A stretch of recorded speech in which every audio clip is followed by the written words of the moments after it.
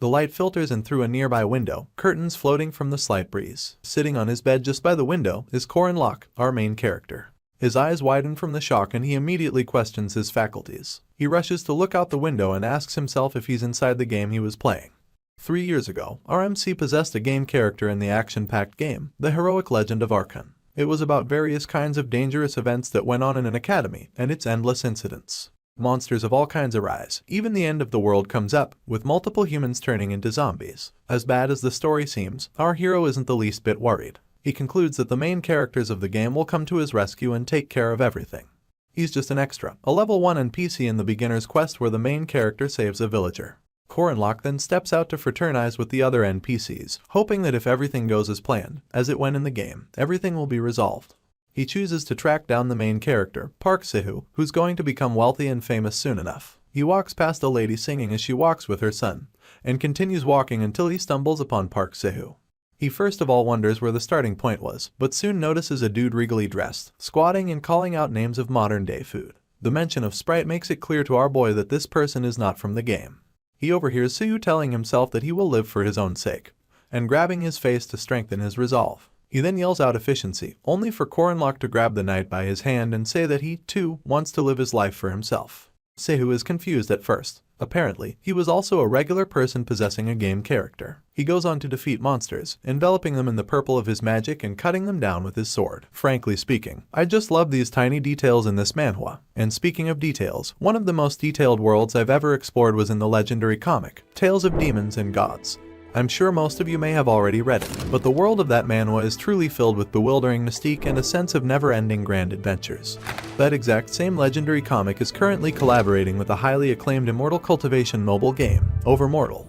For the fans of my channel, you know that I love making cultivation manhwa memes. In fact, I even have a channel membership tier that's called The Cultivator.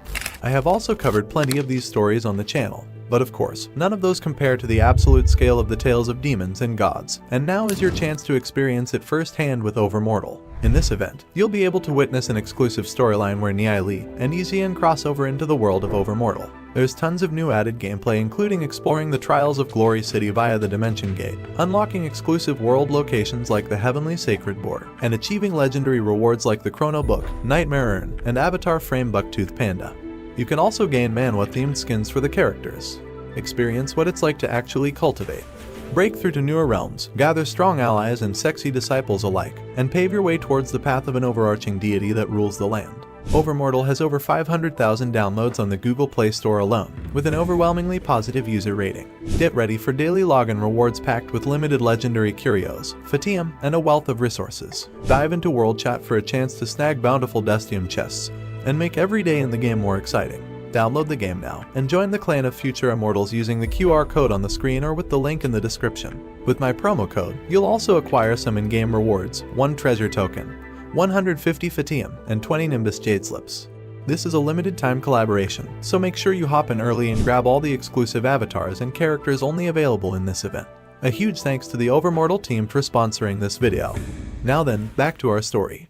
He easily defeats a dragon type, and Korenlock admits that Park Sahu has an advantage only given to playable characters, a stat window. As expected, the mage accesses his stats but immediately asks what he's supposed to do with it. That brings us to the second biggest problem. Sahu has never played the game before. Our boy can make up for that though. He launches himself onto the knight, happily wrapping his arm around his shoulder. He then reminds Sahu that he said he was going to become a mage, and advises him to go with the intelligence stats. He adds that there'll be a skill book in the next story and advises the mage that he won't like to miss it because it's really important. You see, Korenlock has played this game so many times that he has gone with every known route available. He then flashes Sahu his $1 million smile and tells him to trust him. Our boy is nothing if not a pro at the heroic legend of Archon. He tells Sahu that having someone like him guide him around the game is an amazing advantage to have. A smirk plays on his lips until a wild dog decides to attack. As it draws closer, our boy is quite oblivious, but Sahu isn't. Soon enough, Korenlock understands the gravity of the situation as he catches a glimpse of this monster from the side of his eye. Sahu quickly pulls out his weapon, accompanied by its purple essence, and steps in front of our boy to save him. He successfully cuts down the monster and turns around, smiling and asking if Korenlock is okay. The heated battle continues as they face off with more beasts over time. Our MC has all the information about the game, while Sahu has the stat window and the player system. They were a good duo, so Korenlock believed that with Sahu's help, they could save a bunch of people. One evening, as they sit atop a mountain of slain enemies, our MC recalls how they could have saved a lot of people, stopped the world from ending, and even returned to Earth. Anyway, Sahu stretches him a red potion caged in an endowed bottle. It leaves our boy wondering where he got it from and comparing it to a low-grade elixir. He then gratefully gulps down its contents. However, there's one thing that really disappoints Corinlock, and it's the fact that Sahu only picked a bunch of men for their party. Part of the game's charm is that it contains fantasy action, that is, diverse heroines and dating simulator features. Sahu didn't get involved with any woman, only putting them in the party when extremely necessary. For this reason, they ended up with all men. He grows bold enough to ask Sahu why that is, why their party is housed only by gross sweaty men. Around this time, Corinlock begins to blame himself for not realizing that something was up. It was weird enough that the Sword Emperor's daughter died on the way to the entrance ceremony, but Mariette, the final boss of the first stage, also went missing. From then on, it became a myriad of mysterious disappearances and murders, a plot that strayed entirely from the one accompanying the real game story. Worse off, this plot never followed the way the game version of Sahu thought, the way he behaved, his real personality. Our boy beats himself up for not even doubting the hero a bit. It's unfortunate that he stumbles upon Sahu's lair. He then gets the biggest reality check and begins to ask himself what is going on. You see, Mariette Dunelif is one of the game's heroines, but neither Corinlock or Sahu was able to meet her because she went missing. This is now difficult to believe, seeing as our boy is staring right at Mariette's staff. He curses Sahu under his breath immediately. Our boy had tracked down this lair only because the mage kept sneaking out every night. Corinlock never expected this of all things, a place looking nothing short of a shrine, an inventory, if you may.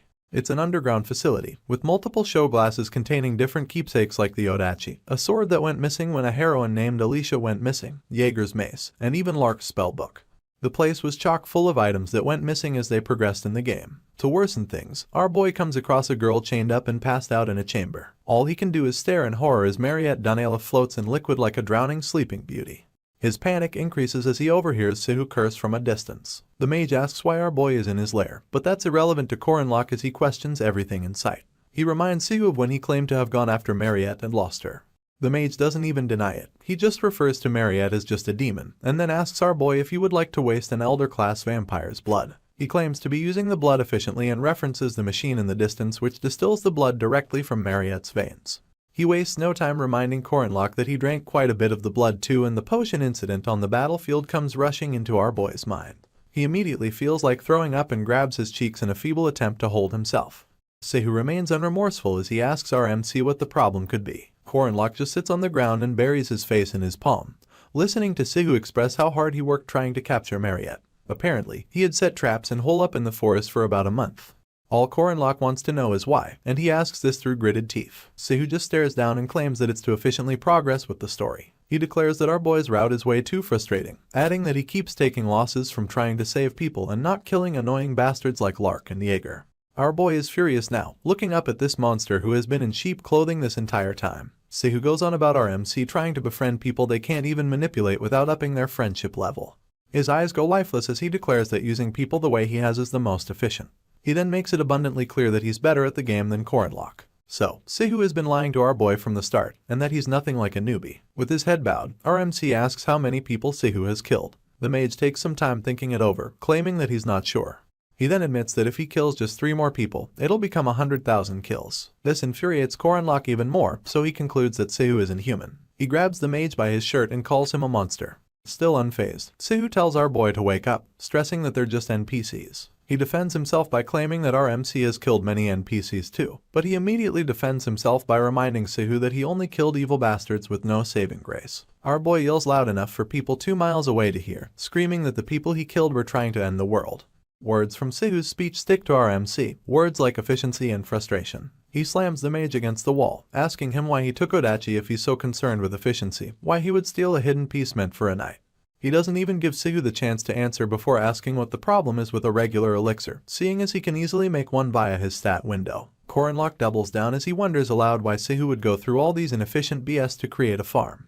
Sahu's eyes look crazier than usual as an equally maniacal smile stains his lips. Our boy cuts him off once again, claiming that the mage only needed a sandbag for all his sociopathic tendencies. This was where Sahu drew the line, not at killing or hunting other humans, but at being called a sociopath. He easily removes Corinlock's arms from his person and throws him into Mariette's chamber. The chamber cracks a bit, but our boy's head bleeds like hell. Our boy is still half-conscious and struggling to find his footing when Sahu yells that he's driving him crazy. He claims that after everything he has done for Korenlock, he shouldn't talk to him like that.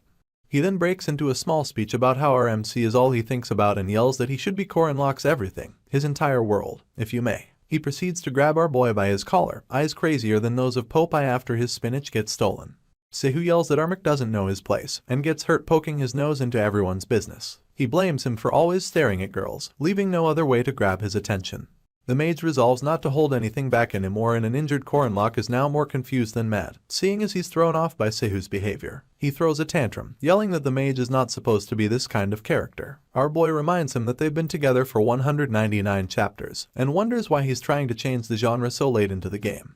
Sahu then declares that he removed everything that could get in his way, just so he could have a future with our MC. The real reason why the mage put only male members in their team then dawns on our boy. The purple essence encapsulates Sahu again, and he tells Korenlock that the other men were just for looking and that he's the only one he really loves.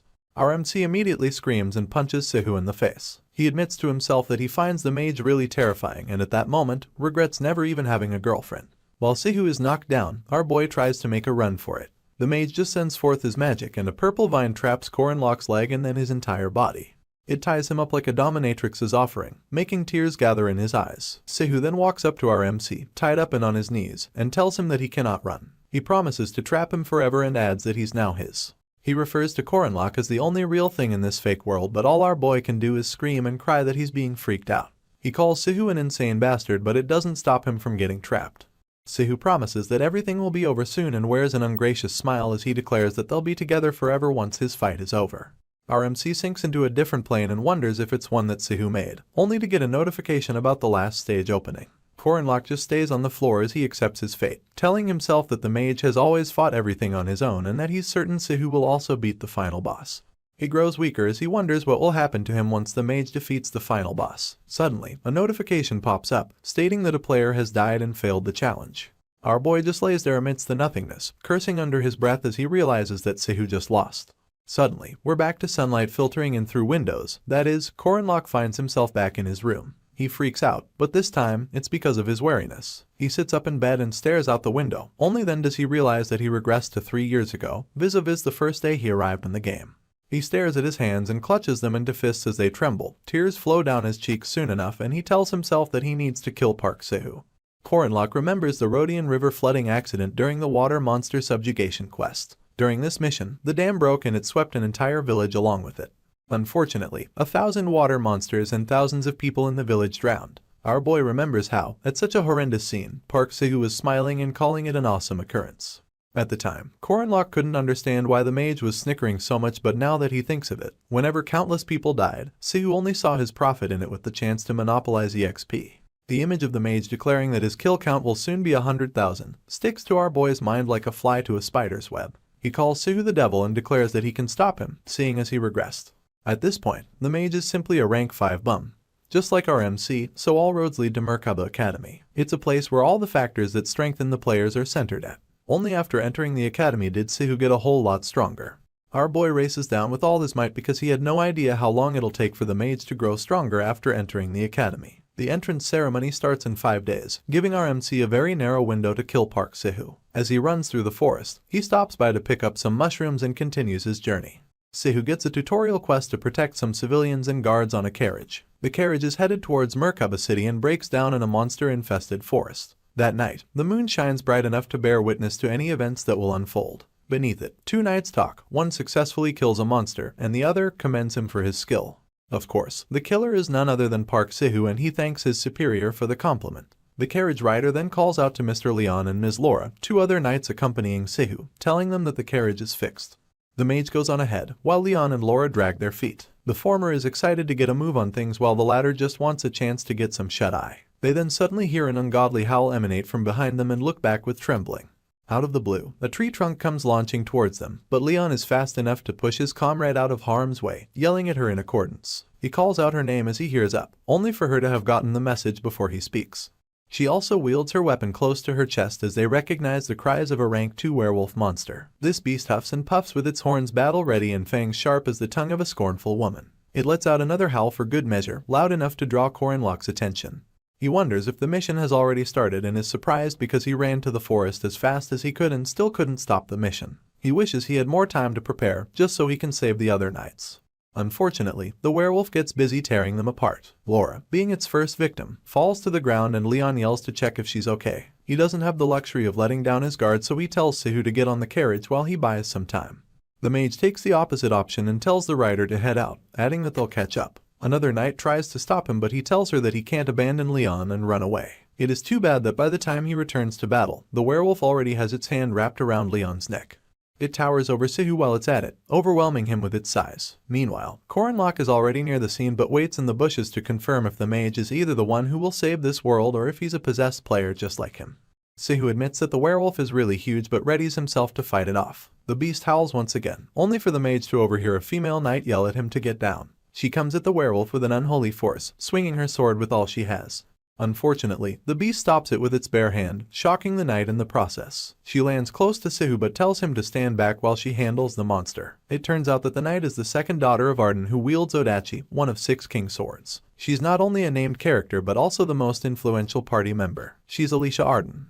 She strikes a battle pose as purple essence encapsulates her. Sadly, Sahu is not a friend. He grips his sword and begins spewing rubbish about how he was scared that he would let this moment slide. He pulls out his poison blade and slashes Alicia close to her heart. She was never expecting to be attacked by an ally, so she didn't guard herself or even look back until Sahu attacked her.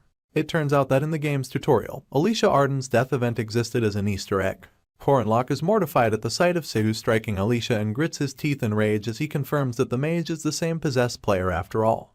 Meanwhile, Alicia tries asking why as she grips her shoulder in pain, the pain intensifies, making her break into a cold sweat. As her vision begins to blur, Sahu cracks a mischievous smile and lies that his hand slipped.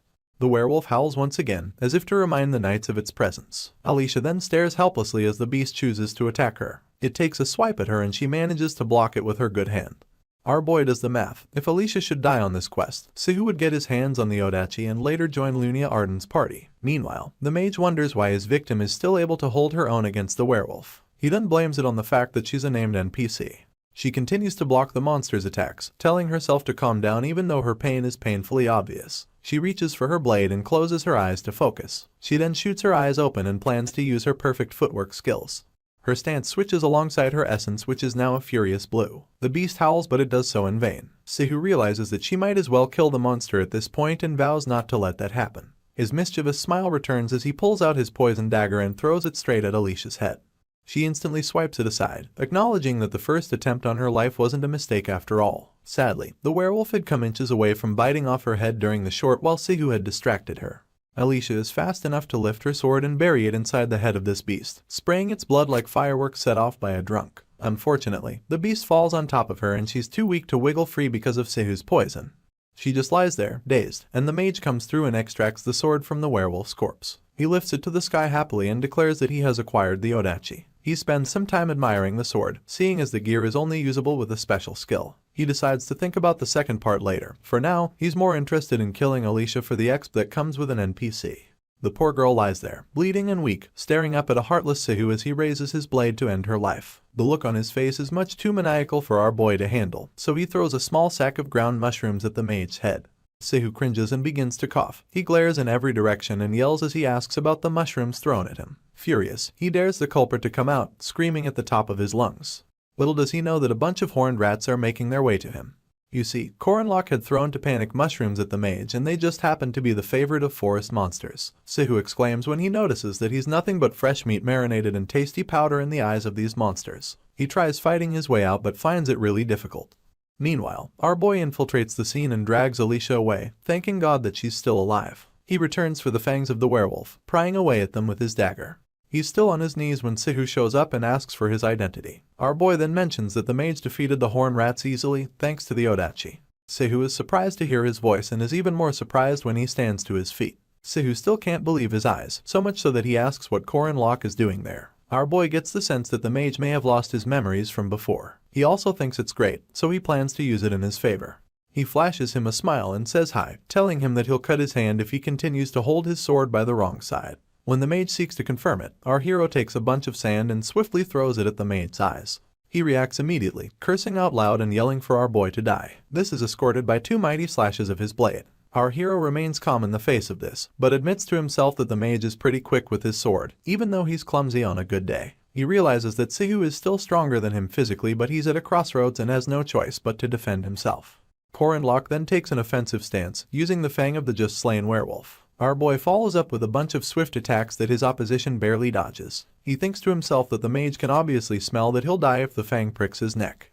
As the clashes intensify, our boy manages to get Sahu to focus on the fang, and it gets so bad that he can't see anything but the fang. Our hero lets out a war cry as he continues to barrage the mage with attacks, overwhelming him beyond return. As soon as our MC realizes that he has fully engaged his opposition into blocking just the fang, he introduces a dagger with his left hand and sinks it into the mage's chest with an unholy force. He yells out in pain as blood leaks from the newly formed orifice, tears even gather in his eyes, and he lifts his hands in a pathetic attempt to stop our boy from doing the needful. Fortunately, Armak already has his hand lifted and he's about to sink the fang into his neck. He wastes no time bringing it down, but Sahu blocks it with his palm, so the fang goes right through, puncturing yet another orifice in his body. As he bleeds out, tears flow down his cheeks. He also tries to stop the fang from going into his neck like his life depends on it. Because it does. Too bad that Locke still prevails. He successfully pushes the fang through the mage's hand and into his neck, causing his blood to leak out from the opposite end. That makes it 3 new orifices in less than 10 minutes. Our boy thanks him for his past life, admitting to the now shallow-breathing mage that he made him stronger. He then adds that even now, he has no regrets about what he's doing. He retrieves the fang from the mage's neck and kneels over his body, breathing heavily. Armak later admits that he doesn't feel guilty only because he killed the seed of a monster. After the whole debacle, the game begins to malfunction, claiming that there's an error because Park Sahu, the main character, has been killed. It puts up a player's death notification while it calculates the odds of clearing the main scenario, and recommending the first best judgment world backup. The game proceeds to check out Locke by examining his ideology, potential, compatibility, and player log. They also pass his opponent's EXP down to him, alongside his minimal backup in case of a scenario collapse. After all of this is done, the game begins a succession program for our hero, making him a triple A class knight and the martial master's successor. He stares at his new rank on the notification bar and notices that he's been moved up from NPC to sub-player. He immediately wonders if he'll get his own stat window now. His thoughts of grandeur get interrupted when he overhears Alicia coughing behind him. He swirls around to get a look and sees her having a rough time. Her cheeks turn red like she's got a fever coming on. She grips her side as though she's still in pain, and to top it off, she breathes heavily as blood escapes her body. Armak soon becomes wary of her, so he rushes to her side and inquires if she's okay. He gently cradles her head in his hands and tears fall down her eyes just as quickly. She easily confesses that she's not okay, mostly because she can't see. Our boy then tries to encourage her by adding that she, at least, has the strength to speak. He lists out a couple of symptoms for her to confirm, from being dizzy and losing her sense of smell, to her ears ringing. She then wonders how he knows her exact symptoms. Locke judges from her twisted tongue that she was poisoned with the peacock tree frog. It turns out that she was just lucky, because at this point in the tutorial, this poison is hard to create without a combination window. Apparently, Alicia would have already died if the poison had a slightly higher combination level. He heaves a sigh of relief and begins to worry about the fang he found in her abdominal region. He takes out his belt, attempting to stop her bleeding and then detoxify her. Our boy easily slants his belt across her shoulder and tightens it until Alicia screams like she's seeing a ghost that she can't run from. In a bid to calm her down, he tells her that everything's okay, adding that he's a master at detoxifying and stopping bleeding. He realizes that if she bites her tongue, it'll pose a huge problem, so he stares down, wondering something else that she can bite. With Sahu's body nearby, it becomes the best option. Our boy then stretches out Sahu's arm for Alicia to bite down on. He promises her that it's going to hurt and encourages her to bite down as hard as she can whilst also hanging in there. For some reason, the procedure involves Locke taking off his shirt. He reveals an unbelievable set of pecs, but that's by the wayside. You see, our boy doesn't really know why or how he traveled 3 years back, but he returned and killed a player. Meanwhile, he places his shirt on the exit wound in Alicia's back, grabs the fang, and swiftly pulls it out while still applying pressure to the exit. She may have died in his previous life, but he saved her in this one. Now, it's just 2 of them in the forest and of course, the beasts of the night.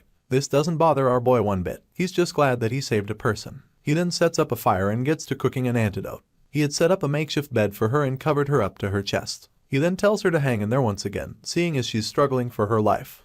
In turn, she tells him not to worry, adding that people don't die so easily. She calls him Mr. Savior, but he pays no mind to that. Alicia would much rather know his name, so she asks for it as he wraps a few herbs in a warm towel. He places it on her head and then claims that she doesn't need to know his name. She tries to question him, so he tells her to stop thinking too much and adds that he'll wake her as soon as the antidote is ready. Knowing when she's beat, Alicia gives it a rest. Our MC even prefers that fewer people are kept in the dark about his actions. He proceeds to sit cross-legged just so he can access the current situation.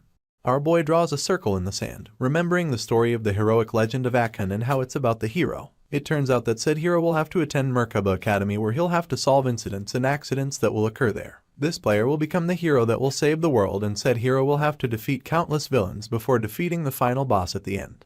At this point, he remembers the devilish Park Sihu and how he only went with this part of the story because without defeating the final boss, the world would end. However, that hero just died, leaving our boy to wonder who will fulfill his destiny. After little or no consideration, Korin Locke declares that he must do it. Unfortunately, the game is stressing our boy out by blocking his access to a bunch of devices. He tries to access the inventory, the system window, and even the combination window, but the game only tells him that he doesn't have the permission to. Our MC then complains aloud about becoming a sub-player but not being privy to their convenient devices at all. He was excited for a chance to see the stat window, but in the end, it's all the same. Staring into the open flame, our hero admits how hard it is to be the backup for something he doesn't know. Worse off, with only the future memories he came to know during his past life. It dawns on him that he has to use elements outside the system. For 3 years, our hero had trained to his limits, confirming that he's no longer just a possessor or just an extra. He carves a sigil into the ground and flames emanate from it soon enough. A small smile revisits his lips as he confirms that the magic works. Apparently, our boy was desperate to survive back then and had an affinity for magic. He learned only one type, and that's rune magic. These are ancient letters with magical powers of their own like duty, restraint, and oath. These 3 are known as the runes of the 3 commandments and are some of the most powerful laws of this world. They also happen to be the source of supernatural strength and the cause of destruction. An idea pops into our hero's mind and he decides to go with it. He decides to inscribe all 3 runes onto his body, so he begins by biting his finger to get some of his blood and then begins to draw on his left arm.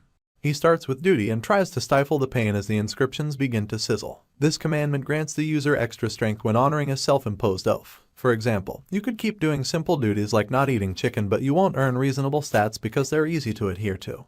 Even though this commandment is pretty demanding, our hero strengthens his resolve to make promises that he'll have to follow till the end. As the rune continues to sizzle on his arm, he declares that he will not turn a blind eye to the misfortune of good people. Immediately, the notification board pops up and spells out his duty. It then adds that his status will rise whenever he clears a quest. Soon enough, a chain surrounds his heart and the console tells him that if he fails to do his mission, it'll incur a penalty of 10. For the second commandment, our boy chooses restraint. He bites his left finger this time and draws the rune on his right hand. He growls in pain and then declares that he does not see spirit. The game bears witness almost immediately. It turns out that in this world, everything has a spiritual feeling to it, and astral beings of all kinds, including ghosts and spirits without material bodies, exist here. Since astral beings only get involved when both parties recognize each other, they cannot use their abilities to attack an unconscious person or someone who doesn't feel spirits. The game warns him again. This time, it promises to deal him 600% damage against all subjects as opponents if he disobeys the bind. It then activates the bind, causing hits from astral beings to bear 0 impact and those from physical ones go up with 50%. His plan went well, seeing as the commandment that stops astral beings from meddling with him has become a shield that guards him from all of their kind worldwide. Moving on to the next commandment, Oath. Korin Locke draws this one across his chest, admitting that the weight of using Oath as a backup carries a great risk. This is why neither Park Sihu or our hero used it in their past lives. It's just unfortunate that Sahu, who used everything in the system, ended up failing in the end. Our hero decides to unleash the greatest oath of all as he swears to save this world. These are ambitions only great warriors must pursue. The chains tightens around his heart as the system acknowledges that the commandments are complete. It then announces that they'll be applied to the sub-player. He's consumed by red energy as the system tells him that failure to uphold his oath will end in inevitable death. Alicia's eyes pop open and she just stares at the ceiling in confusion. She has no idea where she is and how she got there, so she tries sitting up to get some information. Unfortunately, her side is still hurt, so she groans in pain. A nurse shows up soon enough, clasping her prescription pad as she asks how the patient is feeling. Without answering the question, Alicia asks her where she is. In turn, the nurse reveals that she's in Merkaba City Emergency Hospital. Alicia is just full of questions. She wonders aloud where the person who brought her down is, and the nurse claims that her guardian just left. The knight becomes restless at the sound of this, so the nurse reminds her that she can't move yet. Alicia stubbornly swipes that statement aside, twirling her head side to side in search of her stuff. When she sees it, it still has Korin Locke's belt hanging out of it. She realizes that it belongs to her savior and her expression becomes determined. She calls for the nurse at the top of her voice, and for some reason, she asks if there's any place selling honey bomb candy. Sadly, the nurse declares that all she can have for now is stew. It's been 3 days since the tutorial quest ended and now it's time for the Merkaba Academy entrance ceremony. Of course, our boy shows up. He stands outside as he confirms the credentials that he'll need. To enter, he'll need his student's ID, which he finds in his wallet alongside a letter. He has no recollection of putting it there, so he just pries it open. He then discovers that it's from his mom and it expresses how proud of him she is. His mom encourages him to become a good man who protects many people like those who are great protectors by his side. Our hero heaves a tired sigh as he tries to remember when his mom slid in the letter. You see, Corin Locke may be a normal incompetent child, but he, too, has a family. When our hero first possessed his body, he was as awkward as a loud fart on a silent commute. Even at that, the family didn't stop treating him like one of their own. This was what made him begin to love his family in this world. He clasps the letter as a smile creeps onto his lips. He then reiterates that that's the difference between him and Sahu. On the other hand, many trains find their way to the Merkaba Academy, but even more students do. They commune nearby, talking amongst themselves. One of the students wonders why there are so many trains, but he just chucks it up to the fact that Merkaba Academy is the Holy Grail. Soon enough, a blue-haired lady with a cape and a basket of potatoes drops by to say hello to the new students, telling them to gather. She instantly asks if our boy is also a student, but he introduces himself instead. All she notices is that he's tall, so she concludes that he must eat a lot. She then offers him a potato, smiling and stretching one out on a napkin. This confuses him though. They all move on as this lady gives them the tour of the school. She shows them the creation building where magic students gather and conduct their research. This lady happens to be Mariette Dunaliff, a first-class second-year Merkaba Academy mage who receives blessings from everyone and practically has no secrets. As she continues to give her tour, our hero can't help but see her as one of those people who'll experience a lot of unpredictable misfortunes and tragedies in this world. Sadly, there are depths of this misfortune that Mariette must face when the time comes. That is because this dainty lady is going to be the final boss of the first act. They finally come to the end of their tour and the final boss yells that every student should take one potato alongside a sweet potato as they get off the train. Afterwards, she leaves them happily, bidding everyone good luck and goodbye. In the radiant hall of Merkaba Academy, the new students roam free. That's until a magic circle suddenly appears above them. Our boy is unfazed and just acknowledges that the space expansion magic is starting. This is not the case for the other students, who immediately freak out when the area turns into a deep blue void. Some of the students even panic, asking if their mates can see in front of them. Suddenly, a vice bellows, telling the students not to be flustered. He adds that he's surprised that the Academy's new cadets are taken aback by such cheap magic. Anyway, while the others continue to freak out, Corin Locke is almost bored. He blocks one ear to get the cadence and almost immediately recognizes the voice as belonging to a certain old man Heyman.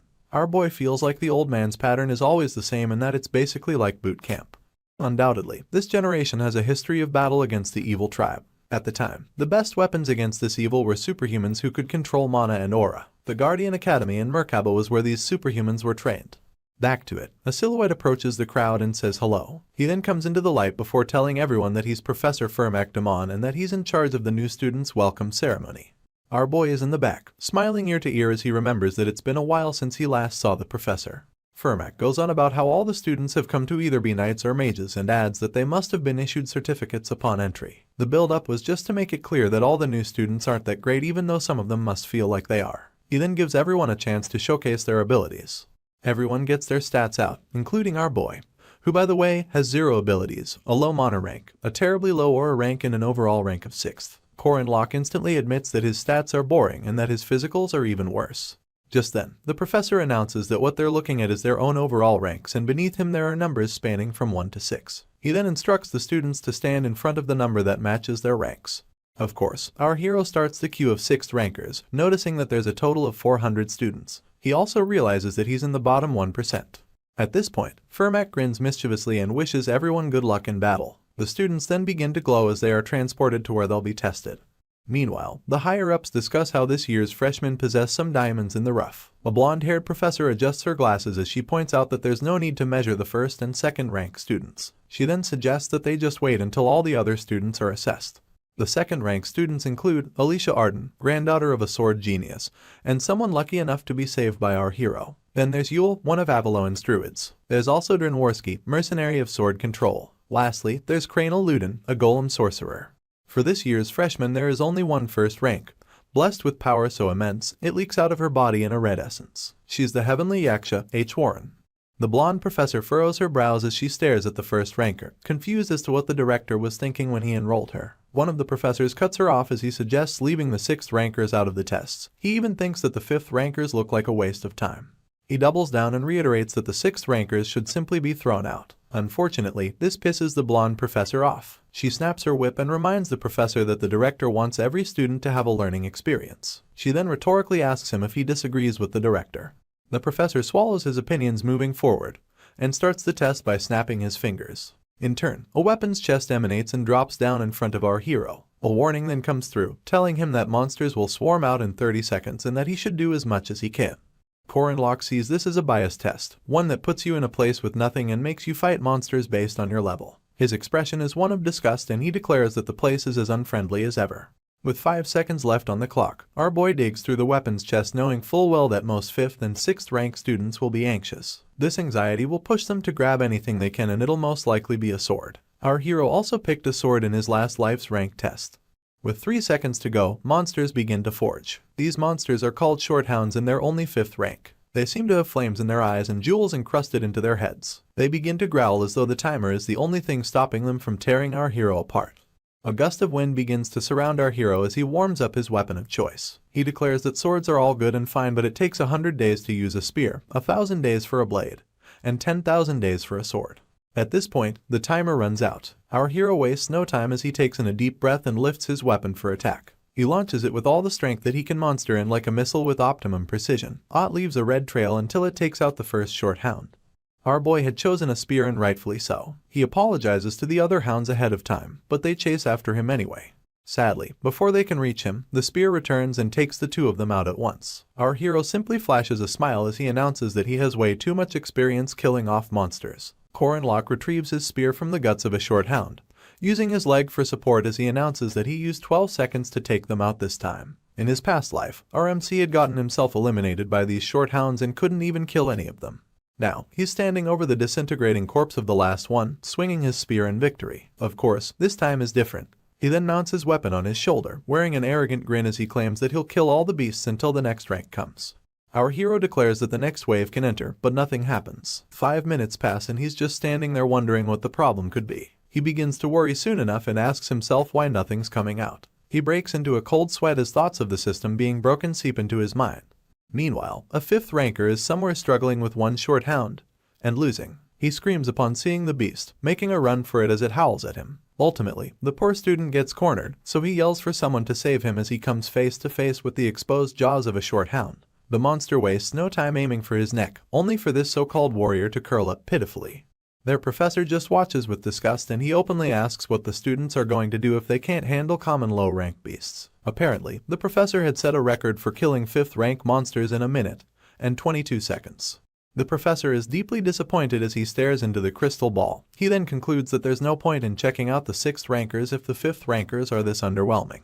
At that moment, his attention is drawn to Locke, who is now sitting and yawning in the middle of the test. The professor is left wondering if the monsters weren't summoned and concludes that it must be a bug in the system. Because of this, he sends more shorthounds at our hero. In turn, our boy just glances back at the hounds, disappointed that a higher rank of monsters haven't been sent out. He then asks no one why the same monsters have come again.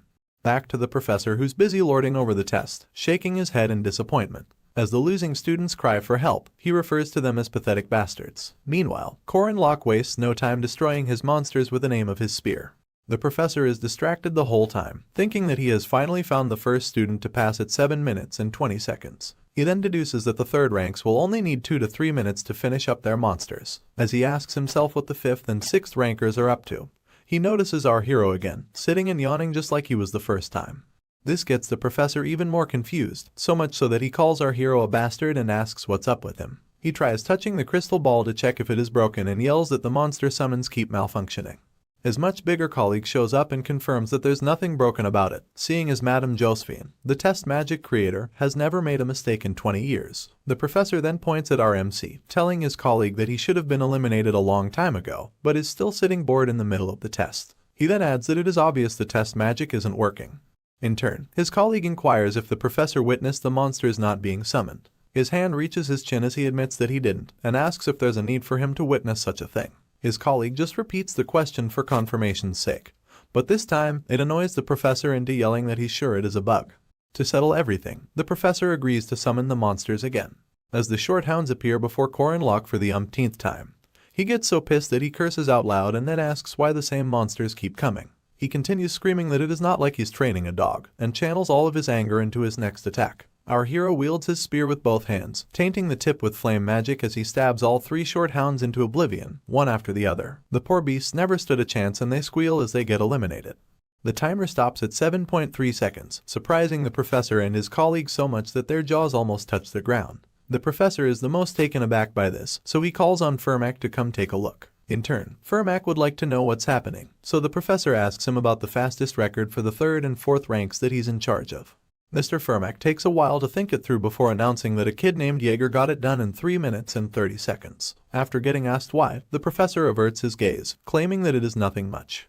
He concludes that our boy must be the son of a hunter, seeing as he's so good with a spear. On that note, he summons a greater monster for him to face.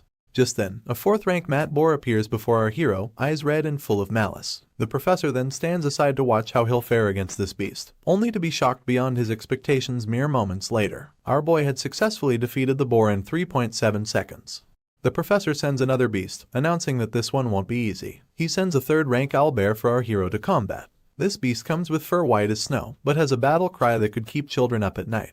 Anyway, despite how much it towers over our hero, he remains unshaken. The owlbear makes the first move as it swipes at our boy. Luckily, he's fast enough to dodge it and tries striking the beast in succession. Unfortunately, it is ineffective, seeing as he has to dodge a consecutive attack from the monster.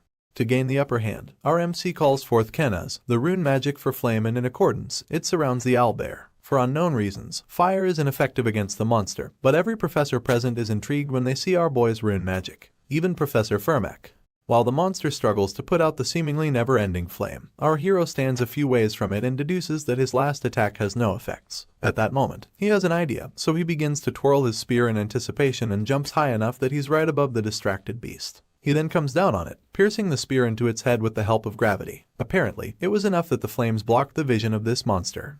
Meanwhile, one of the professors is so impressed that he admits to himself that our boy isn't a mere 6th rank. In fact, he feels like he would defeat more high-ranking monsters, but the test doesn't allow monsters higher than 3rd rank for tests. His colleague can't get his hands off the crystal ball, seeing as he's excited about a fun guy finally showing up at the academy for the first time in a long time. After this, comes the evil spirit test, and the professor is excited to see how our hero will do in that. He announces the beginning of the 5th rank evil spirit test and sends the first spirit down. Unfortunately, immediately it appears, it disappears. It does this so quickly that our hero doesn't see it. He keeps watching his environment, telling himself that something was definitely summoned. He also realizes that he can neither see nor hear it because of the restraint penalty. This, alongside the rune he drew on his body, giving him a pass from sensing or interfering with souls, ghosts, or spirits. By extension, he can't see evil spirits too, so he shuts his eyes just to be sure, and counts to 60. After the minute is up, he confirms that the spirit must have been summoned. With this, he lifts his spear above his head, announcing to his judges that he gives up. On this note, his scores are shown on a blue console, revealing that he made no progress on the evil spirit test. However, on the monster test, he set new time records for defeating the 5th, 4th, and 3rd rank monsters respectively. Afterwards, he appears before his professor and condescendingly tells him that he did a good job. In turn, the professor just stands there, shocked that our boy withdrew. He's left wondering what Corin Lock is. Later on, all the candidates gather in the main hall as they converse amongst themselves. Our hero then weaves through the crowd, overhearing his classmate ask his friend about rank, and said friend claims that he's doomed because he only made 4th rank. The conversation goes on as one announces that he made 3rd rank and the other asks if he fought both the owlbear and banshee. At this point, everyone's attention is drawn to the hunky man posing in the middle of the hall, a 3rd rank student named Jaeger Hinchbetter. Our hero instantly remembers him from before. Apparently, Jaeger started a fight with Sahu at the beginning of the story and the psychopath slit his throat because he was pissed off. Our boy rubs the back of his neck as the memory replays. He then admits that although Jaeger is arrogant and a bit of a delinquent, it is pretty common to be those things at the boy's age. Secluded to a part of the hall are the students who didn't do so well. Unfortunately, the others openly laugh at them, reiterating that it must be hard to lose on purpose, and asking whether there are still people who lose to short hounds and ghosts. Amongst these low performers lies Lark, a boy who, in our hero's past life, couldn't get over his inferiority complex. Sadly, he received the same fate as Jaeger after slandering him and Sahu. The sound of speakers coming to life interrupts our hero's thoughts, and a certain director Iryu Kassar wields the microphone to bid everyone a good morning. He begins his speech with a quote about the students coming to his academy where the strong gather just so that they, too, will become strong. He adds that some students have enough strength while others have a long way to go, and that he cannot guarantee that they'll get what they want at the end of their time in the academy. What he can do is hope that each student finds his or her place in the academy. Everyone listens attentively. Lark, our hero, and even Jaeger. The director goes on about merely being there to help the students take the correct first step, and adds that the second step upwards is their responsibility. His speech then comes to an end, so he flashes a small smile and bids all his students a good day. Right on cue, everyone scatters into their various nooks and crannies on campus. Lark finds a corner to nurse a good book, but gets intruded upon by Jaeger, who tries to introduce himself arrogantly. He soon notices that Lark isn't paying any attention. This makes him approach the bespectacled boy, lean on the wall above him, and say hi. Lark stutters his reply and gets asked what his rank is. In turn, he confesses that he's a 5th rank. Jaeger mocks him, calling him pathetic, and taunting him as he asks if the boy couldn't kill a ghost or even a short hound. Just as he's laughing at the poor boy, our hero observes the situation and intervenes by putting his arm around Jaeger. He then flashes a bright smile as he says hey to both boys. This makes the hunk glare at him, wondering aloud about who he is. Our hero just dismisses the question and begins to praise Jaeger's tattoos, claiming that the artist must have been really talented, all because the tattoos are still very neat up close. He points at the one on Jaeger's top back, seeing as it is a tattoo of his blood type, and commends him for being prepared for a situation where he'll need a blood transfusion while he's passed out or hurt.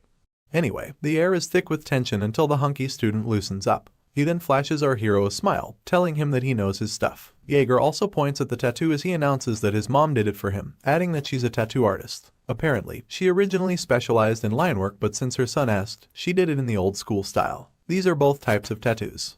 Our hero continues to play along, declaring that Jaeger's mom is awesome, and asking whether he has more ink anywhere else. This was a question he already knew the answer to. It turns out that in our boy's previous life, the hunk had gone missing, and this attracted his mother to the academy. She then revealed that all of her son's tattoos weren't meaningless. It was something she did out of worry for her son who had enrolled in the Guardian Academy. Back to the present, and Jaeger wastes no time showing off more of his body art, flexing his muscles as he explains that the flying chariot on his arm represents Merkaba Academy. Our hero just keeps playing on his ego, telling him that he's so cool. He then introduces himself as Korin Locke and gives the hunk a chance to introduce himself too.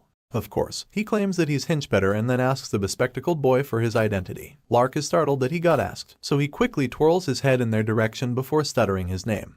As the three of them share a sort of bonding moment, Alicia is busy watching them closely. Well, watching our hero. She's so impressed by how he naturally saved Lark from getting bullied, and blushes as she admits that he's amazing. She then concludes that he seems like a good person.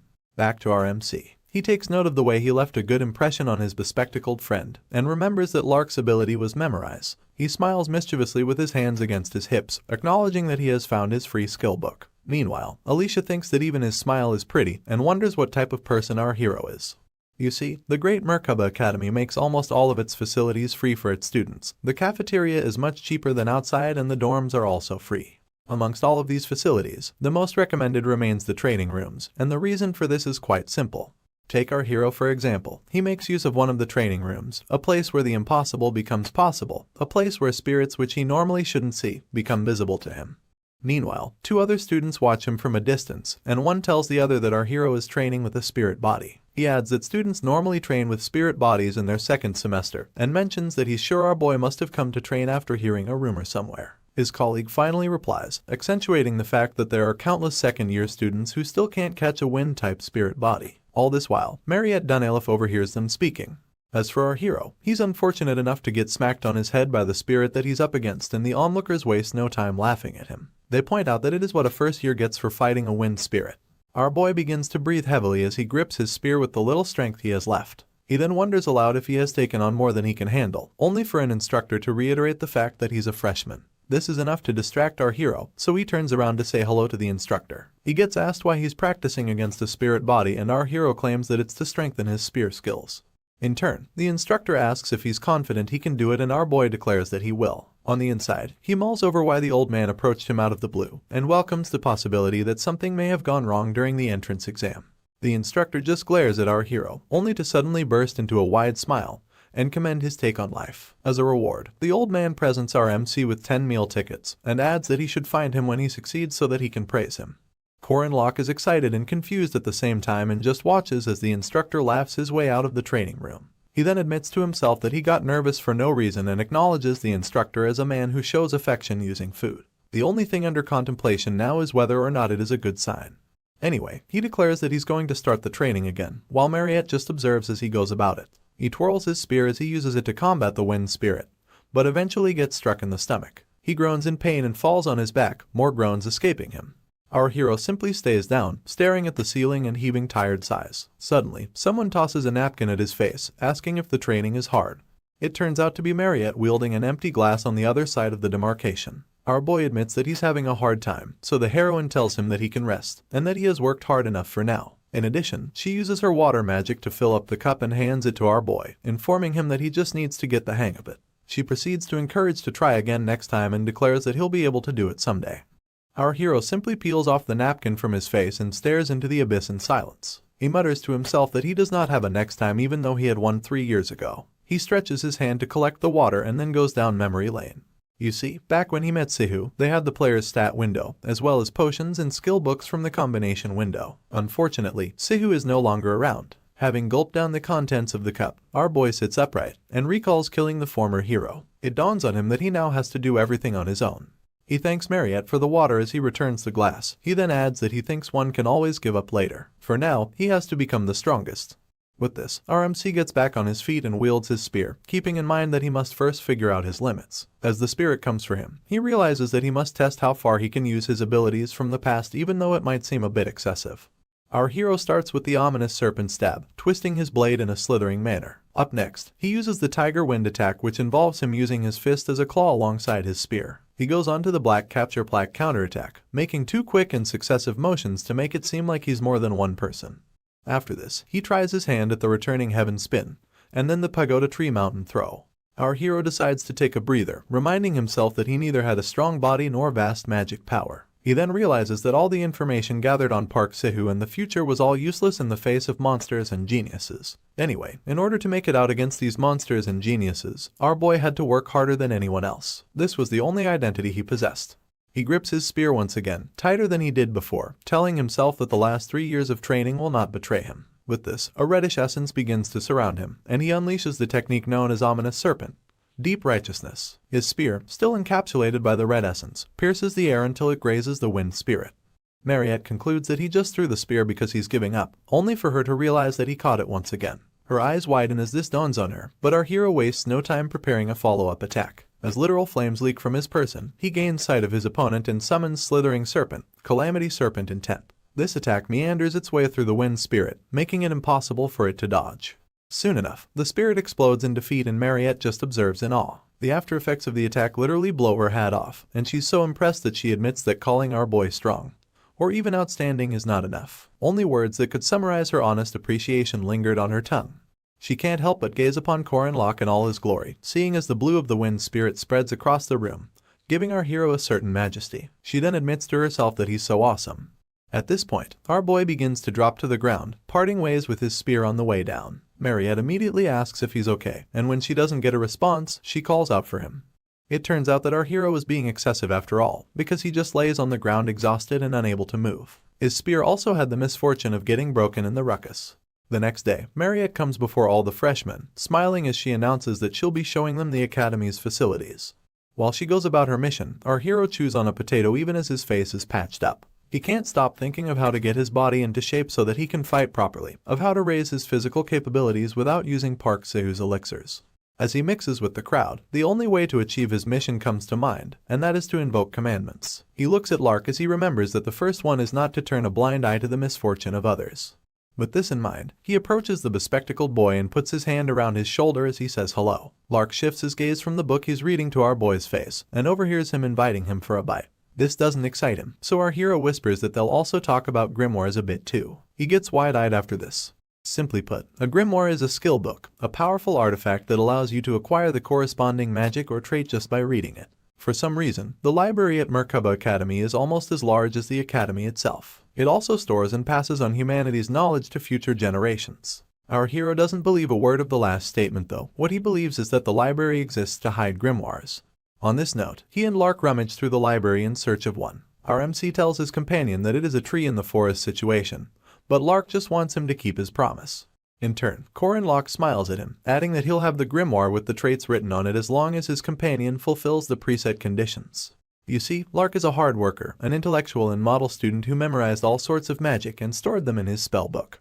Of course, it doesn't matter how many spells he has since it'll be difficult to use all of them. Our boy just continues scrolling from book to book, throwing them on the ground if they're not what he's searching for, all while his friend stares in confusion. Anyway, he bears in mind that if a magician's level and mana level are low, they cannot produce good results even if their theory is great. Fortunately, it is a different story when it comes to grimoires. Our hero finally tugs on a book called The Opposite of a Sparrow is a False Bird, and while Lark tries to rebuke him for playing around, our boy reveals a secret passageway. When his friend notices this, all of his rebuke ceases and is replaced by immediate awe. He's so shocked that he stutters as he asks our MC about how he managed to find it. All Core and Locke does is proclaim that they should go inside, so his partner asks him to wait so they can go in together. As they walk down the stone brick road, Lark admits that the place is eerie and clasps his book against his chest. At that moment, our hero calls out to him, reminding him that it is time to keep his promise, and asking that they should do well. Apparently, our boy wants his partner to help him repel evil spirits, so they shake on it enthusiastically. Just as Lark seeks more information on what to do, our hero suddenly punches his lights out. Worse off, he does it with a smile on his face and then stands over his body menacingly. He then declares that it is time they get started. Core and Locke squats over his passed-out friend, admitting that he's here to complete a special quest even though his initial reason for coming was to help Lark. However, if he manages to capture the evil spirit in the library, he'll earn the hidden piece he wants. Our hero glances to the side as he realizes that there's one major problem, and his name is Sabancha Duke, a special evil spirit big enough to tower over our boy. He remembers that this quest has been designed to be practically impossible. His hand then cups his chin as he wonders how he's supposed to catch a special evil spirit. At this point, our hero has no idea that Sabancha has compiled multiple balls of energy to attack him. The evil spirit then sends them in their numbers, but they just flow past our boy. Normally, most players would die at the beginning of such a quest, an attack from a General Duke who commanded the South 800 years ago. But not our hero. He stands to his feet soon enough, looking in the direction of the multiple attacks, all to no avail. This is because of his restraint rune magic, which restricts him from perceiving spirits. Sabancha tries to attack him once again, but it is a waste of time. Having sensed his environment, our hero scratches his face, wondering if something is happening. He then calls out the spirit's name, catching it by surprise. In turn, he apologizes for not being able to see him and lifts Lark, asking the spirit to just enter his body. Meanwhile, Sabancha stands right behind our hero, more confused than ever. You see, in this world, there are factors, and these are elements that can change normal humans into demi-humans like vampires and werewolves. One day, Sabancha woke up as a vampire and killed his servant. Despite his efforts to restrain his vampire instincts, they win every time. So, out of fear of killing his wife and daughter, he evacuated his family and closed down the castle. In order to avoid any carnage, he used magic to seal himself inside a book, and that is the grimoire that's located in the Merkaba Academy library. As suggested, Sabancha possesses Lark, but immediately roars with malice. He then launches towards our hero in a fit of rage, leaving him to wonder if the spirit is approaching him because he's a vampire who's gone crazy by impulse. Anyway, the other reason why our boy chose Lark is because being possessed by such a strong evil spirit would pull out any latent strength left in him. As predicted, he tries to attack our hero, but he dodges it in time and easily knocks Lark to the ground. It turns out that inside the heroic legend of Arhan, the bespectacled boy had the lowest physical strength stats. Our MC feels sorry for him but painfully accepts the fact that this is the best way to clear the Duke quest at hand.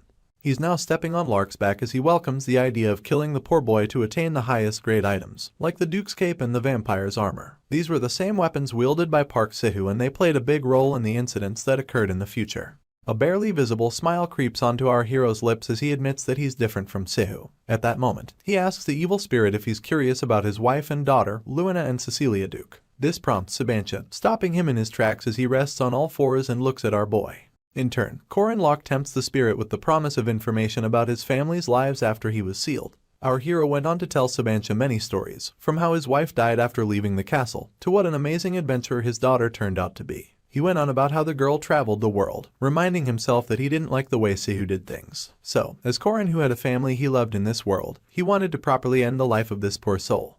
Our hero asks Sabancha what he thinks about his response, whether or not it was satisfactory. Tears just well up in his eyes and he apologizes for attacking our boy earlier, adding that he's grateful for all the information. Our MC laughs it off because he wasn't even hit, and even if he was, Lark's punches barely carry any weight. After this, our hero asks for one more thing, grimoires. It turns out that before Sabancha ascended, he and our hero had a long conversation, and the spirit bestowed a few things upon him. First off, some soul dust, and then a grimoire. This is the same book that the Duke's soul was sealed in, and it contains various abilities and spells which, when read, can be learned.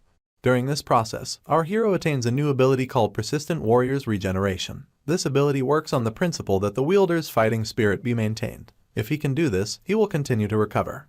Our hero lifts the soul dust as he stares at it, But all he can think about is his new ability and how Park Sahu also possessed it. The only problem is that he doesn't know how much he can recover, mostly because he never saw Sahu get hurt.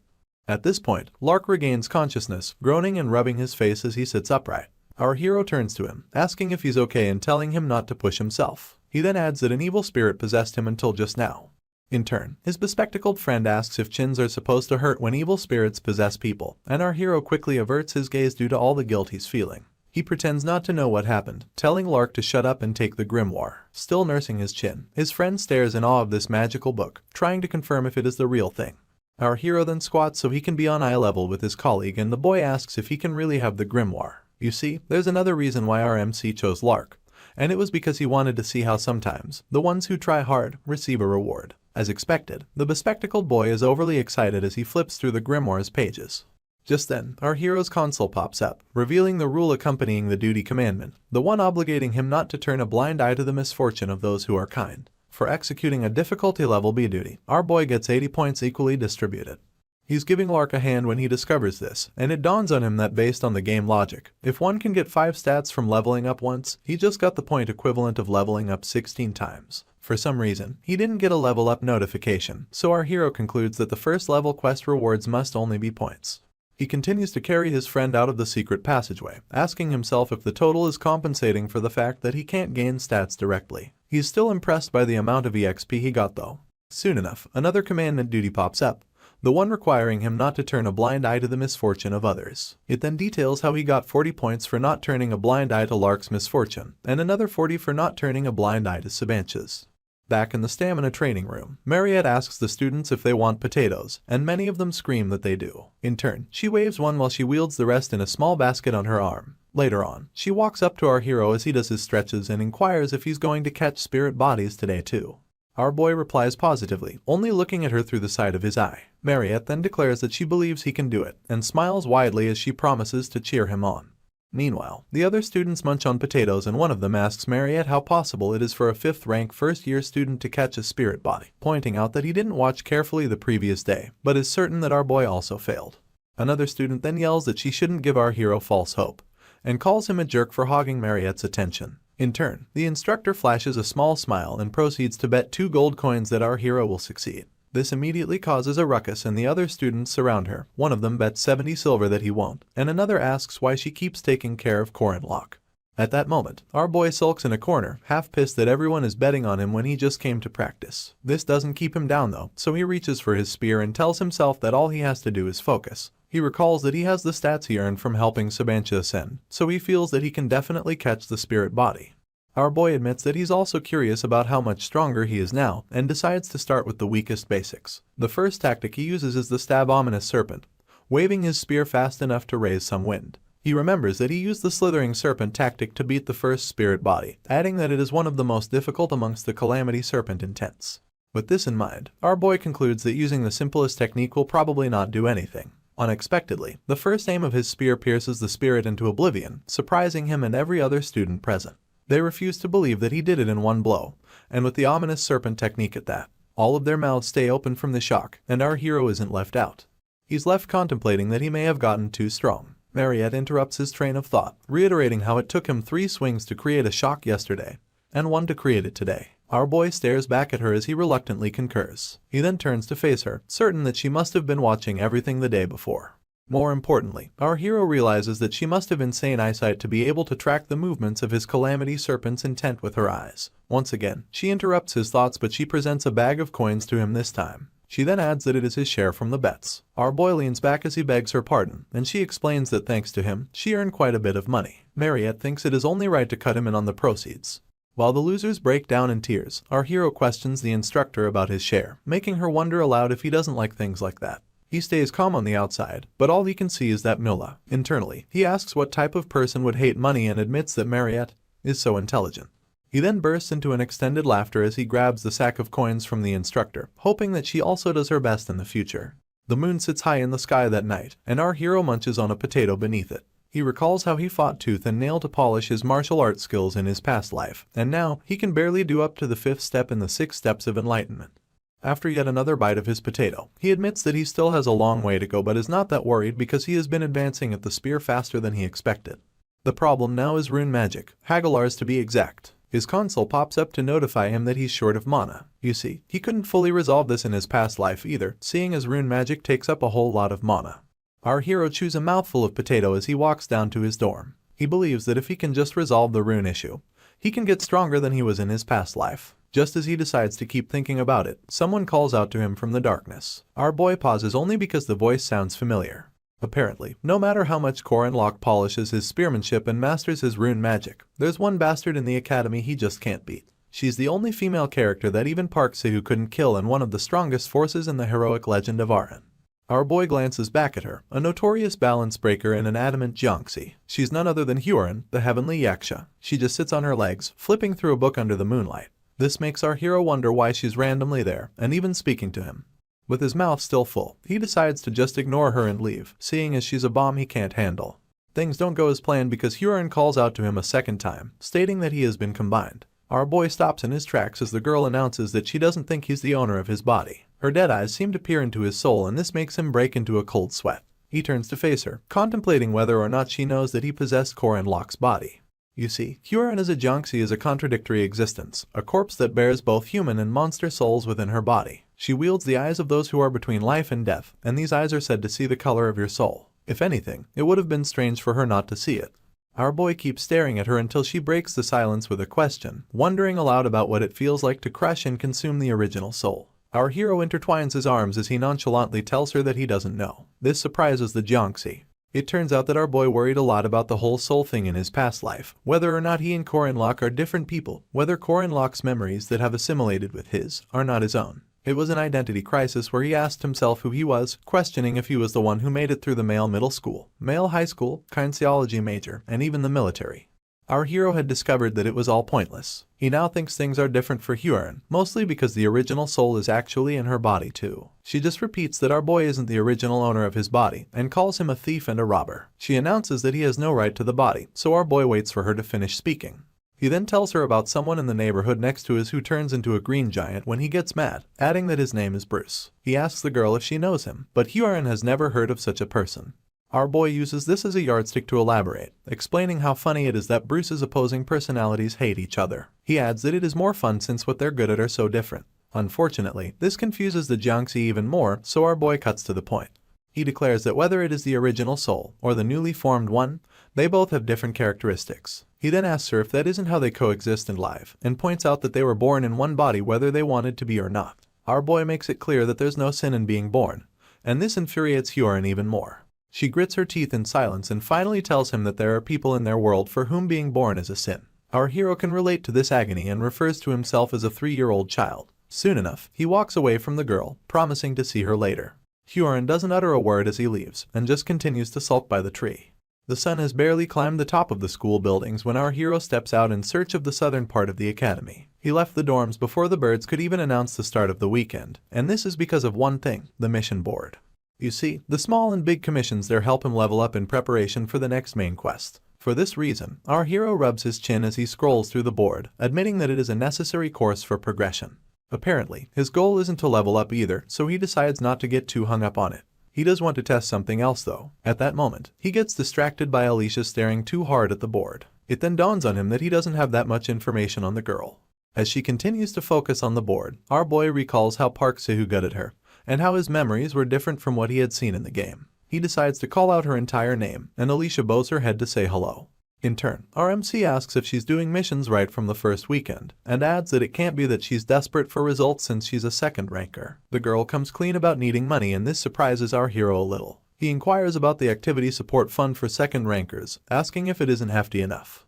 It turns out that the school refused to give her any funds because her family earns in society's top 10%.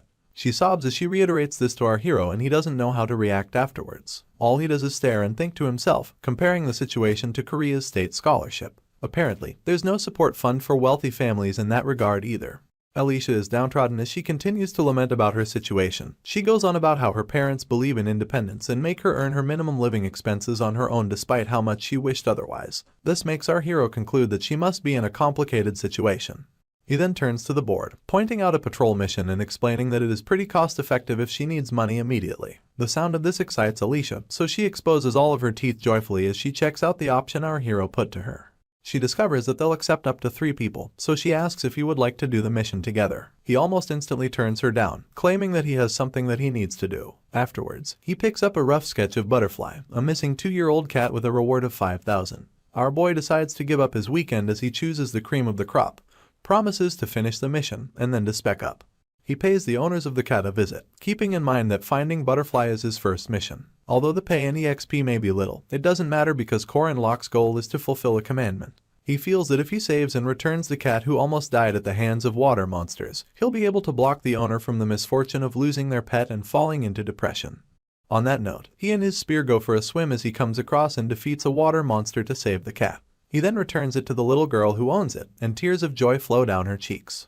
Afterwards, he gets a notification detailing the execution of a duty. It explains that he didn't turn a blind eye to Anna Macmillan's misfortune. Since it is a difficulty level E duty, our hero gets 5 points distributed equally. Our boy laughs maniacally after realizing that the commandment is activating. The thought that even the most trivial missions will give him incredible spec-ups drives him to the edge. So much so that it gets scary for little Anna to watch. She runs in search of her mom, yelling that our boy is weird.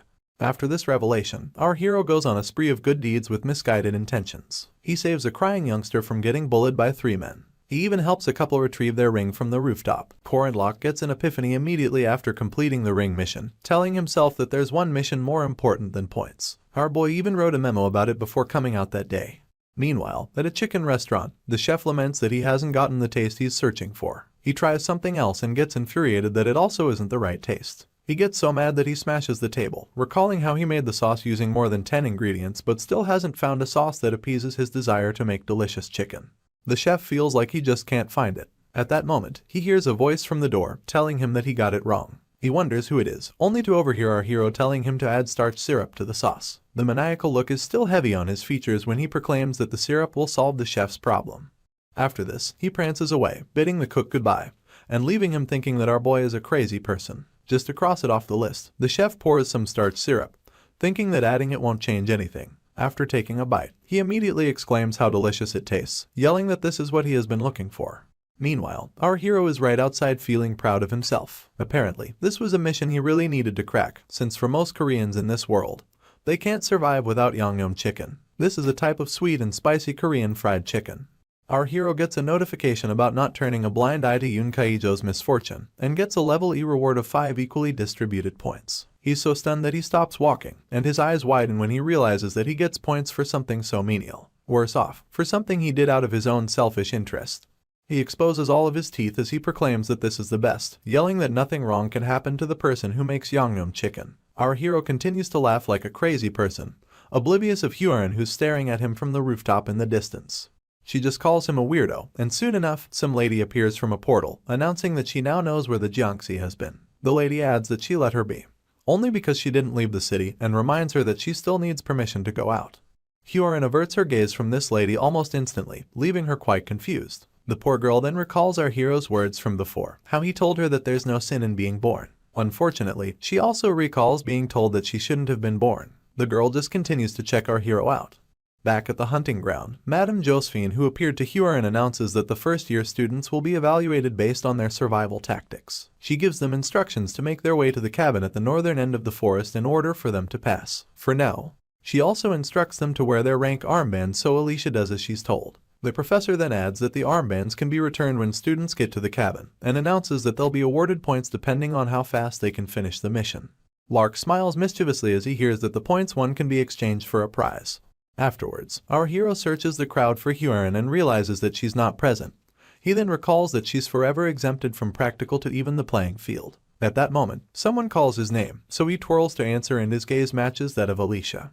He asks her about her previous mission and she thanks him for his help in helping her acquire some living wages. In turn, our boy is relieved that he could be of help. He then proceeds to stretch out a piece of candy to her, admitting that he had bought it for his sister but it's too sweet. Alicia's eyes glisten with excitement as she calls the candy a Hyok honey bomb. She has to ask again if it's okay to eat such a precious thing. But before she can get a response, the professor resumes her announcements. She summons some magic using her whip as a catalyst, and declares that the hunting ground test will begin soon. In accordance, a bright purple magic circle emanates from thin air, and all the students stare in awe.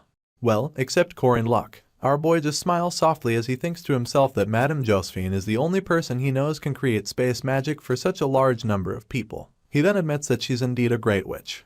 Soon enough, our hero is transported to the middle of the forest and wields his spear in expectation. As he begins his stroll through the bushes, he overhears two students fighting and is surprised that they're going at it so soon after the test began. You see, the hunting ground is an important event where even the professionals have to do countless retries. He watches these two students clashing swords and recalls that the event is a battle royale system where you start at random locations and have to gain points by stealing the armbands of others. Our hero simply leaves the two to keep fighting, admitting that he has no interest in them. This is because he considers Alicia, who's second rank with a blue shoulder strap, to be the most dangerous. Some sort of flame exudes from his finger as he concludes that all he has to do is handle Alicia for the other students to become free points. Our hero races through the forest in search of his target. Apparently, he has planted a tracking rune on the candy he gave her and is now following it to her current location.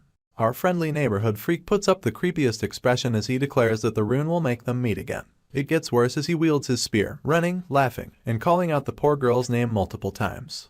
Meanwhile, Madame Josephine tells the chairman that she'll also enter the forest, adding that it's best to be careful even though she dispatched professors throughout. At that moment, he turns around with a mortified outlook, wondering where Huron is. She even asks the chairman if he knows anything and he explains that he didn't send her. Director Kasser then reiterates that the girl stepped out on her own and Madame Josephine is so shocked that she asks again. Back to our hero who, at the moment, has the misfortune of being chased down by Huron. As he tears through the forest searching for Alicia, the Jonxi tears through the forest after him. Fighting sounds emanate from a certain part of the hunting ground, with other students yelling at themselves to catch Miss Arden. As sweat drips down her face, she wonders aloud why they're being like this and asks if they don't think they're being unfair. At this point, she has defeated a staggering number of her mates, and is still screaming that it's unfair for so many of them to attack her at once. They claim that her abilities are unfair and yet another student tries attacking her from behind, calling her a monster and wishing that she just gets knocked out. Before she can defend against the attack, a big rock takes out this student from the side, confusing Alicia even more. A quick look around reveals a fired-up Corin Locke and the girl asks if he just saved her, thinking he did it out of kindness. In turn, our boy professes that she's so pretty and a little blush appears on her cheeks as she begs his pardon. He then uses his spear to attack her, clarifying that he meant her armband is so pretty. She manages to dodge his first strike and tears gather in her eyes as she yells that she trusted our MC, adding that she thought he was a good person who gave out candy. Meanwhile, our hero just breaks down her abilities. He recalls Alicia being a second-rank knight, the pure fighting type, and she can't use her vigilante eyes ability yet, so when it comes to fighting power, she's mediocre among the other second rankers. Our boy just let out this crazy smile, pointing his finger and announcing that the girl can also be a good person by giving him her armband. He realizes that his opponent may be incomparable to her genius sister, but that doesn't remove her from the top 1%. This is the same girl who handled 7 students who forge an alliance made up of 3rd and 4th rankers, and now she doesn't feel threatened by our 5th rank hero. Until 30 seconds ago when he attacked her, Alicia brings the full wrath of her sword, using it to block our boy's spear. She wonders what his problem is and admits to herself that he's so strong. Corin Locke spins his spear in anticipation of another attack, leaving his opponent in awe of his close sword wrestling and his strategy to penetrate the outer range. With each clash of their weapons, Alicia becomes more weary of our boy, confessing how much he is counterattacking and pressuring her. Luckily, she also realizes that he has gaps and plans to strike during the slight intervals between our hero's stabs and cuts. Miss Arden finds one of these windows and thrusts her sword through it, almost piercing our boy's chest. In turn, a smile of mischief revisits his mouth and he points out that she lacks practice because she's over-reliant on her talent. As a counter, he begins with Lan, the deflection of incoming attacks, and pushes aside his opponent's sword. Up next he uses Na, the pushing down of his opponent's weapon, and follows up with Chao, the art of striking in a straight line. All the girl can do is gasp as our hero combines all of these basics to create the most basic and extreme counter. He repeats them until he creates a window large enough to rid his opponent of her weapon and send her flying into the distance. He calls this technique Spear Intent Ultimate Essence, the 6-step block, capture, plaque. Anyway, his spear stays outstretched even as his opponent is pushed back. She barely manages to stick her landing, and just slides herself to a halt. Multiple coughs escape her after this and she acknowledges that she would have been in danger if she hasn't used her aura to immediately protect herself. It then dawns on her that our hero is neither fast nor strong, it's just that his level of mastery over each skill is no joke. As she struggles to regain herself, she keeps asking herself who Corin Locke is and refuses to believe that he's only a 5th rank. Our hero lords over the now weak Alicia, leaving her no choice but to admit defeat. He then swipes her armband, proclaiming that he'll use it well. Our boy barely finishes his celebration when he overhears a student yell that his opponent is unfair. He bites down Alicia's armband as he turns to inspect the sound he's hearing. Luckily, he's fast enough to go on the defensive, and blocks a sword flying at him from the blue. He immediately analyzes the situation, noting that the sword is heavy, and concluding that it must be a magic sword made from heavy ironstone, which is 4 times denser than regular steel. It's also a sword that is effective against large boss monsters, and the fact that such a sword attacked him can only mean a powerful opponent. As the sword goes flying in another direction, its wielder announces his surprise that our hero blocked it. He admits that our boy is pretty good, and catches his sword as many others float around him. He then tells Korin Locke to put down the armband and leave. Our MC immediately recognizes his opponent as Dranworski and is irritated because he never wanted to meet him. Even after slaying countless students, Dran doesn't have a scratch on him. If anything, he seems more at ease, truly showing that he's different from Alicia.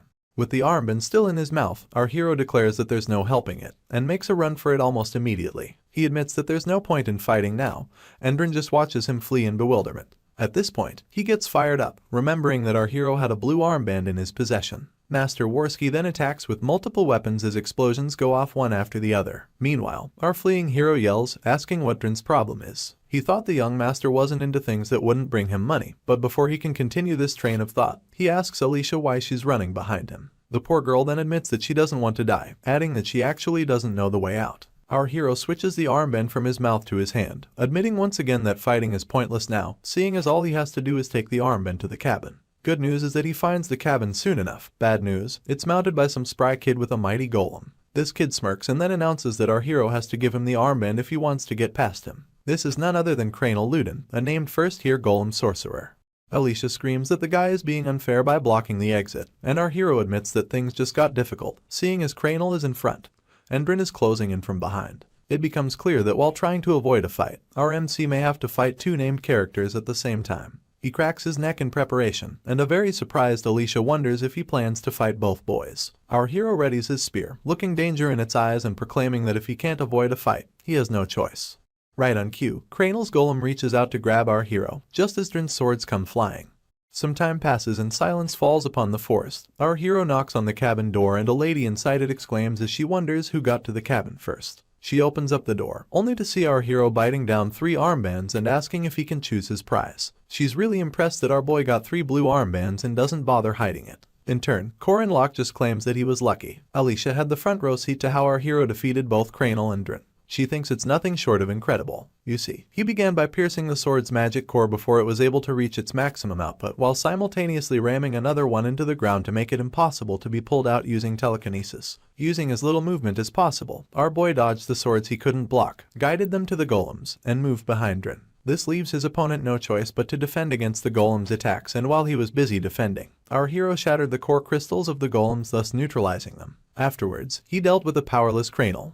Alicia is still in awe of our MC's speed, judgment, and even psychological warfare. She now perceives him as someone who has fought on the battlefield countless times, seeing as he organized things in a single moment. From the basics of the spear to the techniques used to cover his weaknesses, our hero gave this girl the impression of watching her big sister fight. She even recalls when he taunted her for relying too much on her talent and not practicing enough. Alicia heaves a calm sigh, balls her fists, and resolves to try working hard too. Meanwhile, the defeated Dran just bows his head, remembering how he was attacked before he could even demonstrate his power. He wonders who our hero is, and perceives him as someone who already knew his abilities before they fought. As for Cranel, he's still nursing his arm as he lays on the floor, recalling our hero's words. He had told the boy that golems are big targets for small but powerful opponents. He had advised the youngster to find a friend who would stand guard, but Cranel revealed that he doesn't have any friend. This took our hero by surprise, but he quickly brushed it off and wished the boy good luck. In turn, Cranel cursed him in his heart as tears gathered in his eyes. On the day of the hunting ground exercise, 3 named characters came to remember Korin Locke in their own ways. Back to the present, and our hero sings happily in the cabin. He recalls that the strongest person left to beat is the druid who receives the protection of the forest. This is none other than Yule, a petite green-haired girl with amazing powers. However, participants are not the only ones on the hunting ground. The strongest person there remains the greatest mage Merkaba Academy has ever seen, Mariette Dunelif. She summons a mighty wave of water and drenched the life out of Yule. This is because the seniors were taking on the role of monsters and helping with practice training, leaving poor Yule with this unfortunate matchup. With her defeat, the hunting ground training came to an end. Mariette squats down to introduce herself to her defeated opponent, and the girl returns the gesture, only for her to notice Huron lurking behind her. Miss Dunelif doesn't freak out. Instead, she asks the Junxi to identify herself. Mariette glances at Huron and realizes that all the boys she defeated resemble Korin Locke. She then announces that the girl seems to be looking for someone. In turn, the Jiangxi just bolts past her, only to be obstructed by a mighty wall of ice. Miss Dunelif apologizes for her behavior and explains that she cannot ignore Hyorin because she's a monster for the duration of the training exercise. The first year finds her senior annoying and doesn't hesitate to tell her. On the other hand, the instructor at the cabin exclaims when he calculates our hero's total score and announces that he got 117 points. He adds that it's been a while since he saw a score like that, but our boy just wants to get his prize. He scrolls through the matte boar molar knife, a leather protective coat, and even a shark bear's bile. His hand meets his chin in contemplation as he admits that the shark bear's bile is the most valuable item present. However, he came into the exercise with something in mind. Our hero proceeds to collect a mandrake seed and flashes the instructor a smile, revealing how satisfied he is with his choice. In turn, the instructor confesses that our boy has an eye for things, and then asks what he's going to get with his remaining 17 points. After mulling it over for a few seconds, Corin Locke picks nutritional plant supplements and earmuffs, worth 6 and 10 points respectively. Later on, he and his spear exit the cabin and he admits that he did some good shopping. As he makes his way through the ruins of his most recent battle, it dawns on him that in all his retries of this game, things have never worked out this well. In addition, it's also his first time seeing Hinchbetter and Lark complete this mission. Jaeger screams happily because he came in second place with 19 points, while Lark awkwardly staggers to the cabin with his 15 points. They both stop to talk to our hero, and he commends them for working well together, only for Hinchbetter to request that they return to the stamina training room that night.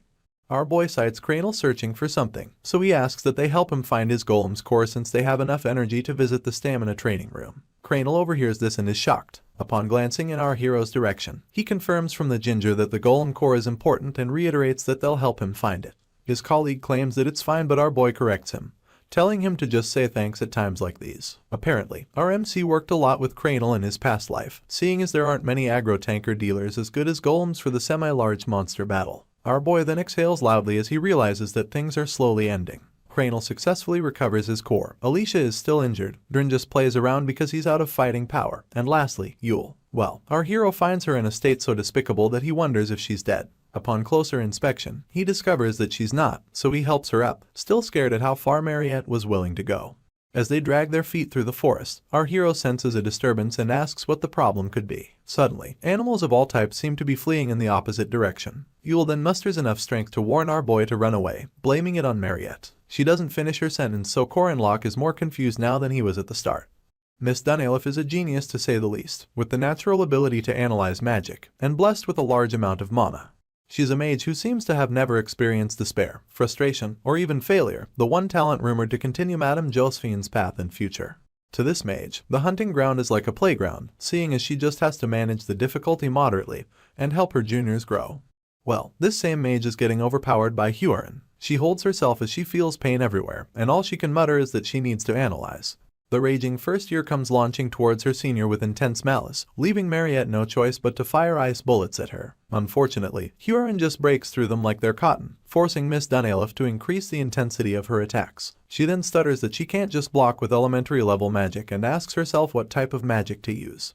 Apparently, she had made a promise to the senior professors that she wouldn't use attack magic above the intermediate level, but in truth, she had already begun to use advanced magic. Sadly, Hyorin still kicks the heck out of her.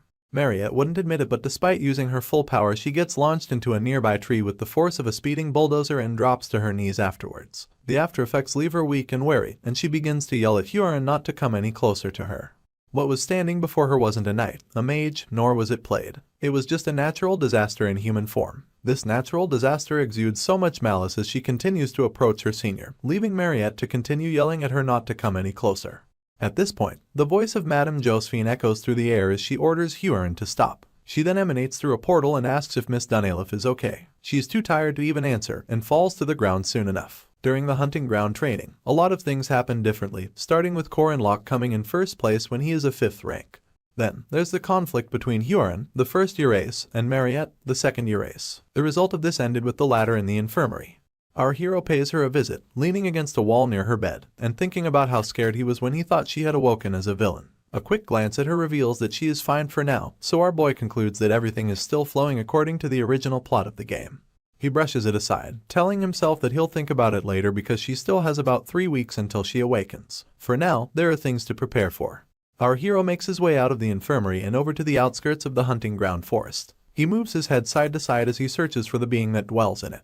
In preparation, he tilts his head upwards and administers a lot of eye drops. He then pretends to miss his step and announces very loudly that he slipped, asking what he should do in the same loud octave. He drops the mandrake seed he exchanged 100 points for in the pond nearby, and yells that it is the precious seed that his mother left him. Our boy then continues to cry out dramatically until a strange voice asks him why he is so sad. A scheming smile graces his face as he acknowledges that the being he is searching for has arrived. You see, in the heroic legend of Arhan, there's an Easter egg that can only be used once, the gold axe Taoist hermit. Our boy stands before a giant of sorts with beards as white as the pale skin of Icelanders. This Taoist hermit is the same one who asks the woodcutter that drops his iron axe into the pond whether or not the golden or silver axe is his. Just like in the original story, the hermit used gold or silver axes and was limited to weapons that were unique grade or below. Unfortunately, there was no reaction when you threw other items, so it ended at that. Later on, some old-time players started a random item challenge and had apparently tried dropping 500 items in the Taoist hermit pond. This even moved some heroes to drop rare items too. This was an Easter egg that the producers added as a joke. Anyway, the hermit retrieves a golden seed from the pond and asks our hero if it is his. Our MC denies it, so the hermit asks about the silver seed next, only for our boy to reply in the negative again. He had bowed his head to sell how sad he was over losing the seed, and asked himself which type of crazy person would throw the mandrake seed they worked so hard for into the pond. A small chuckle escapes the hermit's lips as he presents our hero with the regular mandrake seed, and our boy admits that it is indeed his, with tears flowing down his cheeks like rain on a windshield. Of course, he is the crazy person he asked himself about previously, and here's why. The hermit announces that our MC is honest for seeing gold and silver and still not coveting them. For this reason, he offers him all 3 seeds and bids him goodbye. Locke leaves his head bowed and thanks the hermit profusely as he disappears into the pond. Immediately after, our hero bursts into maniacal laughter, announcing that items can be duplicated. The standard mandrake seed is known to have mana improving properties, but the gold and white silver ones have a more special effect. If you plant the gold mandrake seed, it grows as one that shines with gold light, and if you plant that of white silver, it grows as a mandrake that shines with silver light. This is a hidden piece you can only obtain through this method in the game. There's the problem of people who scream after acquiring it, but our hero does not think it is that big of a deal. However, in his past life, Sahu ate the golden mandrake seed and he ate the silver. This time, our boy is overflowing with excitement because they're all his. There's a mission that will ensue in 3 weeks, and this is what causes Mariette to become the final boss and awaken into a special vampire. This mission is her encounter with Fog City's murderous vampire, John Doe. As our boy returns to campus that night, he realizes that he may have no idea how the agent of the demon tribe on the inside awakens Mariette, but he knows that there's still time. It is also part of the reason why he showed off his power to those second-year named characters, especially since no one would fight beside a weak 5th rank knight, even if he asked. Our hero quickly discovered that the first thing that gets powerful people interested in a player is proof of natural talent and strength. He is certain that in a week, the named characters would have recovered as well, and that is when he proposes to create a party. Meanwhile, Mariette wakes up in the infirmary and sits upright under the moonlight, waking up Isabelle, who was also napping beside her. She calls out the girl's name and immediately stands to her feet to check on her, asking about her throat and yelling that Huron should have stopped herself. She then blames it on the fact that the second year was restricted to elementary level magic. On the other hand, our hero thinks that if he has enough preparation, enough faith, and enough members, he will be able to save the first final boss from her misfortune. Until then, he resolves to train Alicia Arden and employ Drenworski, who's the mercenary of sword control. He plans to also coax Yule, the druid of the Avalon Forest, and become closer to Cranel, the golem sorcerer. He slams his fist against his palm as he declares that the plan is perfect, adding that the mission will be a piece of cake if he just prepares well. Well, as long as there are no unexpected variables. Meanwhile, Mariette's eyes begin to glisten red and the first person in her sight is Isabelle. She instantly grabs her shoulders and opens her mouth to reveal 2 sets of fangs, claiming that she is thirsty. Huron taps her fingers on the textbook before her, lamenting about how boring things are. She then recalls the time when Madame Josephine regretted sending her, and added that moving forward, she'll teach the girl whatever she wants to know. After this, she stationed the Jonxie in a secluded room to reflect on her actions.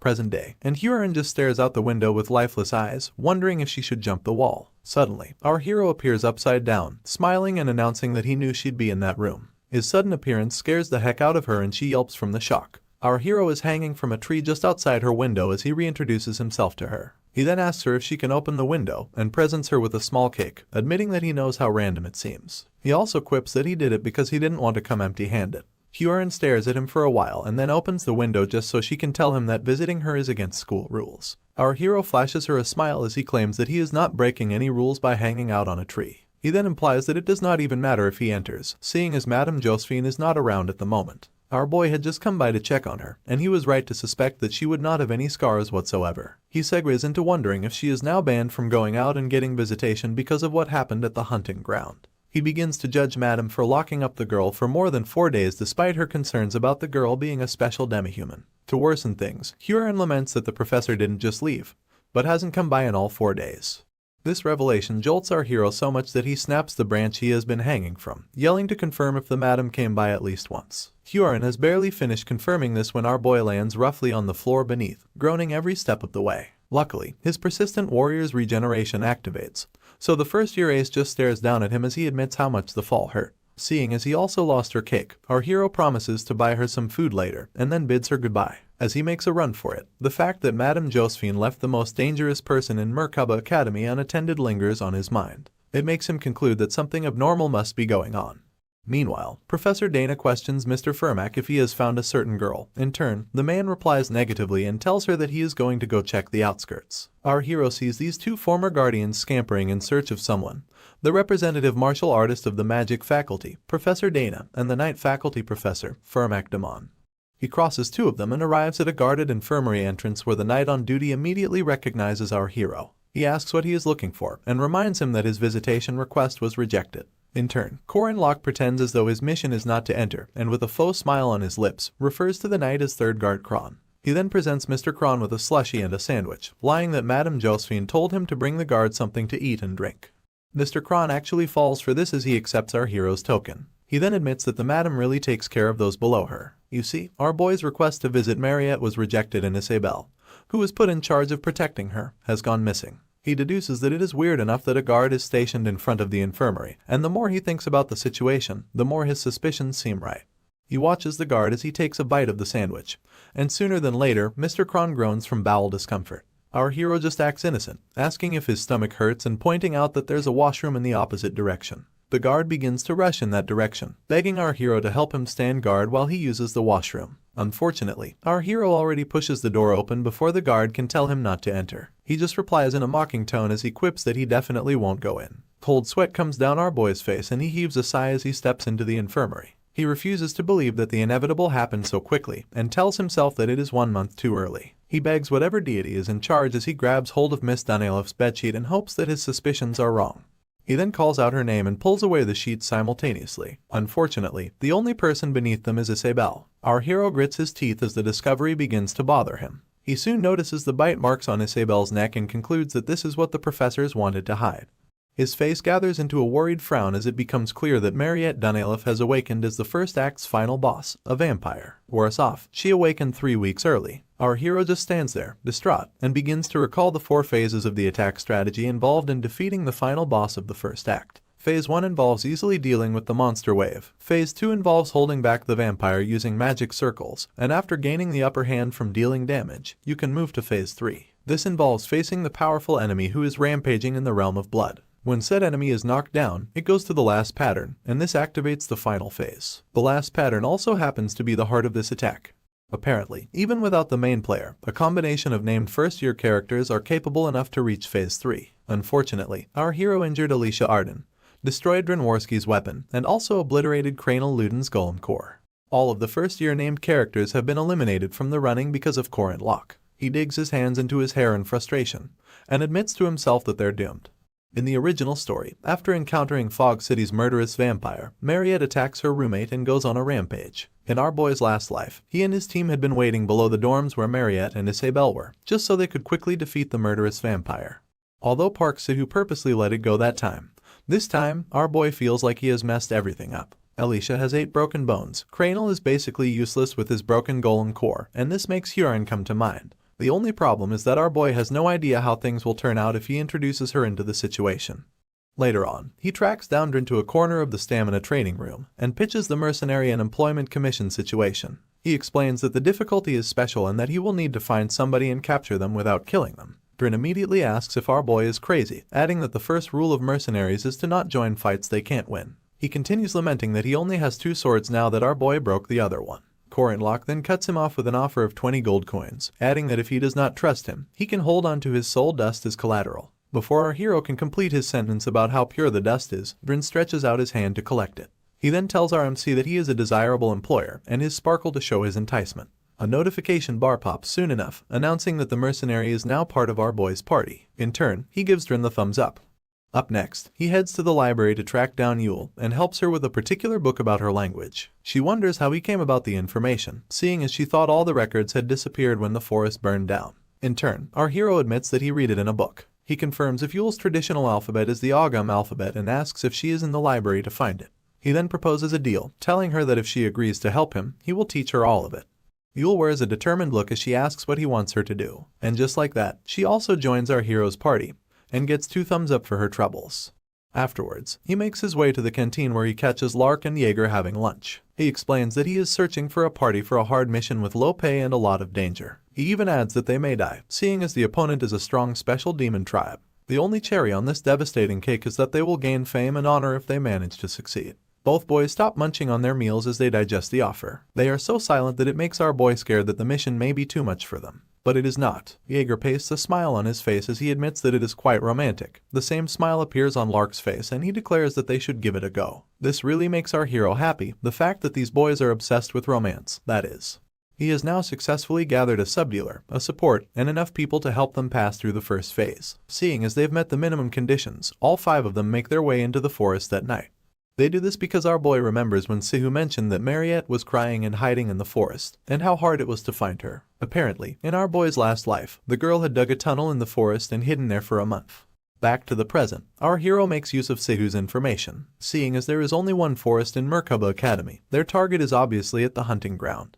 As they weave through it, Drin asks our boy if Mariette is truly there, adding that he understands the goal but will need to know his plan to find her. In response, our hero admits that it will take several years to find her, and tells them not to worry since all they have to do is ask. He then directs his statement to Yule who, in turn, asks him just how much he knows. She then pulls out her staff and uses it to touch the soil, asking the forest spirits to lead them to Mariette. Bright green lights surround her in accordance, leaving Lark intrigued, and Jaeger overexcited about the gathered spirits. Our hero can only judge from the reactions of his party members, but it's enough to let him know that countless spirits have gathered. Sadly, he can't see them for himself. In turn, he scratches his chin and asks if the spirits have found their target yet. Yule stutters as she answers positively. The only problem is that the rest of the team seem to be staring in one direction. Our boy wonders aloud why they're doing that, only for Yule to warn him that something is right behind him. Corinlock is fast enough to block an attacking monster with his spear and turns around in time to slash it in 2. He is surprised that such a thing burst out all of a sudden, only for Drin to warn him that many more monsters are attacking from the front. True to his words, beasts of all kinds seem to be falling out of nowhere, some with wings, others with horns and fangs. Some look wolf-like, while others even wield weapons. The team instantly falls into a panic and Jaeger asks the most stupid question, wanting to know if Mariette turned into a monster. Our boy hurriedly answers in the negative, and everyone readies themselves for battle. Lark opens up his grimoire, and Jaeger plasters his maniacal smile on his face as he laughs at the audacity of these monsters to come after him. He then announces that they're perfect to warm up with. At this point, our hero yells instructions at Jaeger, telling him not to go to the front lest the monsters surround him. He then adds that he should take 3 steps back and steadily cut away at their numbers. Meanwhile, Lark is still behind him, so he instructs the boy to cover their back and yells at Yule to support him. As for Drin, our hero does not feel he needs to tell him anything, but still advises him not to go too forward. With this, everyone launches into battle with the monsters. As the mercenary takes out monsters 2 at a time, he admires our MC for not getting swayed by a surprise attack. Better still, for giving proper directions and support. He admits to himself that Corinlock is not just strong, but also experienced as a leader and a strategist. He watches our hero wielding his spear with such grace and sees him as nothing short of a commander. The mercenary still finds it difficult to believe that he is just a 5th rank knight, and concludes that the Academy's test is very wrong. Amidst the battle, Jaeger raises his voice to tell Yule that he thought they were locating Mariette. He then asks why they're only facing a bunch of monsters instead. All Yule can do is stutter as she reiterates that she was only listening to what the spirits told her. He asks if Miss Dunelif is controlling the monsters, and this time, Lark answers, explaining that there's no way monsters would travel in a pack like this. He then adds that they seem many times more ferocious than normal. He does all of this explaining as he uses his grimoire to the best of his ability. Unfortunately, our hero doesn't agree, so he points out that Mariette is not a puppeteer or anything of the sort. He then makes it clear that such a person cannot up and control monsters so easily. He slashes his way through yet another beast and tells his team that even if it was possible, the second year would not just control them so thoughtlessly. This leaves so many unanswered questions, so Drin wonders aloud why the monsters are attacking them. Our hero breaks into a small speech about how these beasts attack according to their habits, but occasionally, there come situations that make them forget these habits. The rest of the party listen with rapt attention as he gives an example, stating that it could be something the monsters were too afraid to respond to, something that they needed to run away from. At this point, Mariette appears, walking towards them with her bare feet and red eyes filled with malice. The entire team yells her name simultaneously and instantly begin to mount their guards. Our boy instructs Yule and Lark to take the back as they did before. The bespectacled boy complains about not having any time to rest, while the druid asks if they have moved back enough. Our hero does not reply. Rather, he instructs Drin and Jaeger to take a few steps back so they can support him. In turn, the mercenary quips that our boy seems to have a plan, so he decides to trust him. Meanwhile, Jaeger would rather have more specifics. Amidst all of the ruckus, Corin Locke offers to take the front line, and this activates the third commandment, his desire to save the world and defeat Mariette Dunelef. Our hero's status increases by 50% and it displays some backup stats. His aura rank and mana rank go up by 740 and 460 respectively, while all his other stats get increased by 13 points each. Our boy grips his spear tighter than ever as he considers Mariette's fate and the effect she'll have on this world. He deduces that the backup numbers he got must be the ones considering the influence on the world that will happen in future, and not the first act's incident. His notification board pops up again, displaying that the current mission is to save the world. The details include taking the first step to do so, and stopping Mariette Dunelef. Our hero quips that he understands, and with the rest of his team waiting for him to say the word, he stretches his spear towards his opponent and declares that they're ready to do this. Things take a sudden turn when another notification pops up to warn our hero that his initial mission conflicts with the first commandment, which is to not turn a blind eye to the misfortune of others. A very scary Mariette seems to be foaming at the mouth as she approaches. Still, our boy gets a notification to rescue her. The console even wishes him good luck. As the vampire covers the distance, it becomes apparent that tears are flowing down her cheeks. Yule is the first to point this out, but Drin quips that it doesn't change anything and sends forth his sword to subjugate the demon tribe. His eyes widen from the shock of what happens next. His sword gets stuck in some sort of barrier surrounding the vampire, and the mercenary doesn't understand how that kind of thing can happen to his heavy iron sword. Lark educates them about the situation, explaining that the barrier around Mariette is actually an orb, and adds that it's a familiar born from a vampire's blood. He's more surprised that a newly awakened vampire already possesses such an orb already. In turn, our hero tells his party that there's no need to be scared, adding that the vampire was just born and won't be able to properly receive his host's blood or mana. While he can't be supplied blood from his host, he can't do anything but block. Drin quips that it's kind of a big deal for a mage's defense ability to be covered, seeing as it's also their greatest weakness. Our hero just rubs the back of his neck as he assures the mercenary that it's fine. The demon tribe continues to speak through Mariette as he screams that all his opponents should disappear. With this, the orb disintegrates into small pieces of blood and head towards the team as though they're spears. Our boy quickly warns everyone that a wide-range attack is approaching and yells out Yule's name. She understands immediately, so she begins to activate a protection spell. The druid claims that she may not know about anywhere else but they're in a forest, and that this is her stage. With this, she activates Rapid Development Spirit Protection, a spell that raises trees tall enough to encompass the entire party and thick enough to block any attacks. The disintegrated blood chips away at the makeshift shield and Yule grunts as she tries her best to keep it up. At this point, Jaeger is so scared that he imagines a situation where the shield breaks. Lark quickly tells him not to say things like that. Meanwhile, the druid is putting all of herself into maintaining their shield, and admits that raising it took out half of her mana in the first place. As an after effect from the training practice, her mana heart is still throbbing. Despite the difficulty, Yule tells herself that she needs to keep going because Corin Locke made her a preposterous promise. Just then, our hero asks if she's nearing her limit, and stares back as he beseeches to just keep it up for a little longer. He then announces that he will turn things around in 5 moves. As heavy breaths escape the druid's lungs, she confirms if he can really pull it off. In turn, our hero tells her that it's possible. Meanwhile, their opponent readies herself for another attack. You see, the first act's final boss round is divided into 4 phases, and the first phase is where the monsters surround the main character's party. The second phase is where you defeat the monsters, so Mariette comes out herself, and you need to go from phase 2 to phase 4 to enter the final boss's attack pattern. Simply put, until the final phase, she's not using her full power. It's the same in the game and in our boy's last life. As more blood chips away at their wooden shield, Corin Locke advises Lark to leave before Yule, seeing as he can only use beginner's magic a maximum of 2 more times. The youngster is surprised that our hero was able to calculate that, but obeys soon enough. As he walks away, our boy tells him that he's doing a good job, and instructs him to run as far away as possible. Immediately Yule joins him.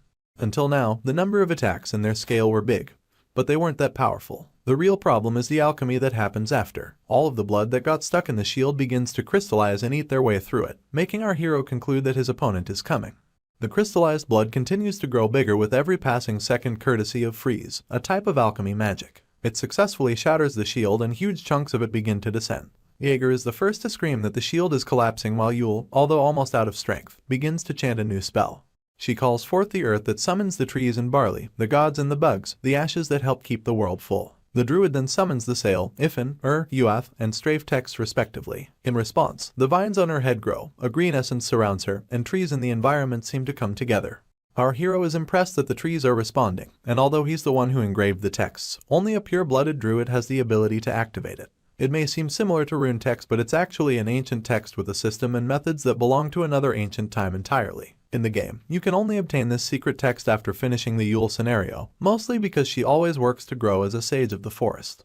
More and more trees emanate from the ground and they just keep combining themselves, leaving Jaeger and Drin no choice but to watch them grow. Ultimately, they forge a wicker man, also known as a giant willow doll. These are the sages of the forest, the advocates of nature, and a product of a 1,000-year-old secret text that belongs to a family who loves spirits. This being towers over the entire team like the Statue of Liberty, and Yule is as surprised as ever that the texts our hero gave her really summoned him.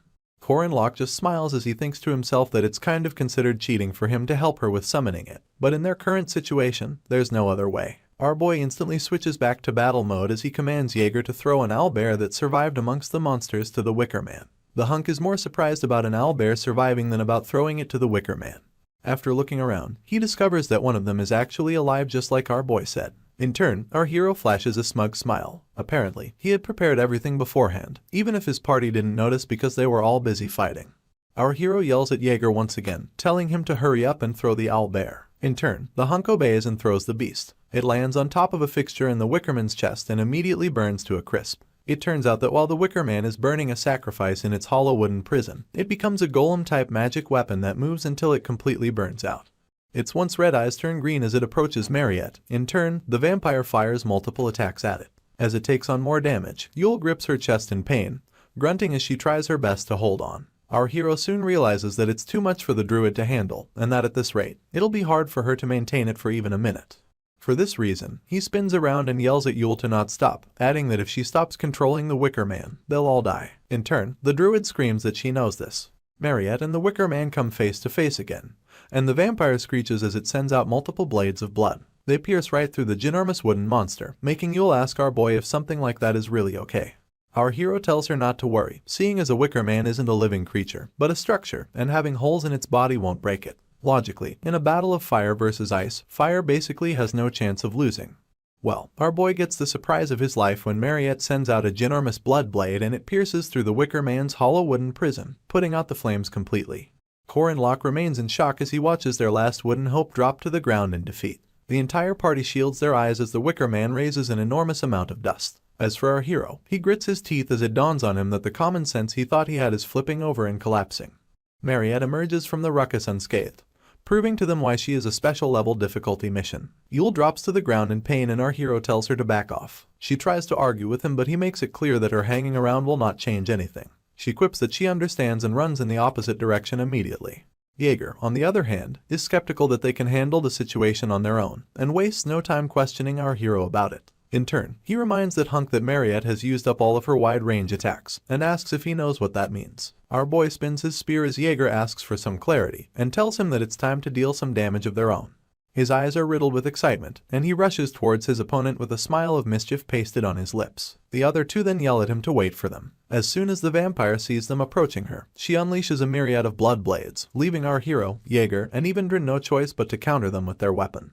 The mercenary uses a special skill named Link Pass Direct Acceleration, and it sends one of his swords zigzagging through the air until it almost hits Mariette. Unfortunately, her orb activates in time to block it. Drin curses, and then admits that the vampire is annoyingly sturdy, only for Jaeger to jump over his head while spinning his spiked club. With the help of gravity and all of his strength, the hunk brings down his club on Mariette's orb and successfully shatters it. A smirk of victory plays on our boy's features, and he recalls that this technique Jaeger just used as his special attack called Cumulative Destruction. It's a combination of all the attacks he has faced. This makes our hero admit that the hunk is pretty useful. Sadly, he gets too full of himself and drops his guard. Our boy tries to warn him but he doesn't make it in time. Just then, Phase 3 activates and Mariette begins to levitate as blood floats around her. This is called the Realm of Blood. The resulting explosion creates a wave big enough to knock out both Jaeger and Drin, leaving our hero to be the last man standing. You see, when the blood orb shatters, it activates a trap which our hero and his friends are stuck in right now. He begins to feel a very strong pressure, one unlike that of Mariette, who was only using minimal defense. At this point, the vampire levitates above a wolf-like monster made completely of blood. Apparently, the orb had forcefully sucked up the girl's blood and mana to create this beast. Our hero takes a moment to exhale. He never expected to be the last one left, because, to clear this test, you would need at least 3 people with you until the end of the 3rd phase. He dusts himself up, cradles his spear on his shoulder, and declares that it doesn't really matter, seeing as the result will be the same. 4 nights ago, something terrible happened. The moon was full and blood red, and Mariette thought about the difference between humans and livestock. Being born as a human, this difference should be obvious, and it's only natural for you to cringe and shut your eyes while watching the desperate struggles of livestock who don't want to die. That night, there was a strange flow of air, the type that flowed from the ends of Mariette's feet up to her spine, contrary to the burning sensation she felt in her throat. She glanced to her side and found Isabelle's neck attractive, and bit into it despite having no idea who she was. Her canines broke the poor girl's skin and reached her vessels, but Mariette only saw her as trembling livestock at the time. She had no idea if the girl was trembling from the fear of being butchered, or from grateful resistance. The bottom line was that it wasn't important. The vampire didn't even feel the need to cringe or close her eyes because the painful moans of Isabelle were as beautiful as the melody of a piano.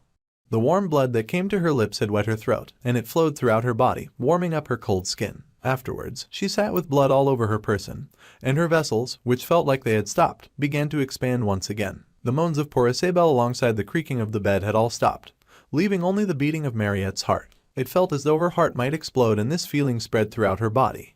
The once delicious scent of blood began to suffocate and disgust her, and her body, which had felt like it was imbued with vitality, began to feel like it was collapsing. This was because only then did she realize that Isabelle was no livestock. Only then did she realize that she had committed a crime. She had almost killed her friend as if she was some animal.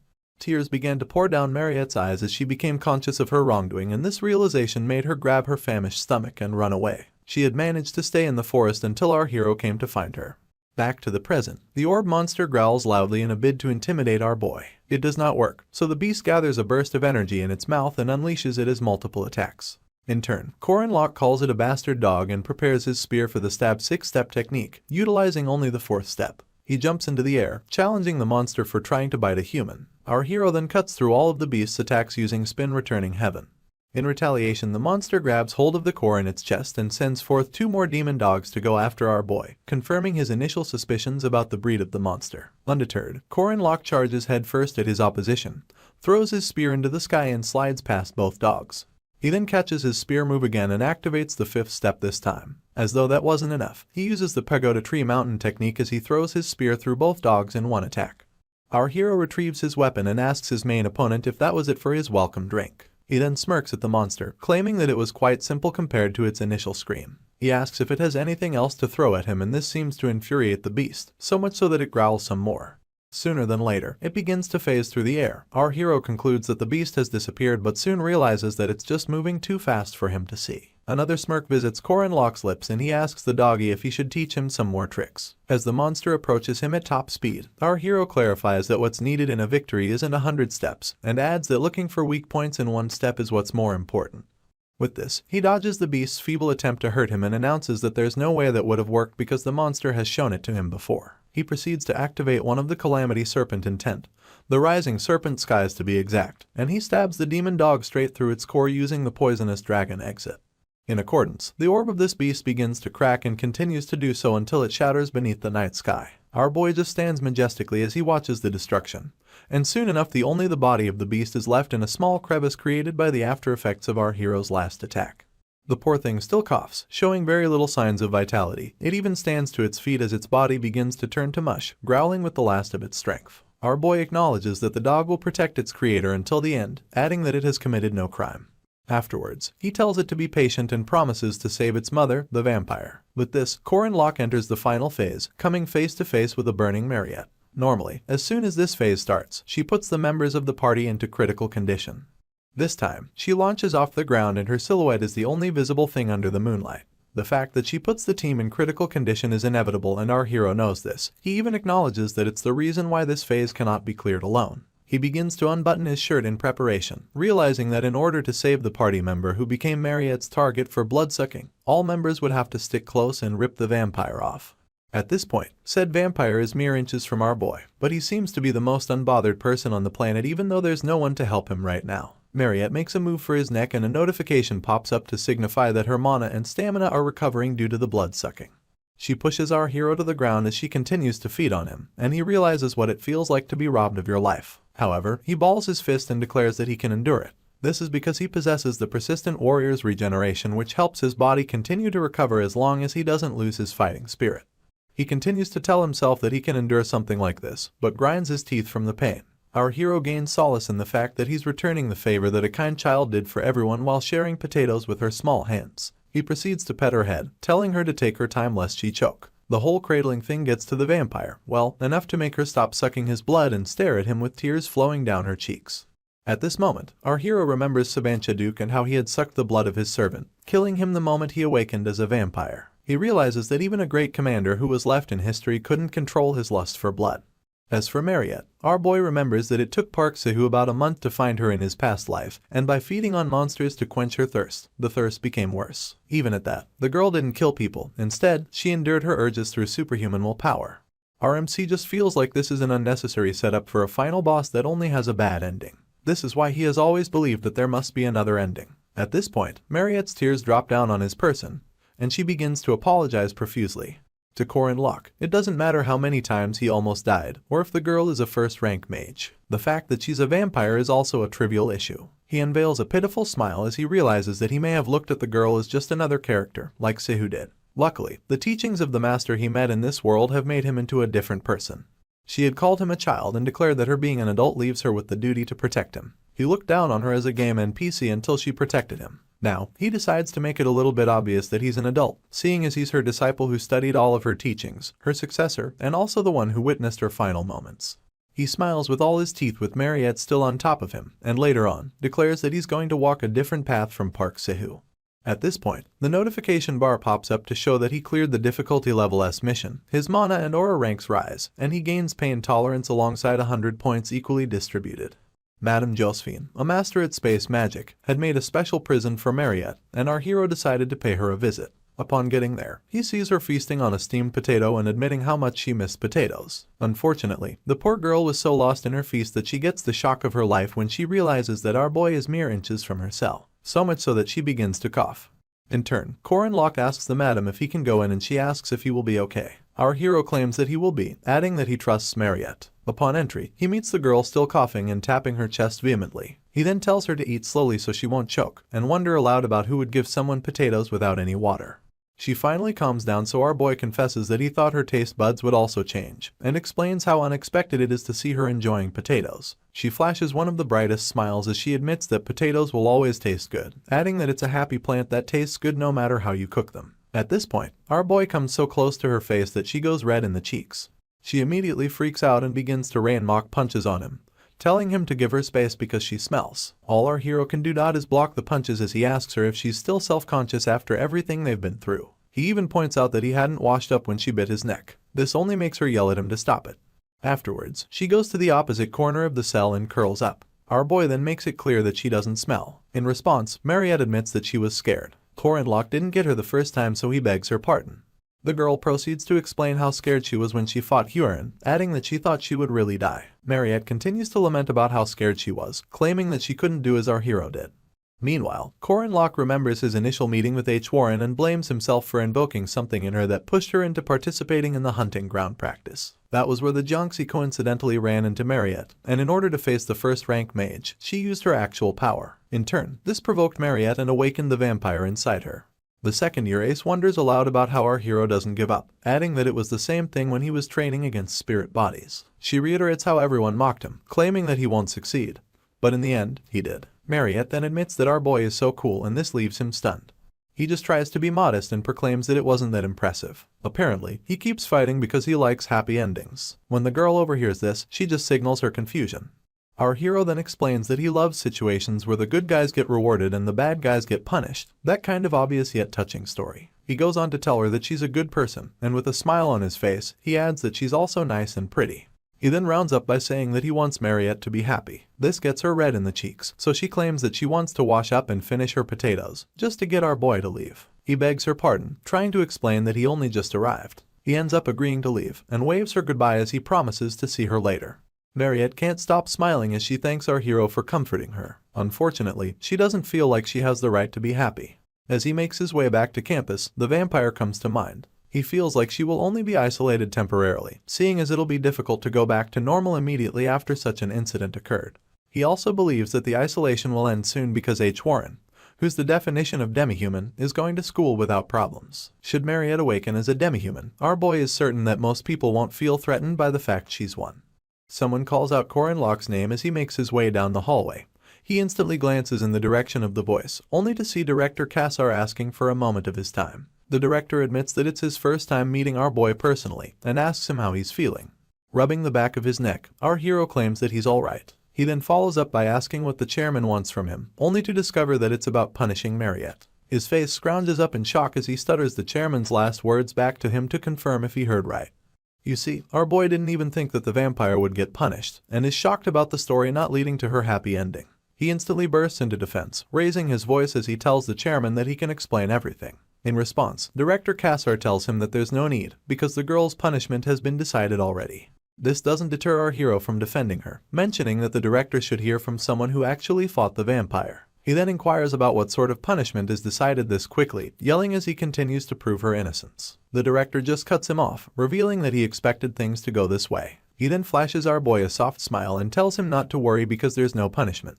Our hero is confused, so he begs Mr. Kassar's pardon, listening with rapt attention as he reveals that he also doesn't think Mariette is dangerous. He had only stopped our boy just to see the attitude of someone who fought her himself. Now that the director has no doubts about his decision, he declares that the girl's isolation will in fact be ending soon, adding that they just need to confirm that she's stable.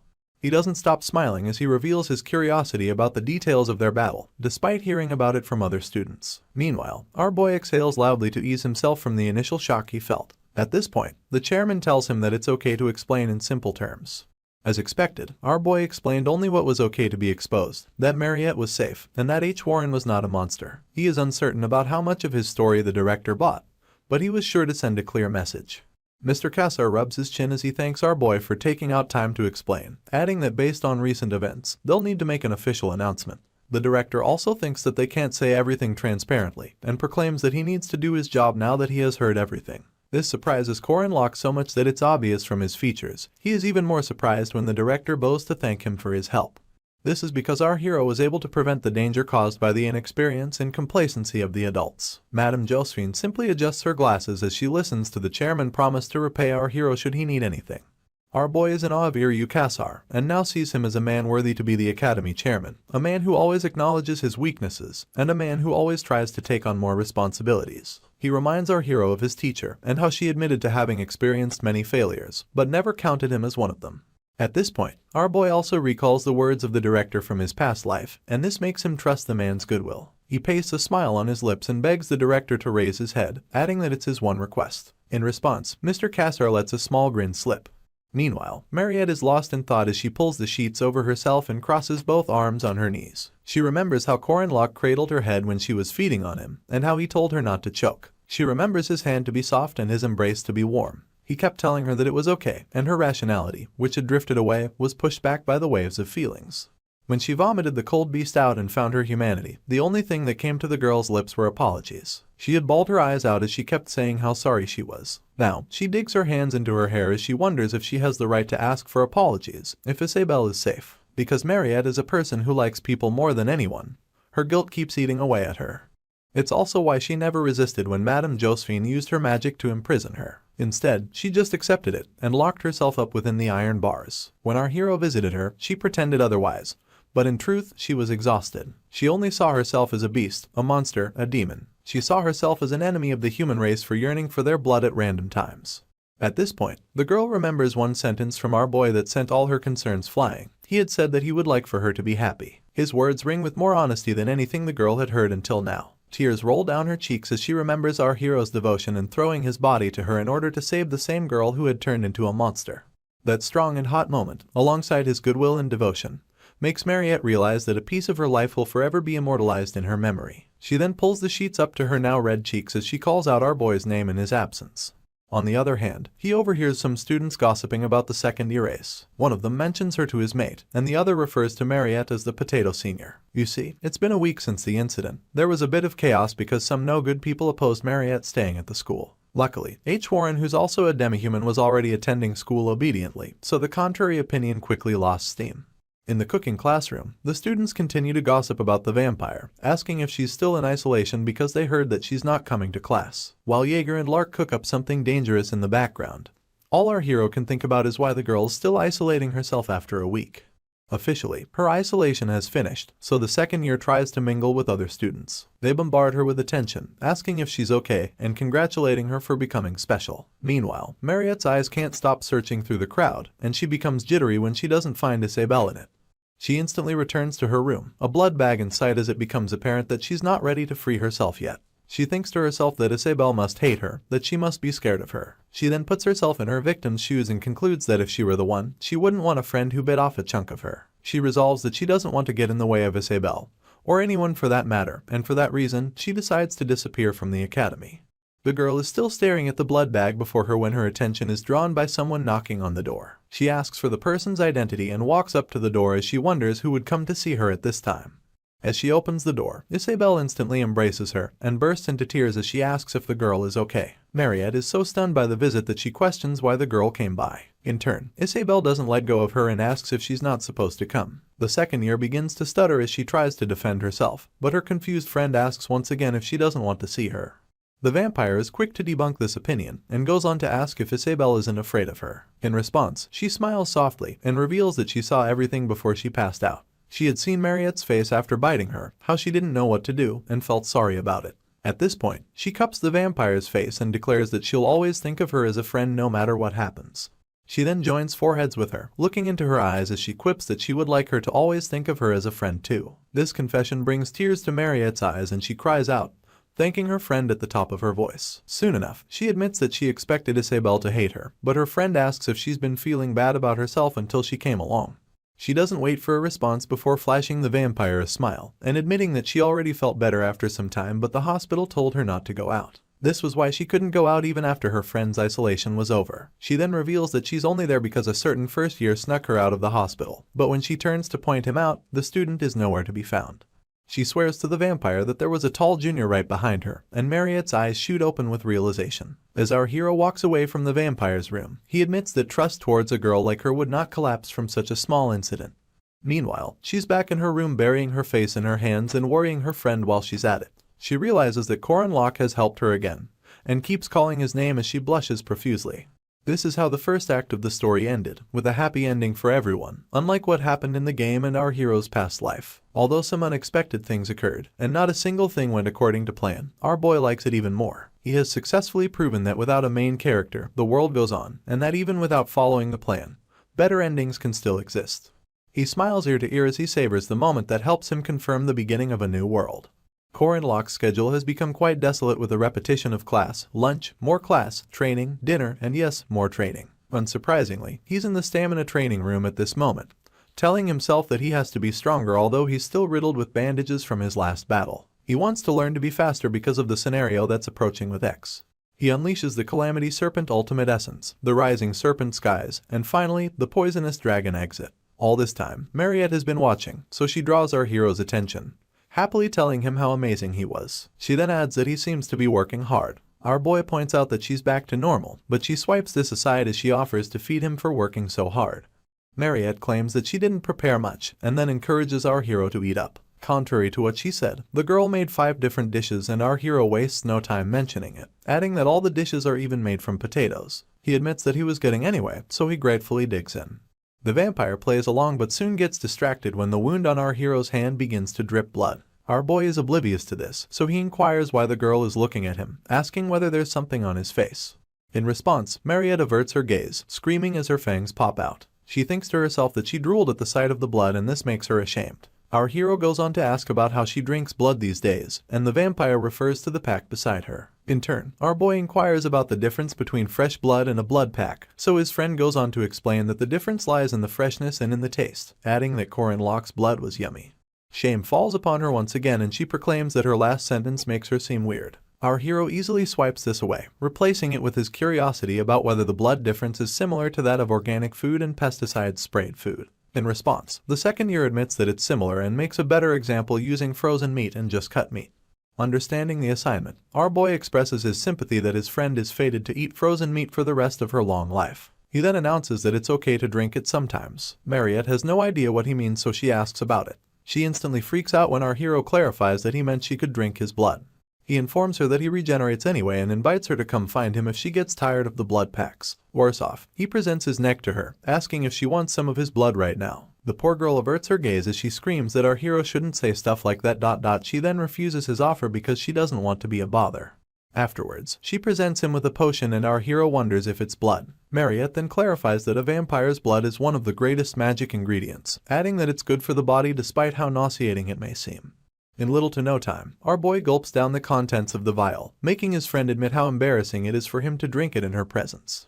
At this point, our hero's notifications begin to act up, declaring that he has consumed a second rank elixir, one that uses a special ingredient.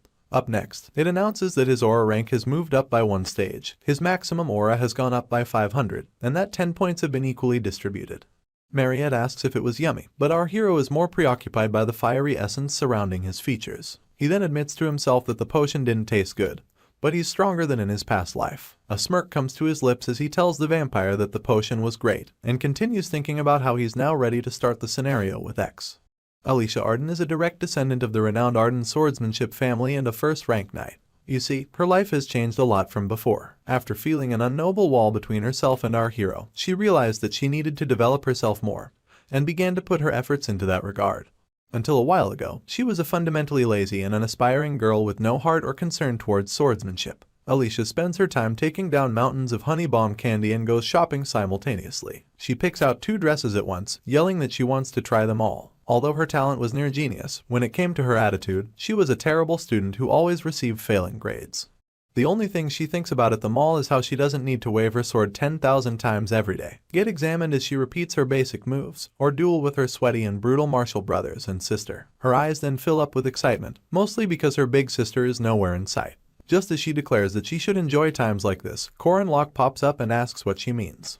She's shocked beyond return, and begins to tremble as our hero guilts her for no longer dropping by the training room. She begins to slur her words as she makes up excuses like having a lot to do, having assignments, and also doing missions. In response, our hero gifts her a 100-watt smile and asks her to join his party if she wants to make a lot of money.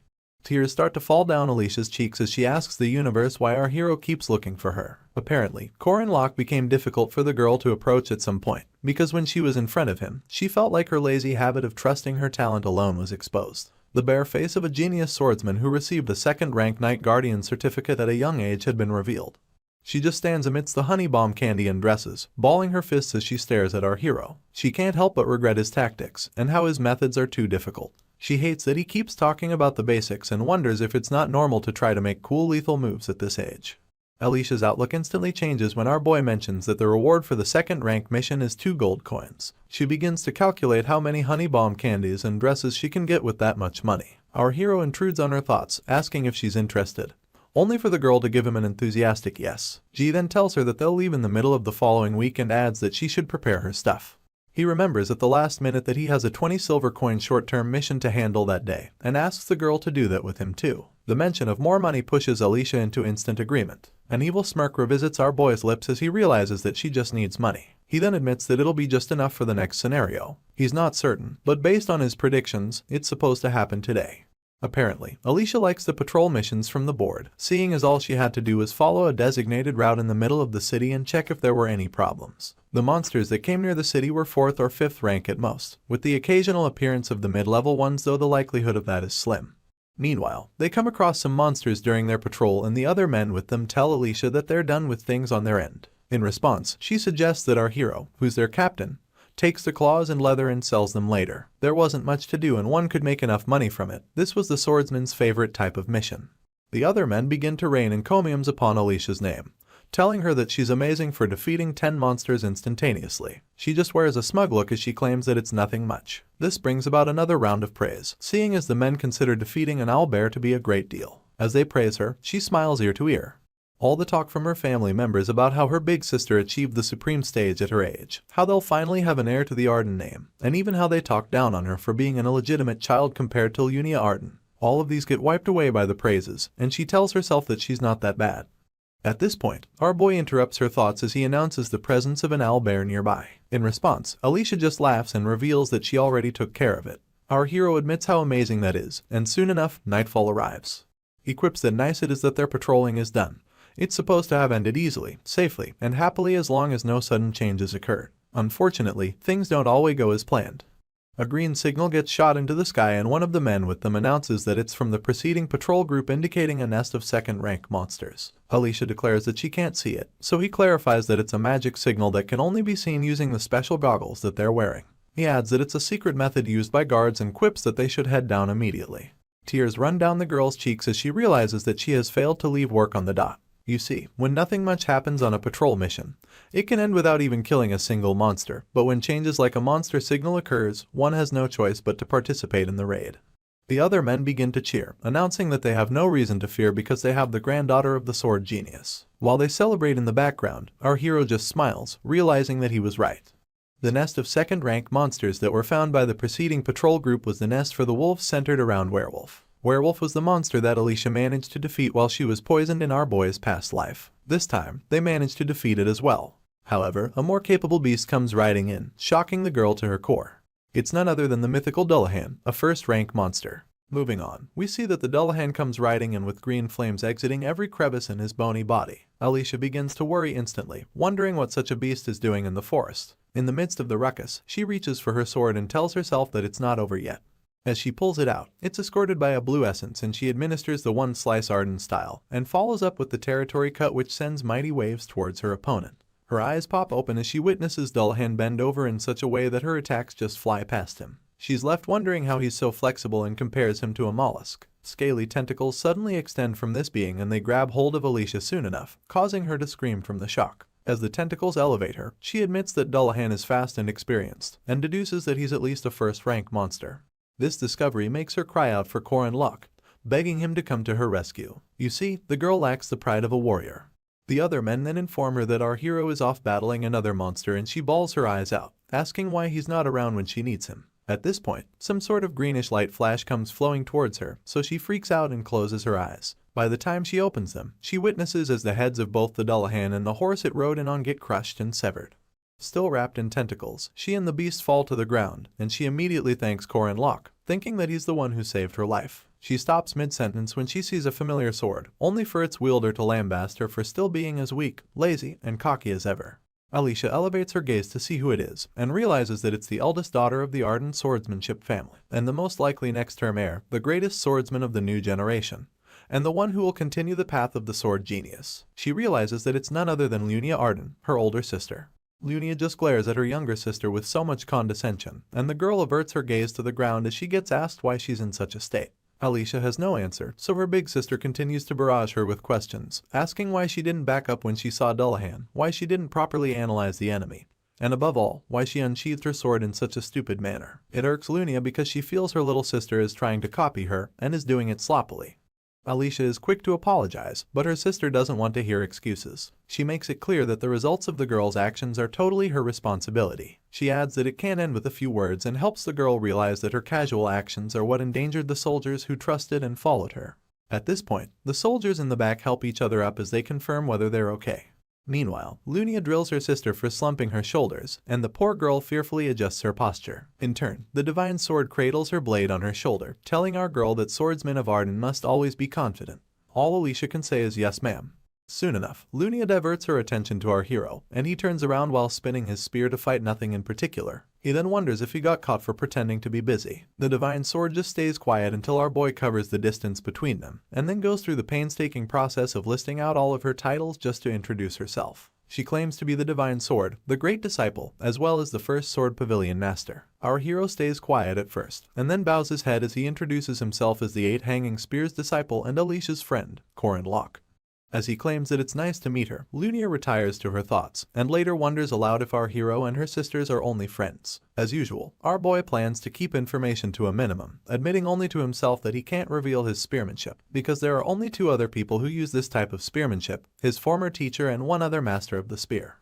After his introduction, Lunia is certain that he's not telling her everything, so she averts her gaze as she announces that it's fine if he doesn't want to talk about it. At this point, some soldiers come calling, reporting that they've taken care of all the monsters in the area. You see, Arden's elite troops consist of second-rank knights who are also known as the 5 Swords. There's Jenny, the high-speed sword knight, Siren, the dual sword knight, May, the steadfast sword knight, Lena, the wave sword knight, and finally, Milia, the phantom sword knight. As Jenny asks if they should chase after the monsters that are fleeing, our boy recalls that all of the 5 swords are either the same rank as Alicia or higher. In response, Lunia tells her troops that there's no need to chase monsters, and adds that they should simply return. They all bow to her simultaneously and proclaim that they understand. Last minute, the divine sword tells Alicia that she's coming too, and an unhealthy amount of sweat pours down the girl's face. Apparently, swordsmen like to travel in groups, and those who are commonly referred to as the sword faction are partly gangster-like swordsmanship organizations. They just follow their leaders, band together, and eventually consider themselves as a sect. 60 years ago, the sword genius Garan began a new generation of swordsmanship. As the current family head began to spread the idea of martial arts school, Arden became a renowned swordsmanship family that represented the continent. At the Arden studio in Merkaba, Lunia asks one of her subordinates to light her pipe, and Jenny immediately obeys, proving that the lingering scent of their unique command, discipline, and gangster-like tendencies still remains today. All the members go on their knees in the studio, and Alicia introduces herself as a disciple of the main family and a second-rank swordsman. With her head bowed, she officially greets the pavilion master. The other members sweat profusely as they wonder what is going on, thinking about why the main family's great disciple would make a direct descendant of the same family to kneel. Lunia doesn't seem to be the least bit worried. She just smokes her pipe and scrolls through all of Alicia's missions, from the patrol mission to the tradesman's security mission, and finally the 4th-rank monster group raid. She thinks the portfolio is absurd, only to notice that the girl took on a cafe helper mission. When she's asked what it is, Alicia reveals that it's a mission where you wear a uniform and hand out flyers. The divine sword first inquires if the cafe belonged to a friend of hers, and her sister denies this, only for her to become embarrassed as she admits that she thought the uniform was pretty. She repeats how pretty it was, but all she does is irritate Lunia. The pavilion master takes another puff from her pipe before declaring that her sister is so pathetic. She goes on to lambaste the girl for using the guardian certificate that she got as a favor for the main family to do something as menial as cafe work. Alicia can't even make eye contact as the divine sword asks if she's trying to sully the Arden name. She's even more disappointed when she realizes that all of the girl's missions are the ones where she faces low-ranking monsters, and asks if she was planning to act like a hero from doing monster raids. At this point, our girl remembers the words of her father, how he had told her that she can't escape her essence. Alicia just kneels in silence up until she's sent away via a carriage. Afterwards, Jenny quips that the girl looked healthy and Milia adds that she seemed to have put on some weight. They barely get a reaction out of Lunia, mostly because she's more interested in our hero. She then asks if anyone in her troops knows him, and Jenny calls out his name, adding that he's only a 5th-rank knight. The pavilion master doesn't believe this, so she wonders if the Merkaba Academy rank test is that unreliable. As she takes another puff from her pipe, one of her girls begs her pardon. In response, the divine sword explains that the whole time our hero was fighting, his gaze was on Alicia, and in such a situation, he didn't even give the monsters surrounding him 20% of his attention. Lunia is certain that his type of experience isn't ordinary and that it wasn't just a level of practice. She thinks that it's a type of sensitivity and obsession that one could only gain from polishing their skills from the real deal. Not to mention his impeccable spearmanship, which looks simple at a glance, but for someone who has mastered the Arden style, she could tell the destination of that spearmanship. A small smile creeps onto the lips of the divine sword as she admits to herself that although their encounter was short, she was quite satisfied with our hero. She would have no problem with him staying next to her younger sister. At this point, she announces that she has a request that she received from the academy, so she might be able to see our boy again when she stops by to fulfill it. The next day, after our hero rounds up his training, Mariette, who's now popularly known as Potato Senior, stops by with a lot of treats. She goes on about how one of the treats is a potato pie, and adds that she put some minced mutton inside and baked it. She tells our boy to eat it whenever he's hungry. One bite and our hero hides his face, asking the senior if she put some mutton inside it. In turn, Mariette flashes a shy smile as she commends him for catching on. She reveals that it's fresh meat that arrived today and mentions how Madame Josephine asked her to help with the slaughter process. With his face still hidden, tears fall from our boy's eyes. He's very emotional because he pities Mariette for missing out on such a delicacy because of the vampire life that she has to lead. She interrupts his thoughts to ask how the pie tastes, but doesn't wait for an answer before promising to bring beef when she comes again. She then inquires if he likes braised oxtail, and this moves our hero so much that he clasps Mariette's hands with his, staring into her eyes as he admits that he likes it very much. She's flustered beyond words and has to confirm whether or not our boy is still talking about the oxtail. It's now her turn to hide her blushing cheeks as she promises to bring the braised oxtail next time. She then segues into complimenting our hero, confessing that he has big rough hands that are covered in scars. She proclaims that they're hands of effort and adds that they're so cool and mature. At this moment, someone yells out the vampire's name and she reacts as though she was caught doing something heinous. She immediately lets go of our hero's hands and runs towards Isabelle, asking her if she has had anything to eat. Her friend doesn't take the bait and brings up what she just saw, only for Mariette to quickly deny doing anything. She then bids our hero goodbye, promising to see him later. Meanwhile, Corin Locke has his mouth full as he recalls that unlike kids this age, he couldn't date once in the 3 years of his past life, mostly because of Park Sahu's interference. He vaguely recalls having situationships, but blames Sahu once again for not giving a chance to date. His attention returns to the banquet before him and he wonders when he'll have time to eat all of it. In contrast to our hero's past life, his platonic relationships in this one are quite different. Sometimes, Yule brings rare and precious mushrooms from the forest, after which they go straight to the library and begin lessons on the Agam alphabet. Other times, Drin comes looking for our boy, and frequently too. Rather than a friendship, Corin Locke thinks that the mercenary considers him as a somewhat useful colleague. If there are any difficult missions that'll make some money, Drin asks our hero to join his party. Then there's Lark and Jaeger, who our boy is usually with most of the time because they take classes together. At this moment, they're both freaked out by the sight of someone. They scream so intensely that it gets our hero worried, and makes him ask if there's a monster nearby. It turns out that Huron just dropped by to remind him about his promise to buy her some food. Our hero heaves a sigh of relief when he notices that she's the one, but realizes that she's also a monster in a sense. He brushes this aside as he recalls when he hung by her window and promised to buy her a meal later. It also dawns on our boy that it's been a month since that happened, and he finds it impressive that she remembers. He hasn't even given Lark and Jaeger his reason for not being able to hang with them, but they both clasp their books and run, lying that they have some assignments to finish up. Later on, our boy takes Huron to a fish restaurant and jokes that he brought her there because she kinda looks like a cat. He proceeds to ask if she likes fish, only for the Jiangxi to almost swallow one whole. Corin Locke quickly stops her, questioning her sanity, and asking if her throat is equally stubborn. He then tells her that what she was about to do is not respectful to food. Huron quips that you just have to chew and eat, but our hero prepares a plate for her, and laughs as he tells her that she won't be able to say that after he's done. He peels the skin off the fish and balances it on top of a plate of rice. He then stretches the plate towards the Jiangxi, asking for her opinion and declaring that the meal looks more tasty now. Our hero would like her to look at the meal and feel its scent rather than simply consuming it. He declares that that's what it means to respect food. In response, the girl stares at her plate with a little more purpose and digs in with chopsticks this time. She eats way too fast, so our hero tells her to slow down. Meanwhile, he thinks to himself that the weapon production is almost complete, adding that it may be a bit early but the second act is starting soon. For the introduction of the second act, Jaeger splashes water on his face as he laments about not knowing what to do. Apparently, he didn't study at all and the midterms are minutes away from starting. Lark reminds him that he told him to study and asks the hunk what he hopes to achieve by complaining 10 minutes to the exam. In response, Jaeger announces that his friend should have scolded him more, and said friend claps back as he tells him that he should have listened to him more instead. Anyway, Corin Locke joins the duo at this point and gets asked if he studied. His features instantly spell mischief as he declares that he doesn't need to do something like that. His friend then asks what he plans to do, only for our hero to claim that he's different from them. He prides himself in the fact that it's not his first time taking the exam and asks them to watch as he attains rank number 1. The proctor then announces that the exam is beginning, so he instructs all the students to flip their pages over. Our boy does this happily as he lifts the sheet to scan through the questions. The first one is about the inertia value of X motion, and he's expected to find the value of Y needed to implement a certain figure. Bottom line is that our hero freezes in place, smiling on the outside, but as blank as his answer booklet on the inside.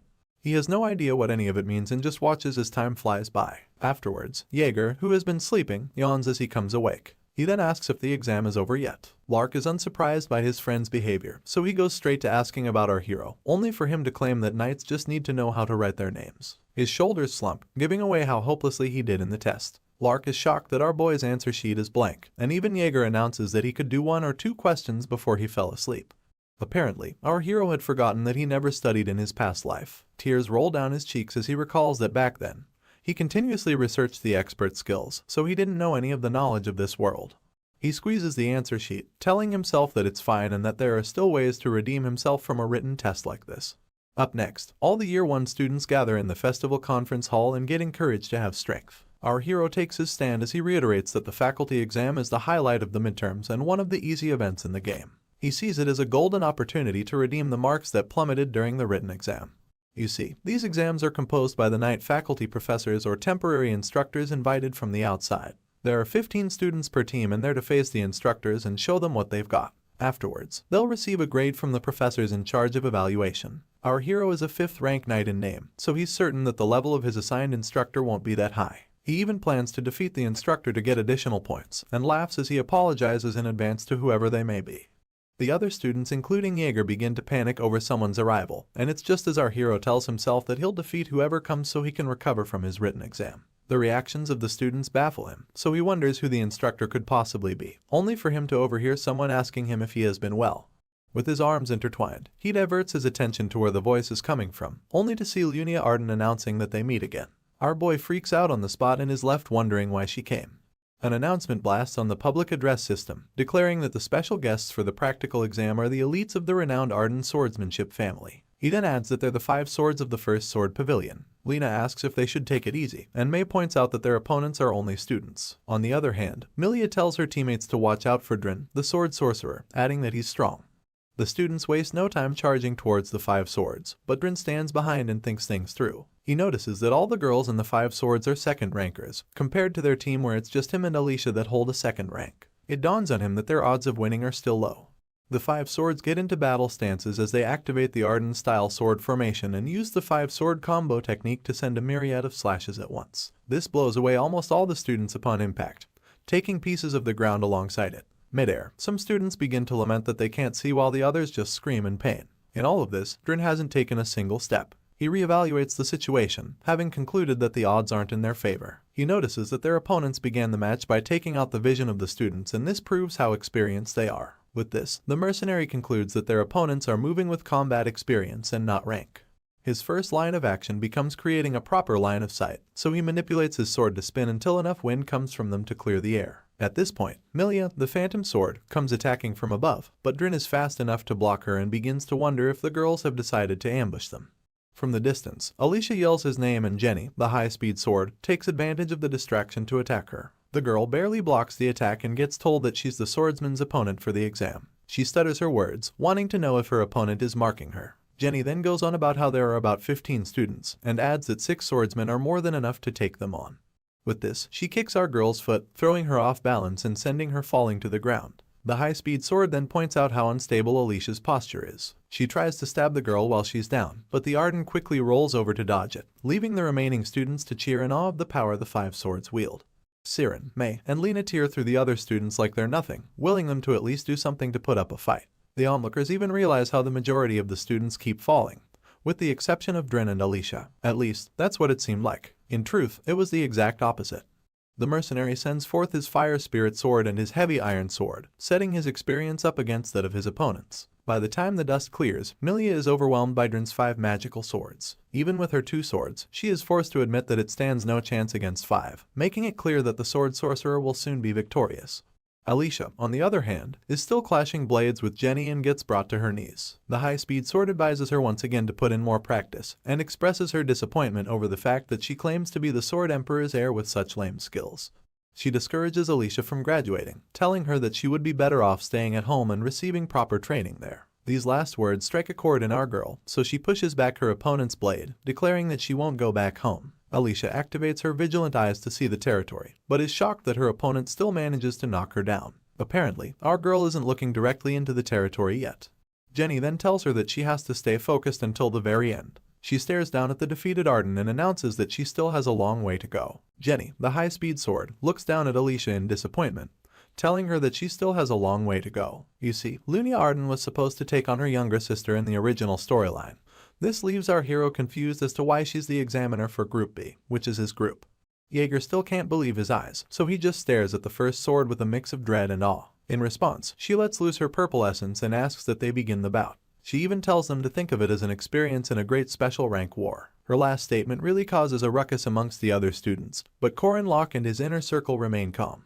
Apparently, a great special rank war is one where a monstrosity that can take on an army by itself comes forth, leading to a disaster that even dozens of guardians are unsure of winning against. Our hero recalls that they're monsters that most guardians will never encounter in their lifetimes, the kind of stories that, if told by anyone, would be passed off as folklore. But when it comes to Lunia Arden, it's a different story entirely. This is because she's someone who can go head to head with monsters like that. The master of the pavilion comes at the students with a vengeance, a display of power so overwhelming that it has the same effects that all 5 swords combine to achieve. She truly is a monster among monsters.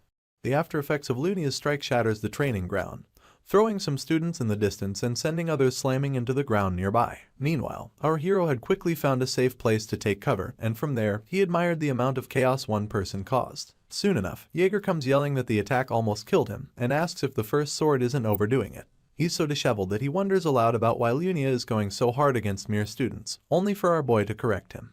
Corin Locke actually thinks the examiner is going easy on them, and adds that if she gets serious, she'll be done with them in 10 seconds. He then asks what the hunk has in his hand, and soon discovers that it's a passed-out lark. For some reason, Jaeger smiles as he shows the boy to our hero. He quips that he only brought Lark along for fear of him dying where he was. The hunk goes on to advise our hero not to faint, claiming that he's way too heavy to be carried around. At this point, he gets hit with an attack strong enough to send him falling on his face. Our boy calls out his name, but Jaeger just groans in response. He can overhear Lunia proclaiming that none of the students are good enough to receive guidance from her, and a quick glance behind his hiding place reveals Lunia standing in wait for him. She then announces that they're the only ones left, and asks him to come out. After mulling it over, our boy comes out with both hands in the air, asking if he can surrender. In response, the examiner quips that he can do that if he wants to get the lowest score. Of course, our hero doesn't want that. She's certain of this, mostly because he won't pass up the opportunity to go up against a powerhouse like herself. Corin Locke tries to hide a smile of mischief, but it shows itself anyway. He thinks to himself that anyone can sense Lunia Arden from a mile away. In his past life, he and the examiner were comrades who fought many battles together. If his master was the one who taught him the way of the spear, it wouldn't be far-fetched to say that Lunia taught him real-life combat techniques. This was why, by the end of their last match against each other, our hero lost. He now sees it as a wall he has to break through at some point in life, and tells himself that if he's to take his place as the main character, he must surpass Lunia with his own strength. He takes a battle stance to match his determination, but his opponent is the first to strike. He manages to block it, only for one strike to become 2, and 2 to become 3. The examiner uses this yardstick to keep our hero on the defensive, throwing multiple high-speed attacks his way like they're free t-shirts at a rally. Just when our boy thinks he has found a window to attack, Lunia switches up and tries to cut him down from above. Luckily, our hero is quick enough to block, and has no choice but to return to the defensive once again. Even at that, he raises murmurs among the onlookers, making them wonder if he's really a 5th-rank knight. They find it baffling that a first-year student is actually holding his own against the great Lunia Arden, and begin to wonder how it's possible. As beads of sweat pour down our hero's face, heavy breaths follow suit. He continues to gasp for air as he leans on his knee for support. His opponent, on the other hand, just stands there, pointing out how sad it is that he has run out of energy. After this, she returns her sword to its sheath, making our boy wonder if she thinks he did enough hard work. He's quick to dismiss this thought, telling himself that such a thing is impossible. He recognizes the ensuing technique to be territory cut, which foreshadows the most powerful technique of Emperor Garand, the mightiest sword. Lunia grips the hilt of her blade, ready to unleash hell on our hero. She then tells him that she wants to see him counter it and show her a worthy response with his spearmanship. As soon as she activates lethal intent, her aura ripples throughout the area, pushing back our boy and leaving the other students to wonder what is going on. Some of them even fear that the first sword's technique may be too dangerous. The exam evaluators scream at her to hold on, asking if she's trying to kill our hero. They try to stop the test and continually yell at her to quit it. Unfortunately, Lunia is too stubborn to listen. She goes on to activate the Arden Style 1 slice alongside the fake territory cut. This instantly brings the world to a standstill. The only thing able to move through this stationary world is the Pavilion Master's translucent reflection. Her blade seems to be moving in slow motion, while our boy tries to move his spear at full speed towards his opponent's sword that's as clear as day to him. Sadly, the spear doesn't move an inch. Our hero soon realizes that he's incapable of motion in this stationary world, and he can only perceive its stillness to some extent. At this moment, he recalls the whole Mariette debacle, and begins to wonder if he controlled the territory by coincidence back then. Now, all that he's left with is self-doubt, but he resolves to push through it and take just one step. As he stretches his spear to counter Lunia's blade, he tells himself that it doesn't have to be perfect, and adds that he just needs to take one step forward. His spear successfully touches her blade, but the after effects unleash another wave of power that blows the surroundings away. The evaluators gasp in shock. While our hero admits that he moved on instinct and not knowledge, he also quips that territory gives a feeling of omnipotence, one that makes you feel like you're the center of the world. Anyway, Lunia's blade remains outstretched as the dust settles. She then confesses that our boy was able to react to the territory in the end. As he stares her down, she announces that they'll conclude the test at that point, and then turns around to leave. She makes sure to advise our hero to get himself a better spear, quipping that his gear is too weak for his skills. True to her words, our boy realizes that her blade had split his spear down the middle. Soon enough, the pavilion master catches a glimpse of her sister sitting defeatedly amidst the rubble. She then confesses to our hero that the test wasn't even that important, and proclaims that the reason Corin Locke didn't avoid the fight was to showcase the territory. This informs Lunia that our hero also knew about her sister's talent. A sly smile graces his features as he stays silent. He then thinks to himself that the pavilion master isn't wrong, seeing as he lost the fight but achieved his goal. Afterwards, Lunia tells him that she's staying in town for a while because she has work to do there. Anyway, she warns our boy not to be arrogant enough to interfere, and adds that nothing is going to change no matter how hard he tries. She then continues to walk away, only to declare that she will crush Alicia with her bare hands. More determination pours into our hero, making him certain that things won't go as Lunia planned now that he has shown her the territory. The instructors are so impressed by how our hero did on the test that they announce over the public address system that he got full marks and maximum additional points. Meanwhile, the other students sit on the steps as they nurse their wounds and bruised egos. They begin to gossip about our boy for getting full marks in a bout with Lunia Arden. Worse off, he did it alone. One of the professors is outraged. He quips that it just doesn't make sense that our hero could face the pavilion master in a one-on-one. This makes him reevaluate his position as a 5th rank. On the other hand, his colleague intertwines his hands and rests on them as he falls deep in thought. He remembers our boy as the student who attempted to capture the spirit bodies back in the stamina training room.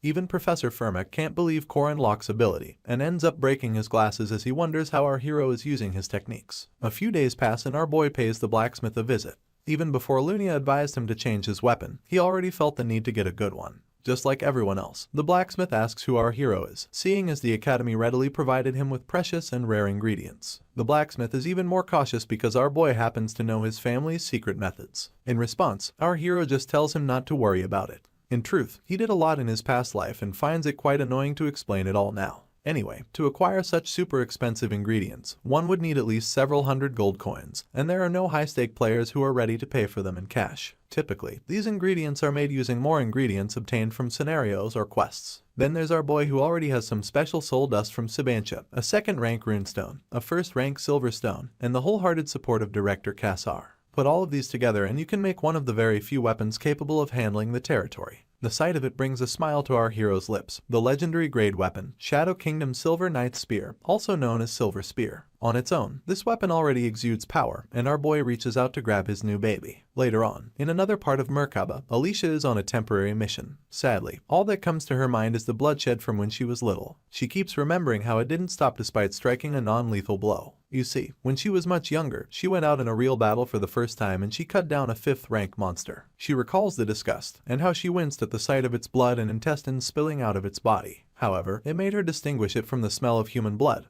And despite it being her first time, she grasped it instantly. Sweat poured down the poor girl's face as she shook on the spot. The scent of human blood was too intense. It was the scent of the death throes of a fading life. She had stared at the blood on her sword back then, and now she stares at her sword once again. Alicia quickly exhales to brush all these memories under the rug, and realizes that she also has to work that day. The mission at hand is to capture werewolves and it'll pay the girl 70 silver coins. Although it's tiring, she thinks it's much better than her other option, which was to search for Fog City's murderous vampire. When she came across it, she instantly yelled that she doesn't like dangerous things. Apparently, the Arden had taken up the werewolf capturing mission because of an underlying reason, and she just stares at the piece of now bloodied cloth that our hero had used to tie up her injury the day they first met. She begins to wonder where her savior is at the moment, only for her to overhear someone talking smack to a 5th rank and telling him to do a good job as the porter. She glances in the direction of the voices, and yet another soldier complains about having to pick up after some brats at his age. Our hero just waltzes in with his good energy and waves at Alicia from a distance. He claims that it's a coincidence, and proceeds to cover the distance between them. The other guardians gather their faces into frowns of various intensities. They even hiss and suck their teeth to express their dislike for the quota system. This system leaves the Guardian Association no choice but to tolerate students being involved in their missions. It's worse in this scenario because they didn't anticipate a 5th rank like Corin Locke showing up. On the other hand, our hero is quite relieved that he has Alicia there with him, and grabs her hand as he tells her that they should do their best. Obviously, these guardians can't say anything to our boy because the Sword Emperor's granddaughter is right there, but this doesn't stop them from glaring daggers at him. It gets so bad that our hero wishes that they would stop, just so the back of his head won't burn. He proceeds to wrap his arm around Alicia's shoulder as he asks her how her eyes are. She claims that her eyes are fine, but our hero makes it clear that she knows which eyes he's talking about. Alicia then gives in and asks if he heard about it from her sister. Our hero implies that he did, when in truth, Lunia didn't say a single thing to him. He goes on to encourage the girl, telling her to hurry up because her sister is serious about destroying her to the point that she can no longer wield a sword. Alicia stares blankly at the ground and proclaims that when that happens, she can just stop wielding a sword altogether. This stumps our hero into silence and he heaves a tired sigh as he thinks to himself that Alicia won't be able to part ways with her swordsmanship. By dusk, the team arrives at the werewolf nest where they encounter 2 werewolves and about 20 short hounds. The capturing party skillfully handled the short hounds and even hunted a werewolf which they held bound in the cargo department of their carriage. Unfortunately, the situation gradually took a strange turn. More and more monsters seem to crawl out from every crevice in the woods, throwing the guardians into great panic. They keep yelling as they ask themselves where the beasts are coming from and why there's a fog accompanying them. As the battle gets more intense, Charlie, one of the guardians, asks Hansen, his colleague, about our hero's whereabouts. In response, Hansen screams that now is not the time to be worried about someone else. They're just grateful that Alicia is around and doing so well. In truth, the girl cuts her way through the monsters like they're helpless mannequins. Things get worse when ghosts begin to join the mix, and the guardians yell that the area is not even known to house so many evil spirits. Alicia then recalls that places without many humans don't tend to attract evil spirits. This makes her feel like the scenario is man-made. At this point, a hunky opponent with glaring red eyes slowly makes his way to the swordsman. Before she can regain her balance, he brings down his axe with the force of 3 men, leaving the girl to block it with both her hands. She realizes that the weight of the axe is not that of a ghost,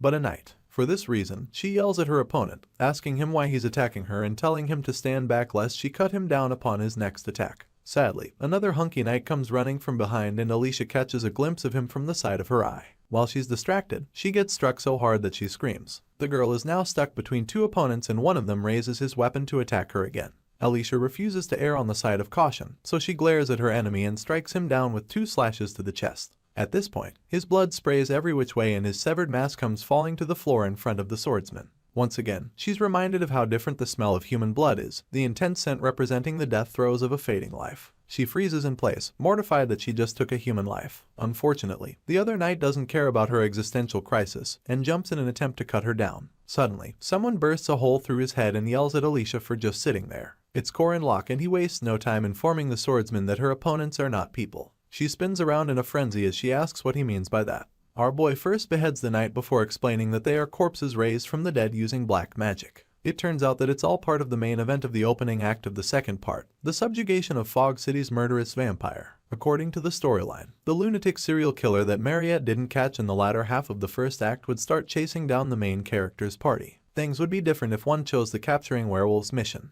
You see, while playing this mission, it's inevitable to meet John Doe, the murderer, and after fighting, you'd be able to fend off his attacks. Soon enough, Hansen and Charlie come running to check on Alicia and our hero, only for the girl to point out a beast in the distance. True to her words, some skeleton in a tattered hood floats above them with malicious intent. They begin to wonder what it is, and Alicia even wields her sword in a fighting pose. In turn, our boy tells her that it's fine, and warns her to prepare to run. The girl doesn't know what to do with this information, but our hero is more preoccupied with attacking their most recent foe. He activates the 5th of 6 steps in spearmanship, the Pagoda Tree Mountain. The spear goes forth with enough power to burst through the hooded villain and pin it to a tree nearby. Amidst the fog, Alicia commends our hero, calling him incredible, while one of the guardians concludes that their foe must have been weak enough to be defeated by one strike. Our boy doesn't believe this, but he just stays quiet, thinking to himself that if John Doe were to die there, then there's no way it would be the final boss in the opening act. Based on his characteristics, it would be impossible for Corin Locke to catch him alone. Just as our hero thought, the villain whispers amidst the fog as he commends him for destroying his doll. He then proclaims that he'll end things there today, and adds that he looks forward to seeing our hero again. It becomes obvious that the issue isn't John Doe's strength or synergy, but his stealth. Suddenly, the corpse our boy pinned to the tree begins to emanate some sort of red fog, raising questions among the onlookers. Our hero instantly recognizes this as the Crimson Haze, which triggers automatically when the HP of the undead mage, which is in charge of the usual fog, reaches 0. This red fog is also known as the Fog of Death. The villain our boy just destroyed was just a doll, and also a device to activate the fog. You could say it's an undead manipulating the corpse of a mage. The major reason it's so difficult to capture John Doe is because he uses dolls like this to avoid being tracked. Our boy realizes that their foe has truly assimilated with the fog, making it impossible to locate him. More and more red fog fills the area by the second, so our hero yells at everyone to make a run for it, asking them if the fog doesn't look dangerous enough. He leads the way, running as though his life depends on it, because it does. Anyway, the others instantly follow suit as they agree that the fog looks dangerous. On their way, Alicia asks if our boy is just going to leave his spear and wonders if it isn't as expensive as she thinks. In response, our hero tells her that it's fine, and proceeds to activate the return rune on the weapon.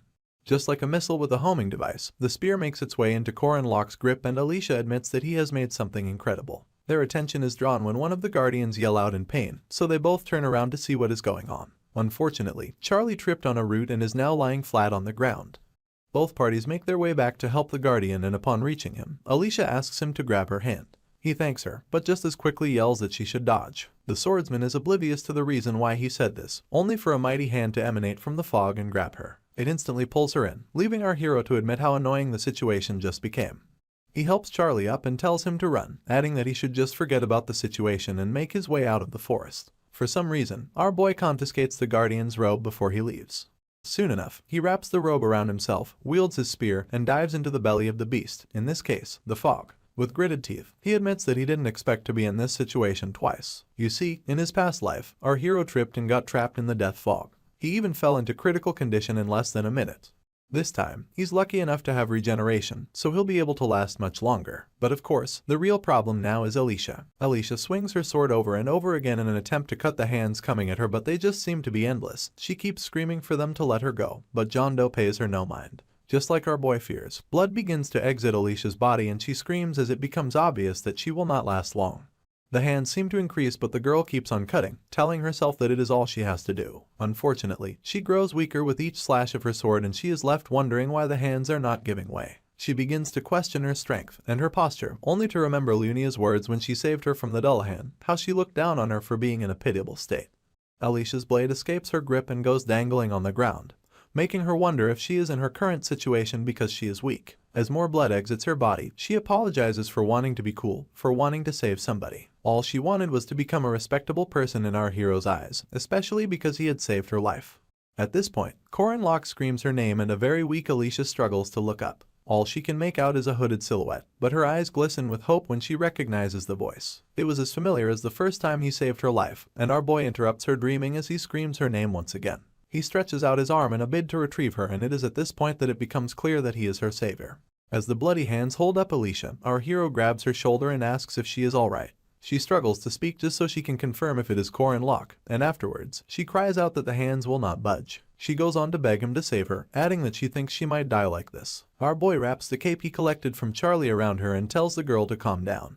A simple pat on the head goes a long way to comfort her, but it is not enough. Our hero then wraps Alicia's hands around her sword as he tells her that striking randomly will not work. He implores her to focus properly and cut hard, adding that she just needs to be calm. The weeping damsel begs our boy's pardon, only for him to announce that moving forward, he'll be protecting her from the undead.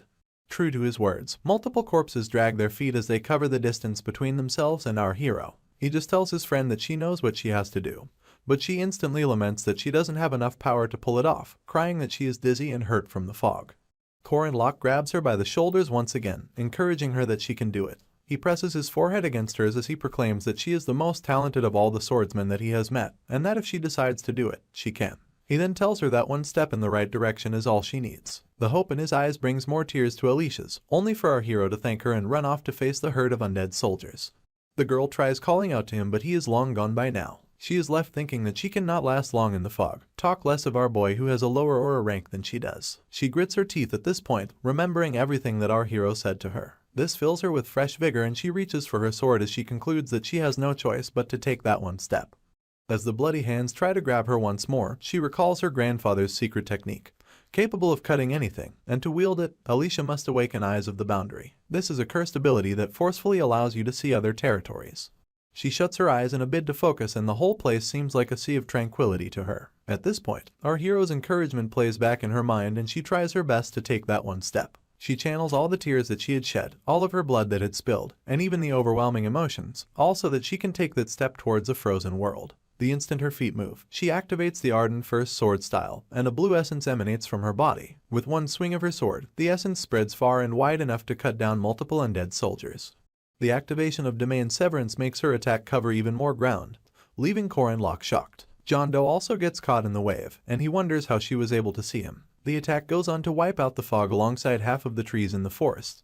Charlie immediately yells that the fog has vanished, and he and Hansen come running so they can check on Alicia. They wonder what just happened, only to notice the corpse of the murderous vampire from Fog City lying helpless on the ground. Hansen is confused as to how a normal human is capable of cutting the forest in half, and his colleague mentions that he has heard of it. He then points out that it is the Sword Emperor's legendary Domain Severance. On the other hand, our hero is perplexed. He had expected the girl to use the third form of the one-slice technique, or even the Iron Wave, but now he is left wondering how she can already use Domain Severance. A very tired Alicia beams with joy as she tells him that she really pulled it off. He can't say anything, so he keeps telling himself that the girl should not be able to use that technique yet.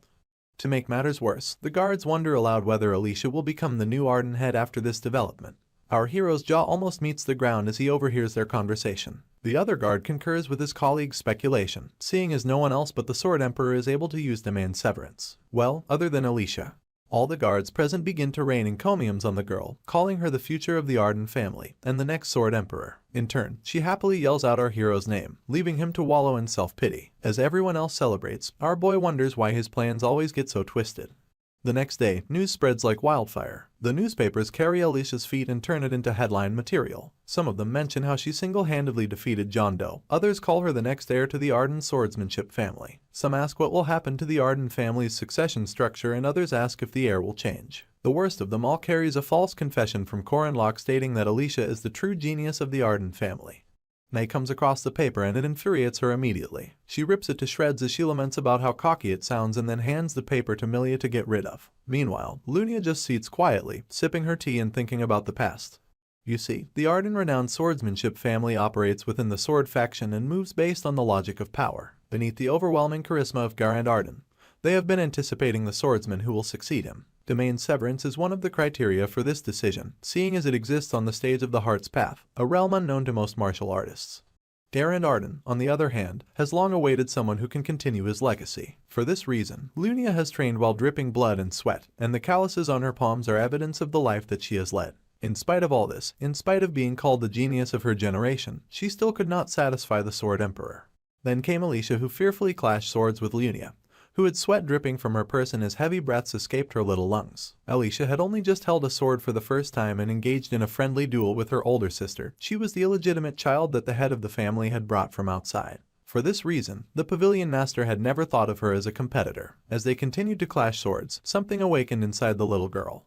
Her eyes bore a blue symbol, and this was enough to distract Lunia. In little to no time, the youngster had gotten a critical hit in, leaving her older sister to lament that the blood will not stop despite the blow being a non-lethal one.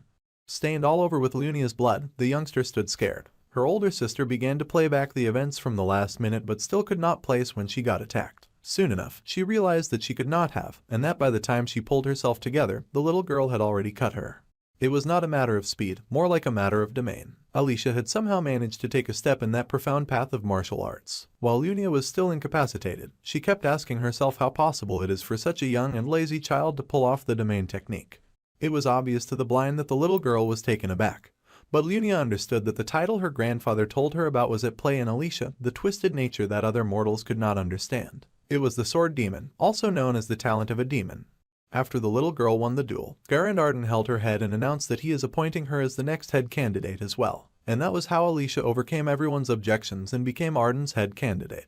Before the match, the little girl had approached her big sister to tell her that it was her first time holding a sword. The memory of rubbing the hair of her half-sister who had been neglected by her father's family has now been shoved somewhere deep by Lunia. Back to the present, the Pavilion Master sips on her tea some more. May calls out to her and this interrupts her train of thought, making her glance at her subordinate via the side of her eye. In turn, May asks if she is okay and it dawns on the first sword that her people are worried about her.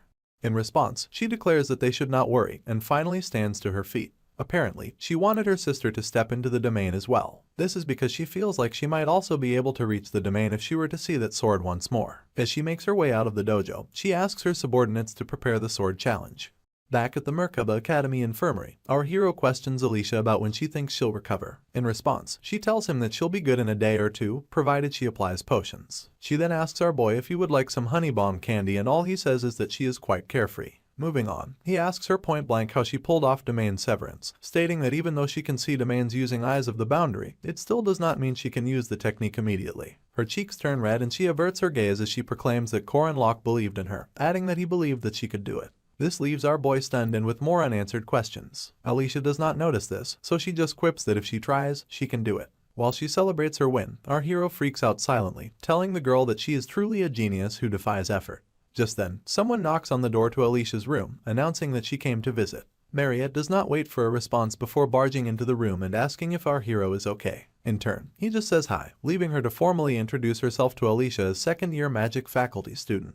The swordsman then returns the gesture, announcing that she is a first-year student from the night faculty. Our boy goes on to inquire whether Mariette came to pay the swordsman a visit, only for her to laugh nervously as she claims that she was worried about the girl. She then segues into asking our hero if he and Alicia are close by any chance, and she says this with the most ominous tone on earth. Our boy wants to know why she is interested, but he is also worried by how scary her expression suddenly became. None of them get a chance to answer because someone knocks on the window at that moment. A quick glance at the window reveals Huron hanging upside down outside the window. This scares the heck out of our hero, only for the Junxi to calmly request for the raw fish that he gave her before. His shock subsides when he notices that Mariette is now shaking. It gets him wondering whether the second-year ace finds Huron uncomfortable. Of course, anyone would be scared to witness such a sight even if it was not the Junxi. Soon enough, Mariette begins to shake again, forcing a smile as she asks our hero if he has eaten food with Huron too. In response, he just begs her pardon, but in his head, he realizes that Miss Dunaliff is uncomfortable for the wrong reasons. To adjust this, he smiles heartily and announces that he will prepare a wonderful meal with the second year too. She goes red in the cheeks, balling her fists as she tries to confirm that he is not playing with her. At this point, our hero's hand meets his chin as he realizes that this is a rare gathering of incredible all-star members of the game. This gives him an idea. He begins by informing Alicia about the spread of the whole domain severance news and adds that her big sister will probably come at her with the sword challenge. The poor girl freaks out like she just saw a ghost, or is scared of becoming one herself. Our hero tries to find out if she is confident in her skills, but the girl is too spooked to give a proper answer. You see, the sword challenge is a tradition that was used by 5 master-level swordsmen meant to test the pavilion master that took charge of one faction of the family. This was just a pretext. In truth, it has been a long time since the Arden family used the sword challenge to lawfully get rid of competitors. As for Alicia, the poor girl bursts into tears as she admits that she'll die if she faces Lunia. Worse off, she confesses that she can't even beat the 5 swords to begin with. At this moment, our boy announces that he has a good method she can use, so the swordsman eagerly asks what he means. Our hero agrees to share it with her on one condition, and Alicia agrees to do whatever it is he asks of her. Corin Locke then proclaims that moving forward, if he ever asks her to fight monsters or train in the training room, Alicia has to agree without complaining. Basically, she is now his fixed party member. He stares her down until she yells that she'll pledge her allegiance to him. Meanwhile, Huron and Mariette just stare silently as our boy accepts the girl's allegiance. For dramatic effect, he bows his head and breaks into a vow where he promises to go through hardships, be it long or short, with Alicia. He goes on about the truths he has learned within his body throughout life, and the vow goes on and on. Later that night, May walks back to the pavilion alone, only to see a blade thrown into the wall in front of her. She is instantly startled and begins to wonder what is going on. Soon enough, Huron steps into the moonlight, and when asked who she is, she declares that she is a challenger. This makes May immediately reach for her sword, but she is still confused as to why the Jiangxi is coming after her. In turn, Huron wields 2 knives and declares that she is using the knife style from Alicia's dojo. She wastes no time launching herself towards May, but the steadfast sword is hesitant, so she questions Huron's motives for behaving like this. In response, the first-year ace admits that our hero promised to get her sushi if she catches May. On the other hand, Corin Locke battles it out with Lena, raining attacks so intense on her that she has to scream in a bid to find out why she is even being attacked. Our boy also claims to be from Alicia's dojo, but adds that he is a Guando-style master. This refers to a type of Chinese pole weapon, and our boy's motto for the sword challenge is to hit before you get hit. With a maniacal fire in his eyes, he announces that he wants to learn from the distinguished wave sword. He says this but continues to attack the confused swordsman. The new order goes thus: Corin Locke is now the Guando-style master of the Alicia dojo, Huron is the knife-style master, Drinworski is the flying sword-style master, and Mariette Dunaliff is the Gandalf-style master. Finally, there's Alicia herself, who's crowned as the head of the new dojo. All of them go up against one of the 5 swords each, and using the element of surprise, they come out victorious against all of them. A defeated Lena drills our hero, wanting to know his reason behind the impromptu duel. In response, his usual smile of mischief returns and he tells her that they need to raise their fame in order to grow a new dojo like theirs. He then adds that they're trying to expand aggressively. Right on cue, the Merkaba Times carries the news of the new dojo defeating the first pavilion and another paper reports the defeat of the 5 swords. According to family rules, there's something called the Sword Challenge, and this is a sort of test to choose the pavilion master who gets to handle important household matters. To Core and Locke, it is clear as day that it is just a way to crush competitors. This is why our hero came up with the sinister plan to change this structure into a dojo challenge, thus defeating the 5 swords one by one in a new martial arts dojo's challenge format. The ultimate plan is to get a one-on-one where Alicia will face off against her sister. The swordsman believes that if she wins and it gets announced, Lunia's forces will not be able to touch her. It's also part of the reason why she started this whole thing. Luckily, Mariette was forthcoming with the money to pay for everything, from the dojo registration fee, to the fee needed to purchase an abandoned dojo, down to the fee it costs to hire the mercenary. Alicia plans to pay her back when the reward money for her John Doe quest arrives. At this point, she comes face to face with the pavilion master and they barely exchange pleasantries. Lunia immediately calls her younger sister foolish, and tells her that if she wanted to escape, she should have run away upon seeing her. Her eyebrows furrow into a frown as she declares that the dojo challenge was not even Alicia's idea. The girl stays silent on the outside, but is scared as heck on the inside. Her expressions give her away and Lunia uses this to deduce that Core and Locke came up with the idea. In turn, our hero reminds the swordsman that she has something to say. Tears well up in her eyes and she stares at the ground as she begins to doubt that she can defeat her big sister. Having planned it all out, Alicia has no choice but to formally challenge the first sword pavilion master to a friendly duel as the new master of the Arden Dojo. Lunia basically glares daggers at the girl the entire time and then shuts her eyes as she agrees to a friendly duel.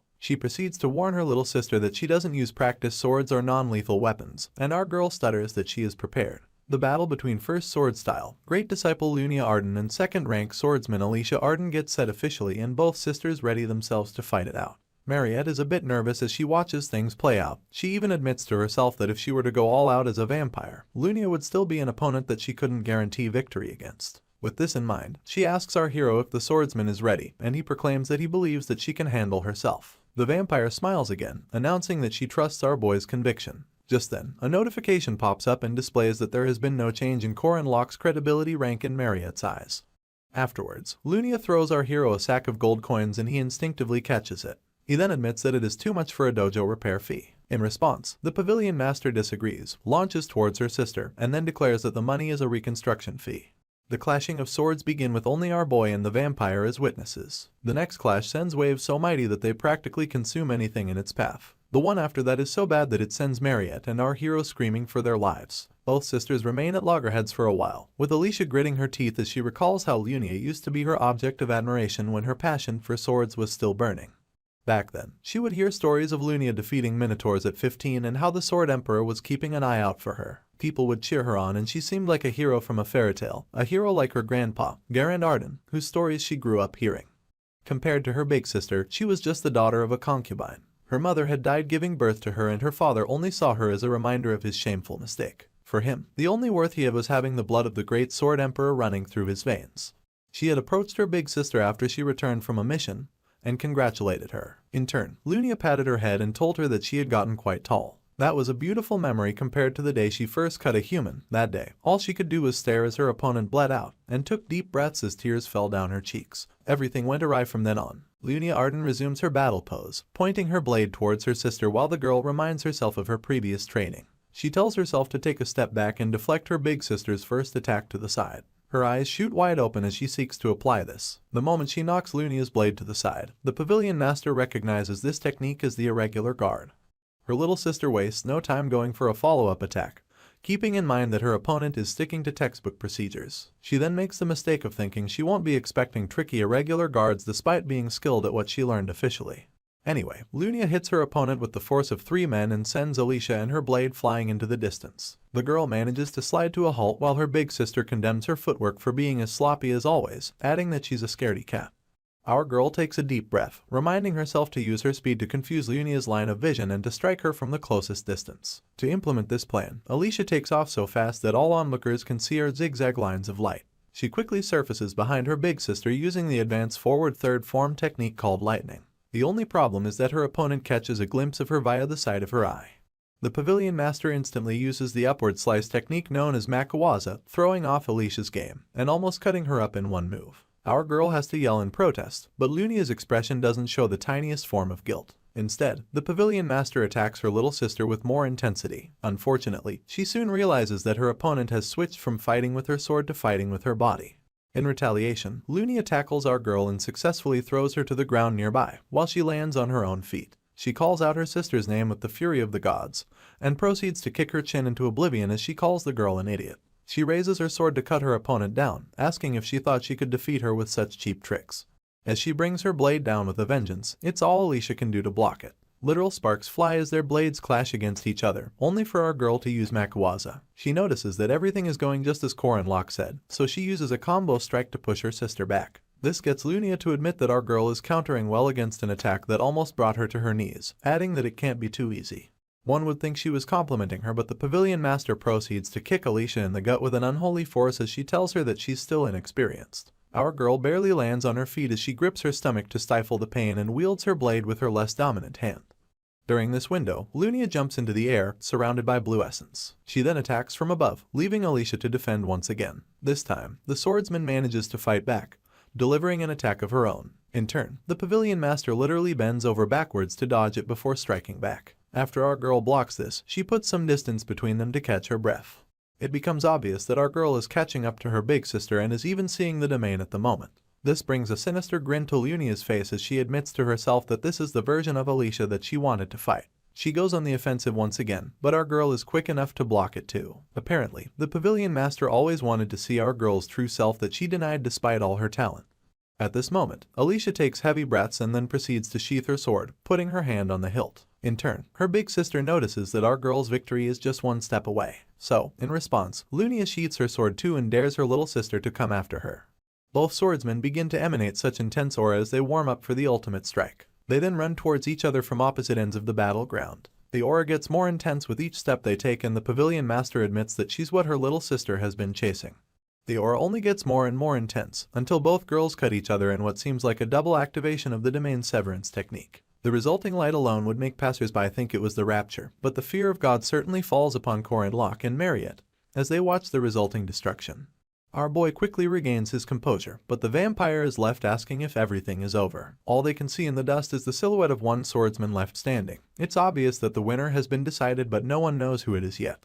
As the dust settles, Lunia is caught taking a knee to recuperate while Alicia is left standing victoriously. Color comes to Mariette's cheeks as she yells that her friend won. She even says it twice, telling it to Korin Locke.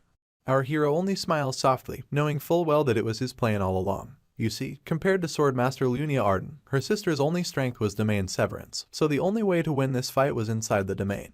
Our boy has instructed his friend to keep dodging, escaping, and stalling for time. All of this was to exploit her big sister's known habits from our hero's past life. With this, they seized a chance to win in a domain battle. The clash even resulted in Lunia's blade getting cut in two. Amidst heavy breaths, a bruised and battered Alicia stares at her hands, unable to believe that she defeated her big sister. In turn, the pavilion master pushes herself back on her feet, asking if her performance wasn't up to par. She then announces that moving forward, neither her nor her subordinates will interfere in Alicia's work. The swordsman is so stunned that she calls out to her big sister, chases her down even. She tells Lunia to wait, only to stutter her words and actually not say anything. Our boy realizes that she must be scared, seeing as she was the weaker one, but somehow she defeated the great Lunia Arden. It's understandable that she's now scared of the way people will look at her big sister, as well as her attitude towards her. The pavilion master looks at her little sister from the side of her eye, only to turn around and pat her head. Alicia is shocked because it's the last thing she expected. But our hero isn't. It turns out that the first time he met Lunia in his past life was before the Mariette incident even happened.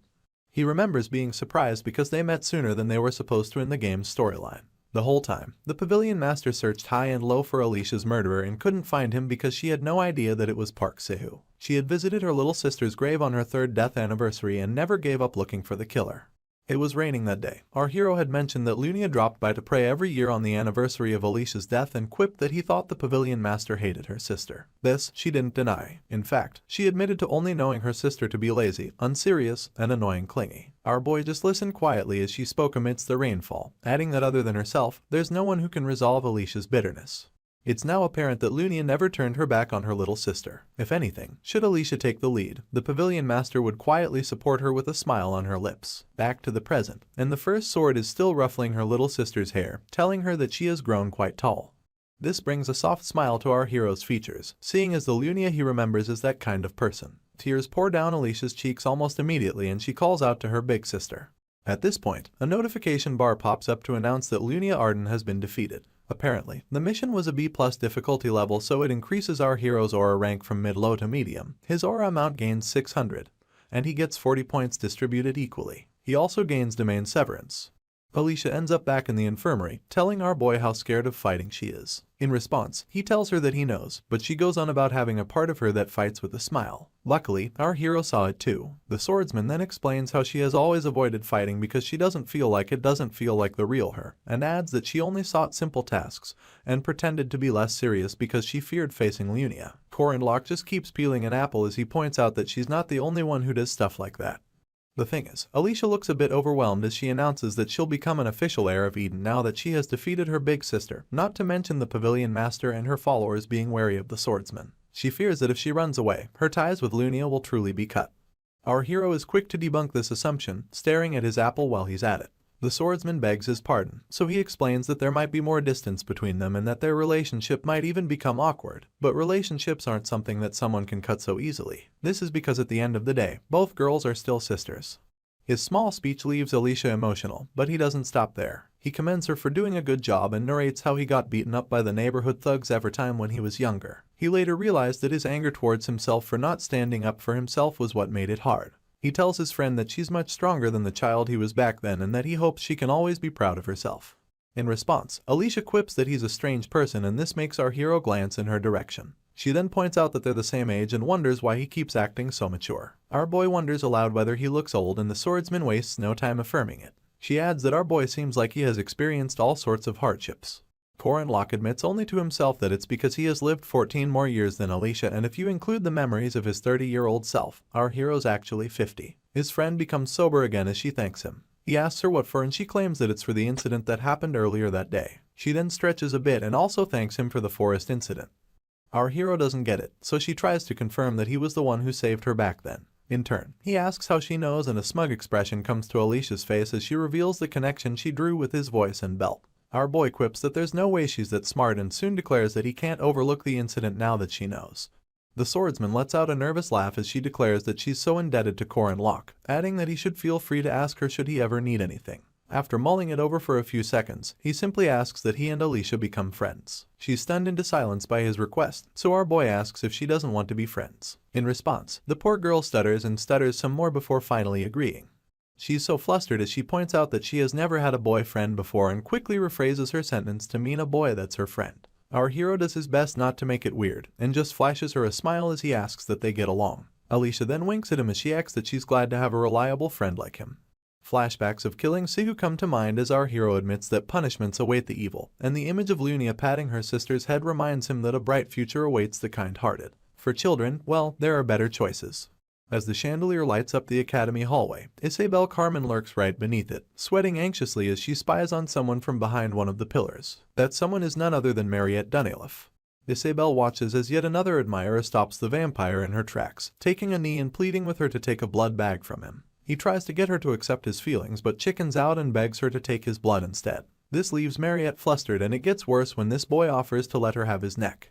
The vampire calmly turns him down, pointing out that Madame Josephine regularly hands her blood packs. All this while, Isabel is watching with the stinkiest stink eye ever seen. She thinks to herself that that boy is an idiot for using the words that make Mariette the most uncomfortable. Seeing as proposals like this happen every day, Isabel isn't really worried about him, only for her to witness yet another boy startle the vampire by asking if her class has ended for the day. Mariette instantly goes red in the cheeks as she calls out Locke's name. In turn, he flashes her a sly smile. Apparently, our hero is the one Isabel is worried about. She sees him as a first-year student who has been way too close to Mariette recently. Not only that, she thinks he's a scrappy 5th rank knight and she's more worried that he's talented enough to hold his ground in a match against Lunia Arden. Meanwhile, our hero walks away with Mariette on his arm while the other boys cuss him out behind his back. Isabel just swiftly jumps from pillar to post, all in a bid to keep tailing them. Locke asks the vampire if she would like some blood, and unlike her response to other boys, she wonders if she should get some of his. They both disappear into a room and shut the door behind them. Isabel immediately assumes the worst as dirty things play on in her mind. She almost bites her fingers off wondering what the two of them are doing. In turn, she places her ear against the door and overhears our hero asking her friend if she remembers his proposal from earlier. The only word that stands out to the eavesdropper is proposal. Anyway, our hero reminds Mariette about the land they acquired for Alicia's dojo, adding that he would like to add an inn, seeing as it's under reconstruction from all the damage caused during the Ardent face-off. The vampire is skeptical, so our boy asks her to consider investing in it and guarantees that it'll turn up at least 3 times the profit. Isabelle gets more pent up thinking of our hero trying to make a business off of her friend and wonders who he thinks he is. Later on, Corin Locke visits the training room, only to see Alicia already there. She asks if he's training again that day and he opens up about doing just basic stamina exercises. Of course, he has no idea that Isabelle had tailed him here and is now spying from the deck above. Anyway, the swordsman points out that our boy is quite dedicated and he reiterates that the basics are crucial in everything. This makes her announce that she'd like to join him. At this point, the eavesdropper realizes that the girl is the second daughter of the Arden family. Down below, our hero hands the swordsman a coupon to a restaurant, telling her that he has eaten there multiple times and that the food is always delicious. She gets excited instantly, telling our boy that the place is called Holy Panda and that it's known as the most delightful restaurant. Isabelle gets even more pissed, balling her fist as she announces that Holy Panda is one of the most renowned spots for a date. She is even angrier because she thinks our hero was out seducing Mariette until a moment ago. She gets so mad that she loses her grip on the deck and comes falling down. Alicia glances behind her and asks her training buddy if he heard anything. In turn, our boy claims that he's not sure and quickly switches the topic to how much money the swordsman has made. Meanwhile, Isabelle continues to grit her teeth, seething with anger as she concludes that our hero not only hit on 2 girls, but is also talking about money once again. The next day, at a nice restaurant, Corin Locke sits to share a meal with H. Warren. He asks what she thinks about the meat, pointing out that not only the sushi is good. The junks he just agrees seeing as she still has her mouth full. Soon enough, our hero asks if H. Warren has any money and adds that he has an investment. The girl just tells him to do as he wants. Once again, Isabelle is present to witness this and almost shatters her glasses, pressing them against the restaurant window. She thinks that H. Warren is yet another victim and concludes that our hero is an incredible scammer. Down the line, Corin Locke drives his incredible car to a designated location and recalls how it took 97 gold coins to handle the fight against Lunia. That includes corporation registration costs, dojo renovation costs, mercenary daily hiring costs, tax services amongst other things. In Korean currency, they spent about 100 million won, and this all came from Mariette. Our hero is incredibly grateful to her because it's unlikely that someone would just lend 100 gold coins in cash. He pulls up at the designated location and remembers how he had wondered how much money mages earn. Lunia easily offered 50 gold coins for the reconstruction. Alicia got 110 gold for the raid reward. H. Warren had a lot of funds that the Protestants managed, and Yule, Lark, and Jaeger all had money saved up as well. Not to mention Drin, a money-crazed bastard who had saved up an unthinkable amount. Our boy then steps out of his vehicle as the 550 gold coins he amassed from everyone comes to mind, and with that money, he bought the massive land that he's now standing in front of. A land so vast that you can't see it end without driving to it. Although right now it's empty plains in the outskirts of the city, our hero plans to use it as the location to host a friendly exchange festival with the Eastern Continent's Boreme Academy. It will be peak season for the lodging industry and tourists from the entire continent will come flooding in. With this in mind, our boy is certain that he'll make their money back in 2 weeks. He flashes a dangerous smile as he declares that he's a possessor and a professor, and that knowing the future means he'll have to do stuff like this with it. He's certain that he'll sweep up all the money in this world.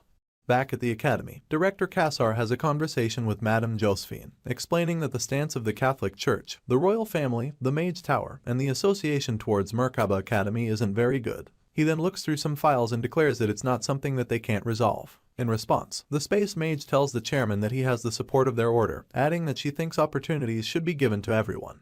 Director Kassar offers to take a leave for some time, and the madam points out that she could go in his stead. He points out that she can go everywhere else but the church.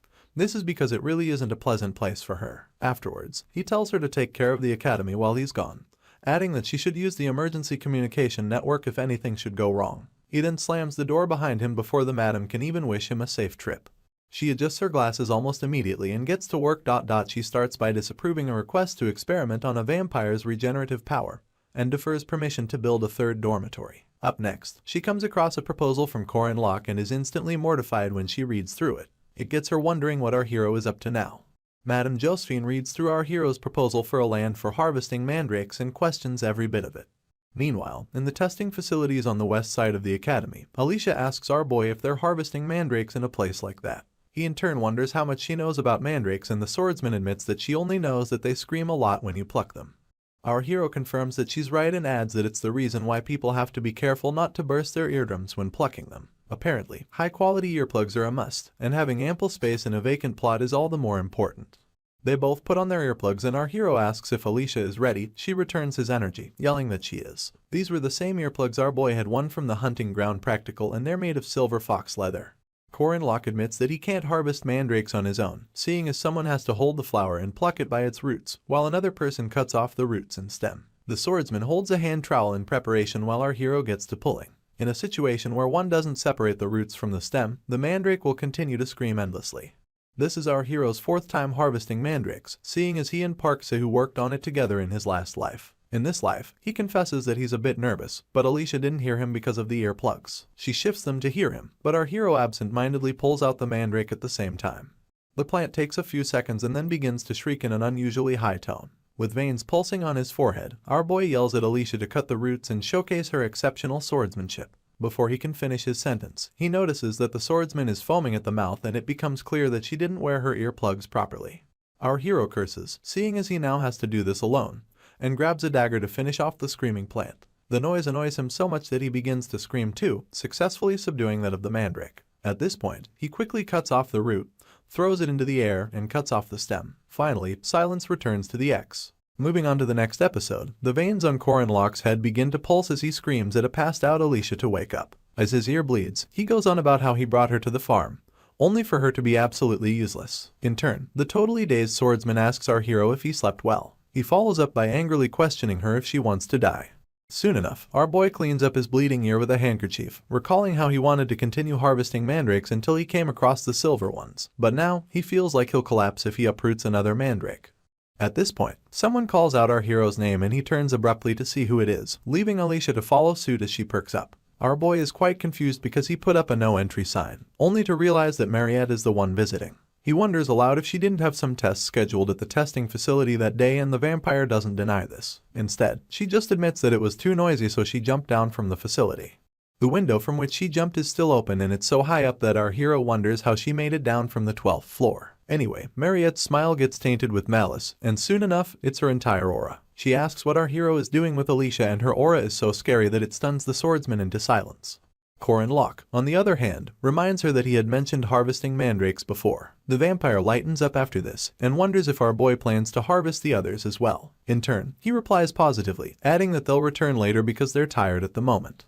Mariette just brushes past our hero, announcing that she'll just do it for him. He's stunned once again and quickly tries to warn her that she can't cut mandrakes if she's not a knight. Before he can finish his statement, the vampire pulls out a silver mandrake and begins to commend its fascinating color. Our boy instantly freaks out, telling himself that it's too late because the girl already plucked it. He's now scared because if she hears the screams of the silver mandrake, she might actually die. In turn, the plant begins to vibrate in preparation to scream, and Mariette informs the other two that she has a mandrake farm at home, adding that she has harvested 30 of them in the past year alone. With a smile on her lips, she easily removes the stem before the mandrake can get a syllable out, and reiterates that it's easier than expected. Our hero thinks that's incredible, only to be interrupted by the vampire asking if he's planning to make a herbal decoction. She then offers to cook up a stew while he's at it. Meanwhile, she sends Alicia to go fetch some rabbit meat and potatoes, and the girl gives her an enthusiastic yes. While the swordsman runs off on her errand, our hero wonders what he's supposed to do. Mariette reiterates that there's nothing for him to do, adding that she'll do everything for him. Her cheeks are as red as scarlet as she stares at our hero with all the lust in the world. In turn, he beams with joy, laughing and admitting that he'd be grateful for that. In other news, there are two ways to consume a mandrake. One is the traditional way of eating the root directly, and the other way is by making it into a herbal decoction. Of course, the latter is the most effective. You add reed roots, silver vines, Chinese matrimony vine roots, and deer antlers. There are up to 28 more ingredients to be added before boiling everything for over 10 hours. If you do this, you can successfully create a mandrake decoction. Mariette had already gathered all the ingredients, and all that's left now is to boil them. She then turns around to ask our hero what he's doing. He pauses his scribbling on the soil to tell the vampire that he got bored waiting, so she covers the distance and crouches over his shoulder. She recognizes his scribbles to be rune characters, and our boy is surprised that she knows them. She soon opens up about not knowing what they mean, stating that she has only seen them before in her liberal arts class. Mariette is curious about where our hero learnt this stuff, seeing as rune characters are basically a dead language these days. He falls sober as he admits that his master taught him. Until a year ago, our boy learned about runes and spearmanship from his master. She had left behind martial arts and original runes, and our hero achieved methods to learn the former, but found the latter to be quite difficult. This was because knowing the letters didn't mean you could use them.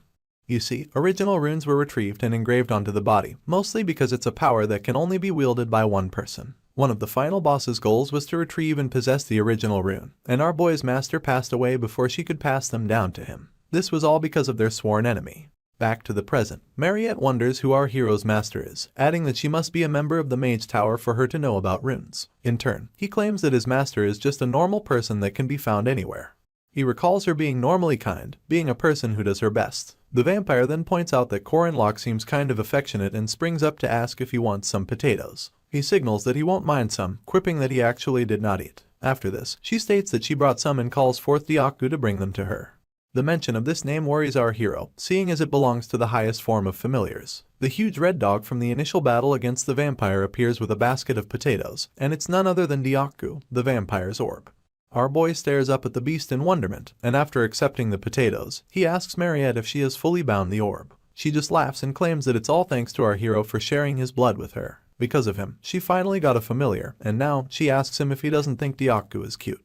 The dog pants happily after the compliment from its master, and our boy has to play along as he claims that it looks cuter the more he stares at it. He then claims that since the orb is made mostly from his blood, it must mean he's Diaku's father. Mariette goes red in the cheeks once again, admitting that she never thought of it like that.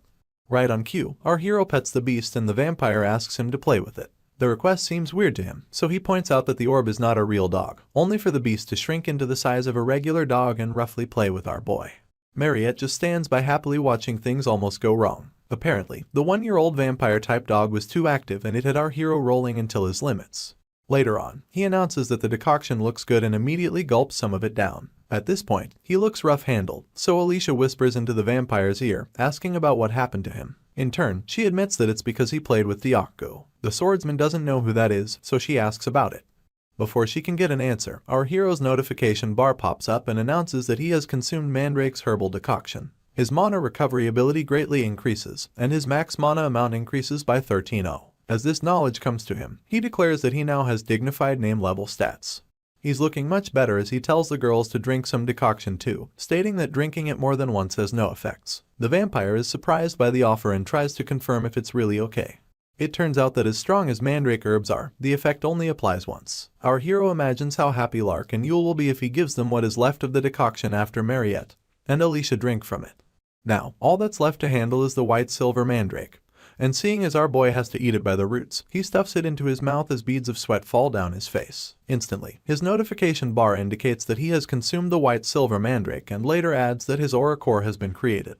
An aura core is a storage vessel for a knight's aura. To create it, one would have to train their aura to the extreme, but our hero already has one thanks to the silver mandrake. At this point, he literally begins to cackle with overflowing energy, thinking to himself that he can get more cores once his aura rank rises to a higher one. He has to announce that he now has an aura core because the swordsman and the vampire keep staring at him in awe. He admits that the silver mandrake has such an incredible effect, only for Alicia to tell him to hurry up and take the golden ones too. Corin Locke turns her down as he points out that he'll pluck and eat it later. The swordsman begs his pardon before stating that having too many good herbs at once is truly not good for anybody. A sinister smile revisits our boy's lips as he keeps his true reason to himself. Meanwhile, a board meeting of high-ranking Merkaba Academy officials is taking place, and Corin Locke, being Locke 5th rank knight, comes up. Professor Heyman declares that there's a need to remeasure his rank, and his colleague asks if our hero isn't still a first-year student. Another one of the higher-grade professors points out that the data seems underwhelming, so he wonders why they feel the need to reassess such a student. In turn, Professor Fermack announces that the upper-grade professors must not have seen the first-year midterms. He then goes on about how our hero faced off with swordmaster Lunia Arden in a battle lasting only 3 minutes. The sound of this perplexes the upper-grade professors and they shout that it makes no sense. One of them claims that she must have gone easy on him, and asks why the swordmaster would exert her full power in a children's midterm. Professor Heyman cannot believe his ears, so he questions his colleague's last statement. In response, said colleague puts out a consensus, asking the other professors if any of them believe that Lunia exerted her full strength. After waiting for some seconds, he notices that no one is raising their hands to support his theory. One of his colleagues still thinks it's a bit rash to raise our hero's rank based on the results from one midterm. She thinks that as long as there are no results, they cannot acknowledge a promotion according to the regulations. With his hand on his chin, Mr. Heyman, who opted for an increase in our boy's rank, suggests that they leave the decision to the association. He then adds that he thinks it would be enough to reassess him on the condition of issuing an official guardian certificate. His colleague makes it clear that this will involve dealing with our hero's academic schedule, and states that the professor in charge will have to leave. In addition, another colleague points a finger at Professor Heyman, announcing that he was the one who brought the whole thing up. For this reason, they ask him to take charge of the situation. In turn, Instructor Heyman admits that that's what he wanted all along. After the ruling on Korin Locke is complete, the board moves on to other matters, but Professor Firmak is stuck thinking about our hero. He thinks that him being a 5th rank seems excessive judging from his stats, but his battle against Lunia was undeniably remarkable. Not to mention his spear technique which, no matter how the professor looks at it, reminds him of an ancient hero. He adjusts his dark shades as he concludes that our boy needs to be remeasured. The next day, Alicia clasps her books to her chest as she says hi to Korin Locke. He returns the gesture and the girl points out that they're in the same class this time. She then takes a seat beside him, simultaneously asking if she can sit. In response, our boy wonders what the point of asking is if she has already sat down. He mentions that it's Jaeger's spot anyway and right on cue, the hunk appears behind Alicia. She stares up at him and instantly apologizes. Just as she offers to move, Jaeger skips the table to take the seat in front of our hero, telling the girl to just sit where she is. In turn, our boy quips that he is so gentle. The hunk doesn't like this, so he glares daggers at his friend, making Korin Locke uncomfortable enough to ask what the problem is. Apparently, Jaeger has been keeping track of how close our hero is to Senior Potato, the most famous person in the academy, Huaren, the super cute demon tribe girl, and now, the granddaughter of the Sword Emperor. He bursts into tears as he admits to himself how jealous this makes him. He even asks why our boy seems to be the only person filming a dating simulation game. He wonders why his youth is fleeing from him, and why the seats next to him are so cold and empty. Jaeger bows his head to curse and weep, while our hero and his seatmate wonder if the hunk is going through something. At this point, Professor Firmak steps into class looking flashy as usual. He asks if all the first-year students are ready and announces that they should begin class. He starts by sending everyone back to their seats and revisits the topic of group projects which he mentioned in his last class. Murmurs instantly emanate from the students as some of them lament about hating group projects. In turn, the professor tells them to wipe off their annoyed expressions and adds that the project will be helpful. As he proceeds to explain what it'll be about, Mr. Firmak snaps his fingers and declares that since they're in the night faculty, he won't assign difficult math or tasks like raising magical crops like they do in the magic faculty. The snap of his finger causes various pieces of paper to come together as though completing a wholesome puzzle. He asks the class to watch the papers and our boy stares intently as the professor declares that the topic of this group project is spearmanship. Right on cue, the papers reveal a man wielding a spear as he strikes a Zen pose. The sudden mention of spearmanship surprises the students, but Alicia just points out how easy it will be for Korin Locke.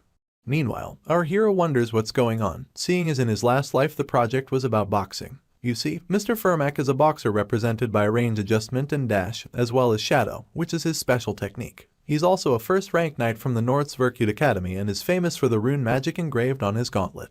Our hero smiles mischievously as he questions why the professor is suddenly teaching spearmanship. He admits that he's quick-witted and stares him down as he asks if the man is trying to test him out. The instructor goes into detail as he claims that the project will be about choosing and researching a specific type of spearmanship with their groups. He then adds that a time will come when they'll demonstrate the different techniques of spearmanship that they studied. One of the students asks if this doesn't favor those who are already spear users, and Professor Firmak promises to take that into his evaluation by adjusting the assessment criteria and offering bonus points. He presents the class with a cup full of short sticks, announcing that each group will consist of 4 members assigned randomly. A group project is said to be a way to foster and evaluate student cooperation, but in reality, the hardest worker loses. It's a merciless game of chicken. In our hero's real life, he got texts from his group members, one about a member going to Apgujeong rather than coming to group meetings, another from a lazy teammate who just copied and pasted from Wikipedia, and the last group member lost a grandparent and couldn't come for meetings. Tears roll down his cheeks as he recalls the sort of useless teammates he had been stuck with during his 4 years of being an education major in the university and 3 years at the academy. A smile replaces his tears because this time, things turned out differently. On his team, he has Jaeger Hinchbetter, a 3rd-ranked knight with physical abilities in the upper ranks. His judgment is on point and he's also good at doing what he's told. The hunk is so happy to be in the same group with our hero but does everything possible to hide it, including idle whistling. Then there's Alicia, who's an incredibly strong swordsmanship prodigy and will easily be able to learn anything physical. She's quite emotional at the moment, seeing as Dren offered only 20 pieces of silver to exchange groups. Anyway, the last member of our boys' group is Huaren. Even though her attitude is a tad bit rough, the girl is pretty hardworking. Watching her concentrate in class lately has been the source of our hero's smiles.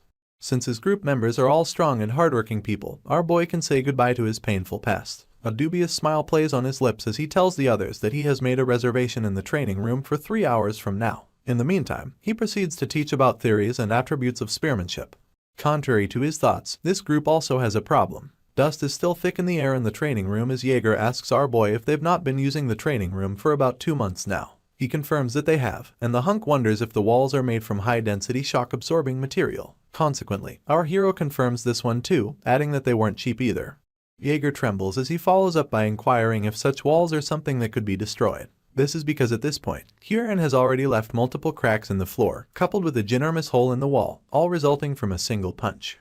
Her sparring partner, Alicia, shrieks when she realizes this. Apparently, our hero had asked her to have a light sparring session with the swordsman to work on spearmanship, and he's now left to wonder why she had to up and wreck everything. The worst part of it all is that Huron is completely oblivious to what she did wrong. Sooner than later, the whole group gets kicked out of the training room and our boy yells as he asks where they're supposed to use for practice. The next day happens to be Sunday, so the group meets each other in church. As the sunlight filters in through a nearby window, our hero declares that it's their first reflection session for the group assignment. He then opens the floor for the other members to share their thoughts openly, only for Jaeger and Alicia to stay quiet. After a few moments, the swordsman apologizes for the day before, explaining that she's not good at controlling her power. In response, our boy tells her that she did well and adds that it's a good thing that he has helped her practice all this time. The girl just bows her head as she praises Corin Locke's spearmanship and claims that just copying his movements make her feel like she has become a true spearman. Our hero just attributes this to her good eyesight. He goes on to question Jaeger about his progress and the hunk looks away, stuttering that it's been difficult to handle a long weapon. He asks if our boy was talking about the returning heaven technique, and adds that he's really struggling to execute such a unique spin. Unfortunately, he can't seem to find the right path, so our hero starts by commending his efforts. He then tells Jaeger that as long as he learns the 8 Bamu spear moves, the handling of his spear mace will get even more diversified. He abruptly spins around to ask Huron about her progress, but sees her approaching with some red wine and bread. She just presents it to them and tells them to eat. Our hero thinks this is happening because he selected several of Earth's religions and put them into the game, but gains solace in the fact that they have similar customs. Moving on, he asks if it's Holy Communion and Huron declares that it's the blood and flesh of the saintess. This makes our boy inquire whether she's doing it as voluntary work, but the Jiangxi proclaims that weekend services are mandatory. This helps him deduce that the girl is being forced to attend, and he exploits this fact, asking if she's training to be a nun with the Protestants. Huron averts her gaze in irritation and announces that she's not training because she wants to. Corin Locke thinks she should read the scripture though, adding that there's still something to learn from the stories of the saints and saintesses. He proclaims that the Catholic Church may have some outdated views, but Protestant teachings often talk about the same thing, and that thing is love. Our boy tells her to love herself, love those around her, and also to love her neighbors. Basically, he wishes for her to love and be loved. Alicia picks it up from here as she declares that love is a great thing to teach and that it's pretty important. None of this seems to get to Huron, who's still averting her gaze to prove her disinterest.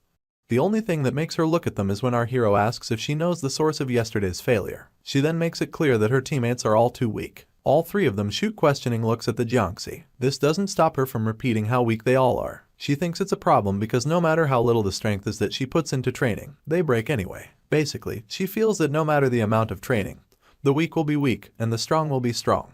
Our boy gets on his feet, tapping on Alicia's shoulder as he tells Huron that she isn't wrong. He then looks her in the eyes as he proclaims that she made a sentiment that only the strong can express. She begs his pardon, so Corin Locke asks if she wants to make a bet. He proposes that he can make her kneel in 1 minute, and if he pulls this off, she has to pay for dinner that night. The Jiangxi has no problem with this, and doesn't even want anything in return for her victory, seeing as something breaking is enough. With this, they both find a suitable location for their duel. As they ready themselves for the duel, Corin Locke announces that they'll begin on Jaeger's signal. The hunk and Alicia are dumbfounded as they stay struggling to wrap their heads around how fast things escalated. Being left with no choice, Jaeger accepts his responsibility and signals to both parties to prepare. Huron glares daggers at our hero and he glares daggers right back. The moment their teammate gives the signal, our boy springs into action, keeping in mind that he'll use his highest ranking techniques from the very beginning. He unleashes his Calamity Serpent intent, only for his opponent to block it easily. The resulting reaction is enough to push our hero back and make him admit that Chwara is as good as she's known to be. The sleeves of her cloak are the only things that seem to be destroyed, but our hero doesn't relent. He leaps into the air and hits her with the tiger sweeping, second step. Unfortunately, his spear breaks in the process, surprising him more than he's ready for. His opponent stares down at him condescendingly as she points out that his hands are empty and his fists are naked. In turn, Korin Locke flashes a smile as he quips that she loves destroying things. He activates his playing tool from the 8 trigram steps and dodges every single punch that his opponent tries to deliver. As our hero gets her to chase after him in vain, he mocks her for not being able to land a single blow. In turn, Hyorin just gets so irritated that she declares through gritted teeth that he's annoying. She then tells him to dodge her next attack if he doesn't want to die, and proceeds to unleash a right fist. It's obvious to our hero that if he gets hit he'll spend the month in the hospital, but instead of dodging it, he decides to try and block it. He gathers a sort of blue essence between his palms and points it towards the incoming attack. He calls this one linking chains, and it's also from the 8 trigram steps. Our hero's face scrounges up as he puts his best into blocking this attack, and despite doing it absolutely well, he still feels like all his muscles are going to rupture. Hyorin is shocked that he didn't dodge, so much so that she loses focus afterwards. Our boy is quick enough to exploit this window and knocks her down by her knees. Alicia instantly asks how he managed to get behind his opponent so quickly, and Jaeger declares how incredible he is. Meanwhile, a sinister smile returns to his lips as he looks down on Hyorin, telling her that she kneeled. She turns abruptly to ask that they go for another round, but Korin Locke is quick to turn her down, asking why he should fight again when he already won. The Jiangxi repeats her request, but with an angrier tone this time, only for our hero to reiterate that he doesn't want to. He gets smug about it and mocks Hyorin for getting angry, adding that he can hear the sound of her trembling. She sucks her teeth in response and stares him down. A few days later, he gets a note from her, and admits to himself that he managed to apprehend his group members' revolt even though it took a bit. With this, he thought he could get to slowly teaching spearmanship in preparation for their presentation. Unfortunately, in the note, Hyorin claims that she's sick and asks him to train without her. He instantly concludes that she's lying and asks no one why she would be sick. He's so annoyed that he squeezes the note, asking himself if this is how she wants to do it. Now, he has no choice but to use his secret weapon, seeing as he's the troubleshooter of their group project. Later on, he and the Jiangxi meet up at a restaurant and he welcomes her emphatically. He then has them serve her a fish course, and points both hands at it as he tells her to dig into the meal. The mischievous grin doesn't leave his face as he tells her that he won't accept that she's sick if she eats. Hyorin stares lustfully at the banquet before her, saliva leaking via the corner of her mouth. Our hero continues to emphasize the meal as he asks if she thinks she can refuse. After a few moments of mulling it over, she grabs the fish with both hands and replies with a mouthful that she's not sick anymore. Our boy just laughs victoriously as he announces that it's no surprise. As his colleague continues to chow down, he asks her if she knows how long it takes a chef to work on one meal. She quips that it didn't even take 30 minutes, only for our hero to tell her that it takes 10 years, from finding good ingredients to dealing with those ingredients, down to prepping everything. He then declares that it apparently takes most chefs up to 10 years to show their cooking to customers. Hyorin wonders what he means by that, so he explains that it took him 3 years to get good enough at martial arts to make her kneel once. He then balls his fist as he adds that her favorite fish and his martial arts share similarities, from selecting the right ingredients to the posture he takes before striking. At this point, he remembers going at it with his teacher and tells his colleague that it all begins with the little details. Hyorin doesn't utter a word in response and just sits there holding her fish. Finally, our hero breaks the silence, leaning in to ask if they've made up. She just signals that they have and proceeds to slam a notebook in his face. He almost curses until he realizes what it says on the cover. Apparently, it contains the positions of spearmanship. The girl continues munching her fish while our hero wonders aloud if X isn't the research he gave her to do. He gets so excited that he pats her head for doing all of it, and even calls her a cutie. She instantly tells him to get off of her though. At this moment, he realizes that Jaeger and Alicia are also practicing their spearmanship diligently, and thanks to Hyorin, there's no need to worry about the research aspect. Now, they have enough to prepare for the presentation.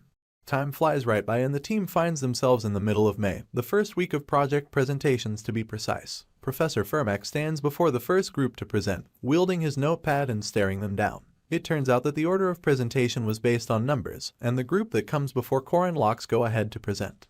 As he and his friends watch patiently, the team before them announce that they're ready to present.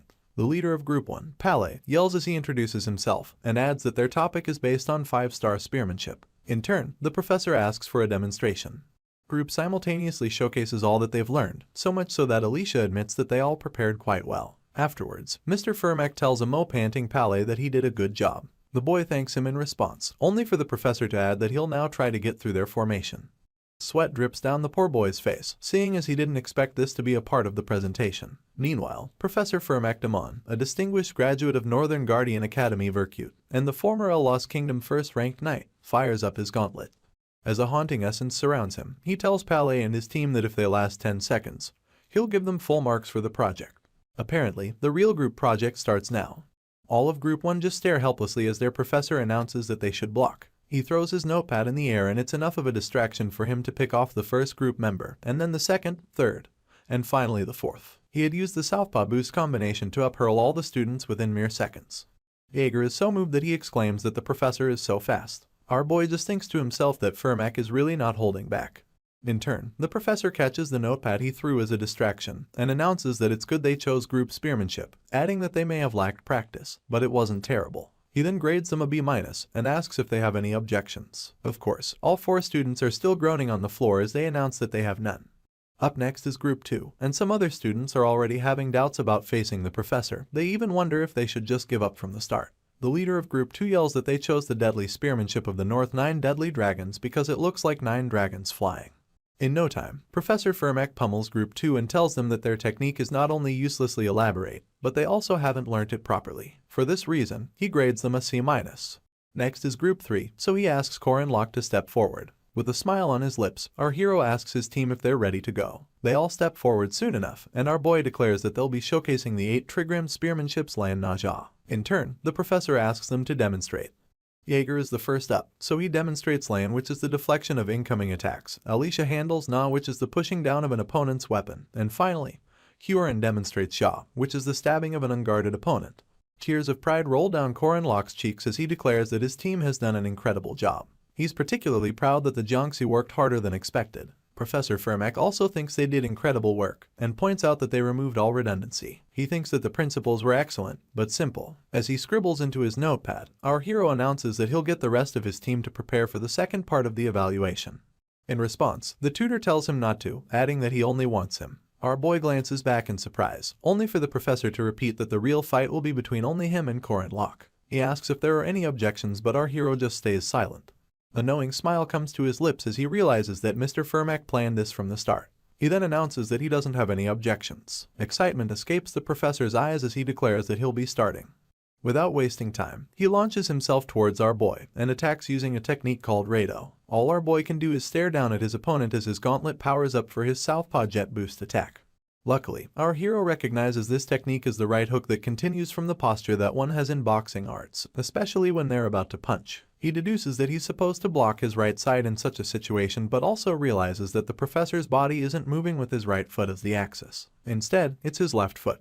The advantage comes from our hero's knowledge about the professor being left-handed, and with this, he blocks his opponent's first strike using the second of the 6 steps of Lan Naja.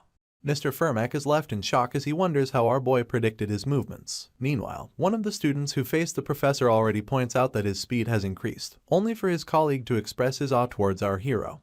Back to the duel. Each and every sped-up attack from the professor meets the body of our boy's spear as he blocks them. This does not dissuade the instructor from coming at him with all his might though. At this point the students are left wondering how our hero is keeping up with Mr. Firmak. Even the professor himself welcomes the thought of our boy having surpassed the level of a mere student. He wants to see it all, and not just the basics, so he packs quite the loaded punch and brings it Corin Locke's way, all in a bid to test how far his spearmanship has gone. Our hero watches the attack come at him, and to everyone else, he gets hit by the overwhelming force from Firmak's punch. The students worry on his behalf as dust rises into the air. In truth, the professor's bald fist stops mere inches from our hero's face and he still doesn't flinch. Firmak is all but confused and asks our boy why he's standing still. All he does is remind his tutor that he already survived 10 seconds and this stuns the man into silence. You see, our hero deduces that his professor must be suspicious, seeing as until now, he only dealt attacks using his right hand. He showed off that he's right-handed, but our boy's response was due to the fact that he already knew about the man's left-handedness. At this point, Firmak turns around and our hero asks him what this signifies. In turn, he asks him what he thinks, calling him his martial nephew. The professor goes on to address Group 3, telling them that when it comes to secret arts, many blindly choose only elaborate techniques when in truth, the basics are the true secret art. He calls forth Group 3 and declares that they get an A+. With this, the whole group begins to celebrate, well, except Huron who probably expected to win from the beginning. Our hero prances around, raising his spear and announcing that he's a plus Corin Locke. Mid-celebration, Mr. Firmak asks to see him for a moment and as he walks forward, he tells our hero not to feel too pressured because it's just a casual one-on-one meeting. They both find a secluded place to talk, only for the professor to ask our boy if he's truly a 5th rank knight. With his hands behind his back, he tells the tutor that he is. In turn, Firmak mentions that our hero must be aware that his abilities don't align with those of a 5th rank knight, and Corin Locke admits that he's pretty good. He adds that he can't sense spirit and can only catch them under special conditions. For this reason, he can't even subdue a 5th rank evil spirit. The professor pauses his speech, only to bring up how the night faculty recently met and debated about our hero. He continues to keep a straight face as the tutor announces that they've decided to reevaluate him. He then adds that our boy will be assigned several missions which will be used to reassess his rank. Apparently, the highest rank allowed will be a semi-first rank, and since our hero has showcased some results, they've come out unconventionally. In our boy's heart, he mulls things over, admitting to himself that an increase in rank can't hurt, especially because he'll be paid more, and even get more choices when it comes to missions. The fact that he will get to choose high-ranking mission puts a smile on his lips. Apparently, if he was a main character, this would be a right he could only get as a second-year student. He flashes the professor a smile as he agrees to the rank reassessment. He then follows up by inquiring about what he has to do. In turn, Fermac reads a note and it details how our hero must complete 2 missions involving semi-first rank monsters and evil spirits. He must do this on his own. Currently, there are 4 semi-first rank raid missions available at the Guardian Association. Luckily, there are 2 monster and 2 evil spirit missions. Once again, Corin Locke is left to mull things over. He folds his arms and realizes that they just want him to capture 1 monster and 1 evil spirit. The only problem our hero has with this is the timing. At this point, the professor stretches the mission list to him, urging him to choose. Instant pressure falls upon our hero and he starts to feel nervous. In the near future, our boy steps into the forest with instructor Heyman as his guide. The instructor quips that he came at the right time, and our hero bids him a good morning. He then adds that it's a bit gloomy to claim that the time is right. As they walk deeper into the woods, the instructor breaks into a story about how he would venture into the fog to find monster nests when he was younger. Our boy then urges the instructor to tell him heroic stories along the way to keep things from becoming boring. Mr. Heyman takes the bait, rubbing his hand on his chin as he proclaims that he childs tell stories about his time in the West. You see, listening to the old man's stories will greatly please him. At this point, our hero overhears the old man describing what his first hunt will be like. Apparently, it'll be for the twin-headed ogre, a semi-first rank monster located in the city's western mountains. This monster is slow but dangerous. Our boy admits that he chose the monster personally, but now wonders why a first-rank beast is being assessed under semi-first rank. In turn, Heyman reveals that the ogre isn't an adult yet, hence the reduction in rank. According to word on the street, the minister is raising some longhounds and a few hunting dogs as well. Upon hearing this, our boy deduces that a frontal assault will be a terrible idea. The old man agrees and points out that what the Guardians need isn't just simple strength. He then promises to evaluate everything about our hero. They arrive at the city western mountains soon enough, and amidst the fog, they head to the cave housing the twin-headed ogre. Old Man Heyman alongside some other association staff also show up at the venue, but have all resolved not to help him pass. They'll only do something if the situation becomes truly dangerous, but that will also mean that our hero's test will be voided. Just then, the old man asks for our boy's analysis of the situation. He explains that judging by the surroundings, there are obvious signs of the twin-headed ogre alongside some longhounds. He concludes that the beasts are definitely cohabiting.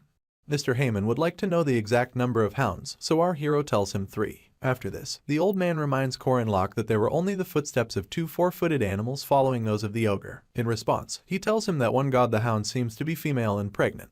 The instructor presumes that our hero already knows the answer but would like him to explain anyway, so he squats beside a trail in the soil and points out that other than the footsteps, there are traces of a beast being dragged. This means that the hunted beast wasn't eaten on the spot but dragged back to their base. Our hero clarifies that neither ogres nor longhounds have the concept to save food. With this, he concludes that they were thinking of one of their kind who couldn't move, so they brought them some food. Old Man Heyman and the other associates stand in awe of our boy's extensive knowledge. As a follow-up, the instructor asks him how he plans to face the twin-headed ogre and the longhounds. Corin Locke claims that he'll first separate them from each other, and when asked how, he points out that they're beasts with animalistic senses towards dangerous things. He plans to use a strong weapon, something given to humanity. Mr. Heyman is confused by this statement, so our hero reveals that he has to use his head, adding that it's quite unfortunate for the beasts that he's an expert in that field. Even as humans expand their reach and navigate the world, there will always be threats lurking. There will always be demonic beings who impose their position in this world. The ruler of the Western Forest is one of them as well. Like a tyrant, the twin-headed ogre commands the forest, a place where very few humans dare to tread. This ginormous reddish beast wields its wooden club, accompanied by his longhounds. To him, the forest is his kingdom. Soon enough, these longhounds begin to bark loudly, indicating that something is off. They had noticed that the nest they created for their female who had given birth is now empty despite her inability to move easily. They bark some more as they follow the scent of this female, and they soon notice that an intruder had dragged her away. After the realization that his female longhound and her ex were kidnapped, the twin-headed ogre gives in to his fury, and his furious scream makes the forest tremble. The other hounds continue their barking as the urge to chase down their kin becomes stronger. Their feet hit the soil in haste as they follow her scent, and without fail, the twin-headed ogre is right behind them. The scent slowly becomes stronger, so much so that they could even smell the intruder who took her. As usual, there's nothing that can hinder this ragtag team in the forest, and it's now time for the foolish intruder to pay the price for bothering the rulers of the forest. Right on cue, they find the female hound with her legs bound with some rope. She whines sadly and her kin empathize with her by rubbing their noses against each, just to confirm that she's safe. As they try to help the female out of there, they pull on the rope tying her legs and it unleashes a myriad of stakes that take her out immediately. Out of nowhere, a log swings into the picture and smashes one of the hounds against a nearby tree, leaving just one of them alive. Unfortunately, the log cuts the ropes loose and more stakes fall from above. The hound is left with no choice but to run for survival's sake. It notices an open field up front and runs towards it because there are no trees where it'll be used as traps. Little did it know that our hero had carved runes into all the rocks in the vicinity.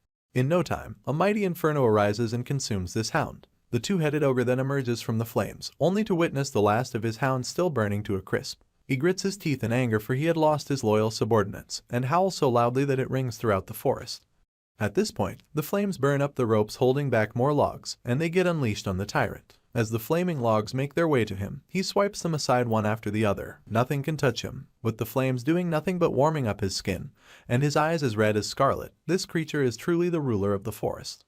Our hero lurks in the shadows, spear in hand, ready to take on this beast. Unfortunately, the twin-headed ogre has no idea that the hunt has just begun. The ruler of the forest, which is none other than the twin-headed ogre, is a natural-born hunter with his first head having good vision, and the second having an excellent sense of smell. Together, both heads work to avenge the death of his long hounds by chasing their trail. The beast comes upon footprints of the intruder, if anything. There are so many traces of him that it seems absurd. The ogre sees our hero as a bastard who can't even hide his footsteps or scent, and wonders how the long hound's lost to him.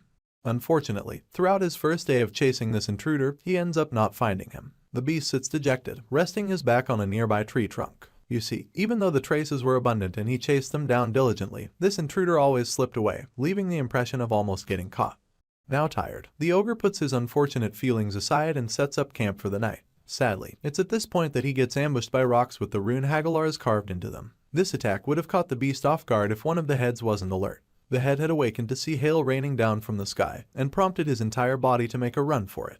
As the ogre navigates the forest, hail continues to cause destruction in its wake. Luckily, the beast ends up with a few grazes from pieces of hail, and at first sight, it seems like a coincidence. He soon realizes that it wasn't, because day after day, just as he's about to fall asleep, hail falls from the sky, leaving the monster frustrated. After some time, he decides to ignore the hail completely, seeing as he has no idea about its source. Unfortunately, things get worse. Rocks which had been set on fire fly near the ogre and begin to burn everything in sight. Come daybreak, a scarred and battered ogre trudges his feet along the forest. He realizes that despite his pursuit and all the chaos the intruder caused, his only plan was to leave ambiguous traces and not actually show himself. After 3 days of what seems like torment, the beast realizes that he's being hunted. The once furious look that graced his features melts into a wary one as it dawns on him that his role as a hunter has been reversed. At this point, he hears a voice behind him and turns to see that it's the source of all his frustration and torment. It's Corin Locke casually yawning with his spear cradled on his shoulder. Our boy then asks that they put an end to things, mostly because he's tired of all the effort he has been putting into catching the beast. Right on cue, the ogre's fury returns and he roars as flames begin to emanate from his skin. He launches himself towards our hero soon enough while he calculatedly waits for the right time to move. A mere second later, he also charges towards the ogre and makes the beast expect a head-on battle. Suddenly, Corin Locke leaps into the air and twirls his spear in preparation for his next attack. The poor monster never expected him to jump but quickly brushes off his shock as he plans to smash our boy into oblivion using a 2-meter-long birch tree club. The beast angrily wields his weapon of choice, waiting for our hero to land. Unfortunately, our boy attacks from above. He summons the pagoda tree intent and throws his spear with all his might using a macro hit technique. The spear goes where it's sent, piercing through the abdomen of the ogre with enough brute force to take out a chunk of his right side. The beast roars once again, finding it difficult to believe that such a small man is one-upping him. As he's still on his butt, our hero comes mere inches away from his mass, only to activate one of the 8 trigrams. He summons the primordial chaos palm and slams it into the chest of this beast. To the mere man, it seems as though his soul is leaving his body, and the sunken eyes alongside a hollow scream support this notion. And with that, the tyrant who once ruled the forest comes crashing down as he becomes Corin Locke's prey. Our boy locates his spear and laments about filling his aura core and not getting to use it. He yawns as though he didn't just take down a beast twice his size and declares that he's done with the ogre. He then wonders if Mariette is doing okay.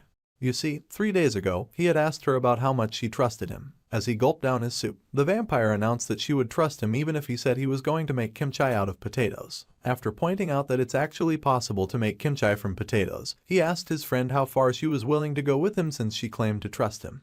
In turn, Mariette spilled blood from the pack all over herself, blushing as dirty questions escaped her lips. She instantly got on her feet to declare that she would follow him till the very end, making a show of it by swinging her hands for emphasis. Our hero simply handed her some cloth to wipe herself with and told her that he needed her help to fulfill his plan. This excited her so much that she repeated his words back to him. Our boy then went on about how he needed Mariette and Alicia to do something for him. After outlining the plan, the vampire gripped the bloodied rag even tighter as she asked why he would include the swordsman in their plan. Our hero didn't even know how to react. Later on, Mariette dumped her bloodied dress in a hamper and turned on the shower. Apparently, she's still a girl in her youth despite being a veteran guardian and a vampire who has been having an eventful life. Our boy's choice of words easily caused a misunderstanding, and in turn, it caused her heart to tremble. She got into the shower and admitted that our hero's plan was bigger trouble than she expected. She wasn't an idiot, although it seemed like Corin Locke was always one step ahead, planning and reacting before anything happened. As she washed her hair, she recalled the time he saved her, and even when he helped Alicia. The vampire wasn't ungrateful for his dedicated efforts, but was left wondering how much he knew. She was left with so many questions, but was already blinded by the love she has for him. In spite of her better judgment, she decided to listen to the request of her one-sided crush. Apparently, mages want to become professors at the academy not because of Merkaba's library of incredible books, but because of the huge research building at the academy's west end. This, coupled with the best of ingredients it wields, makes it every mage's dream. At this facility, room B306 to be precise, two professors converse about a wild boar. This is one of the special monsters that can't be killed, so it ended up getting sealed with enormous golden chains. Professor Dana tries to remind Mr. Firmack that he has seen such a wild boar in a textbook, adding that it's the same monster that ate an entire iron mine alongside the origins that were engraved deep inside it. In turn, the professor asks her if the research is based on the special entity's alpha characteristics. Dana admits that she wanted to write a thesis on the influence of the special demon tribe on low-rank entities and the unique alpha energy. Firmack wonders if all he has to do is engrave a rune on the special monster, and his colleague excitedly confirms this. She goes on to express how much of a relief it is to have Firmack because of how rare it is to find rune mages these days. In turn, the professor declares that such a thing is common with dead languages and adds that they're also difficult to use in real battles. He draws the rune in the air, only to overhear someone proclaiming that the only exception to his previous statement is when the mage is a knight with lots of mana, just like herself. Both professors spin their heads to see who it is, and Dana quips that it's obvious that their academy has more special monsters. She then goes on about never expecting a special vampire to volunteer to help with the experiment, and soon feels like she just spoke rudely. Mariette tells her professor that it's fine and pastes a smile on her face as she announces that Dana isn't exactly wrong. This becomes an encounter between two specials, the meeting of the first act's boss, Mariette Dunalef, and the second act's boss known as the King of the Iron Mountain. The moon is full and high in the sky as it marks the launch of the Haunted House mission, a simple mission that can be chosen during one's second semester in the original game. To defeat the first-rank evil spirit possessing this haunted house, one must navigate through attacks from several household items and destroy the hidden magic circle in the basement. As objects float within this house, it becomes apparent that the difficulty level of this mission is far beyond what one would expect. This mission has been used by players as a challenge to prove who is an expert. At this point, Corin Locke's notification bar pops up to remind him that he can't sense spirits, but this time, there's an exception. The Sabanchaduk who possessed Lark, or the spirit body in the training room that possessed magic tools, are both categorized under the Geist phenomenon. This phenomenon also occurs when possessing a building that's a home, and it means they have the ability to exert physical force. For this reason, it's even more difficult to ignore religious precepts like our boy's inability to see spirits. Anyway, he heads towards the haunted house confidently and begins to announce a certain strategy as he carries it out. He starts by jumping and attacking possessed roots as he cuts off their tops and stalks, and then stretches his spear forward as he proceeds. With a sinister smile on his lips, he uses the spear to shatter the window in the terrace, thus giving room for glass shards to fly towards him. He slides to dodge the shards and makes his way to the door. Upon entry, he cuts the clock to his right and does a jump and slice technique 3 times. The stairs are up next, so he destroys the nails popping up from them and heads down without taking a second look. Apparently, if you step once on the center carpet, you'll find yourself in the basement, so Corin Locke does this. Meanwhile, Instructor Heyman and some other association members put on 3D glasses and feast on popcorn as they watch our boy go. From how he cuts the table in the basement to how he scratches the magic circle to weaken its telekinetic power. He goes up and down the stairs, dodges some more furniture, and comes across a wall he can't move. At this point, all the runes engraved into the walls activate and glow with a golden hue until a mighty inferno emanates from them, leaving the house to burn on its own. Corinlock smiles from ear to ear as he majestically makes his way out of the flames, looking forward the whole time because real men don't turn back during explosion scenes. He cradles his chin in his hand as a smug look is pasted on his features. He then declares that he pulled off the mission in 30 seconds. Old man Heyman's jaw literally drops, seeing his 2 second rank mages couldn't do anything about the magic cave our hero just conquered. He wonders how he did it, but our boy just laughs maniacally as the flames rise behind him.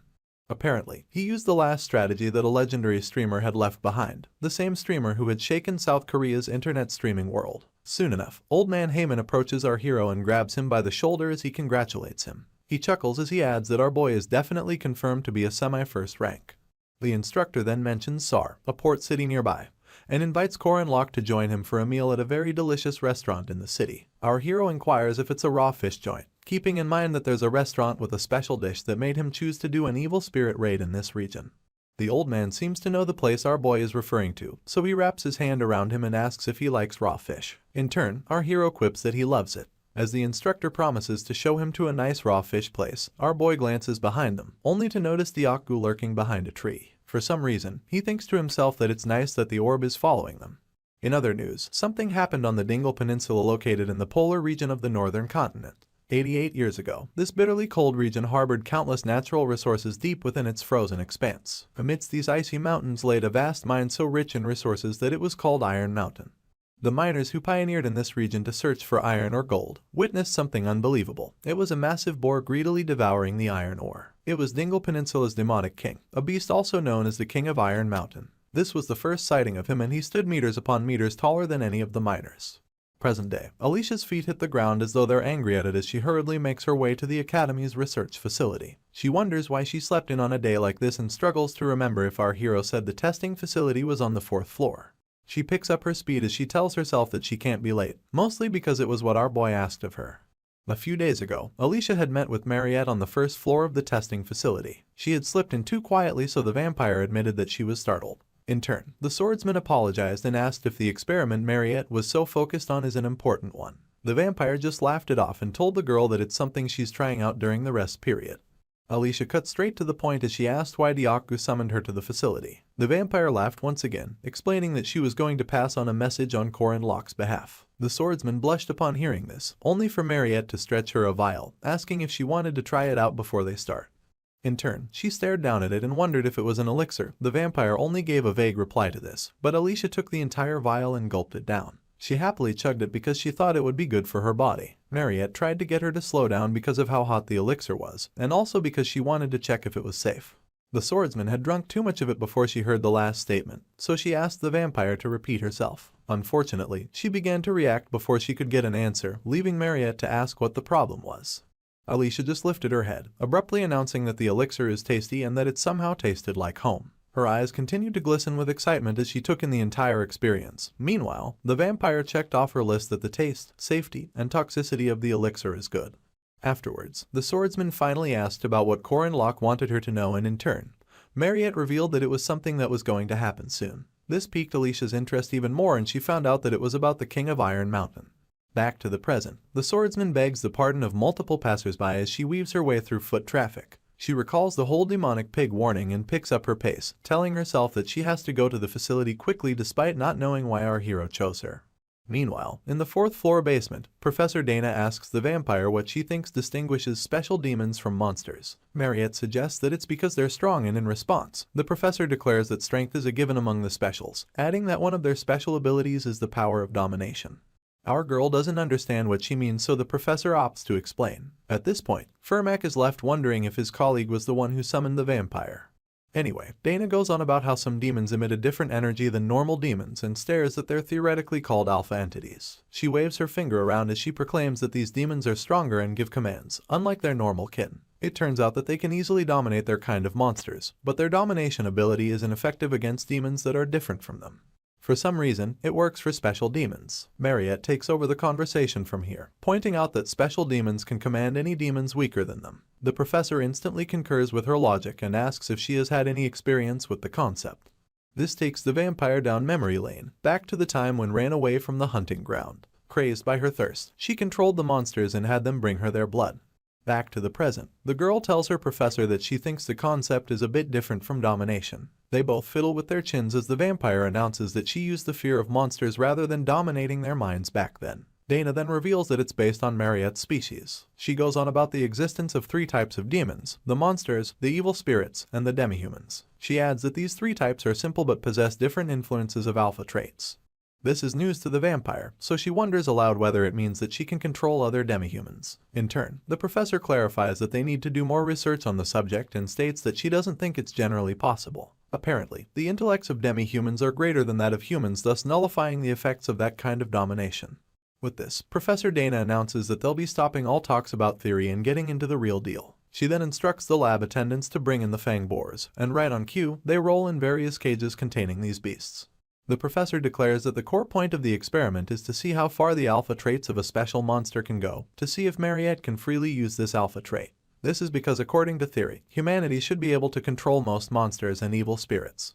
The vampire discovers that the experiment is much bigger than she thought, and that it's also a topic that she has genuine interest in as a mage. It dawns on her that should this experiment succeed, humanity can preemptively block the dangers of demons.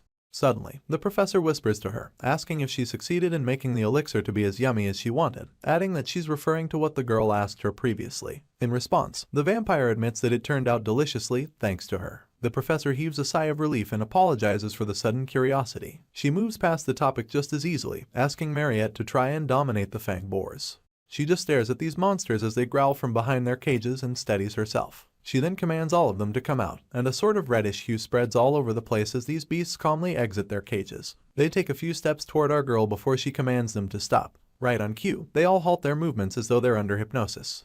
The vampire takes things a little further, raising her hand and commanding the fang boars to lie down. From her mouth to their ears, they all lie on their backs simultaneously. She's flustered because it wasn't the instruction she gave, and wonders why they're not listening. Professor Dana steps in at this point, explaining that this must be the limit of communication between a demi-human and a monster, seeing as lower-rank monsters lack the intelligence to understand the girl's command. She announces that they should check the effects of alpha traits in the same beasts, and asks Professor Fermac to release the seal binding the King of Iron Mountain. In turn, Fermac declares that he understands. He begins by scribbling the rune of banishment, telling everyone that he's only going to release the first seal. Upon doing this, the king growls so loudly that it emits waves, and these waves seem to turn the wills of the fang boars. To ease Mariette, Professor Dana yells that the 1st, 3rd, and 7th resistance circles have been activated. She then instructs her colleague to strengthen the 4th and 6th seals. The king growls with even more malicious intent, and the fang boars instantly replicate it. They even go as far as charging towards Mariette, and she screams at them to stop. The boar in front doesn't slow down, so the vampire slams it back into the herd with a sleight of her hand. Afterwards, the professor voices her concerns about losing control over the beasts too easily, and wonders if it's because they're all boars. Just as Mariette claps back about being able to apprehend the monsters, a loud bang is heard in the vicinity. An announcement then comes through, declaring a state of emergency over the monster in cage 107 escaping. Dana panics on the spot as a scaly beast slithers its way out of holding. It turns out to be a manticore, and this monster charges towards Mariette, baring all of his teeth. In turn, the vampire activates her blood spear technique, and literal spears of blood emanate from a magic circle to attack the manticore at full speed. Sadly, the beast is somehow faster than the blood spears. Upon noticing this, the second Urace sucks her teeth and calls forth Diaku, only for Professor Fermac to tell her to save her strength. He activates his gauntlet and sinks a punch directly into the face of the monster. The southpaw screw demolition is such a heavy punch that it causes the manticore to spin on its axis, but Fermac doesn't stop there. He delivers a follow-up punch using the left straight technique, and it sends the monster flying in the distance. At this point, he tells Dana that something is strange. Screeching and hissing become audible to everyone in the lab, only for one of the attendants to announce that the monsters are escaping from their cages and throwing themselves against the bars. The professor tries to get her other attendants to activate large-scale monster resistance circles and sealing magic, adding that she's resealing the King of Iron Mountain for now. As soon as she gives the word, she declares that safety takes priority even if they'll end up losing some research funds. She hypes herself up, only to hear from Group 2 that the magic circles are not activating. Similar news comes about the sealing magic circle, and Dana discovers that someone has destroyed all of them. She's not done worrying about the problem at hand when the King of Iron Mountain begins to break off his chains. Her jaw drops in shock, alongside those of the other attendants, as it becomes apparent that the beast has freed himself. The water glistens under the afternoon sun as more boats dock at the port city of Sar. This city now hosts our hero, Corin Locke, and his instructor, Old Man Heyman, in one of its finest restaurants. Our boy mentions how much more refreshing things would be if he could get a drink, but his instructor just laughs it off, telling him that he sure knows how to eat. An elaborate feast lies before our hero, and it's all thanks to Mr. Heyman, who brought him to a famous raw fish restaurant to celebrate his promotion to semi-first rank. At this point, our boy lets out a laugh of mischief as he suggests ordering a bottle of soju to his professor. In turn, the old man points out their standing in society. Our hero licks his lips as thoughts of alcohol flood his mind. As Corin Locke, he's a third year and a minor, so he seldom has the opportunity to drink. He's just frustrated that all the pubs around are so thorough about checking ID. Because of the current worldview, all he can think about is the sadness of not being able to have chicken and beer together, especially from Chef Yoon, who created seasoned chicken. He's even sadder because he came from the nation that consumed the most alcohol daily and still couldn't drink it. For this reason, our hero comes up with a plan. He baits the old man into believing that there's a saying in the East about alcohol being something one has to learn from an adult. He then adds that he would like the instructor to be the life teacher that teaches him about alcohol. Mr. Heyman actually mulls this over, and our boy can see the kindness in his eyes. He can see the absence of greed alongside the man's desire to have an honest conversation with him. Just then, the instructor throws caution to the wind and pours our hero a drink, only for him to stifle his laughter as he admits that the man fell for it. At this point, his happiness is cut short by the sound of barking. The other customers at the restaurant begin to wonder where the barking is coming from and ask if someone brought their dog. Our hero just stays trembling in his seat as he asks himself why such a thing would happen at this time. He soon bursts into tears as he catches a glimpse of Dyaku standing right beside him with folded arms. Back at the testing facility in Merkaba Academy, the King of Iron Mountain has successfully broken free and is now staring down at all the puny humans with malice. Professor Firmek proclaims that they need to block the beast, and Mariette hurriedly concurs. She activates her crystal lance magic and a ginormous crystal forges right above her in accordance. In no time, she sends it flying towards the beast, only for it to shatter against his hide. The vampire is taken aback by the fact that it couldn't even leave a scratch on the monster, and her mouth stays open as she mulls it over. Mr. Firmek commends her effort as he activates his gauntlet and announces that he'll finish things. He tries to punch the monster but soon admits that he can't feel anything. The beast just exhales hard enough to raise a fog, and it dawns on the professor that his attack didn't do any damage whatsoever. In retaliation, the Iron King activates Diras's Sahu, a type of rune magic, and Firmek cannot believe his eyes. Soon enough, the beast slams him with so much force that he crashes into the wall. Dana instantly screams after this, yelling that the barrier system has been taken out because the wall was destroyed. Consequently, the other caged monsters begin to rattle the bars holding them back. They send out yet another emergency signal, announcing that all the monsters that were trapped within the cages have been freed. They flood the lab in their numbers, so the attendants activate Code Veronica, chanting that all workers should evacuate. They then call for the security team and instruct them to activate all magic circles and mobilize the spirit golems. In response, they unleash these green and brown robot-like entities and send them out to handle the overflow of monsters. The commander then instructs the golems to not let any monster escape the facility. A hissing sound becomes audible as it foretells incoming doom, and out of nowhere, a first-rank demonic beast known as the Poisonous Dragon appears and crumbles so many golems like they are Legos. Up next, another first-rank demonic beast known as the King Herent handles the remaining golems. Worse off, these mighty beasts, supported by the lesser monsters, continue to swarm towards the exit, leaving the attendants to request support. They add that they cannot block the higher-level monsters without a magic circle. Professor Dana is so panicked by the concept of these beasts leaving the academy that she authorizes consecutive lightning attacks in their shared area. At the back of her mind, she wonders if their funding will be okay. Anyway, while her attention is divided, a magic beast covers the distance and almost bites her head off. As she screams in horror, two overpowered swords dash into the atmosphere and bore holes in this magic beast. The mercenary then announces that Corin Locke's insight is getting scarier. Dana is left in shock, but manages to ask Rin why he's at the facility. In turn, the mercenary just claims that it's a field trip, and proceeds to call back his blades. On their way back, they take out their fair share of monsters. The King Herent is more pissed off than ever, so he gathers momentum and unleashes a mighty inferno to burn down anything in its path. This worries the mercenary, but he stands his ground. Right behind him, another mage charges up the broken rocks with debris fusion, bringing them together to forge a castle golem which is on eye level with this first-rank demonic beast. Cranel takes out some time to celebrate the success and control of his recent spell, adding that the techniques our hero taught him really worked. Apparently, Corin Locke had told him a few days ago that stamina is power and forced him to train before giving him some golem magic techniques. Our boy claimed that he found the techniques when he was reading in the library. He tossed the golem sorcerer the book, and all he asked for in exchange was for him to partake in today's field trip. Back to the present, and the junk golem is getting pushed back by the King Herent, making Cranel wonder if it's because the beast is a first rank. Suddenly, some vines begin to encroach all of the golem's body, and it turns out to be Yule applying her root supplementation technique to forge a junk wooden golem. The druid throws a question into the crowd, asking how our hero knew that this would happen in advance, or why he would teach her this exact method that would help the situation. While she's stuck thinking about it, Professor Dana panics over the poisonous dragon making its way up to the 3rd floor. At this point, Alicia comes leaping into the air and cutting down the beast at 3 different locations of its body. She sticks her landing as it falls to the ground and asks if they manage to defeat it.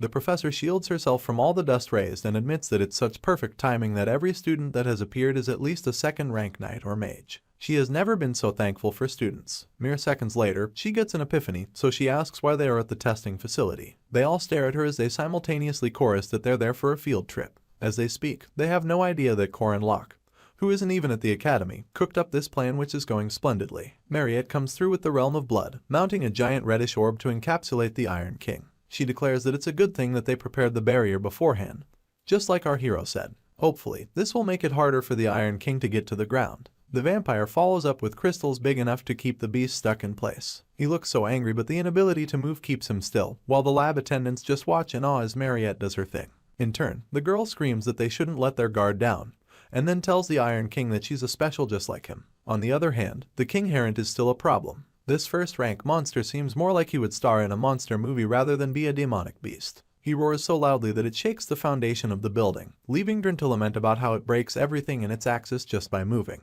For this reason, Cranel yells at Yule to help him, and she asks if he really wants her to move the junk wood golem. Somehow, Cranel had managed to collect the bombs of the golems who had their bodies broken during the hunting ground practice and put their joints together using the magic techniques that our hero provided. All of this combined with Yule's mana powered the golem enough to unleash one hell of a punch against the King Herent. In retaliation, the beast roars and tries to swipe at the golem. Meanwhile, Cranel tells the druid to follow the plan and replenish the skin of the golem's fist. She wonders what the actual plan is, so the sorcerer explains that they'll explode 5 bombs absorbed by the spirit golem at once and spray out a large amount of mana in the process. In the legend of Arren, these two were known to be the duo in charge of a large number of monsters, the Dream Team, if you may. Cranel goes through a checklist for his golem as he confirms his control technique, his mana bias boost technique, and finally, he put on the designated target tracking radar. After all of this is done, he equips nature's weapon, the wooden fist. The arm of this golem cackles with green energy as the duo activates spirit bombs with 5 times the force. Upon getting the all clear from their notification bar, Cranel emphatically presses the activation button, and everything combined gets unleashed in a technique known as the elbow rocket. The punch is so heavy that it seems like propellers pushed it towards the face of the King Herent. The beast comes crashing into the ground and Cranel screams victoriously, referring to the golem as the Luden Warrior. Yule just stands there wondering when he had time to name it. Back to the port city of Sar, it turns out that our hero chose to do the haunted house in that vicinity for a reason that had nothing to do with its cuisine. He arrives at a chapel in town just as the big bell signifies the end of another hour. The continuous ringing of the bell makes Diaku scared, or maybe it was the idea of a chapel. Anyway, our boy tells the demon that he has something that he has to do. He knocks on the door of the chapel and an elderly nun answers. Our hero immediately pastes a fake smile on his features as he tells her that he's an academy student dispatched from abroad. He adds that he hasn't been able to attend mass due to his dispatch tasks, and asks if it's possible to use the chapel's prayer room. In turn, the nun sympathizes with him and agrees. Upon entry, our hero takes a seat and tries to remember the last known location of the marker, telling himself that he hopes the lady on the other side can come as soon as possible because of how dire the situation is. He locates the marker on a cross nearby and presses on it. Within mere minutes, a portal opens up behind him and Madame Josephine emanates from within it. Our boy smugly announces that her response is as quick as he expected, only for the sorceress to place her blade right beside his head in a threatening manner. She then asks him how he knows about the marker, adding that he should think well before answering.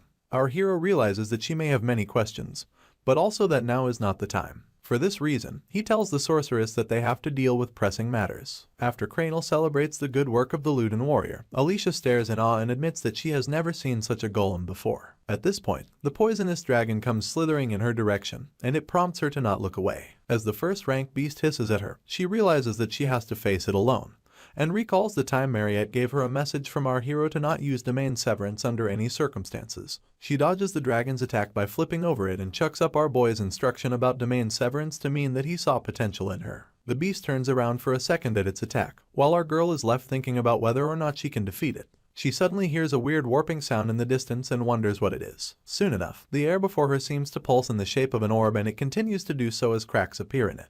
In no time, the blood realm which Mariette had activated completely breaks down and the injured vampire falls to the ground. Alicia screams out her name as the girl continues to heavily pant on the floor. She then remembers that it's all happening just like Corin Locke had predicted. He had told her that she would probably not be able to defeat the demonic pig, and true to his words, she couldn't. This is a monster who turned into a demonic pig after consuming the oldest steel and is now in possession of an original rune. This same beast has 100% resistance to both magical and physical attacks. The demonic pig roars after its victory against Mariette, although temporary because the girl gets back on her feet to face him. You see, his 100% resistance is the biggest reason why countless heroes were murdered and still couldn't kill him, hence his having to be sealed. The vampire knows this and still doesn't give up. Instead, she grips her staff even tighter, seeing as this is what our hero asked of her. She proceeds into battle once again, escorted by her blood spears and a dwindling life force. Alicia is so worried about her that she gets distracted from the poisonous dragon once again. With this window, the first rank beast snaps its jaws open in a bid to swallow her. The swordsman centers herself at the dying minute and tells herself that she also has no choice but to succeed. A blue essence then engulfs her entire blade as she readies herself for a destructive attack. Meanwhile, Professor Dana can do nothing but stand in awe of all that is taking place before her eyes. As for the demonic pig, he activates Thyrus Fehu once again. But Mariette counters it with a type of alchemy magic known as Snow Flower. Their attacks clash in a bright display of red and white. Surely, the King of Iron Mountain is being given a run for his money by the elder rank vampire. Although she seems to be struggling, the girl is definitely managing to hold her own against this beast. Dana, who seems to be the only witness aware that this would go down in history, can't seem to hide her emotions of wonder and fear. The demonic pig and Mariette ready themselves for yet another clash, so our girl gets the head start by firing the beast with multiple crystal lances. In turn, the monster easily dispels them. Of course, our girl doesn't give up. Instead, she activates a multilayer shield of blood and snow and attacks her opponent from both his right and left. Unfortunately, it's not enough to take him down, but just enough to keep him from unleashing an attack of his own. It's obvious to the blind that the students are fighting hard to prevent the demonic beasts from leveling the testing facilities. In all of this, every one of them can feel defeat drawing near. At this moment, the Iron King charges towards Mariette until he slams her into the wall of the facility. Or so he thought. A second glance at the rubble reveals that his prey is nowhere within or underneath it, and so he begins to twirl in search of her. As the dust settles, Dyaku comes forth cradling his master in his arms and her staff in his mouth. The first thing she does after seeing him is ask about Corin Locke, and a smile graces her features as she gets the assurance that he has finally arrived. Meanwhile, Alicia continues to battle it out with the poisonous dragon, racking her brain for a move that she can use to defeat it other than domain severance. She grits her teeth in the moment and tries to think about what our hero would do if he was in such a position. The dragon simply turns around to continue chasing after its prey, hissing and launching forward at incredible speed. The swordsman suddenly takes on a sense of calm, gripping her blade as she reminds herself that Corin Locke would not go for the high road. She leaps into the air to dodge immediate danger and recalls how strict our hero is about the basics. With this, she decides to cut and dodge and erase every other thing from her head. She peels out her blade and hacks away at this beast like it hurt someone she loved dearly. She just keeps cutting and cutting as she applies Rising Heavens, an ardent first sword style. The beast screeches loudly as it falls to its defeat, leaving our girl to shield herself from the aftermath. She laments about the amount of dust raised and wipes it off of herself. She then declares that she succeeded without using domain severance. A certain voice concurs with her last statement, so Alicia quickly twirls around to see who it is. Apparently, it's our hero with his signature smile, folding his arms and telling everyone that they did a good job.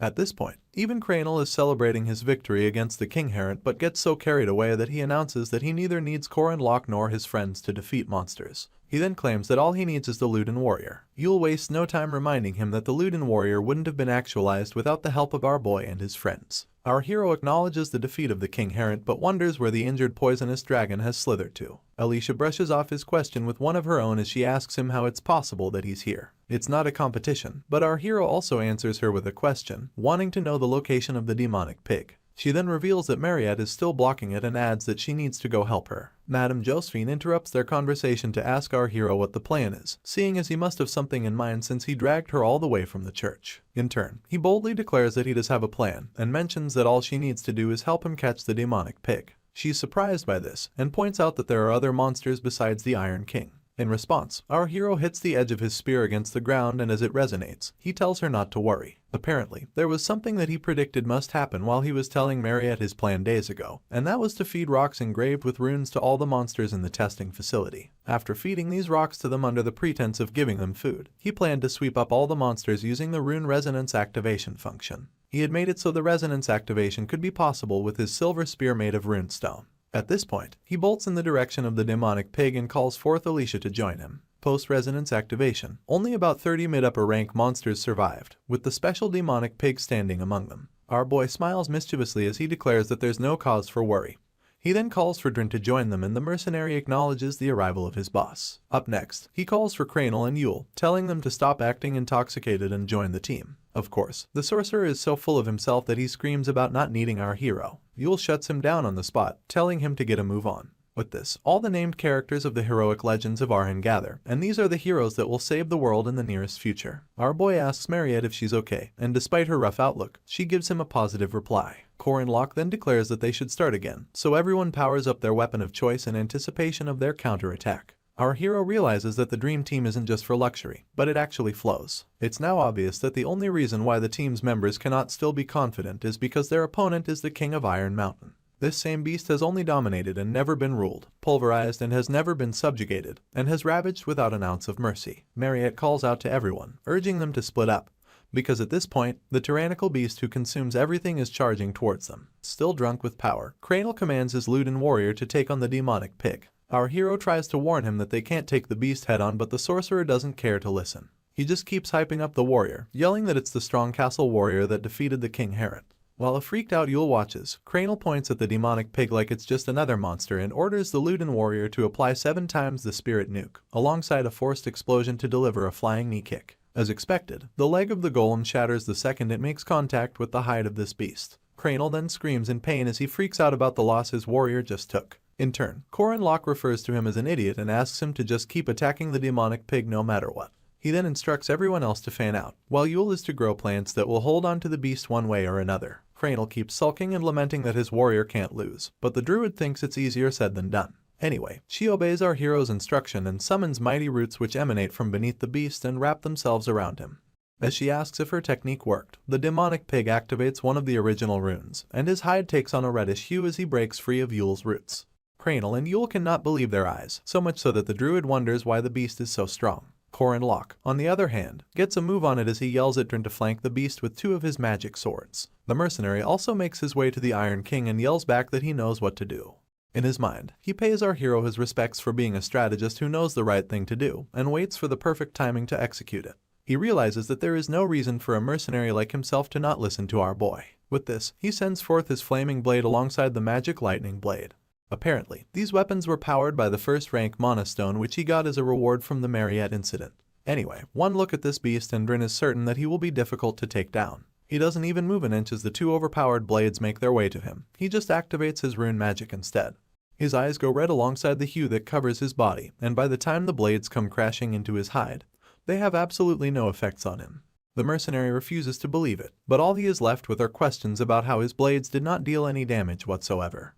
Just then, Mariette calls out to our hero and he signals her that he knows about Diaku. He then sends forth the beast to attack his fellow beast, and Diaku slams his full weight into the demonic pig, head first. The impact from this attack is so much that the Iron King gets taken off his 2 front legs.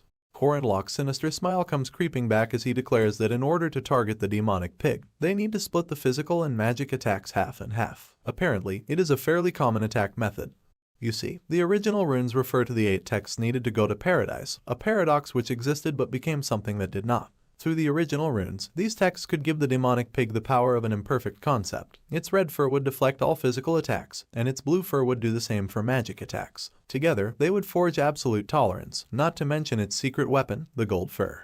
At this moment, our hero yells out instructions to Cranel and Yule, telling them to find a way to keep holding on to their opponent. He then tells Drin to keep coming at the beast from mid-distance, while himself and Alicia attack from the rear. Mariette interrupts our boy's instructing spree to ask for what she is supposed to do, and in turn, he tells her to leave all the attacking to Diaku. He then adds that she should only move according to his commands. As they continue to face off this monstrosity cackling with red-hot energy, our hero tells his team not to think about what'll happen afterwards, and declares that this battle is nothing more than a short-term one. He smiles at his team of named characters and yells at them that they'll definitely win if they pour everything they have into the battle. Our man was definite about victory against such a formidable foe. Said foe wastes no time charging towards them, galloping forward with a fury. Cranel and Yule are up first, so they get in the way of the beast. The druid wraps him with her thickest roots while the sorcerer uses the golem to block his path. Unfortunately, by activating his original runes, the fur of the demonic pig becomes more spiked and they rip apart the roots. He then follows up by knocking the golem off its feet. Drin goes next as he sends his blades of fire and lightning after the demonic pig once again. Unfortunately, they both bounce off his skin, and much like before, Diaku follows up by slamming his mass into the beast. This time, a more direct hit is made to the Iron King's head, while the druid's roots continue to wrap around his entire body. Cranial celebrates this small win, but before he can get too excited, he realizes that the beast isn't showing any signs of getting hit, and that Dyaku is barely on the surface of his fur. You see, the demonic king would have to switch between blue and red fur to have resistance to either magic or physical attacks, and the team soon realizes that the demonic pig never made that switch. He was faking the whole time. Also, he could attract Dyaku, his biggest threat. At this point, he activates Thuris's Sahu and hits Dyaku with his Titan rune known for destroying everything in its path. Mariette's underling is sent flying until he slams into the walls of the facilities with so much force that they crack from the after effects.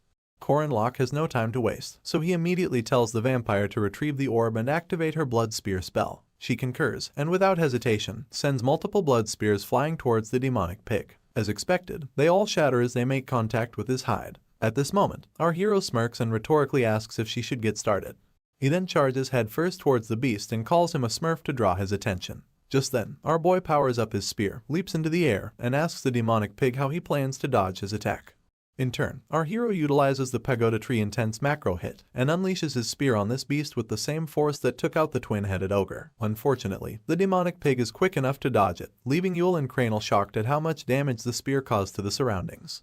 Our boy touches down with regret, sucking his teeth as he realizes that his attack barely missed the target. He admits that the demonic pig has good reflexes, but immediately asks Mariette to use her blood spears once again.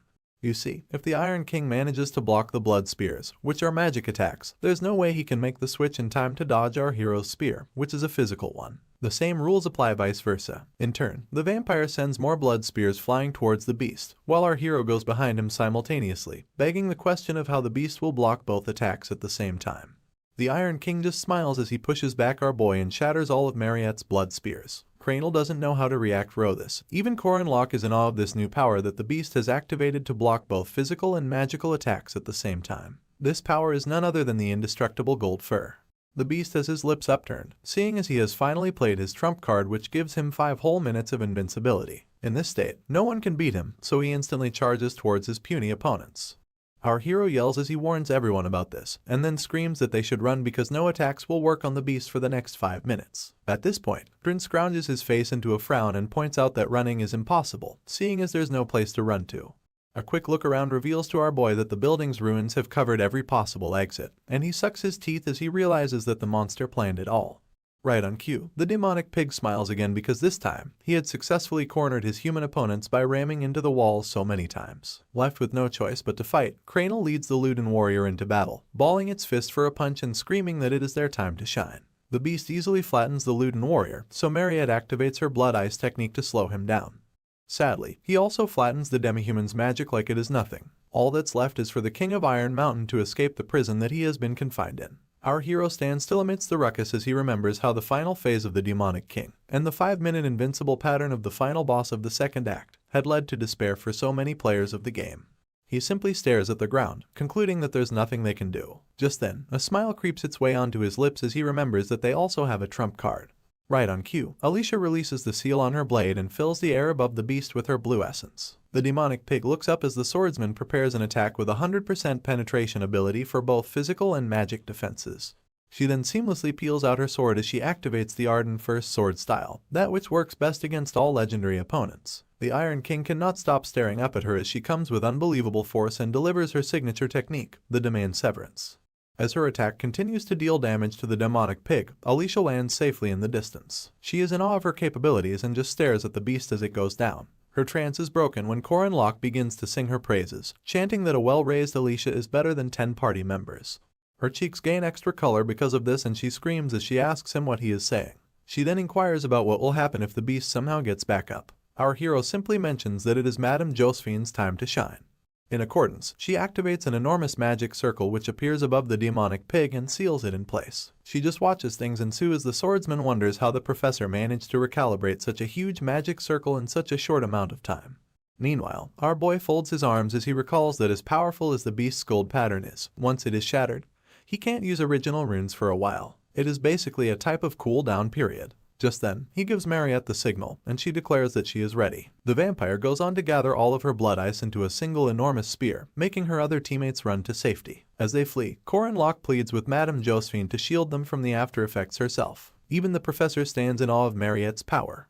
Back to the vampire. She just screams that she'll end things and unleashes a great blood technique called the Crimson Spear. And just like that, all of the blood ice she had compiled impale the demonic pig with an unholy force. Consequently, the menace of 80 years, the hero murderer, meets his end, and the origin light that leaves his body as it disintegrates could not be missed by a spearman. As you know, or did not know, origin runes refer to the 8 texts needed to go to paradise. It was a remnant of the divine generation that couldn't be destroyed with any power, but its container, the rune stone, was sometimes destroyed. It turns out that 88 years ago, a boar on the Dingle Peninsula swallowed said rune stone and nobody dared trying to take it out because it granted the boar near immortal power. Present day, the same demonic pig whose seal was released got defeated, and the rune stone inside him got shattered in the process. As for the present location of the original rune, it finds its way to the closest rune stone and spends some time before settling.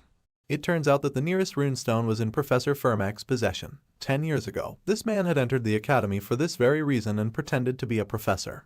Even after the Iron King's demise, the havoc doesn't stop. Mariette is busy trying to find out if the testing facility is fully evacuated. Drin mentions some monsters who still haven't been defeated, and Yule yells that they should try blocking the entrance.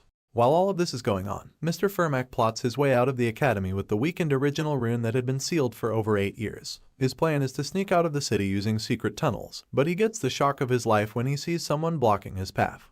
His spear is the first thing to come into focus as our hero asks how his martial brother, Baltazar, is doing, and refers to the faux professor as martial nephew Fermac. For dramatic effect, our hero took a seat and cradled his hand beneath his chin to show just how long he had been waiting for the traitor to arrive. The professor finds it weird that our boy called him his martial nephew, so Corinlock explains that the traitor is a disciple to the disciple that his master renounced, and by that logic, he is Fermac's martial uncle. He even asks the traitor to come and show his respects. It takes some seconds, but our hero can tell that the man has realized who he is. In turn, he speculates that the traitor must have come to only one judgment after seeing that he uses the same spearmanship as his master. Basically, Mr. Fermac's sensei was the only person who achieved the title of martial master using the required 6-step spearmanship. So when the traitor saw our hero using the same spearmanship as his sensei, he must have concluded that they shared the same master. The only problem was that he never expected our boy to be at the academy where he infiltrated to carry out his secret mission. This must have left him suspicious and confused about Corinlock. Anyway, the only safe option at the time was to ignore him, and this was what Fermac did. Later on, after witnessing our hero holding his own against Lunia Arden, the traitor sent him outside town under the pretense of rank reassessment, also that he could exclude our boy from his plan. After this, he had planned to successfully flee the academy and seek out our hero's true identity from his master, the king. Unfortunately, the wrench thrown into his plan was Corinlock making use of Madame Josephine's marker to return via long-distance teleportation. Our boy flashes a sly smile as he tells the traitor that Professor Dana's experiments and Mariette's incident must have been good for him, seeing as he has been waiting for the perfect time to strike. For this reason, our hero declares that Fermac isn't going anywhere with the origin rune stone.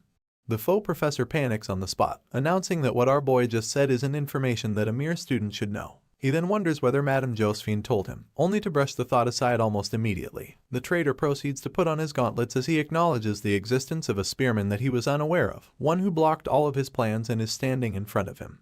He takes his battle pose at this moment and declares that our hero is his enemy. As a purple-black essence leaks from the traitor, Corinlock looks him in the eye, recalling how his opponent being a famous first-rank knight isn't the biggest thing about him. Apparently, Fermac is the mastermind behind the unsealing of the final boss of Act 2, the King of Iron Mountain, and also the one who will appear with the King of Paradise later on. As one of the 4 executives, this traitor's power is at least a semi-special rank. Same with Lunia Arden, and under the right conditions, he could easily become a special rank. At this point, the professor berates our hero for being arrogant just because he showed a little talent. In accordance, his shadow seems to be coming alive as it bubbles with a purple liquid. He then asks if our boy thinks he can face him, and proceeds to summon shadow servants. Right on cue, the purple liquid forges a replica of the traitor and he declares that he'll end things quickly. Corinlock just smiles because he recognizes Fermac's ability to attack 2 times more effectively in places with shadows. It turns out that the location of their battle is not a thing of luck. Just then, our boy activates Sowillo, the rune of sun, and the rocks shine with enough light to displace the traitor's shadow and leave him with even more confusion. He glares daggers at our hero as he explains that the natural enemy of shadow types is light. You see, shadow type sorcery needs darkness to exist, just as water sorcery needs moisture and fire sorcery needs air. The traitor charges forward in a bid to change his location and activate another shadow. Sadly, everywhere he goes, there's a rune of sun waiting. His eyebrows furrow as he realizes the situation he is in, and our boy stays seated as the entire lot lights up like a concert. In turn, he narrates how it was a lot of work to engrave the rune of sun throughout the entire lot, adding that it took him 20 days. He quips that it is mostly because he has a lot of mana to spare these days. Furmak knew that this desolate lot, which was secretly linked to the basement of the testing facilities, had limited access. But Corin Locke also knew this, and prepared for the finale before anyone else. The traitor seems more infuriated than ever as he grits his teeth and refers to our boy's methods as cowardly. This was a persistent and wicked counterattack made just for the professor. At this point, our hero just smiles smugly and tells his opponent to look at it like he is very prepared, rather than calling him a coward. Anyway, the traitor is mad, mostly because his Shadow Servant technique consumes a lot of mana, and is getting blocked by mere elementary level runes. He acknowledges our boy's perseverance, only to shoot himself forward in a burst of speed. He calls this technique Rado, and manages to catch our hero off guard with the instant 10-meter boost. In turn, Corin Locke slashes away with his spear, but only manages to cut an already fading Shadow Servant. While he is still distracted by the shadow, the real Furmak launches a southpaw jet boost straight at his face. Luckily, he activates one of the 8 trigrams known as playing body in time for him to dodge the attack by a hair's breadth.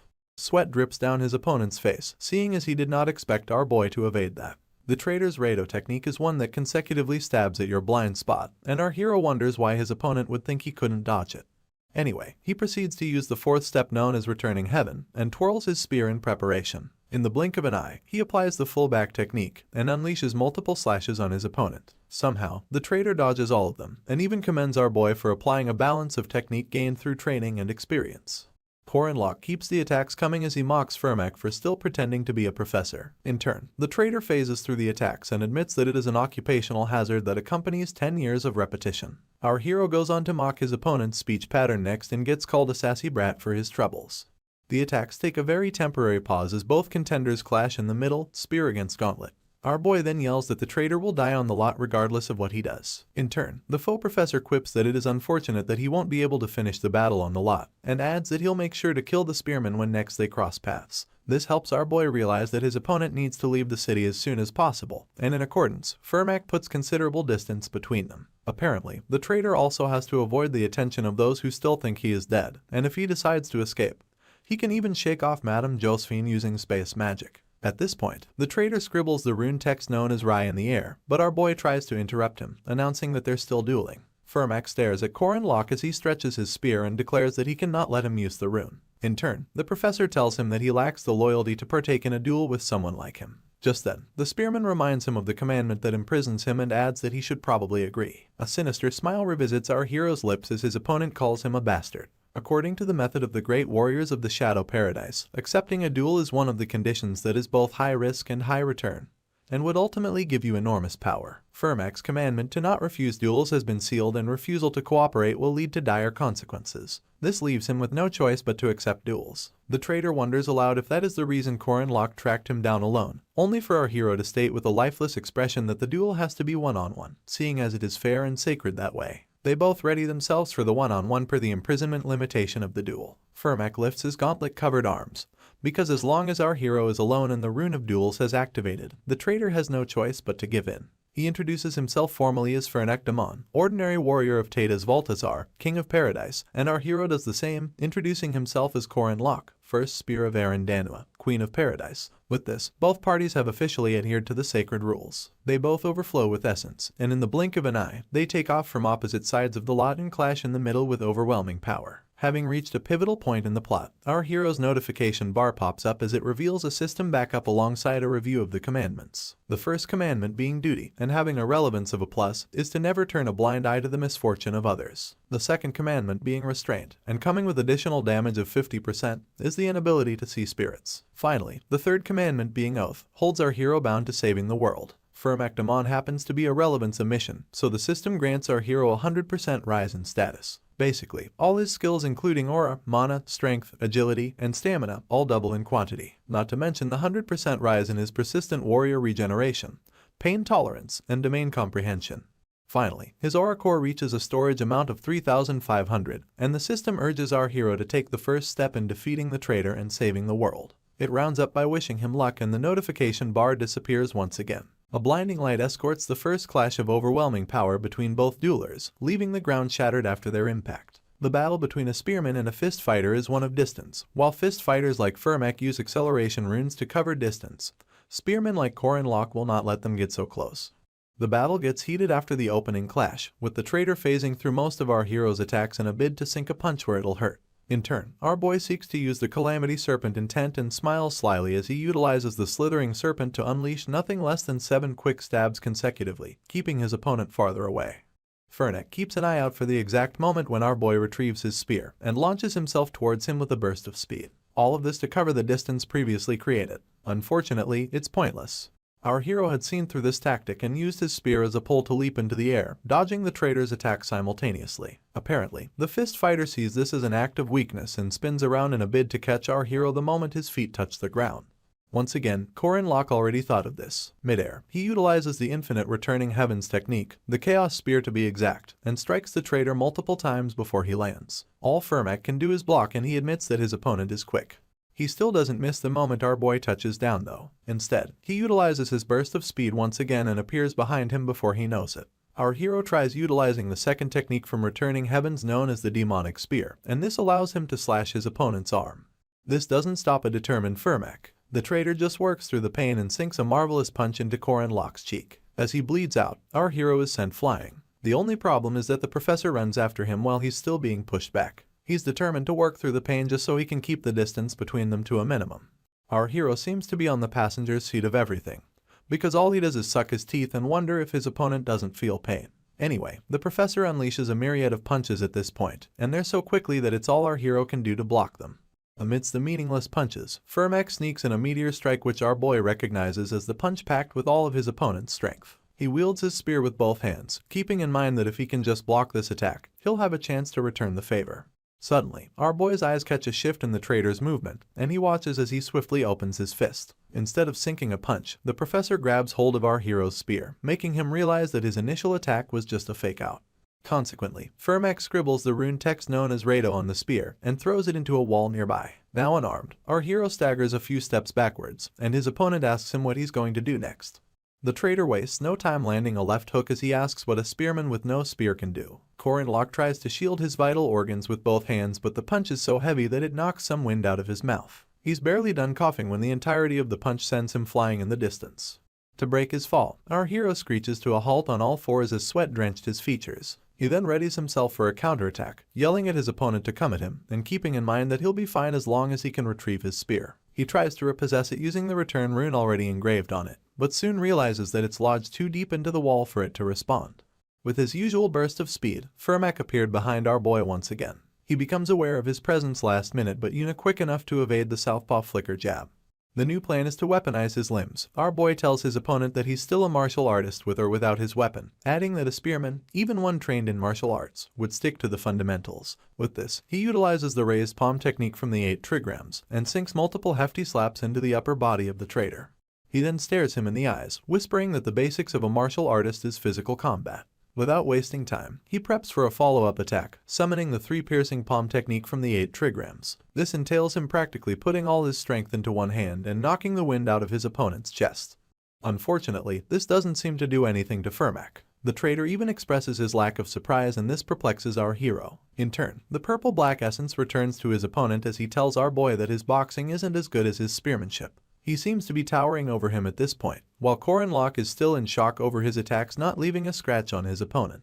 Anyway, Fermek uses the opportunity to deliver a southpaw liver shot, and our hero almost loses consciousness. He admits to himself that his opponent's 8 trigrams technique was incredible, but he had missed one thing, and that was the fact that he trained both his spearmanship and physical combat, while Fermek polished only his physical combat. Soon enough, the traitor sinks another punch in Korin Locke's chin and his head forcefully tilts backwards. This is followed by another southpaw flicker jab where Fermek delivers multiple successive blows to our hero. At this point, he's left coughing up some blood, despite his attempt to block with both hands.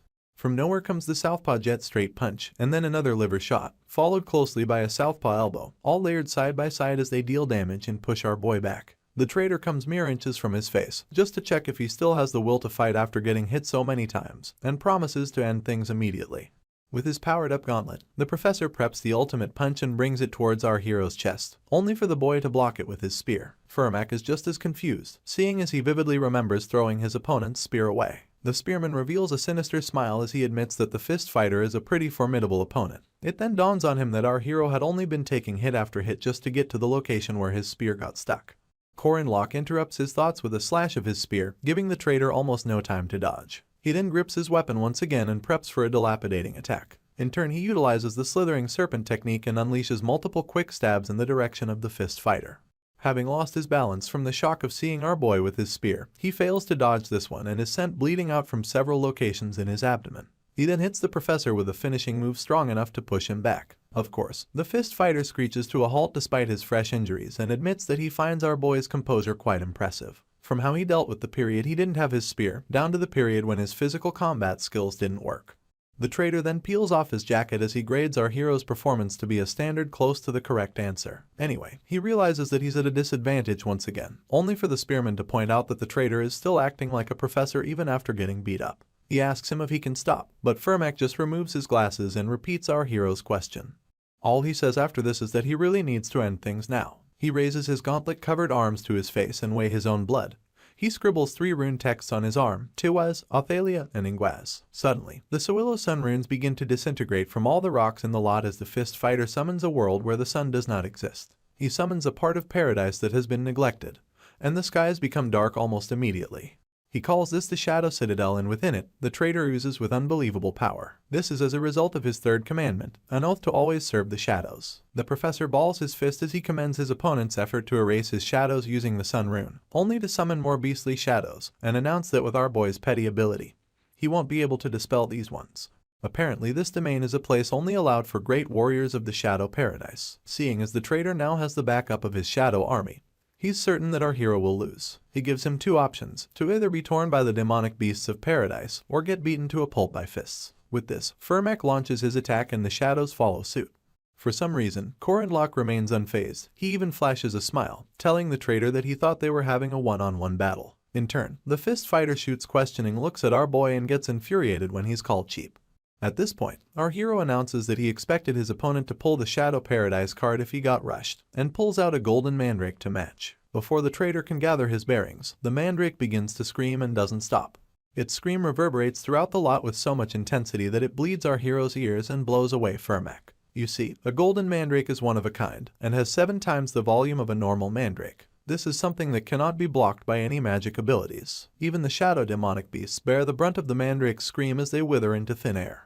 The traitor's features scrounge into a frown as our boy asks him if he thought he couldn't survive with a pretty truck like Shadow Paradise. Despite his bleeding ears, our hero just laughs and stretches forth the golden mandrake as he reiterates that Fermac Damon will definitely die on the spot. Patches of purple flames fill the lot as what's left of the shadow demonic beast sizzle in the background.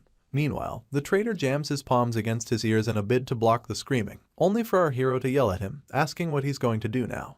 He then adds that his opponent's shadows are mine and that the mandrake will keep screaming. With a smile on his face, our hero announces that he has these abilities called regeneration and pain tolerance, so the longer the screaming goes on, the more he'll get used to it. He rounds up by asking the fist fighter how long he thinks he can put up with it. In response, Fermac grits his teeth and calls our hero a coward. He suddenly summons 12 more shadow servants, and yells that the moment our boy walked into the Shadow Paradise, his chances of defeating him dropped to 0. Per instruction, the shadow servants charge towards Korin Locke while their master hangs back. Our hero returns to using his spear as he dodges a jab from the first shadow and successively slashes it in half. Suddenly, another shadow sneaks up from behind and holds both his hands captive, leaving our boy shocked.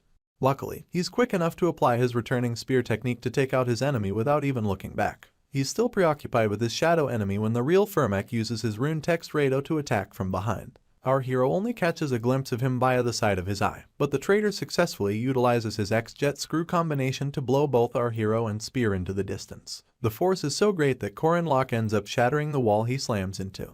Unfortunately, the professor doesn't end there. He and his shadow servants charge towards our hero without wasting time. In turn, he grabs a hold of his shirt and announces that he can't deal with the situation anymore. He proceeds to ask if the fist fighter is even listening to him, only for a bright light to suddenly emanate from our hero's skin. It's so bright that it destroys all of Fermac's shadow servants, and makes the fist fighter lift his hands to preserve his sight. At this moment, our boy flashes the biggest smile in life as he jumps from TG's shatter wall to the ground, yelling that this is going to be the best one-on-one fight the traitor has ever seen. In no time, he covers the distance between them, leaving the professor with just enough time to realize that our hero had engraved the rune of sun all over his body, making it impossible for the shadow servants to do anything to him. His eyes pop open as he realizes that our hero may be suicidal, and he concludes that the boy must be an idiot to be ready to have his entire body go up in flames. While he's still trying to shield his eyes, Locke uses the slithering serpent technique, and as usual, unleashes a myriad of stabs on his opponent. Afterwards, they resume battle poses, and our hero suggests that they stop with the petty little tricks, adding that they should see the fight through to the end with pure combat. His eyebrows furrowed into a frown as he yells at his opponent to stop saving his energy and urges him to attack with everything he's got. At this moment, the traitor instinctively senses that the warrior before him is an arch-nemesis. For this reason, he resolves to risk his life to take him down, and screams as he powers up. The purple essence surrounding him takes on a much brighter glow as he utilizes the 6 steps of Sura. This is a self-destructive skill that burns through the aura core for mana and speed, a skill special to the great warriors of paradise. In response, our hero gets just as hyped up, with fire evident in his eyes. He screams that this is what Firmac should have done from the beginning and adds that they should get to it. Our boy puts the 6th step of the 6 steps of spearmanship and backs it up with Sura to even things out. As both parties burn through their aura core, they charge towards each other from opposite sides of the lot. It's like deja vu, but this time, things are way more serious because they plan on going all out. Our hero is the first to strike, and he stabs at the traitor's shoulder. Firmac easily blocks this and instantly follows up as he punches his opponent in the chin. Too much blood sprays out of our boy's mouth as a result of this, but he just shakes it off and goes low as he successfully cuts the traitor's shoulder this time. This infuriates Firmac even more, so he tries punching the life out of our boy from above. Luckily, Locke is swift enough to evade it, and delivers a deep cut to the traitor's chest as he makes his way back to a standing position. The fist fighter's essence begins to dim almost immediately, with our hero's spear still dripping with his blood. He then drops to his knees as it takes everything in him to breathe. Literal steam exudes his body and beads of sweat drip down his features. In all of this, our hero is still standing strong. All Firmac can do is watch in horror, and while he's still knelt down, our boy drives a spear through his heart, spraying too much blood from the exit wound. He finally exhales and tells the traitor that he has won. Locke closes his eyes, but he can still hear the screams of people begging him for help in his past life. They never wanted to die, and all they could do was beg our boy to help them out. This was during his last battle with Firmac Damon when they battled after losing to him in Act 2. They had found themselves stuck in a nightmarish realm, a hell known as Paradise. So many innocents lost their lives that day, thanks to the fist fighter's shadow servants. Unfortunately, our boy lost a lot of friends in that battle too. Back to the present, the spearman just stares down at the body of Firmac Damon, one of the 4 heavenly kings, and the king's confidant who's trying to introduce that hell into this world. You see, Tadas Valtazar, king of paradise, is revered only for his ex, with rune tattoos pasted on his arm and immense power to match. Our hero continues to look at his now dead opponent as he promises that things will be different this time. He proceeds to rummage through the fist fighter's pockets and isn't surprised that the treasure he was searching for isn't on his person. Apparently, our boy was searching for one of the 4 treasures protected by the druids, Leophale, Phalia's Stone of Fate. If this polychromatic were in his possession for having returned the original rune, our hero's chance of winning would have decreased significantly. After rummaging some more, he pulls out the original rune and gains solace in the fact that he could at least retrieve that. It turns out that Tadas Valtazar is working hard to gather the 8 original runes just so he can bring the Shadow Paradise into this world. This original rune is the one thing that our hero cannot let Valtazar have. With blood still smeared all over his person, our boy balls up the rune in his palm and wonders what's so important about the Shadow Paradise that Firmac killed all those people. He acknowledges that their anger and resentment towards the world is justified, but he feels like the way they're taking it out is wrong. He lays on his back and exhales loudly, thinking to himself that he did some crazy things. His left eardrum is busted because he went around holding a golden mandrake. His right eardrum isn't fine either. Then there's the issue of all the burns to his upper torso caused by the Rune of Sun despite his reliance on regeneration to heal him. Apparently, our boy is tough enough to bear the pain, but Firmac left him with a bunch of injuries. The fist fighter had pierced our hero's liver, fractured his right collarbone, crushed the bones in his sternum, and twisted his organs in the process. Locke tries to move his body and realizes that his left arm and leg are barely responding. But these are as a result of the 6-step Sura. He heaves multiple sighs as he realizes that he isn't as used to pain as he thought, and even as his eyes close he tells himself that he can't afford to lose consciousness. At this point, his notification bar pops up and announces that he has defeated Firmac Damon, and adds that the commandment rewards are currently being distributed. As his eyes continue to close, he just whispers that the rewards don't matter, seeing as he's more worried about the rune and the gold mandrake. This doesn't stop the system from shooting him more notifications though. It showcases that first commandment once again, the one holding him bound to not turning a blind eye to the misfortune of others, and announces that he gets 60 points equally distributed for conquering a difficulty level mission. For defeating a great evil, the system grants our hero an extra reward. They hand him a map called Find His Son and it's supposed to lead him to the 4 secret treasures. Our boy dips in and out of consciousness, but the next glimpse he takes reveals a brown ponytail. This is enough for him to decipher that Alicia is the one carrying him, so he struggles to call out her name. In turn, she just keeps hurrying as she mentions that he's awake. Corin Locke asks about the cleanup, so the swordsman reveals that Professor Dana is on it, Drin already left, and that Yule and the others were the ones that found him. Our boy manages to curse Drin, quipping that the mercenary doesn't know what loyalty is. Alicia comes to his defense, reiterating how Drin made it clear that their relationship is strictly business. Worse off, he gave them until next week to pay for his services. Before the hero can ask his next question, the swordsman announces that they already secured the original rune and the golden mandrake. This surprises Corin Locke, and he asks how she knew what he was going to ask when she's not that smart. Poor Alicia then reminds him that she's the one carrying him, and then jokes about just dropping him. In turn, our hero pleads with her, adding that he might just die if she does that. They find a park bench soon enough, and our hero lies down as Alicia cradles his head on her lap. He thanks her for saving him and she tells him not to mention it.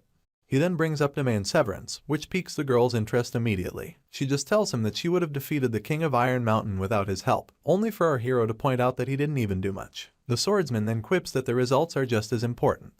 At this point, she begins to remember their group assignments and mandrake potion making exercises, and how Corin Locke was always drawing runes in the lot. It then dawns on her that he was preparing for this battle ahead of time. Still wounded, our hero confirms this, but before he can ask how she knew, Alicia questions his decision to fight alone.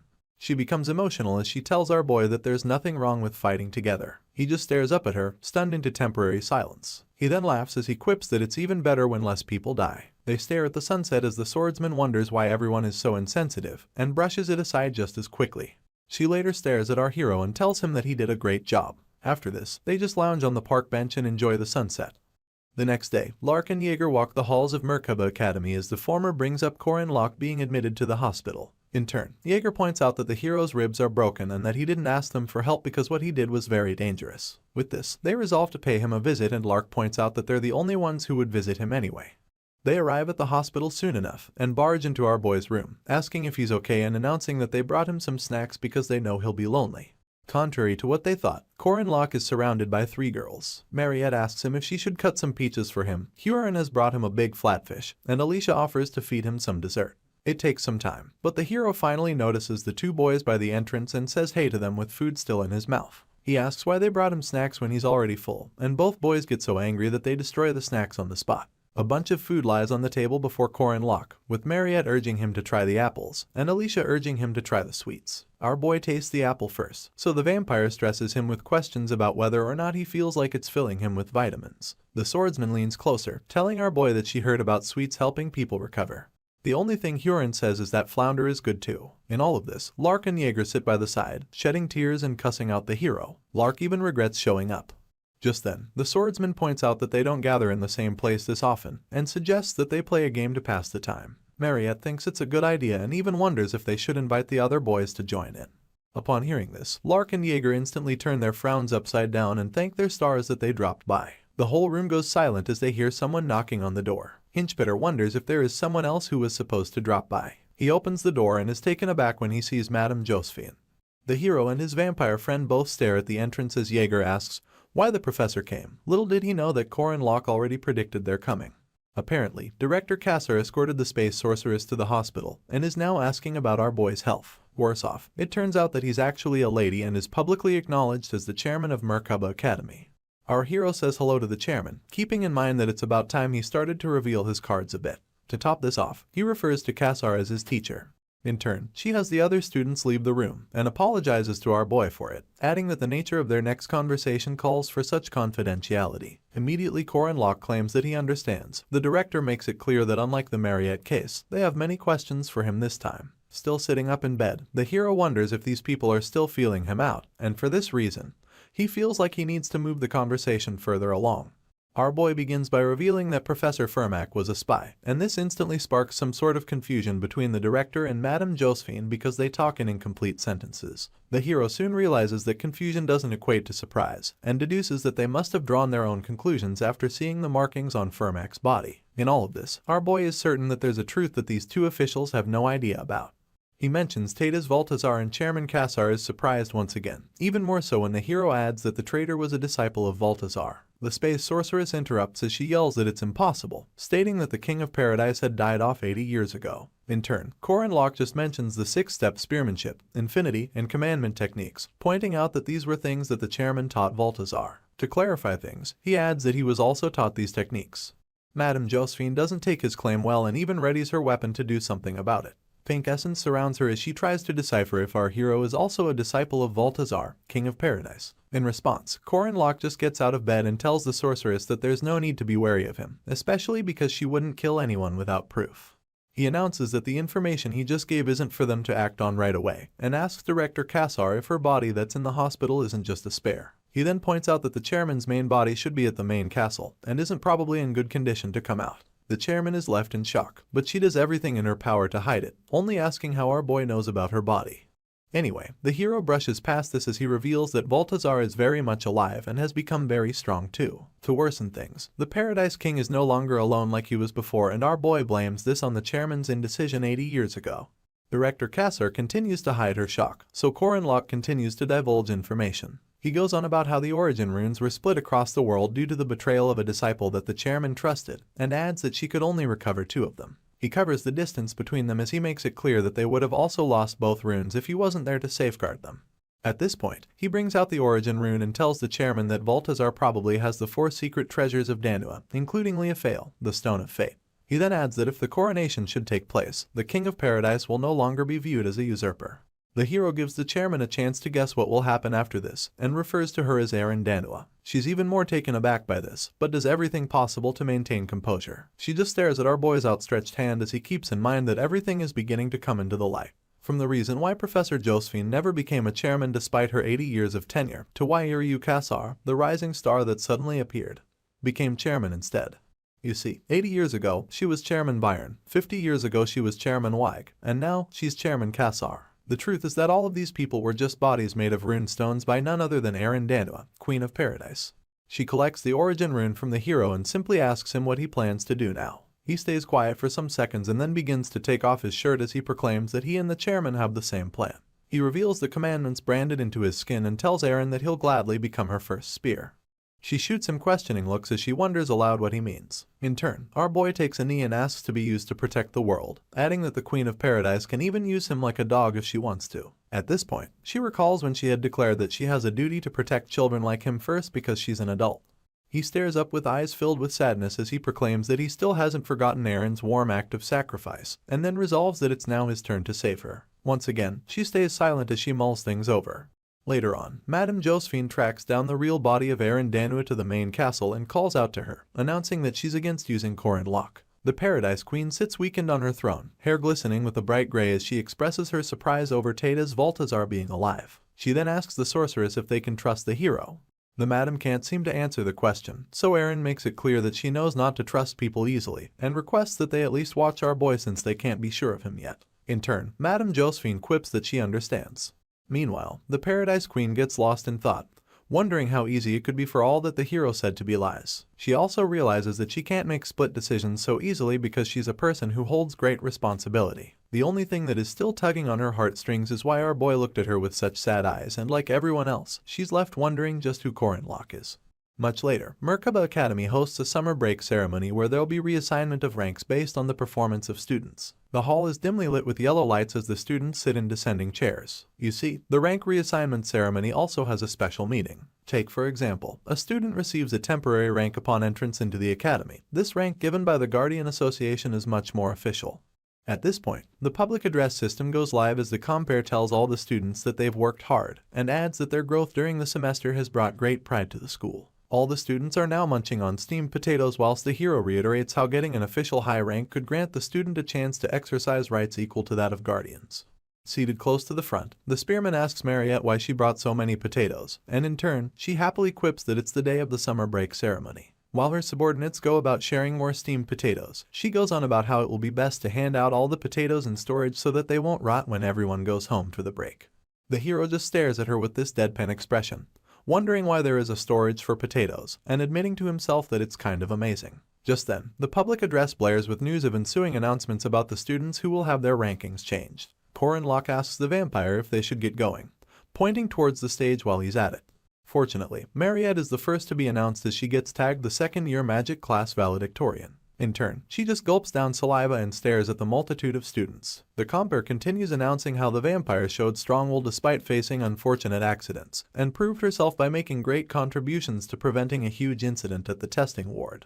Our hero instantly remembers how furious she became when going up against the king, how reddish essence exuded her body, and her claws made their way out. Anyway, it could be said that she didn't make any progress this semester since she wasn't able to leave the city after turning into a vampire. Despite all of that, she bagged some achievements by working with Professor Dana on her research, and a huge factor was also her mana increasing exponentially after turning into a vampire. It was impossible not to raise her rank after such an increase in power, not to mention her indisputable efforts in holding back the King of Iron Mountain, which greatly reduced casualties. Iryu Kassar, chairman of Merkaba Academy, is the one to bestow Mariette with her honors. She declares that with her recommendation, and that of Southern Guardian's chairman, Dina Grandia, our girl will be promoted to the semi-special rank. She then hands her a plaque with a smile on her face, and all the students burst into tears in response, acknowledging that Mariette will become the youngest semi-special rank guardian ever. Some others munch on their potatoes while they feel honored to have witnessed such a legendary occasion. The public address blares once again as the compere announces that he'll be calling out some students who, like Mariette, have made great contributions to stopping the incident that took place in the test ward. Murmurs begin to emerge from the crowd as students wonder if more people were involved in the incident, seeing as they never heard anything about that. Apparently, the incident with the Iron King was widely known, but the details weren't spread much due to the beast still being held in the test ward. The happenings at the facility have been kept secret, and that includes the existence of the demonic pig and the betrayal of Professor Fermac. The compere calls forth Cranial Ludin, Yule, Alicia Arden, Drinworski, and lastly, Corin Locke. The golem sorcerer sheds a tear as he gives tribute to the Ludin warrior, while the druid tries her best to stop being nervous. The swordsman and the mercenary remain unfazed, but our hero smiles from ear to ear upon hearing his name. The chairman appears once again to promote Yule, Cranial, Alicia, and Drin to the semi-first rank for their achievements in the test ward, and then moves on to our boy, pointing out that he's still a 5th rank. Anyway, as a result of his brilliance in class and exceptional achievements, he got recommendations from the chairman, Madame Josephine, and Old Man Heyman to be promoted to the role of 1st rank guardian. The whole crowd goes wild after this. They can't believe that someone who entered the academy as a 5th rank is being promoted to a 1st rank after just one semester. They try to find the sense in this but fail woefully. The hero mounts his hands behind his back and portrays perfect posture as he gets bestowed his 1st rank. You see, he already received this unofficially after discussing things with the Guardian Association behind the scenes. Although his skills are unquestionable, the main reason why the hero is being given a rank higher than the semi-first one is the upper echelon's way of making sure he keeps quiet about Fermac's betrayal. That aside, our boy is more interested in the special rights that accompany a 1st rank knight, especially the right to take in guardians directly. The hero flashes a smile of mischief as he acknowledges that his plan is finally starting. Consequently, if this was the game, it would be the 3rd year, and even in his past life, he barely achieved 1st rank by the 2nd year. The change in this version of things will make a huge difference in what our boy does from now on. He plans to enlist all the aces under him and stares at them like they're his prey. Only Cranial can sense that something is off though. Our hero plans to use his newfound strengths and rights as a yardstick to do more things.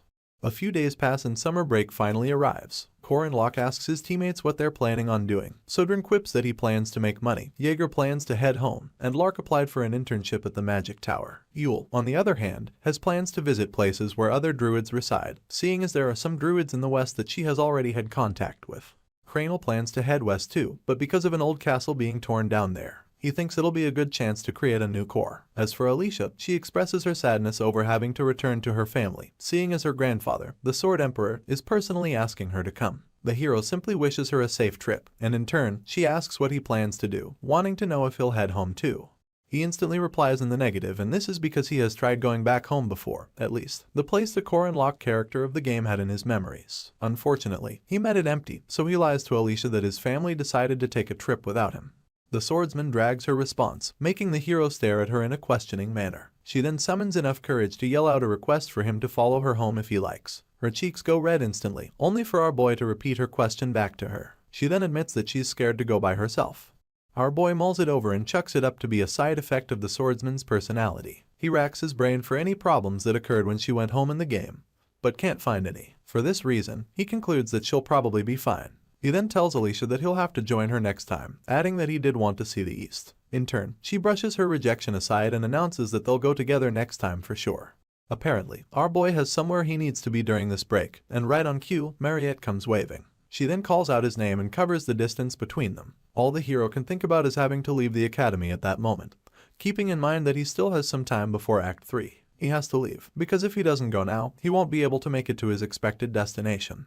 Soon enough, the train out of Merkaba chimes as they move at full throttle to the south, and with various majestic cars attached, it maintains its track. On the inside, people of various calibers talk with their companions, or simply mind their business, but some passengers don't mean well. One of them opens what seems like a suitcase to reveal different weapons. He keeps in mind that the train is currently riding through an endless field with nothing less than 9 hours to reach the southern continent. He's hooded as he shares the weapons to his fellow hooded bandits, and they confirm that their preparations are in effect. Just then, their leader peels back his hood, raises his sword, and yells at all the passengers to put their hands up and give him everything they have. At this moment, his fellow bandits point their crossbows at the passengers to enforce good behavior. The helpless people scream and then lift their hands up in obedience as the leader of the bandits encourages them to cooperate. His craziness leaks from his eyes as he threatens the passengers to either cooperate or face a semi-first rank like himself.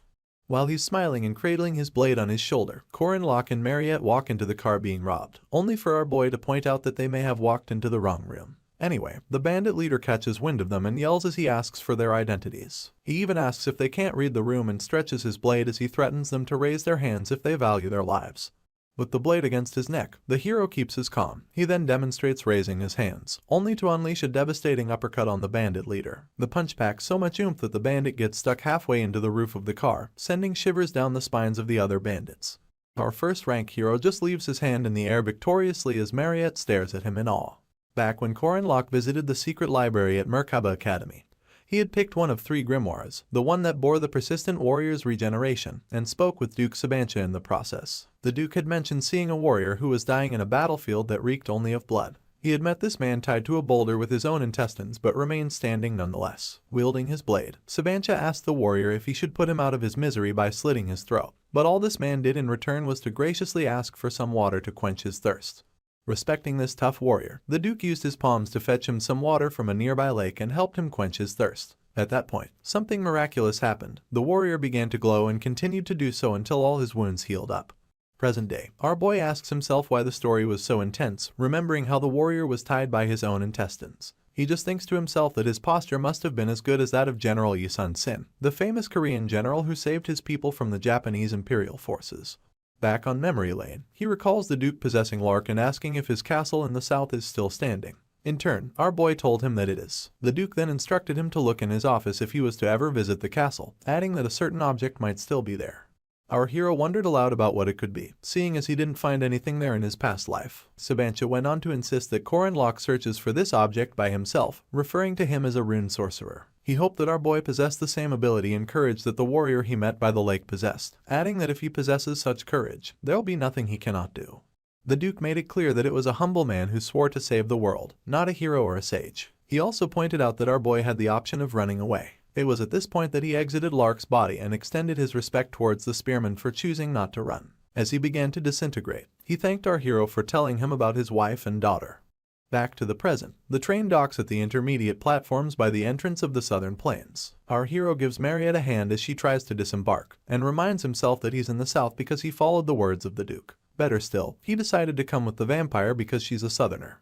Just then, the captain thanks our boy and his companion, adding that he would have been in trouble if it wasn't for them. Meanwhile, all the bandits lay beaten and tied up as Corin Locke tells the captain that it was nothing much. As a show of gratitude, the man hands our boy a bag of coins, and of course, he accepts it with arms wide open and lips full of patronization. To top things off, his notification bar pops up and declares that he gets 2 points equally distributed for not turning a blind eye to the misfortune of others.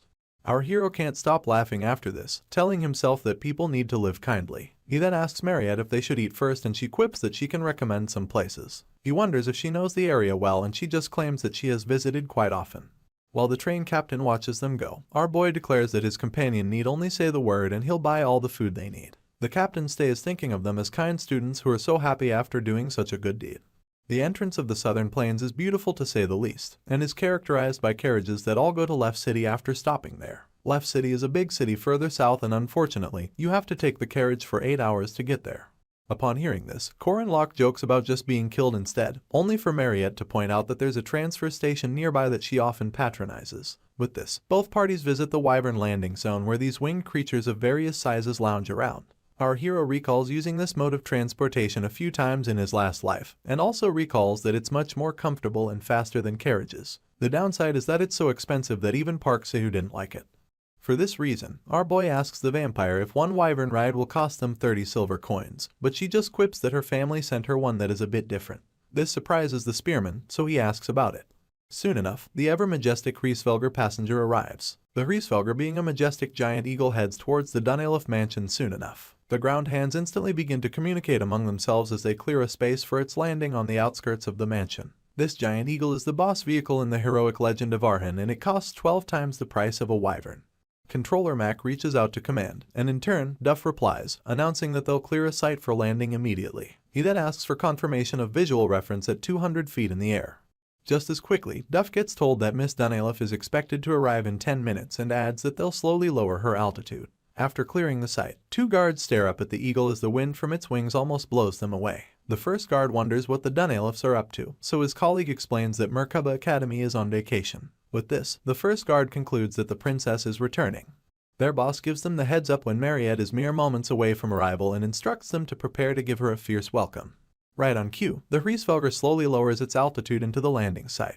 The moment the front door bursts open, all of the family's staff bow their heads and chorus a fierce welcome to the princess, congratulating her on her break, and also for the semi-special rank promotion. Our boy's eyebrows shoot up as it dawns on him that their location is Left City, not to mention Duna City in the east. Just to confirm, he asks Mariette about her family's farming business and just how big it is. She vaguely tells him that it's about 2 million, so our hero concludes that she means 2 million pyong, which is equivalent to about 7 million square feet. She instantly corrects him about the unit of measurement and clarifies that she actually meant 2 million hectares. The smile on her face doesn't soften the blow on Corin Locke. She even asks him why he wanted to know, but all he does is leave his mouth open in shock.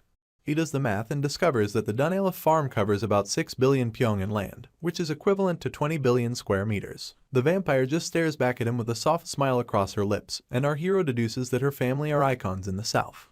The Dunelifs own many properties, including a salon, a grocery store, a post office, an agricultural cooperative, and a professional wrestling association, among others. All the signs the hero sees on the carriage ride back to the main residence proves this. He even asks what a pro wrestling association is. Upon arriving at the Dunelif Great Residence, the two of them disembark from their carriage. Corin Locke wastes no time asking the vampire why she never mentioned how rich she is. In turn, she just quips that her parents are the rich ones, not her. Our boy thinks this is what rich people say though. Just then, they come across Paul, the butler of the Dunelif household, holding a napkin across his arm and laughing as he overhears the princess's conversation. He jokes about her inheriting everything, seeing as she's the firstborn daughter of the Dunelif family. The butler's sudden intrusion leaves our hero with questions, especially about where he came from. Mariette simply refers to him as Grandpa Paul and jokingly cautions him about surprising the guests. In turn, the butler asks to handle all of the princess's luggage and asks for the spearman's identity. With her usual smile, she admits that Corin Locke is one of her juniors, but Paul reads a different meaning to this. He instantly covers the distance between him and our boy, whispering about how the family has had a son-in-law living with them for generations, and adding that the Dunelifs provided the family of said son-in-law with tremendous support. They even gave them a place in the family business. The hero lifts both his arms as he begs the butler's pardon, but Paul only continues to divulge unnecessary information. He goes on and on about the vampire being the flower of the South, and how the number of marriage proposals she got can fill up a potato warehouse. The butler was speaking so quickly that our hero just nodded in agreement. Soon enough, he inquires from Mariette if she has any news about the castle he mentioned earlier. She perks up upon hearing this and tells our boy that she heard about someone buying the Duke Castle. He's very interested in knowing who it is, only for Paul, who's still too close to him, to mention that a certain Count Cassius bought it. The hero glances at the butler through the side of his eye, recalling that the Duke Castle was owned by someone else in his last life. He vaguely remembers the person being a trader from an archipelago at the southern end of town. Apparently, this trader was an awful man, who, upon hearing that our hero and Park Sahu were guardians, asked them to catch him the sea serpent before thinking of visiting his castle. In order to receive this man's permission, both guardians spent all day and night fighting the great sea serpent. All they had was a canoe to navigate the unfriendly waves that this beast caused. Anyway, after indescribable hardships, they finally got to enter the castle. Present day, our hero buries his face in his hand as he asks himself if he will have to go through such suffering again. At this point, Mariette steps in and announces that she has spoken to Count Cassius beforehand, and suggests that our boy escorts her to the castle. Corinlock is so surprised that he asks her to repeat her statement. Instead, she points out that he seemed to want to enter the castle, so she just told the Count about it in advance. Apparently, he readily agreed and told the princess to stop by anytime. He had even invited her to an upcoming party that Friday, and she would like our hero to be her +1. He freezes in place after hearing this, and then bursts into tears as he realizes that this mission could have been carried out this easily. He gets extra emotional thinking about how he went through such a dog show to gain access to the castle in his past life. He asks himself if Mariette is a god, and she just might be, because soon enough, she asks if he would like to go shopping the next day. She points out that they don't have outfits for the Count's party and adds that they should shop since they're bored. Of course, Corinlock accepts her offer with open arms. They stop by Mariette Street and our hero gets a suit worth 3 gold coins, 6 gold coins worth of necklace and shoes, and about 4 gold coins worth of everyday clothes. He is left wondering if shopping is supposed to be like this, and this doesn't include the watch and other utilities she paid for using a blank check. With shopping bags hanging from both his shoulders, the hero realizes that the stuff she bought him are all named brands, and that she had spent enough money to make anyone rich in real estate if they were in Seoul. Beads of sweat drip down our boy's face as he wonders if the vampire will make him sign a slave contract after this. Meanwhile, Mariette is cheerful as ever, skipping her feet as they arrive at the location she has been wanting to show him. A very wary Corinlock hangs back as he admits that she's scaring him, and pleads with her to stop buying him stuff. Anyway, they arrive at the blacksmith soon enough and the store owner welcomes the vampire. He then asks if she stopped by for the commissioned item and she replies in the positive. Afterwards, she carries a closed wooden crate, hands it to our hero, and explains that it contains the same minerals that were used in Alicia's sword, Odachi. It turns out that this is the same item that our boy couldn't get his hands on before, because even Merkaba Academy didn't have it. It's none other than the unbreakable stone. The hero wields the ore in his palm as he acknowledges that the unbreakable stone can withstand the effects of domain, unlike refined silver. If anything, the stone has proven to have stronger power in domains. He lifts it to his eye level, happily inspecting it as he asks how she got her hands on the stone. He adds that there shouldn't even be a market for such a rare item and admits that the stone is making him happier than all the presents he already received. You see, the unbreakable stone was also used for the Sword Emperor Garandarden's hidden blade. Mariette goes red in the cheeks, averting her gaze to the ground as she tells our hero that if he coats his spear with the ore, he'll be able to easily use it even in tough domains. The moment our boy confirms this, the vampire smiles ear to ear and declares that it's her last present. Apparently, seeing him happy makes her happy too. He just stares down at her and expresses his sincere gratitude. Come nightfall, lights filter through the windows of the Danilov mansion. Our boy is shown the way to the main dining room and clears his throat as he bids everyone hello. He's dressed in a dashing tux and comes across a table so long that Jesus and his 12 disciples would have a field day with it. At the extreme of the table sits Mr. Danilov and by his side, his beautiful bride and Mariette's mother. It's common courtesy to dine with the family when visiting a friend's home. Upon entry, the vampire instantly waves at our hero, signaling him to come sit by her. Meanwhile, Mrs. Danilov admits that he's handsome and also encourages him to take a seat. In turn, he bows his head and places a hand on his chest as he agrees with her. Just as he takes strides to sit at the table, he hears a voice telling him to wait. The same voice goes on about having one question for our hero before they eat, adding that he may not be able to sit at their table depending on his answer. The voice belongs to Mariette's father, Duke Mard Danilov, who intertwines his arms as he asks Corinlock if he's a virgin. Our boy is so dumbfounded by this question that he scratches his head and begs the man's pardon. Just then, Mrs. Danilov bursts into a frenzy, slapping her husband's back and yelling at him for asking a question like that. The vampire also yells out the man's name and then calmly tells our hero to ignore her father. The Duke doesn't give up. Instead, he doubles down by declaring that the hero must be a virgin if he is to become a son-in-law in the Danilov family. As the bickering continues, our boy realizes that the dinner will not go smoothly. He's mostly worried about the whole son-in-law bit though. Mr. Mard makes it clear that his daughter is off limits, adding that his little girl promised to marry him. Before he can finish declaring his disapproval, Mariette attacks him, slamming his head against the table in a mocking manner. All he can do is groan and ask when she became this strong. The Duke tries telling her that she resembles her mother when she behaves like this, but Mariette insists that he just stops talking. To make things worse, she literally drags him across the room, leaving her father to ask why she's acting like this when all he wanted to do was protect her. Still ashamed, the vampire repeatedly begs the man to just stop talking. Everyone watches them go, only for Mrs. Danilov to apologize to our hero. In turn, he just laughs it off and tells her that it's okay. Consequently, the lady brings up how she has been learning about our boy from Mariette's letters, and how it made her really want to meet him and say hi. Our hero's eyes shoot up at this moment and he questions the Duchess as he watches her get on her feet. She just goes on to bow her head in gratitude for everything that he has done for her daughter. Of course, Corin Locke has no idea how to react, so this becomes a burdensome situation. He tries explaining that he just helped the vampire because he could and adds that the girl deserves happiness above everything else.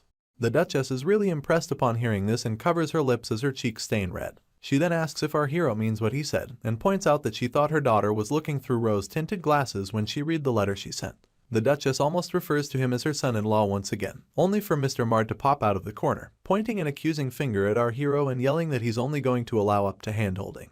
The Duchess calls him out on the spot, but he only goes on about our hero maintaining his virginity. Once again, he doesn't get to finish his sentence because Mariette instantly jumps him, and this time, her mother joins her. While the vampire keeps begging her dad to stop talking, the Duchess laughs and welcomes our boy, adding that she's quite liberal compared to her husband. Mariette doesn't know whether she should be worried about her mother too, but Corin Locke just laughs a little and admits that he walked into quite the merry family. The next day, they both visit Duke Sabanch's castle, which is now a smooth blend of beige and blue, majestic in every way and appealing to the eyes. Just then, the gates push open and Mariette says hello to Count Cassius. In turn, he comes running and welcomes her by her carriage. The Count beams with joy as he acknowledges that the princess has visited just like she promised, and officially welcomes her on behalf of the Blandria family. Our hero instantly recognizes the Count as the same awful man from his past life and wonders if he's really the same person who sent them off to chase a sea serpent before he opened his castle gates. The butler announces the arrival of the vampire and her companion, and they both elegantly make their way into the castle as golden confetti ushers them in. Our hero tied his hair up to look more formal and is now smiling softly as he admits how proud he is of saving Mariette. This is because if he hadn't saved her, he never would have seen her in all her glory like he is seeing her now. All the princess has to do to glow is smile softly under the light, and she looks nothing short of an angel. Our hero wonders how her people would have coped with losing their beloved princess, only to overhear some other girls gossiping. One of them alerts the other that Mariette really came, and her colleague whispers that the rumors about the Blandria family being worth their salt must be true. You see, it wouldn't be an exaggeration to say that the Dunelef family's influence is absolute in the south, and it's really more beneficial to the Count to have Mariette show her face, rather than catching a sea serpent. Corin Locke just watches as all the attention in the room diverts to the vampire as more and more attendees draw closer to her. At this point, he calls out to her, suggesting that they enjoy the party a bit before heading to Sabanch's office. The vampire happily agrees. Apparently, they had both brought their equipment, planning to speak to the Count, get their gear, and go to the office when the party's at its peak. Just then, some man introduces himself to Mariette as the Garly of the Rendinium family, admitting that he has always admired her. He goes on to take a knee as he humbly requests for her first dance. The vampire is taken aback by this, only for a bunch of other suitors to ask for her first dance too. They all converge in front of her, and begin to overwhelm the poor girl with all their outstretched arms. She breaks into a nervous sweat soon enough, and doesn't have the slightest idea what to do. Just then, our hero takes elegant strides in her direction, calmly calls out her name, and takes a knee. He stares up at her with soft eyes as she twirls to notice that he's the one. The other suitors instantly become envious of him, so they ask for his identity among themselves. Our hero just acknowledges that despite how energetic they are, they're all lacking in manners. He goes on to plant a kiss on the back of Mariette's hand and then inquires if she would grant him the honor of being her first dance. Our boy knew that it's basic etiquette at balls to have your first dance with your partner, seeing as his master had told him that it's the etiquette of a gentleman to kiss the hand of a beautiful lady standing before him, and then ask for a dance. Seeing as he got scolded for bad etiquette in his previous life, he doesn't forget to correct it in this one. Meanwhile, Mariette blushes so hard that she has to cover her face with her free hand as she agrees to the dance. The musicians waste no time supplying sweet tunes to serenade the party, and in turn, the hero grabs hold of his new dance partner. He mentions how popular she is and she just concurs. He then apologizes if his recklessness made her feel bad, but she quickly dissuades him from thinking like that. As they sway to the music, he can't help but feel like he was abandoning his savior who gave him a free pass up until this point. This was why he had to return the favor. You see, he had received so many of them since he came to the south, but is now getting a little hot and bothered as he stares at his dance partner. In his defense, Mariette is so elegant in that dress that anyone can tell that he's in a dangerous situation. Our hero even goes red in the cheeks as he admits to himself that he's getting embarrassed. All his embarrassment leaves when the princess steps on his foot though. It's instantly replaced by suppressed pain, so she apologizes profusely and admits that she's a really bad dancer. Amidst the pain, our boy struggles to tell her that it's okay and thinks about leading the dance soon enough. He leans in and whispers into Mariette's ear, telling her to put his left foot on his so they can dance like that. She doesn't quite get what he means, but he explains that he doesn't care if his foot gets dirty or the dance seems a little bit awkward. He declares that she needn't worry about the gazes of others and smiles as he encourages her to only concentrate on him, her partner. Corin Locke makes Mariette understand that all she has to do is enjoy the dance, and with this, they begin to sway to the music. Our boy instructs her to put her foot on his and follow his movement, to look at his feet while she reads the push and pull of his steps. She does a good job at this, so he compliments her for having good eyes. As they continue to sway, our hero remembers something he learned in his past life, a way to get the one with shaking eyes to gain stability by gazing into the partner's eyes. Soon enough, they both burst into laughter, having rid themselves of all nervousness. The musicians play like it's their last rendition, giving the guests something worthwhile to dance to, and dance they did.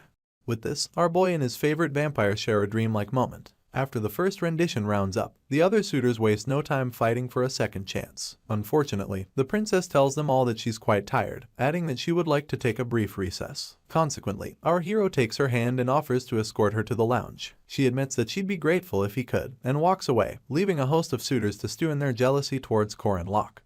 On the other hand, the gossiping ladies continue their conversation after the dance. This time, one of them points out how romantic it was when our boy had Mariette's feet on top of his during the dance, and her colleague thinks he was a cool gentleman who portrayed a clumsy but impressive dance. In turn, her friend reminds the circle of how widely the princess was smiling, and they all conclude that the hero must be her suitor. Moving on, our boy slides in the key to Sabancha's office and opens up the matching room. He and his vampire friend then step into the spacious office, and she shows how impressed she is almost immediately. She goes on to inquire about what they're searching for, only for the spearman to say that it doesn't matter. Apparently, all they need is any sign of Duke Sabancha. As they navigate the room, the hero comes across the book wielding the Duke's story and brings it down. You see, things like this are traces of the Sabancha's wife and daughter that one must find in the game while a player is on the Duke's quest. Normally, giving the book to Sabancha should end the quest. But in the game in our boy's past life, he never heard any instructions to look through the office. He just swipes through the pages as he wonders why Sabancha would call him to his office. They continue to search for the next hour, but they both come up empty. As a result, they take a break on the couch just to lament about how unproductive their search has been. Mariette inquires if there's no evidence, adding that she expected to find some sort of hidden space or something. Our hero stays quiet because there's no good answer to her speculation. Anyway, she also announces that she's hungry, so the spearman asks if she didn't eat in the banquet hall. Apparently, the princess didn't have time and tries to remind her partner about it. The vampire's eyes glisten as she stares at our hero like he's food waiting to be unwrapped. She then points out that his jawline and collarbones are quite pretty. Of course, their previous dynamic already prepared him for what she's trying to imply, so Mariette gets on his lap, warning him that she must sweat and advising him to resist a bit. In turn, the spearman quips that it's even better that way. True to her words, she begins to sweat at the sight of his jugular and then gives him a heads up as she digs her teeth into his neck. She feeds on him for the next couple of seconds and exhales loudly as she retracts her teeth afterwards. Our hero asks if she's all done and she concurs, wanting to know if it hurts. It turns out that Corin Locke couldn't feel anything and blames it on his persistent warrior's tolerance. This comes as a shock to the vampire, and she stutters as she tries to explain that she also doesn't feel anything for him. At this point, our hero remembers that he definitely received persistent warrior's tolerance alongside the soul dust. As Corin Locke remembers receiving the soul dust from Sabancha, the grimoire comes to mind. This is the same book that the Duke's soul was sealed in, and it wields different abilities and spells. Better still, reading this grimoire can grant the reader a chance to learn these abilities. His brain engines begin to churn as he compares both grimoires' wielding abilities and spells to Sabancha's soul and body. To test out his theory, he asks the vampire to summon Diaku, and she perks up as she wonders why. She summons the familiar anyway, and Diaku appears, taking a knee before his mistress. With his hand to his chin, our hero asks the vampire to try summoning her familiar in such a way that he's a little hazy, adding that he would like to see Diaku in the state before his body fully materializes. Mariette repeats his request back to him just to confirm that she got it right, and then proceeds to instruct her familiar. In turn, Diaku wimps at the thought of being sent away, making our hero conclude that the familiar whines a lot. He then realizes that the state they're putting him through is similar to what one would feel when their body is getting destroyed. This is reason enough for the familiar to not like it. Soon enough, Diaku almost becomes transparent, and our hero acknowledges his near disappearance, keeping in mind that the only reason he can't see the familiar is because he can't perceive spirits. Suddenly, some sort of foul presence fills the air, and our boy instantly turns in his seat to object against it. He can feel a certain chill, and it gets so bad that he yells out Mariette's name, telling her to prepare. In no time, our hero is wielding his spear again, and the entire office seems to be shrouded in a reddish cloud. He then calms himself as he realizes that it's the Duke's doing. All he asks now is for Sabancha to have at least given him a heads up. You see, what was sealed in the Great Library's grimoire was the Duke's spirit. He had made a split decision when he was facing death and fighting his desire for blood. This was the separation of his body from his soul, and this begs the question, where did Duke Sabancha's body go? At this point, our hero discovers that it's right in front of him. A certain voice bellows from amidst the reddish cloud, asking how it's possible that a random person like Corin Locke has come to visit him with remnants of his soul evident on his person. The Duke cradles a blade on his shoulder and makes it clear that he's talking to our boy. He then follows up by asking him what he's looking for in his castle. First thing the hero does is confirm that he's talking to Duke Sabancha, and after this, he reiterates that he's the man's distant junior. In turn, the Duke admits that our boy's appearance isn't that bad, stating that he's just normal.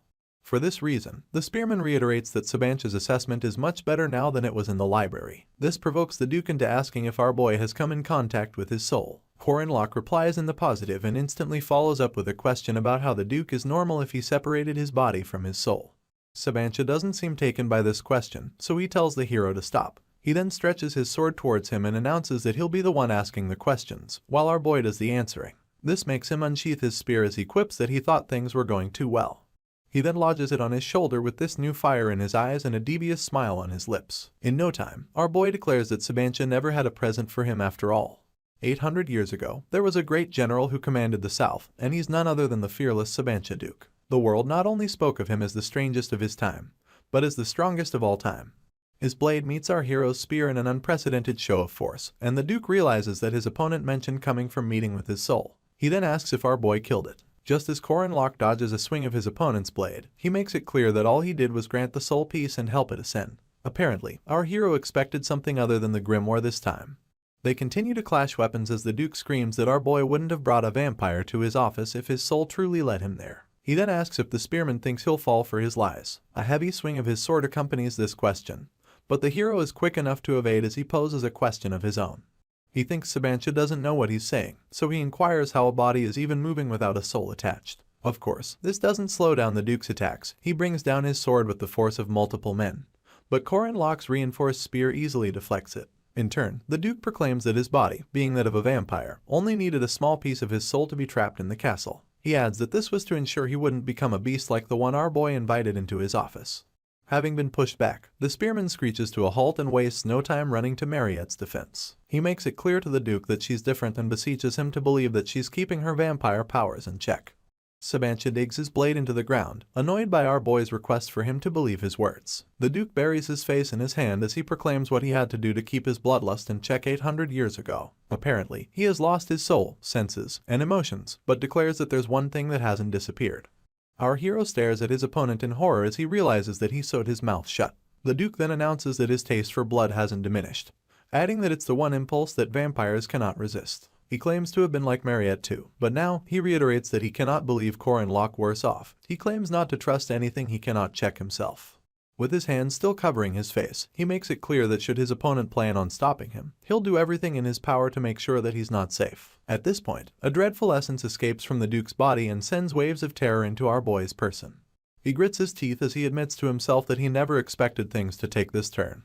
He then regrets bringing Mariette along at that moment. Sabancha Duke was a known hero who had his body locked up because of his hatred of vampires, and now said body has been completely destroyed.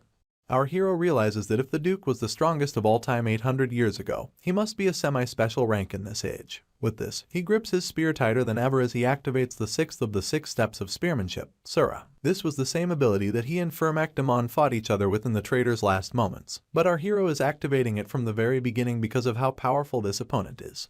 He utilizes a technique from Calamity Serpent Ultimate Essence called the Rising Serpent Skies, and within this technique, he uses the poisonous dragon head charge. In all of this, Sabancha just seems to be standing and waiting. Suddenly, the Duke swings his sword so quickly that it cuts through our hero's attack, leaving him all but dumbfounded. He then tells the spearman to take a look at the power of creation as he lifts his blade and encapsulates it in a bright purple essence. He declares that he gained this power from slaying a dragon in his youth and proceeds to bring down his blade with an unholy force. This direct hit on Corinlock is known as the final demonic sword, Dragon Murder. As the spearman makes his way to the ground, it dawns on him that Sabancha is much stronger than a special rank monster. At this point, the Duke is left to talk with Mariette, and the first thing he does is refer to her as a petty beast. He covers the distance between them, asking her how she hopes for a human life. The girl tries to argue her case, but he shuts her up by asking if she doesn't consider herself to be a beast. As he speaks, he remembers when he lost control 800 years ago and fed on his loyal servant. He then asks the princess if she's positive that she can overcome her bloodlust with just her will. His question even provokes the memory of her feeding on Isabel, a close friend, and then that of her feeding on Corinlock when he points out that she will end up coveting her lover's blood. As the Duke relives the pain of taking his servant's life, he tells Mariette that she will kill those she cares for. With this rage, he yells that she should disappear and follows up by attacking her instantly. She dodges his blade by a hair's breadth and yells that she won't go anywhere. She thinks about defending herself once again, but just calls forth Dyaku instead. The familiar appears right behind Sabancha and he twirls his head to catch a glimpse of him. The Duke only utters 2 words after this binding trigram. With this, multiple chains emanate from thin air and hold Dyaku in place. He admits that the beast is fast, even faster than when he was in his prime. Unfortunately, he also thinks that the familiar lacks strategy. As he points this out, he lifts his blade right above Dyaku and doesn't hesitate to stab him as he calls him a foolish beast that only relies on strength. Mariette quickly calls back her familiar with a scream, only to watch in horror as she gets no response. Just then, Sabancha activates his Romanian sealing sword technique and his blade shines a bright blue. Apparently, this sealing sword is made specially for sealing immortal beings. He sends forth multiple versions of the blade as he declares that the immortality of the princess's party is meaningless in front of his sword. About 3 of these blades hit her point blank and send her falling to the ground. The Duke springs in her direction with a burst of speed, telling her to hurry up and die. He goes one step further and proclaims that he'll end her feeble life. He comes mere inches away from her face, stares her in the eyes, and tells her that a beast is always a beast. Even amidst her pain, Mariette refuses to believe that. She recalls when Corinlock cradled her head as she first fed on him, and how he told her that she hasn't changed. She holds on to his words as they give her fresh determination. With blood still smeared all over her person, she begins to remove the blades Sabancha had stuck in her. As the Duke tells her to die once again, our hero's body emanates right before her eyes. Weakened and passed out, he just lies on the floor in front of the Duke, drawing the princess's attention immediately. Despite Sabancha's speech about death being her best option, Mariette can't help but worry about our hero. She struggles her way to him almost immediately, and stands between him and the Duke with her hands still trembling. She goes on to check on our boy, feeling him up and screaming his name in hopes that he'll respond. Unfortunately, he just keeps losing blood as a puddle of it forms beneath his body. Amidst heavy breaths, Mariette seems to be staring at the boy's jugular, and soon enough, her fangs pop up. She even begins to salivate, leaving Sabancha to stare at her in a condescending manner. He just lifts his blade, concluding once again that vampires shouldn't get to live. He's disgusted because even in the midst of her loved one, the princess can't seem to suppress her true nature. In turn, Mariette bites her lips so much that they begin to bleed, and this puts some hesitation in Sabancha's step.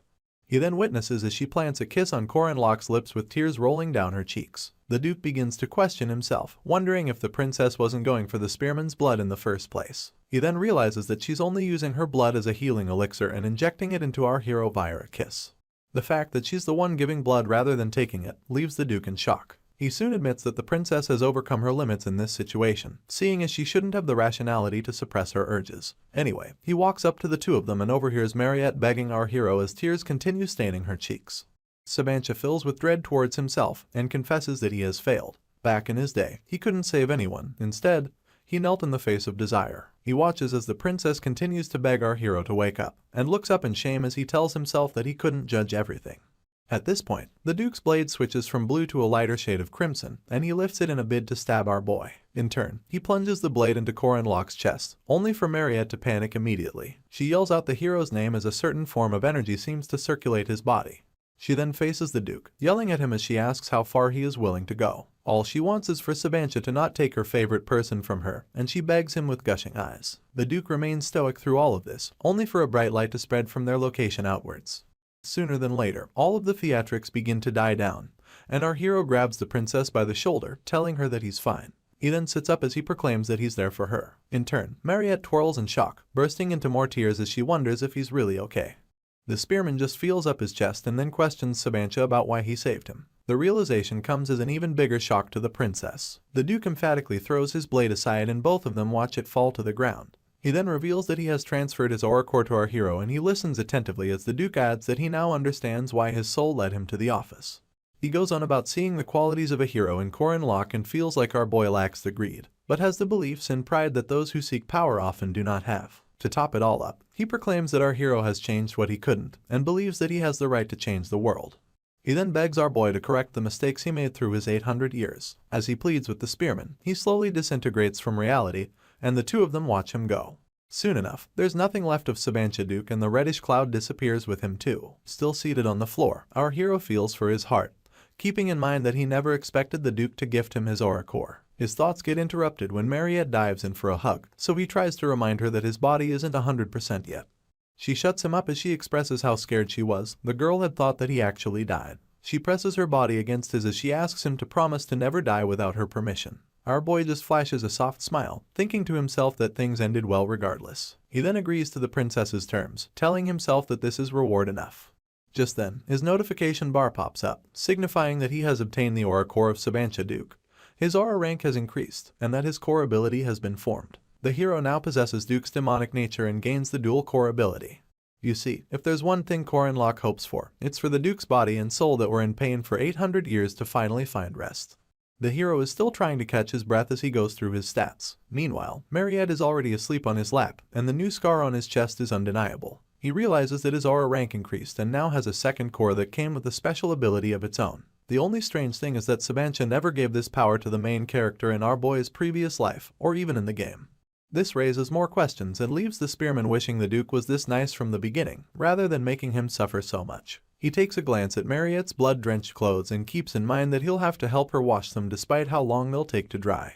Just then, a maid barges into the room and instantly apologizes for not knowing that there was a guest inside. She cuts her apology midway as she notices a half-naked Mariette fast asleep on the hero's lap. Our boy tries to explain that it's not what she thinks, but the sweat and heavy breathing doesn't help his case at all. That doesn't stop him from trying to explain to this maid that it's just a misunderstanding.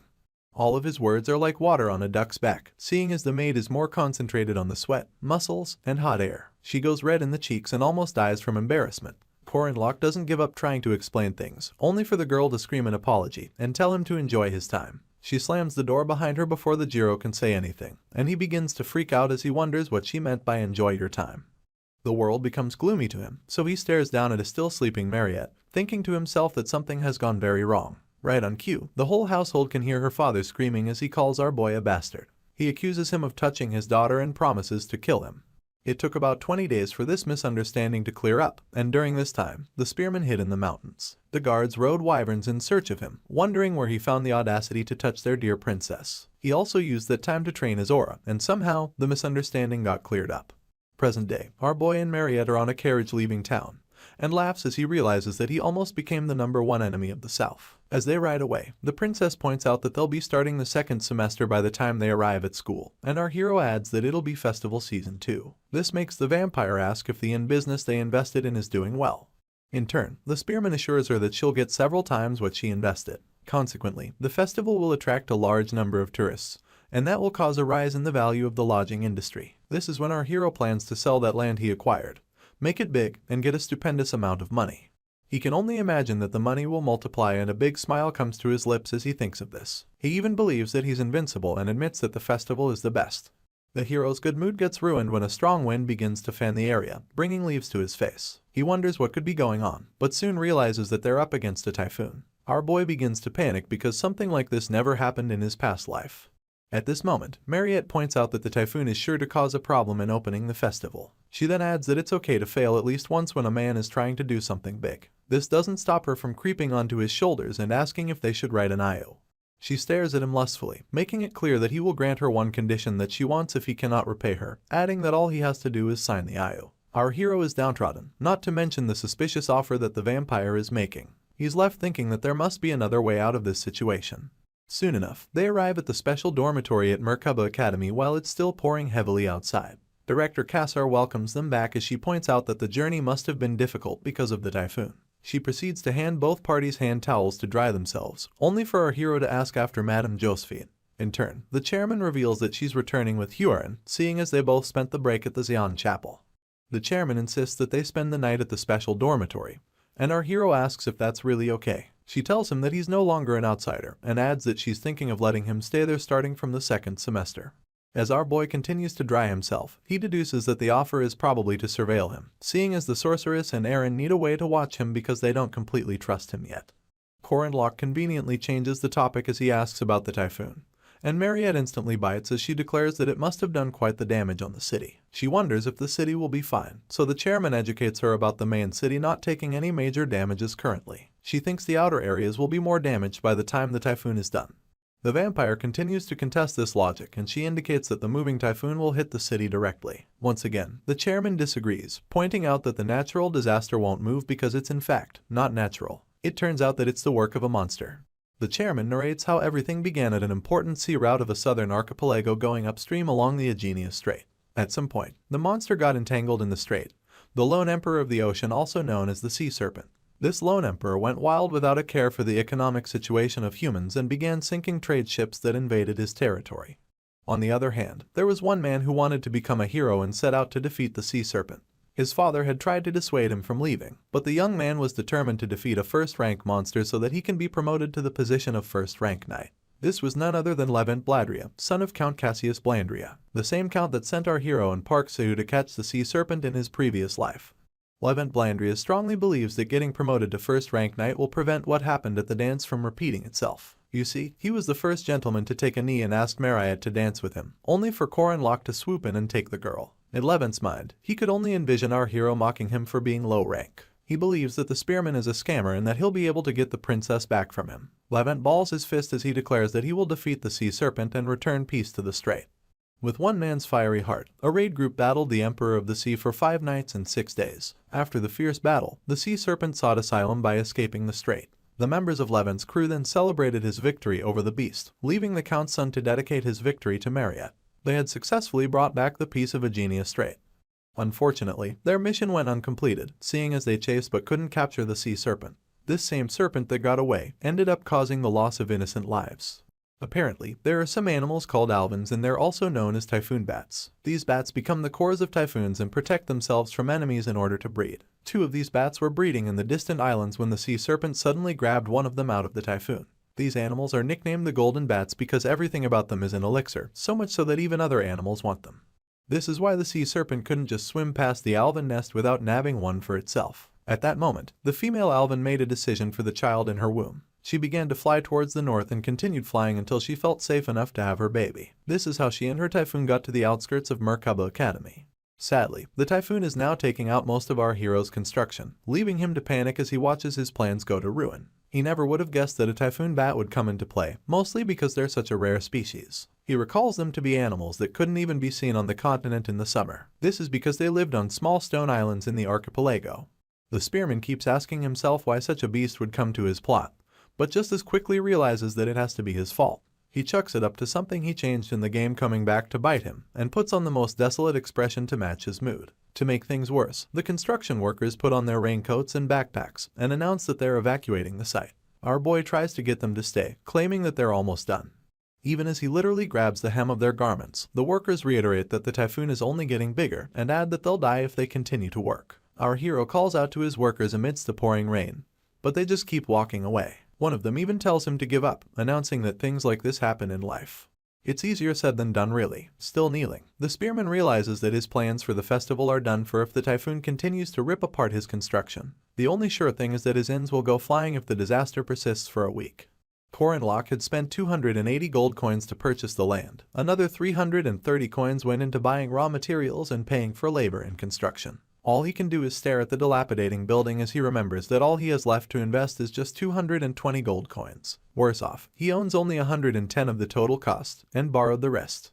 The realization of having to cough up 720 gold coins when it all fails drives our hero close to madness. He just pastes a maniacal smile on his lips and stares at the dark clouds up above. Some time passes and the Merkaba Academy holds an emergency meeting to talk about how to handle the typhoon. They all sit in a round table with the highest-ranking guardians of the academy present, including Corin Locke and Mariette Dunelif. The chairman puts in the first word, intertwining her fingers as she announces that everyone is present. She goes on about the reasons she invited them to the meeting and makes it clear that it's about the typhoon bat, Alvin. Old man Heyman Welsh, a tenured professor of the night faculty, doesn't look so happy about this. Even Professor Dana Arian is worried. She just asks the council if they'll have to subjugate the bat, keeping in mind that they could easily recover all the funds they lost in the demonic pig debacle if they do. The old man instantly loses his temper as he slams his fist on the table and yells that they have to subjugate the bat, only for the red-headed professor next to him to oppose. This is none other than Magic Professor Edgar Linton, and he believes that since the typhoon will stop in a month, they shouldn't bother taking any risks to subjugate the bat.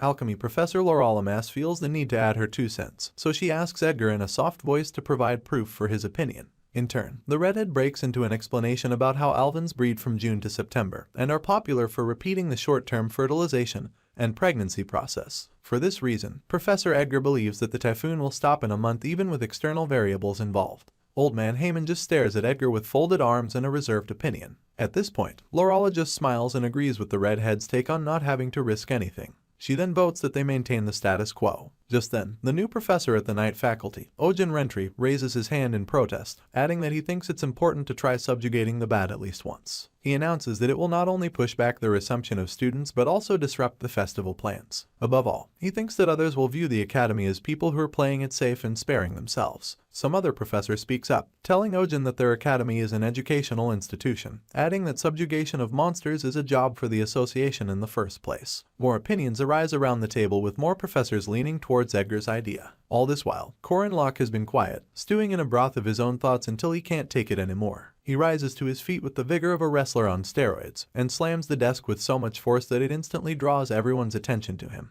He then yells that he wants to be heard despite the obvious fact that he lacks knowledge. Passionately, he breaks into a speech about how everyone present swore to be brave and realize kindness and justice. He reminds them that they all swore not to go against their creed even in death, and that they swore to protect the weak and defeat evil. Our hero takes the passion up a notch, screaming as he reiterates that they're all guardians and protectors of humanity. He then looks them in their eyes as he makes it clear that they just have to subjugate the Alvin. Professor Edgar interrupts at this point, telling the boy that he understands his fervor, but still thinks it'll be beneficial not to subjugate. The spearman loses it after this, calling his professor by his first name and asking him how he could say something like that. Tears begin to gush down our boy's cheeks as he asks if Edgar cannot see the victims who have lost their houses due to the typhoon. In truth, our hero cannot stop hoping that the professors will buy his act, lest he turns into a beggar, seeing as he hasn't achieved his desired result. Corin Locke throws his hands wide open, wailing and looking at the ceiling for dramatic effect. He goes on yelling as he asks everyone if they cannot see that people have been forced out on the street, that many have lost their jobs, and that kids have been left without homes and made to starve. He passionately points out that one cannot calculate lives with money and asks the council if they plan to abandon all these people. Professor Edgar falls silent with shame and tries to explain that that wasn't what he meant. The other professors begin to murmur among themselves about never knowing our boy was this sincere. Some even call him a model of chivalry. In turn, the hero calms down, places a balled fist on his chest and announces that it isn't about chivalry or the oath of a guardian. He adds that with a typhoon as big as that, all he wants to do is save people. The stream of tears that follow his final statements glisten under the rays of sunlight filtering into the conference room. He then rounds up by mentioning the inn, only to quickly correct himself by yelling that they should go save some people. This is all the motivation that Old Man Heyman needed, seeing as he yells about having a good eye for people, and announces that our hero is right. He now thinks of our boy as a knight much too passionate for his age. Anyway, some other professor admits that the speech was touching, but brings up the inn he mentioned at the end, only for his colleague to reply that there are precious lives in inns as well. An overexcited Ojin stands on his feet and proposes that they form a subjugation squad immediately. He then swears on the name of the Guardians that he will protect the people. Meanwhile, Dana just sits there all giddy about the prospects of getting more research funding. After this, the chairman gets on her feet to declare that they have reached a conclusion. Thanks to our hero's passionate acting, all the professors and students actively agreed to the subjugation. In little to no time, the squad was formed and they all headed straight towards the disaster. Still deadly as ever, the typhoon spews water all over its surroundings as lightning cackles from amidst it. Corin Locke and the rest of the squad stand at the foot of the problem as Professor Edgar announces that he has finished talking with the support group. All they need to do now is to time things well. The spearman heaves a loud sigh of relief, loud enough to draw Professor Ojin's attention and make him ask if our boy is that emotional. The professor thinks the way he wants to save people is so sincere, and our hero quips that it's such a relief. On the outside, he lets everyone believe that he's doing it for the people, but on the inside, he can't stop smiling that he can finally avoid his debt of 720 gold coins. You see, the spearman has everything riding on this mission. The team had a simple plan in place to capture the golden bat. Alvin, the support squad, is supposed to create a crack in the typhoon using crystals big enough to disrupt the centrifugal force. Peradventure the support squad succeeds. The entry squad would go in and defeat the Alvin. Unfortunately, reality happened. It turns out that countless monsters were already caught in the typhoon after attempting to eat the Alvin for its nourishment. Now, these beasts are hungry and properly pissed. Our hero's brows furrow as he wonders what to do. He then calms down as he realizes the squad that he's with. The first Cyclops that shows up has the misfortune of going against Old Man Heyman and receives multiple packed punches within mere seconds. In his prime, the semi-first rank knight was called Stronghand Heyman. The next monster gets cut down by the semi-first rank knight, Professor Ojin. This legend wields a 2-meter-long axe as if it's a toothpick. Then there's the all-powerful mage, who's defeating monsters with a swipe of his finger and having a cigarette while he's at it. He's the first rank mage and current party leader, Professor Edgar. It turns out that he isn't burning a cigarette, but a mana stick which can also be used as a weapon. Above all is the frightening crazed warrior, Berserker. He's a second-year student and a first-rank knight like Corin Locke. He's also a member of the North Island Savage tribe. With a squad packed with so many powerful people, it would be strange if they can't defeat some monsters. Our hero pokes some fun at Berserker's height, asking if he's a half-giant. In turn, the warrior tells him to mind his business and focus on the monster behind him. Right on cue, our boy cuts down the beast and then yells to Berserker that he's nicer than he looks. Despite all of the distractions, the goal of the squad remains to capture the Alvin, and as it stands, they still need to enter the eye of the typhoon before the damage becomes too widespread. All our hero can actually think about is the damage it can cause to his inn, and this infuriates him so much that he balls his fists as he declares that he's coming for the Alvin. Soon enough, the party leader declares that they're entering the typhoon soon, and tells everyone to prepare themselves. In turn, they all run towards the disaster after giving verbal confirmation. As they pull close, Professor Edgar stops in his tracks because he comes across something that he never expected. Apparently, there's a smaller typhoon within the actual one, and the professor announces that he has never seen such a thing before. He thinks the female Alvin must have noticed the presence of intruders and used the last of her strength to create a smaller typhoon.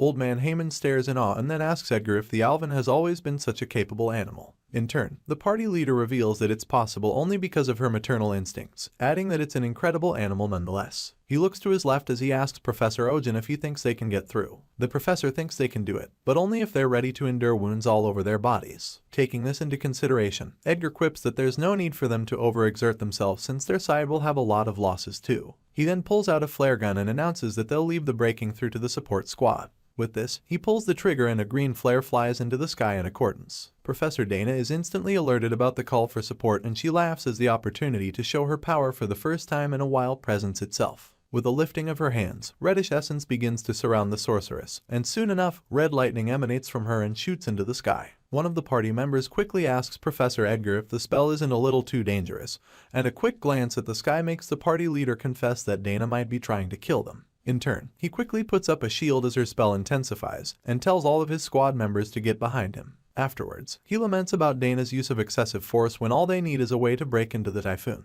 Soon enough, her spell gets ripe enough for attack, so Professor Dana screams as she unleashes Red Sprite, a spell that sends so much lightning falling from the sky that the waves exuding it is enough to blow everyone away. The ground suffers the brunt as meters upon meters get destroyed in the crossfire. Professor Edgar's shield was barely enough to protect the party, leaving them to find their way out of the rubble of Dana's attack. Old Man Heyman is so pissed and he doesn't bother to hide it. He even proclaims hatred for mages and accuses them of killing knights. The party leader is back on his feet in no time, and announces that at least things were resolved well. He feels that with this amount of lightning, the disaster will definitely be brought down. He gets the shock of his life as he realizes that not a single twirl of this typhoon was stopped. He and Old Man Heyman break into a cold sweat as Edgar points out that even a semi-first-rank monster would find it difficult to survive such an attack. At this point, the old man is certain that something is weird, and upon closer inspection, notices that the Alvin keeps getting bigger. They just stare up at this phenomenon, leaving no one the wiser about what is going on. Only Corin Locke proclaims that the Alvin is evolving. As the evolving beast roars amidst the typhoon, our hero recalls that the development of demons is a unique phenomenon that occurs during the accumulation of experience and life. It simply isn't the situation where the alpha sublimates, but the stage where the vessel of the species itself sublimates. Corin Locke then mentions that such a creature, having survived a typhoon of this size, must have a certain tolerance to lightning.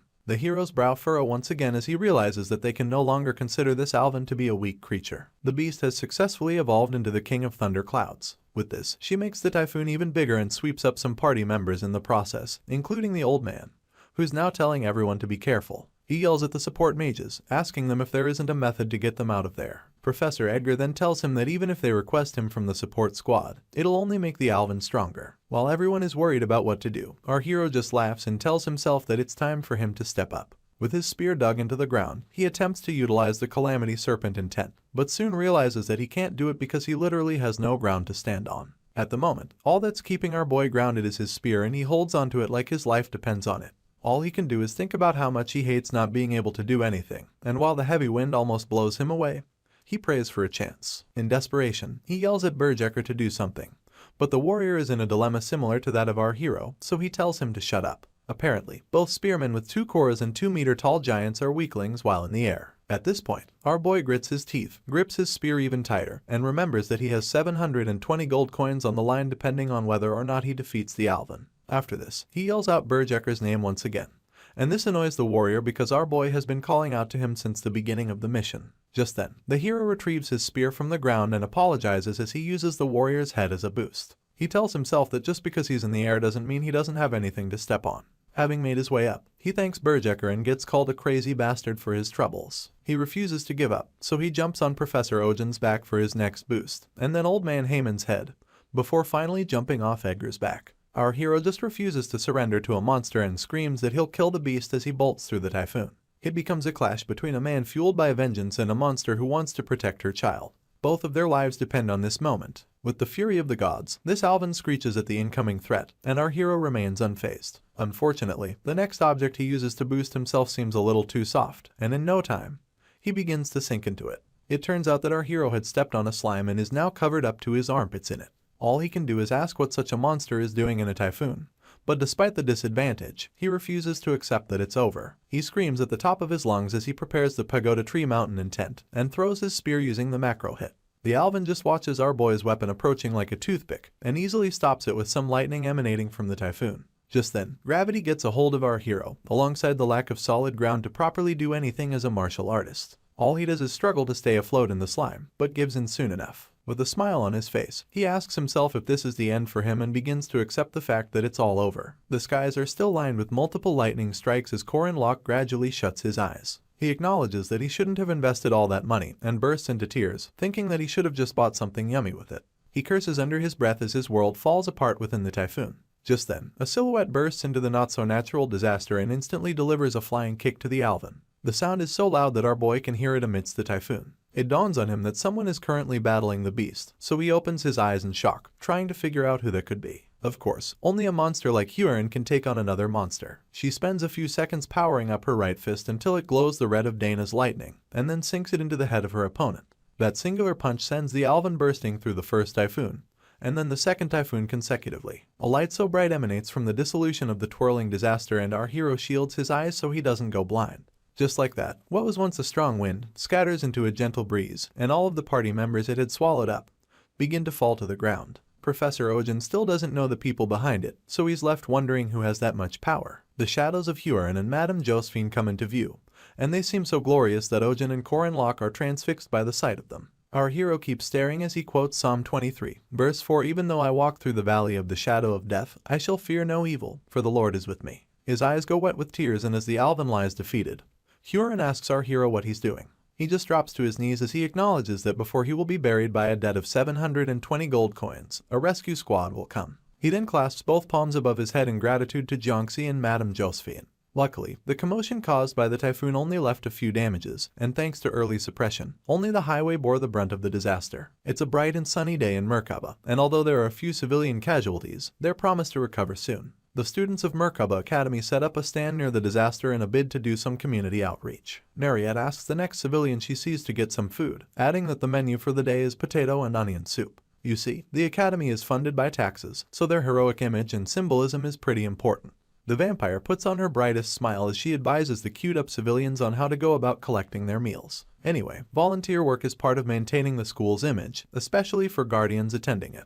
The next man on the food line kindly requests for an extra potato, only for Huron to reply with all the malice she can muster, telling him to eat what she has given him. Out of fear for his life, the man accepts his fate. At this point, Corin Locke glances to his side and tells her that she's just too mean. He then asks if she knows when humanity began to form civilization. Huron just stares at the meals before her and urges our hero not to talk like a professor. This doesn't work though. He instantly breaks into some sort of lecture, lifting his index as he explains the concept of civilization. He begins by warning her that he has only heard about it, and then goes on about how the beginning of civilization was when a leg bone that seemed broken similarly showed signs of healing. Apparently, anyone with a broken leg will die in the wilderness, but a broken leg with obvious signs of being patched back to health means that someone helped them until they were healed. Huron's facial expression doesn't change, but she pays close attention as the hero explains that helping people out when they're in trouble is the beginning of civilization. At this point, she just walks away from a still cheerful Corin Locke, telling him that they need help because all humans are weak. Our boy just watches her walk away and proclaim that the concept is meaningless to her because there's no human who would help her. She's stopped in her tracks when our hero offers to help her, smiling and asking if it won't mean anything then.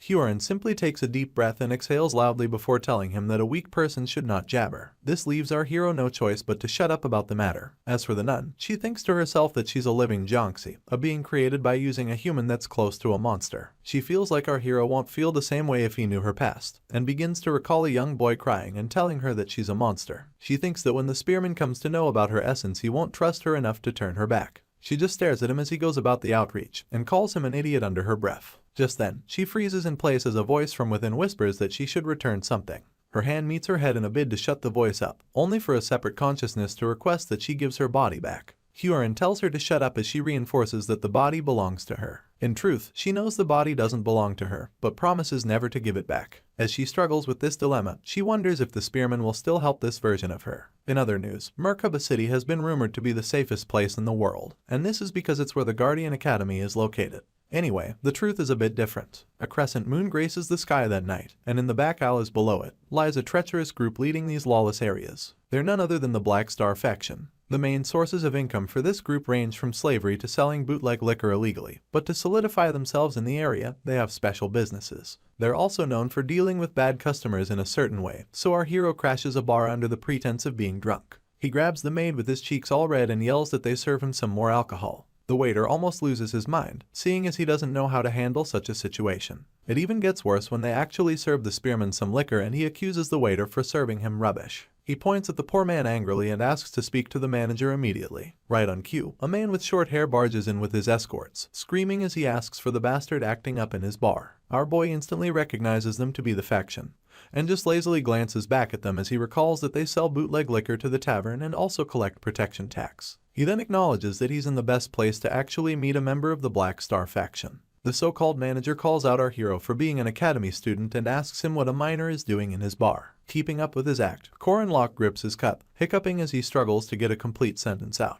The manager then offers to pay for our boy's drink if only he'll leave quietly when he's done. Unfortunately, that's not his mission, so he picks up his cup and pours his liquor all over the manager as he goes on to rant. His guards instantly call out to him, ready to take on Locke, but the manager signals them to stop with a swipe of his hand. They hand him a napkin and as he collects it, he breaks into a small speech about meeting a lot of kids like our hero. He thinks he's acting up just because he's a guardian and mentions that he has seen a lot of kids dive in fearlessly because they think they're the best. Just then, he summons his men, telling them to teach our boy a lesson. Right on cue, they attack the spearman mercilessly, jumping in with weapons and brute force. Still in the back, the manager brags about his men, referring to them as the crazy hunting dogs who ran wild in the north. Apparently, they were renowned slave hunters who were called the Red Insane Dogs, and the manager really wanted Locke to know this. In turn, the hero just stares at his opponent with nonchalance written all over his face, and then punches the life out of the first man to attack him. The second man catches a left hook and all that can be heard from outside the drinking establishment are sounds of bandits getting their butts kicked.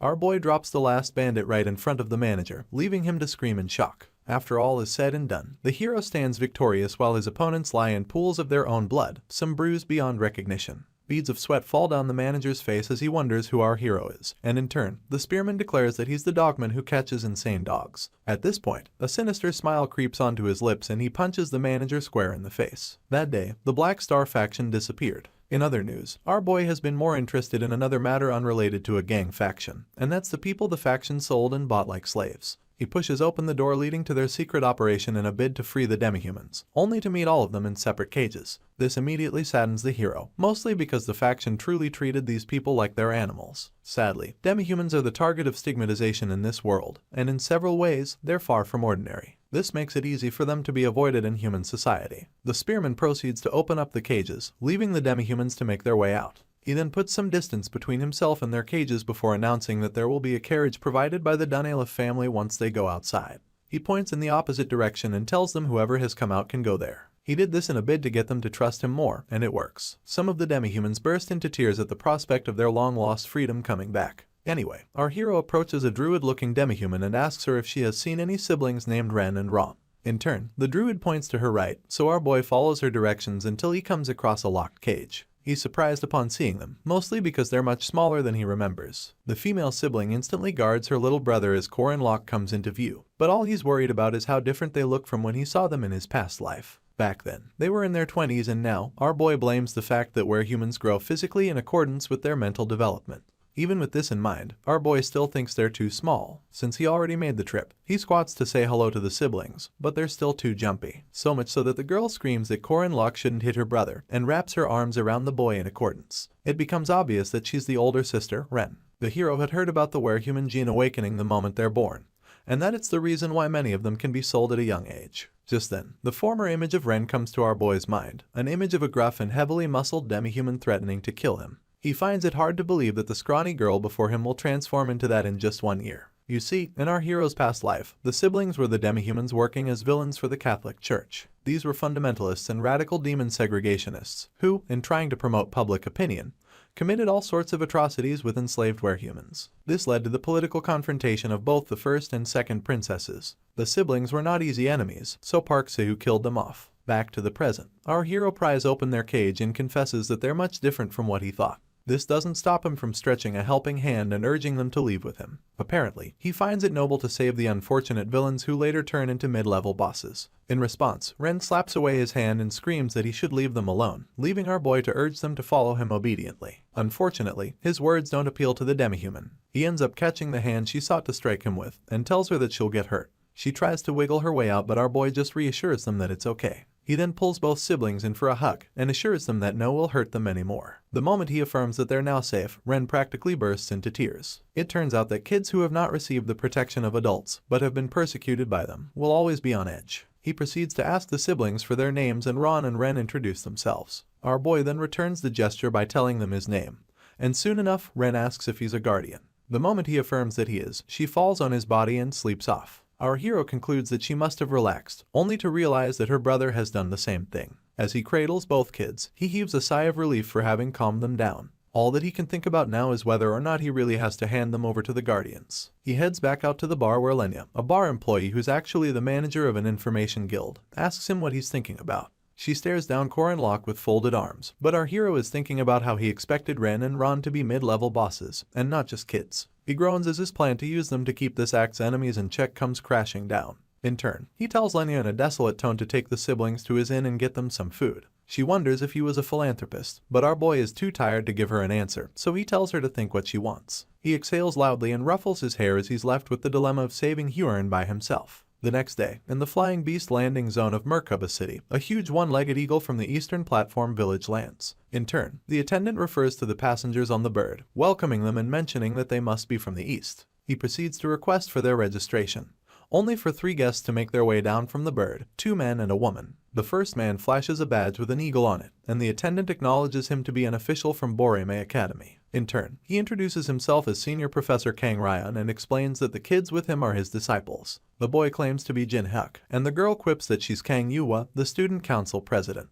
The attendant welcomes them all on behalf of Allah's kingdom and directs them towards a carriage awaiting them in the opposite direction. The carriage is majestic to say the least, basically top-of-the-line treatment worthy of royalty. Anyway, Jin Hyuk is the first to proclaim that the treatment is awesome, only for the council president to stretch her sheathed sword towards his neck, correcting him for sitting form when their master hasn't. In turn, he tells her to calm down, joking about him not being strong. Professor Kang takes his seat and rebukes Jin Hyuk for saying such a thing when he's a first rank. He then stops the tiff and tells them to sit down and quit the useless talk. At this point, Jin Hyuk calls out to his master, wondering aloud whether he's sure that they'll see their target. Without mincing words, he confirms this statement, adding that the chairman is in custody of said target and that the emperor guaranteed the information. The boy gets so pissed off that his murderous intent begins to leak, leaving their master to urge him to put in more effort to hide it. Apparently, they need to forget about the source of their anger for the moment. Jin Hyuk finds this pretty difficult, so he questions his master's orders and recalls the time when he was younger. He had watched their target burn down their home and incinerate almost everyone they knew until they barely had flesh on their bones. Their target is none other than Huron, and Jin Hyuk can only refer to her as a damn thing. A month has passed since the Typhoon Bat incident, and now, the academy is mostly abuzz because of the upcoming festival. This festival is far from what the name suggests, and is actually a type of academy exchange war. One could call it an event where students from the 4 academies in all 4 regions battle in their strive for mastery. Jaeger is particularly excited about the festival and flexes his muscles as he asks if they won't need to form teams soon. Lark is also excited, so he perks up to answer his friend. He explains that they first have to choose between individual, doubles, and group matches. Just then, Alicia wonders which of them our hero will be participating in, only for him to nonchalantly announce that he'll be partaking in the doubles match and bringing the swordsman with him. Lark and Jaeger would like to do individual, group, and doubles matches respectively, but neither our boy nor the swordsman pay any attention to them. This is because Alicia is busy groaning about being chosen, and our hero is busy making it clear that they're a fixed team no matter how much she complains. In turn, the swordsman leans forward as she asks what he'll do about the group match, and Corin Locke explains that the teams for the matches are chosen randomly. In all of this, he still hopes to get her on his team. She groans once again, and this time, our boy asks why. In response, Alicia goes on about the doubles team distribution being random too, and proclaims that him being on her team doesn't mean anything. The spearman just lets a sly smile fly as he informs her about an incoming announcement. Apparently, anyone who's second rank or higher will get a chance to participate. The swordsman drops her head on her desk in desolation, lamenting about Corin Locke using her as a slave again and being forced to labor during a supposedly fun festival. Our hero shoots her a questioning look, but it only makes Alicia ask why he's not pairing with Mariette. She then points out that the vampire is honestly the strongest person available. In turn, our hero reiterates the vampire's plans to participate in the individual match. A mage in an individual match sticks out to the swordsman, so she drills our boy about it, only for him to announce that Mariette wants the grand prize of the match for herself. Just as she's about to bring up another issue, their conversation is interrupted by other students pointing out some people in the distance. Upon hearing this, the spearman perks up to check it out. He then overhears his mate mentioning that the outfits of the visitors indicate that they are from the east. This piques his interest even more, and while others argue about whether or not the guests are putting on Taoist clothes or not, he acknowledges that they are finally here. Apparently, he has been awaiting the arrival of the immortal Taoist, Kang Ryan, the fighting hound, Sa Jin Hyuk, and the swordmaster, Kang Yuwa. A glance in their direction makes him recall that they're the protagonists of the third act, Heavenly Yaksha. Professor Kang heads for Madame Josbehind's office immediately, asking for the transfer of one of their students to Boreme Academy. In turn, the sorceress declares that she cannot accept that, only for her guest to claim that they're making a simple request as the rightful blood relatives of the Jiangxi. Apparently, they faced a tragic accident 1 year ago, and sadly, Huron, who's Professor Kang's niece, was the center of that accident. Madame Josephine quips that she already knows this, and averts her gaze as her guest accuses her of taking his niece while the castle was burning. He then proclaims that since they have found her, it's only natural that they take her back. After mulling it over for some seconds, the sorceress stares at him and states that Huron is a special case. She expected him to know this already, but in her heart, she acknowledges that this man rushed all the way to her office because of the Jiangxi, rather than for his role as a judge in upcoming matches. The immortal Taoist glares daggers at Madame Josephine as he points out that a beast resides in his niece's body, and then proclaims that he just wants to retrieve her from said beast. It becomes a battle of wits as the sorceress rebuttals that Huron's body is only alive because of the child that this man is calling a beast, and adds that it was the will of Director Kassar and Kang Yu, the student's father. With an undermining tone, the guest announces that his people will take care of things on their own, and asks her whether she thinks she can socialize such a beast in the first place. Madame Josephine wastes no time pointing out that the Jiangxi actually spent the whole of first semester without any problems. Upon hearing this, Kang Ryan declares that he'll like her to prove it, only for a third party to interrupt their conversation. He's a dispatched bishop of the Catholic Church named Lai Jinyang, and he refuses to believe that such a wicked demon can socialize. He ends up asking if they're sure it's not all part of her wicked plan. At this point, the sorceress implores the bishop to refrain from speaking further. He blatantly refuses, claiming that true believers cannot take only empty words as proof. When asked what he's trying to say, the bishop demands that they send Huron out during the festival. His malicious intent cannot hide itself as he calls the Jiangxi a wicked thing that murdered countless sheep, and announces that her true nature will be revealed in the heat of violence. Just to be certain, Madame Josephine asks if they really want her to send Huron out to the festival, only to get a look of conviction from the bishop. It becomes clear that although these men spew groundless words, there's also no assurance that they can be convinced logically. Another reason for this is that Josephine, who's a witch, can also end up being burned at the stake when it comes to matters of faith. She averts her gaze to the ground as she continues to think things through. The bishop's idea seems like a good opportunity to show how demons can socialize and show intellect. This way, future problems can be curbed. She finally speaks up in agreement and promises to suggest to the others that Huron partakes in the individual match. She then makes it clear that wherever the girl will stay will be decided by the girl herself. The sorceress points out that she may not know how things are done in the East, but in Merkaba, Huron's legal guardians are the chairman, herself, and the Xi'an Cathedral's great saintess. Professor Kang clasps his lips with his hand and overhears Madame Josephine declaring that they're done talking. She then sends him and the bishop on their way, and in turn, they thank her for her time. The moment they cross her doorstep, the sorceress heaves a loud sigh and fetches herself some tea as she acknowledges that everything really went the way Corin Locke said it would. He had told her that Balthazar's lapdogs will be hidden during the upcoming festival. She was so shocked by the revelation that she slammed her table as she drilled him about the what, where, and who. In turn, our hero admitted to only knowing that something was going to happen, and told her that he didn't know any details.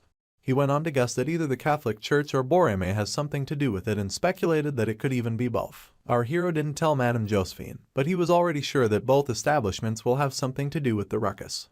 You see, the Catholic Church has been facing a decline, so they're searching for ways to expand their influence. Meanwhile, Boreme's spirit mage, alongside some of their students, are participating in this expansion. The key to this entire operation is none other than the Heavenly Yaksha, also known as Huron. The approaching third act is a very important incident that decides the fate of a main character and marks the turning point in a main scenario. It also decides the overall direction of the whole of Ella's kingdom, a kingdom with beautiful aesthetics and a flourishing economy to say the least. Our hero just chomped down more chips as he told the sorceress that he would like her to keep an eye on the Catholic Church, only for her to imply that she would also keep an eye on him. This did not sway him from mentioning the inns constructed on the outer regions of the academy, and suggesting that she put the Borome students there for easy monitoring. Unfortunately, he said all of this with his mouth full. Madame Josephine seemed to be both mad and worried at the same time, and suddenly looked Corin Locke in the eyes, asking how he expected her to trust him. This left our boy wondering if she still thought of him as a disciple of Balthazar. To prove himself, he began to peel off his shirt, announcing to his professor that she should actually continue to suspect him because it's the right mindset to have. Soon enough, he revealed the runes engraved into his body and declared that no matter what she does, his goal does not change. This is because he is bound by oath to save the world, and his deadpan expression showed how serious he was about it. The sorceress just adjusted her glasses and exhaled loudly, tired of all the back and forth that came with the student sitting before her. Anyway, our hero felt that her suspicion should be lessened, mostly because she knows what the oath of a shadow warrior entails. After mulling things over for some seconds, she stared at our boy, reiterating that she heard about the new inns being constructed with student investments. In turn, our hero waved her off, lying that it had nothing to do with him. She then pointed out that information reaching her revealed that he is the student in charge of these investments, and once again, the spearman feigned ignorance. To make things worse, Madame Josephine added the fact that Mariette recently moved her ingredients to the inns and was already setting up a street stall. This one made our boy sweat a bit, but he powered through and held his ground about the whole thing not being related to him. In truth, our hero had successfully secured 100 long-term guests alongside daily necessities, food, carriage round trips, among others. The entirety of the outskirt inns brim with life, seeing as these profit-making projects were planned with an equally wide vision in mind. As the sorceress tried to put our boy under duress, he just averted his gaze, smiling mischievously as he claimed that people need a little helping hand sometimes. Some time passes and the preliminary round of the festival group match comes around.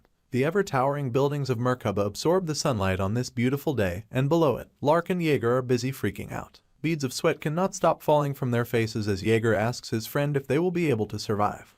The open field is packed with more students than the eye can count, seeing as people trooped in from all 4 regions, and it is worse because only 16 of them will make it through. The hunk yells as he wonders why there are so many people, only for Lark to reveal that even their seniors are participating. The whole time, Corin Locke just lodges his hand beneath his chin as he realizes that Huron is the only named character that is not present at the moment. He then chucks it up to her, applying for only the individual match. Just then, he wonders where Alicia is, and soon sees her struggling to make her way through the crowd. The poor girl waves with everything in her, trying to get our hero to notice her, but is so frustrated that tears leak from her eyes. At this point, someone steps onto the stage and quips that it's nice to see all the students. Accordingly, they all turn to see who it is, and realize that it's Professor Kang Ryan. With his hands behind him, he introduces himself to the students and informs them that he is going to be the one judging their trials. He then adds that they're about to embark on a preliminary round that will reveal the 16 guardians capable of competing in the group match. After wishing everyone the best of luck, Lark continues panicking over the difficulty of the incoming trial. Jaeger, on the other hand, just wonders who Kang Ryan is. The professor begins announcements about the rules, mentioning that any student who gets their armband ripped off will be eliminated. He goes on to introduce the most important part of the trial, and that is to prove that, as guardians, they can save the civilians. At this point, he activates a spell that causes blocks to shoot out of the ground and tower above him and all the students participating. Some of them fall into instant panic while others just watch in awe of the professor's power. He uses the 8-array formation, 8-gate array, and this spell successfully creates a giant stone maze for all the participants to navigate. As usual, Jaeger goes back to panicking as he asks his companion if the situation even makes sense. Also panicking, Lark manages to reveal that Professor Kang Ryan is the Eastern Continent's best formation sorcerer. The hinchbetter is still perplexed by how big the maze is, but is more worried about what the professor meant when he asked them to save the civilians. Even Lark is unsure, so he speculates that Kang Ryan must be referring to the stone structures just mere yards away. Apparently, there are 3 rules to the match. The first one gives them permission to command the civilians after touching them. The second one states that each person gains 1 extra point if they manage to guide all the civilians to the safe zone. And finally, the third one states that each student will lose 2 points if they unnecessarily destroy any civilians. With this, it becomes clear that these stone structures will serve as civilians in this preliminary round. Jaeger is the first to touch them, just to test if they will move upon contact. He finds it quite fun, but Lark is ever so cautious. Core and Locke just smiles as he notices how excited they are, and it dawns on him once again that they're really kids. Meanwhile, a Longhound attacks Alicia and her team, but she easily cuts it down with one swing of her sword. The other students begin to sing her praises, claiming that it's such an honor to be on the same team with her. In turn, the swordsman just stands there, smugly soaking it all in. She then tells them to trust and follow her as what's left of the Longhound disintegrates. The civilian guard task gives the Guardians a chance to demonstrate their ability to protect non-combatants in a land invaded by monsters. The rules entail that they must transport as many civilians as possible to the safe zone. With this, Alicia makes her way forward, followed closely by her teammates and a host of civilian stone structures. One of the teammates points out that some stone dolls are close by and the swordsman concurs. At this moment, she is feeling quite accomplished, and her teammate mentions that they will have 10 civilians if they save the one in front of them. In turn, Alicia smiles and tells him that it'll be nice to start searching for the safe zone soon. The boy offers to send out his familiar to scout the area, adding that there'll be a safe zone nearby since it's an 8 gates array. Just then, the ground begins to tremble, sending panic into the midst of Alicia and her team. They twirl their heads in search of the source of such a sudden occurrence, and the swordsman laments about the ground shaking. They're left wondering if it's the sound of drums, but Alicia quickly realizes that the ruckus is coming from behind her teammate. After warning him, they both check it out, only to witness a multitude of stone dolls marching towards their position. At the very top of the civilian mountain lies the silhouette of a young spearman, declaring that he will let go of their weapons if they lay down their lives. Alicia is so confused that sweat drips down her features as she wonders if what is before her is a trolley. She then yells when it dawns on her, announcing that the spearman and his crew tied up multiple stone dolls to forge a trolley. Jaeger is having the time of his life. He puts on some eyeliner and even strings a harp like his guitar. The hunk then yells that his opponents should kneel before them because they're the Mandrake Bandits. Lark just tags along as usual, throwing his hands in the air like he just doesn't care. Anyway, this pisses the swordsman off, so she takes it on Jaeger, asking him what he thinks he is doing. At this point, Core and Locke burst into maniacal laughter as the lipstick smeared on his lips almost touches his ears. He finds it outrageous that the judges want more than 1,000 students to chase after a limited number of stone civilians just to gain points. As Alicia points an accusing finger at him, he asks why he would partake in such an annoying task. The swordsman calls out the hero's name, but he just spreads out his arms to let his makeshift cape flap in the wind. He then announces that he does not know anyone called Core and Locke. Apparently, his name is now the almighty immortal Locke, and a wide smile comes to his lips as he tells Alicia that he would rather eliminate other participants than rag for stone civilians. The multitude of people immortal Locke now runs with started with just 3 people, himself, Jaeger, and Lark. The other 2 had sung his praises, yelling about how they always expected such foresight from their boss. The hero just laughed like a mad scientist while they went at it. Soon enough, he absorbed the surrounding students into his crew under the pretext of joining forces to clear the preliminary match. Together, they went on to eliminate as many students as they could find, seeing as only 16 people could make the cut. This was also why they never searched for the safe zone and used civilian stone dolls as shields instead. They had come across some enemies who planned to sweep them away using magic, but one of them pointed out that destroying the civilians would cost them some points. Unfortunately, our hero was seated on a throne made from stone civilians, and these made his enemies refer to him as a cheap bastard. They ended up wondering how they could win against our boy if he was hiding behind so many stone dolls. Anyway, said enemies ended up being crushed, leaving immortal Locke and his crew to celebrate. The stone dolls were the perfect shield because transporting them to the safe zone is worth 1 point and destroying them would cost you 2. Our boy just kept terrorizing the other students as he laughed and asked them to try their best. He kept taunting them about being scared, and all they could do was slam their fists against the ground whilst calling him a cheap bastard. From their pain came determination, so they announced that he left them no choice, and promised to fight it out using hand-to-hand combat. They charged towards the spearman with the intention of dragging him down from the tower of stone civilians, only for Lark to step up with immense fire in his eyes. He chuckled like a menace and asked the hero if he could stop holding back and go all out. In turn, our boy ruffled his hair and gave him full permission. Lark wasted no time going berserk, unleashing a fire spell big enough to send their enemies scattering across the battlefield. The obvious difference between our boy's team and the other participants of the preliminary match is that he increased their number early and obtained the majority of stone civilians, while the other players were slow to group up and search for a safe zone whenever they came across stone dolls. The spearman couldn't hide the fact that he was having so much fun carrying out his twisted plan. He had even instructed his teammates to take out anyone bigger than a wheel. He was still laughing unnecessarily when they took out a total of 30 other participants. It was at this point that they came across Alicia and her accusatory finger. After introducing himself as Immortal Locke, he pastes his ever-creepy smile on his face and gives the swordsman a chance to join the Mandrake bandits. In turn, she wonders what he means while gripping the hilt of her sword in case she will need to spring into action. Our boy goes straight to the point, asking the poor girl to fetch him the armbands of her colleagues in exchange for the position of vice captain on his team. Still gripping her sword, she tries to turn him down, only for our boy to cut her off and declare that he needs her. He stares her straight in the eyes as he proclaims that his team is expanding their offensive. Without wasting time, he puts a hit out on the swordsman, announcing that whoever brings him her armband will be accepted into the Mandrake bandits. With this, all of Alicia's colleagues instantly turn against her and peel out their weapons to take her down. She tries to negotiate with them, but they just apologize as they continue to attack. Apparently, they think it'll be easier to take the swordsman down because she's a semi-first rank rather than going against a first-rank knight like the Immortal Locke. Tears pour out of her eyes as she screams that they're so mean. It hurts her mostly because she took these men as her comrades, and now they're coming at her with blades drawn. From his mountain of stone civilians, our hero just smiles, acknowledging the cruelty of human society. Unfortunately, society appears to be civilized during times of peace, but the moment their safety is at risk, they turn into squids trapped in a wash basin, devouring each other without hesitation. As for Alicia, the girl had no choice but to defend herself, so she ended up taking out all 4 of her teammates and leaving them unconscious around her. She proceeds to take heavy breaths to regain her stamina, and grumbles that she never needed any of her teammates anyway. Seeing as the people she wanted to protect turned against her, she promises not to hold herself back anymore. With tears in her eyes, Alicia switches to the other side and takes up her rightful position as the vice boss of the Mandrake bandits. Unfortunately, everyone is subject to the same basis of forming teams, including Mariette Dunelef, the second Urace. She had forged her team on the basis of friendship and they were doing great at gathering stone civilians. The way they laughed and communicated among themselves made her feel confident that their friendship could overcome anything. Well, that's until they come across Immortal Locke and his team of Mandrake bandits. She's so surprised by what she is witnessing that she calls out to the hero, only for Isabel to step in front of her to fiercely guard her from him. She then tells the vampire not to worry because even though their team lacks numbers, their overall average rank is higher than that of the opposition. Unfortunately, all of Isabel's words do nothing to sway a love-struck Mariette.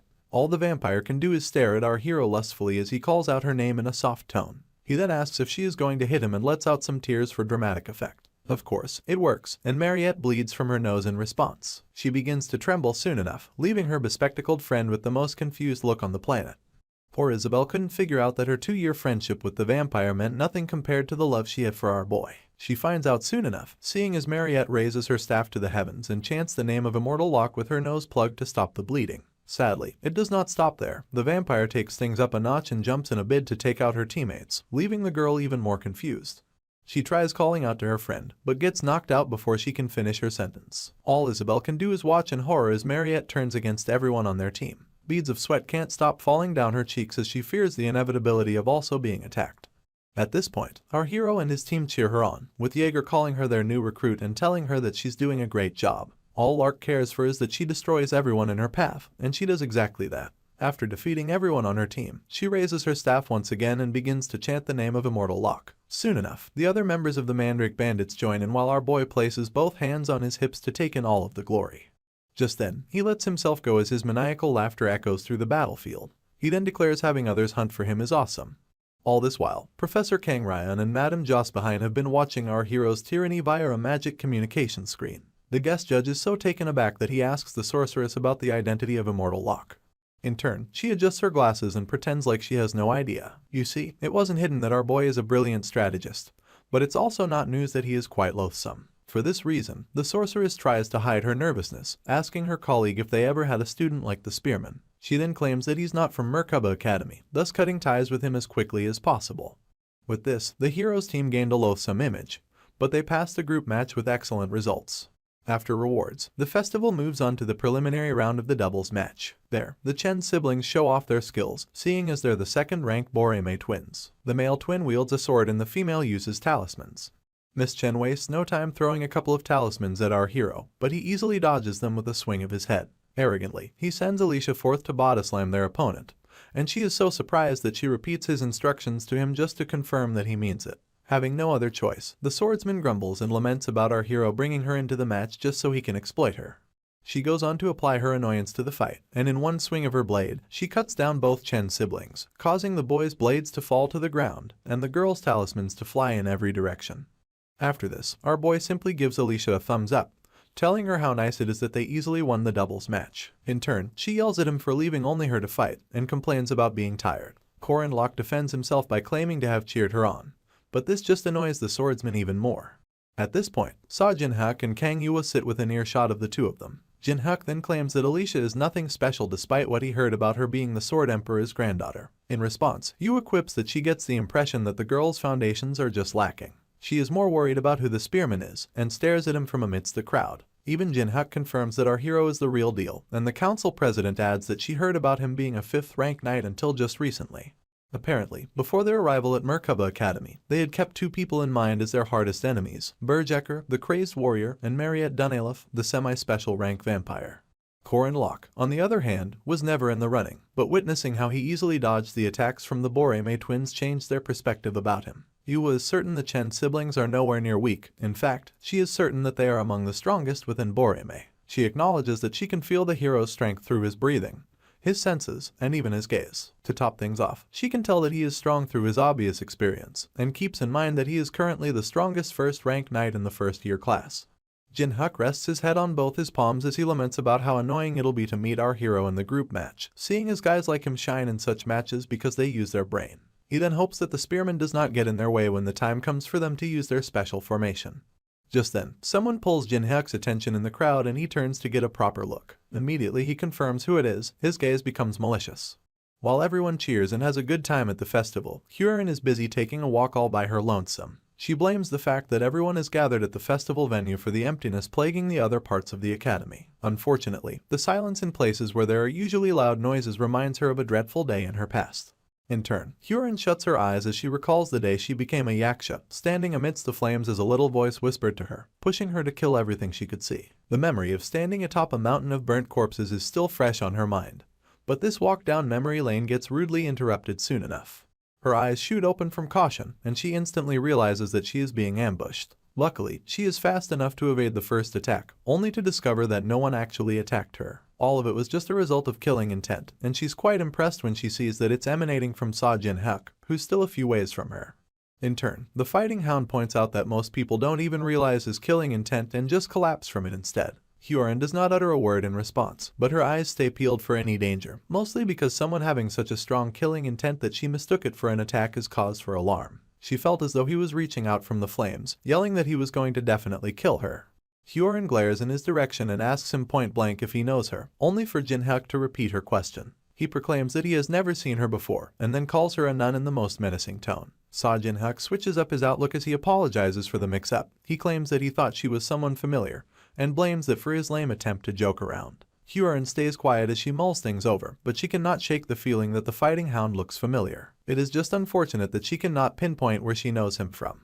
She concludes that it is not important, and turns around to leave. She tells Jinhak to be careful, and in response, he flashes her a smile and promises to watch carefully before pouncing next time. He grits his teeth in an attempt to hold back his anger, and soon enough, Yua steps onto the scene. She then announces that it was a reckless attempt, adding that Jinhak didn't need to confront the Jiangxi in such an open place.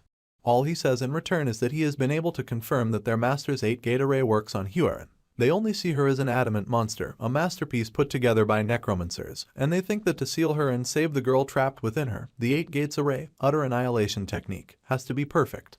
Yua advises her colleague to wait for the right moment if he wants to provoke the yaksha, adding that he should hold his breath and wait for now. A visibly trembling Jinhak balls his fist in anger, promising to kill our girl the moment everything goes according to plan. Calm as ever, the student council president breaks everything down, explaining that from Ran meaning orchid, they will extract the HWA meaning fire. In essence, they want to remove our girl from the body of their loved one. She then announces that after they're done with that, the rest will be up to Jinhak. The fighting hound is still trying to suppress his anger, so he promises Yua that he is not going to go too crazy. On the other hand, the venue for the second round of the group match is none other than Nazria City, located in central El-Las. The city is as lively as ever, with couples walking hand in hand, and kids waving themselves goodbye.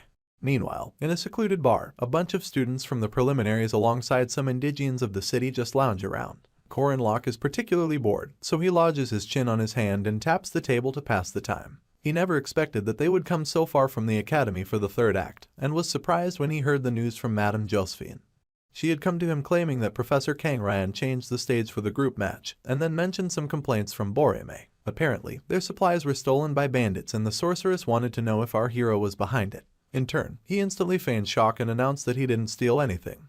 The professor couldn't trust him, so she looked him straight in the eyes, only for the jerk to avert his gaze immediately. In truth, he stole some goods, but they were supplies belonging to the Catholic Church. It turned out that Kang Ryan was secretly smuggling items through the Catholic Church, consisting of the things they needed to secretly set up beforehand, the things they needed to control Huron with the 8 Gates Array, utter annihilation. For this reason, our hero led a small group of men and they ambushed the carriage smuggling these items. Professor Kang Ryan and Lai Jinyoung could not come out with the truth, so they fabricated a story about Borime's supplies being stolen, all in a bid to buy the time needed to retrieve the items that they needed for their secret mission. Our hero can only see these men as the cunning bastards that they are. Back to the present, the guest judge walks into the Nazarene bar with 2 other men. Alicia has no idea about this, so she just lifts her hand in a bid to order something to eat. She asks our boy if he would like anything for himself, only for him to interrogate her for not reading the precautions of the match. Apparently, it was stated that the participants were not supposed to eat anything from the bar. The swordsman wonders why that is, but is soon cut off when Professor Ryan makes his presence known. He goes on with announcements as he calls forth Borime Academy's red, blue, green, and yellow teams, comprising 16 members. He then calls forth Merkaba Academy's A, B, C, and D teams, also comprising 16 members total. This is when it dawns on Alicia that everyone the professor mentioned is actually in the bar. Just then, the guest judge declares that they're 58 minutes into the hour before midnight, and by 59 minutes, the occupants of the bar seem to be unfazed by the countdown. By 59 minutes and 30 seconds, all the participants of the group match begin to peel out their weapons, and with 5 seconds left to midnight, Corin Locke peels out his spear. Alicia, on the other hand, has no idea about what is going on, so she twirls her head every which way as she tries to gather information. By midnight, Professor Kang Ryan pulls out a talisman that he had set ablaze and declares that the match has begun. Our hero wastes no time piercing his spear into the head of the nearest person to him, almost shocking Alicia to death. While she is trying to question him about what he's doing, Mariette uses a crystal spell to bore a hole into the head of the man in front of her. It becomes a total bloodbath as the other participants go about beheading the civilians among them, spilling blood on the walls and freaking out the swordsmen while they are at it. Afterwards, they all quietly clean up their weapons while the corpses of the slain people lay lifeless on the floor. Alicia goes blue in the cheeks as she struggles to gather her bearings. She cannot stop trembling and asks for the umpteenth time to know what everyone is doing. Just then, our hero draws her attention to the corpses and she decides to give them a look. She then realizes that there is barely any flesh on the corpse close to her and announces that it is decomposed.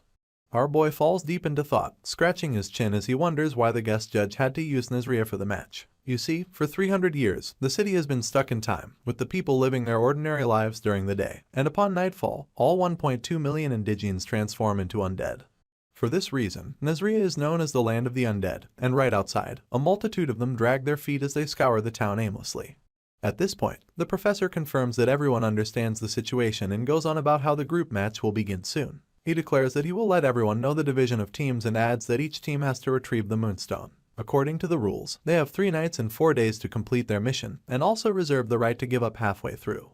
After this, teams were announced, a brief explanation was given, and backpacks containing essential items were handed out. That aside, our hero got assigned to Group D alongside Alicia Arden, Jaeger Hinchbetter, and Lark Bugman. All 4 of them then get sent outside where over 1 million undead are still swarming. To move to the next round, they will have to come out among the top 4 teams. Our hero is filled with determination, seeing as they need to make it to the 3rd round at all costs in order to save Huron. Until then, he plans to go along with this absurd festival. The plan is simple. Outside the center of the city lies the most dangerous guys, and in order to avoid them, our hero plans to target the low-level zones on the outskirts of the city occupied by undead of appropriate difficulties. Obviously, his spear will clear the needed path by taking out the opposition. Up next, they locate higher ground and peek down at all of their potential opponents from the outskirts steeple. The plan is to target the Shining Moonstone undead, seeing as this beast has already swallowed the moonstone that their team is supposed to retrieve. Now at the top of the watchtower, Lark is on all fours as he asks our boy about the undead who is shining for some reason. In turn, he explains that it is the stage boss, and adds that they need to defeat him because quality is better than quantity. Jaeger then lifts his hand above his eyes in an attempt to check out what Lark is seeing. Anyway, Corin Locke tells his bespectacled friend to just perform his flying magic on the team and leave the rest to them.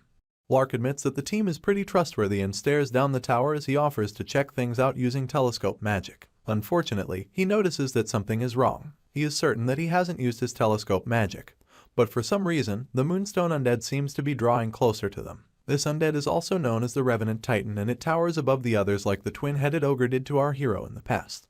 Anyway, Corin Locke is too busy freaking out and yells that they all need to make a run for it. Lark wonders why, and even asks if it is dangerous. This just perplexes our hero some more, so much so that he alerts them that the Revenant Titan is the central stage boss. He tries to hurry Lark along in a bid to get him to use his flying magic on the team. For some reason, a sad smile comes to the bespectacled boy's lips, and the spearman soon realizes that a geist has just taken place. This refers to a weird phenomenon in which a spirit possesses an object, much like the haunted house test our hero had to undergo for his rank reassessment.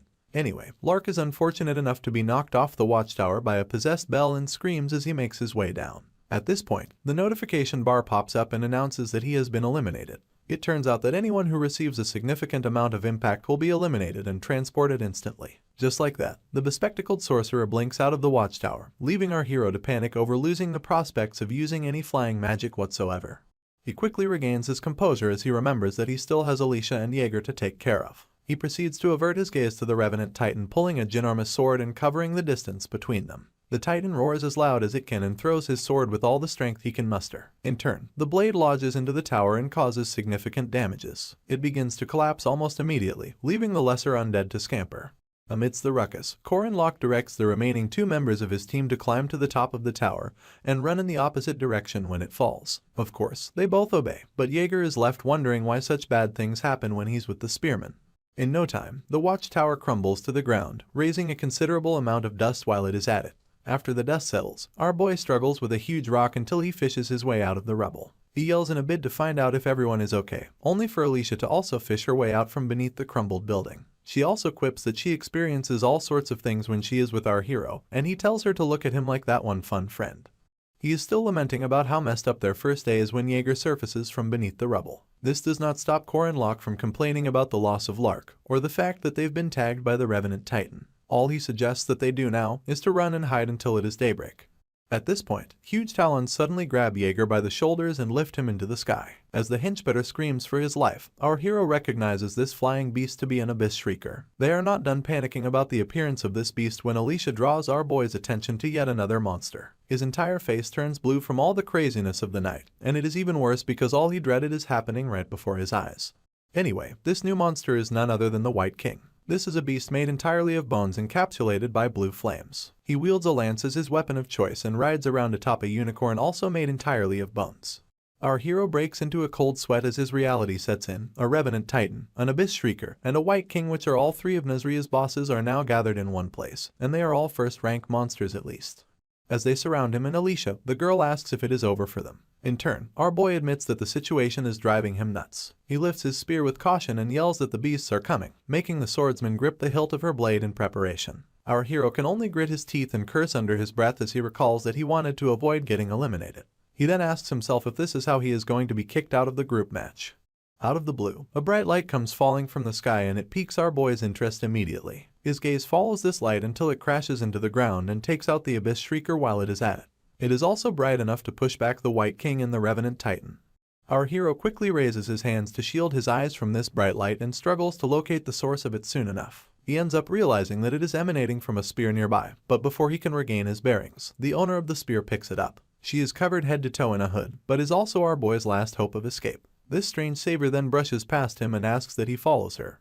At this point, Alicia struggles to catch her breath. She then asks if the spearman is okay and announces how worried she is about Jaeger. In turn, our hero just stays quiet to think about his next line of action. Afterwards, he urges the swordsman to escape with him for the meantime, and together they make a run for it.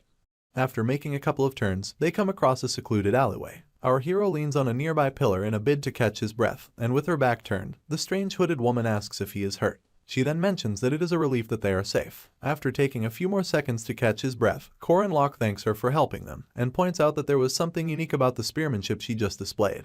It turns out that the strange lady is just as curious about him, so she peels back the hood of her cloak and asks our hero how he knows about her spearmanship. Our boy's eyes widen as he gazes upon this lady, and Alicia is just as surprised that he seems to know her. Apparently, he had initially thought the voice sounded familiar, and now he knows why. The strange lady takes soundless steps as she comes close to the spearman, and stares at him with eyes as blue as pure water. She proceeds to ask if Korin is her disciple from a far future, and flashes a soft smile as she awaits his answer. The hero is nothing if not starstruck, so he gazes upon the glorious sight of his master, Danua. Afterwards, it takes everything in him to ask how she's doing. In Korin previous life, he had met up with Park Sahu during his second-year winter break. The psychopath was waiting in front of the chairman's office as he hurried our boy along. Upon arrival, our hero pointed an accusatory finger at him and announced that his biggest problem was his habit of speaking disrespectfully to his elders. He then asked why Sahu called him to the chairman's office, only for the psychopath to instantly knock on the door. Our boy freaked out on the spot as he tried to point out whose door Sahu was knocking on. In no time, he pushed the door open, reminding Korin that he had mentioned wanting to get stronger. With sweat dripping from his features, our hero was way too scared to even peek into the chairman's office. Anyway, Sahu wasted no time stepping inside and offered to introduce our boy to the master that will make him stronger. She sat behind a large desk with more than a sliver of sunlight flowing in. She then flashed her usual soft smile and welcomed our hero to her office. Just like the present, the spearman was also starstruck back then. This was his first encounter with his master, and it was thanks to Park Sahu's connection as the main character. Present day, the multitude of undead still swarm aimlessly in central Nezria, but they cannot seem to step into a house warded with multiple talismans. Apparently, this is Miss Erin's doing, and she assures Alicia and the spearman that most undead won't enter the building. In turn, the swordsman thanks her for her help and offers her some of her already opened chocolate bar. Erin thanks her for the offer, but goes on to remind her not to eat food from another time. You see, Nezria is a place where time flows from 300 years ago, and if anyone should consume food from that time, two things are bound to happen. It is either the food will adjust according to the time that has passed, or whoever consumes the food will be trapped in the past. None of this stops Alicia from munching on her chocolate bar though. After listing possible reactions, Erin also makes it clear that she hasn't tested the opposite. She is just certain that there will be some effects. All our boy does is cradle his chin on his hand and watch the swordsman devour her chocolate bar. He then points out that she sure can eat well. The moment Erin takes a seat, he asks her what she's doing in Nezria, only for her to wonder why he isn't calling her his master. Our hero simply remains silent as he awaits a suitable response. Upon noticing this, Erin clears her throat and accepts her fate. At this point, Alicia cuts in, excitedly mentioning that Korin master is from the past, seeing as she has been in Nezria City since the incident 300 years ago. Our hero stays silent only because he's a bit confused about a few things. He begins to wonder how Danua is maintaining her rationality so perfectly if everything from 300 years ago is actually repeating itself. Right on cue, his master calmly sips some tea and then reveals that she has made friends with the Grim Reaper. It is almost like she was reading our hero's mind, so he begs her pardon after her last statement. Just then, Erin walks towards the window, telling both her guests that Nezria is a poisonous city that births the undead. She then adds that she was preventing the birth of the immortal king and announces that he'll be born in the center of the city soon. Upon hearing this, Alicia's jaw literally drops, but our hero seems like he expected to come across news like this. Consequently, he uses his knees as a pivot to get back on his feet and declares that they better get going, only for Erin to glance in his direction and remind him that it is her job, not his. A sly smile graces his lips as he tells her that she needs some assistance, and his master falls silent because of how true our hero's statement is. She then admits that he sure is sharp.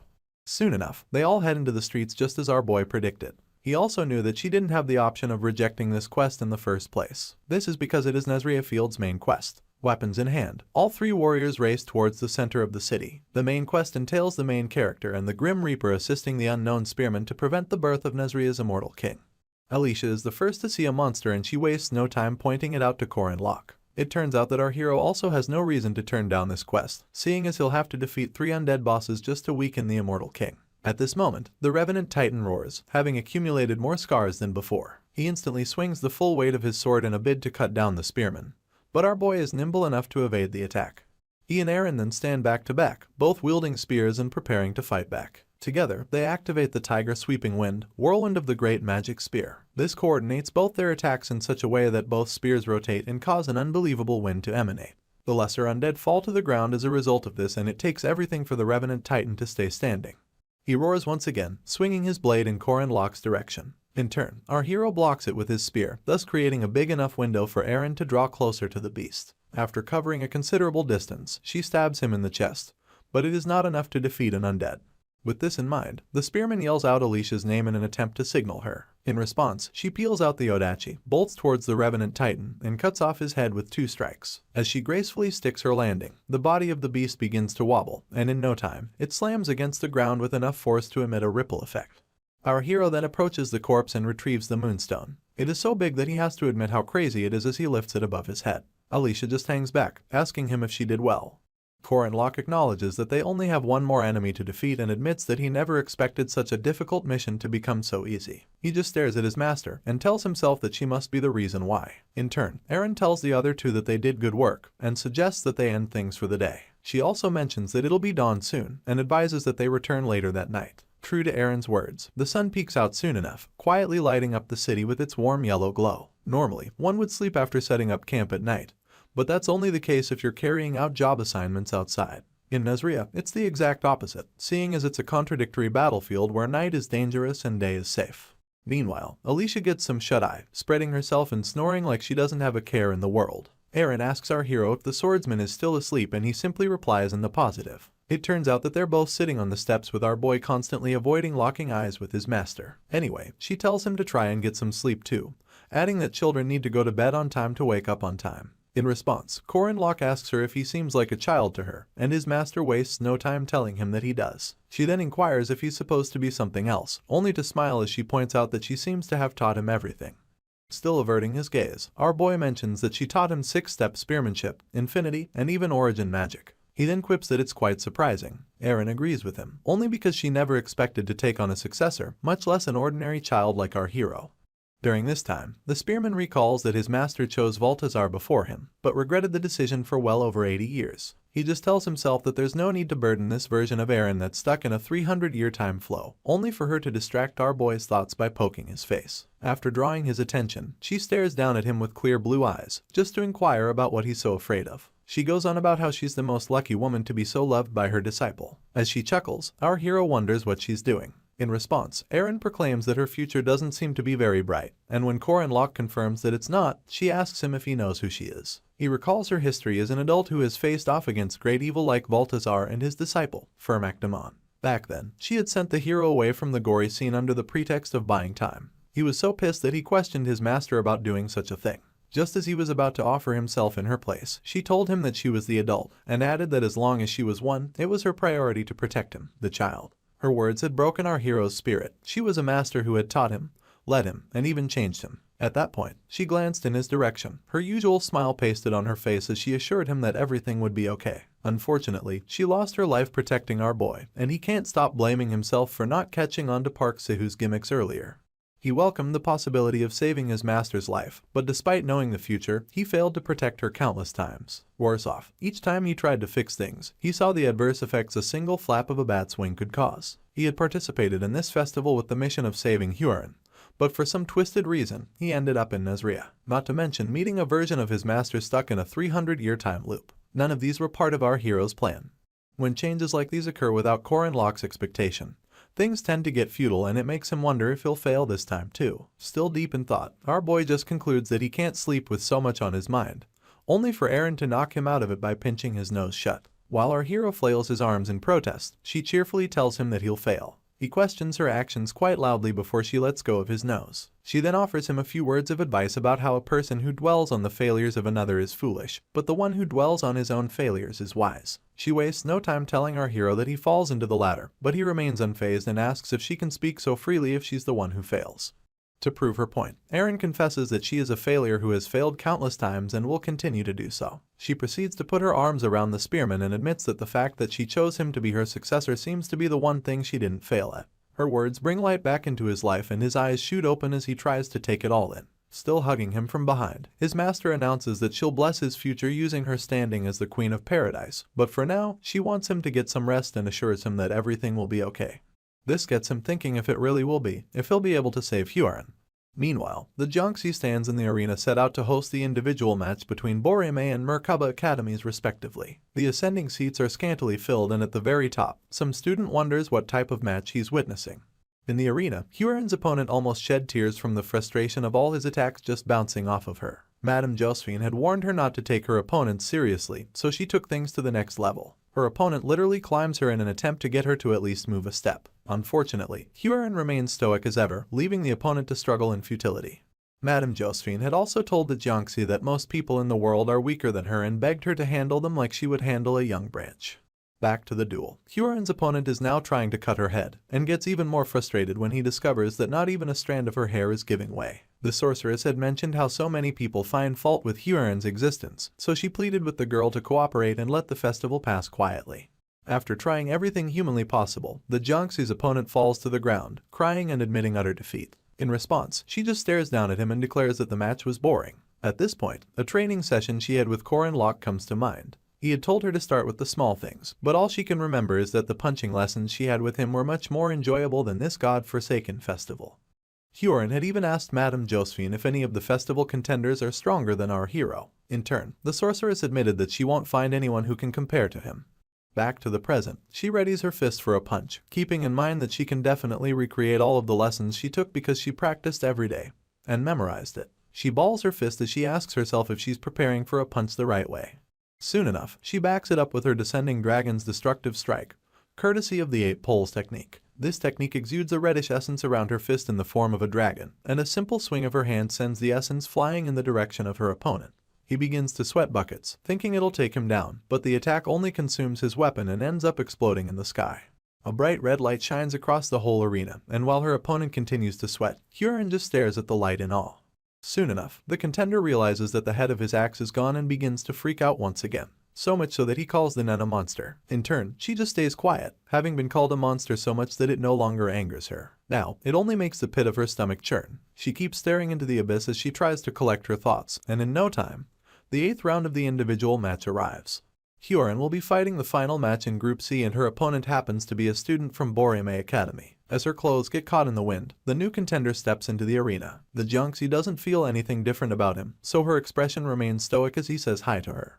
It turns out to be Sa Jinhyuk, and he has on such a sinister smile as he tells Hyorin that they're meeting again. Jinhyuk gets into battle mode instantly, delivering a sky wind kick, instantaneous arrow, fighting hound combatant, and deathly full moon hit, all in succession. Despite putting the utmost speed and weight behind these attacks, Hyorin still doesn't move an inch. This annoys the fighting hound so much that the veins on his head almost burst. Anyway, he gathers himself to deliver yet another attack as a mighty blue essence escorts his movements. The Jiangxi is left with no choice but to admit how strong he is, and the other fighters in the crowd declare that Jinhyuk's aura core is much different than those of the other contenders that Hyorin has gone up against.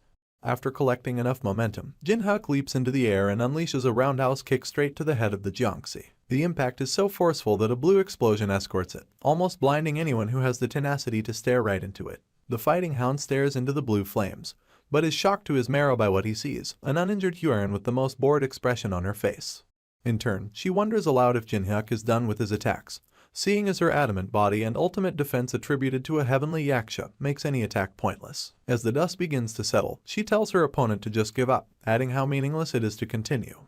Jinhyuk lets out a nervous laugh as he admits that the Jiangxi really is a monster. He then asks why she's acting kindly, adding that it's too late for her to show any mercy or generosity. His words pique her interest, so she asks what he's talking about, only for him to scream that she should have shown the same mercy when she was killing his family. At this point, the fighting hound can no longer hide his rage. He grits his teeth, his frown deepens, and his murderous intent reveals itself in dangerously high levels. Memories of the night Hyorin burned his family comes to mind, and he remembers how he cried his eyes out and promised to kill her. He had knelt on the floor to cradle the corpses of his siblings, and even more tears poured from his eyes as he saw the other people he loved burned to a crisp. Hyorin finally breaks the first sweat since the festival began, and it's because she also remembers this dreaded night that her opponent is talking about.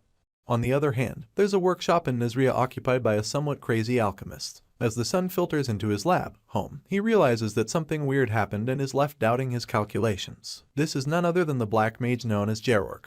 Jerorg bears alien-like features, with light purple skin and a missing tooth for his troubles. Anyway, he stares at his calculations and takes heavy breaths as he tells himself that the timing for his last ritual was nothing short of perfect. Even the opportunity he got to carry it out was so close to a miracle that it couldn't be anything else. He begins to wonder whether the ritual was successful or not, and whether the magic circle he made was activated or not. To poke more holes in the success of his ritual, Jerorg stares outside his window to take a look at the effects it has on the city, only to notice that the whole place is still as peaceful as ever. This leaves him with even more questions as he asks himself who could have intervened, or what said person could have done to ruin things.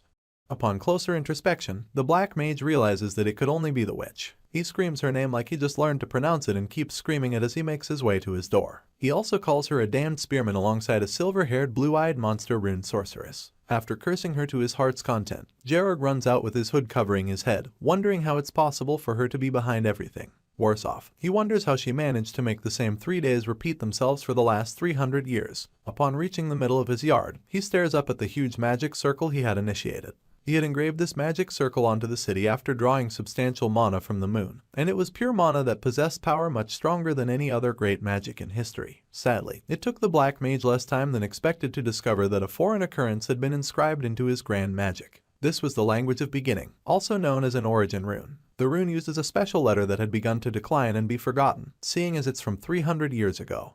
It's none other than the origin rune N.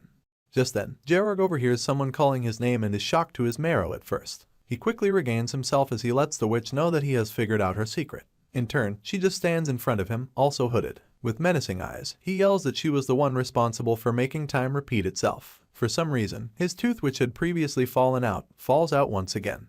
In all of this, Danua stays calm. She then refers to Georg as the Immortal King, telling him to be faithful to the role that has been given to him. She then watches as he begins to make strange noises and his body begins to swell in different places all at once. Soon enough, the Black Mage can barely speak and tears just pour down his swollen cheeks. Nightfall arrives once again, making it our hero's second night in the dreaded city of Nazria. As the moon rests full and high in the sky, Alicia calls out to Corin Locke beneath it and they both agree to go about business as usual.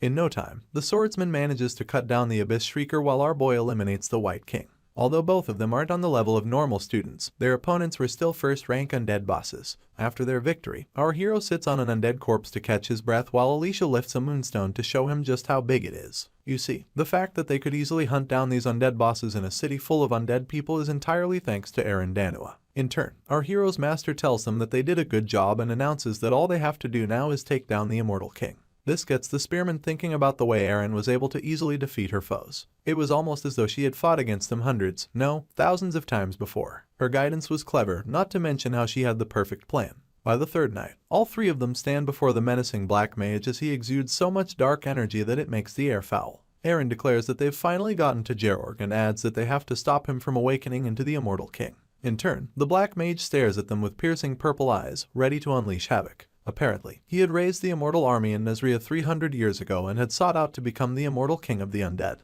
Alicia is quite doubtful about the story, so she points at Georg and asks if he's really the Immortal King. Erin confirms it and wonders why the swordsman asked, only for her to claim that the Black Mage is uglier than she expected. In her defense, Georg does possess swollen purple flesh with mangled facial features to match. At this point, our boy glances back at his master, asking if the Black Mage is fully lichefied. Her hand makes its way to her chin as she mulls it over, only for her to tell him that she's not completely certain. She goes on about how his soul extraction isn't complete as liches usually are, and adds that he lacks the clear intellect that mages usually possess. With this, Corin Locke tells his master to step aside, catching her by surprise. He then announces that he'll take care of the situation alone, and bursts into action before any of the girls can stop him. Erin yells as she warns him about the Black Mage being a special rank despite how he looks. This does nothing to stop our determined hero. He mulls over what his master had said about Georg being an incomplete lick, and concludes that he's still the undead king born from a grand ritual. Apparently, his strength even surpasses that of Mariette Dunalef, and it would be fair to categorize him as a special rank. In no time, he comes close enough to his opponent to say hi, and the moment Georg realizes this, he unleashes a doom bolt on our boy.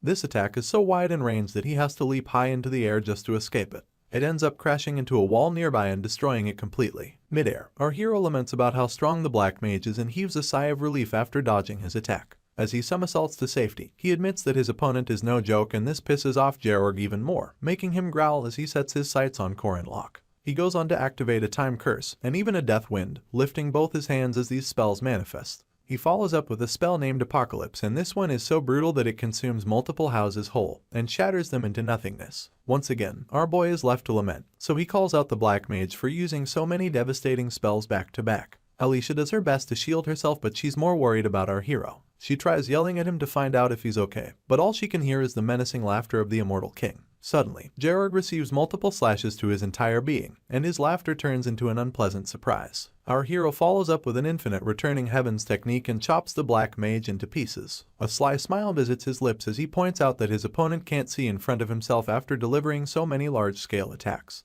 With this, he grips his spear and finishes the Immortal King using the Nausea demonic technique. All that's left of Georg is a black mass, and our boy reiterates that those who rely solely on extreme powers are actually easier to hunt. If the hunter can overwhelm them with technique, they become flimsy opponents to be easily controlled.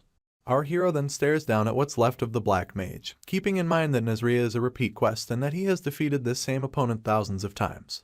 Meanwhile, Alicia is shocked at how easy it was for Corinlock to defeat the Immortal King, and laments that he seems to be growing stronger with each passing day. In turn, he denies this and points out that the swordsman could have defeated him much quicker than he did. He proceeds to inquire why she's by herself, and only then does she notice that Aaron is gone. She frantically turns to search for her, trying to explain that our boy's master was just by her side a moment ago. This makes him grow suspicious, so he cradles his spear on his shoulder and announces that he's going to search for her. He then instructs the swordsman to block any undead that show up, and she agrees. Just then, she hears sounds in the distance and calls out Aaron's name, thinking she must be the one. The town is still emitting smoke from all the destruction that Georg set on it, and our hero catches his master gazing upon the ruins. He points out that it's not a pleasant view to be watching, but Aaron tells him that there's not much else to see. Soon enough, he covers the distance between them until they stand side by side. He then confirms whether or not it's the first rebirth of the Immortal King. Without looking at him, his master admits that he's right and wonders how many times the Black Mage has been reborn. In truth, it's been 36,539 times, seeing as Nazria resets after a period of 3 days.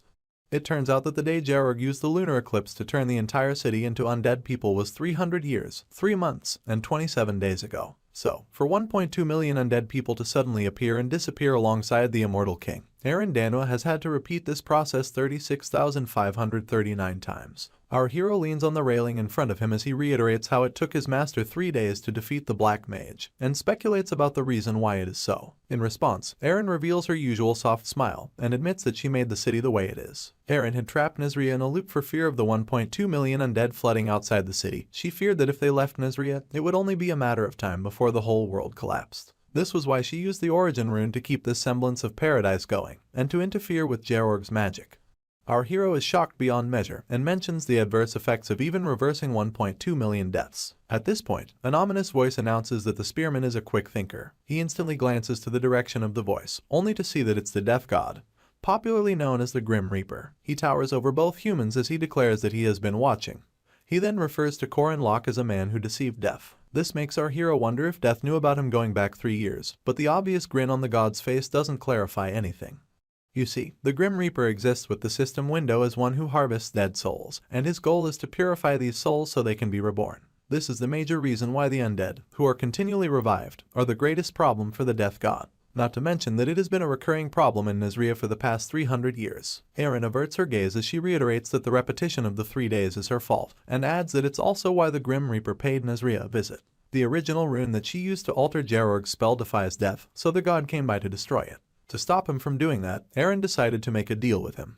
She pointed out that undead people create more undead people and explained the adverse effects of having so many of them leave the city, especially the fact that all of humanity will ultimately become undead, leaving the Reaper with no souls to purify. The Death God had to choose between losing the opportunity to purify 1.2 million souls, or having to end up purifying the entire world. After mulling it over, he chose to make a contract with Aaron. This contract came with 3 conditions. Firstly, the Death God will overlook the repeating 3 days. Secondly, every time Aaron defeats the Immortal King, his memories will reset to 3 days prior. And lastly, the Aaron Danwa who leaves Nazria City and the one who stays will be divided. After this, she was left to keep defeating the Revenant Titan, the Abyss Shrieker, and the White King. On the 3rd night, she'd have to always defeat the Immortal King Georg. This never-ending 3-day loop has been repeated for 300 years, and now Aaron admits that it's slowly getting harder. Apparently, after the 20,000th time, Georg began to notice that the 3 days were repeating themselves. Our hero cuts off his master as he yells at her, asking how many more times she plans to repeat such an experience. He's worried about her mental state and wonders how many more times she'll have to kill Georg. His anger seems to keep increasing because the octave of his voice continues to climb. He stares his master straight in her eyes as he asks her how much longer she plans to keep up with this nonsense. She simply smiles and admits that she'll keep it up for as long as possible. She goes on about vaguely knowing why Corinlock came to Nazria, adding that there's someone he wants to save. She points out that he'll still get a chance to save many more people, and tells him to leave town. Apparently, Aaron believes that sacrifices are necessary to save the world, so she drags her hood over her head and seeks to return to her routine. Our boy can't stop thinking about the 2 different Aaron Danwas and how the one outside the city has no idea about her double. He realizes that no one will reward her for her sacrifice, but she continues to do it anyway. Our hero can vouch for her self-sacrifice firsthand, seeing as he experienced a future where she risked her life just to save children. This version of her gains so much respect in Corin Locke's book, and for this reason, he refuses to give up on her. He calls out to the Grim Reaper, drawing his attention almost immediately. This makes Eren spin in an attempt to stop whatever it is our boy plans to do. In turn, the spearman stretches his hand towards the death god and asks him to make a contract. The moment they shake on it, a bright light emanates and our hero gets transported to where he and the Reaper can discuss terms. Meanwhile, Eren is left yelling at him to wait while simultaneously trying to shield her eyes from the light. The god readies the scales as he proclaims that Corin Locke, the deceiver, is quite amusing. He's mostly amused by the concept of a man who deceived death wanting to make a contract with it, and stares down at our boy as the mighty scales of judgment hover in the space above them. He grants the hero a chance to speak, and only then does our boy propose that the Reaper destroys the contract he made with Eren Danua. In addition, he wants an advance on the treasure of the Netherworld, preferably something ranked between level 10 and level 19.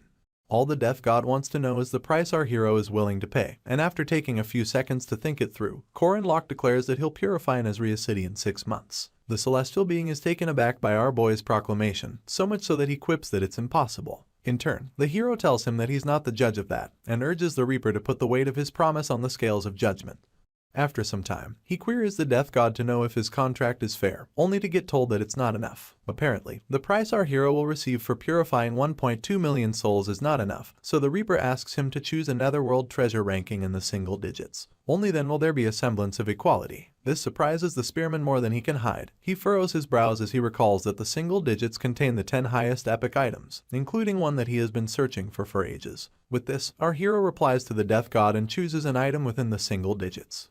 Afterwards, he reappears in the land of the living via a portal to meet Eren still waiting for him on the rooftop. She instantly bursts into scolding him, and yells as she asks what he has done. He just quietly acknowledges that she waited for him and goes on to reveal the terms of his contract. He explains that he has to purify Nasria in 6 months and adds that if he succeeds, his master's contract will be nullified. This doesn't stop her from yelling at him. In fact, she concludes that he must be one crazy bastard. She can't help but remind him that failure will result in total annihilation of his soul, and the deletion every chance he has at purification or even reincarnation.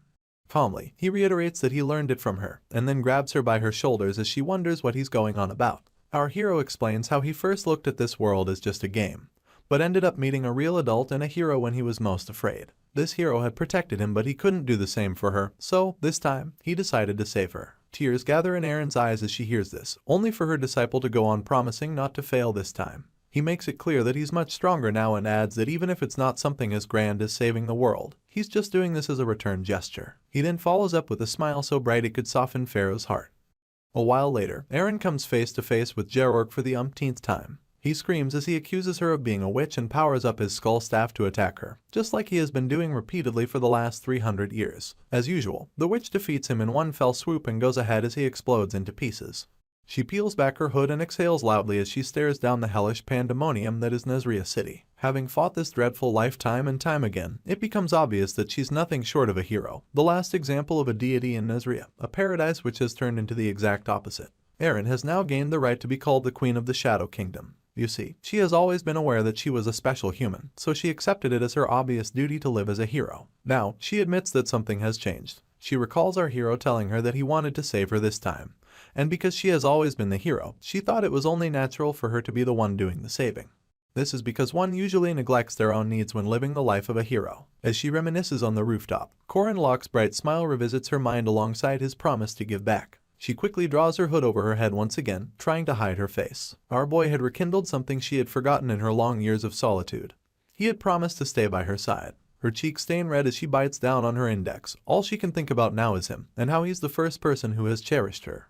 Meanwhile, the Grim Reaper checks on his old friend from a distance and refers to her as a hero who has fallen in love for the first time. He also proclaims that it's not bad, seeing as he likes this version of the hero he has spent the last 300 years with. He soon gets distracted by the thought of Corin Locke, so he cradles his bony chin as he wonders why the spearman would choose a treasure so absurd when he had the opportunity to make other choices. It turns out that our boy had chosen the Death God's orb with the ability to always hit whatever mark the wielder chooses, separate the body of anyone from their spirit, and ignore any defense power whatsoever. It's an absolute and deadly weapon because it demonstrates the attributes of the Grim Reaper's scythe when equipped on any weapon. However, this is only effective when used by a Death God. In the hands of a human, it's average at best, and for our hero, who can't even see spirits, it's practically the worst choice. Despite all of this, the scales of judgment did not tip when he chose the orb, which signifies that it was a fitting reward for our hero. Now, all the Grim Reaper can do is speculate about what our boy has in mind to change. Back at the Nazarian entrance, the students are gathered at Kana Inn. Intertwining his arms, Professor Kang Ryan quips that the match is slowly coming to an end. Currently, there are 8 teams comprising 32 people across Boreme and Merkaba academies respectively. Of these 8 teams, only 4 can move on to the next group match. With 6 minutes and 50 seconds left on the clock, the group head comprising of Kang Yuwa and her team are leading with 558 points. The runner-up is the first group led by Mariette Dunalef with 449 points. Her teammates are busy drilling her about using magic that was top strong, and in response, she apologizes for destroying a moonstone. Other than these two other Boreme teams are set to advance to the next round. Groups Hip and Shoulders, both with points below 200. This makes some of the students from Merkaba Academy confess that there's no way they can make it through. Some of them even think they only got this far by luck and crazy actions.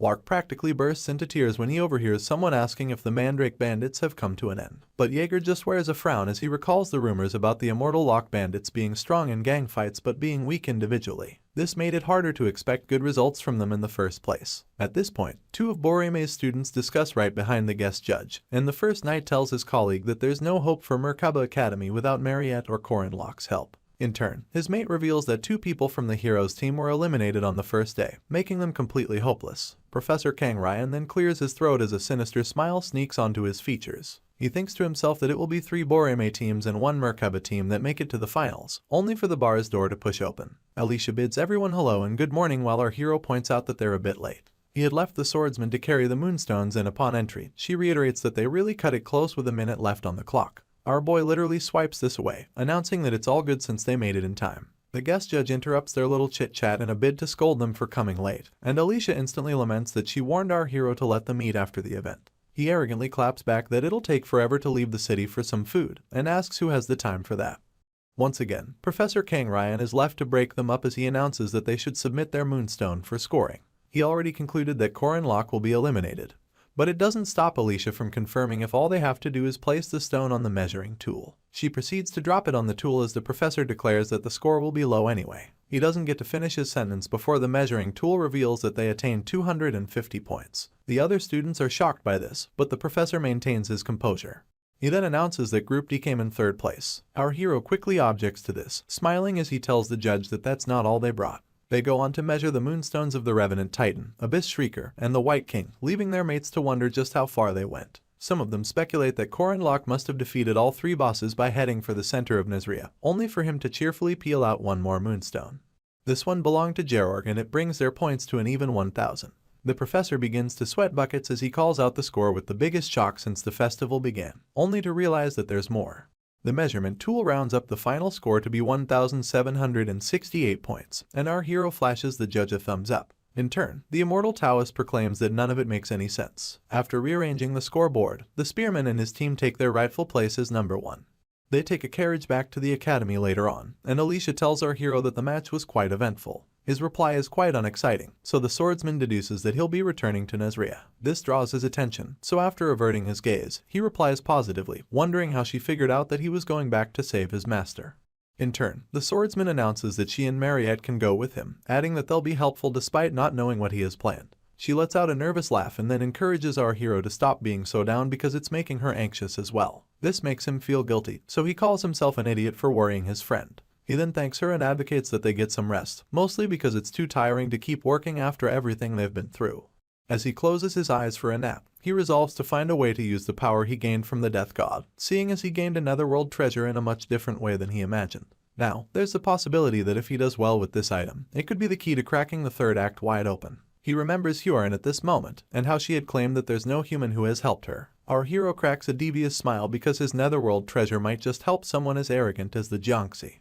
Upon getting back to the academy, he heads to Madame Josephine's office to check on Huron's progress. Unfortunately, he gets told that she got arrested. We'll soon find out what exactly is going on in the academy, but first, let us dial back to a story of the past. Once upon a time, there was a girl named Ran who was loved by everybody. She had been apart from her father and her big cousin Yuwa, so their reunion was nothing short of emotional. You see, Ran was also unlucky in health, seeing as her body housed a chronic illness that never gave her a chance to step outside on her own. This illness was the Teinkai blockage disease, an internal composition spoken of only in legends. Anyone with this disease possesses excessive energy, so much so that it suppresses the yang energy, thus making it a self-destructive curse that disrupts the body's harmony. Unfortunately, Ran was born with this curse. Her father, Kang Yu, sought out every possible method to treat his daughter but never could resolve her Kai blockage. She became bedridden soon enough, holding on to her papa's hand as he watched life seep out of her. Their once harmonious family was plagued with two misfortunes. The first was Ran's chronic illness, and the other was her father's genius. He had sworn to do anything possible to save his little girl, and squeezed her hand as a desperate look plagued his features. Kang Yu just so happened to be the best necromancer of his time and had been researching for something with a strong enough yang energy to break through the accumulation of yin energy in his daughter. Sadly, the barrier of Teinkai blockage disease could not be overcome by human effort alone. He had tried everything from rare plants to ancient texts, but nothing worked, so he began searching for an alternative route. The fact was that Ran didn't possess enough yang energy to contain the yin, so her father thought there could be another way to exhaust her excess yin energy. With this in mind, he began to etch a forbidden spell on his daughter's flesh, turning her into a being naturally born with yin, one most suited to a necromancer, one who guides lost souls back to their homes. Kang Yu had turned his daughter into a Jiangxi while she was still alive, and so, Jiangxi Hua was born. Back to the present, Sa Jinhyuk is still mad as hell over Huron not showing her so-called mercifulness to his family before she killed them. As he recalls the death of his loved ones and how he held onto their bodies in their last moments, even more tears put down his cheek. The Jiangxi finally remembers the scenario Jinhyuk is going on about, but the most vivid memory is one where Professor Kang Ryan sent her off to kill all the people in a certain land. He was even adamant about not leaving a single person alive. Her short trip down memory lane is cut short when Jinhyuk accuses her of being a monster with no humanity. He then adds that seeing her pretend to be human disgusts him so much that it makes him want to vomit. At this point, Huron starts to get overwhelmed, so she tries to get her opponent to stop speaking. Unfortunately, he goes on about how she's not Ran and accuses her of only being a monster who stole Ran's body. The Jiangxi begins to sweat profusely as the night of the fire becomes more and more vivid in her memory. She denies everything that Jinhyuk is saying and tries getting herself to believe that the body she's in is actually hers. Consequently, her visions start to get too vivid. The hand of a burned corpse rises from the flame beneath and grabs her leg. The corpse begins to call her a monster and refuses to be shaken off no matter how much Huron tries. It goes on to beg her to take her own life, reiterating that she ripped the limbs off of her father and killed him. For this reason, the corpse announces that the royal family will kill her, and the real Ran proceeds to strangle the Jiangxi with both hands. As she's getting asphyxiated, Ran declares that the yaksha is something that should never have been born. She then screams at Huron to give her body back, and in turn, our girl yells that the body is hers. She keeps chanting these same words as if she's trying to get herself to believe it, and when Ran's voice gets too loud, she screams at her to shut up. Unfortunately, the outburst leads to one of her seals burning off and an unimaginable amount of power leaks from her person. It's so much that Sa Jinhyuk has to shield himself the best he can. This does nothing to stop the ground beneath her from getting shattered. Just then, the sealing chains on her body activate and begin to wrap themselves around her. They bind her hands first and then her feet as she affirms that she has the right to receive the body she's dwelling in. She's soon brought to her knees but still swears that she won't lose her body by any means. Right on cue, about 5 to 6 knights flood the crater she's kneeling in a bid to subdue her. Afterwards, Madame Josephine narrates the entire experience to our hero and explains that it's the reason why Huron got arrested. Apparently, he had expected something like to happen, but never expected things to escalate this quickly. He then asks the sorceress if Huron was arrested because of the seals. The sorceress adjusts her glasses before pointing out that he seems to already have a clue about what's going on. She goes on about Huron being restricted by 2 seals, the Chains of Zion and the Talisman of the East. Unfortunately, the talisman got burned in her scuffle with Jinhyuk, and for this reason, Bishop Lai Jinyang criticized it as a demonstration of the Jiangxi's violence. To make things worse, Huron was moved to the east under Kang Ryan's leadership after they decided to create a new talisman for her. Our hero thinks it's unfair to make such a forceful decision just because one of 2 seals got burned, and it's obvious to him that these men just want to blame the academy for being unable to maintain Huron's stability. Just then, Chairman Kasser steps into the office and calls out to our hero as she wonders how much he knows. Corin Locke easily realizes that certain things have become clear to the chairman. Among these things is the fact that the Catholic Church and Boreme's Kang Ryan are planning something sinister. Our hero glances back at the director as he proclaims how sure he is that they don't want to hand Huron over to those people. For this reason, he offers to handle the rest, adding that they should just trust him even if they're a bit suspicious of him. He then declares that he needs everyone's help to achieve the result he wants, and makes it clear that no one can abandon their role. You see, in the heroic legend of Arhin, the boss of the third act is the heavenly Yaksha, and she has a slightly different background than all the other bosses that have appeared up until now. While Madame Josephine and director Kassar mull things over, our hero recalls that the forthcoming major decision hinges upon favorability with the character and the narrative you build. This decision will either be to save Hua or to save Ran. In truth, the simplest way to go about it is to do as Park Sahu did in our boy's past life and just choose one regardless of who it is. Korin Lok, on the other hand, is not interested in doing things that way. He just stands quietly, thinking about his next move so seriously that brows furrow. He then promises to save everyone. At that moment, a notification pops up revealing the main quest titled Hua Ran. This quest is of a high difficulty, and our hero will fail if either Hua or Ran dies. Meanwhile, the Jiangxi is chained up in a stone dungeon, and is having an identity crisis while she's at it. She keeps chanting that the body is hers, only for Kang Ryan and his mischievous presence to step into the dungeon. He then declares that he's the uncle of Kang Ran, the owner of the body she possessed. With beads of sweat dripping down her face, she makes it clear that she's not giving the body back, and repeats that it's now hers. The immortal Taoist doesn't argue with her. In fact, he points out that she's misunderstanding him and asks her if she truly wants to take over Ran's body completely. His words only remind her of the time he used her to kill a bunch of people, but now, he's the only one offering to help her achieve her goal. Kang Ryan flashes a poisonous smile, making it obvious that he has something evil planned. Unfortunately, it's a deal much too sweet for Hua to turn down. Her eyes shoot open as the consciousness of Ran emanates behind her uncle in a bid to change the Jiangxi's mind, but her voice doesn't reach her target at all. All Hua can focus on is Kang Ryan's promise to give her total control of her body. 2 days after their return from the group match, the students are given some free time. This was out of consideration for the students that returned from Nezria. In the meantime, Korin Lok and Mariette take a walk through a couple of festival stands, seeing as our hero has a couple of things to prepare before Boreme starts moving. As they feast on some beef sticks, the sight of other stalls reminds our boy of the one he had Mariette set up in front of their inns. He asks her for an update, and she reveals that she received the overall report just the day before.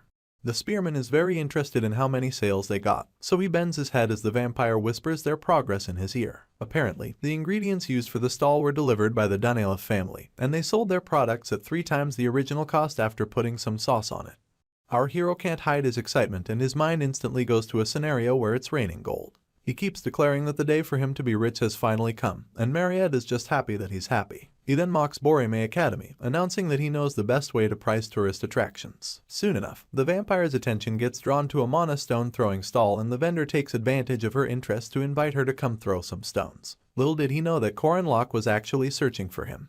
The vendor goes on to explain how the mana stones were assessed to be faulty at the mines, leaving him no choice but to break them apart. He points out that they're squishy upon touch, and Mariette confirms this as she picks one up and stretches it. She wonders if stones are supposed to be that squishy, so the vendor tells her that they're not normally like that. It turns out that mana stones absorb mana well, thus making it easy for their attributes to change. This is why they're often used in magic staffs. Our hero interrupts their conversation as he reveals that such a squishy mana stone is prone to exploding quickly. He then collects the one with Mariette, telling her that he'll throw it. The spearman plans to use the tricks he learned during spear throwing and stone throwing practice to make his accuracy off the charts. He takes his arm back to gather momentum and unleashes the mana stone in the direction of the target. Our boy easily hit the mark, leaving the vendor to stutter as he declares that he got 95 points. The vampire seems very excited by this, but all the vendor can do is sweat buckets. You see, the greater the accuracy, the narrower the diffusion range of these festival-used effective mana stones, and it's the opposite when the accuracy is very low. Our hero had 0% accuracy when he used various debuffing equipment and magic in the game. With this, he could increase the diffusion range by up to 100 meters. This gives the spearman an idea, so he offers the vendor twice what he paid for the mana stones, offering to buy everything he has on sale. The store owner can't help but ask what our hero plans to use them for, but Korin Lok just smiles mischievously. He had come to the festival for a special skill that veteran players use, and of course, he got his way. Our hero crouches nearby as he imagines giving the mana stones to Fergus, the same blacksmith that made his new spear, and soon enough, he begins to laugh like a crazy scientist. Mariette just munches on her beefstick as she quips that her friend is laughing in an evil way. He then calls out to her, asking if her family has a subsidiary company in charge of the transportation carriages. All he needs from her is the carriage schedule, but the vampire wonders what he's planning to do this time. A sinister smile revisits our boy's lips as he announces that it's time for Immortal Locke to make a comeback. On the other hand, Professor Kang Ryan is transporting Huron via a carriage, and Yuwa and Jin Hyuk tag along for the ride. The council president grabs hold of our girl and force feeds her a wooden tile made from a peach tree, explaining that it's a natural enemy for Junxus. In no time, Huron begins to groan and gets so nauseous that she can't stay upright. As she slams against the floor of the carriage, Yua tells her not to try anything foolish until they arrive. Jinhaek is convinced that it's enough, so he laments that all the wooden tile will do is induce a fever. The swordmaster, on the other hand, believes that a fever is just enough, and clarifies that their goal is to remove this wicked being from Ran's body. Even from the floor, the Jiangxi remains as fierce as ever, screaming as she demands to know what they're talking about. In response, the council president repeats their mission to exorcise Hua. Our girl tries to outline the adverse effects of doing that, but Yua cuts her off as she points out that the Jiangxi is the one who will die or become an evil spirit after losing her host's body. She then squats as she announces for the umpteenth time that it doesn't belong to Hua, and all the tied-up Jiangxi can do is stare at this girl with utmost malice. While she's gritting her teeth to subdue her anger, the carriage rider gets distracted by the weird sound of drums. He wonders where it's coming from, only to see Immortal Locke riding atop a bulldozer and heading towards the carriage at full speed. It's much too late for the rider to divert the carriage, so the bulldozer makes impact in little to no time. This sends the entire carriage somersaulting across the street until it crashes by the roadside. The rider is barely conscious after the ambush and has no idea who the bastards that did this to him are. As the dust settles, the immortal Taoist softly lands on his feet and instantly asks if his disciples are okay. Yu quips that they're fine, while Jinhaek is more worried about who attacked them. In turn, Professor Kang quips that he's not sure who it is. He's soon interrupted by a red crystal which expands into Mariette's popular realm of blood. The fighting hound begins to panic, seeing as this formation is far from familiar to him. At the same time, their attackers rain praises on their boss and then ask for the next step in his plan. He first bursts out laughing before telling them to take anything that can fetch them money. They notice Huron chained up amidst the rubble and waste no time catcalling her. Their boss is excited by how pretty she is and proclaims that they've hit the jackpot. The Jiangxi scowls at them, but their boss only smiles in return. He then instructs his men to fetch her as he declares that Huron is being taken by the Immortal Locke. Chaos ensues at Merkaba Academy as news of an abduction spreads like a wildfire. One of the professors rushes to Madame Josephine's office to report the incident and explains that just a few minutes ago, some bandits of unknown identity raided the carriage carrying Boreme's honored guests. The sorceress seems to be maintaining her composure, but when she hears that Huron got kidnapped, her teacup falls from her hand. The madam hasn't sworn in 35 years, but this news hits her so much that she swears at the top of her voice. Meanwhile, our hero makes his way towards the outskirts of town on horseback, riding out with a bunch of men who have on the same outfit he does. Huron asks what he thinks he's doing, so he tells her that he heard about the incident she caused while he was gone, and adds that he came to save her. All she does is call him useless, but he still tells her that he wouldn't get to see her if she had gotten dragged off.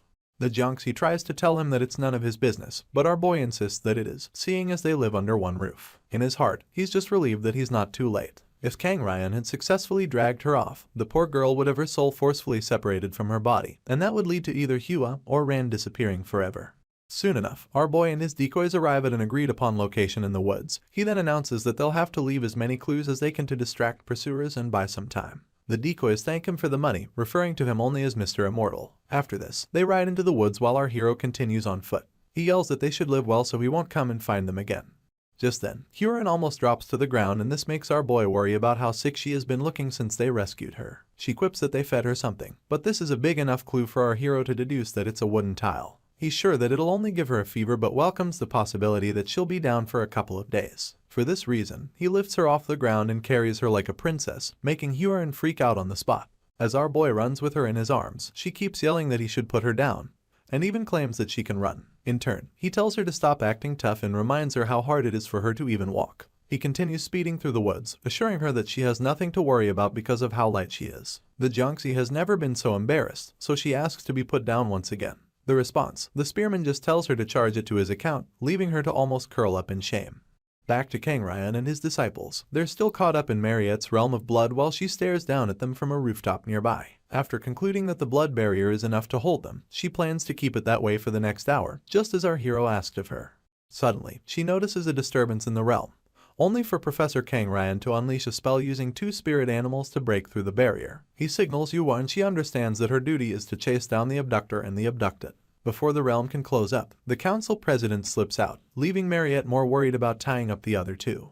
She's still in shock, seeing as she has never come across anyone who could break through her realm so easily. She then hopes that our boy will be careful.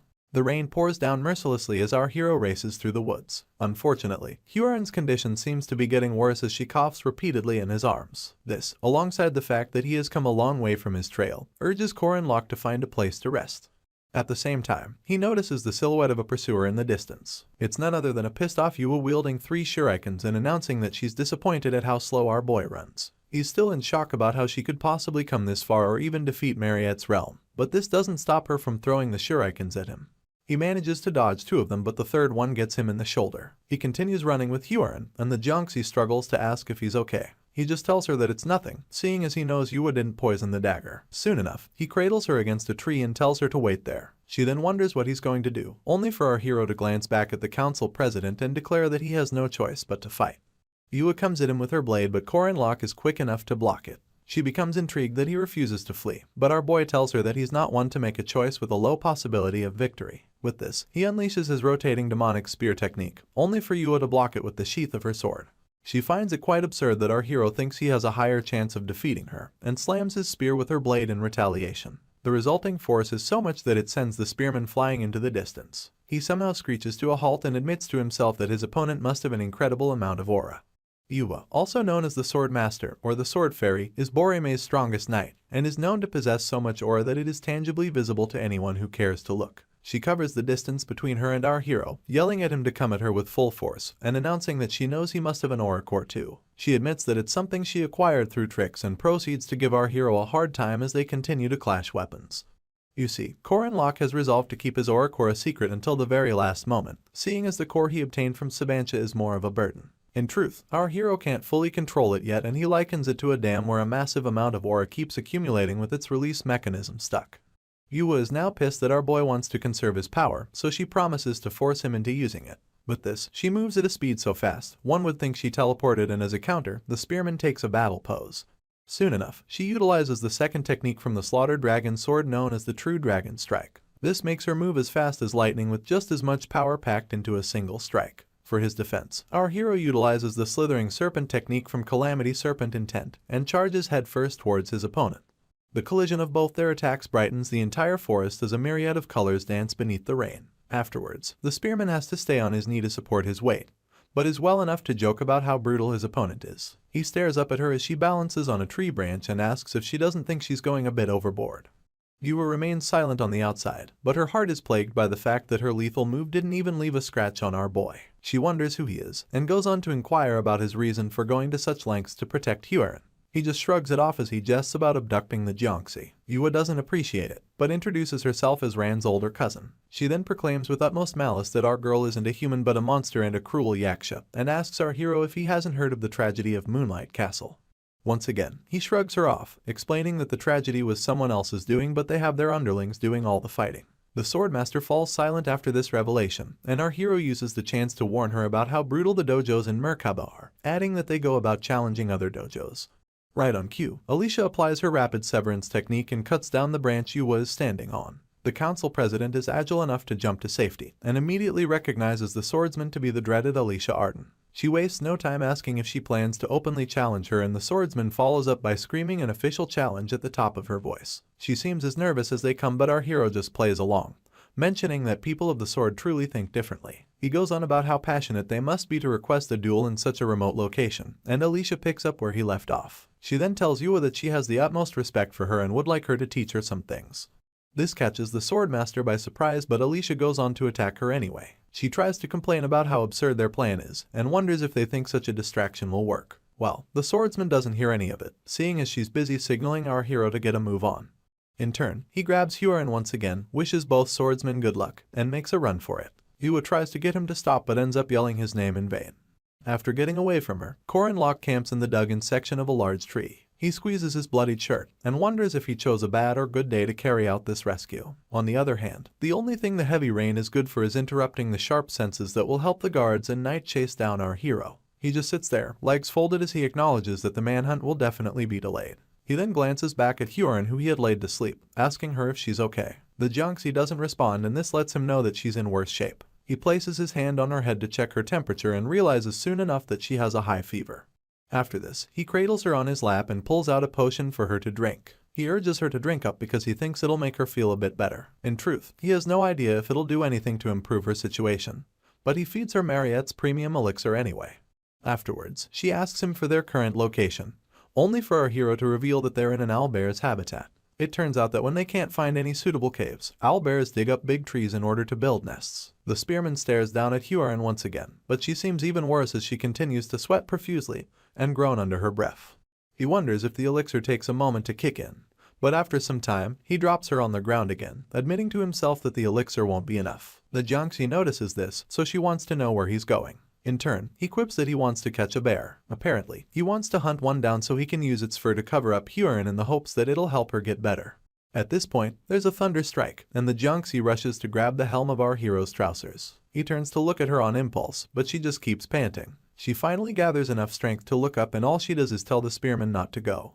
Just as Hyorin had requested, our hero went nowhere. He just sits cross-legged a few yards from her resting place while she takes a trip down memory lane. It turns out that the first sight the Jiangxi beheld was that of her so-called father, crying and expressing his joy over the fact that she had woken up. Kang Yu had called her his daughter, and went as far as even calling her Ran, the name he gave to his daughter. This made the newly born Jiangxi understand that she was the one being referred to, so she called him her father in response, not even understanding the meaning of the word. She just knew that it made her master very happy, so much so that he pulled her in for a hug. It was at this moment that she realized she would have to act as Ran for the rest of her life, seeing as it seemed like her master would abandon her if he discovered the truth. Hyo was scared that he would go in search of Ran once again, having envisioned a future where she would have to return her body to its original owner. Unfortunately, it didn't take long for her false life to collapse due to a very small incident. She had tried to reach for Kang Yu, only for him to tell her that she wasn't his daughter. She ended up seeing blood for the first time after that incident, and it was under the pretext of destroying a sea beast that had appeared in the city. She literally dragged its huge corpse with one hand, smearing its blood across the street, seeing as her father, per the Lord's request, ordered her to kill the beast. When his brother, the immortal Taoist known as Kang Ryan, discovered that she could easily kill a first-class monster, he came by under the pretext of helping to heal her. The dubiousness was obvious in his smiles, and he was the one who first referred to her as Hyo because he, too, could tell that she was different. His gaze was full of greed, nothing like that of her father's when he realized that she wasn't his kid. Sadly, this led to her being used by the castle lord, the imperial family, and even the ascetics for killing monsters, ghosts, and humans alike. These killings became charcoal in the fragments of her incomplete memory, and so, Hyo got treated as though she had taken over Ran's body after eliminating the weak original. And this was how the heavenly yaksha was born. Back to the present, Korin Locke engraves the rune of Sun, Sowilo, on a piece of rock and activates it to keep the Jiangxi warm. She tries to object to it, but he cuts her off as he asks if she's a child of darkness. Our hero then tells her to grab some sunlight and use a blanket. The moment he tries to cover her up, she turns feral, claiming that she doesn't need his help. In protest, the spearman lifts his hands, telling her to take what he gives to her lest she complains about being cold later. He then leaves her with the blanket and turns around once again, adding that he'll wake her up when the sun rises. Hyo stays quiet for some moments, only to suddenly ask our hero what he wants from her. He steals a glance in her direction, but all she can think about is how everybody she has met until now wanted something from her. Kang Yu wanted his lost daughter, Yu wanted her healthy cousin back, and Kang Ryan wanted a weapon he could use for massacres. Still glancing at her, he brings up the time they first met, and the Jiangxi shoots him questioning looks. It turns out that our boy wants her to remember how she accused him of not being the owner of his body and how she called him a robber with no rights. He then repeats the same response he gave her back then, quipping that there's no sin in being born. Like clockwork, it annoys Hyo all over again. And despite being sick, she musters the strength to yell at our hero as she tells him that what he said is irresponsible. She goes on about how dangerous it is to speak so recklessly while letting a monster roam free, and adds that Madame Josephine and director Cassiu understand this. Unable to calm down, the Jiangxi continues to raise her voice as she asks Korin Locke if he thinks she'll stop being a monster because of his slick words, or if the world will suddenly change.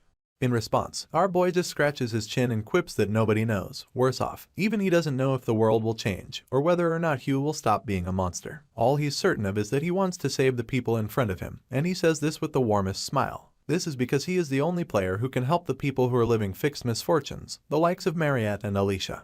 He then asks the Jiangxi if that isn't reason enough to claim that there's nothing wrong with being born. She falls silent after this, unable to muster any more of the anger that once seemed unending, and goes on to admit that she's scared. She opens up about the obvious fact that her body doesn't belong to her and reiterates that everyone tells her that she has to return it. Hyo then pulls the blanket closer to herself as she confesses that she's aware of the need to return the body. The only problem is what happens to her afterwards. Corin Locke calmly watches her speak until she yells at him for an answer to whether or not she has to give it back. In turn, our hero looks her straight in the eyes and tells her that she has to. This makes Hua shut her eyes as she concludes that he's just like everyone else, but before she can complete her sentence, he points out that she needs to talk with Rand before giving up the body. He lightheartedly explains that she can just speak to Rand like she's asking her boss for an opportunity to live together in one house, with the added bonus of her paying rent and putting down a deposit. Our hero smiles as he poses this idea, but the Jiangxi immediately revolts against it, screaming that it's the kind of conversation that normal people have, and pointing out that there's nothing normal about her. In turn, Corin Locke quips that it's unimportant, seeing as there are multiple humans who are even worse than monsters, not to mention the evil people who pretend to be heroes on the outside while committing massacres behind the scenes. He then rounds up by telling her that her decisions and actions are the only things that are important, not her nature. With this, he lies down beside her and uses both his hands as a makeshift pillow, promising to help her until she can make a decision. Our hero goes on to encourage the Jiangxi, telling her not to worry about anything unnecessary and urging her to get some sleep. Since she doesn't respond, he simply rolls over and announces that he'll be getting some sleep for himself. Hua stays seated as her thoughts continue to plague her. She knew from the start that she couldn't yield to Rand.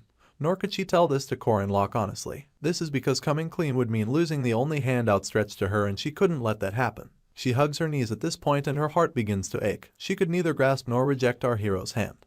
The next day, the sun seems happy to have gotten rid of the rain, seeing as it casts a warm glow over the greenery of the forest. The spearman and his sick companion are already making headway when the latter asks him where they're going. In response, he quips that they're almost there. True to his words, they arrive almost immediately, and he begins to feel up a tree as he wonders why it burned up so much. As he announces that they'll only be able to get one useful piece of the tree, Hua inquires about it. It turns out that it is a jujube tree that has been struck by lightning, and all our hero needs is a viable piece of it.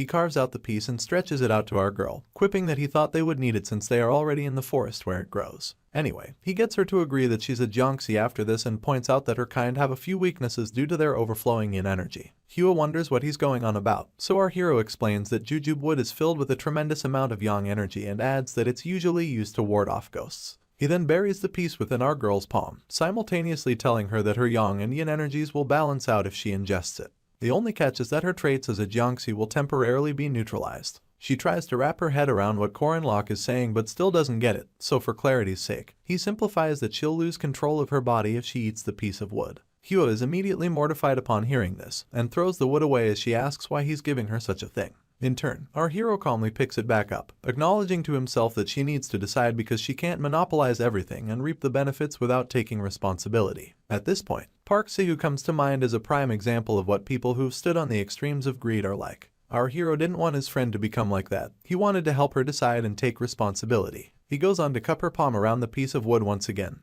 gently telling her that she knows what to do. While she's still stuttering her response, a voice emanates from a small distance, expressing surprise over the kind of place he located the Jiangxi. They both turn their attention to him, only to discover that it's the Fighting Hound, also known as Sa Jin Hyuk, and his overflowing malicious intent. He calls Hua a monster and commends her for being quite capable, adding that she even managed to find someone to stick with during the entire time she was running from them. Without wasting time, Corin Locke pushes the Jiangxi behind himself as he tells her to stand aside. She asks what he plans to do, and he implies that he's obviously going to fight because no matter how far they run, either Jinhyuk or Yu will always chase them down. With this, he launches himself at his opponent and announces that they need to tie up loose ends. Jinhyuk easily blocks the first attack, so they continue to clash, with the Fighting Hound calling our hero Corin Locke, and our hero correcting him that he's Immortal Locke. In turn, he asks if the spearman has lost his conscience alongside his shabby disguise, and proceeds to activate his Stormy Wheel attack from the Strong Liberation technique. This powers up his right prosthetic foot to an unbelievable extent, and he uses it to kick the spearman as hard as he can.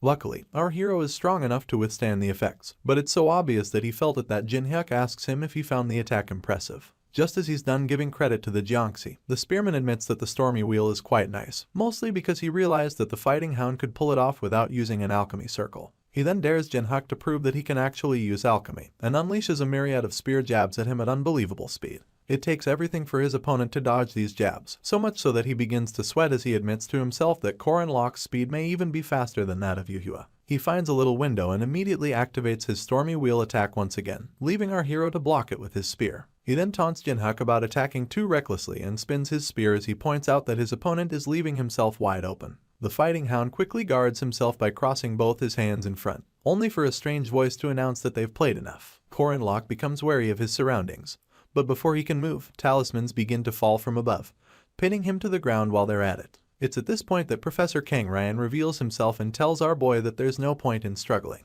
Apparently, he had activated talismans with the 8-array formation on them, thus blocking the signals that guide the spearman's thoughts, muscles, and even the flow of his inner strength. Unfortunately, this means that nothing will work the way he wants it to. Still struggling on the floor, Korin Locke musters enough strength to curse the professor, but this does nothing to sway the man from his real mission. Our hero tries yelling at Hyorin, telling her to run, but it's too late because she's already trapped between a tree trunk and Kang Ryan. Sadly, he pastes the talisman on her forehead before she can finish screaming in protest. This instantly strips her of her consciousness and makes her head drop in complacency. Yu appears just in time to question her master about the talisman, and soon discovers that it has the ability to seal Hua's consciousness. This would in turn lead to her soul being lost forever through total annihilation. A soft smile comes to Yu's lips after hearing this, and she quips that they can finally recover Ran. On the other hand, our pinned-down hero continues to curse Kang Ryan, but all the professor says is that Korin Locke needs to pay the price for all his futile dreams. With this, all three of them walk away with a now docile Hyorin,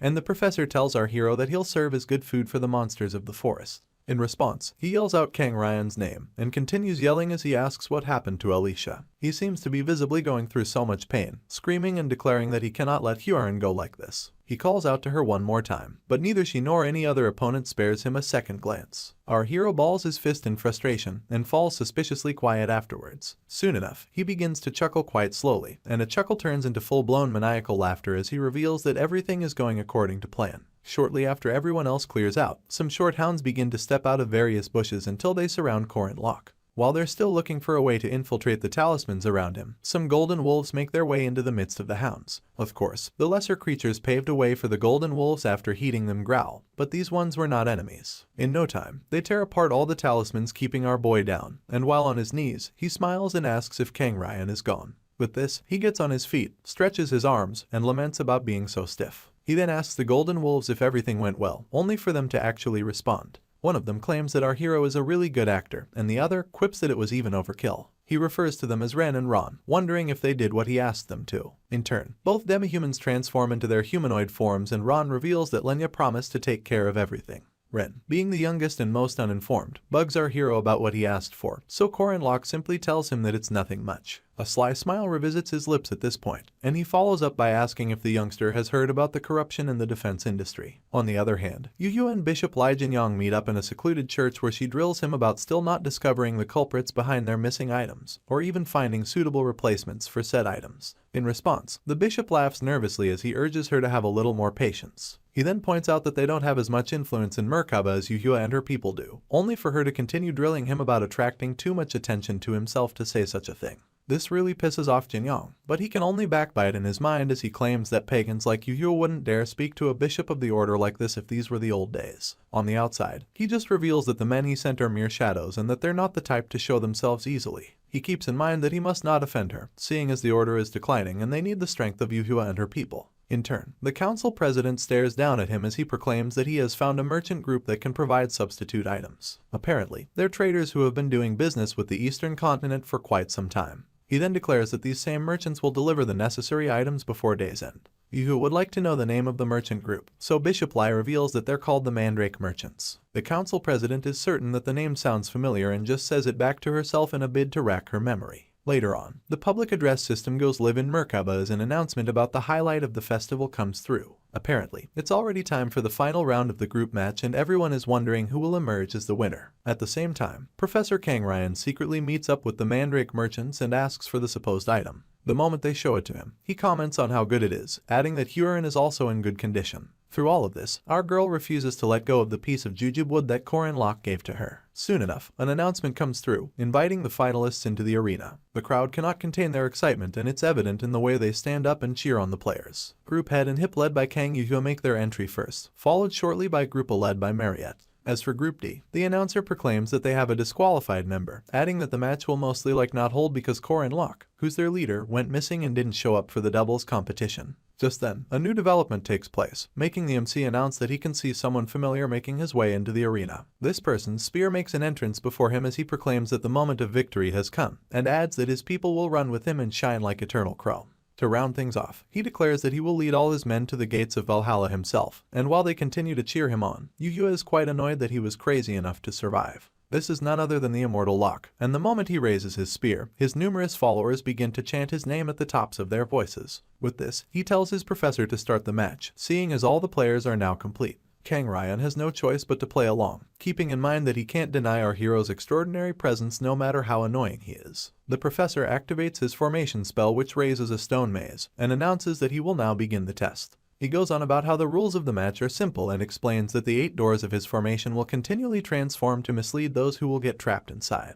There's a golden dragon sign at the center of the stone maze, and whoever can find the correct path to reach it will be declared the winner of this match. This is the beauty, or complication, of the utter annihilation 8 gates transformation technique. The first set of students immediately begin to complain when they realize that they're stuck in a maze, with one of them cursing as he admits that he's already confused. As it turns out, the deployed formation transforms the venue, thus separating the participants. Meanwhile, Kang Ryan covers his sinister expression with a hand fan as he tells himself that the completion of Huron's poison can no longer be stopped, even if he has no idea what Corin Locke is planning. The entire event was supposed to be broadcasted via various screens mounted above the maze, but now the MC is left to complain about them freezing up. With this, Madame Josephine's assistant makes his way to the box to inform him that the overflowing mana from Kang Ryan's formation spell is interfering with the transmission. This makes the MC curse out loud and ask how they could make such a mistake. The professor sees this as the perfect time to begin the ceremony to separate Hua from Ran, so he glances back at his subordinates and tells them to guard the Black Tortoise of the North. Almost immediately, Yu and Jinhyuk head out, leaving their master to tell them that as long as they protect the Black Tortoise, it doesn't matter if everything else is destroyed.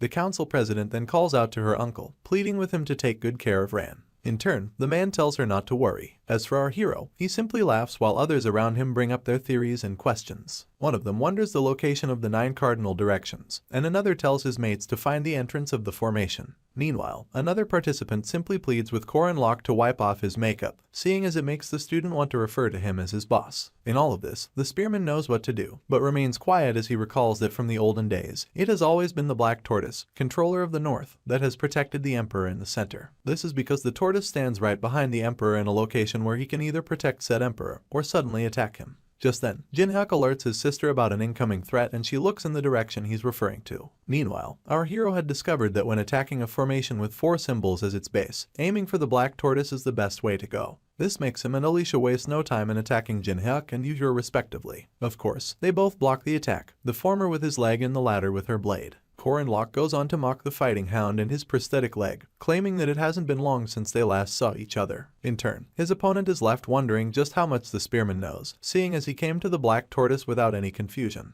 Alicia can't help but worry, so she asks Corin Locke if he's sure the 2 of them will be enough to take down their opponents. In turn, our hero just cracks a smile and quips that they'll do better than Mariette, who will have to destroy 3 opponents on her own. The swordsman is her opponent, but Yu can't stop thinking about our boy and how he got past the 8 gates deception to come straight for the northern gate. She refuses to believe that her uncle's deception has already been seen through. Apparently, the 8 gates transformation has a total of 365 alterations, and this includes stone soldiers, fog, and even maze-like paths. As the other students continue to struggle with one alteration or the other, Yu tells herself that even the most genius formation sorcerer cannot escape the 8 gates once trapped.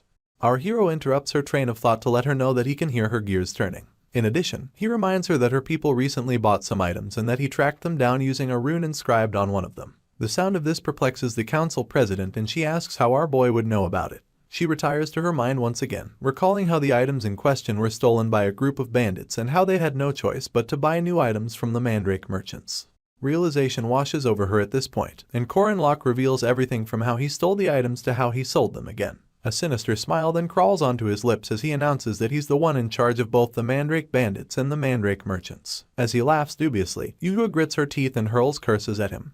She yells that it changes nothing and follows up by attacking Alicia once again, adding that they'd be dumb to think that the 2 of them can defeat her. The swordsman gets pushed back by Yu, and the moment she slides to our hero's side, he urges her to get revenge. He goes on to remind her about how she lost her last duel against Yu, and Alicia wails, reminding him that she lost because he asked her to do so on purpose. As she complains about how difficult it was to pretend, Jinhyuk smirks and tells his sister that the swordsman was going easy on her. The council president instantly tells her brother to shut up and powers up her blade in a bid to end things quickly. She then announces that they should go at full blast, and it turns out to be what Jinhyuk wanted too. With this, they both push forward with a burst of speed and all the rage they can muster. Gripping his spear, our hero lets his opponents know that he's also busy and urges Alicia to join him as he goes full throttle. Jinhyuk applies the annihilation fighting technique, while his sister uses the 7th form light dragon slice. Korin Locke, on the other hand, activates his poisonous dragon exit and Alicia, her domain severance. All 4 of them clash in a colossal show of power, and the essence from their techniques is enough to blind the layman. Our hero and the fighting hound compare the strength of their techniques, while Yuyua and the swordsman do the same. Our boy's spear clips off Jinhyuk's prosthetic leg, leaving him to watch it fall off in awe. As for Alicia, of course her domain severance comes out so victorious that it cuts right through Yuhua's blade. After the dust settles, the Kang siblings measure their losses, only for the council president to grow all the more pissed. She then tells her brother that they can't lose like this, and Fighting Hound agrees immediately. With fresh determination, they begin to cackle with overflowing power. They launch themselves at our hero and his partner, the boy yelling that Hua must be eliminated and the girl yelling that Ran must be saved. Before they can even reach our hero, he throws his spear at the black tortoise, screaming that he will show his sincerity. For some strange reason, both siblings halt after hearing this, and their faces can't hide their surprise at what they see next. Korin Locke reveals a strange beast, glowing red with a tiger's canines and a boar's face. The Kang siblings immediately recognize it to be Taudi of the 4 Perils, which are evil beings representing destruction and chaos. They're also in complete opposition with the 4 symbols, which represent order and protection. A mortified Yuyua asks how Taudi ended up on the black tortoise's shell, and retires to her mind to continue the monologue. She welcomes the possibility that our hero must have snuck it on, but quickly brushes this aside on the grounds that her uncle, who's a necromancer, would have noticed. At this point, our boy speaks up, pointing out that the Kang siblings must have thought the annihilation ceremony was to remove Hua from Ran's body, and then makes it clear that it's quite the opposite. From the very beginning, Kang Ryan had no real interest in Ran, seeing as he always wanted a weapon of his own. At this same time, the Jiangxi has been laid down in the middle of a huge magic circle, and Kang Ryan stands over her in quite the excited mood. Playfully, he tells Ran not to hate him too much, smiling as he adds that small sacrifices must be made for the greater good. It's now abundantly clear that what he wanted was always Hua, and the ceremony being held at the moment is meant to destroy Ran forever, leaving Hua in total control of the body. It's been 3 years since Kang Yu turned his daughter into an abomination, but every minute since she was created, Kang Ryan has been mesmerized by her power. His brother never knew that control of Hua would come into his hands eventually, seeing as all he wanted to do was to save his daughter. Sadly, he ended up being accused as the main culprit for the Moonlight Castle tragedy, and his limbs got torn apart by the Imperial Army. Of course, Kang Ryan found joy in this, given that his brother took the brunt of his role as the main culprit in the tragedy. Not to mention the part about creating a monster like Hua, the Heavenly Yaksha. The only thing he didn't foresee was Kang Yu pleading with the chairman of Merkaba Academy to take care of Huaren. This was beyond the influence of the immortal Taoist, despite him being the best formation sorcerer and Boreme's senior professor. This was because Merkaba was in another continent entirely. The professor went into despair after Huaren was taken away, and this was when he came face to face with a figure from 80 years ago. This was none other than Tatas Valtazar, the legendary spear star. All this man wanted from him was one thing: to go wild. He told Kang Ryan to kill as many people as possible and to destroy Erin Danua's shell so that she'll have no choice but to leave the castle. Unfortunately, this offer was too mouth-watering for the professor to pass up, given that acquiring the afterlife is worth destroying a single city. Right about now, he reiterates his plan to shatter the chains of Zion, a holy relic of the Western Protestants which have been draining Huaren's boundless power. The chains have successfully kept the Jiangxi in her human form, but if they're broken, Ran's soul would get completely destroyed. After this, the immortal Taoist plans to feed Hua the 10,000 flesh pill that Balthazar gave to him, thus transcending the girl into the afterlife. As she lays down amidst the magic circle, Kang Ryan can't help but think about Huaren awakening as a true Yaksha. This brings him so much joy that he begins to laugh out loud like some demented soldier. Sadly, his joy is short-lived because our hero interrupts it by telling him that his plans will fail. The annoyed professor barely turns around to see Korin Locke, but it doesn't stop our hero from claiming that it would be no fun if everything goes according to plan. He even came through with the Kang siblings and Alicia, and the siblings don't look so happy. Proof of this comes when Yuyua yells at the man before he can't even finish his first sentence. She reveals that our boy told her something unbelievable and yells that her uncle must explain. At the top of her voice, she asks if the ceremony is truly to get rid of Ran and follows up by wondering why the items of 4 perils are being used instead of the 4 symbols. As though that wasn't enough, Yuyua would like to know if the incident at Moonlight Castle, caused by Huaren losing control, was not by his orders. In response, Kang Ryan refers to his niece and nephew as fools, scolding them for not being able to carry out simple instructions. He quips that their usefulness has come to an end, and begins to power his blood magic as he tells them not to worry. After this, he manipulates the magic using his fan and activates the law of fresh blood. The professor then stares into the sky, yelling that in 10 minutes, everything living within the formation will melt and become one, and that he'll use them to create the pill that'll transcend the heavenly yaksha. King Ryan brings up the golden bat alvin and how it's a second-rank monster at best. He then reminds everyone of the amount of power it unlocked after sacrificing its life, pointing out that even parties of semi-first rank and first-rank guardians couldn't stand a chance against it. Worse off, he makes clear the threat a special rank monster like Huron would pose if she transcended and announces that no one would be able to stop her.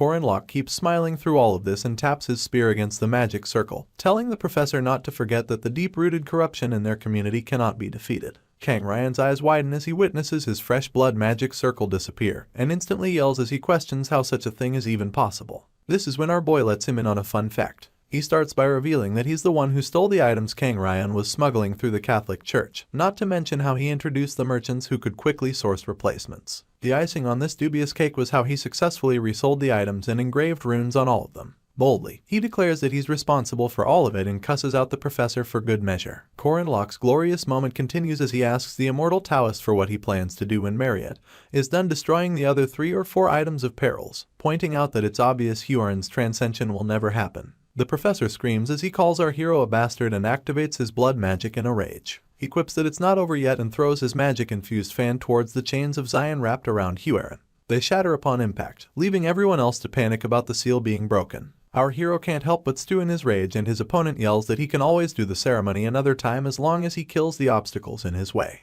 With this, he instructs Huron to kill her friends and she instantly sits up on the altar. In no time, the Junxi powers up and launches herself at our boy. Jinhak becomes perplexed as he realizes that his uncle is really controlling Huron. In addition, it serves as proof that he was the one behind the Moonlight Castle tragedy. Yuhua tells her brother to calm down, but he doesn't listen, seeing as he believes that they have to catch and torture their uncle. In turn, his sister points out that he has lost his prosthetic leg and she has lost her sword. For this reason, she believes there's nothing they can do and suggests that they leave things to our hero and his partner. Apparently, there's still something left for them to do, but Jinhak has no idea what it is. As for Locke, he pushes Alicia behind him the moment Huron launches her attack, telling her that this is nothing like the King of Iron Mountain. He promises to stall for time while she prepares to finish things with her domain severance. Their collision is so mighty that it results in 2 separate bursts of energy, raising dust and smoke while it's at it.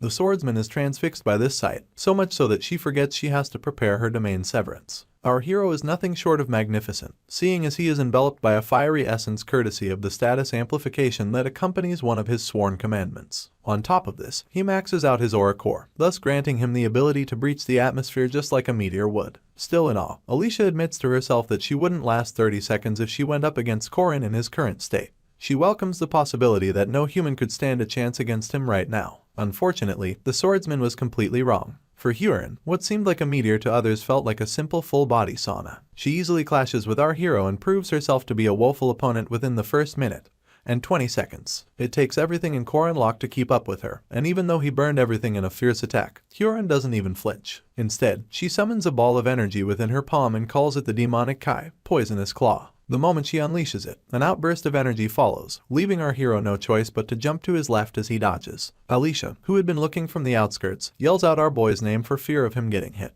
He doesn't know this, so Huron's leg drops with immense force, kicking the hell out of our hero on its way down. The impact sends him flying in the distance and crashing into the wall nearby. He tells himself that he has to do better, given that everything about his opponent is on a different level. Struggling to catch his breath, our boy admits that keeping up with Huron's movement alone is destroying his body from the inside out. Sadly, this doesn't buy him a break from the Junxi, and as he looks up, he can see her covering the distance between them, her essence rage red. Locke instantly curses under his breath as he realizes that he has reached his limit.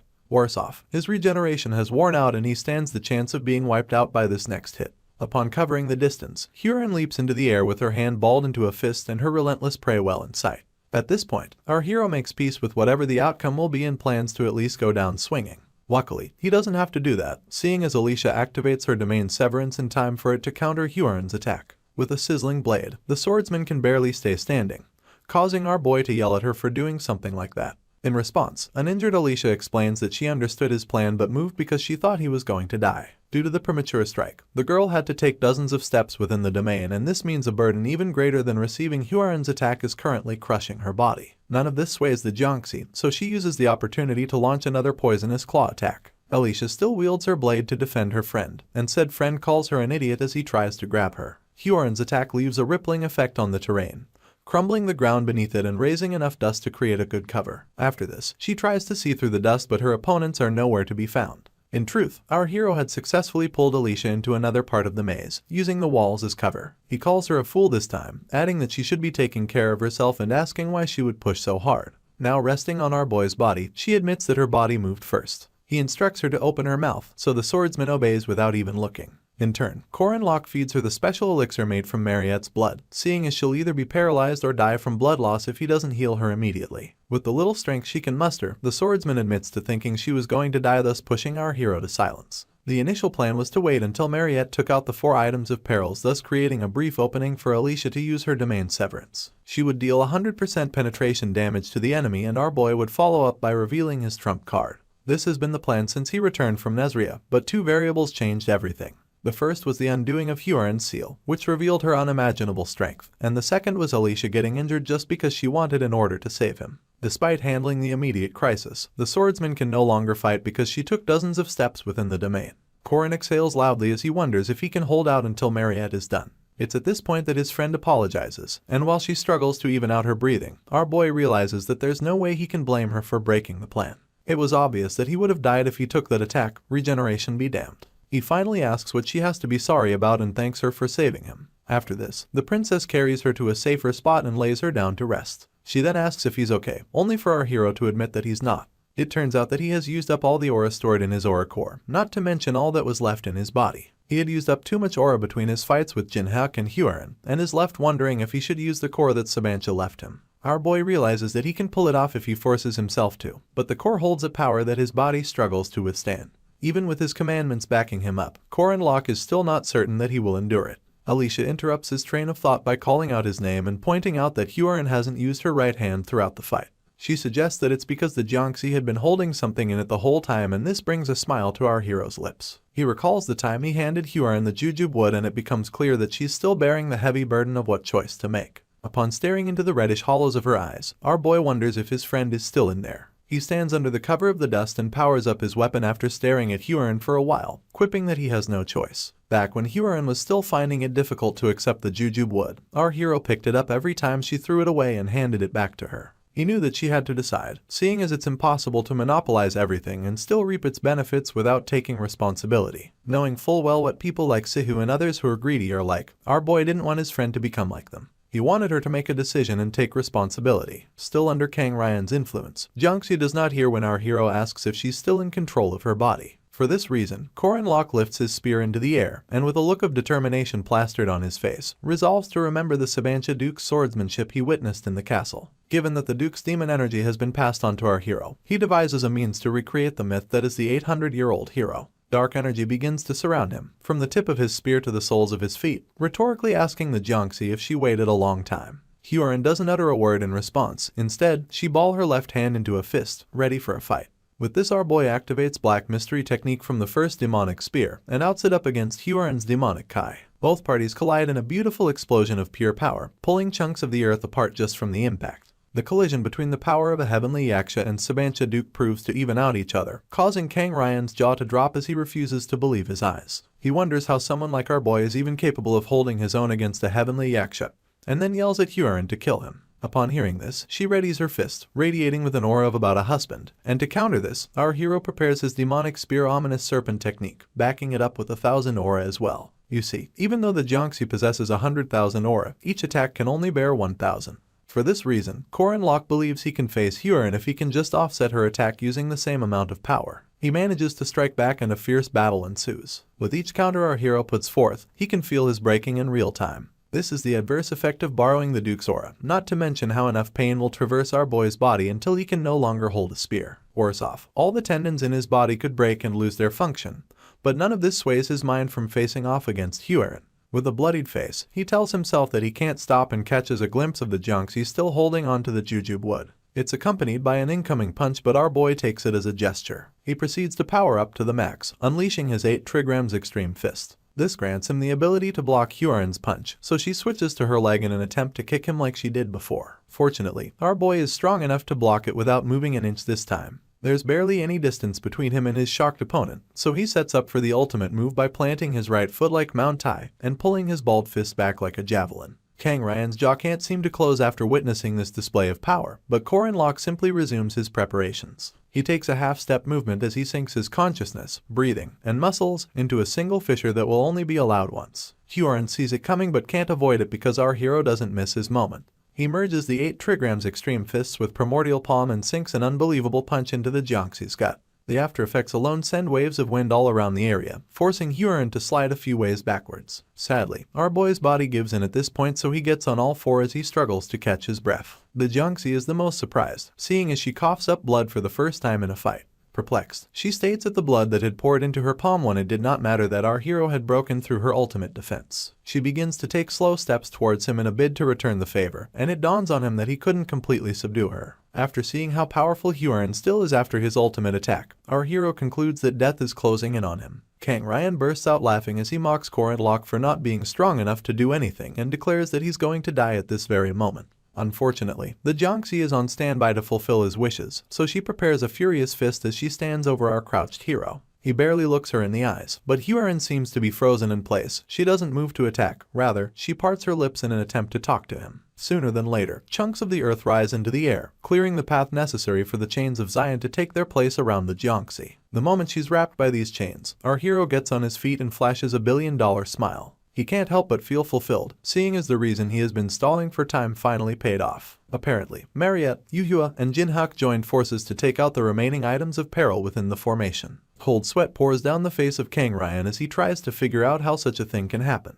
He doesn't even get a chance to move before Madame Josephine shows up and places her blade by his neck, threatening to take his life if he doesn't stay still. On the other hand, our boy rubs the back of his neck as he gains solace in the fact that the Kang Ryan problem has been dealt with. All that's left now is his friend Hyorin, who still has the puppet talisman attached to her face and is down on her knees. Our injured hero then makes his way to her side and peels off the talisman, acknowledging that it's such a hideous item. The moment it's removed, the Jiangxi feels like she's taking a breath of fresh air and our boy catches her before she falls backwards. Her glowing red eyes return to normal, but Korin Lok is nothing but a voice and a blurring image at the beginning. Soon enough, her sight clears up and she sees him in all of his martyred glory. As a follow-up, she can only ask why he did so much for her, and in turn, Korin Lok reminds her about his promise to help her until she's ready to decide. Her eyes grow wide upon hearing this, only for our hero to smile warmly as he tells her to make a decision she'll be proud of, one that she'll not regret. His acts of kindness get through to the Jiangxi and she resolves to repay him just to prove that she's not a monster. Sadly, the jujube wood disintegrated in her grip, leaving her to stare at her now empty hand in shock. All that's left of the wood is its dust, so Hyorin begins to panic as she wonders what to do now. It feels meaningless to her now, given that the result must not be what she wants even if she makes a decision. The only thing she's certain of is the fact that she wants to repay Korin Lok's trust in her. None of the shenanigans changes our boy's mind though. He just teases his friend for being strong enough to turn jujube wood to dust and quips that there are many other methods.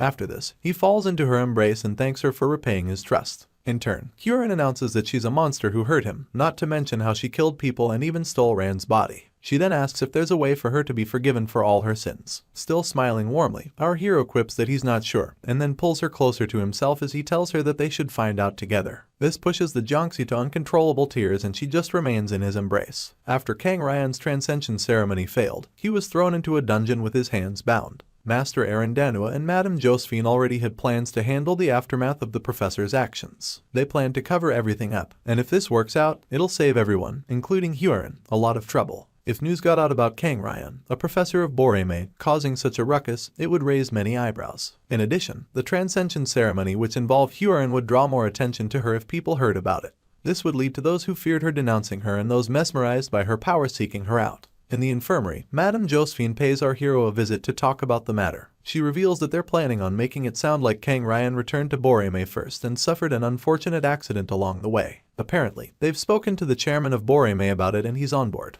In turn, our boy quips that it's good that the conversation went smoothly, only to get told that this is an incredible consideration being given to Boreme. He claps back by asking if Madame Josephine requested compensation for the damages, but she tells him that Chairman Aaron tried to avoid it. Luckily, it's standard procedure to pay recompense. In response, Korin Lok points out that the chairman is a bit of a pushover and adds that he's too nice. The madam just keeps both her hands behind her back as she makes it clear that they are in a position where they can't trust anyone thoughtlessly. Despite the aforementioned condition, she tells our boy that he did a good job. This brings a smile to his face and he quips that he just did what had to be done. After this, he hopes that Madame Josephine will one day come to trust him. She simply adjusts her glasses and tells him that it would be nice. She then urges the spearman to take care of himself and heads for the exit, adding that the festival is still ongoing. She shuts the door behind her, but a hand pops out to stop it from closing all the way. The hand belongs to a very excited Mariette who wastes no time calling out to our hero and throwing herself on him. Afterwards, she bombards him with questions about his well-being, wanting to know if he's okay and whether he's hurting anywhere. She notices that he lost his fingernails and can't help but ask more questions. In turn, our boy reveals that he was wondering why his hands felt empty beneath the bandages. Mariette begins to spiral as she scolds Locke for always pushing himself too far and getting hospitalized afterwards. Our hero gets surprised when he takes a look at Mariette and asks why she's crying, adding that it's hurting his heart. She wipes her own tears and reveals that she's crying so he can feel hurt. In turn, our boy asks if she's sure she's not hurt anywhere, pointing out that she had to take out all those stone soldiers and items by herself. Mariette then reminds him that Yuhua and Jinhak helped break one of them. This proves to Locke that they left for that reason, and he keeps in mind that they're the reason why he wasn't too late and barely survived. The vampire is a bit pissed at his point of view, so our hero tells her not to be like that and points out that the siblings are not bad people at heart. He sees them as being in a difficult situation, seeing as Jinhak just wanted to avenge his family and Yuhua only wanted her cousin back. From his point of view, they were just desperate in their own ways, and the real villain is Kang Ryan, who exploited their desperation. He then advises her not to direct her hatred towards the wrong people. In response, Mariette quips that our hero is always so mature, even though she's older than him. He just smiles and tells her to call him Appa, an affectionate way to refer to an older male. Anyway, the vampire claps back as she exposes him for always bringing up the topic and even accuses him of being obsessed with it. She brushes it aside and moves on to hoping that he won't get hurt, but barely believes that he'll stay out of trouble. Locke keeps quiet after this, neither confirming nor denying that he won't get hurt again. Unfortunately, he has been tasked with saving the world and is nothing compared to the main character. His painful reality of only being a sub-player dawns on him, not to mention the part about him having nothing to rely on but his spearmanship. Obviously, his body will suffer. Mariette interrupts the silence as she points out that he's not even denying that he'll get hurt. She then declares that our hero is living in a world she can't even see, but promises to fight with him. This piques his interest, so he turns to look at her and finds the vampire smiling and reiterating that she'll always be there to help him regardless of who they're up against. Her words are so soothing to our boy's ears that he admits how grateful he is. Our hero resolves to face those with evil desires and mistaken beliefs, and all the great enemies who seek to destroy the world, enemies like Taita's Voltazar. He realizes that the only way to take these people down is with the help of others, so he and Mariette fist bump as they agree to do it together. After this, the vampire reveals that she's going to apply as a guardian earlier than usual, and when asked why, she explains that Harvest Day is close, and the holidays are fast approaching. There's a possibility of everyone being on break if she doesn't do it now, so our boy just thanks her for her foresight. In turn, she reveals that she's going to apply as the vice leader and our boy will be the leader. Mariette asks him if he has anyone else in mind, so the spearman lifts his hand to his chin as he mulls things over. Just then, a weak voice calls out to him from behind the vampire, and they soon realize that it belongs to Alicia. They welcome her, but it's just unfortunate that the swordsman had to be rolled in on a wheelchair, thanks to all the bandaging her body had to undergo. Locke can't help but point out that she looks like a mummy and Alicia immediately asks whose fault that is. This reminds our boy of the time she faced off against Huron for his sake, and he proceeds to apologize. After this, he flashes her a big smile and thanks her for all her help. The swordsman falls shy and quickly averts her gaze as she accepts his thanks. As a result of Mariette's elixir, Alicia's bones are intact, but even with the best medical care, she needs an estimated 2 weeks of rest. With 1 week left until the end of the festival, it's obvious that she won't make it to the campfire at the closing ceremony. Locke announces that he'll be getting discharged soon and urges her to rest some more before leaving. Tears pour down the swordsman's face as she quips that she really wanted to go to the campfire, leaving our boy to encourage her with the incoming winter ball. She brushes this aside on the grounds that they're not the same and our hero grows silent as he admits to himself that she's speaking the truth. His hand returns to his chin as he recalls the many experiences from his past life and realizes that this would be the first time Alicia actually made it this far in the game. For this reason, he tells her that he'll buy her a Jeskier dress for the winter ball and this causes Mariette to stew in her rage. Meanwhile, Alicia seems really excited, seeing as Jeskier is a really expensive luxury brand. In addition, the spearman brags about having a lot of money and tells her to just say the word about whatever she wants. He tries to get her to call him Appa, but Alicia just tells him to shut up and points out that they're the same age. She then segues into talk of the inn, asking if he earned a lot of money. In response, our hero chuckles and reveals that he earned enough to buy his favorite investor a dress. This pushes Mariette over the edge, and she calls out to him with bloodshot eyes, reminding him that she asked about the identities of other members of the Guardians. Locke tries to laugh off her rage and starts by introducing Alicia as a member of the Guardians. He then makes mention of Lenya Claire, but all the vampire is interested in is the fact that she's a girl. Our stupid hero even calls her a pretty lady as he points out that she works in intelligence, and of course, Mariette only hears the pretty part.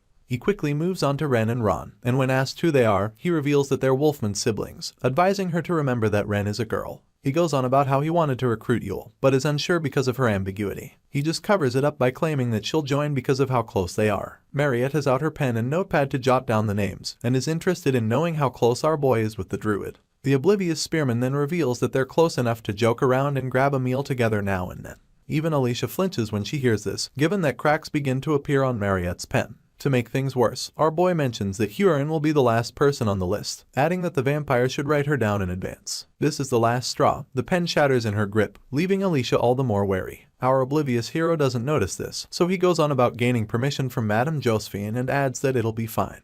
It's at this point that he realizes something is off with the vampire. He cuts off his sentence to call out her name, only to be mortified when she looks him in the eyes. Mariette asks him if he wants her to lose her mind and pastes this ominous expression on her face that would keep children awake for days. On the other hand, there's the Huron situation. So many people fear her, with many more being wary of her, and others blaming her. They wish that she never should have been born and stoned her as they called her a monster. The Jiangxi can't help but remember how Corin Locke was injured because of her and compares it to the time she hurt all those people at the Moonlight Castle. Her mind replays an image of our hero promising to help her until she can decide.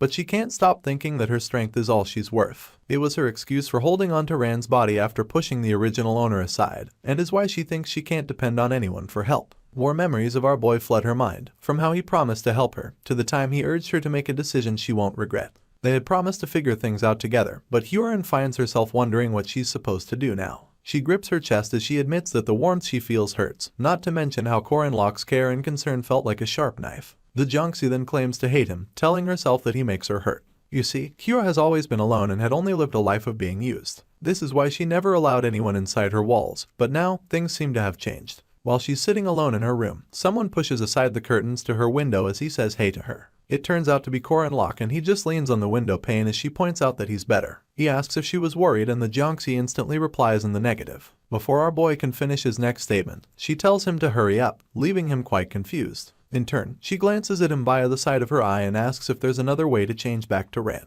Our hero stares at the ground and then reaches out to touch her as he acknowledges her kindness. She grabs his hand midair, telling him to wait and pointing out that she would like to eat some fish. Hua can't stop shaking and it dawns on our hero that she must be scared. For this reason, he pats her head and encourages her as the sunlight filters into the room, promising to buy her some fish after the procedure is done. With this, they both step outside and Hua remains afloat to give Corin Locke a chance to work his magic. He brings forth his spear and the Jiangxi takes a nervous gulp of her own saliva. It turns out that our boy plans to use the Death God's orb, capable of always hitting its mark, separating body and spirit, and ignoring any defense power. It would be most effective in the hands of the Soul Reaper, but when a human uses it, its accuracy rate drops significantly, making it practically useless. Our hero discovers a workaround, given that if he throws it on the basis that he cannot perceive spirits, the accuracy rate will be 0. As expected, the spear deflects off of Hua's body and gets stuck in the ground below her. This is where the faulty festival mana stones come into play. Although the Jiangxi seems worried, our hero tells her to calm down and reveals that he'll use some magic. You see, these faulty mana stones were made in such a way that their accuracy rate decreases the more their diffusion range increases, thus making it difficult to win the minigames. As per this system, it has a maximum range of 100 meters, and a minimum of a meter when the accuracy rate is low. Our hero discovers that he can exponentially increase the diffusion range if he uses it, seeing as he has an accuracy rate of 0. This would mean he hit the jackpot. At this point, the effects of the Death God's orb diffuses through an infinite range, ignoring the fact that our hero cannot perceive spirits. Huron gets caught in this range and the orb activates, registering as an attack from the Mana Stone, rather than one from Corin Locke. Her eyes roll into the back of her head as the orb gets to separating both parties, and soon enough our hero realizes that she'll fall. This pushes him to rush to the spot beneath her, and luckily, he makes it in time to catch the Jiangxi. Afterwards, he opens up about inserting a bit of mana and asks her how she's feeling. In turn, her eyes flutter open and she bids our hero hello. Her eyes then turn blue, and a quaint smile graces her face, but the weirdest thing remains her calling Corin Locke Appa. As Rand calls him Appa, our boy remembers all the other times people didn't want to do it, from how Mariette accused him of being obsessed down to Alicia telling him that they're the same age. He even remembers being called an uncle, so he bursts into tears as he acknowledges that he has finally escaped such a title. He then announces that Ran has the best first impression ever. As he puts her down, she asks if he's really liking it, only for our hero to claim that he's been told he looks older. In turn, she reiterates that it makes sense, since he always seemed like he wanted Hua to call him Appa. This helps our boy realize that she has been watching everything despite being trapped in her own body for 3 years. Ran gets to dust herself off and Corinlock takes the chance to ask if she doesn't hate Hua for stealing her body for that long. She stays quiet at first, only to suddenly scream excitedly as she realizes that she can run. She draws our boy's attention to it and lets him know that it's her first time running since she got sick. In addition, she feels like it's all thanks to Hua and all the energy the Jiangxi has accumulated in their body. Our hero gets worried, so he yells at her that she's not used to her body yet and urges her not to overdo it. In turn, she breaks into a tale of how she initially resented Hua and even screamed at her to give their body back. Unfortunately, her voice never reached Jiangxi. She goes on about how Hua would talk to herself, not because she was turning away from Ran, but because she was trying to deal with her own guilt. Ran squats to dip her finger in a puddle of water and explains that she understands how hard it is to win against that sort of fear and anxiety. They did share a body after all. The girl then announces that she doesn't hate Hua anymore, seeing as the Jiangxi was brave enough to return her body. Our hero sees this as admittance and forgiveness, and acknowledges that the same girl, who had her body stolen from her for 3 years, has easily pulled Hua in for an embrace. For this reason, he smiles and points out that she's quite mature and Ran easily agrees, adding that she may have stopped at age 14. But Hua is just 3. This way, she gets to have the younger sister she always wanted. Corinlock thinks to himself that they're basically sisters who share the same body. Ran interrupts his thoughts as she asks if he'll save her just like he did last time, and our hero quips that all she has to do is say the word. Her cheeks stain red and she quips that she thought as much, adding that she finds it cool. With this, she calls out to him abruptly, making him tilt his head in response. She then tells him that she also likes sushi and covers the distance as she explains that she and Hua have the same taste in everything. They like the same food, music, books, and Ran pulls close enough to Corinlock's ear as she adds that they even like the same men. It's our hero's turn to blush, but his confusion is barely resolved when the girl begins to rub his chest and go on about him becoming her husband. She points out that if he does marry her, he'll legally have 2 wives. Our hero tries to stop her, but she stares at him with so much admiration and tells him to give her an answer. Our boy wonders if she wants the answer immediately and begins to sweat buckets soon enough. His words slur as he tries to say something to her, and it takes all the courage he can muster to push her away. He then yells that she can't just go around teasing him like that, leaving Ran to laugh at him. She reveals that it's not a joke, adding that girls in her hometown have already done what needs to be done by her age. With more slurring words, he wonders if she shouldn't ask Hua's opinion on dating since they're sharing a body, but all she does is thank him and plant a kiss on his cheek. Still surprised, Corinlock wonders what she's talking about, only for Ran's eyes to switch back to red, thus handing the reins to Hua. In turn, the Jiangxi yells at our hero, telling him not to misunderstand and making it clear that Ran was talking nonsense. After this, both inhabitants of the body go to the side to quarrel with each other, leaving our boy to admit that they can switch quite easily. Mere moments later, Huron tells him that they'll have dinner by 7 at their usual place, and adds that he should be there. Our hero just complies because he sees this as Huron's form of an apology, and considers an apology through food to be the way that kids behave. Just then, flashes of the time Ran mentioned their taste in men comes to mind, and he smacks himself as he wonders if that's really how kids behave. In the middle of nowhere, the leader of a charged squad and his men lay defeated on the floor. He can't help but complain about how screwed he is, seeing as he failed the mission given to him by Lai Jinyang and the Catholic Church. He goes on about how the incredible amount of money the church has invested into the Merkaba festival, and how he thought they would be able to take down the Protestant princess by the end of everything. Unfortunately, it was a total failure. For this reason, the leader wonders who the guy with the spear was, and shows he knew all of their plans ahead of time. The leader had only gathered 100 cross-charged squad members per Lai Jinyang's orders and led them through the 100-year-old tunnel they now lay defeated in. The plan was to induce Huron's anger, so they took the incredible risk. Sadly, the spearmen interfered and ruined everything. Corinlock had blocked them with a smile plastered on his lips, telling them that they should have sent the chapel knights of the church was really going to risk it all. In turn, the leader yelled at him, pointing and asking for the kind of backing our hero has to be acting like he's invincible. Just as he's threatening Corin about not surviving after his stunt, our boy hit him and all his teammates square in their faces with the blunt part of his spear. Instantly, the cross squad member fell to the ground, joining the rest of his team. Madame Josephine then pointed out that she could have handled him, only for our hero to summon his spear and quip that he wanted to try out a new technique. The sorceress wondered if he was talking about the singular attack that took out the entire team and didn't wait for a response before announcing that he did some good work despite not being in perfect health. With this, she turned around and declared that they would take care of arresting the squad.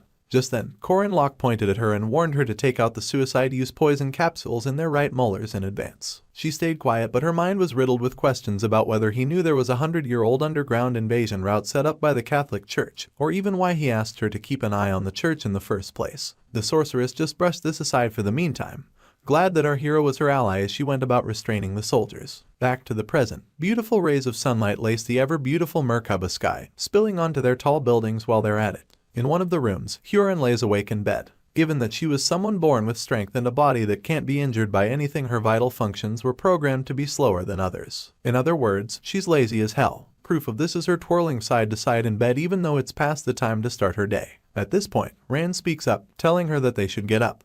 But the Jiangxi just shuts her ears with her palms and tells her to shut up. In response, Rand scolds her for talking to her older sister like that and urges her to get them some food. This still doesn't motivate Hua, but she hears some snoring emanating from a distance, so she sits up in bed. Soon enough, her curiosity gets the best of her, so she gets up, making sure to let Rand know that she's not the reason. She then makes her way down some stairs as she notices Corin Locke sleeping like a log in the middle of the living room. Hua wonders why that is so, but Rand is just happy to see her appa. For this reason, she pushes the Jiangxi to wake him up, but she asks why would do that. In turn, Rand explains that our boy's mouth will get twisted if he sleeps like that. She then hurries Hua along until she begins to poke the spearman's face. While this is going on, Rand asks her double if she likes Corin Locke, only for Hua to claim that she doesn't know. She goes on about how our boy does as he pleases, doing things for her that she didn't ask him for. Basically, she doesn't understand him. Drawing from this, Rand asks if the Jiangxi hates our hero, and Hua quips that she doesn't. The former then inquires if she likes him, only to be told the exact opposite. Despite all the poking, our boy continues his slumber, and soon enough, Mariette shows up,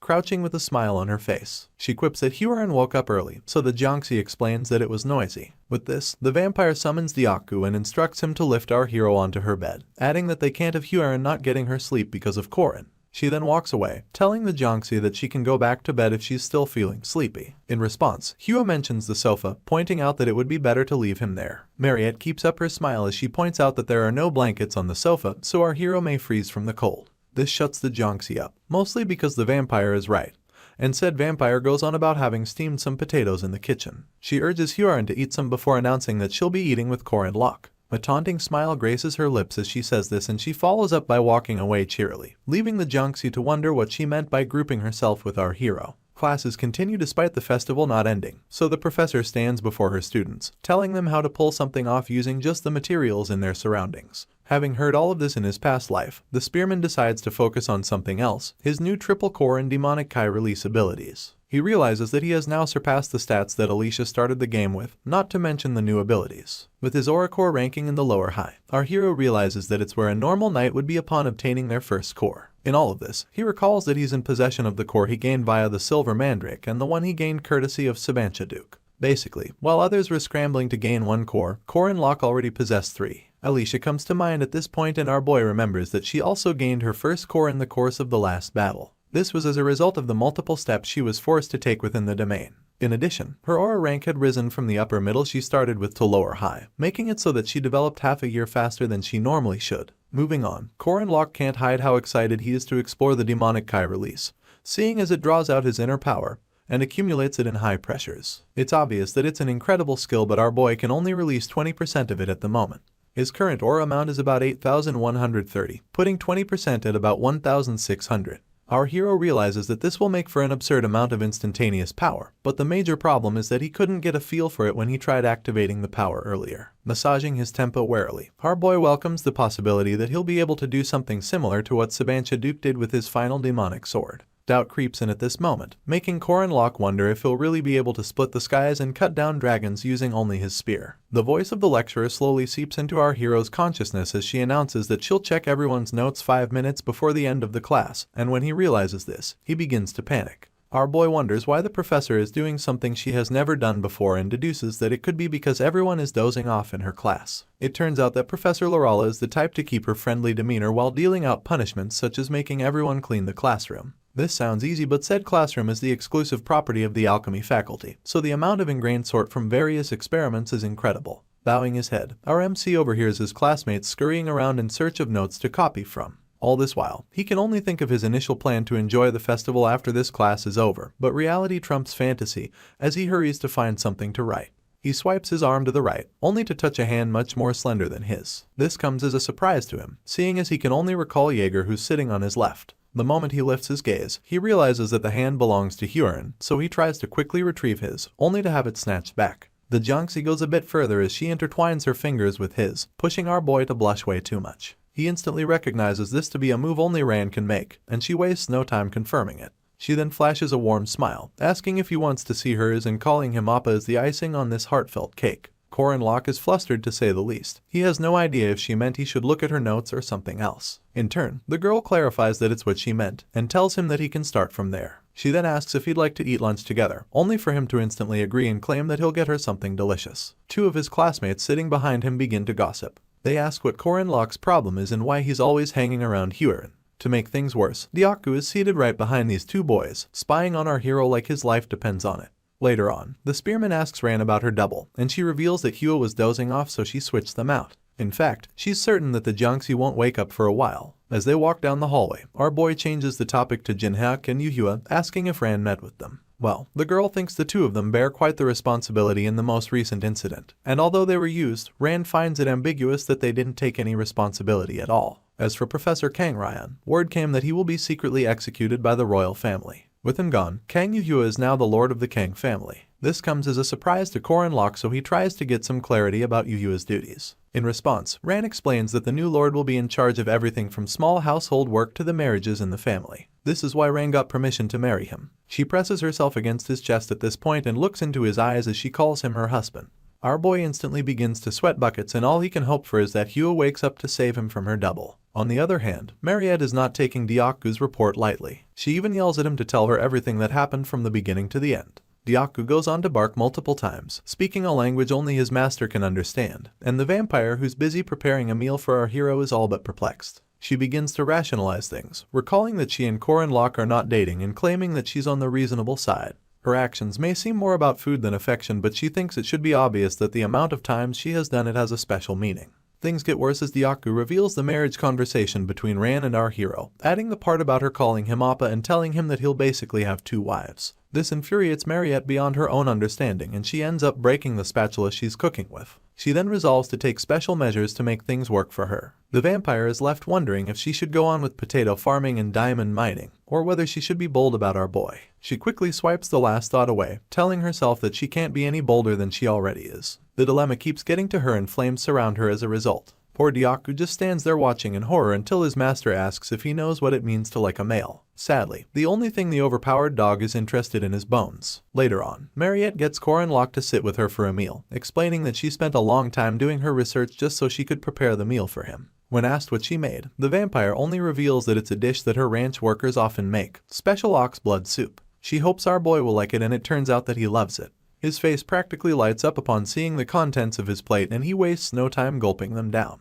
Meanwhile, his friend quips that she doesn't know if he'll like it, seeing as it was made by solidifying blood. Amidst his gulping, Corin Locke tells her that the meal is a must-have, adding that the chunks she put inside make it all the more delicious. This gets her excited, but she'd like him to talk more about the taste. The spearman drops his now empty plate on the table, reiterating how refreshing and delicious it was. Suddenly, he gets notifications about consuming a special blood elixir and about earning superhuman strength. Apparently, the soup increased his strength by 30 points. This makes our boy call out to the vampire, and her face is all red and sweaty as she pays him attention. In turn, he wonders aloud if she used pigs or cows for the ox blood soup. He hasn't even gotten an answer when another notification pops up about his strength increasing by 200%.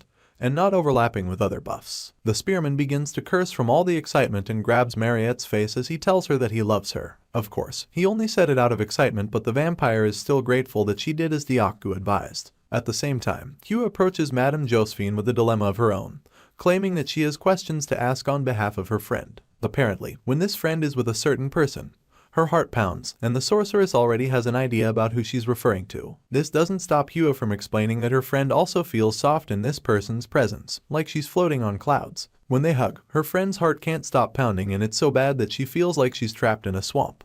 As the girl stares at the ground, it becomes obvious that she came to the sorceress for love advice. Madame Josephine adjusts her glasses on the outside. But on the inside, she admits that Huron is not only a demi-human but also a child experiencing her first love. She's also certain that the mystery person she loves is Korin Locke, the boy with unbelievable luck with women. Seeing as there are no other men Huron comes in contact with, the sorceress concludes that although he's hardworking, he's also a natural-born playboy. It's so bad that reports have come from second-year female students about him being a sly swindler. Madame Josephine looks at Huron as a chickling in the game, and likens Korin Locke to the game's hard mode. She finally opens her mouth to advise the girl, but starts by pointing out that the person her friend loves must have other girls surrounding him. Hugh only nods in response before the sorceress lets her know that a boy with so many girls around him doesn't see the need to make the first move, seeing as other girls come to him. You see, about 100 years ago, Josephine was a newbie witch. She had read a popular romance novel called 101 Ways to Make That Man Fall in Love with You. It was textbook romance bacon in the day, and it's what the sorceress is using to advise her subordinate. Present day, Madame Josephine tells Hugh that her actions must be bold, passionate, and determined, adding that she cannot attain love otherwise. She then stares down at Hugh with all seriousness and tells her to get rid of anyone who stands in her way. The worst part of this situation is the fact that young girls who know nothing about love are getting advice from a 117-year-old unmarried witch with romance knowledge she found in a 100-year-old book. The sorceress offers to drop off Hua, and the girl has no problem with this. You see, neither of the doubles have any love experience, so they decided to accept Madame Josephine's lame advice. The sorceress drops her off at Korin Locke's place as promised and quips that she'll be back to pick her up before dinner. With this, she bids the Jiangxi good luck and goes on her way. The first thing Hua sees is Diaku setting a fire outside the window, but inside lies a silhouette of two people touching up on each other. A closer look reveals that it's Mariette and Korin Locke, and the vampire pushes his shirt aside as she digs into the veins in his neck. This is their usual arrangement, but Hua doesn't know that, so watching the two of them being that close begins to infuriate her. She balls her fist as thoughts of the spearman run through her mind. Hua was well aware that she wasn't the only one that our hero was kind to, seeing as his kindness also spread to the vampire girl. The Jiangxi grips her chest because despite this knowledge, seeing it still hurts. She began to feel like she was arrogant for thinking she was special, and the more she looked at the two of them going at it, the more her heart ached. While still sucking on Korin Locke's neck, Mariette averts her gaze at Hua and playfully licks her bite marks. The Jiangxi concludes that the vampire's gaze is not just one between a senior and a junior, but she can't seem to look away. It's at this point that Ran pops up again, telling her double to leave everything else to her. She takes control of their body and promises to get rid of those that get in their way. Later on, a bunch of students sit around for a meal and Alicia stuffs her mouth with way too much food. She tries the chocolate mousse and instantly screams that it's no joke. Others at the table include Lark, Jaeger, Mariette, Ran, and of course, our main character who expects that the swordsman had the chocolate mousse in the east. In response, she cracks a wide smile and clarifies that they basically live in the countryside. Worse off, her neighborhood didn't have a dessert store, so they had to make it themselves in the kitchen. Our hero just smiles on the outside, but on the inside, he can't help but wonder how remote Alicia's home could be. He had gone to the east a couple of times for quests, but they didn't have anything to do with the main scenario. Now, he just came to rest in preparation for the upcoming break and had stopped by the restaurant to have some dessert. Unfortunately, the swordsman, Lark, and Jaeger all met him on his way to the restaurant, and Ran and Mariette followed him out. He never expected this many people though. Just then, the vampire calls out to him in hopes of getting him to try out her cake. But before she can get the sentence out, Ran cuts her off and offers Korin Locke her crepe instead. Our hero absent-mindedly goes for the crepe and then turns to ask what Mariette was talking about. She quietly drops her cake and claims that it was nothing, only for Ran to ask her for some of the strawberry cake. This takes the vampire by surprise, but because of our boy's presence she agrees to share her cake. Things take a heated turn as Ran claims that she can't reach the cake and asks our hero to get it for her. As usual, Korin is oblivious to the plot and digs a fork into Mariette's cake while she's frowning like she has some bowel discomfort. The Jiangxi goes a step further as she opens her mouth for our boy to feed her, and the only thing he does is mock her for still being a kid. Before he can feed it to her, Mariette slams the rest of the cake on her face, surprising everyone else in the process. She passive-aggressively asks Ran if the cake is tasty, faking a smile as she adds that it's pretty famous around these parts. The Jiangxi doesn't react badly. Instead, she claims that the cake is indeed delicious and refers to Mariette as Unnai, meaning big sister. In turn, the vampire asks Ran if she wants more cake, calling her Dongxin while she's at it. That means younger sister. The tension begins to get to our hero and he's left wondering why the atmosphere is suddenly so scary. This doesn't do anything to dial it down, so Ran attacks Mariette's potato farm, asking if they're cakes. Her fake smile is right on point, even as the vampire tells her that potatoes can be baked after putting them in a pan. Ran thinks it's a bit tricky to call it a cake, and the passive aggression continues as Mariette points out that if you call it a cake, it is a cake. She segues into asking if the Jiangxi wants more strawberry, only to get a negative answer. Even Jaeger can tell that something is terribly wrong, but he only speaks to Corin Locke using his eyes. He asks if our hero did anything wrong, and the sweating spearman signals that he doesn't know, adding how scary he finds the situation. After this, he stands to his feet, clears his throat, and claims that he needs to use the little boy's room. Lark and Jaeger instantly take this opportunity to also excuse themselves. As the three of them walk away, our hero asks if the two girls had a fight, only for Jaeger to blame him for everything. Lark supports this notion and they all abandon Alicia in the middle of the tension. The poor girl pretends to be eating as she overhears Mariette and Rand mocking each other's hometowns. It's obvious that their smiles are fake, so the swordsman keeps her face buried in her plate. Just then, the vampire brags about Corin Locke following her home this winter, adding that our boy needs to wash away his fatigue in one of her hot spring inns. In response, Rand brags about wanting to invite him to visit the Xian Chapel, seeing as he can be blessed by the saintess if he comes there rather than going to a musty-smelling hot spring. Alicia nervously interrupts them, asking if they've not heard that Corin plans to visit her place this time. While our hero and his buddies are taking a leak, both girls scream in unison. The spearman then looks back in surprise, sensing a powerful killing intent. Shaking like crazy, Alicia manages to drop her tin cup on the table, stuttering as she confesses to the two fuming ladies that Corin Locke had business in the east and wanted to go see an eclipse with her. They glare daggers at her as she tries to find out if they didn't know before now. They continue to drill her for answers so loudly that our hero's attention is drawn from the loo. You see, a few days ago, Yule had approached Corin Locke with news about a spirit arriving from the eastern forest, leaving him curious about why it would come from such a far place. Despite the fact that druids are accepted wholly by these spirits and even move with them, it still seems weird for one of them to make such a long trip. Apparently, it's because an item RMC had been searching for has come to light and has been found in the possession of Uskias of Findias, a druid. Claus Solus is one of the 4 great secret treasures hidden in a land protected by Uskias. These secret treasures are practically unobtainable in the game and are tactically retrieved by Tata's Voltazar and his minions. Sadly, not even Park Sahu could get rid of Voltazar, talk less of our hero who died time after time trying to do the same. He desperately liked to weaken the enemy, so he hoped he could get a hold of one of these secret treasures that were supposed to go to Voltazar and his minions. Usually, our hero wouldn't have any idea where to look, but the situation changed after he got a reward for defeating Firmak Damon. As a result, he acquired Findias' son, a map to the 4 treasures. Every other knowledge he acquired transferred directly to his mind, but the solar eclipse stood out. You see, Corin Locke discovered that he could attain Claus Solus when the sun's power is at its weakest. Judging from his past life, our boy recalls that a solar eclipse will occur on the 8th of February the following year. Luckily, it'll coincide with their spring break. Referring to the druid, our hero asks if both Uskias and Findias are on the east side of the kingdom, only for her to correct him. Apparently, they lie in the territory of the Beast King just past the border. Despite its hidden location, Corin Locke always believed that Yule could figure it out now that she's grown stronger.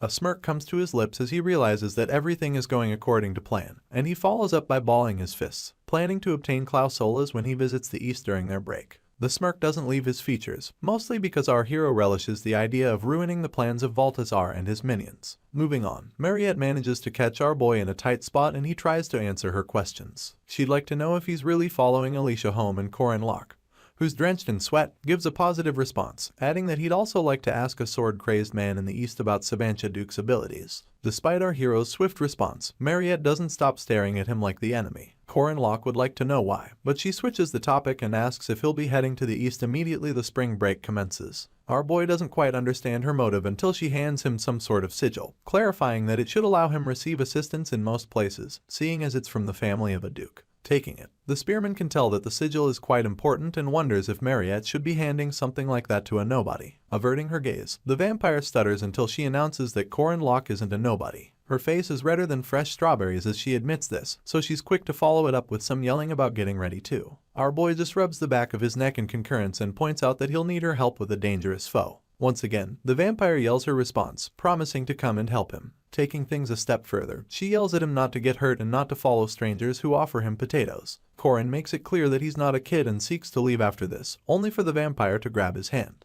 She can barely look him in the eyes as she asks to drink some of his blood.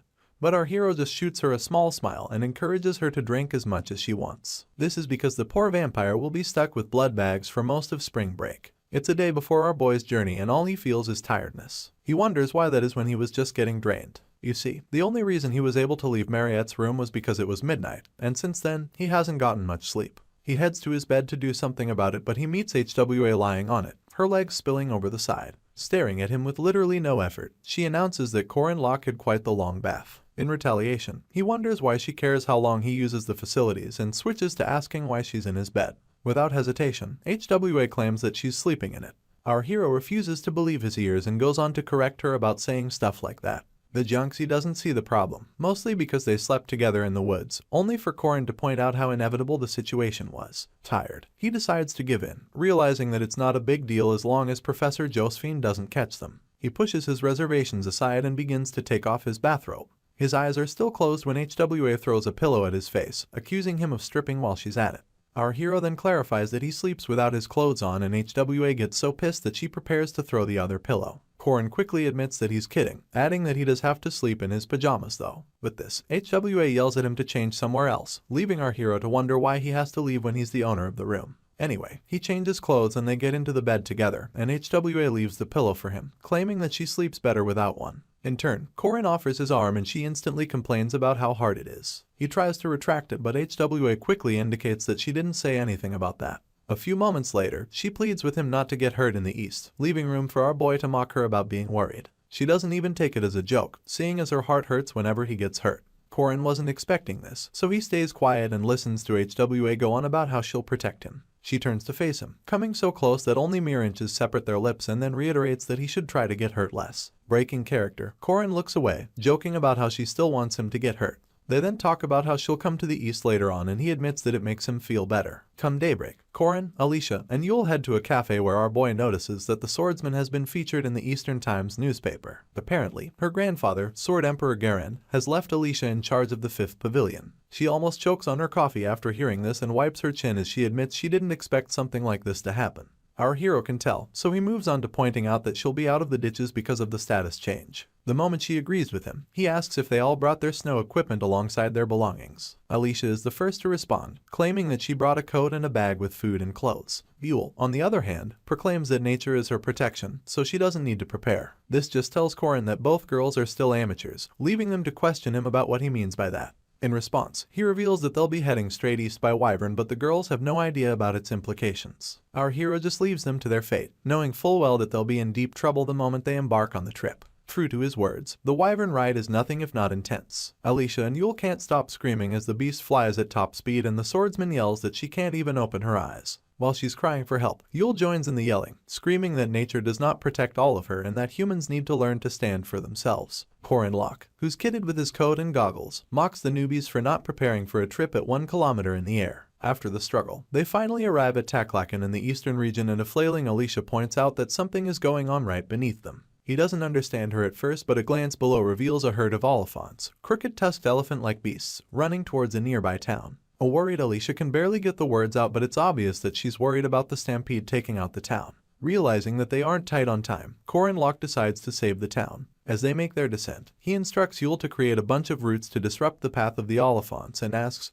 whether Alicia can handle what comes after. The moment she gives a positive response, Yule carries out her part of the plan, wrapping the legs of the beasts with roots and creating some sort of wall. Alicia swoops down, blade in hand, as she tries to cut the closest beast. Sadly, the oliphant blocks it and it makes the entire herd angrier. They begin to struggle Yule's roots with her, so our hero instructs her to switch her focus to the oliphant in front.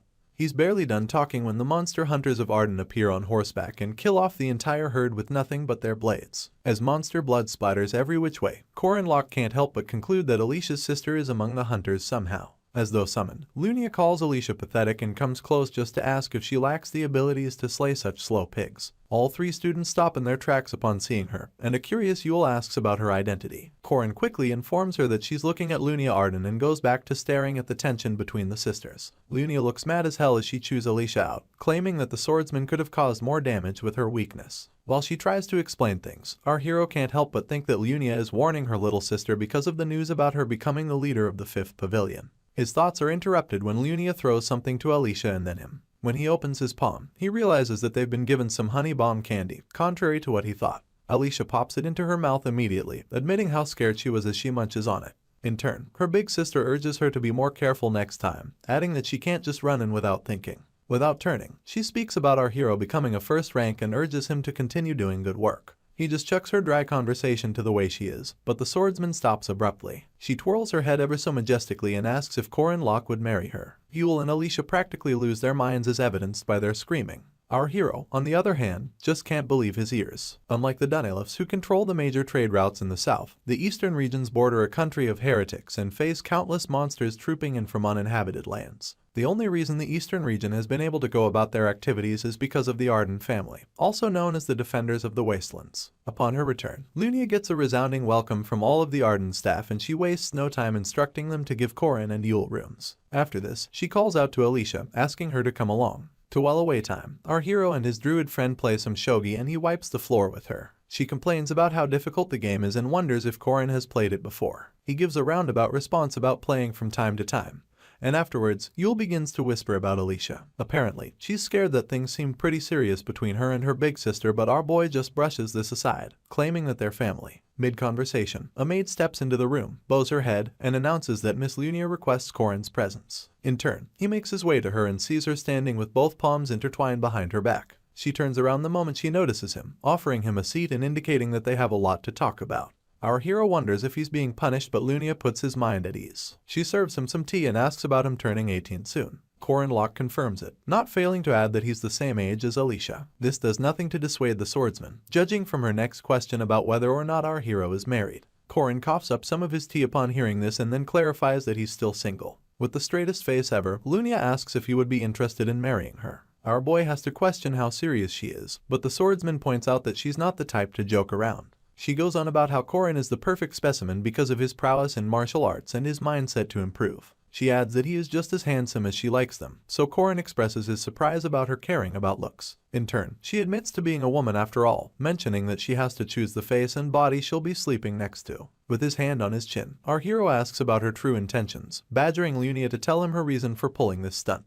In a nutshell, she claims that it's because of him. Confused, all our boy can do is listen as the swordsman explains. You see, after Alicia defeated her, the Sword Emperor showed up and asked that she be appointed as the 5th Pavilion Master. This riled up most of Lunia's supporters and shook her position in the family. Since then, various suitor swordsmen have been sending messages, offering to help restore her name. While she's sipping on her tea, Corin deduces that she's talking about an arranged marriage and even agrees that it's not a bad political move. Actually, Lunia doesn't like it, seeing as it makes her feel like a product on the market. For the umpteenth time, Corin confirms if that's her reason for wanting a fake engagement and she cracks a devious smile as she concurs. As for Alicia, a number of gifts were awaiting her return despite her being the bastard child of the Ardens. This is because she was appointed as a possible heir at such a young age. Sophia, Lunia's mother and wife to Jade Arden, doesn't seem too happy about it. She approaches Alicia about the new development, informing her about her father's choice to make her the master of the 5th Pavilion. The swordsman tries to object to this, but Sophia simply dumps a blade on the floor and resounds that her father's words are law. Glaring at Alicia with all the disdain she can muster, Sophia tells the girl that she has no say in it. In truth, it's all the Sword Emperor's fault, seeing as he's the one who wished things to be this way. Moving on, Sophia goes on about how Alicia must work to protect their family's glory, and urges her to pick people to serve in her pavilion. Grabbing hold of the sword, Alicia quips that she understands. The poor girl lacks the courage to refuse. Worse off, this issue of submission has been a problem for her from childhood till date. After the encounter with her wicked stepmother, Alicia goes looking for her big sister. Upon reaching the door, she overhears her talking with Corin Locke about the marriage proposal. Lunia encourages our hero not to schedule anything for the next day so they can both go on a date, and the sound of this sends shivers down Alicia's spine. She stays pressed against the wall near the entrance, thinking about Lunia's grin and upbeat voice when she asks Corin to marry her out of nowhere. It was very much like Lunia to pull something like that, but Alicia knew that there had to be some greater importance to it. In spite of this, she's certain, based on what happened during the midterms, that her big sister likes Corin. She's one to respect the prowess of a warrior, so Alicia knew that she wouldn't have asked our hero for an engagement if she didn't like him as a man.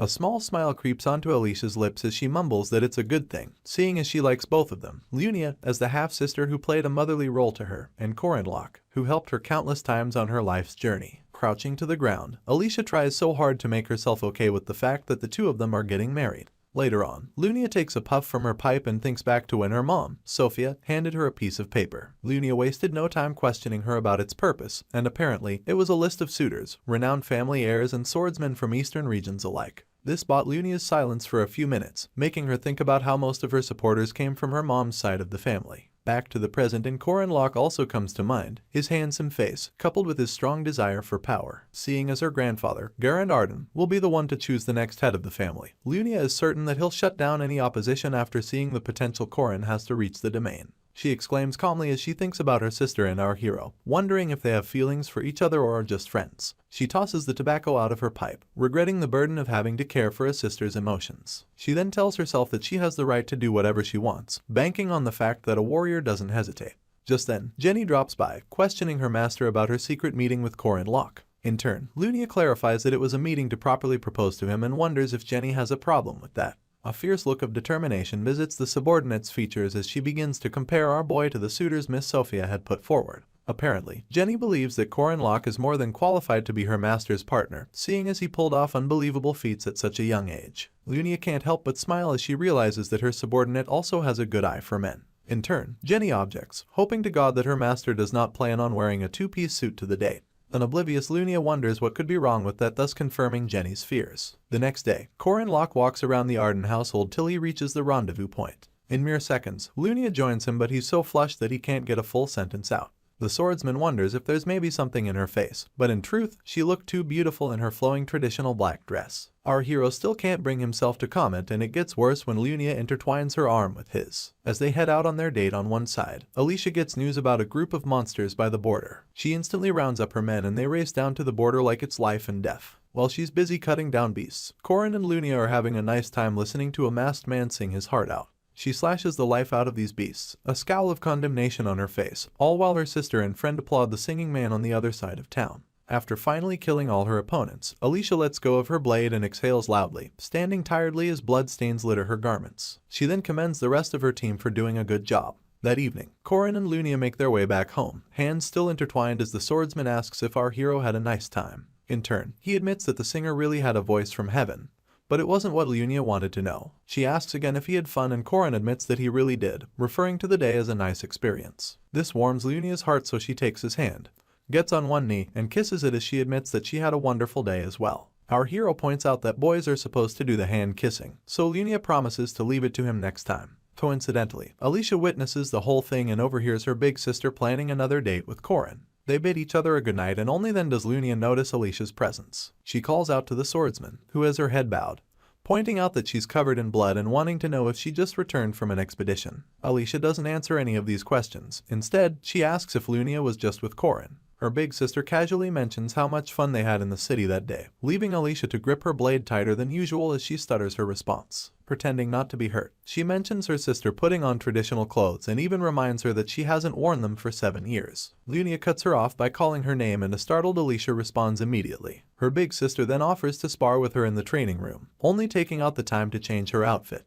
This was weird, seeing as Lunia would normally brush off the situation. The swordsman wasn't quite sure of Lunia's reason for wanting to spar, but this was something she couldn't say no to. A crescent moon graces the night sky, and right below it, the Arden sisters come face to face. Lunia is the first to point out how unnatural it is for Alicia to accept her offer to spar, seeing as she'd usually refuse it. She glares daggers at her big sister, and Lunia, not being blind, urges her to swing her blade to her heart's content, adding that no one's watching. Lunia does the honorable thing by introducing herself via her titles, and her little sister follows suit. The air becomes thick with tension as they await who will make the first move, only for Lunia to take the initiative. She digs her blade into the ground and sends chunks of concrete flying in her little sister's direction. Taken by surprise, Alicia has all but a split second to react. She begins to swing her sword every which way, blocking chunk after chunk with impeccable speed and accuracy. While she's at it, Lunia readies another attack using the first form second style of the Furious Tiger. Her aura gets so intense as she nears her sister, asking the poor swordsman if she remembers the technique about to be unleashed. Before Alicia can respond, Lunia tells her to try and keep up.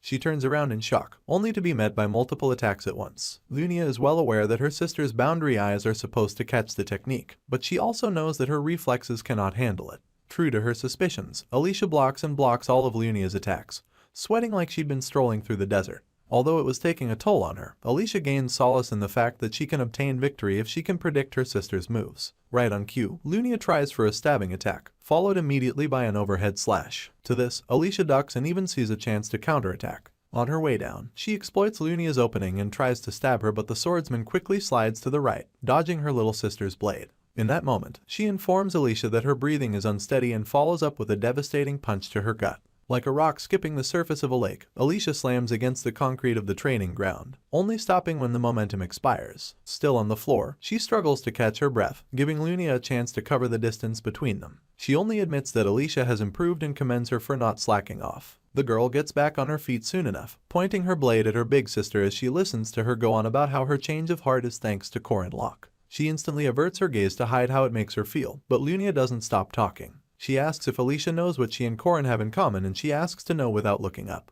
Apparently, neither Lunia nor Corin wastes power, and their approach is practically the same when it comes down to it. The swordsman explains that she doesn't need fancy moves when it comes to fighting humans, seeing as the slightest gap can be exploited to cause maximum damage. While saying this, she continues her attack, outrightly jabbing her blade at her little sister. The swordsman is quick enough to block using the blunt side of her sword, but the pressure pushes her back a few steps. Worse off, Lunia warns her to dodge her next attack, and it becomes clear to Alicia that her sister is about to unleash hell. True to her suspicions, Lunia reveals a multi-sword technique, causing multiple blades to tower over her head as they prepare to take out her little sister. The girl can't help but wonder how she'll be able to dodge it, and in a few moments, she drops her blade in surrender. She had thought beating Lunia the first time meant she had covered the difference in their abilities, but now it's clear that she was just lucky. Lunia doesn't gloat. Instead, she encourages her sister to keep working, making her understand that if she stops training, she'll spend the rest of her life watching her and Corin's backs. All Alicia can do is bite her lip in regret as her big sister walks away. A few days pass before Lunia's mother approaches her concerning marriage. The gong representing the time had just been hit and the night sky was clear. Both women share a cup of tea as Sophia mentions the boy her daughter has been speaking to recently. Taking a sip of her tea, Lunia lies that their paths just happened to cross. In turn, her mother tells her to indulge after her engagement if Corin is just a fling.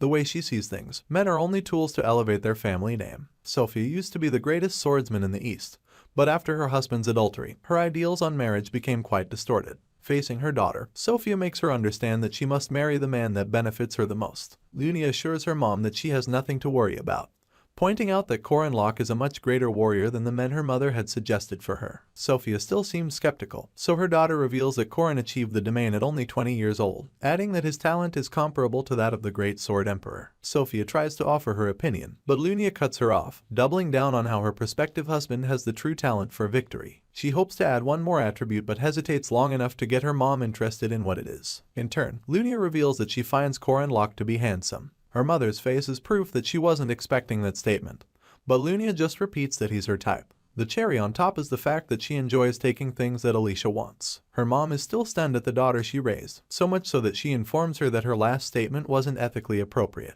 This leaves Sophia to reconsider her views on marriage. Moving on, about 9 days have passed since Corin Locke's arrival at the Arden household and the new year is at hand. The town is celebrating it with a ceremony, and the fact that it looks a lot like Korea is just an added bonus. A happy Alicia calls out to our hero the moment she lays eyes on him, waving with snacks in her hand and mouth. He approaches her swiftly, but before he can exchange pleasantries, Yule whispers that they've found Findias. This was their original purpose for coming east, to locate one of the 4 treasures in the domain of druids. Findias is a place where mountains, nature, and monsters flourish, and it lies beyond the border managed by the Ardents. The whole crew plus Lunia make their way across the east border and Yule gets thanked for guiding them. She tries to offer the group some snacks but no one cares for it. Lunia, on the other hand, is quite excited about having a druid for a guide, seeing as it ensures that they don't get lost in such a dense forest. Looking back, our hero gives Lunia all the credit, claiming that they couldn't have crossed the border without her. In turn, she plays modest, winking at Corin as she claims that she's his guardian. Apparently, this is because she's his fiancée and practically the only legal adult there. Our hero doesn't mind this. In fact, he acknowledges that without Mariette or H. Warren around, an incredible force such as Lunia is welcome. Interrupting their conversation, Alicia points out how twisted it is for her big sister to throw words like fiancé around, and Lunia immediately asks why that is. The swordsman tries to make her see how it'll make others think she's strange, but Lunia doesn't care about the opinions of the public. Seeing as this method doesn't work, Alicia throws a tantrum, stuttering and yelling that Lunia won't take care of Corin and that it's not fair to limit his potential for marriage. A chuckle escapes her big sister's lips, taunting Alicia about her last statement. Luckily, Yule breaks the ice by announcing that they'll arrive in Findias after crossing the magical threshold in front of them. They all stare at it in awe, but soon enough, there seems to be a crack in the atmosphere. Suddenly, Corin Locke finds himself alone in a field of shrubbery and instantly deduces that he has been separated from the others courtesy of the sage-level druid guarding the place. You see, our hero has fallen victim to a spell made to charm those who cross the barrier, and he's left wondering if it's anything like the Eta Ray formation from before. He's well aware that it's a test to know if they're worthy to travel with the druid, so he readies himself for what's to come. With this in mind, our hero stretches out his spear and yells at whoever is listening to send any monster or illusion they like.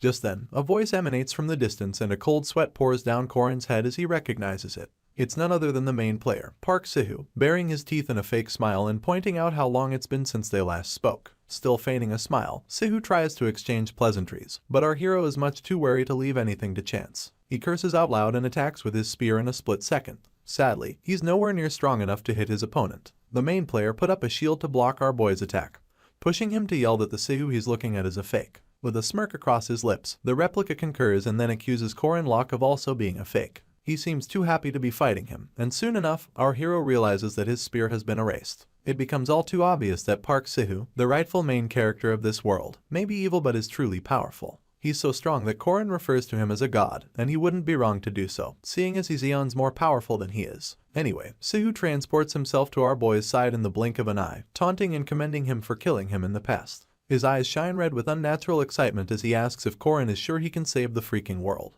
He then goes on about how he failed to save it despite hoarding everything. With this in mind, Sahu is certain that our hero and his half-baked system won't stand a chance. He taunts him some more, wanting to know if he believes he can take out Baltazar as an extra. Without fretting, our MC declares that he can, adding that he only came to Findias to acquire one of the treasures to weaken him. The moment he quips that he's searching for a happy ending, Sahu yells and accuses him of being a liar. He switches positions abruptly and continues yelling that Korin should have chosen him if he really wanted a happy ending. Remembering Sahu's inappropriate advances, our hero quips that his virginity would have been at risk if he chose him. The dead player tries to pass it off as Korin being the type to enjoy sacrifices, and this renders our hero silent.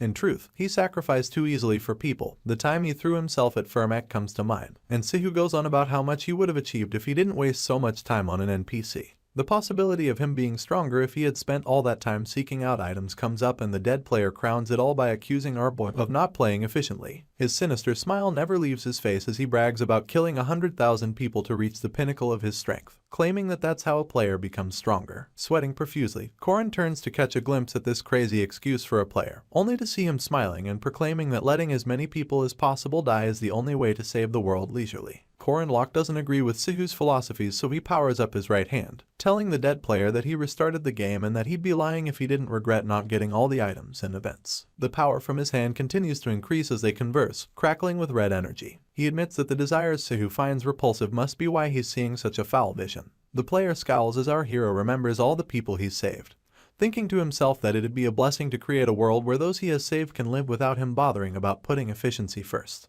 His fist was revving to go and Korin Locke unleashes it without a second thought, sinking its entirety into Sahu's stomach. The force is so extreme that it sends Sahu crashing into the walls of the illusion and shattering it to pieces. Grabbing his spear, our hero can't believe that he was scared by such a vision. The positive spin he gives it is that it helped him focus, and a small smile comes to his features as he tells himself that he wouldn't change anything even if he was given a chance to. Amidst his soliloquy, Lunia calls out to him, breaking his concentration. He turns to face her and points out that Yule wouldn't be affected by the illusions because she's a druid. He then wonders how Lunia broke free so quickly, and she reveals that she saw some weird-looking creature dressed like her grandpa spouting nonsense. Apparently, she cut him down without a second thought, leaving Korin to conclude that she really doesn't hesitate. Switching topics, he brings up Alicia still being caught up in the illusion, and her big sister admits that Alicia is most vulnerable to things like this. A worried Yule wonders if the swordsman will wake up soon.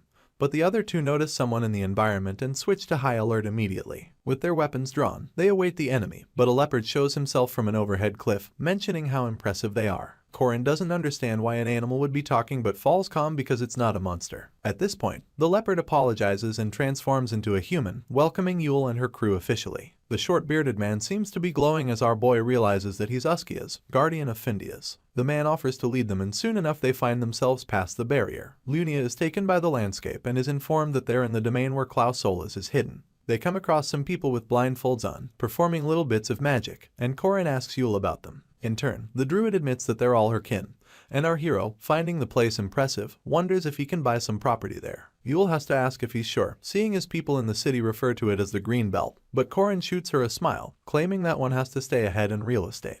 Yule interrupts their conversation to lead them, following up by mentioning a certain druid who was also searching for Findias. They come across a ginormous tree with a door at the bottom, just like the one in Willy Wonka's chocolate factory. Anyway, they come face to face with Uskias soon enough, and he wastes no time asking about their purpose for coming. Almost immediately, Korin reveals that he's searching for Claus Solus, the Sun Sword. Uskia groans, acknowledging that our hero is just another person searching for the blade. In turn, proudly declares that he's Infindia's as the first spear of Erin Danua, the Queen of Paradise. He wasn't lying. Despite his regression, he was still the rightful successor of his master. At this moment, our hero recalls that Uskia has made mention of someone else searching for the Sun Sword. Just then, the person laughs out loud and then makes his way into the room, looking dark as night and claiming that he can smell a deep scent of blood. Upon seeing Korin, he recognizes him to be the child who killed Firmak. Unfortunately, our hero recognizes him too. He wasn't expecting someone so unhinged, but Korin is stuck with the King of the Shade, also known as the Monster of Murias. Surrounded by so much dark energy, the Monster of Murias asks if our boy knows him, and he does, as Monster King, Dune Skies. Skies bends over to drill our boy about being the Queen's lapdog,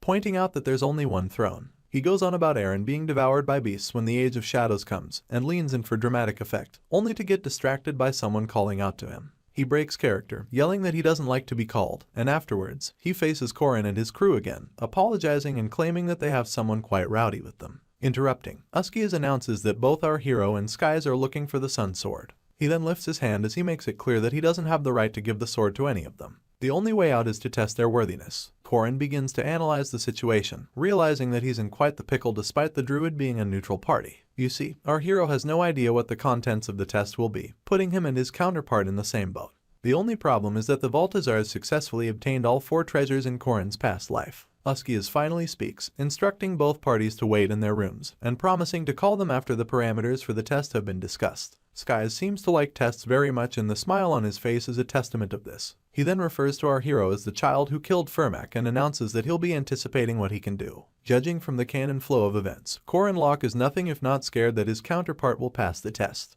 Come nightfall, another crescent moon sits high in the sky, letting its light flow gently into the room where Alicia is sleeping soundly. She groans in her sleep, seeing as her dream is somewhat disturbing. In it, she visualizes Korin Locke and her big sister in wedding attire, laughing and touching up on each other. 2 people she loves and respects join together in matrimony, and have a boatload of kids, 12 to be exact, all calling Alicia their auntie. She can see how happy they are together, can see that their happiness isn't something that should be broken. She's well aware of how loyal Lunia is, not to mention Korin's inability to let his wife down. This is indeed a happy scenario, but for some reason, Alicia feels so upset about it and can't stop asking herself why. In real life, she's breathing heavily, leaving our hero, who just dropped by to check if she's awake, to conclude that she must be battling quite the illusion. Smacking his head, he quips that the swordsman should do well to wake up the next day, only to suddenly notice a hand grabbing his shirt. He wonders if Alicia is finally awake, but before he can finish his sentence, she pulls him into bed with herself and climbs on top of him. Confused, Korin can only call her name in hopes that she'll snap out of it. It doesn't work. Instead, she crosses his lips with a finger, a gesture for him to remain quiet. With flushed cheeks, she calls him her brother-in-law and proceeds to remove an imaginary wedding ring from his finger. It gets worse. Alicia blows against his ear sensually, only coming up to tell him that her big sister isn't home that day. Our hero blushes like a schoolgirl after the sensual experience, but the swordsman doesn't get out another word before returning to her trance. She just falls on the bed beside Korin, wrapping herself around him as he tries to make sense of what is going on. Come sunrise, Alicia and everyone else is wide awake and in the woods. They were called together by Uskia, who announces that he's about to reveal the second task. The swordsman is the first to speak, wondering why they're talking about a second task when no one has carried out a first. In turn, Uskia declares that they've already completed the first task. Apparently, it was to see how far they would go to follow through on their actions, to see if they possessed the courage to support their own sense of justice. Luckily, they've all proven themselves on that front. The sound of this reminds Alicia of the shameful thing she did the night before, and her face turns red with shame. The swordsman quips that she didn't really do anything, so Korin implores her not to talk down on herself, adding that she was testing her beliefs after all. Winking, Lunia encourages her sister to follow her beliefs, whatever they may be, adding that the power of humans comes from their core beliefs. Seeing as she's ashamed of what she thought of the night before, Alicia argues that she really shouldn't. She ends up dejected on her knees, leaving Yule to conclude that she must be tired. The druid then suggests that she get some rest, but Alicia doesn't think a sinner like her deserves any rest. Uskia continues speaking at this point, informing them that they'll each be with their druids through the second task. They're to find the mistletoe oak and make a wand out of it, and they're to pull this off before sunrise the next day. Uskia made sure both parties signed a pledge before the tasks began, a pledge banning any of them from attacking each other for the next 60 days and forcing them to accept the results of the test. Apparently, Korin Locke requested this all in a bid to stop Skies' druid, Dumnorix, from interfering during the test. Unlike other druids who are neutral, Dumnorix is a known supporter of Baltazar. Soon after the announcement, they all go their separate ways and Yule gets on her magic. Sadly, she's not a sage like Dumnorix despite specializing, making it obvious that there's a significant difference in their strength. It gets worse when Yule announces that the spirits aren't answering her and Corin is certain that it's because they're all helping their opponents. The moment Lunia points out how difficult it is going to be, Alicia screams our hero's name, pulling a log from a nearby bush while she's at it. She yells that she found the mistletoe, only for Corin to inform her that it's just a hackberry tree. The task in itself is a gamble, seeing as mistletoe isn't known to leech off of oak trees. It's practically impossible even with a spirit guiding them, talk less of now that they've all sided with Dumnorix. Alicia suggests that they find some mistletoe and stick it on an oak tree, and Lunia instantly buys the idea, even offering to cut it down. Yule is worried that it'll lose all meaning, but it's at this point that Corin Locke has a light bulb moment. Fast forward to dawn the next day and Uskias appears in his leopard form, declaring that the task is over. He then instructs both parties to bring out their wands and asks how their journey went. Skies is the first to speak, disappointed that his wand isn't the thickest of the two. For this reason, he asks why theirs looks bigger and harder than his. In truth, their wand is so big that Lunia and Yule have to hold it to keep it from falling. The former then yells at Skies to stop asking weird questions. You see, Alicia managed to find some mistletoe and the team stuck them on an oak tree. After this, Yule used her magic to grow it, and with the help of a potion from the east, they stopped the tree from dying. After taking a look at both wands, Uskias announces that they all passed and goes straight to announcing the final task. He informs them of a magical rowan tree in the northern forest capable of bearing something called a crimson fruit. Uskias would like them to retrieve this fruit, and sends them off immediately. They journey to the northern forest through the day and arrive at dusk. They come face to face with a giant tree creature and Corin Locke stares up at it, admitting that he knew it wasn't going to be easy but didn't expect this. The creature bellows that his name is Sharvan, and with each word he says, rocks and debris fall. He then declares that whoever wants access to the fruit will have to prove themselves. The creature is none other than the Sky Titan, a named creature from the legend of Archon and of the same race as the Sky Titan which protects the son of Findias. Skies is so overwhelmed that he admits to Dumnorix how huge the Titan is, leaving the druid all the more perplexed. Lunia thinks that defeating the creature will prove difficult, so Corin has to warn her not to even think about it, seeing as they won't be able to obtain the Claus Solus whether they win or not. Our hero recalls that the point of this task isn't to best the creature in a test of strength, and true to his thoughts, the Sky Titan announces that he'll test their knowledge. He plans to give them a riddle to solve, and the moment he says this a smile comes to our boy's face. He goes on about how creatures of old love giving riddles, but Yule didn't know this. Skies, on the other hand, is overexcited and screams that he loves riddles. He continues to ask for a chance to take on the riddle while Corin explains that Sky Titans love riddles and treasure because anything else would easily crumble under their strength. With this, our hero declares his interest in the task, causing the Titan to explain the rules. There will be multiple riddles and the first to solve 5 of them will be declared the winner. To make things fair, Sharvan adds that only 2 people will be allowed to participate from both sides, the only exception being druids because they solve puzzles with Sky Titans all the time. Alicia and Corin celebrate while Dumnorix sheds uncontrollable tears. This doesn't kill Skies' spirit, seeing as he repeatedly announces his love for riddles, leaving the opposing team to select their players. Lunia quickly expresses her disinterest in puzzles, so Alicia peeks out behind her, raising her hand as she quips that she used to solve riddles from magazines. With this, it becomes Corin and Alicia versus Skies. The Sky Titan begins with a riddle about something that grows bigger in the morning but smaller at noon, adding that the same thing grows big again in the afternoon before disappearing at night. Our hero's hand makes its way to his chin as he mulls it over, keeping in mind that he can solve it if he has enough time. Sadly, he doesn't. He's still thinking when Skies lifts his hand into the air and proclaims that the answer is a shadow. Almost immediately, Sharvan confirms that he gave the right answer, leaving Corin and Alicia in shock. They didn't expect him to get it so quickly, and our hero abruptly recalls that Skies has a special trait. The Titan put forth the next question, wanting to know what exists but cannot be seen, something that cannot be defeated by any mighty opponent. It will come at you but will stop eternally if you pass it. Mere seconds later, Skies announces that time is the answer, giving Sharvan no choice but to move on to the next question. Skies screams that the answer is life, quoting Shakespeare's To Be or Not to Be with the most sinister expression on his face. The way Corin sees it, they're going up against thousands if not millions of people at once just by facing Skies. While the Monster King gloats about his victory, our hero yells at Alicia to do something, reminding her that she claimed to have read a bunch of weird magazines. In turn, the panicking swordsman reveals that she only read the ones that appeal to teenage girls. Moving on, Sharvan bellows the 4th riddle, claiming that it's something beautiful to him, but not understandable to others, something that could be violence to some but an escape to others. Our boy instantly squeezes his eyes shut, wondering why he doesn't understand the riddle and beating himself up for lacking imagination. Stuttering, Alicia asks if she can take the question, shyly lifting her hand to show interest. The Sky Titan gives her the go-ahead, and it takes another few seconds before the blushing swordsman declares that the answer is an affair. Everyone from Corin, Locke to Yule is taken aback by her response, and they all turn to face her. Alicia begins to worry that her answer is wrong, so she asks the Titan about it. In turn, Sharvan admits that it's an interesting response and finally chooses to accept it. Still unsatisfied, Alicia throws a tantrum, urging the Sky Titan to refute her response if it isn't the correct one. At the same time, our hero purposely avoids eye contact with her, wondering what she thinks about on a normal day. This only feeds her tantrum, and she continues to plead for a chance to explain herself. Sadly, this ended up being the only question they got right, seeing as Skies easily got the next two correctly. With the crimson fruit in his possession, Skies can't stop laughing and patting himself on the back for doing a good job. Anyway, the rest of the players put considerable distance between them, overhearing others congratulate their opponent. After this, Alicia sighs loudly, asking the others about what to do next. An optimistic Yule is half certain that the quest doesn't end here, painting the scenario as though they're only lacking one component that may help them in the next stage. Their feel-good conversation is cut off soon enough, and everyone can sense the presence of an enemy. Lunia reaches for her blade first and then asks Yule if she can sense their opponent. But for some reason, the druid comes up empty. The swordsman screams Yule's name in a panic, but there is nothing she can do except complain about not being able to feel any of the spirits in the area. It's at this moment that she realizes that there aren't any monsters in the area either, and this pushes our hero's suspicion to its limit. You see, this particular forest is normally a monster mountain range, so the absence of monsters and spirits from such a place could only mean one of two things. Staring at his ongoing opponents, Corin concludes that it's either the spirits and monsters were killed or something scared them all away. Seeing as our boy has discovered this, Skies bursts out laughing, shooting him a sinister smile as he admits that they may have gone too far. To make things worse, Dumnorix unleashes a dark spell and taps the bottom of his wand against the ground.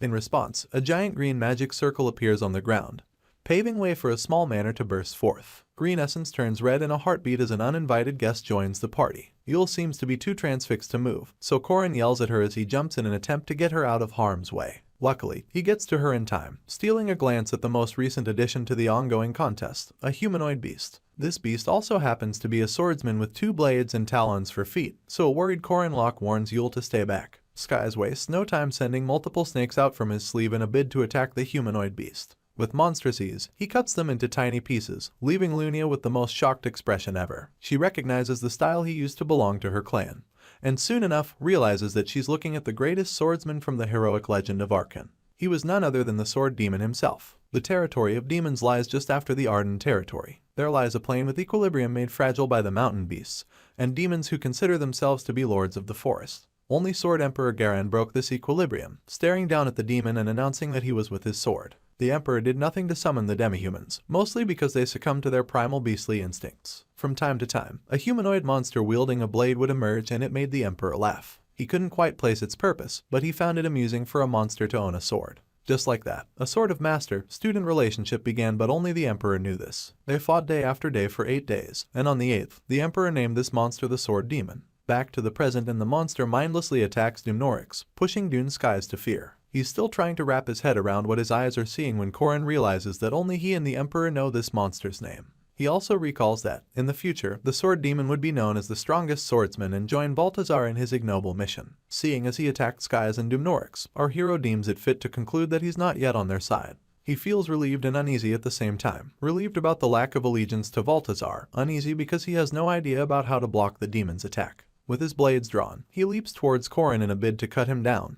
But Lunia intercepts this attack. Swift as a fox, she unleashes her rapid severance technique, only for the demon to block it with a similar attack. His attack is so strong that it sends Lunia tumbling in the distance and doing everything in her power to screech to a halt. Staring at her opponent, she yells, wanting to know where he learnt such swordsmanship, but the sword demon remains quiet. In the blink of an eye, he covers the distance between him and Lunia, swinging the sword in his right hand just as quickly. She manages to dodge this attack, but the demon follows up by attempting to hit her with his knee. Lunia didn't see this one coming until the very last moment, so she screams at the demon as she abruptly changes her trajectory. The audacity of her opponent is quite annoying, but it gets worse as he lifts his blade once more, trying to stab her to death. This leaves Lunia no choice but to jump to safety. While she's at it, she wonders how her opponent is capable of using not only blades but body parts as a means of attack. Worse off, he seems to be the rumored swordsman capable of attacking with multiple blades at once. A bunch of slashes come Lunia's way on her way down, and she realizes that her opponent is skilled at controlling the distance between them.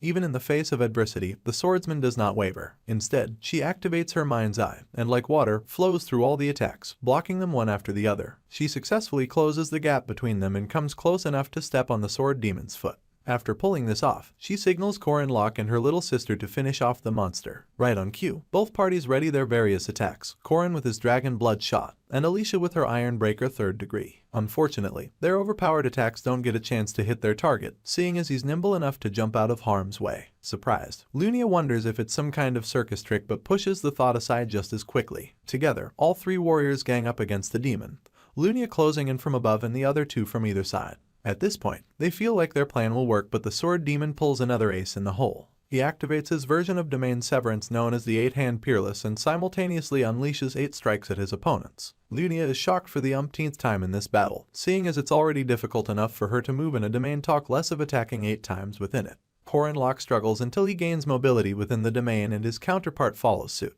Alicia uses her domain severance to counter 3 of the attacks while our hero uses the dragon head charge to counter 2. This leaves 3 attacks heading towards Lunia alone. As they make their way closer to her, Corin's fear that she'll die continues to increase, but the swordsman doesn't give in. As a last resort, she summons a technique that Alicia will only learn in the endgame, a technique known to be a swordsman's last defensive skill, the warding aura. An unbelievable amount of lightning crackles along her blade as she follows up with the Arden-style false domain severance. This skill grants her impeccable speed in an attack the sword demon cannot dodge. The downside is that she only nicks his shoulder in the process, kissing her teeth. Lunia regrets having not hit her opponent's vitals and goes on about how dangerous he is. She then informs Corin that they must finish the beast off immediately, and our hero concurs. With this, they both launch themselves at the demon once again. You see, MC recalls the final form of this sword demon, a form where he has mastered a technique capable of cutting through everything, a technique named the 1000-hand peerless. Corin cannot let the beast reach that stage, so he's doubly motivated to end things swiftly. Their opponent laughs like they aren't a threat, only for Skies to finally interfere with his usual stupid grin pasted on his face. He tries to come close to the demon but gets cut into a million pieces. This is nothing to Skies, seeing as the pieces simply transform into little snakes and attack the monster. Surprised, the monster tries to take a few steps back,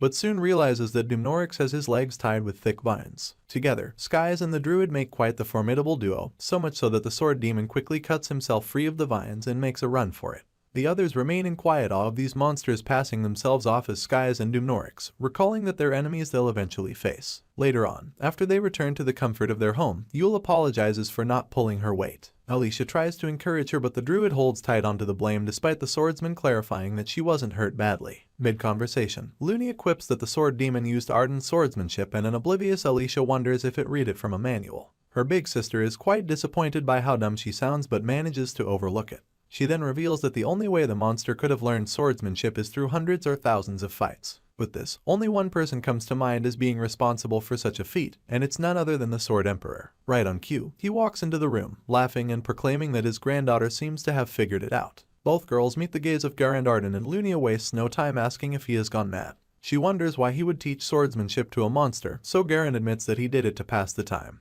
adding that he only showed the monster rather than teach it. Without uttering a word, the Emperor activates his domain and walks ever so gently across it, explaining how exciting it is for a monster to tread domains using a sword of his own. Lunia isn't convinced of her grandpa's sanity and she's vocal about it. Sadly, the only thing Garan seems to be interested in is seeing the next phase of swordsmanship. While Lunia continues to question his sanity, Alicia calls out to her grandfather, explaining that she doesn't want to be powerless anymore. With fierce determination in her eyes, she begs him to teach her the sword, and Garand agrees almost immediately, a small smile across his lips. As they stand mere inches away from each other, he declares that this is the beginning of the awakening of madness. Afterwards, Yule, Corin, Skies, and Dumnorix appear before Uskias, elaborating on how they couldn't attain the fruit. Sadly, this means the final trial will favor Skies and his cohort. While the Monster King laughs his ass out, our hero lodges a complaint about how unfair the situation is, explaining that they only lost as a result of the Sword Demon's interruption. Uskias doesn't seem to pay him any mind, seeing as he goes straight to announcing the new final trial. Apparently, both parties are to grow the wands they crafted until they reach the sky, and then use it to face the giant that protects the sun. In theory, Corin Locke calculates 3 weeks until the solar eclipse, giving them that long to grow the tree till it reaches the sky. On the other hand, Alicia begins her training with her grandfather, but she can't get the sword demon out of her mind, his genius and demonic nature plaguing her every thought. Bruised more than she should be, the swordsman can't help but fear how much stronger her opponents are. She's still struggling for breath when the Sword Emperor accuses her of having terrible fundamentals. Gripping her blade, she listens to the old man go on about how impressed he is that she would ask him to teach her, adding that raising the sword demon might have been a good thing after all. In response, Alicia refers to the demon as a monster and asks why her grandpa didn't kill him. It turns out that the Emperor couldn't do it because he saw the potential for the sword demon to reach the Sky Sword. Alicia exclaims that she has never heard of such a sword, and loses her cool when Garen reveals that he created it. The way she sees it, the old man is teasing her, so she launches towards him in a bid to get him to take her more seriously. Lifting his blade, the Emperor declares that those who attain Sky Sword status will be able to cut the skies and cut into the world itself. He brings his blade down with a fury, yelling that such a swordsman is who he wishes to witness. Alicia does her best to block the attack, referring to her grandpa as a crazy old man.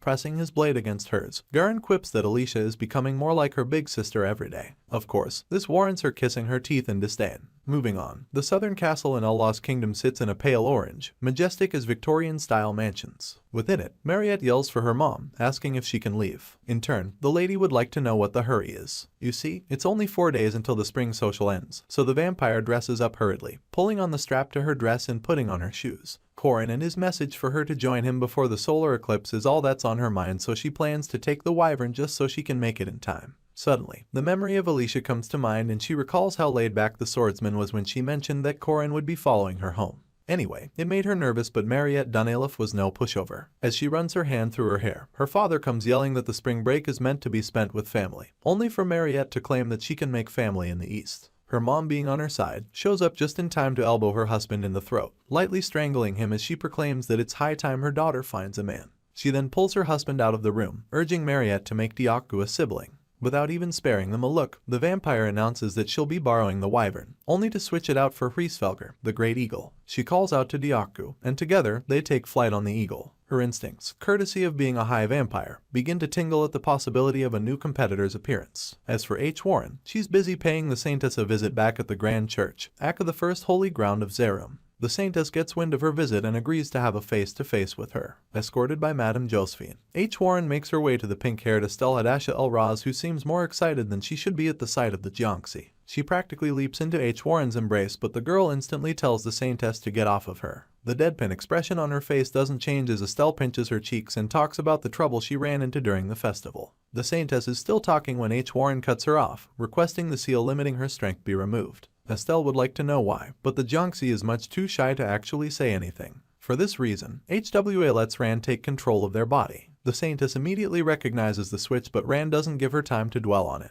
With a smile on her face, she admits that she agrees with HWA, reiterating that they need power. When asked why, she explains that she needs it to be a proper wife to her husband.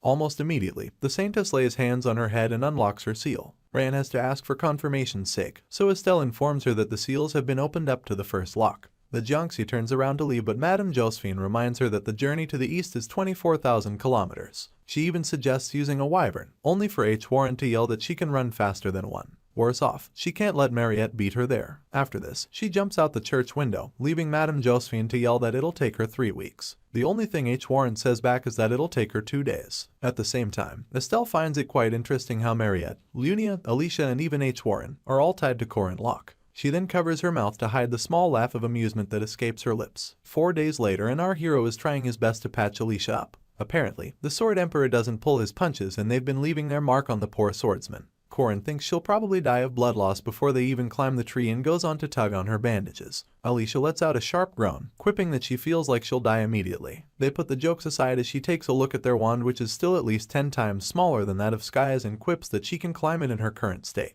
Intimidated, she acknowledges that things don't look promising for them, but Corin Locke begs to differ. He tells her not to worry and even promises that things will work out. His willpower reminds Alicia of the time he fought Firmek, the boar, or even the demonic human. Anyway, she wonders how his will is so strong and stands in awe of his foresight even in the face of an impossible feat. She would like to know what our hero hopes to achieve, so he rubs his chin as he thinks about it. Just then, Dimnorix interrupts him with a comment about how he's hard at work despite how late it is, and refers to him as the Spear of the Queen. Coming into view, the druid admits that he would like to talk to our hero, but Alicia is already on her feet, ready to fight him off. Corin, on the other hand, simply asks Dimnorix what he wants to talk about, so the druid wonders why humans fight so hard to stop the coming of utopia. Hands on his knees, our boy quips that it's simply because too many people will die as a result. He then points out that druids are supposed to be on the side of nature, making it more confusing that Dumnorix, a druid, would take Balthazar's side. Our hero would like to know why. In response, Dumnorix admits that he came to a conclusion after living for hundreds of years, a conclusion that in order to protect nature, humans must die. Instant dread falls upon Alicia, so much so that her eyes widen. She can sense how inhuman the druid before her is, not to mention how he looks as dry as a plant. What she's feeling is Dumnorix's malice against the world. To snap her out of it, Corin Locke grabs her shoulder, telling her to watch as he kills off every bastard that's like the druid standing before them. Rubbing his beard, said druid commends our hero for coming this far to deter Balthazar, but judging by his progress, Dumnorix is certain that Corin Locke will fail. He draws our boy's attention to their wands, asking if he cannot see the difference in their growth. Having lived centuries with nature, the druid goes on about how he's certain that no magic can bridge the gap between their growth. Our hero claims that it's the course of nature, so Dumnorix bellows that the problem with humans is that they always think they know more than anyone else. Approaching the wands, Corin Locke recalls a time when he revealed throwing the golden mandrake into the lake for the first time. People believed it to be the proper way to get stronger, but our hero, who is bored of playing the game the regular way, chose to experiment with the golden mandrake. Pulling out a golden substance enclosed in a small jar, Corin can swear that he's the only one who thought of using the mandrake for farming.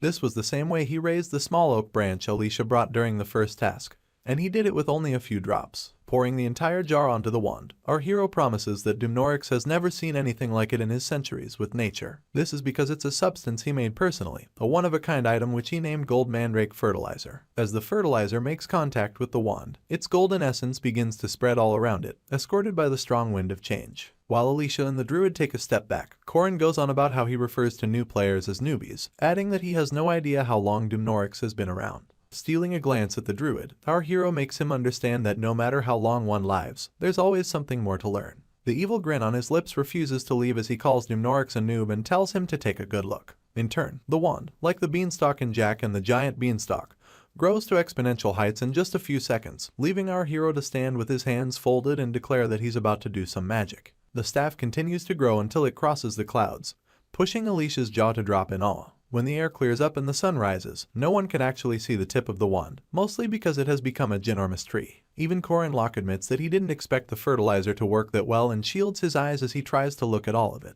Anyway, he gains solace in the fact that their tree is growing 3 times faster than that of their opponent. Askia shows up to commend his efforts and goes on to advise him as the guardian of Findias. He advises him not to let go of the moment when the sun weakens if he hopes to grab Claus Solus, and then grabs his hand to give him one last farewell. Askias bows lightly as he proclaims that everything is in Corin Locke's hands now, referring to him as the young hero as he pleads with him to stop Balthazar. Our boy shoots him a small smile, only to be interrupted by an overzealous Alicia who wants to call her sister and get to climbing the tree immediately. Corin turns her down, explaining that the climb will take more than 2 days, so they need to gather clothes and food. Finally, he proclaims that they'll leave in a week, keeping in mind that the final battle for Claus Solus will take place above the skies. He's well aware that Dumnorix is going to be his opponent when he gets there, so he hopes the druid uses the 1 week to prepare. This is because our hero has prepared the best team anyone can muster, a team of women bustling with power of various kinds. The week goes by in a flash, but our boy is quite worried because none of the girls he invited showed up.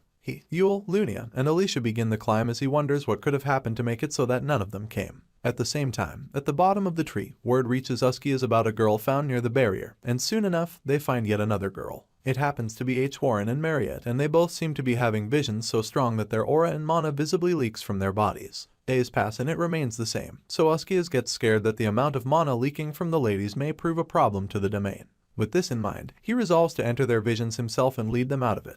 His subordinates wonder if they can be of any help, but Uskias claims that he'll simply split his consciousness and lead them both out. Closing his eyes, he does exactly that, only for him to open them in shock the moment he taps in. Mariette's is the first vision he comes across, and in it, she's talking about Corin Locke having children before graduation. The vampire finds herself at a wedding and smiles ear to ear the moment she discovers that our hero is the groom. Dressed in a smart tux, he steps into the room, rendering Mariette weak in the knees with how handsome he looks. Things get a little twisted when announcements come about the bride approaching. The vampire's expression switches from admiration to shock as she watches H. Warren dressed in a wedding gown and stepping up to Corin Locke. They both hold each other lovingly, leaving Mariette to fall to the ground in devastation. It gets worse as a year passes in the vision and H. Warren has a child that looks exactly like our hero. The way the vampire sees it, that child should have been hers, but all she can do is envision Corin putting so much effort into preparing for his 1-year anniversary. She's disappointed because he's wearing the same clothes he did at his wedding when she could have easily gotten him better clothes. She could have gotten him everything from clothes to a house, even a gold mine isn't out of the picture. The vampire is ready to make sure he never lacks anything, and all she wants in return is our hero welcoming her home with a smile. If only he'll do that for her, Mariette is willing to give him her all. Suddenly, sadness washes over her, only interrupted by the thought of her refusing to accept her loss. She pictures a world where Corin Locke ages like every other human, unlike elder vampires who've been blessed with immortality. She pictures herself standing by his open coffin and touching his face, all in a bid to transform him into a vampire like herself, one that would be bound to her for all of eternity. Mariette doesn't care if their relationship becomes that of mother and child, or that of a master and servant, and tears roll down her cheeks at the thought of him becoming solely hers. She can't help but wish to give him another 100 years, enough time to wash away every thought of H. Warren left in his mind. Talking about H. Warren, her own vision also entails losing Corin to Mariette. In it, the two get married while HWA and Ran regret giving all of their firsts to our hero, the first time she gave her heart, the first time she touched a man's hand, all of it. The vision switches scenes to Mariette and Corin eating fish together and H. Warren watching from a tree outside their home. Ran wonders what her double is doing, and even asks what she wants to do next. In response, HWA admits that she isn't sure, seeing as she never planned to lose Corin. She just watches him fraternize with Mariette as she admits that she wanted to be the one to call him every sweet name possible. She wanted to go on normal dates, experience true love, and even make a family with him. Ran then asks why she can't do that, adding that she can help. They switch consciousnesses and Ran heads straight to Corin Locke's bedroom, grabbing him without uttering as much as a hello and pushing him onto the bed. Our hero struggles in vain to break free as the Jiangxi lies on top of him, declaring that he's the one at fault and blaming him for looking at someone else other than her. She catches a glimpse of the spot on Corin's shoulder where Mariette left teeth marks and sinks her own teeth over it, all in a bid to cover it. Like every other woman, she continues to blame a boy for her behavior, only to sit on top of him and threaten to take his first because he took all of hers. Oblivious, H. Warren thinks that since they love each other and sleep next to each other holding hands, it's only natural that a spork brings them their baby. As she cradles the little thing, tears roll down her cheeks and she proclaims that she has won. She begins to wake up in the real world and so does Mariette. But both ladies have no idea that they're lying next to each other holding hands. You can imagine the shock when they hear a voice asking if they've woken up. Both girls sit up, listening to Uskias as he awkwardly introduces himself to be the guardian of Findias. He then informs them that they're already late to meet Corin Locke, seeing as he and his team started climbing 4 days ago. The sound of this agitates both ladies and they immediately ask how Uskias knew they were looking for him. The guardian is stuck between a rock and a hard place, so he chooses to lie that he just happens to know things because he's the sage druid. From that day forward, he swore never to speak of the embarrassing thoughts the women around Corin were having. Meanwhile, our hero and his team are high up the tree, and while he complains about the cold, Alicia complains that there's nothing in sight. Marking the tree, our boy encourages his team to keep waiting, adding that they'll arrive soon enough. According to past events, Baltazar's army acquires all 4 treasures: Goria's spear of light known as Ariabar, Findia's sword of the sun known as Claus Solus, the magic cauldron of Murias called the Undry, and finally, Phalia's stone of destiny known as the Leophale. Corin Locke recalls how, in the game's story, anyone could visit Goria's and Muria's, but it'd be pointless because the treasures were already gone. He also recalls a text he had skipped over in the game, one about the magic cauldron of Muria's being hidden in a deep darkness. In truth, it was located in a pit of snakes, so our hero deduces that what Usky has said about reaching the skies and grasping the sun must be a euphemism, or hint. Right on cue, the tree begins to vibrate, almost as if it's being affected by an earthquake. Yule instantly screams Corin's name, informing him that the clouds are falling and that they're going to collide. Holding on tightly to the tree, he corrects her, declaring that the clouds aren't falling. Apparently, the tree just wasn't done growing. The growth continues for a while until they burst through the clouds, and our hero's first reaction is one of awe. Before them lies a not-so-small castle with buildings much taller than those on the ground. Our boy shields his eyes in an attempt to gauge the castle, and in no time they all make their way to its entrance. Corin deduces that the walls are about 50 meters tall and it's obvious that they are in good condition. But Lunia seems annoyed because it's much smaller than she expected. Her sister questions this statement, so she reveals that the castle isn't big enough for a sky giant. Only a normal giant would fit in it. Yule finally speaks for the first time since they arrived, reminding everyone that Usky has said the giant guarding the sun would be up there. In conclusion, she feels like they can't use the front door lest they come across whoever is guarding the place, mostly because the fruit Dune Skies took was supposed to be their ticket inside. The moment an evil grin creeps onto Immortal Locke's face, he proclaims that knocking might answer things. This scares the crap out of Yule, but she can only watch as our hero gathers enough momentum to scream his lungs out. He uses this medium to call out the inhabitants of the castle, and seconds later, the huge doors begin to slowly come apart. Stuttering, Alicia calls out to our boy, only for him to admit that they'll be winging everything moving forward. Her eyes widen in shock as one of the giants bellows, asking who dares to disturb them. Almost immediately, they notice the tiny humans below and one of them squats to get a better view. Alicia almost loses her mind, screaming that they all seem to be rank 1 or higher. At the same time, Lunia reaches for her blade and asks if Korin plans to fight them. Our boy walks up to the giant who's still squatting, only to get asked if he brought the key. Without wavering, he says no. This pisses off the giant, so he tries to punch him to nothingness and make him into human stew. Luckily, Korin is fast enough to object, lifting his hand as he tells the giant to hold on. Truly, the creature's fist stops mid-air and he listens as our hero spins a tale about their master bringing the fruit from the Crimson Rowan tree soon enough. The giant buys his story and then asks to know the name of Korin Locke's master. With a sinister smile, our boy claims that he's none other than Dune Skies, the great hero. Immortal Locke plans to impersonate someone who has the fruit since he lacks it. Without breaking character, our hero goes on about how Dune Skies has the approval of Sharvan, the Sky Titan, and even the Sage of Findias, Uskias. Doubling down, he claims to have brought a druid to deliver a message from the sage and points at Yule using his head. The poor druid didn't see this coming, so you can imagine the shock in her eyes. Immortal Locke simply averts his gaze as he stifles some laughter, leaving Yule to be questioned by the giant. She gets asked about Sharvan and Uskias, so our hero tells her to try proving it. The only thing that comes to mind is performing a spell to prove her strength, so Yule chants in the ancient language of her people until she summons the Walkerman. He rises to his full height, impressing the giant while he's at it. Everything combined with the Walkerman makes the giant admit that he's no longer surprised that Uskias sent them in his stead. In spite of all this, the issue of the key comes up again. This time, our hero quips that he understands not being able to grasp the sun without the crimson fruit. He goes on about how their master, Dune Skies, told them that it's proper manners to announce their arrival to the great giants beforehand. The creature flashes a smile of contentment as he proclaims that Korin is right. With this, they invite him and his crew in as servants of Dune Skies. The giant leads the way, twirling his head to bring up the issue of grasping the sun. In turn, our hero quips that they're down with whatever he says. The moment he turns around, Immortal Locke smiles ear to ear, gloating about how easy it was to deceive the giant. At the same time, Alicia and Yule have dumbfounded looks on their faces, finding it difficult to enjoy our hero's methods. Lunia easily moves past it, only wanting to confirm if this was his plan all along. In turn, Immortal Locke reveals that his real plan is about to begin. Apparently, he plans to loot the entire place clean, and he declares this with a grin so sinister the Joker would find it hard to beat. Come nightfall, only Korin and Alicia head to the treasury of the giants, leaving Lunia and Yule on standby. You see, in our boy's former life, he was a no-good thief, mostly because of Park Sahu's cheat skill called inventory. Because of this skill, they'd always search for treasuries first no matter the stage they get to in the game. Moving on, Alicia wonders aloud about how our boy managed to find the treasury so fast, but he doesn't let her finish her sentence before revealing that all treasuries follow a standard pattern.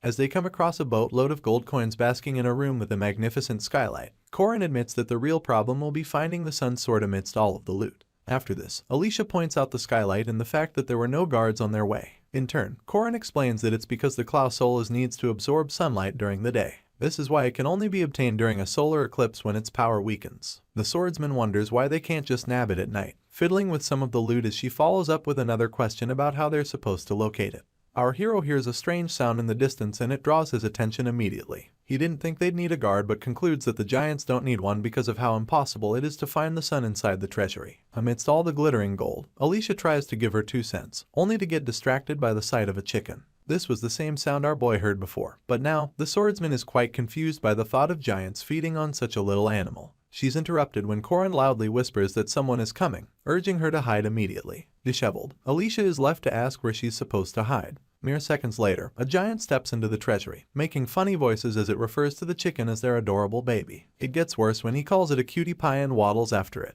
At this point, Alicia and Korin are hiding underneath the heap of gold, with the former being on top and praying to whatever deity that they don't get caught. Sadly, her god must have forsaken her. The chicken catches a glimpse of them underneath the pile of coins and can't seem to stop staring. She clucks once, pushing Korin to curse and Alicia to shush him. Suddenly, the chicken makes a weird face like someone who's been backed up for days, only to literally lay a golden coin. Marveled, our hero asks if all the gold in the treasury was pooped by the chicken, and the swordsman finds the sentence a little weird, seeing as it would mean they're surrounded by chicken poop. Anyway, the giant finally grabs hold of the chicken and continues making weird faces at the poor thing.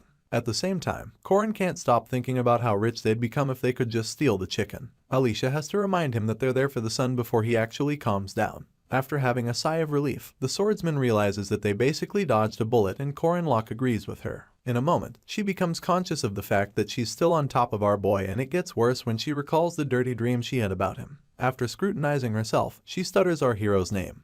Cheeks red as hell as she wonders what he thinks about her big sister. Korin casually admits that she's a great person and that he's drawn to her. The word drawn sticks out to Alicia, so much so that she repeats it as a question. In turn, our boy reiterates how capable, nice and pretty Lunia is, capping it off with the fact that any man would agree with him. Averting her gaze, the swordsman gives a roundabout response. So Korin suggests that they continue looking for the sword, adding that the solar eclipse, which will occur in 2 days, only lasts for 2 hours. He then makes it clear that Skies will gain control of the sword if they don't find it in that time frame. Alicia gets on her feet, letting a rain of coins fall on either side of her. She stares at the skylight and then draws Korin's attention to something that doesn't make sense to her. Our hero would like her to get off him before she goes on, but he also catches a glimpse of what she's talking about. In the daytime, the sword can bask in the sun, but at night it's unreachable. Another gaze at the sky helps the swordsman recall that it's supposed to be a half moon that night, and at the same time, it dawns on both parties that the Claus Solus is disguised as the moon floating around the sky island. They take this information back to the others, and Alicia takes out time to explain bit by bit, telling them that it's not as far away as the actual sun or moon,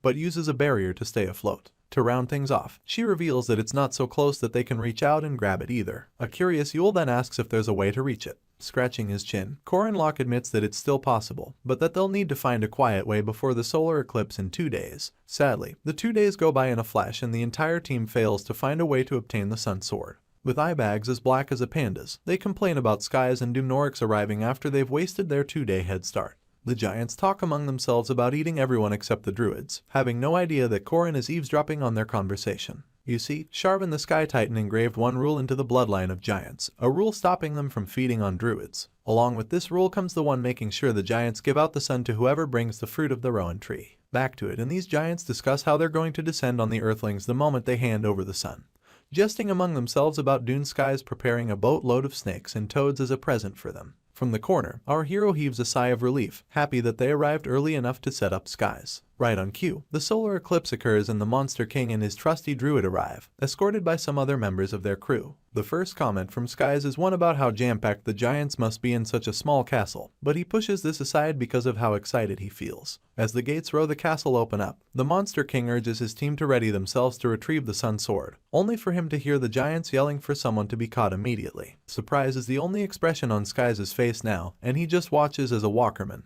with Immortal Locke and his crew, steps out of the gate. Our hero begins to praise Skies, referring to him as his master and welcoming him to the castle. A dumbfounded Skies doesn't know how to act, and it only gets worse when Immortal Locke presents him with the gold pooping chicken, claiming that they've followed his orders. The poor Monster King has no idea that he's being set up, so he accepts the chicken and goes on to ask for an explanation. Sadly, before nobody gives him one, the giants burst through the gate, accusing the humans of stealing their treasure. They stop the moment they get outside, only to see Skies with said treasure and Immortal Locke kneeling before him. He adds salt to injury by claiming that the giants are idiots and that he has stolen the treasure as ordered. The nail in Skies' coffin comes when the Immortal Locke claims that it's time for them to kill all the giants, and this is enough to infuriate them. Only Dumnorix figures out that they've been tricked, but it's much too late because a bunch of angry giants are now heading towards them with the intention of eating them for dinner. Just like that, multiple members of Skies' team get grabbed like skewers at a stand and thrown into the mouths of giants. One of them even calls dibs on Skies but can't afford to swallow him because the Monster King unleashes a nest of snakes in his mouth. Dumnorix offers some support by strangling the giant with vines and curses under his breath as Immortal Locke mocks them.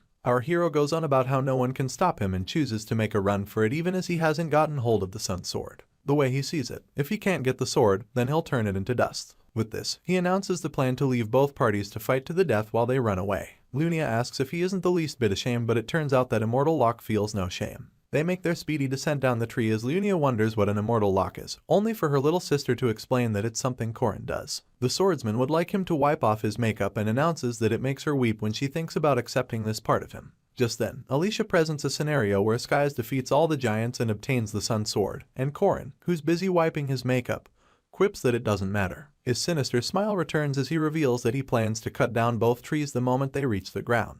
Literal shivers run down Yule's spine, seeing as she realizes how demonic our hero really is. Without an ounce of remorse, he declares that only the winner gets to write history, and then gives off a hearty laugh. Naturally, our hero would have loved to get the Sun Sword for himself, but this way, he gets to trap 2 of Baltazar's trusted sidekicks in the sky forever. His joy is short-lived when they notice someone blocking their path down the tree. They realize that they've absent-mindedly walked into this person's domain, and his reddish essence is much too familiar to Korin Locke. Right before their eyes, the Sword Demon had appeared and he was ready to unleash his 8-hand Peerless technique. The Sword Demon seems to mean business, but the same can be said about Lunia, who offers to handle him. She wastes no time activating her warding aura, but her opponent has no intention of fighting her. This becomes clear the moment he dashes past her, leaving the swordsman to wonder if he's aiming for only the domain users. This sword demon, as we said earlier, becomes one of the most powerful swordsmen in all of the Legend of Arkan. Sadly, he joins Balthazar's army, but for now is nothing but a crazed monster with 6 sword skills and little relation with the end of the world. Korin Locke is the next closest victim, so he quickly activates his poison dragon exit, a technique carried out in desperation and a sad attempt to defend himself. Unfortunately, because the sword demon has little to do with the end of the world, our hero cannot get help from the commandments. His 8-hand peerless technique slashes Korin Locke in more places than he can defend, spraying his blood all over the tree. The blow is so fatal that Alicia screams after witnessing it, even reaching for her blade to retaliate.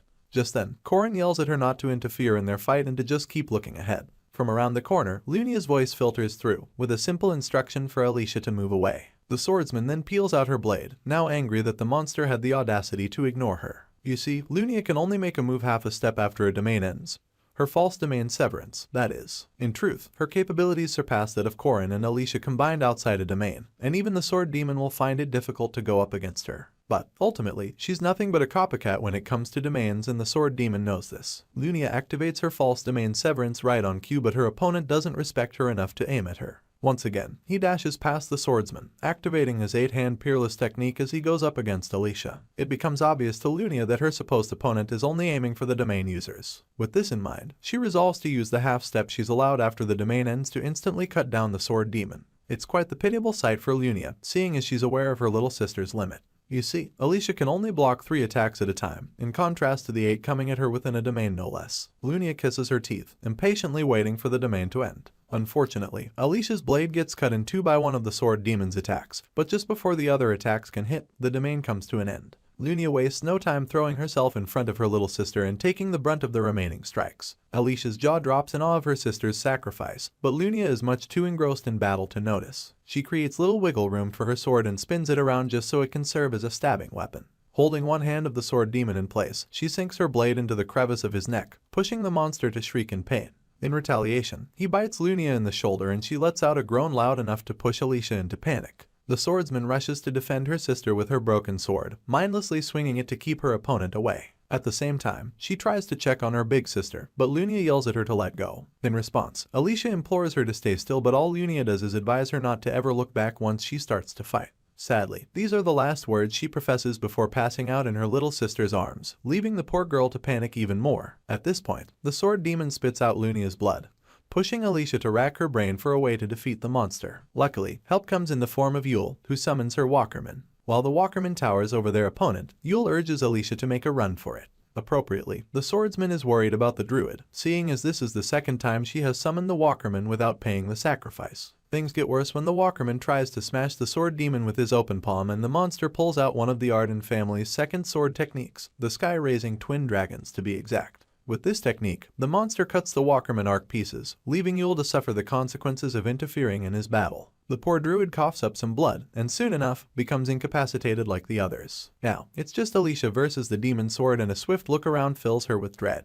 Korin, Lunia, and now Yule have all been incapacitated, so the young swordsman has the sickening feeling to run for her life. She does not. Instead, she raises her blade to defend against the monster, pulling determination from God knows where. She escapes another swing of her opponent's blade, buying Korin Locke enough time to pull out a potion. Yule tries to check if he's okay, but our hero is more concerned with helping Lunia out first. Tilting up her head, Yule force feeds Lunia the potion while our boy beats himself for neither being strong nor fast enough to get his crew out of this mess. Just then, Dune Skies comes falling in, mocking Korin about being hurt badly. On his way down, the Monster King grabs hold of our hero's head, bursts through the tree, and continues to descend at an alarming pace. The way he sees it, our boy doesn't have the luxury of being worried for his teammates, and the moment he's snatched, all Yule can do is scream. Skies refers to Korin as the brat who killed Firmak and holds onto his face for a chance to see his skills. Luckily, this situation serves Korin Locke well, seeing as Dune Skies is an imminent threat to the end of the world. He thanks the oblivious Monster King and instantly taps into the opportunity to make use of the commandments. With this, he summons his spear and it comes tearing through space until Korin gives it another command, Chaos Spear of Infinite Returning Heavens. The result of this command is bloodshed.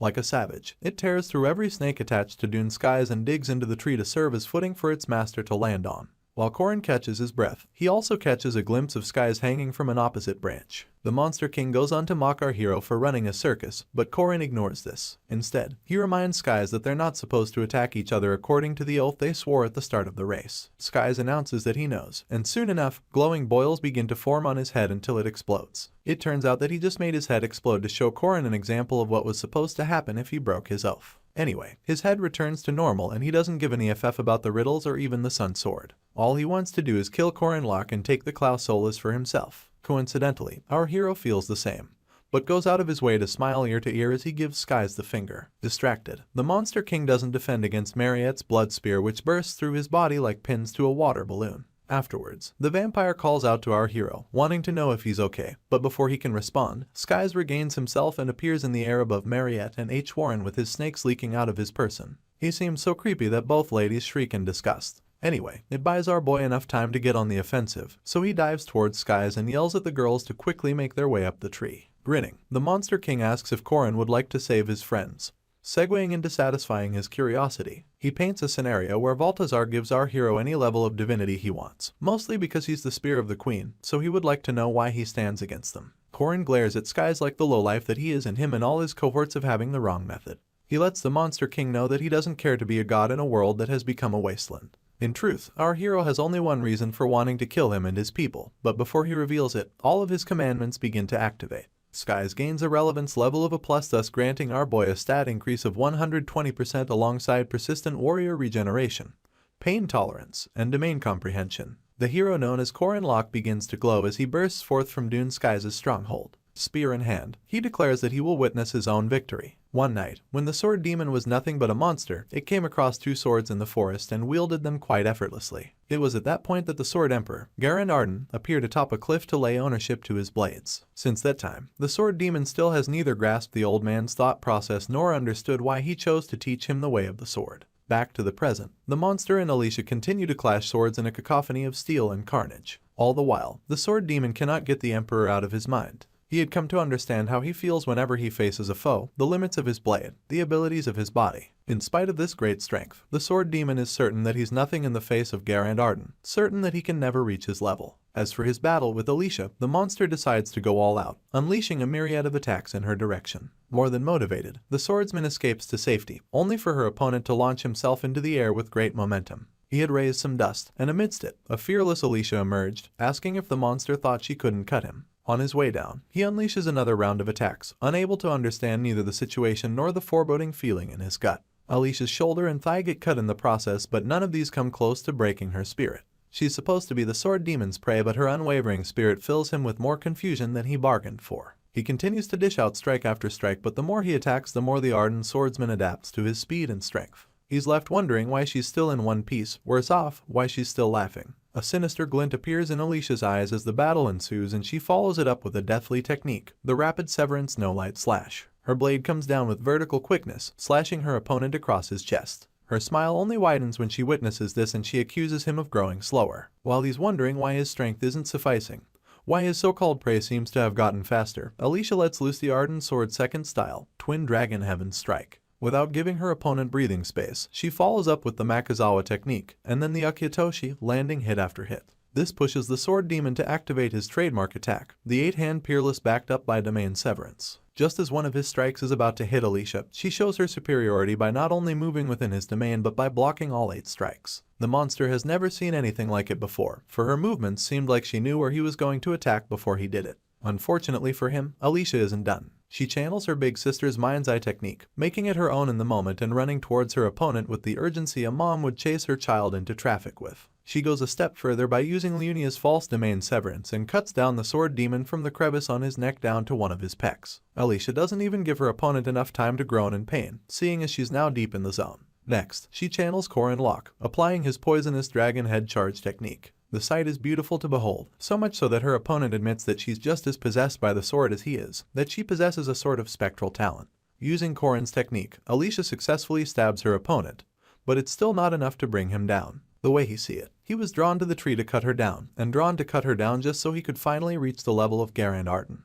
While their battle ensues on one chunk of the tree, Mariette and H. Warren are busy beating the senses out of the stray giants. Back to it, and the sword demon realizes that he's bored of everything except Alicia, that her life, birth, and even her effort was all prepared for him. The atmosphere thickens at this point, with unbelievable amounts of mana mixed with malice filling the air around them. The sword demon, being moved by nothing but his resolve to end Alicia's life, achieves a state in his swordsman journey that he has never achieved before. His once red aura becomes darker as he reaches his peak, the Arden-style sword demon form. Just as Garen had predicted, the monster achieves the level of Sky Sword and translates it into the Thousand-Hand Peerless technique. With this, he unleashes more attacks than the human eye can follow, backed up with so much strength that they wreak havoc on multiple bystanding giants and even the tree on which they're standing. Unfortunately for him, none of these attacks touch a hair on Alicia's head.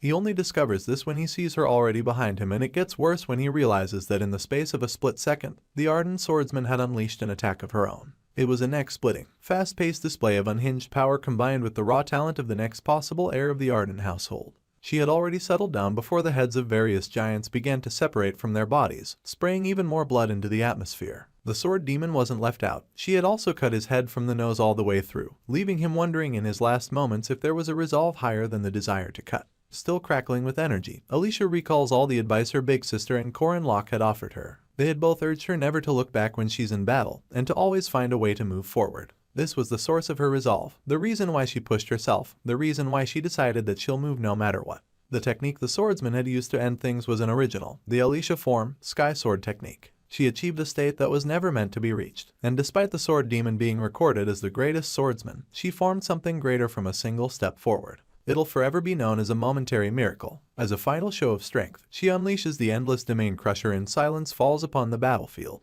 As the head of the sword demon makes its short trip to the ground, he admits that he was drawn to her so she could take this single step forward. Having caused irreparable damage to the tree, huge chunks of it begin to fall, disrupting all the other battles taking place on it. Corin Locke and Dune Skies aren't left out, but it's not as bad, seeing as their battle is taking place on the lower end of the tree. Skies keeps pestering our hero, so he yells at him to cut it out and then cuts off a few snake heads for his troubles. The Monster King taunts Corin, pointing out how tired he looks with a smile pasted on his face. You see, there's a reason why Dune Skies is called the Monster King. He's not only a pit of darkness that knows no end, but also a compilation of creatures that make his death practically pointless. He's a compilation of countless snakes and toads alongside 3 dragons, and is known in all of Arkan as one of the 4 secret treasures. Back to the battle, Skies activates a spell he named Undry, capable of unleashing endless snakes on his opponent, and sends them all to attack Corin Locke. Our boy waits for them to come so close to him before cracking a smile and announcing that Skies fell for his trick. Corin then makes it clear that he could never be defeated by the shabby soul of a beast and releases the Death God's orb he obtained during his time with Eren.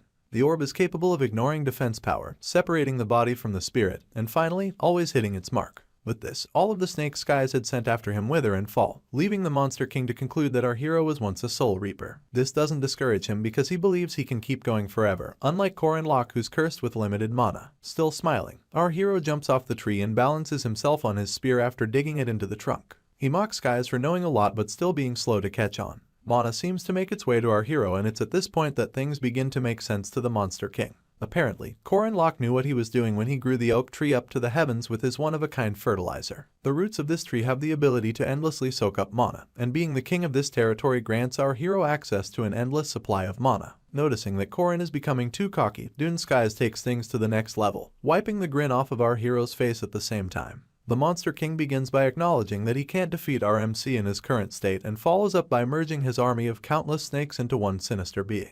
The snake is so huge that it's easily the size of the oak tree, causing Corin Locke to break into a cold sweat. Our hero is forced to admit that he's in quite the pickle as he realizes that his opponent has taken on one of his final forms, the colossal deviant snake known as Falgus Serpent. Corin Locke doesn't run from the face of danger. Instead, he looks the Falgus Serpent in the eye even as it releases energy so menacing that it affects the entire atmosphere. A tired smile plastered across his lips, he acknowledges that the fight seems to be going on forever now that Dune Skies has activated one of his final forms. At this moment, the great deviant snake talks about how Eren Danua trapped him in a dark place, adding that he will devour the things she swore to protect now that she's been sealed away. With her throne empty, Skies promises to eat Corin along with the flesh of the Queen of Paradise.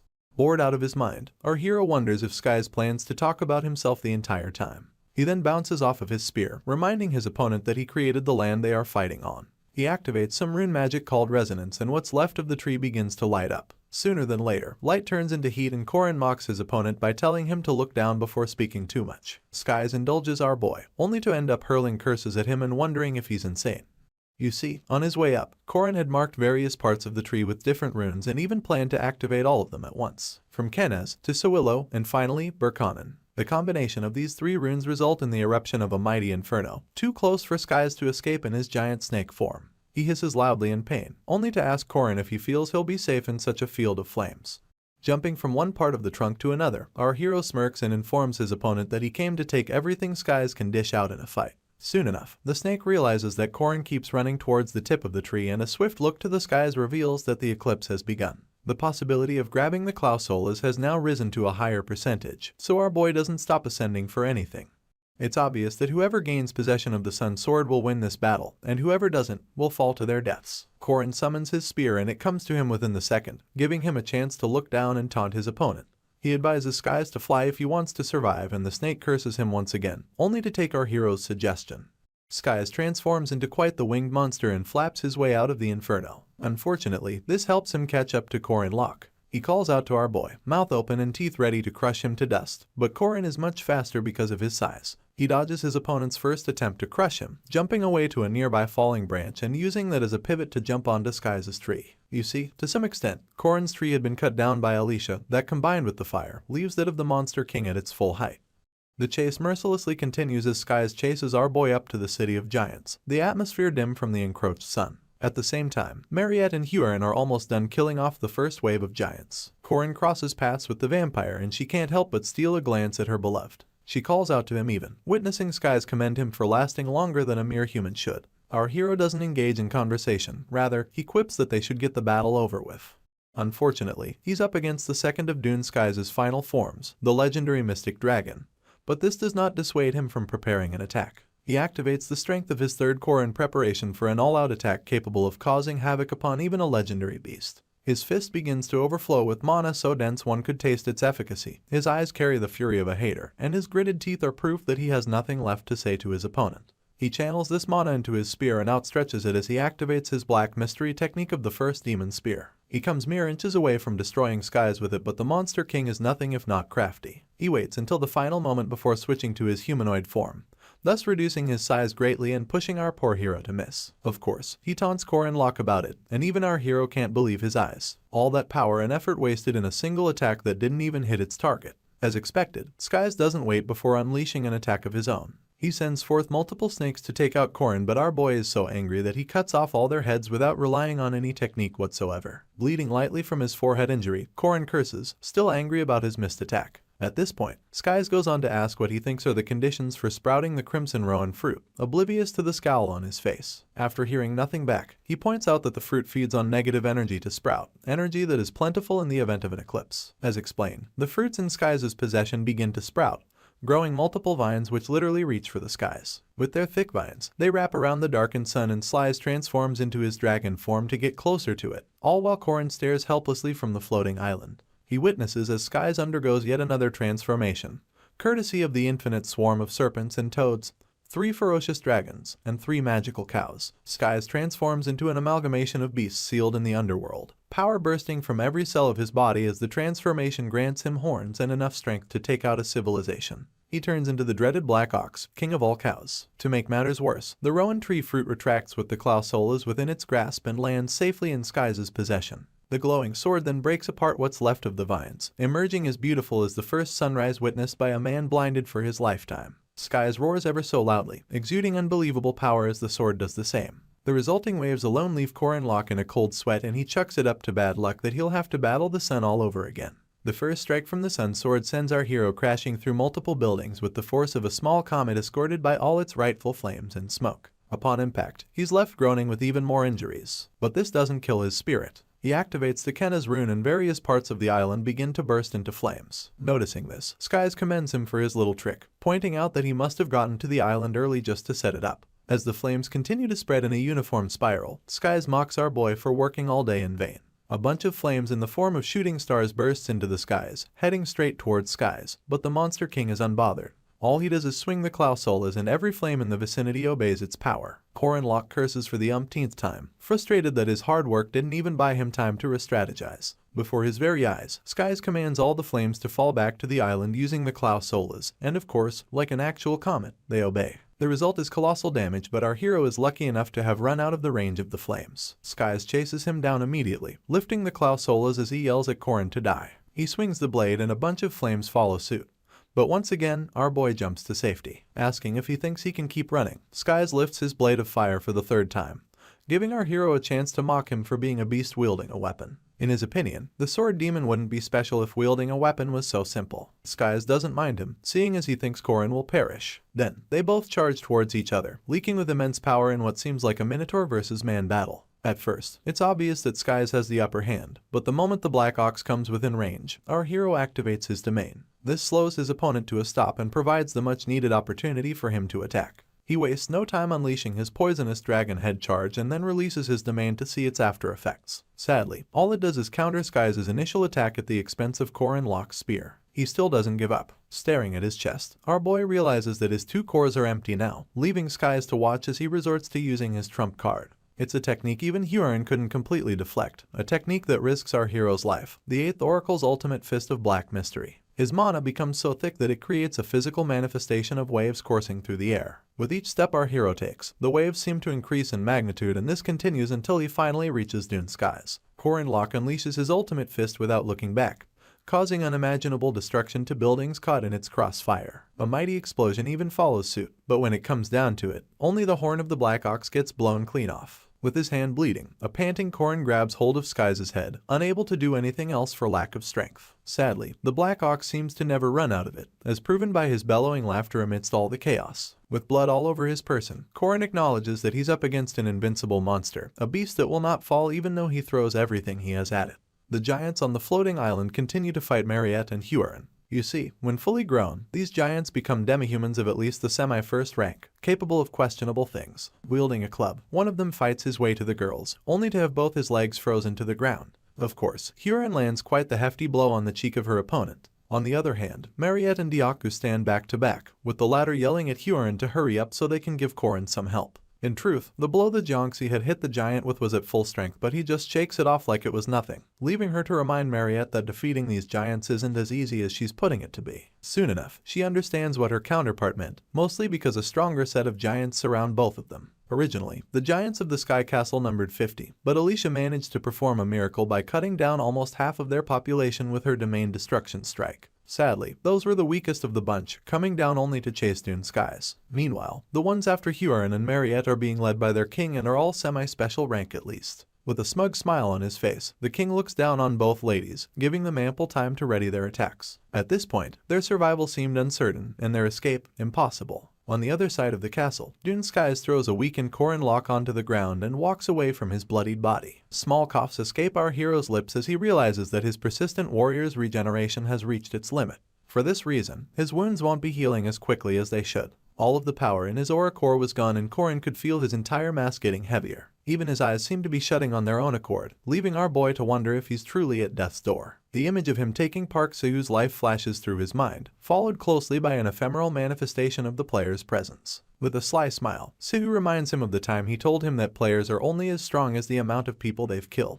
Comparing both their regimes, Sahu had actually made it to the final battle, so he taunts our hero with this info, asking him what he plans to do now that he's about to die at the hands of one of Baltazar's minions. For a fleeting presence, Sahu's joy seems to know no bounds as he tells Korin that all of his efforts so far have been for nothing. Almost immediately, our hero tells him that he's wrong and begins to pull himself up. He wonders why Sahu still doesn't understand anything despite being the player before him. He then realizes that Sahu never got to see anything before his death, not the way Mariette's smile still fills people with joy despite her being a vampire, or the way Hua and Ran are beginning to forge a way forward by accepting themselves. He never got to see Alicia surpass her limits, but the presence could care less. He cuts off Korin Locke mid-speech, telling him to just die and that he has done what he can. Annoyed, our MC aims to punch the crap out of Sahu but ends up punching the closest wall because the player is just a manifestation. The way he sees it, if Sahu had been present for the strides all the people he killed made, he wouldn't have lived such a carefree life. Korin Locke's outburst draws the attention of Skies, informing the beast that he still has some regenerative power left.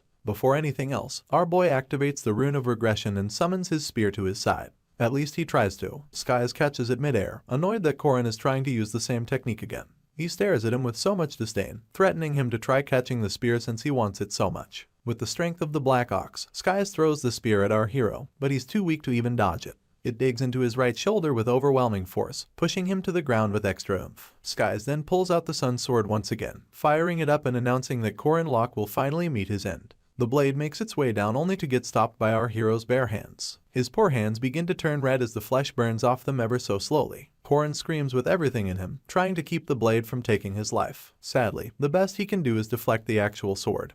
But the flames burn the clothes off his back and even the skin on his chest. While our boy lies almost unconscious amidst the rubble, Skies grips his sun sword tighter and turns around to leave. He only takes a few steps before hearing movement from Korin's direction, so he turns around again, picking him up and wondering how he's not dead yet. He proceeds to fling our hero into the air like he's some used toy. While he's in the air, Skies plans to burn him to a crisp, also that not a piece of him will be left to revive. With this in mind, he transforms into his dragonoid form. Korin outstretches his hand the same way he always does when he wants to summon his spear, so Skies concludes that it's what he's doing.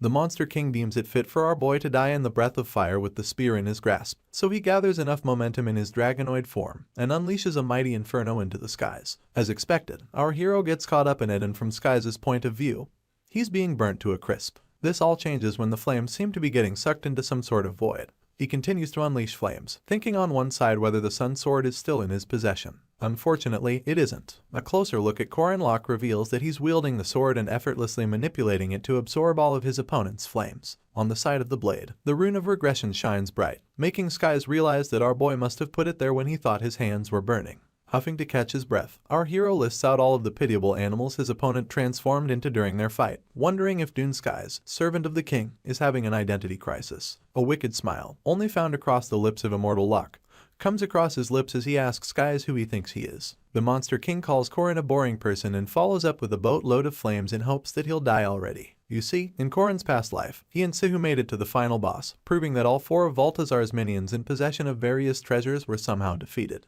Now, he just points the sword at thin air, letting it glow brighter and brighter as the seconds pass. Apparently, it possesses a special form only Korin is aware of in this lifetime, a little sphere of concentrated power. As the spear of the queen, our hero grabs hold of this sphere and swallows it whole. Skies spits flames at him in vain, but our MC just stands there, floating above him as the system informs him that he has consumed Claus Solus. In no time, the sun accepts him as its great warrior, and blesses him with the title Ergedlam, aspect of the sun. His hair becomes a flowing white, and as part of his new abilities, he obtains the light of the sun, Agatram. This way, as long as the sun is up, he's basically invincible. All through his upgrade, Skies doesn't stop sending flames his way, but all of the fire just seems to orbit our hero, preparing itself for when he chooses to send it back. Even Skies can tell that something has changed, for a puzzling look is all his face can muster. In the blink of an eye, our hero burst out of the flames, almost taking a chunk out of Skies on his way down. The Monster King is quick to change his form back to that of the Black Ox, watching as an ethereal-looking Korin Locke gently touches down. Our MC acknowledges that this is his second time using the sun, but this only infuriates his opponent some more. He rages towards Korin, hand balled into a fist in an attempt to punch his lights out. Gently, our hero glances at the ox and steps out of harm's way like a feather moved by a calm wind. Skies' punch crushes the concrete to bits, but these are pieces already marked by Korin Locke. All our boy does is speak the words Soillo and Kenes to activate them, and immediately, flames emanate from a multitude of rocks, filling the place. Skies' temper only rises with the temperature, the veins in his head close to popping from all the yelling and cursing. He screams that the Claus Solus is rightfully his, but Korin stays as quiet as he's always been. You see, the sun sword has the ability to concentrate all the heat and fire in the environment, so all the coagulated flames formed by his rune magic build up to his final attack, concentration of the sun. Claus Solus, using his spear as the conduit, our hero channels power unimaginable to the tip, and it continues to grow bigger with each step Skies takes towards him. By the time the Black Ox closes the distance, Korin Locke lets his power gush out like a broken dam. It consumes Skies whole, but the Monster King tries his best to fight it. He barely gets the chance to take another step before the explosive power turns him to dust, taking out everything from buildings to innocent clouds within its radius. Just like that, such a problematic enemy falls and silence replaces his once noisy presence. Feeling himself, Korin dares his enemies to challenge him in their numbers, promising to stop at nothing until he saves the world. The Huron Mariette duo is still busy fighting off semi-special rank giants, and they're having quite the hard time. Huron almost gets crushed by one of the pain giants as he laments about how he thought they were his allies. Nimble on her feet, she makes a run for it, but the giant chases her. Luckily, Mariette activates her crimson bow technique, shooting arrows made of blood at the enemy. Multiple arrows then burst through the giant's flesh, taking him out instantly. The vampire yells out her counterpart's name in a frenzy and they link up in no time. She wonders if Huron felt the change in the atmosphere, pointing out that Korin must have gotten help from something. Too bad that they're still surrounded by a bunch of sky giants, including their king who towers above the others, wielding quite the dangerous sword on his shoulder. Mariette begins a plan for her and Dyaku to pave the way for Huron to get the upper hand, but stops mid-sentence when a bright light descends upon them. Even the giants can't ignore this bright light, and they begin to suspect what it might be. Their suspicions are confirmed when Corinlock comes closer in all his glory, the aspect of the sun shining brightly within his palm. The giants have no choice but to obey after witnessing this, so they all take a knee in respect of the power that sealed them in the sky, the power of the sun. Huron zones out for a split second, only to notice that Mariette is long gone. The vampire had made a beeline for her crush, running into his embrace, worry evident in her voice as she called his name. Our hero is certain that the sun must be uncomfortable for an elder vampire like her, but when he points this out, she claims that it doesn't matter. Tears well up in her eyes as she asks why her beloved is so hurt and whether he plans to worry her to death. From the sidelines, Huron also makes mention of how hurt he is. In response, he reaches out and pats her head, flashing a smile and assuring both girls that he's fine. They share a sweet moment while the giants remain on their knees, but soon enough, Corin's hair switches from immaculate white back to its original black. Our hero doesn't notice this as quickly as the giants, who instantly glare daggers in his direction. His confidence begins to waver as it's replaced by buckets of cold sweat pouring down his person. Seeing as the power had deserted him temporarily, the giants plan to finish him off while they still can. By order of their king, they begin to chase down Corin and both ladies, forcing them to run like hell. It turns out our hero didn't expect the Claus Solus to turn off so quickly, but it's too late to do anything about it now. The horrible part of the situation is that their steps have nothing in comparison to the long strides of their pursuers. With one step, the King of Giants basically towers above Corin and his team, overtaking them and blocking their path of escape ever so swiftly. With his sword raised, he promises to kill them and then commands his subordinates to descend and lay waste to the humans. The shadow of the giant's hand is right above Corin's head now, so he concludes that they're going to get caught. Just then, something happens. A wicked slash from nowhere cuts off the giant's hand, and escorting it are crackles of blue lightning. Confused, the giant stares at his bleeding hand, trying to make sense of what just happened. Corin just smiles ear to ear, announcing that the old man arrived late. In response, Sword Emperor Garand Arden laughs, admitting that it took him a while to climb the tree because of his old body. Anyone can see the irony of this statement because of how much concentrated mana is leaking of this so-called old man. Anyway, he and his oversized blade approach the giants as he mentions how well the battle between Alicia and the sword demon resonated. With this, his eyes light up with excitement and he tells Corinlock to go on, promising to deal with the pesky giants. As his energy becomes explosive, our hero and his makeshift team take this as their cue to leave. Looking his enemies in their eyes, the Emperor talks about how he missed a good sight, referring once again to the battle between Alicia and the sword demon. The way he sees it, a new swordsman capable of fighting him has been born, and he finds it truly joyful to have experienced it in a world higher than the highest mountain. Laughter is all that escapes the old man's lips as he swings his sword every which way, cutting up giants as though they're onions in the hands of an angry chef. On their way down, Corin wonders if Mariette would do him a favor, and in turn she asks to know what it is. It turns out our hero would very much like to repay his debt to Garand Arden, but he wants to do so by cutting down the tree. Both ladies are confused, seeing as the man practically saved their butts minutes ago. Apparently, when Corin almost died at the hands of the sword demon, all he could think about was the fact that Garand Arden raised him. He even goes as far as quoting a saying about it never being late to take revenge. His evil smile creeps onto his face at this point and he declares that today is the day of vengeance. To convince the girls, he points out that the Emperor never really helps anyone, and then suggests that they leave him on the island for about a year. This is all it took to get them on his side, and in no time, Mariette uses her blood magic to summon a huge crystal while Huron readies her overpowered fists. Together, both girls attack the tree, breaking off a sizable chunk of it.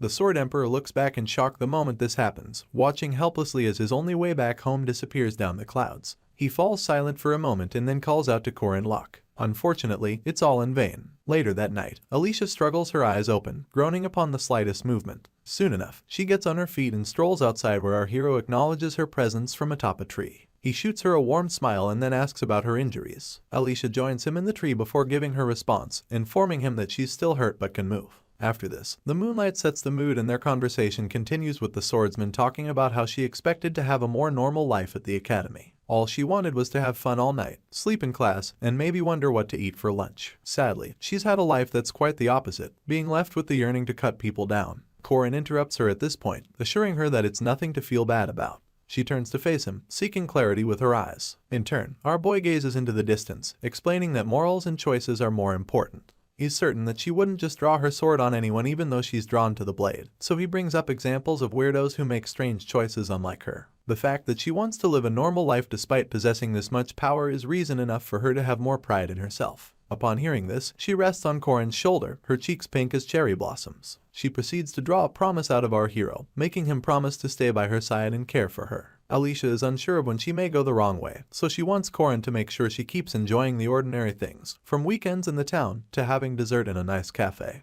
Our MC's warm smile returns at the sound of her request, and he offers to play along with whatever she asks. With this, they continue to converse into the night. The Sky Island saga had come to an end, but there were still some loose ends to tie up. Come the next day, Korin Locke admits to Huron and Mariette that he's getting engaged, but he's the only one smiling in the room. Both ladies who were eating basically freeze up for a few seconds. Mariette is the first to speak, wanting our hero to repeat what he just said. Huron would also like to know, but the moment they ask for the girl's identity, Lunia steps into the room, asking if they're friends with her man. With her usual air of confidence, she introduces herself, making it clear that she plans to engage her fiancé in a week. The personal pronouns she used in describing Korin seem to drive the girls deeper into depression, so much so that they just stare blankly as Lunia invites them to be her bridesmaids. Korin, knowing full well that both ladies are shocked, decides to continue messing with them for 5 more minutes before revealing that it's all a prank. Of course, Lunia plays along as our MC confesses his burning love for her, claiming that although he is young, his attitude entranced her. They barely get another sentence out before Mariette gets on her feet and quips that she's leaving.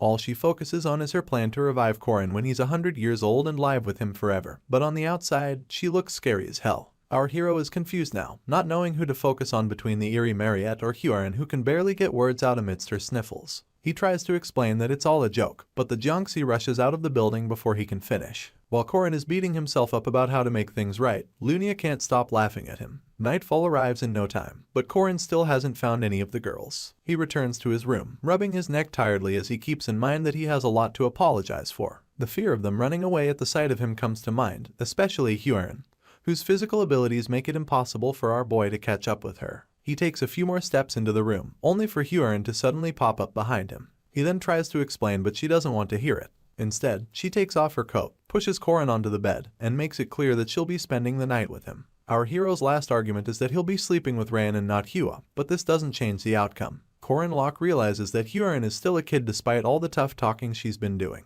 It turns out that all she wanted to do was sleep next to him while holding hands, contrary to what he thought she meant. The sun comes up in a flash, filtering into Korin's room with a vengeance. He wakes up to meet Huron already up, and concludes that only Hua gets up early. The Jiangxi pays him no mind, seeing as she's awaiting something that isn't coming. Our hero questions her about it, and she makes mention of a crane, wanting to know why it hasn't come yet. Stretching his limbs, Korin informs her that there are no cranes in the east, oblivious to the fact that the Jiangxi expected it to come with a baby. He blabs on about heading farther north to see the cranes and wins himself a punch in the eye. The two of them then sit for breakfast, where he informs her that the whole Lunia thing was a fake engagement.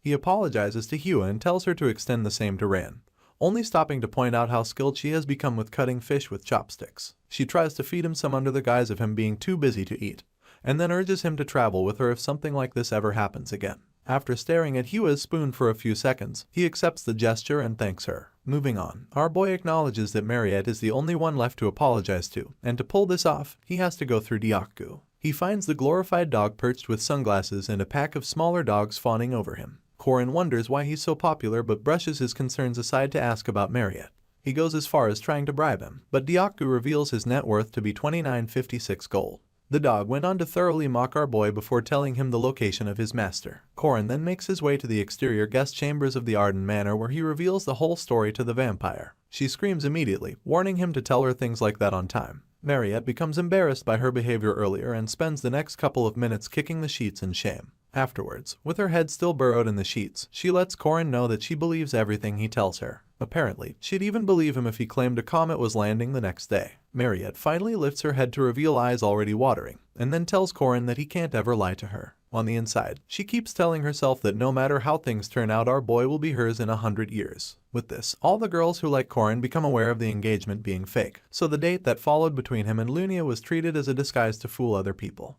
Our hero and his date sit opposite each other in quite the open spot, laughing and fraternizing to their heart's content. Unfortunately, one person had a problem with this, Alicia, the stalker. You see, the swordsman is currently sitting a few ways from our hero's table, hiding behind a menu like a poor excuse for a spy. She can't quite pinpoint her reason for coming, but her mind replays a certain mood Korin had set at the beginning of the semester. It goes on and on until she remembers the night before, when he promised to stay with her. Her trip down memory lane is rudely cut short when she witnesses her big sister leaning in for a kiss. Korin tries to question her as she cups his chin, but she claims they have to put up a sweet scene for their onlookers. This is all our boy needs to hear to lean in some more. He even reaches for the swordsman's hands, pointing out that they're rugged. She thinks it's unbefitting of a woman, but Korin plays with her fingers as he quips that he thinks it's cool. Now blushing, he and Lunia practically share the same breath as she mentions how good he is at talking to women, adding that he's still slow in some aspects. He wonders if he missed something, but Lunia refuses to speak more on the matter and just decides to leave first. Korin has to ask if she didn't enjoy the date,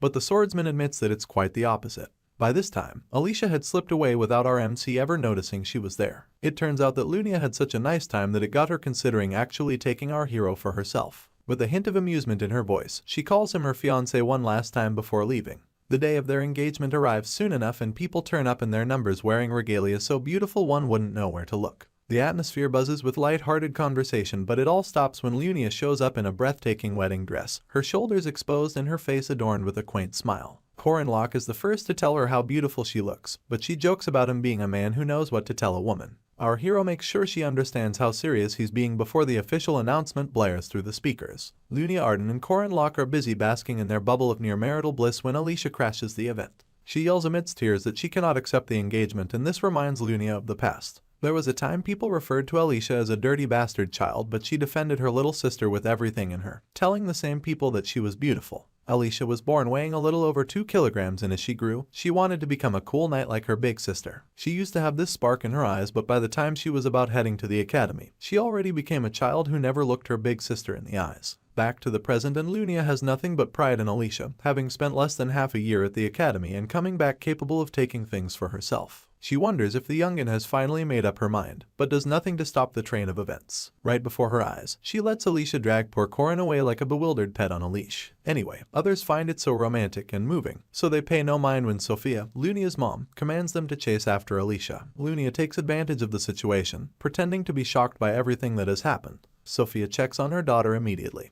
And while she's doing that, Mariette and Huron arrive on the back of her great eagle, confusing Sophia even more. The Jiangxi then drops from a rope, urging Alicia and Korin to hurry up. All the while, Lunia hugs her mother tightly, staring her little sister straight in the eyes. The moment Huron locks hands with the swordsman, the great eagle takes off, leaving her no choice but to lodge Korin Locke on her shoulder. As they fly into the distance, Lunia grabs her head and claims that the shock from what just happened has put her off from meeting men for a while. Her mom falls to the ground, even more confused than she was initially. With this, the prestigious wedding at the Arden household fell apart. From the moment they land, Korin Locke can't stop asking for an explanation. As he's taking off his coat, a note slips out of his pocket. In it, Lunia promises to officially come for him someday, and together, Korin and Alicia discover that the swordsman knew about everything from the start. After a couple of nervous laughs, our hero takes a look at the group of trustworthy allies he has gathered, only for Mariette to ask him about where they're to go next. He takes off his clip-on bow tie and announces that they should continue doing as they've done, seeing as they have tons left to fulfill. Just like that, the group's break in the eastern region comes to an end.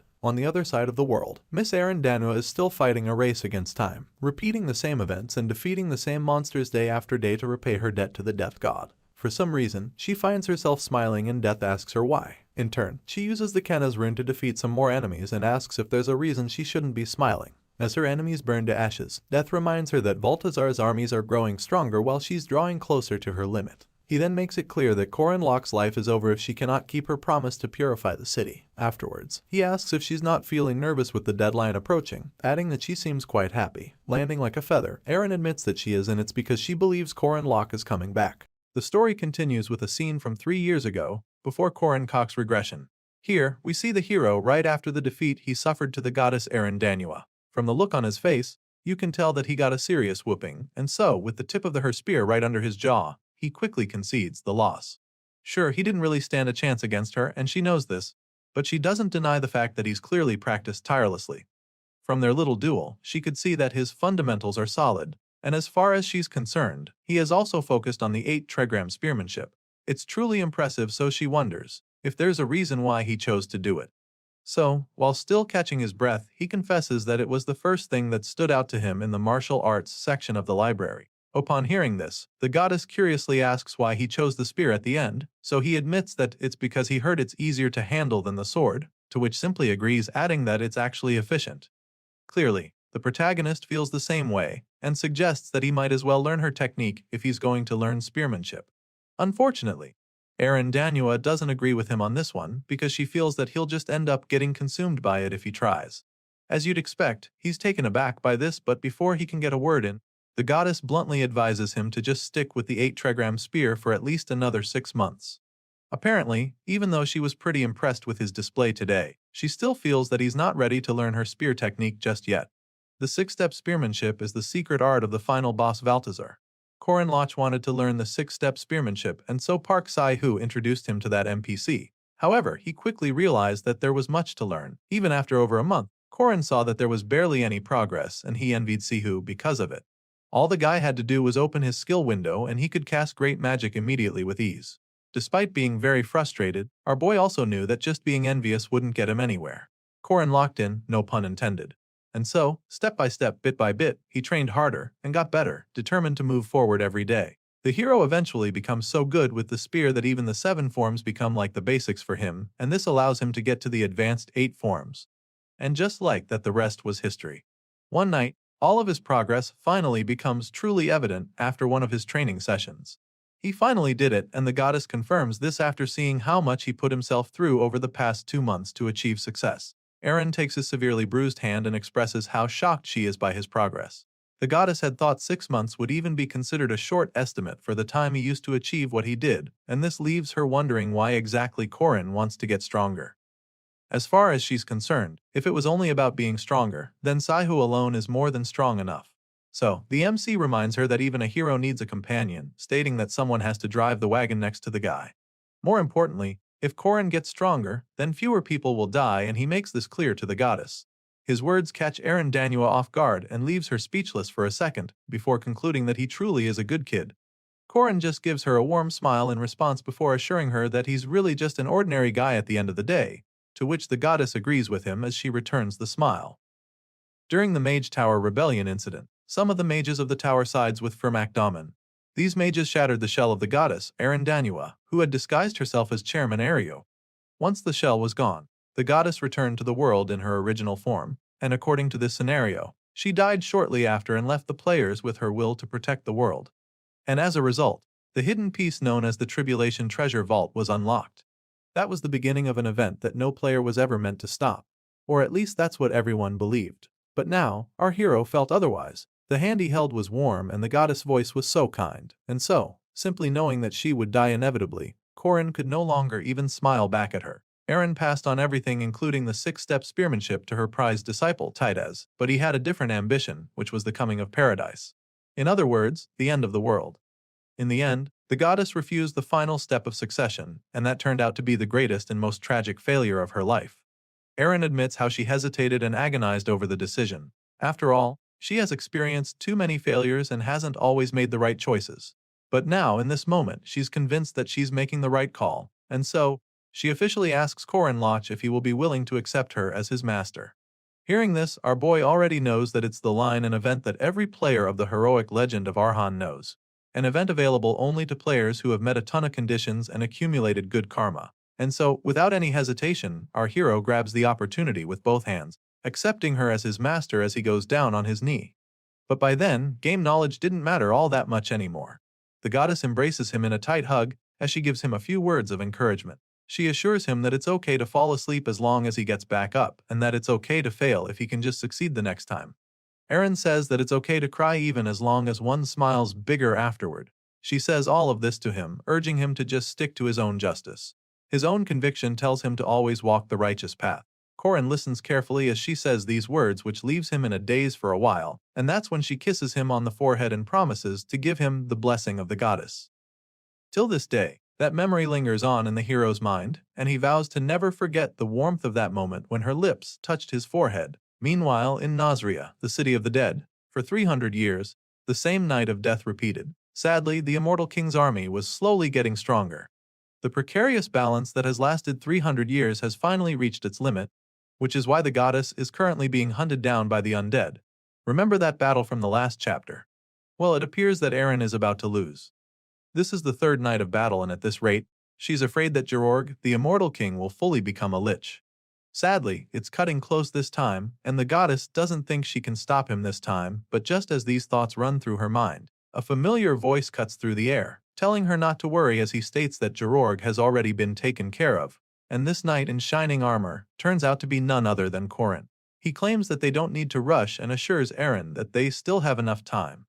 As you can imagine, the goddess is stunned by his appearance, and before she can even say anything, our boy simply informs her that he's come to save her. You see, when the normal King Georg dies, the city's time rewinds 3 days, and all the undead he created before vanish with it as if nothing ever happened.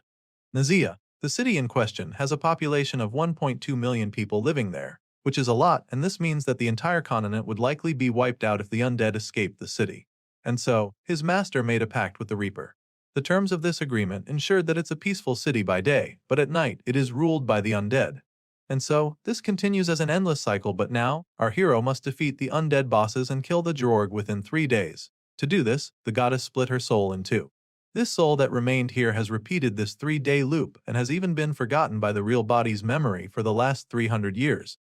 Everything was going fine for the city at least. For the last 3 centuries, and the pact remained functional, but eventually, Georg began to notice the loop the goddess had created to keep the peace, and now, this cycle has reached its limit. The soul she left behind can no longer maintain the loop, and it's only a matter of time before the forces of the immortal king take over the city for real. Because of this, Korin made a deal with the Reaper to purify Nazria within 6 months. And now, with that deadline approaching, they've looped 3 more times so that they could fight the undead by night and go on dates by day. Korin and Eren pretty much became a couple, spending every hour together, reading books, watching plays, and even visiting the circus from time to time. Unfortunately, their little holiday has come to an end and the final moment has come. So on the last day, the two have a little chat on the balcony as they reflect on the last couple months. Eren thanks Korin for coming to help her, admitting that she had fun, and he just simply wonders how she didn't just get tired of seeing the same thing for 300 years. In response, she explains that watching it alone and experiencing it with someone are 2 very different things. Korin admits that he's glad she had fun, but he still feels back that they'll never get to visit that amazing restaurant again. However, Eren doesn't think that they need a fancy place for it to be meaningful. As far as she's concerned, everything is enjoyable with her future disciple. The moment she says this, Korin looks her in the eyes, and before he even says anything, she already knows what he's thinking, so she states that tonight is the night they'll purify Nazria and end this eternal night. Our boy confirms this, claiming that it's possible based on his theory. Korin Loch had already tried it with Park Sahu in the last round, so he's certain that it's going to work. But that's only if there are no unexpected interferences. With this in mind, he tells the goddess not to feel pressured, reminding her that this is his way of paying her back. All he asks of her is that she grant him a wish when this is all over. Eren isn't sure what he's talking about when he says this, so she expresses her confusion, but before she can figure it out, the scene changes once again. The regression had lasted for 300 years. And after countless deaths, Georg had finally found the answer. The immortal king finally understood the original runes and how to use them to create his unending paradise of the dead. And so, he decided that it was time to defile the original runes with his new knowledge. At the same time, Nazria's cycle had also come to an end, and the curse unleashed on the city was amplified severalfold. Georg had finally succeeded in his quest, and as such, he was transformed into a lich. In this new form, the immortal king is confident that he can destroy the goddess. He promises to ravage her corpse, destroy her body, and even defile her soul. The horrifying power of the lich leaves even the battle priest stationed in Nazria trembling. He looks out from his station to see the endless sea of undead concentrated in the monitored zone. They all converge in one place, which has never happened before, so he's immediately overwhelmed by the scenes before him. It turns out that the true immortal king is using his power to summon every undead in the city, and so, this leads to the beginning of the limitless wave, the beginning of the undead march. That night, the fierce battle ensues and our hero is pretty overwhelmed by it. They're under attack and Eren is becoming very worried because things aren't going the way they planned. Sure, anomalies are expected sometimes, but this is the first of its kind for Korin, so the goddess suggests that they hide first instead. The hero agrees with her, but before they can make the next move, another powerful doom bolt is unleashed on them. Korin manages to deflect it, but right after dealing with that attack, he sees that the entire city has been afflicted with corrosion contamination declaration, turning it into the land of the dead. With doom bolts raining from the sky and poison seeping deeper into the earth, Korin realizes that the wave of death is truly endless. As they attempt to evade the incoming attacks, Eren figures that Georg must have already become a complete lich, and if that's the case, then the magic power in the city is nearly infinite by now. In other words, there's likely no safe spot to hide anymore, so she urges Korin to keep moving no matter what so he doesn't get consumed by the dark magic. As if the poison and doom bolts weren't hard enough to deal with already, undead hunters join the fray. These mid-rank undead creatures are unleashed on the duo, which just leaves them even more frustrated, despite being exhausted and overwhelmed. Our boy knows that he has to keep fighting, so he activates his 6th wave Sura the moment he spots the undead hunters. He tries to wipe out the undead monsters with this technique, but it turns out to be a lot more dangerous than he thinks. Eren sees it and immediately warns him not to use aerial movement against them, because stopping mid-air would be very bad for him. However, our boy refuses to back down, so he activates his rune of hardening along with the rune of wind, which allows him to keep moving in the air after destroying the undead hunters. Of course, the goddess is impressed by his skill and smiles, realizing how strong he actually is. On the other hand, Georg is absolutely furious when he sees the human warrior making a fool of his forces. Enraged by how evasive the duo have been, the immortal king decides to go all out, so he unleashes 10 mighty strikes of the boom bolt and laughs maniacally afterward, thinking that the job is done. However, his excitement quickly turns to shock because his doom bolts suddenly start to disappear, leaving our favorite spear-wielding hero completely unscathed. Korin is sure that the immortal king must have forgotten what sunlight looks like after 300 years of endless nights, so he decides to remind the Lich what light looks like. Georg begins to panic when he sees the bright light coming from Korin's body, claiming that it's impossible, but as our boy's hair turns white once again, it's pretty clear that it is indeed possible. However, the immortal king just calls him ridiculous for thinking that he actually has the power of the sun. As far as this Lich is concerned, there's no way a human can create that kind of power in a flash all on his own. And so, with this conviction, the King of Endless Night unleashes yet another Doom Bolt, but this time he throws everything he's got, reaching the maximum output. As the beam of death fires on, Georg lets out another villainous laugh, teasing the hero for even thinking that he could stand a chance. And once the Doom Bolt is done, he unleashes his undead army yet again. Besides having undead hunters and warriors to fight for him, Georg is also protected by the limitless magic of the moon. So, in his mind, there's really no way he can lose this fight. The killer zombies charge at the hero mindlessly, and of course, those that get too close are instantly sizzled away in a flash. As if that's not enough, the immortal king suddenly realizes that he's got another problem on his hands. Scattered all over the grounds in the city are runes of sun and flame all of a sudden, so the Lich is pretty alarmed by this. He doesn't understand how the human managed to get a hold of so many runes in seconds, and while the undead king is still trying to wrap his head around it, our boy finally responds to him. Korin agrees with him on one thing, which is the fact that power like this can't just appear out of nowhere. And so, we're about to find out exactly why Korin is so overpowered all of a sudden. The last 10 days with the goddess was the only time he could finally act like a real disciple. Apparently, it was all thanks to her, the hero, who didn't mind being forgotten that the traces of battle were quietly built up over 300 years in solitude. Because it just so happens that throughout those countless battles, his master, Erendanua, inscribed runes all over the city. So now, Korin Loch takes advantage of all the runes, activating them till they shine brightly across the entire city. With each rune glowing, the darkness disappears, and once it's time, the hero uses the Solar Focus simple deployment spell to create a huge burst of energy. The ball of fire grows bigger and bigger with each passing second, and just before unleashing it, Korin admits that he's a bit sad that this is the last night. But he has a job to finish and a promise to keep, so he says goodbye to the immortal king for the last time as he activates the Solar Focus, incarnation of the sun, to finally end the endless night. Just like that, he watches as all the undead and the poisons melt away and burn up to purify the city of Nazria. This kind of power on dispatch right now is something that no priest or any other power could ever match, because this is a colossal scale cleansing as far as he's concerned. The massive burst of flames spreads through the entire city, and as the darkness is rapidly purified, the immortal king loses his shit. He refuses to believe his eyes, insisting that it is impossible for a mere human to possess such strength. Unfortunately for him, his opinion doesn't count anymore, because his reign of terror is finally over. Georg is instantly incinerated by the power of the sun for good, and the flames burn on violently. With this colossal scale cleansing underway, all 1.2 million deaths, 300 years of darkness, and all the shadows of the undead are swallowed by the sun. The solar focus brings the 300 years old night to an end, and the sun can finally shine on the city of Nazria again. The Reaper joins them to look down on the bright city and admits how impressed he is. Seeing that the human hero actually did it is truly incredible to him, because he never imagined that the boy would be able to use Erendanua's treasure to achieve it. Hearing this, Korin explains that it's just a one-time miracle, admitting that not all of it was his own power after all.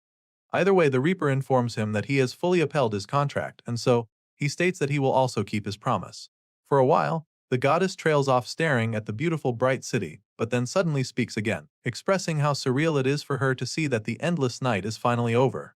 With a humbling look on her face, she turns to Korin and is about to talk about what would happen when this contract ends, but he already knows what she's about to say. After all, he's already been through this before, even in the future. Our boy knows what happens next. He knows that the goddess, who has guarded this land for 300 years, will disappear. To have achieved this, Aaron Danua knows that he must have worked hard, and he confirms that he did his best. So, she recalls their conversation before and asks him if he truly fell down a lot on his journey, which he confirms. She asks if he cried, and of course, he always did. Korin swore to never forget those words of encouragement she said to him, and in this moment, the memory flashes across his mind again. The hero vows once again to never forget her after she's gone. Even with different memories, the version of the goddess standing here comforts him with the same words as the one he met before. While holding him in her embrace, she vows to bless him with the goddess grace, just like before, and so it just made the moment so much more precious to him. The first time, Aaron kissed him on the forehead, but this moment is different as they lock lips. The goddess kisses him with tears running down her cheeks, and then she calls his name, sincerely hoping that he finds happiness in life. The two enjoy this wholesome moment together, knowing it would be their last, and so, just as the sun completed its role and night fell, Aaron was nowhere to be found. Korin stands on the balcony, recalling his last moments with the goddess as the rain pours down on him. She was finally gone, and the only one left was her old disciple who she had raised since childhood. The royal palace remained as it was as no other visitors came by afterward. After being betrayed by Balthazar, the disciple she had cherished as her successor, the queen was sealed away for over 80 years. And in that time, she was only woken up from the long sleep of silence and solitude by the sudden rush of memories from 3 centuries ago. 300 years ago, when she wandered the world, she met with the Reaper and asked him to make a contract with her. For some reason, she had forgotten Nasria, but she suddenly began to see the same flashes thousands of times to remind her of the endless battle with the Dark Mage who was also bound to the city. Aaron started to realize how boring it must have been for her other self to spend 300 years in the land of darkness. In one of the flashes, she saw Korin making a contract with the Reaper, which left her wondering if he betrayed Balthazar to seek her out. She wasn't sure what was true, but then the memory of Korin appearing in the dark city of Nasria to save her flashed as well. And as her doubts spiraled, her last memory was the moment when she blessed him with the goddess grace as she kissed the human hero. This rush left her flustered even in her dreams, and that's when she finally woke up. Just then, Josephine walks in talking about a new book she wants to read, but Aaron just screams about how she's losing her mind. It turns out that the memories that merged refused to vanish, and so, that moment with Korin had become etched in her mind. It was her very first kiss, and as such, an unforgettable memory for life.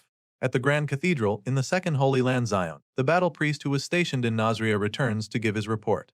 Estelle, the saintess, is taken aback by the news and finds it hard to believe that the entire city of Nasria was purified in a single night, when it was known to have over 1 million undead, but the priest insists that it's true, telling her that it was like the sun itself, and he's about to go on about how it's a blessing for humanity when she cuts him off. Estelle is the saintess who is said to possess the greatest power in history, and she's very intrigued by the news.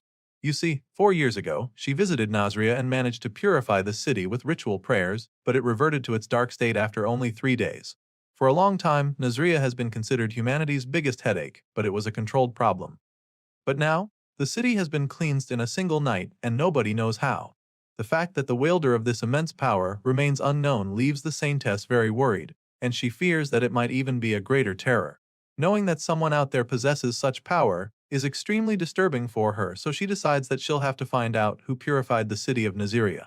The news of the colossal cleansing sent shockwaves through every force on the continent. From the Mage Tower and the Old Church, all the way to the frozen north. Everyone was on their toes concerning the mysterious power that purified the city of the undead after centuries. Meanwhile, in the Dingle Peninsula of the North Kingdom, there seems to be something brewing.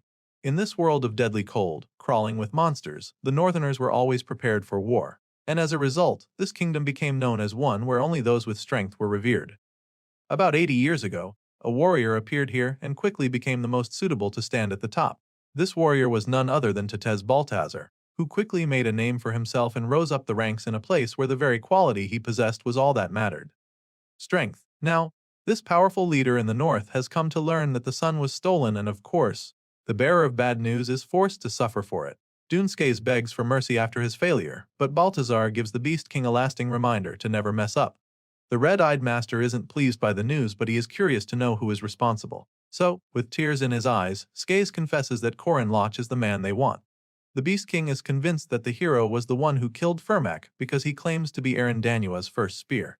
Apparently, the hero's name rings a bell and his advisor wonders if he knows the culprit, so Baltazar confirms that he's familiar, claiming that his rival changed from Parksio to Korin.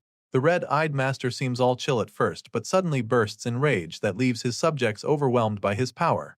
Baltazar is infuriated that the hero has already appeared less than a year later, especially since he calls himself the first spear of his beloved master, the one he both loves and hates, Arandanua. For this hero to call himself the first spear of the goddess, the treacherous disciple decides that he truly needs to meet the young man named Korin Loch. Speaking of the young hero, while the North slowly gets ready to unleash war on him, he makes his way back to the academy, feeling excited to begin his second year. Back in the academy, we're taken over to the integrated dormitory, where some of the students live. The place was created to manage the special beings within the school. In other words, it's an isolated dorm built for Warren and Marie. Since there aren't many residents in this special facility, Professor Josephine acts as the dorm supervisor, and it's safe to say she probably needs a raise with all the crazy stuff she has to deal with all the time. Her glasses almost fall off her face when she bumps into Warren outside. She can't even begin to imagine what the red-eyed girl is up to, so she asks her to explain herself. At this point, we see Hua holding up a massive bluefin tuna fish, and in her defense she heard the eyeballs are good for EQ, which just leaves the professor speechless for a second. You'd think that's what she has to deal with at the moment, but then she takes another look and finally gets to see all the mischief the students in the integrated dorm are up to. Apparently, Korin and the girls are cooking up a huge seafood delicacy and our boy is the mastermind. The overwhelmed professor is stunned at first, but quickly calls out to Korin, demanding an explanation immediately. Well, he's not really bothered about getting in too much trouble, since he's pretty much the assistant form supervisor. It turns out that this is actually much bigger than just a big meal for themselves, because Marie is literally supervising a group of guys setting up the place for the event. Anyway, Korin fills the professor in on what's going on, telling her how Marie says there will be lots of guests coming in, while the guys carrying in the massive furniture are struggling to avoid getting crushed. Our boy explains that Warren bought the bluefin tuna at the market and that they decided to share it, but it looks like she doesn't have any plans to share the fish with anyone. As for Alicia, she came around to help too, and she's going all out with her cooking skills, even using the Arden-style, sashimi-style thin slicing on the tuna. After breaking it all down for the dorm supervisor, our boy gladly offers her a seat at the big table, promising to give her a nice treat for a good price. As flattering as it is, she isn't in the mood, so she simply tells them to just stop, quickly clean up, and then get to sorting out the rooms for those freshmen she told him about the last time. Sure, Korin doesn't mind sorting out the room and assures her that he can even do it for himself. Since the freshmen are siblings, he figures that they can probably share a room too, but Josephine insists on helping him out with it, especially since they actually need 2 rooms for the girls. More importantly, the new students will be starting at the academy the following day, so she informs him and asks him to help her show the girls around the next day. For some reason, the moment she says this, a really creepy smile appears on Korin's face as he takes a bite of his tuna. Clearly, he's not done with his mischief, because he has one more favor he needs her to grant before he agrees to help her out. So, the thing is, each year, the responsibility of guiding the freshmen falls to the outstanding second-year students of the academy. But now, Marie Donarev is in her third, so it falls to him to handle, because he just happens to be the person best suited to lead the freshmen. From the look of things, the MC takes this assignment very seriously. Man literally gets dressed up in a snazzy white suit for the tour and makes Warren hold up a banner congratulating the new students on their admissions. God only knows how he got her to play along with it. While she looks like she'd rather be anywhere else, the other students are blown away by how cool he looks in his new outfit. Well, the guys mostly though. Korin notices that the girls aren't really reacting, so he contemplates singing for them to charm them. All but before he can even develop the idea further, the red-eyed nun stops him. She's finally had enough, so before he can embarrass her some more, she whacks him in the head with the sign to knock some sense into him. That's pretty much where the tour ends, so he tells them to go in to meet the professors, encouraging them to their best. Clearly, Warren has been done with him for a while, so once the freshmen leave, she gives him back the sign. Korin is surprised that she's heading out so soon, so she simply informs him she's late for a meeting. Apparently, someone annoying said they'd come looking for her, so Korin curiously asks who she's talking about. Despite showing concern, she just remains vague about it and jets off, leaving him a little confused because they're not supposed to fly in the academy. Leading the freshmen around really makes it hit home for Korin. It's becoming really clear now that the new school year is starting soon, and while he's thinking about it, The new siblings Josephine talked about, Ren and Ron, call out to him, claiming that they're about to head in too. The two decide to move on, so Corin finally gets a good look at them for the first time. There are a few notable freshmen this year, of course, but from the look of things, these two are the ones drawing the most attention. Once again, his thoughts are suddenly interrupted when he hears a familiar voice leading some of the new students. It turns out to be Alicia, who seems to be in charge of the West Gate. She clearly looks pretty busy, but he figures he can just say hi, but that's when another character gets his attention. This posh-looking young lady in red introduces herself to him, revealing her name to be Miriam Elizabeth L. Rath. Of course, our boy is gobsmacked by her appearance. So now he's starting to rethink his earlier opinion about Ren and Ron being the most notable freshmen. Clearly, this red-haired stunner is something special. People might not recognize the face or her first name, but no one doesn't know the surname Elrath. Corin is familiar with this name all too well, so he immediately goes on his knee to greet her. The young lady standing before him is the second princess of this country, and the greatest villainess of heroic legends of Arhan. Yep, that's how big of a deal Miriam Elizabeth Elrath is. Seeing how polite he is, she commends him for his remarkable etiquette, and it makes her wonder if he learnt it somewhere. At this point, Corin admits that he learned from someone he knows. He thinks back to the moment when the lady in question taught him how to be a gentleman. She taught him to always kiss the hand of a beautiful lady and ask for a dance. But of course that's another story. It appears that these two have actually met before. They met in the previous timeline but not inside the academy. He's clearly still feeling a little awkward about it, since he's the only one who still remembers her. This version of Elizabeth doesn't know who he is, but she's still intrigued by him. In the current scenario, the princesses aren't even meant to be here yet, but for some reason, the two sisters have already appeared. While he's still trying to wrap his head around Miriam's presence, her sister Estelle Hadatha Elrath, who asks to shake hands with Corin. Since she's a princess, you'd think she'd expect him to go on one knee and kiss her hand like her sister, but she settles for a handshake instead. Corin takes her hand to greet her and admits what an honor it is for him to meet her. In response, she tells him that there's no need to be so formal, so they're schoolmates after all. Besides, she doesn't use honorifics with him either, so it's not like she's expecting it. Just then, the younger one, Estelle, looks over at her sister Miru and pretends like she didn't see her earlier because she's shorter. Clearly, she's the meaner one in the bunch, and so she's always teasing Miriam. On the other hand, the redhead obviously doesn't like her name being shortened.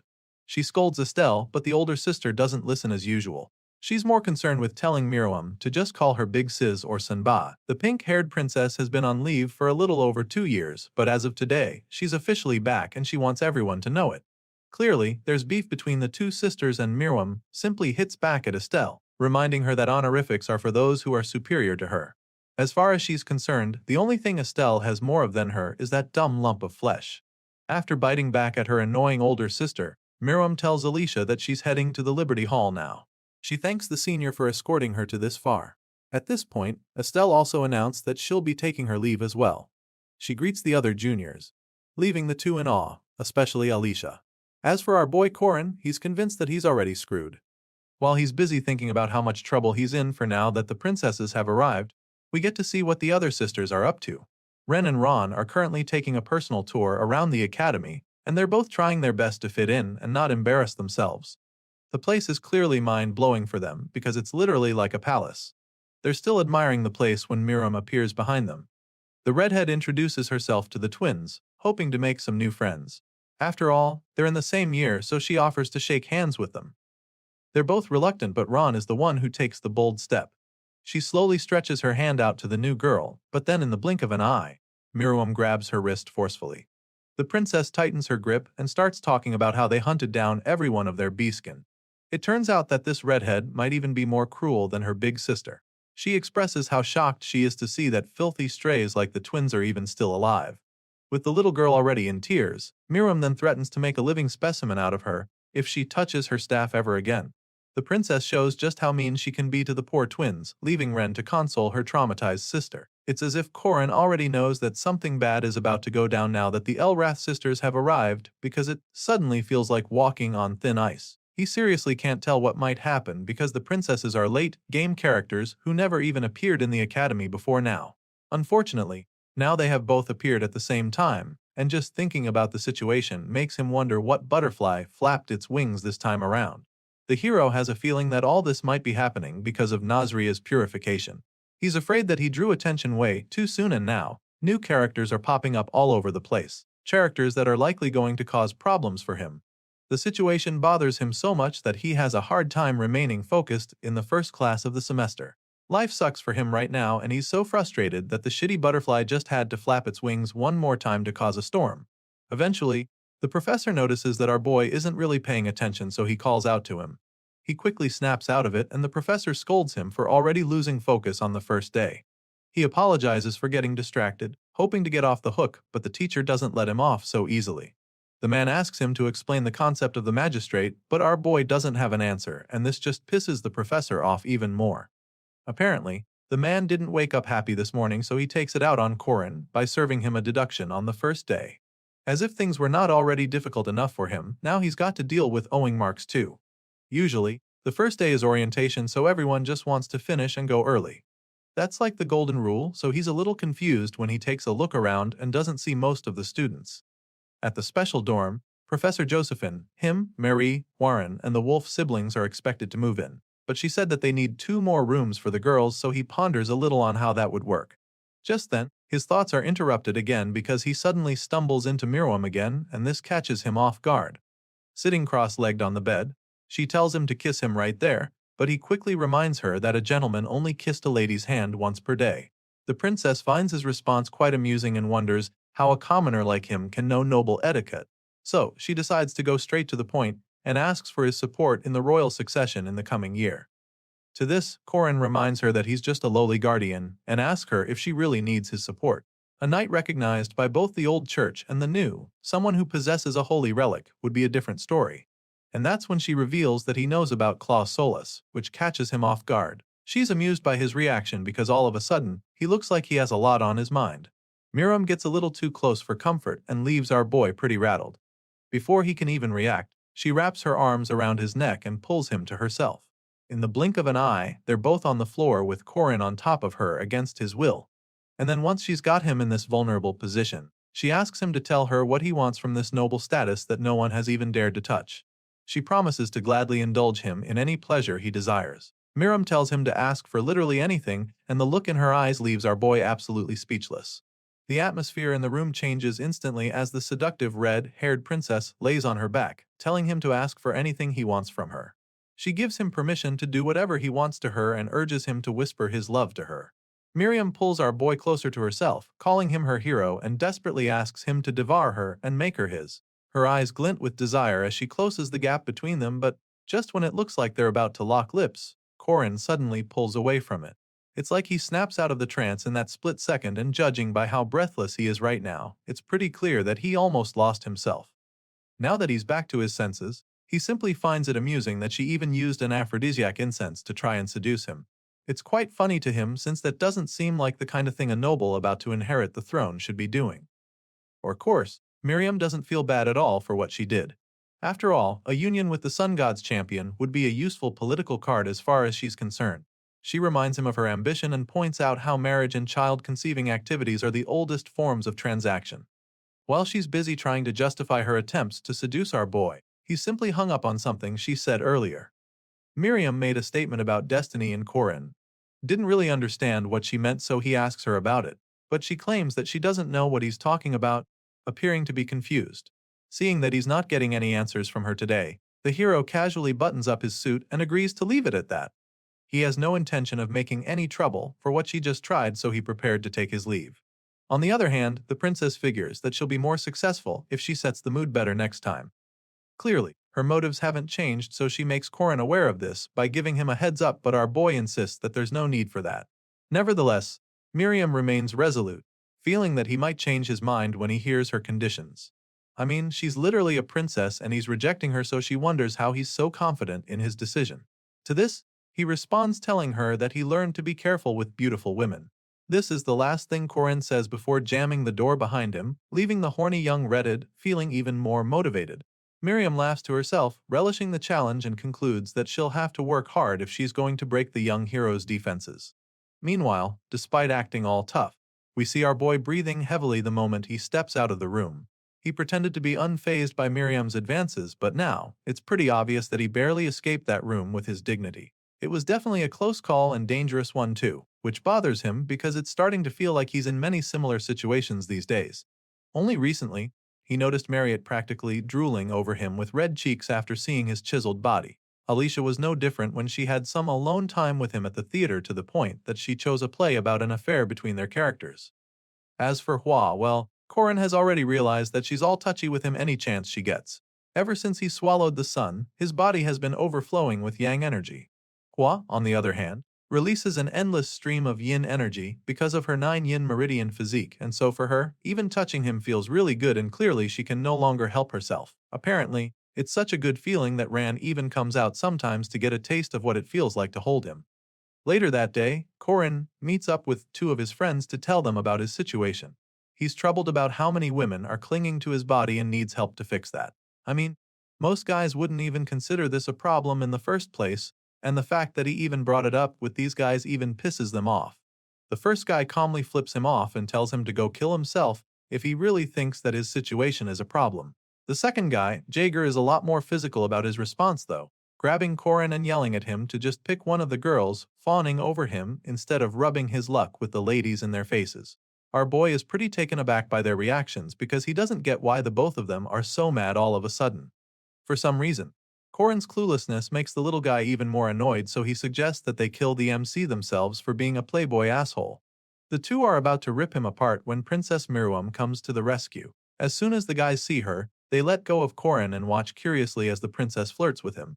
Our boy is pretty nervous now that she's here, especially after their last encounter. With an awkward smile plastered on his lips, he asks her what brings her this way, and that's when she asks him to give her a tour, because she's going to the city center soon. Of course, he can't say no since it's literally his job to show the new students around. Meanwhile, the guys suddenly start to see what Korin has been talking about and notice how uncomfortable he is. Jaeger doesn't think they need to interfere with the conversation since it looks like the princess is about to devour Korin any second now. Even the little guy, who was pretty jealous of our boy a few moments ago, is starting to reconsider his stand on the matter. Taking a more academic approach to the matter, Glasses over here just suggests that Korin's body is actually releasing pheromones, but they're not affected by it thanks to their immune systems preventing it. Jaeger is a little slower to grasp the terminology, so he just mopes at his little buddy, wondering what he's talking about. As if it wasn't bad enough that Korin is stealing the hottest girls in the academy from them. Some men at the school also find him attractive. This is confirmed when the 2 friends notice Chairman Ario acting all fidgety and nervous while talking to the hero. Jaeger is quite horrified when he sees this, while Shorty is even more convinced that there's definitely something up with Korin. Later that day, Chairman Ario addresses the new first-year students. Every year, Merkaba Academy's first-year students conduct a practical training at the hunting ground. In the forest, rather than facing off against actual monsters, the freshmen will be tested by a few of the outstanding second-year students who will serve as their opponents. They're expected to use whatever means necessary to take down their opponents and retrieve their insignias. The chairman explains this to them, and then with a gentle smile on his face, he officially signals the start of the annual tradition. Not long after that, the freshmen find themselves on the hunting ground in the forest, and they're all really excited about the assignment. Among the new students, one stands out really well, a second-rank warrior in training who leaves all the other freshmen in awe. Many of them are eager to befriend him, as students of his rank aren't exactly common. They ask the purple-haired dude to form a temporary part with them, and he appears to be fine with the idea. Turning to his excited teammates, he suggests that they regroup and pick a strategy before finding their way through the forest. Despite wearing a proud smile, he's actually not satisfied with being second rank, as his main ambition is to surpass the first-rank princess, Miriam. Right now, he knows that there's nothing he can do to avoid losing to her, and he's made peace with that, but the thought of being the same rank as the Beast twin siblings makes him sick to his stomach. Clearly, this guy's not as nice as he appears, and he might just be as cruel as the princesses. He's so irritated by the Beastkin that he even contemplated quitting the academy on the spot.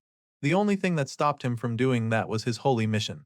Last semester, a covert unit from the Order infiltrated the academy to eliminate the monsters, but they were captured instead. The Bishop Renaud Luzignan denied any connection to the sect in order to shame them, but in truth, they sent this purple-haired knight in training, Jermaine Luther. Now that he's at the academy, his priority is to stay undercover to hide the fact that he's actually from the Order. And so, his assignment is to pose as a model student at the academy. Jermaine is suddenly drawn out of his thoughts when his teammates call on him for help. Apparently, the second years are already attacking them. Even though they're just third and fourth rank extras in his eyes, he is determined to gain their trust by completing the practical training with them. At the end of the day, The first one to defeat the seniors and steal their insignias will be recognized as the most important, so he doesn't mind showing off some of his skills on this assignment. Besides, they were told to use any means necessary. With this in mind, Germain conceives a master plan to lead these kids and pretend to be their friend so that he can use them as pawns to achieve his goal when the time comes. Testing the freshmen is usually the role of the older students, but that's exactly not the case this year. Josephine is having a bad feeling about this whole assignment as she recalls her conversation with Corin earlier. He agreed to help her out with the new student orientation, but for some reason, his condition was that she included the returning students of his choice to the hunting ground test. Josephine still doesn't know why Corin made that request, but she's starting to think it was a bad idea to grant it. The new students had no idea what was in store for them in this assignment as they didn't know which second-year students they'd be up against. But as they look up to the sky and see the massive figure emerging from the woods, a wave of horror washes over all of them. The huge shadow falls on them, and in that split second, darkness swallows the forest. The first senior they'll have to deal with made a pretty big entrance with her massive metal golem. Apparently, Yule had mastered the ultimate druid technique Wicker Men in half a year, and so Corin decided that she be invited to the hunting ground too. Besides her, there's Drawn, the magic swordsman mercenary, also in the second year, who acquired a super expensive magic sword set due to a hugely successful investment. He's definitely a force to be reckoned with, and our boy also wanted him around, as if these two seniors aren't already terrifying enough. They're also going to have to deal with Cranel Rudin, a goalmancer. Thanks to a successful investment and a goalmancer crafting technique someone procured for him, Cranel knows how to control a super golem, which is why Corin added his name to the list. And then another powerhouse the freshman will be getting introduced to in this practical test is Warren. Apparently, the warrior nun is so pumped up for the exercise that she couldn't even hold back from wiping the floor with some of the first years in her path. Finally, the last second year on the list is Alicia, the candidate for the head of the Arden family. She makes her entrance with bolts of electricity so menacing that most of the freshmen run for their lives, especially after seeing the twisted smile on her face. Well, in her defense, she smiles all the time, but they're not willing to take any chances. With the arrival of the second-year students, the atmosphere on the hunting ground changes immediately. The once brave and excited freshmen take to their heels after seeing the forces they're up against. As for Germain, he's just dazed at first. He watches his supposed teammates flee from the scene like they just saw a ghost, and this makes him panic a little. Despite being the only one left, he refuses to run away like a coward and patiently waits for the opponent to reveal himself. Just then, a figure with a spear emerges from the woods, and after taking a close look at the guy's face, he realizes that the others ran away from a clown. Germain draws his sword, thinking that the others are simply pathetic for running away, but then, his eyes widen in horror when the Joker strikes. This so-called clown activates the Rune of Fire to unleash a massive explosion in the forest as he makes his own entrance. At this point, Germain still had no way of knowing that the person who turned all of Merkaba Academy's notable second years into super soldiers was the clown before him. This terrifying Joker takes out all of Germain's teammates in a flash with a sick smile laced on his face the whole time. By the time he's done, everything around them is covered in flames, and that's when he turns to face the purple-haired knight in training. Seeing the new kid trembling on the floor like a leaf, the clown teases him for being so serious and then hovers over him with an even more insane look on his face as he urges Germain to smile for him. In a few moments, our boy manages to turn a good portion of the forest into a mini hellscape, and the injured knight finds himself running for his life through the flames. Germain was born in the St. Michaela Monastery and had walked down the path of faith his whole life. Since his birth, he's had many moments where he wanted to ask if God really existed because of what he'd been through. But now, as he's being hunted down by a sinister clown with a spear, he looks up in horror and can finally confirm that the devil is certainly real. The Joker hovers over him once again after tripping him with the spear, and with another sick grin etched on his face, he tells Germain that this is the end. Of course, the young freshman is scared shitless after hearing these words and begins to bawl his eyes out as he awaits his fate. But just when he thinks he's about to get impaled with the spear, the clown pats him on the head, leaving the kid seriously confused. Our boy admits that Germain has more guts than he expected and then gives the kid a hand up while introducing himself. Corin reveals his name to the traumatized freshman, and it instantly rings a bell in Germain's mind. He recognizes the name because he knows Corin Loch is the same man who fought Lunia Arden on his own. After the introductions, the hero reveals that this whole nightmare with a fiery clown was all just to help him find skilled people among the first years. And so far, the only other person who impressed him besides the princess is Germain Luther. Sure, The kid probably peed his pants while running for his life, but Korin can see his potential, so he asks Germain to work with him. The MC informs him that he always welcomes skilled people into his team, and of course, the young knight doesn't even think twice before accepting the offer. He shakes Korin with both hands, still absolutely blown away by the fact that the man standing before him is the famous hero people have been talking about. While the ambitious young knight is still wrapping his head around what just happened, Korin checks scouting the kid off his bucket list.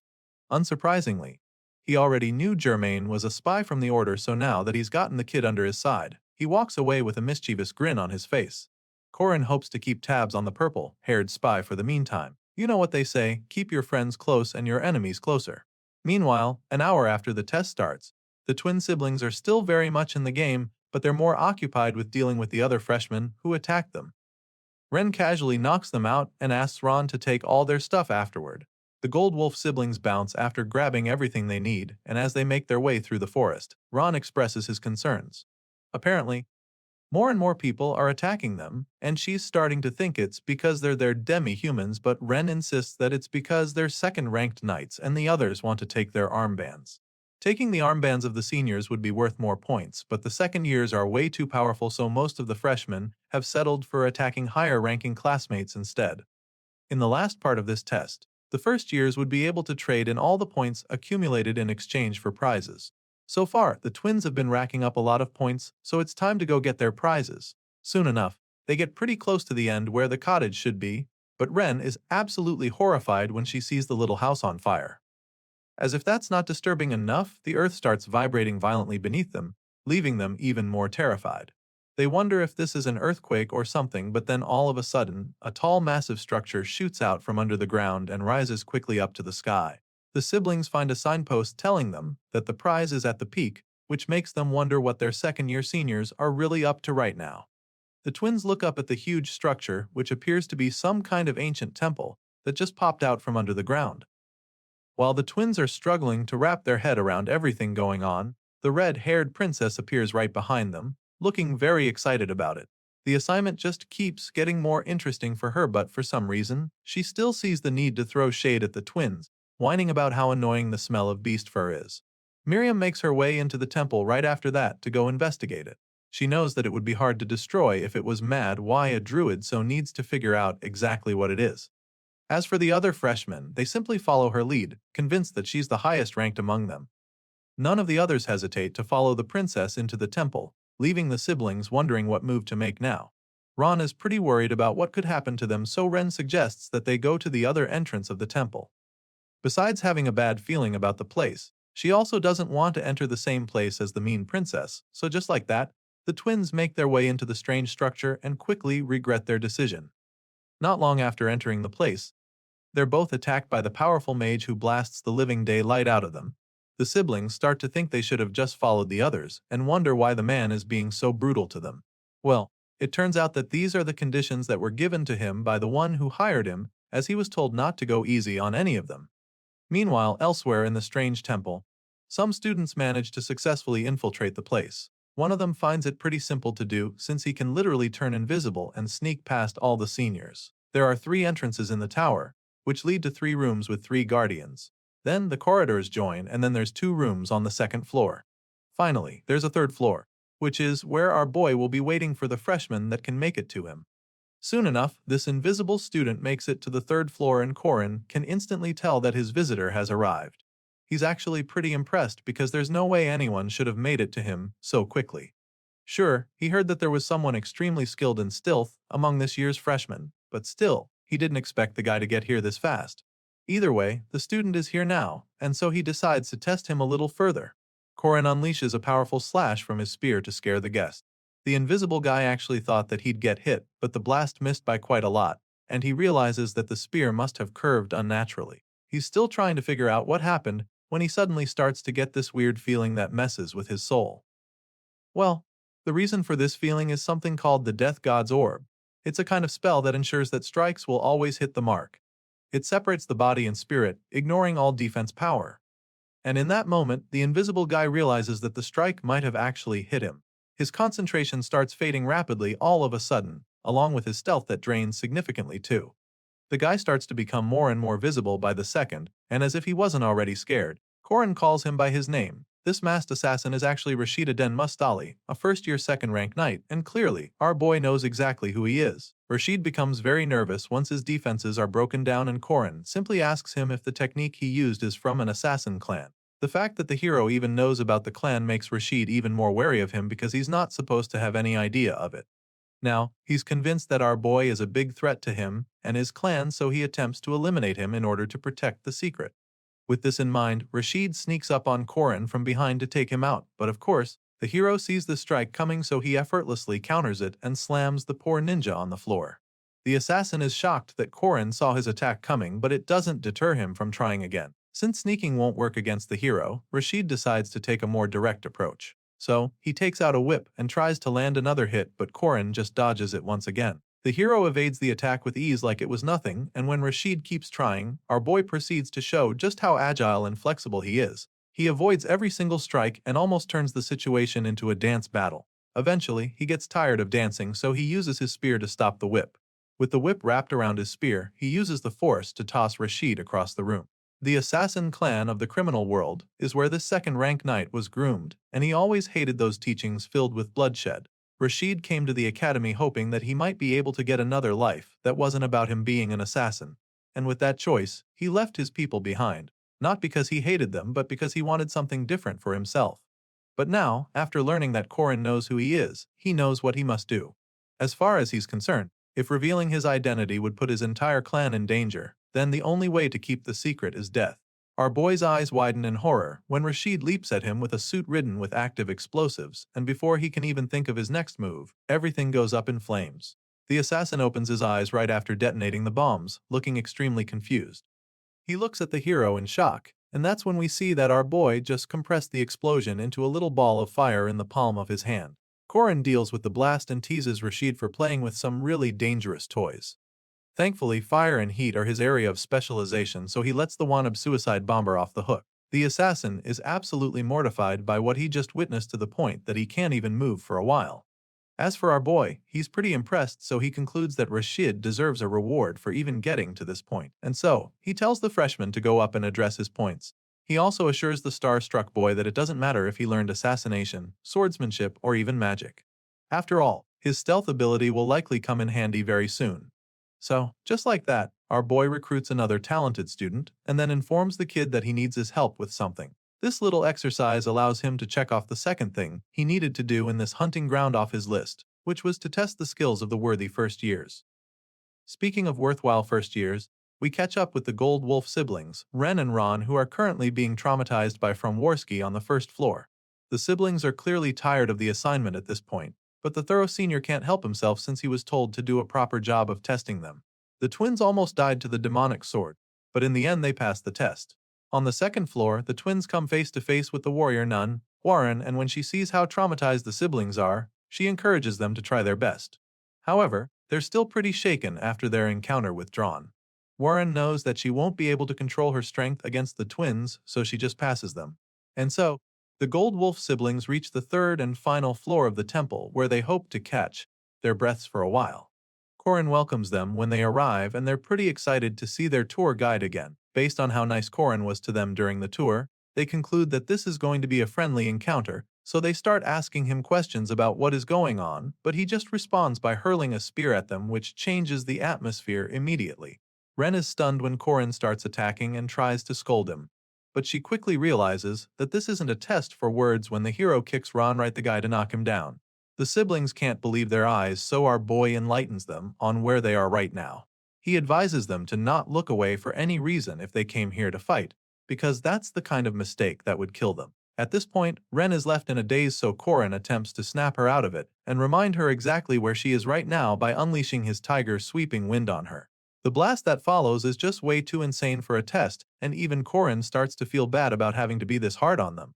It doesn't feel great for him, but it can't be helped, because the last thing he needs to do on this hunting ground is to ensure that these kids can pull their weight by growing them to that level. The hero needs to be certain that the chosen students are up to the task for what is to come, and so he can't go easy on them.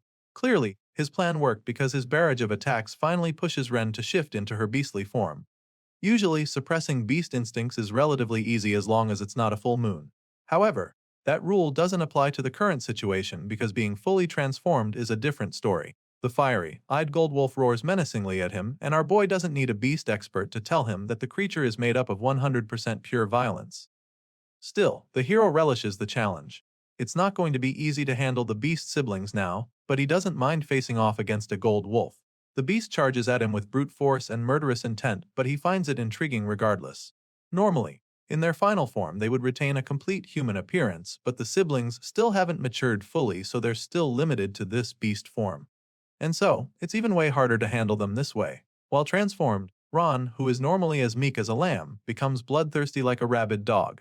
As if dealing with one formidable gold wolf isn't hard enough, our boy has to fight the both of them in their lethal forms at the same time. Communication between beasts can be done wordlessly while they launch coordinated attacks. And for these siblings, who have braved danger together their whole lives, there leaves no opening. In other words, Core and Loch can't afford to slip up for even 1 second against the twins, because they're so connected that they can team up against him seamlessly. The hero launches an equally powerful strike on the first gold wolf, and as soon as he lands the hit, the second goes to help her without hesitation. Sure, he's impressed by their teamwork and how he cares for his sister even in the middle of a heated battle. However, he's about to teach the gold wolf twins a very important lesson, which is that they should never stop their feet while their sibling is getting attacked. As far as Corin is concerned, he should try to attack the enemy with that window rather than trying to save his sister.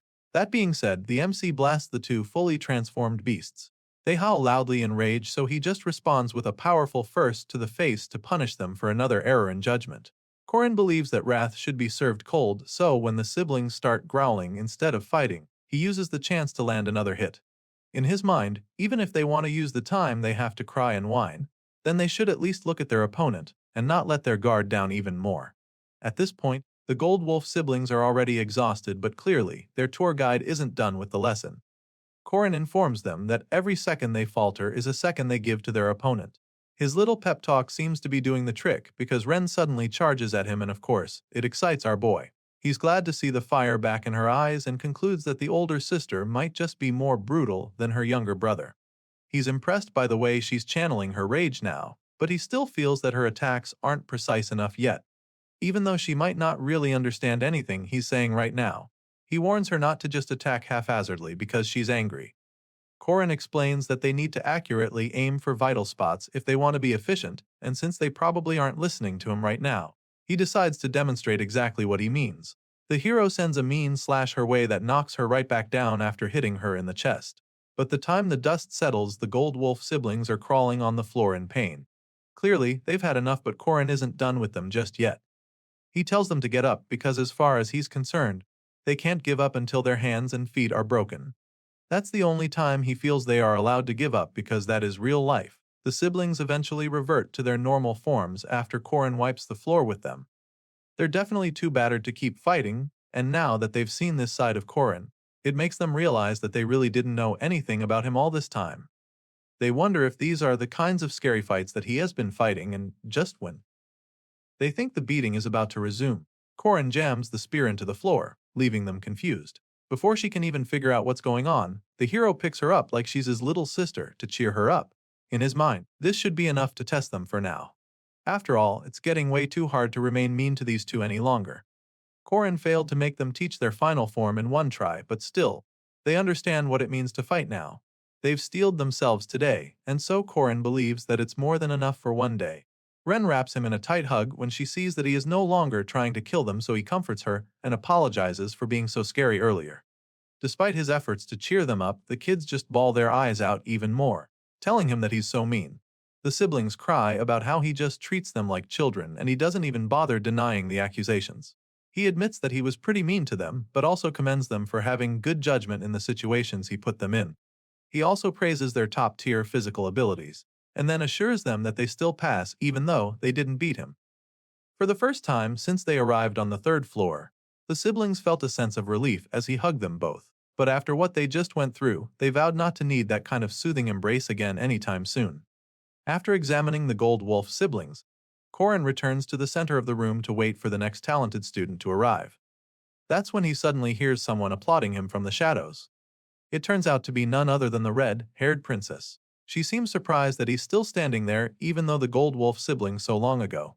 Clearly, The princess still doesn't like the twins, but she admits that they do have exceptional physical abilities even though she condescendingly refers to them as puppies. Still, she can't help but notice that Korin looks like he was playing around even while fighting the both of them at the same time. Miriam is very impressed with how effortlessly he took down two ferocious gold wolf beasts at the same time, calling him amazing. In response, Korin informs her that he's currently acting as an examiner and also expresses his displeasure over her calling the siblings puppies. Anyway, he doesn't dwell on it, he cuts straight to the chase, and makes it clear to her that she'll have to defeat him if she wants to pass this exam.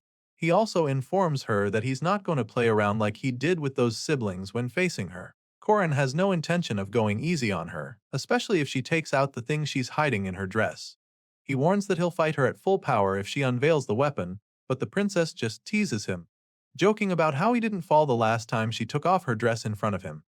The redhead doesn't expect him to fall to her, and all of a sudden, she turns away from him and walks away. She tosses away her armband and declares that this is where she's going to fail the exam.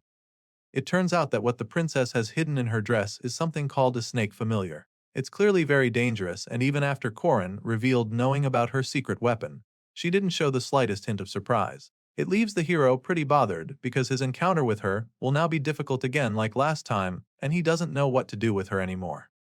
Meanwhile, at the top of the tower, a couple of students who didn't run into Korin or the other guards find a sign from the clown telling them to go back to the entrance. Clearly, these guys weren't tested by the special examiners in the tower, so there's no reward for them. As you can imagine, they're pretty frustrated when they see the sign, but all they can do is lament furiously as they make their way back down. Once they're back in the forest, the grumbles become even more.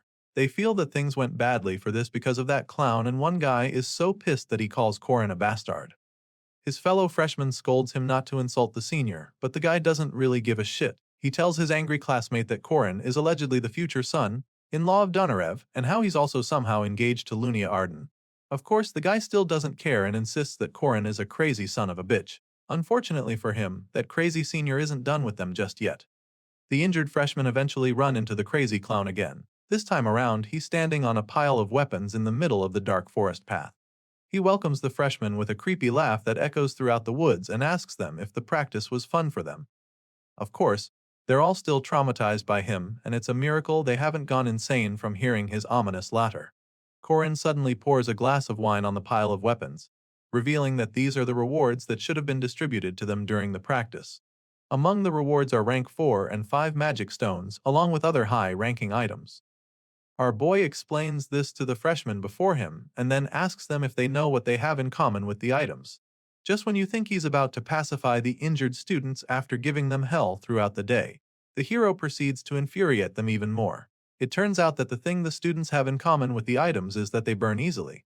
Korin reveals this to them and sets all the rewards on fire instantly. Seeing the mighty flames roar behind him, the students are finally convinced that he's truly a crazy fucker. But of course, our boy doesn't care what they think, so he just keeps laughing as the fruits of their tuition burn in the flames. The frustrated kids wail as they watch their rewards burn away. Some even threaten to attack the clown, but they're not dumb enough to actually try that. It's a truly tragic scene for the new students and a terrible way to start their new life at the academy. But just when it looks like their worlds are crumbling, Mariette suddenly appears on a wyvern carrying a huge chest. They look up in awe as she comes down, and then the chest blasts open, revealing the shiny rank 2 magic stones. In the blink of an eye, all the frowns are turned upside down, and then Korin introduces the freshmen to the generous craftsmen who will make their new weapons for free. The new kids immediately recognize the men as the top blacksmiths from the capital, so they're even more excited. Besides that, Korin urges them to applaud Marie and Hueren, who transported the materials and the blacksmiths. As for Alicia, she's in charge of feeding the freshmen. She knows that they must be starving, so she welcomes them to try her gourmet dishes made with the best ingredients that will blow them away. Miss Arden unveils the massive feast she's prepared for them, pointing to the special honeycomb candy. And just like that, she urges them to eat and drink away, because that's how to get stronger. Korin tells them to enjoy the moment, and the formerly furious freshmen begin to reconsider their impression of the clown, feeling that they might have misunderstood the hero. Our boy raises a toast to the new first years as they all dive in. After all, today is a day for all of them. The ingredients and chefs were transported by Mariette, and in the meantime, the scammer blacksmiths whose weaknesses had been exposed were all summoned by Warren. The huge feast quickly gets underway, and even though it's supposed to be a happy day, Alicia can't help but feel a little concerned. It appears that all the expenses were handled by Korin, so Miss Arden checks up on him because he literally just gave 400 people very expensive stones. At this point, our boy admits that he actually spent his entire net worth on this little event. That's excluding his liquid assets like the inn. That's a heavy loss for sure, but Korin claims that money isn't what's important, and to be honest, he looks even more like a clown after saying this. Anyway, he insists that the lives of these kids are way more valuable than money to him. He raced to make money from the beginning just for this moment, and he was able to give his juniors access to magic stones and craftsmen like he planned. As far as he's concerned, they can't become a fighting force just by giving them expensive equipment, but with this little boost he's giving them, he believes that the survival rate should go up significantly. Despite doing his best, Korin can't shake off the anxiety he always feels. He can't help but feel this way, especially this time. The hero believes that keeping Germain by his side, recruiting Rashid, and pushing Ren and Ron were all parts of the preparation. The background of the next trial, which is looming ever closer, is almost here at the academy, and it's just a matter of time before everyone sees what the hero has been preparing for. Later that night, back at the academy, Elder Admalik, the Red Magic faction leader, meets with Elder Morshuden, the Black Magic faction leader. Admalik claims that the experiment that is neither beast nor human must be retrieved, and Morshuden feels that it should fall nicely into their hands, now that the Golden Mage is participating in their preparations. On this note, the two elders conclude that Marie Dunarev, the vampire, must be retrieved by their mage tower no matter what. And so, the scene shifts to the Magic Tower incident, and now, the main scenario is about to begin. Originally, under the pretense of researching the Grand Library's archives, they would have abducted the vampire girl and conducted experiments in the basement. However, history will be twisted now because someone will be waiting for the evil factions this time around. Back at the academy, the story resumes in the special dormitory our hero always talks about. Just as he's mentioned before, this place is where the academy manages its most important students. At first, only Hiron and Korin Loach lived in the dorm, but now almost all the rooms are full, which is a testament to the amount of talent the Merkaba Academy attracts. Every morning, our boy bickers playfully with Warren, as they always have something to argue about. Next thing on his daily routine would be to take a shower, and then after that, he heads to the second floor, which is always full of the unexpected students. Of course, among the special students are two princesses, and their rooms happen to be at the end of the hallway. This morning, the first princess, Estelle, has already gone to the cathedral for her morning prayers, while the second princess, Miriam, has probably gone to her lab. Well, at least that's what our boy thinks. You see, unlike the original story, both princesses have started attending the academy, and this makes the hero pretty anxious about what might happen next. You can blame him though, especially after his encounters with Princess Miriam. Meanwhile, at the other end of the hallway, Korin is more than excited to see the twins. Our boy casually bursts into the room looking like Luffy from One Piece as he urges them to wake them up. Of course, the kids are still pretty exhausted, so they just beg him to give them a couple more minutes to rest. In the original story, these cute kids would have grown up to be villains, but looking at them now, our boy is really glad to have them on his side. They're not ready to get up just yet, and he totally understands since he did push them quite a bit during the tests.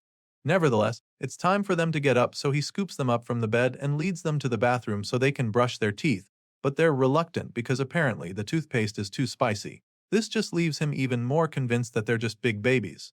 Since they're average in strength, they're meant to be mid-bosses among the villains in the original story, and with the trials ahead, Korin really wishes they just hurry and grow into their final forms already. Sadly, all he can do is wish because he can't speed up time, but he's glad that they've turned out so cute even though they were supposed to become villains after terrible experiences. The hero smiles down at the twins as they finally brush their teeth and is relieved because seeing them like this wipes away any hesitation he has about changing fate. Later that day, Korin is invited to the headmaster's office where he's informed that mages from the tower have come to visit.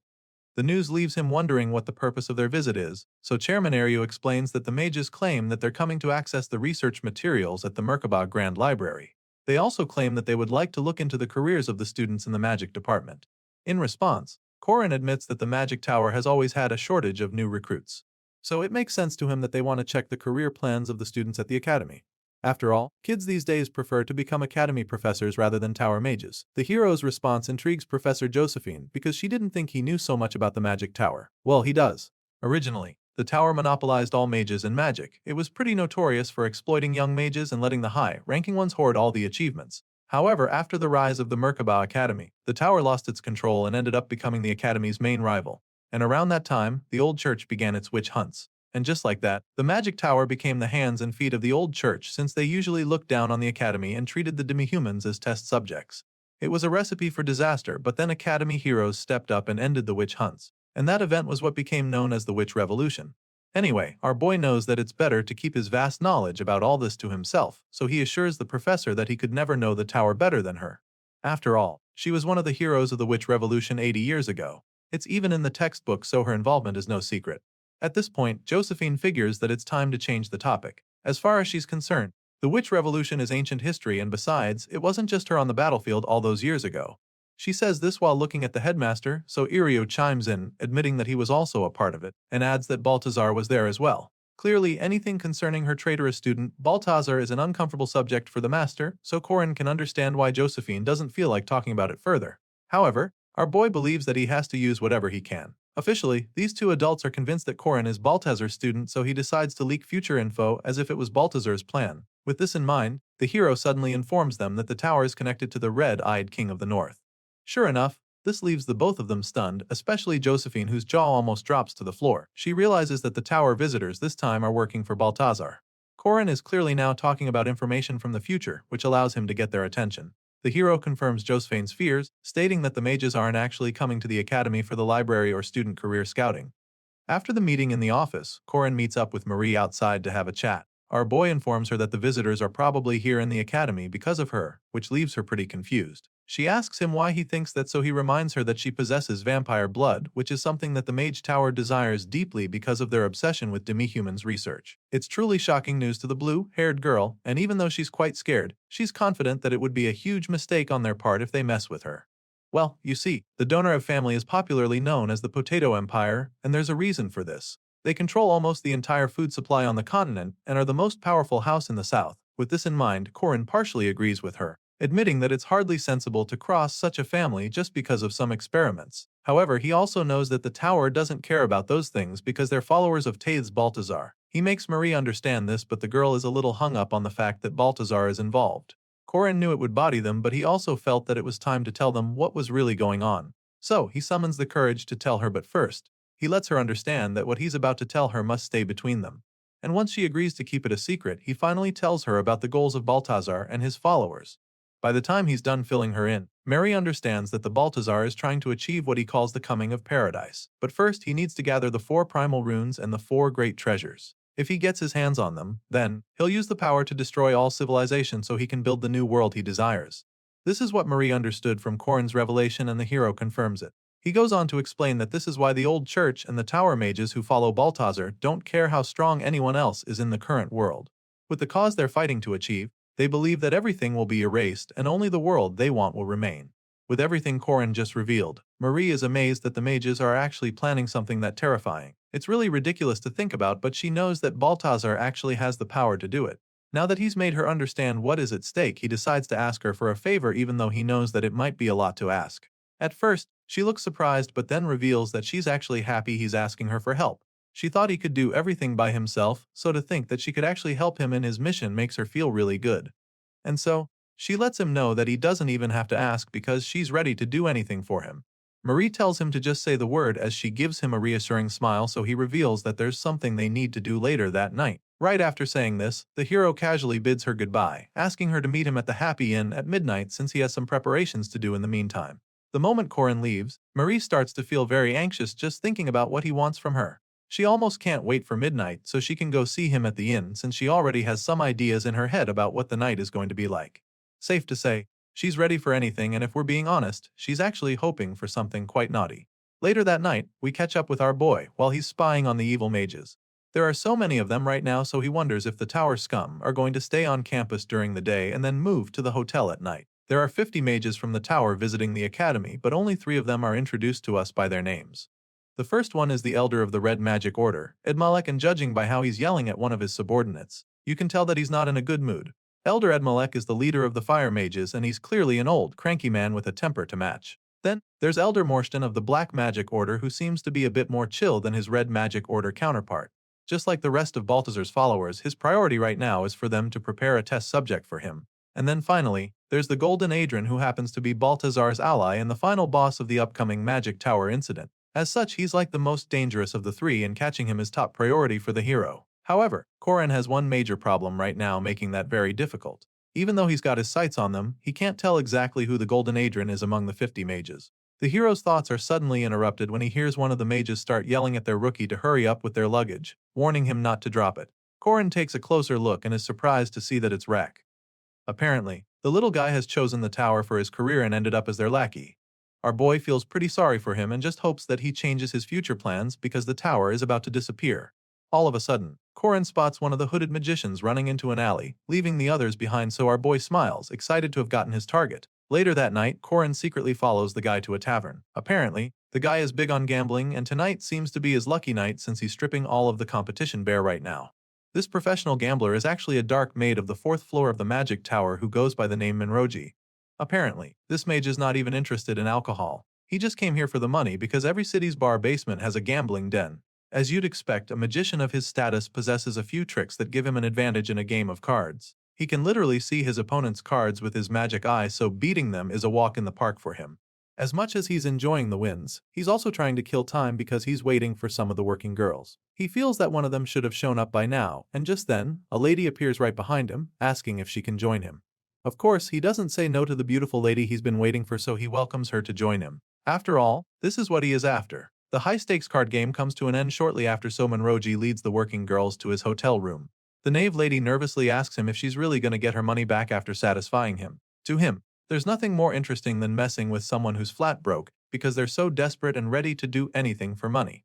As such, he preys on the poor lady's desperation, assuring her that she'll get her money as long as she lies quietly on the bed and does as she says. The horny mage can't even hold back his excitement, but it's quickly cut short when he senses a strange presence right behind him. Of course, from the creepy smiles you can tell that it's Korin Loch. Minroji is instantly alarmed, so he turns around to attack the person using a low-rank curse spell. But of course, our boy casually counters the attack because this level of curse is nothing. He grabs Minroji's face with one hand and slams the guy's head right into the floor. Just like during the hunting examination, he's back in Joker mode. He tells the guy not to move and reminds him that most people who get caught cheating have their wrists cut off. However, Minroji's case is even worse because he was just about to do something terrible to that girl, so Korin feels that he deserves a much harsher punishment.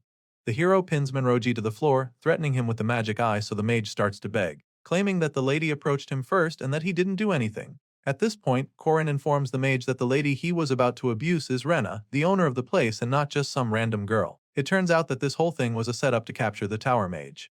Now, Minroji is a lot more terrified and scared for his life. But things are about to get even more scary for him because our boy knows that they came to the academy so they could kidnap Marie. Korin knows that the old church and the tower do not see demihumans as people, which is why he came here prepared as well. That's when he calls on Marie to help him out. The blue-haired girl enters the scene referring to him as Immortan, which leaves the perverted magician horrified. Minroji starts tearing up when he hears this, but when Korin asks Marie to turn him into a vampire, he bursts into tears. Of course, the Donarev girl is more than willing to do anything Korin asks of her, so she agrees to turn the scumbag into a vampire. The next day, at the Merkabah Academy library, the others are starting to get worried because nobody seems to know where Minroji is. They haven't seen him since the previous night. Morshudan is particularly concerned, so his green-haired subordinate reminds him that Minroji is probably somewhere gambling right now. Of course, this makes a lot of sense since the old man knows that it's common for the guy to spend days at gambling dens drunk. Admalek is really pissed off right now because he's been stressing on how important this mission is. Sadly, some of his subordinates still are taking it seriously, so he is worried that the Tower Master Adrian will be very disappointed if he finds out that they're being this irresponsible. At first, he's afraid that their leader would punish them for their carelessness, but then all of a sudden, a thought crosses his mind. Elder Morshudan suddenly considers the possibility that Adrian was disguised as Minroji the whole time. After all, Adrian is the only one in contact with the master, Tadez Baltazars, so it's very difficult for the rest of the tower mages to know what's really going on behind the scenes. As far as he's concerned, Adrian could even be plotting something with the red mages behind his back, so he knows that anything is possible. With this in mind, Morshudan orders Rilin, the green-haired young mage, to locate Minroji right away, and of course, she gets right to it. As Relin dashes off on her assignment, the old mage notices something that catches his attention. It's the Gold Wolf twins who are currently making their way out of the library. Ron isn't exactly happy to be leaving right now, so his sister warns him to stop pouting since they're not supposed to make noise in the library. Sure, the soft boy keeps whining about how she always yells at him, but she just shushes him yet again. Anyway, back to the old tower mage, he's taken aback when he sees the demihumans. His eyes almost pop out of the sockets, and it's immediately obvious that he doesn't have good plans for them. Meanwhile, Relin goes into detective mode as she checks the bars around for answers. It does take long for her to get frustrated, especially since she doesn't get why she needs to run an errand like this when she's a third-floor tower mage. At the moment, this green-haired black magician looks like she could rip Minroji to pieces when she finds him. Rillen laments to the bartender, threatening to switch sides and join the red magic faction. After all, it's pretty easy to join them if you can just suck up to Elder Morstan. Just then, her grumbling is cut short when someone joins her at the counter. He requests for 2 martinis and then sits next to her, leaving her confused and irritated. This stranger introduces himself to her, and that's when we see that it's our boy. He's cleaned up real nice since capturing Manroji, and now he appears to be making a move on Relin. This smooth talker slides the second martini over to her, asking if she's here alone, but the mage isn't a fan. Relin immediately snaps at him, suggesting that he looks too young to be hitting on a girl like her, but of course, he's not even slightly put off by it. Instead, he suggests that she's too uptight, asking if she's one of the many overly studious ladies at the Mage Tower. Clearly, the hero isn't going to back off easily because apparently, he's a young honeybee who just found a pretty flower. With pickup lines like these and that seductive glint in his eyes, Relin might have a hard time turning him down, but we'll soon find out. As for the drama class with Alicia, Corin had basically completed his test and now he was convinced that the script was perfect. But sadly, none of his tricks were working on the green-haired mage. Relin slaps the martini he offers her out of his hand and snaps at him to go home, because she feels that underage kids like him should even be drinking. From the look on Corin's face, you can tell that he's genuinely confused, and that's when Relin finally loses it. She's mad that she has to deal with kids hitting on her after the old geezer at the faction sent her on a stupid assignment. Our boy tries to play it cool and use his charm to calm her down, but she gets even more mad and finally tells him to fuck off. At this point, the renowned playboy is feeling pretty defeated because not only is she not drooling all over him right now, but she's even irritated by him. He just lowers his head in shame as she chews him up, scolding the bartender for letting little kids drink at his bar. Meanwhile, Alicia, who is sitting next to them to help with the mission, is simply dumbfounded by the scene before her. She can't understand how Relin isn't falling for Corin and is left in shock. While the angry mage is asking for another drink, Estelle smoothly shushes her with her finger and reminds her that they're supposed to talk with more elegance rather than spewing profanities. Relin is shocked at first, but then after taking a look at the princess sitting next to her with a sweet smile, she gets all flustered. Estelle compliments Relin's cute lips and then offers to buy her a drink, which leaves everyone around completely flabbergasted. Corin Lodge is baffled by the presence of the Saintess because a bar like this is the last place he ever thought he would see her. And as if that's not enough, she appears to be hitting on a female tower mage at the moment. Estelle Hadatha Elraz, as we know, is the first princess who is well beloved by God as the almighty Saintess. However, she has one significant problem, which happens to be her personality. Apparently, she's a complete narcissist. Estelle quickly gets the mage's attention, and it doesn't take long for them to start talking over drinks. The two ladies find out that they're both 26 years old while chatting, and the atmosphere sets the tone for some potential fun later that night. Estelle invites Relin to hang out with her later, and the mage agrees, feeling that the princess is pretty enough. They order more drinks, determined to get high, and at this point, we learn that the princess is also a hedonist. Clearly, Estelle is beautiful enough to hit on both men and women, which is why she gets the green-haired wrapped around her finger in such a short time.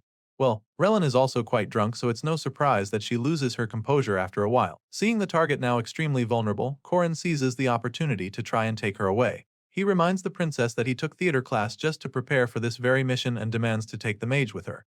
However, Estelle points out that the plan only succeeded because of her beauty. In other words, she saved his mission, so she finds it rude that he wants to leave just like that. Just then, she snaps her fingers and several hooded men in the bar reveal themselves. It turns out that the princess has been planning this whole thing from the start and all the customers around were in on it.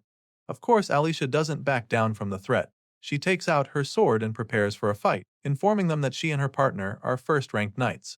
She tries to make them back off, but Corin tells her to stop, and then informs her that these men are from the secret squad of the church, the same squad that punishes those who harm demumans. The vice-captain of the sect, Morkai, is shocked when Corin reveals this, and then asks him how he knows, while the princess adds that it's dangerous to even show such knowledge.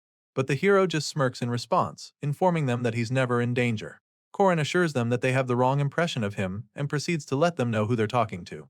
After all, he knows that he can take all of them out without Alicia's help, but when he says this, the leader of the secret squad calls him an arrogant brat. He almost loses his cool in his attempt to attack our boy, but Princess Estelle stops the vice-captain and warns him to cut it out. After seeing how fearless the young man is right now, she confirms that he must be the Corin Locke who has the power of the sun. Our boy is equally aware that they know he's not a pushover. He offers them a deal, stating that he has only 2 conditions. Hearing this, Estelle already figures that the first one would be for him to have Relin, so she wants to know how he intends to pay them back if they give the wasted mage to him. So, he informs them that Elder Morshutin should be their prime target if their goal is to arrest those who harm demi-humans. Also, in return for handing over Relin, he promises to provide proof for the illegal experiments he's been conducting. The princess considers this proposal, but only if the intel is solid. So, Korin spills the tea, revealing the location of a secret lab to them. He tells them about the small shack on a private plot of land in the northeast, at Antec's village. It's close to the magic tower as well, so he advises them to look into it. The saintess is shocked that he's giving her this much information unconditionally, so she finally asks him what he really wants. At this point, Korin tracks that his condition is for them to arrest every single mage from the magic tower on this mission.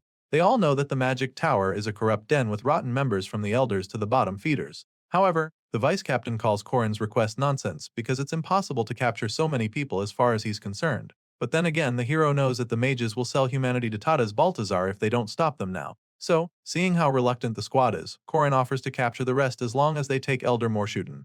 After a brief moment of contemplating, Estelle agrees to hand Relin over to them. Morkai tries to protest, but the saintess has her mind made up already. She's excited about the deal since she already has the upper hand now, but it's obviously not all, so she asks Korin what his second condition is. Our boy then reveals that he'd like for them to cooperate, offering to help her henceforth as long as it's not political. But in return, he wants her to pray for him. A cheeky grin creeps up on Estelle's face when he says this because she's intrigued that he knows about her powers. Anyway, she agrees to pray for him for as long as she has holy power. Besides, it shouldn't be too hard since they live in the same place. Apparently, the Saintess's prayer is a powerful buff that one can only obtain in the endgame, so Korin is glad to have acquired it. The two shake hands as he asks her when her prayers take place, and that's when she tells him to just call her sis. He's confused at first, but she tells him once again to call her sis. The hero can't understand how someone who's a saintess and a princess would say this, but she insists. After all, she is convinced that they'll be working for a very long time. At this point, Korin begins to panic because it's moving a lot faster than he expected, so he hopes that this arrangement works out. Meanwhile, back at the Red Mage faction, they learn that they've lost contact with Relin too. This guy in particular couldn't care less about Manroji because Relin is the one who made him recover his will to live. He likes her so much that he even prepared a slave collar for when she joins the Red faction so he can adore her endlessly. So, he's pretty devastated to hear that she's been taken. His brooding is cut short when a special delivery arrives at the door for him. He goes out the door and is shocked when he sees a video stone. He plays the video and is horrified when he sees Relin tied up looking like she's about to be devoured by some jacked up dude behind her. She calls out for help, revealing that she's in the outskirts of the city, and the guy doesn't waste another second before dashing out to go save her. Once he's gone, we see that our boy was the one disguised as the deliveryman. His goal wasn't these goons but actually the Tower Master Adrian of Gold. The problem now is that he has no clue who Adrian is out of the 50 mages from the tower. However, he knows that he can still rule out some of them. Sure enough, that guy from earlier makes it to the small house in the outskirts and finds Relin tied up there just like in the video. In the original story, this series of events is part of a side quest about the old mage Jolin called Shaded Love. Jolin had fallen in love with Relin, the young mage from the Black faction. In the original scenario, these two were key characters, so he knows for sure that neither of them are the Golden Mage. Anyway, Jolin enters the place, determined to save her, but before he can do anything, our boy takes him out with ease. Besides these two, Korin can also rule out Manroji from his list of suspects because they've been holding him hostage since they took him during the cheater's hidden trick side quest. Bottom line is, anyone with a side quest can't be the Golden Mage. Back to the old lover boy, Jolin eventually wakes up to find himself tied up. He tries to make some threats but starts begging for his life when Korin comes closer. He promises to answer anything just so that our boy doesn't torture him, but the hero knows that he might lie. So, forces Jolin's mouth open and makes him drink a highly concentrated blood stew.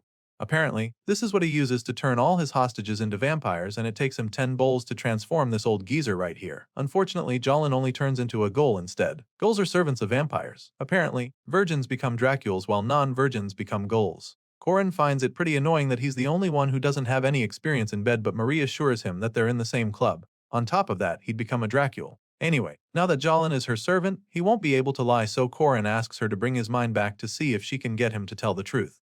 Now that they've made some progress, our boy puts on his clown make-up and proceeds to begin his interrogation. Korin puts a sack over his head and Marie starts by asking him what his name is. Of course, Jolin tells her his name, so she proceeds to ask him why they came to the city. The ghoul confesses that they came to capture Mariette Dunarev, so the girl asks for more details.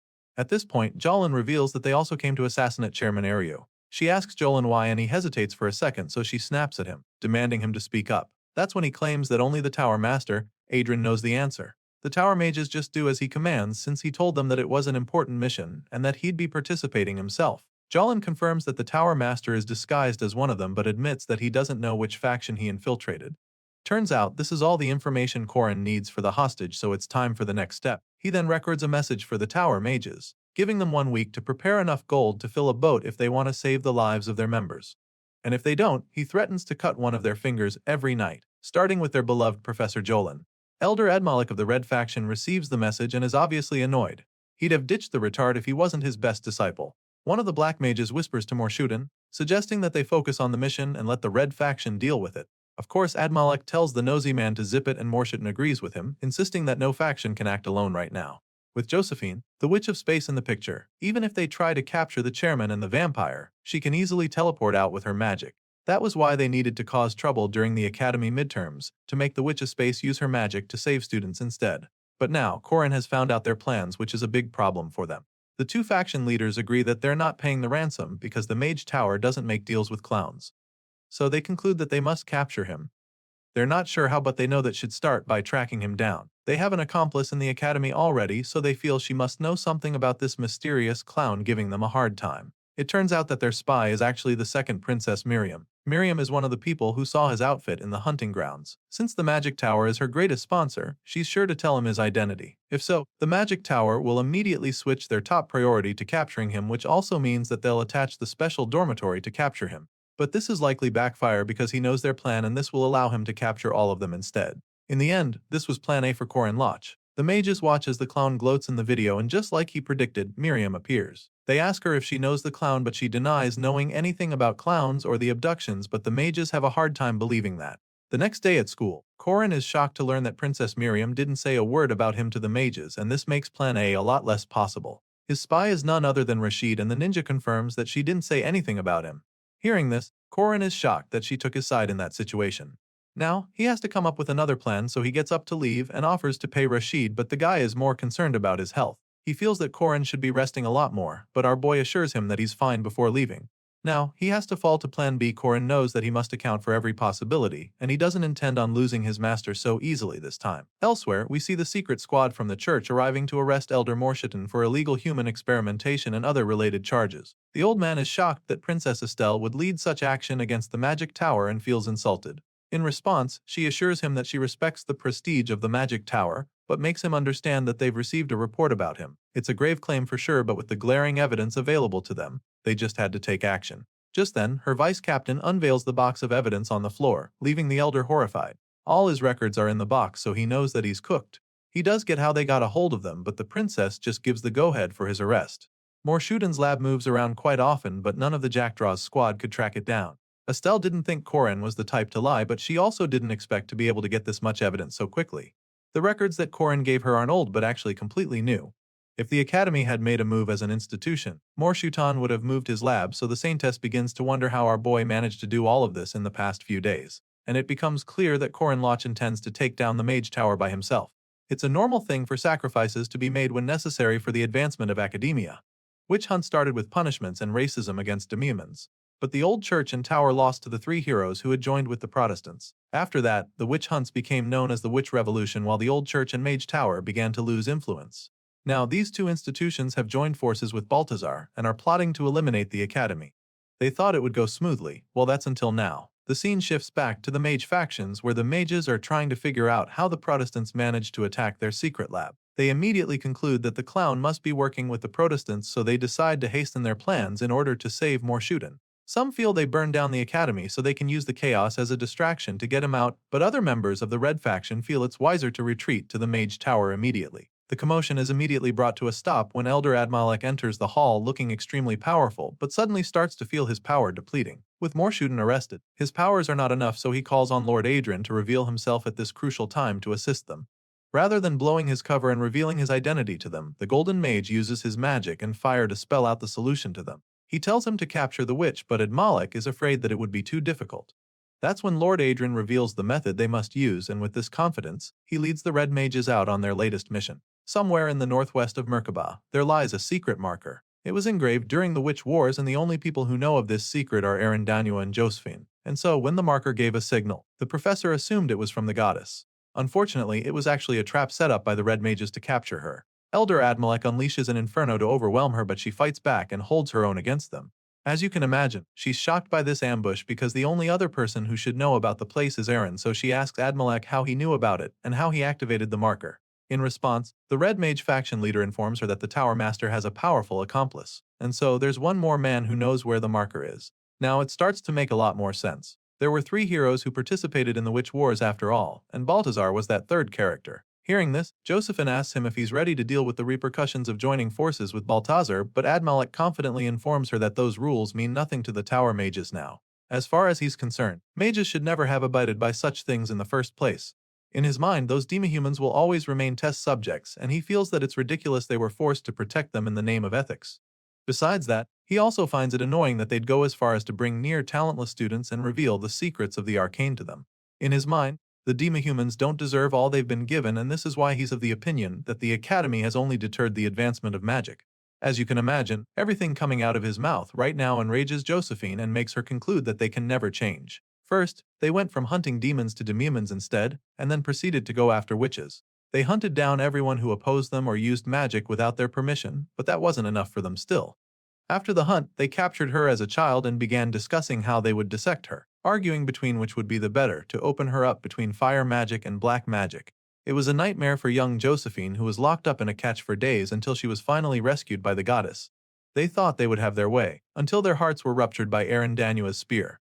After everything she has to grow through at their hands and everything they continue to do under the guise of maintaining order, Josephine is now certain without any doubt that these evil men are not actually interested in magic at all.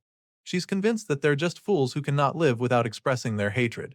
So, with all the pent-up rage and disgust for them, Josephine prepares to go all out to finish them up. Seeing the surge in power, Admalek isn't surprised because it's the kind of thing he expects from the main actor of the Witch Revolution. But still, he knows that she can't escape him. Admalek claims that he can seal her like this for 3 days.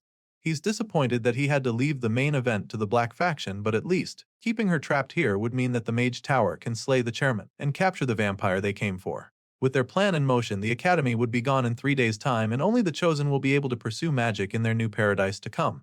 Unfortunately for these mages, they forgot about one important character while making their plans, so Korin comes back to remind them how much of a pain in their asses he can be. The old geezer attacked Korin with fire, and Josephine screamed, "Run, if you don't want to be captured." However, Korin Locke has no intention of running away. After all, he believes that these old geezers have refused to change because of one reason: they've never experienced true pain. So, with this in mind, the hero prepares to take care of them with a good thrashing, and as such he sets Plan B in motion, which is to rescue the professor. Meanwhile, back at the academy, the Gold Wolf twins run as fast as they can to meet up with the teacher so they can follow the train. They're pretty late and the man scolds them for it, so they apologize while still trying to catch their breaths. Sadly, it doesn't look like Sorry is going to cut it this time.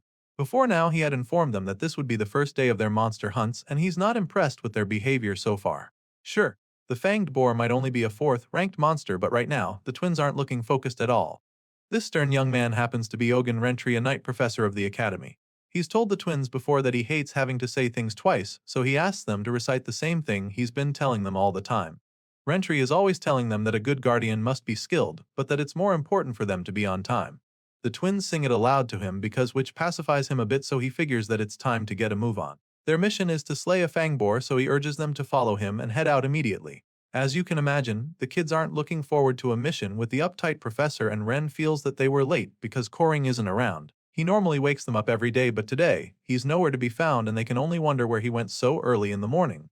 Clearly, they have no idea he's about to take on the Red Magic faction all by himself right about now. At this point, we catch up with the hero threatening to give the evil tower mages a good thrashing. Professor Josephine is extremely worried about him, and she also doesn't know how he even got here. Well, it was simple actually. It was obvious that the magic tower would target Josephine once they felt cornered, and so he prepared for Plan B with a rune of tracking.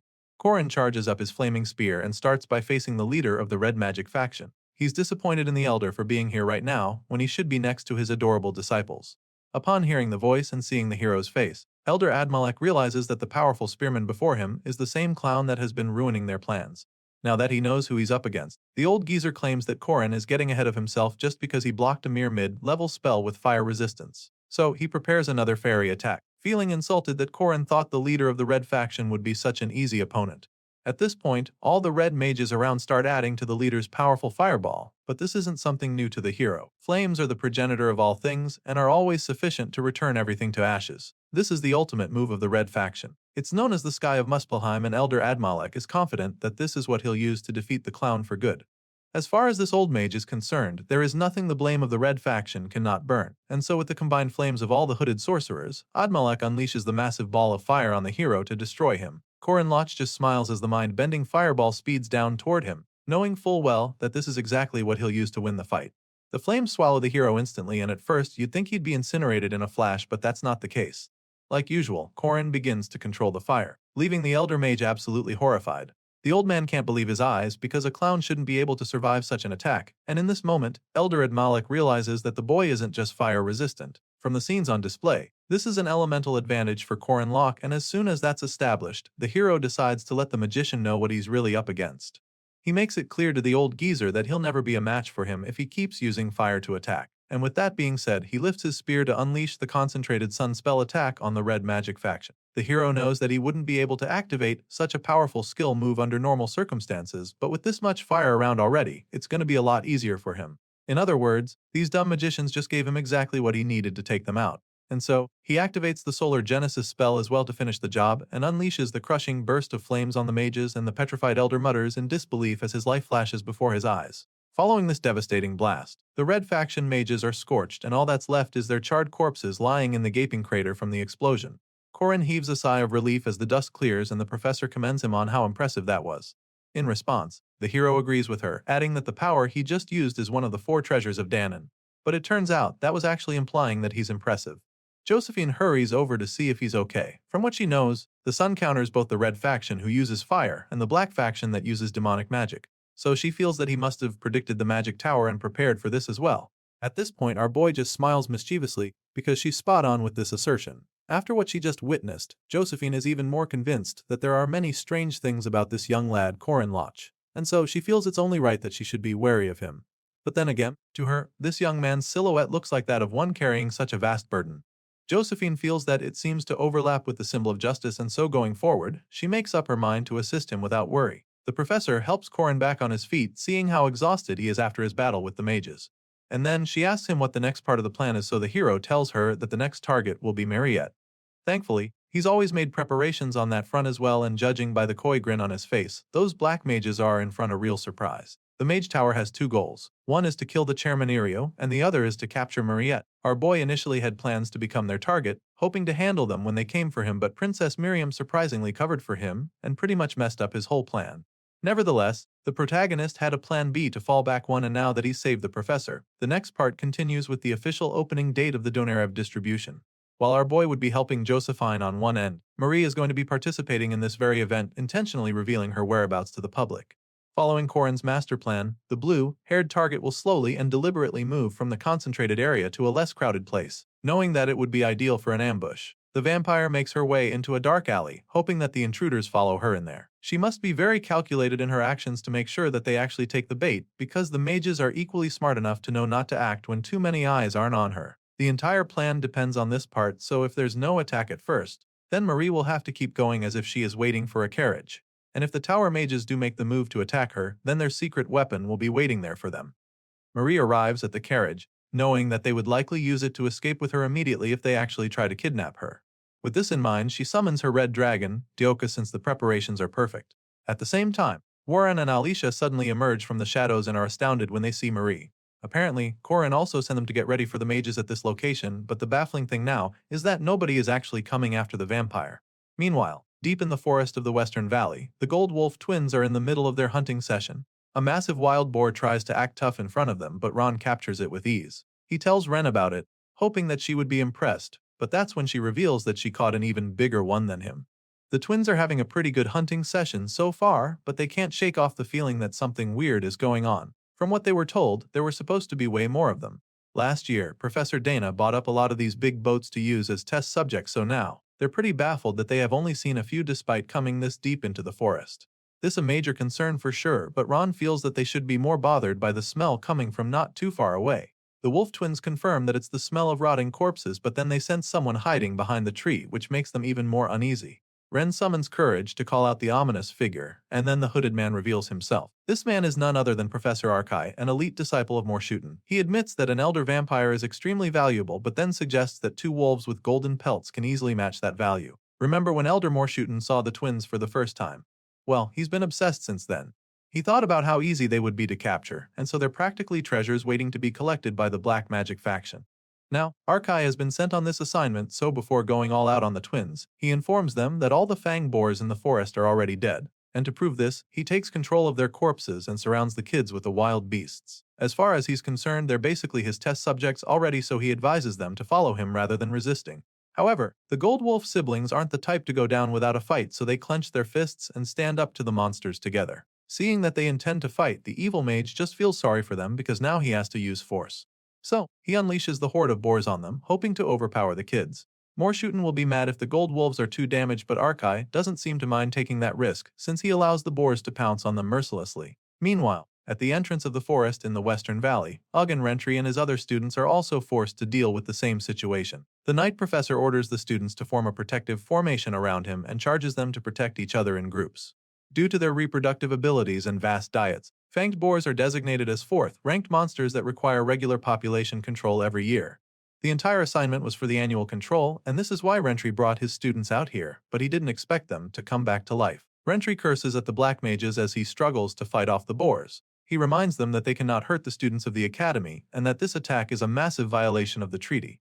At this point, the leader of this group of mages informs the teacher that he has no interest in him or his students and states that they will only be harmed if they resist. However, Rentry refuses to back off, insisting that they tell him what their goal is. Of course, the mage doesn't hesitate to reveal that they've come for those two monster wolves. Upon hearing this, the Night Professor just expresses how bad he feels for the mages.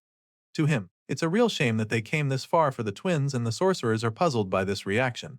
And so, he makes them understand that the Gold Wolf twins are still growing every day even though they may not be very adept. Rentry expresses his confidence in the twins, and on the other side of the forest, we get to see exactly why. Ren and Ron transform into their beastly forms, and just like the apex predators they are, they wipe out the horde of boars mercilessly. And so, whether they are demi-humans or wolfmen, if they are learning at the academy, they are still his students, and Rentry makes it clear to the intruders before taking a big swing of his axe to officially begin the slugfest. Seeing this, the sorcerer asks if he really intends to face the mage tower, but the professor just finds it amusing that the magicians think he is even fazed by them at all. After all, they're the ones who touched his students. The scene shifts back to the special dormitory where Corin comes looking for Marie. She explains that there wasn't an ambush despite doing what he told her, so the hero begins to wonder what went wrong. Our boy can't believe what's going on and figures that the mages might have noticed something off at some point. Their original plan was to attack Josephine, Mariette, and Chairmaneriu at the same time, so Corin set a trap and waited, hoping they would fall into it. However, that's clearly not what happened. Instead, 30 of the Black Faction mages disappeared without a trace. He got rid of the Red Faction mages, but up until now, he has no idea where the others went. As if reading his mind, Miriam suddenly interrupts his thoughts by asking if he's curious where the other mages from the tower went. The hero is taken aback when he sees the princess entering the room all of a sudden because she's the last person he expected. Back in the forest, the Gold Wolf twins decimate all the fanged boar zombies that were sent after them, so Professor Arkai is pretty overwhelmed. The elite mage realizes that he may have underestimated the Gold Wolves after seeing what they just displayed, and so now he truly believes that they possess equal value to an elder-class vampire. Despite coming to this realization, the mage is still confident that he can handle two juvenile demons. After all, the mage tower has conquered even death before in the past, and so he conjures a dark spell called Hellsvander, which combines corpses with dark magic to create monsters. Just like that, all the fallen boar corpses come together to form a massive horned beast, and this boosts Arkai's confidence once again. In his mind, these kids never stood a chance against the magic tower, and even the twins look up in horror, knowing that the fight is about to take a very different turn. Ron calls out to his sister, hoping that he's not the only one seeing the terrifying monster towering over them, so Ren simply suggests that they make a run for it before it's too late. The siblings run for their lives, and the dark undead monster gives chase, unleashing an enormous death beam to wipe them out. Thankfully, they are able to dodge the blast and catch their breaths for a few seconds, but they're still very shocked by the destructive power they just witnessed. Seeing what just happened, the evil mage starts to gloat, mocking the twins as he lets them know that this is the essence of life magic. He knows that the kids can't fathom what's going on, so he breaks it down for them, explaining how he has studied the pinnacle of life synthesis, learning to enhance the physical power of living beings by increasing their muscle density. And so, by schematizing their muscle density and meticulously arranging the fibers, then the durability of such creatures will be doubled along with an increase in overall strength. Ren gets to understand this firsthand when she delivers a devastating slash on the massive beast's face only for it not to suffer any damage. She has a hard time wrapping her head around it, and that's when Ron comes along to state the obvious, telling her that their opponent is fast and strong. Ren doesn't deny this fact since she's seen it for herself, but still, she remains undeterred because the academy is full of people who are faster than them. She recalls the time when Corin admitted being slower and physically weaker than many people in the academy. However, it didn't stop him from winning them every time he fought them. The twists couldn't comprehend how it could be possible to defeat someone stronger and faster than them, so the hero gave them the secret tricks. The same tricks they go ahead to use against the huge undead monster before them. The first step is to draw their attention and trick them. Ron takes care of this and successfully lands a hit, so he passes the baton to his sister, so she can use the second trick, which is to attack their opponent's weakness. Since her claws didn't do any damage the first time, she decides to try out her jaws, hoping that they do the trick. With this in mind, she delivers a powerful bite on the monster's weak point. The creature screams in pain, not understanding how they managed to actually hurt it, and seeing that Korin's secret trick worked. They decide to repeat this series of attacks several times like he told them, knowing that they would win. And so, the twins continue to unleash a barrage of attacks on the monster, repeating the same pattern over and over, confident that the fight will be over soon if they can keep it up. Unfortunately, things take a shocking turn when Ren starts coughing out blood. The bombardment comes to a halt when she suffers this attack as her brother tries to get to her. He gets distracted in the process, and this gives the undead beast an opportunity to strike his vulnerable sister. Sadly, Ron is not fast enough to get her up, so she takes a nasty clawed slash to the chest before she can even realize what's happening. Ren's eyes widen in horror as the blood forces itself out of her body while the evil mage laughs maniacally.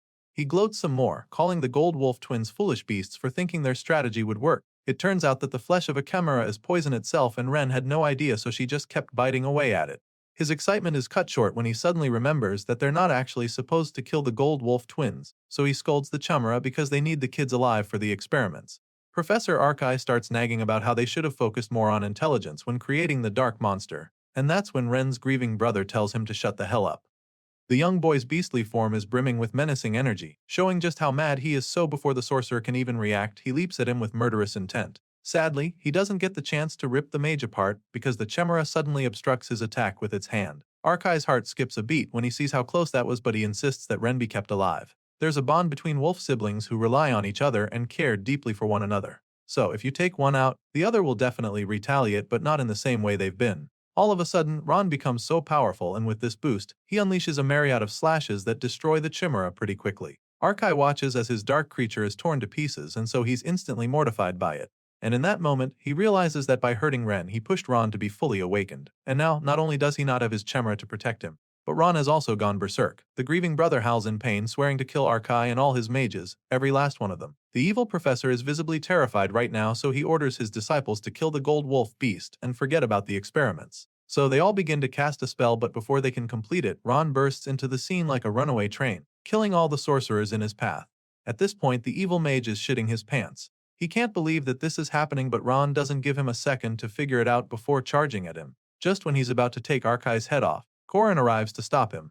Ron is stunned to see the hero at first, but then immediately bursts into tears, yelling at him for not being there when they killed his sister.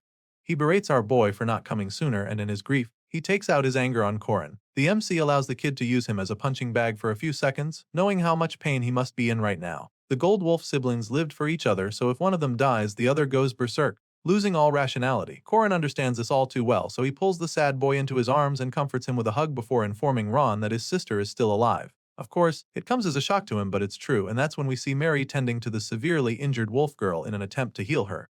Apparently, his sister only lost consciousness and is now fine, so upon hearing this, Ron sheds tears of joy, relieved, and Korin comforts him some more. The hero suddenly thinks back to his conversation with the red-haired princess. Obviously, she was the one who told him that the tower mages went to hunt down the Gold Wolf twins, and even then, Korin couldn't understand why she was disclosing such information to him.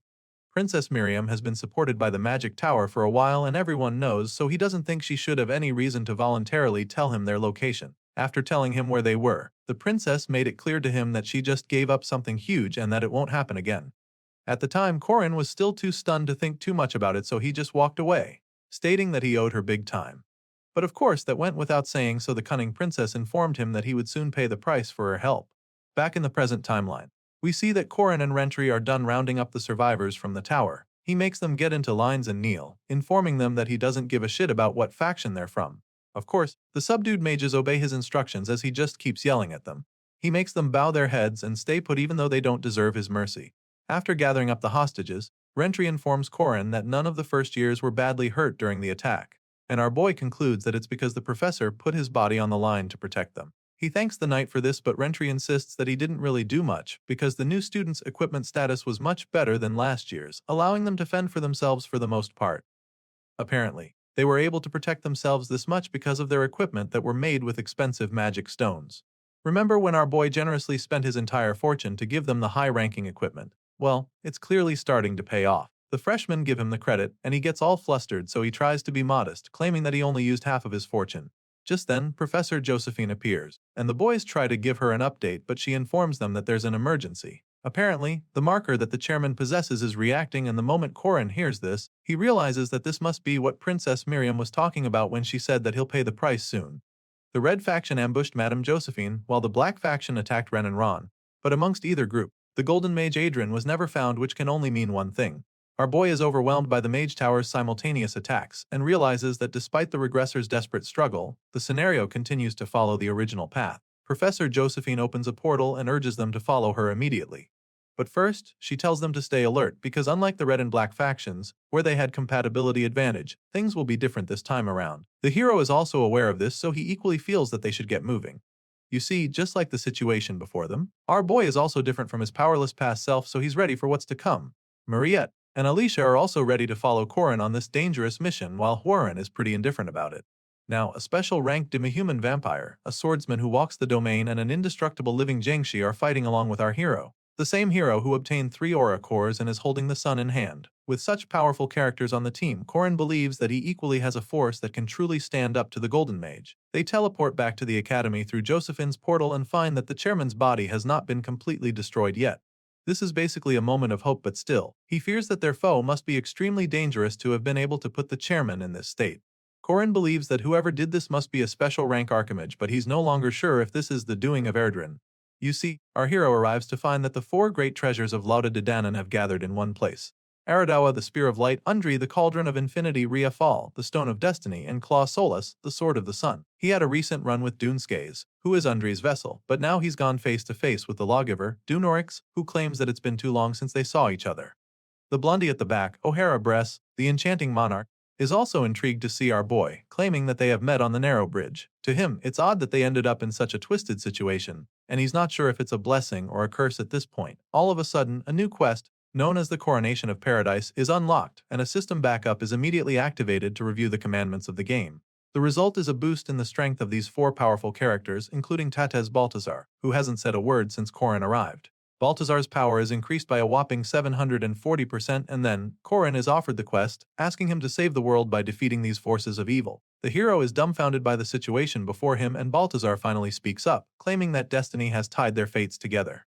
That being said, he steps forward from his throne with his massive spear brimming menacingly, before asking Korin if he has prepared enough for this battle. The system offers Korin Locke his latest mission, which is for him to save the world by defeating evil. As you can imagine, he's still blown away by everything that has happened, so Baltazar steps forward, asking him if it's really that shocking to him. The red-eyed final boss claims that he's only come to see the man who has ruined his plans many times and even stolen his treasure. Seeing the mighty Baltazar standing a few feet away from him, Korin can already imagine what a tough day this is going to be for him, and now he realizes that he might have played around a bit too much. On the bright side, the chairman wasn't completely taken out, and he's slowly regaining consciousness as Josephine monitors him closely. They're not safe just yet, obviously, so our boy makes up his mind to prevent the chairman from dying no matter what. In the game, and in the previous run, Korin wasn't able to prevent Eryu's demise, and after the chairman left the world, his master Eren was slain by Baltazar. Thanks to his information about the assassination, Josephine was able to evacuate the chairman this time and avoid him getting killed. Only the heroes of the Witch Wars know of this place, so it should have been a safe house for some time. But Baltazar was one of those heroes back then, so he made a move, and here we are. The chairman musters enough strength, and the first thing he does is apologize to Korin, knowing how disappointed the hero just be feeling. This turn of events is truly unexpected for our boy because he tried so hard to prevent this very situation. With the way everything is going out of control, another incident far from the original scenario has now occurred, which is pretty frustrating for the MC. Nevertheless, he doesn't let this faze him for long. After all, he has always changed the scenario for the better, and this time will be no different. And so, Korin Loch grabs his spear to attack the final boss, opening the showdown with a poisonous dragon head charge spell. The flames from his spear take the form of a dragon as they head straight for his opponent, and he immediately realizes that he has unlocked the domain, a level all warriors dream of. Korin launches his sneak attack as quickly as possible, hoping to catch Baltazar off guard at the start of the clash, but the big guy counters his strike so easily using the same power move. Baltazar is impressed by our boy's attempt and is also surprised that he can already use the domain at his level. The battle between these two was a clash of the highest tier martial skills in heroic legend of Arhan, and it truly lived up to the expectations. Korin keeps his attack going, determined to keep Baltazar's counter-strike at bay. He truly thought that his sneak attack would world, but it's clear now that winning this boss fight will be a lot more difficult than that. Just then, a second domain is activated and the two continue to test themselves. Tate Baltazar truly relishes the challenge and commends his fellow disciple for having some really nice skills. Of course, the only reason he's still being nice is because he believes he can easily defeat the boy. With this in mind, the big guy unleashes the Calamity Serpent Ultimate Essence skill move on Korin, and then combines it with the Poisonous Dragon Head charge for a more potent effect.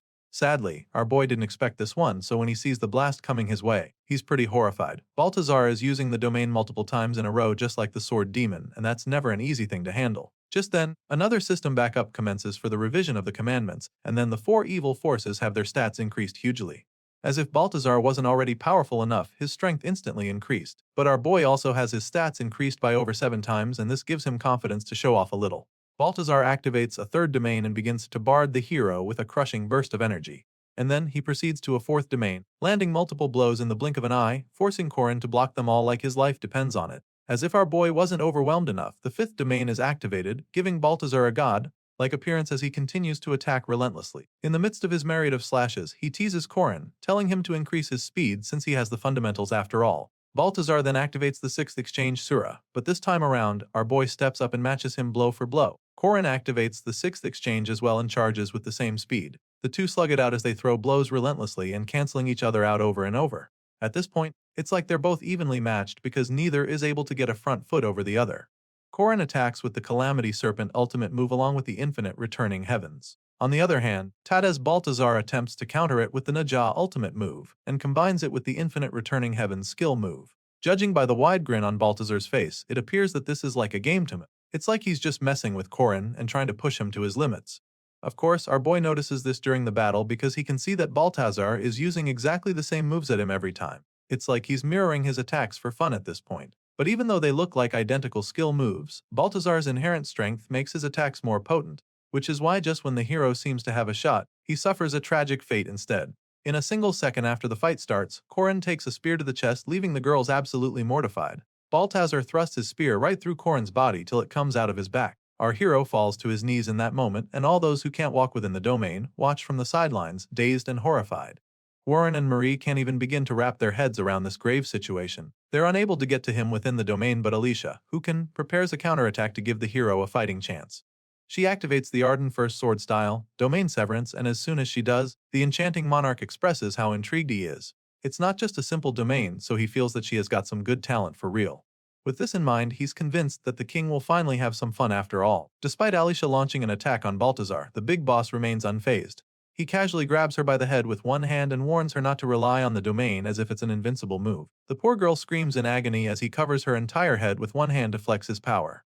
While he's toying with Alicia, Warren pops up right behind him to take advantage of the opening. With the domain severed, the warrior nun can finally get in to launch an attack as well. She tells him not to act so tough just as she's about to take a swing, but he swiftly evades her strike when he slams Alicia into the ground. In that split second, he grabs Warren as well and flings her into the air. With Alicia down, Baltazar attempts to finish her off with a devastating blow, but Warren gets in the way and takes the hit instead. After that, she turns to face him and yells at him to stop as she uses a chain spell to restrain him. The chains whirl around his arms to keep him bound, but he just looks at them in confusion. Once the chains get round his arms, Warren tells him that he's dead, determined to keep him under her control, but makes it clear to her that she's wrong. Baltazar informs her that it's not his fate and then overpowers her before she can even see it coming. The king uses his brute strength to snap the chains like rubber bands and then sends the nun flying with a powerful kick. One moment Warren thought she had everything under control, and the next second, she found herself on the floor, covered in bruises and broken chains. She holds her head in disbelief, not able to comprehend what the hell just happened, so Baltazar explains the current situation to her. He informs her that she lacks experience, and that no matter how strong her body is, she cannot train against impact to her brain. After enlightening her with these few words, Baltazar decides that it's time for her to die, so he picks up his spear and charges it up for the final blow. Just when he's about to deliver the killing strike, he gets blasted with ice magic, freezing him on the spot. It's pretty obvious that this was Marie's doing, but sadly, it will not be enough to keep Baltazar still. Despite being frozen, he's still able to turn his gaze to her, and upon seeing the blue-haired girl, he's intrigued to finally meet the vampire everyone has been talking about. Mariette keeps him frozen with the snowflower spell using alchemy magic. She probably knows that the ice won't hold Baltazar for much longer, so calls on Diokyu to help her out. The red dragon appears immediately and charges at the final boss, but before he can get to him, The big guy shatters his little icy prison to counter the attack. Balthazar uses the Spear of Light here, one of the 4 treasures of Danon. This spell allows him to use automatic moves autonomously along with strikes that are always predetermined to pierce the target. With this skill move, all of his attacks will be side hits, and so, the Spear of Light connects all of these attributes to finally hit Dioku. The spear goes right through the red dragon in a flash, and Mariette freezes on the spot upon seeing this. After hitting Dioku, the spear continues to fly right at her like a heat seeker, and she's too dazed to even move. At the very last second, she closes her eyes in fear, but she doesn't get impaled because Professor Josephine sends the spear into one of her portals. Seeing that she just sent the Spear of Light to another dimension, Balthazar is even more intrigued because he knows that there's only one person capable of doing that. Before now, he hadn't seen the witch, but after seeing his spear being teleported elsewhere, he mockingly greets his old friend Josephine. He teases her, suggesting that she's already pretty late to the party, but she furiously tells him to shut the hell up, calling him a traitor. Despite wanting to rip him apart right now, she informs him that she's not here to change anything. That's when a massive burst of flames erupts nearby. It's the Solar Genesis spell of Claus Solus, so you already know what that means. Yep, our boy's back in the fight, and judging by his brightly colored hair, you can tell that he's ready to make a statement. Korin unleashes the crushing inferno from above, with his stats increased by 740%. The Solar Genesis is a lot more potent, but this is the maximum he can output right now. Seeing that the hero is back on his feet, Balthazar is impressed. Sure, he missed the heart when he impaled Korin, but a stab like that should have killed the kid, so he's convinced that our boy must have some extraordinarily fast regeneration. He concludes that this isn't just Korin's innate ability, but actually a commandment. The final boss figures that our boy has probably engraved the opposite ones as him, but at the same time, he doesn't think the Solar Genesis is something that the boy can handle. However, the hero believes that just one moment is all he needs. Just then, Josephine activates her special magic multi-teleportation skill in the middle of the flames, so Ohara and Skaze decide to get involved because they're not just going to stand watch as their victims try to escape.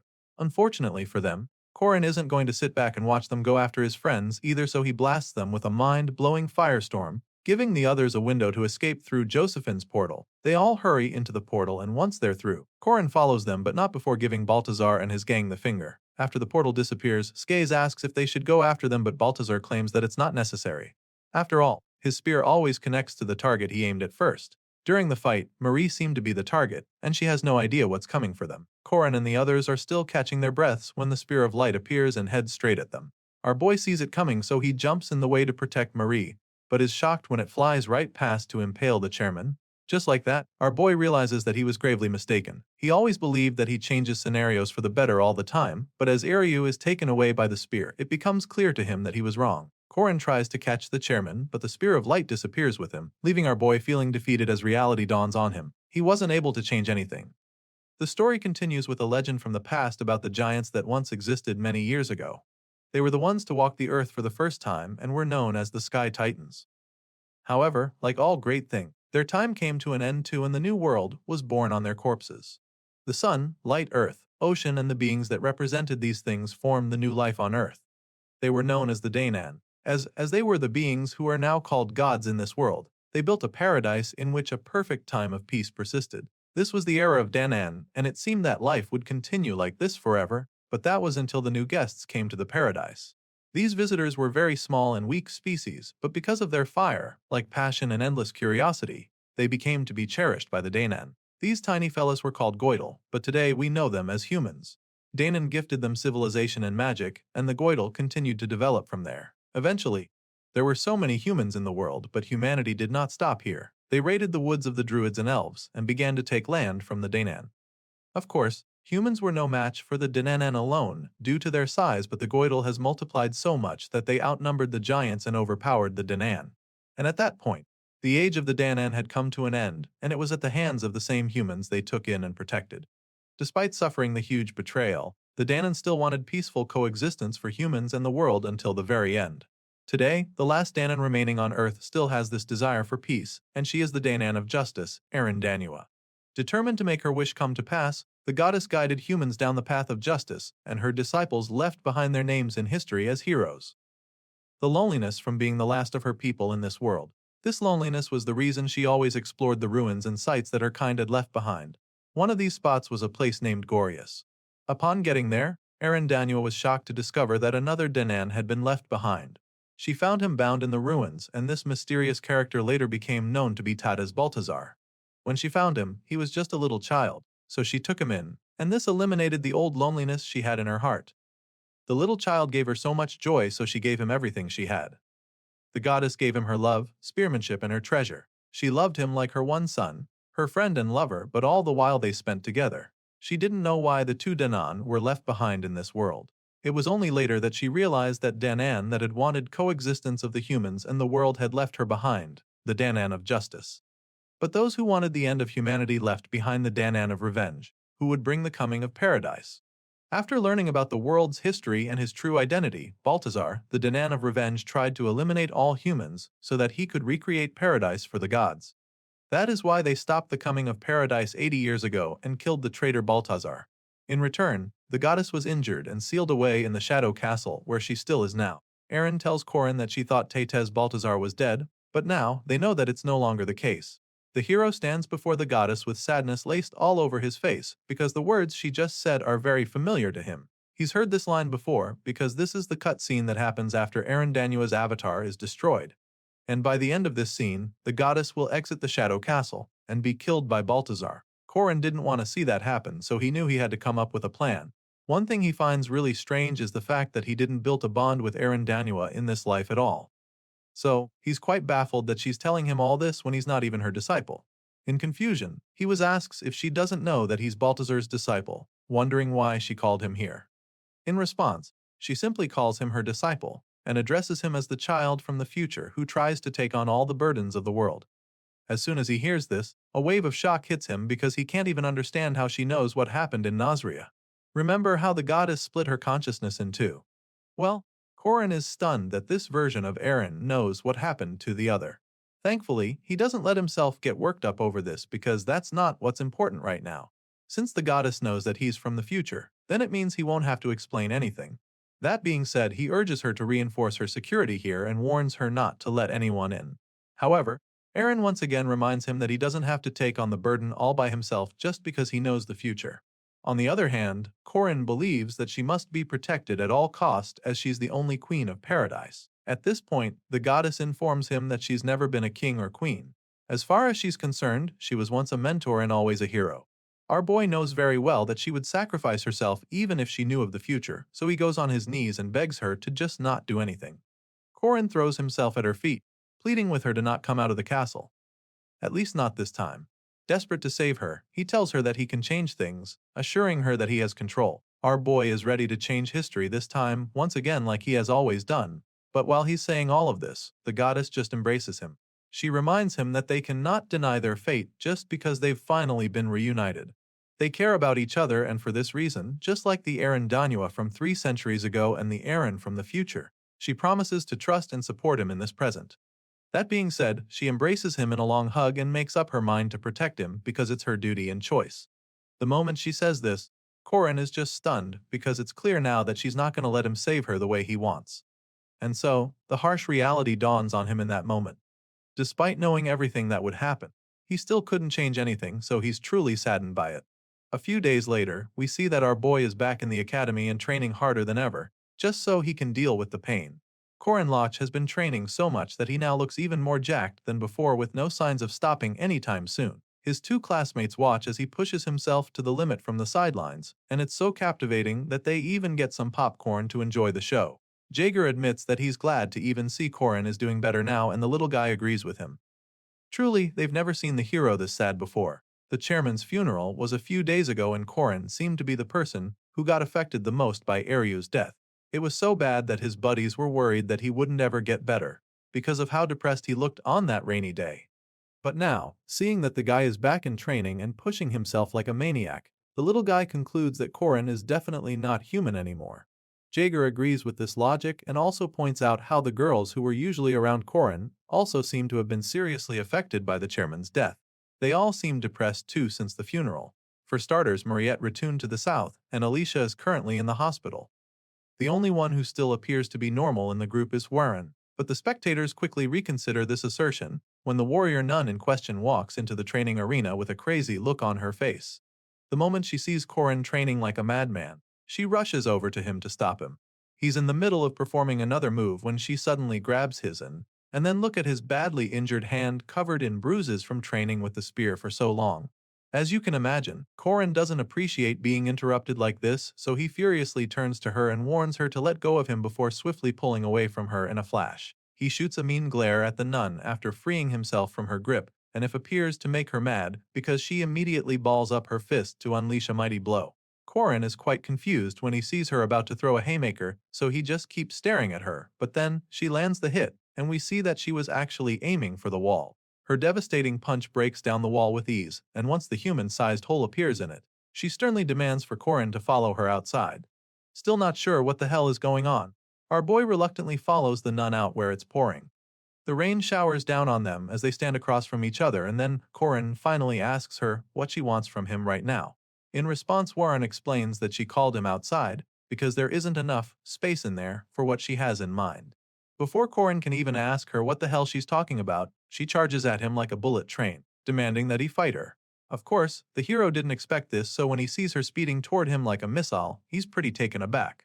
Sadly, this time around, she's not aiming for the wall, and knowing what she's capable of, he quickly gets his head in the game and blocks her strike.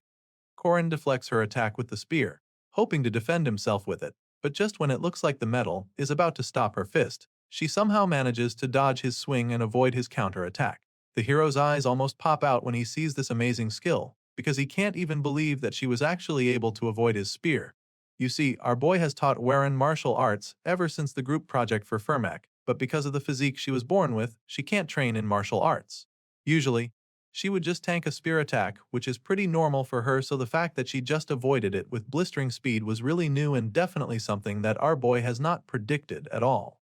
And so, Korin can only wonder when she learned this kind martial arts. Sadly, before he can even finish the thought, she laces him with a mean punch and then follows up with a powerful slam to the ground. Korin just closes his eyes as he accepts his defeat, and right after the explosion that follows her attack, he finds himself lying on his back with the ground beneath him shattered. And then, she pins him right down and tells him that he's weak, which leaves him confused, and that's when she tells him that he shouldn't try so hard to become strong. In her mind, Korin just needs to become strong enough to not die, so she makes this clear to him, and then for some reason, she rips off his shirt, revealing the symbols on his chest. Warren asks him to give him the runes to enable her become stronger so she can protect him. She desperately begs him to let her have the runes, even shedding tears on his chest as the rain pours down hard on the both of them. But despite all her efforts to change his mind, he just stares at her with a puzzled look on his face for a few seconds before finally refusing. In that moment, he recalls his conversation with the goddess and how she refused to let him save her. She made it clear to him that she's the adult whose duty is to prioritize his own safety as the child. This is exactly how Korin feels now. He now understands why Eren didn't let him help her, and with this in mind, he informs Warren that he cannot give this kind of power to a kid like her.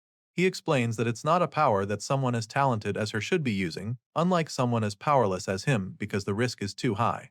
The moment he says this, Warren tells him to correct himself, and so he assumes that she's trying to say that she's not a kid, but that's not even what she was saying. As far as Warren is concerned, Korin is not powerless, so she lets him know exactly how she feels and wraps her arms around him. He's taken aback by her actions and starts to ponder deeply. The hero begins to wonder if he's doing the right thing. He's made it seem like he can resolve everything on his own, but just now, he almost gave his burdens to a child. It's a heavy weight on him, but he also knows that he can't let himself stay down forever. So, he sucks it up and thanks Warren before getting back on his feet, because there's a lot he has to do now. The story continues 2 weeks after the Mage Tower incident. A meeting is held by the professors of the academy to discuss the issue. Admalik of the Red faction ambushed Josephine, and the Black faction attempted to kidnap some of the first-year students. These are all serious attacks on the academy, so the board believes that they cannot overlook the incident. One of them chimes in, informing the others that the Mage Tower is blaming the incident as independent actions of a minority of their members. But of course, the others don't agree with this. One of them is particularly furious when he hears her saying this, because he knows for a fact that it wasn't just a minority act. There were 2 elder-level mages, along with 50 other mages that supported them. The dark-haired magic professor admits that they understand what the man is trying to say, but even if they try to file a complaint, with Adrian speaking as their representative, they also need someone to put forward as their new chairman. The chairman of Merkaba Academy has traditionally been handled by the Ario family for many years, so the orange-haired professor suggests that they just follow tradition this time around as well. They're still contemplating on the next chairman. One of them reveals that the person they seek has already been selected. They're shocked to hear this, and turn to see Josephine, who suddenly walks in through a portal.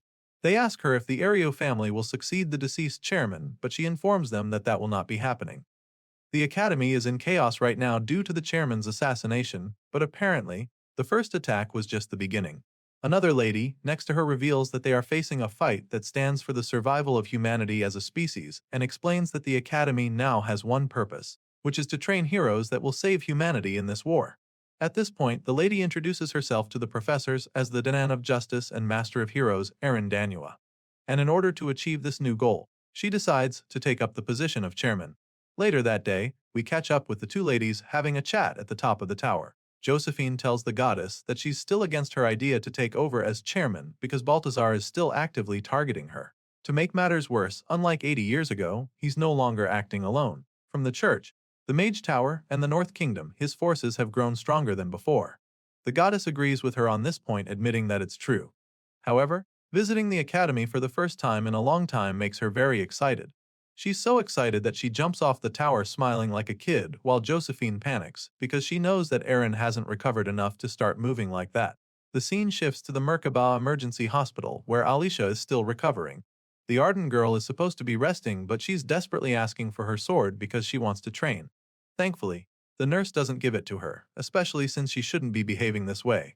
At this point, Alicia is overwhelmed by frustration and rigor.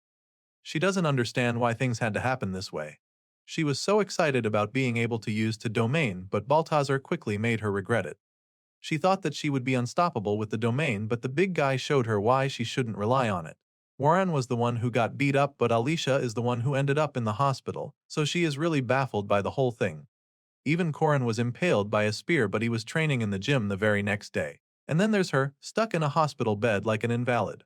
Tears run down her face as the frustration builds up even more because she feels so useless right now. She feels that she's just a worthless person for even being in this situation, and just when it looks like she's about to be consumed by the pain, Corin appears right in front of her.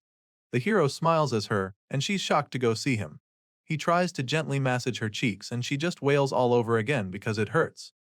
Our boy immediately noticed that she's still swollen. Hearing this, she just laments that she doesn't have any absolute defense or regeneration, which is why she's in the hospital all the time.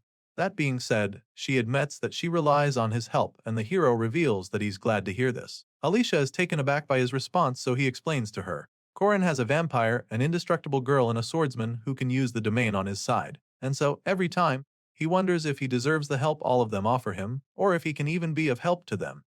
Because of this, it makes him feel better to hear that she actually needs him for something. As embarrassing as it all sounds, Corin admits that he also needs them, and this confession gets the girl pretty flustered. One might be able to travel faster alone, but together, they can travel even further, and this is something that Corin strongly believes in. After Corin confesses his feelings to her, she figures that it wouldn't hurt to ask for some of that help he's offering, so she asks him to feed her a honey bomb candy. Of course, the hero doesn't mind feeding her the candy. After all, they've learned together through hardships and helped each other grow. Corin is about to drop the candy in her mouth. A laser shoots it right out of his hand in a flash. Apparently, while some learn how to stand back up, others learn new emotions, like Waran, who is currently radiating with so much jealousy that she has to take the candy out of Corin's hand. After snatching it with her own mouth, Alicia teases her for being jealous, but she just tells the Arden girl to shut up and starts running away. Outside the room, Josephine and Aaron Danua watch, and after seeing how they're all messing around, the professor figures that they're healing pretty well. The goddess claims that she understands Joseph's worries but insists that she can't change her mind, because humanity is facing a bigger crisis than ever. The situation is so bad that she lost her powers to her own student, so it's pretty clear that her duties have stopped. The goddess founded this place, and since then, it's continued to grow the seeds of heroes. With this in mind, she's confident that one of her seeds may blossom into the greatest hero of all time. Because of this, she has the strong belief that they can still win this war, even though Balthazar's forces are even stronger than 80 years ago. As far as she's concerned, this is what Merkaba Academy has existed for all this time. A few days later, Corin and the others decide to have a grand party in celebration of Alicia's recovery. The girl in question is obviously back to full health because she somehow had the energy to carry 2 gigantic baskets of ingredients for the feast. Corin is taken aback by it and wonders how much it must have cost, so she reveals that everything was worth 2 gold coins. Sadly, the others immediately inform her that she was scammed and tease her for spending so much on food all the time. Soon enough, the other guests start arriving. some being goodies with them while the others are just intrigued to finally be in the famous special dormitory. Just then, everyone turns around when one special guest arrives. It's none other than Lunia, who makes her presence known by greeting her fiancé, Korin. They welcome her, and the first thing she does is request for the alcohol. Before the booze arrives, Lunia goes to have a chat with Korin. She claims to have received a very deep wound in her heart after the previous incident, so she believes that he can at least pay her back with some alcohol. The hero chuckles nervously in response, but quickly explains that they have food. He immediately calls on the others to get the food before Lunia gets mad. Thankfully, the senior Arden sister is very impressed, especially when she sees Alicia's work that preserves the freshness of fish. As the feast continues, up next are Huaran's dishes that make perfect use of fire. The guests are so delighted by the taste that they shower Korin and the other with praise the whole time. As far as they're concerned, Korin is so lucky to have two people with such amazing cooking skills helping him out. And then, they suddenly ask him whose food tastes better. As you can imagine, this is an incredibly difficult question because neither of the ladies will appreciate coming second. Our boy doesn't even know what to say, but now Hest on the hot seat and everyone is hounding him for an answer. Korin knows that he'll probably end up on the table as a dish if he answers, but just when it looks like he can't escape, the Gold Wolf twins arrive. Ron reveals that he brought some chicken so as not to be rude, and so, Korin gladly uses it as a window to escape the difficult question. Without hesitation, he embraces the wolf boy, telling everyone that he loves chicken the most. Jaeger and the shorty just feel sorry for Korin when they see him getting all worked up like this, and they're afraid that he'll get himself killed one day if he keeps this up. Eventually, the others suggest that it's time to focus more on the situation at hand.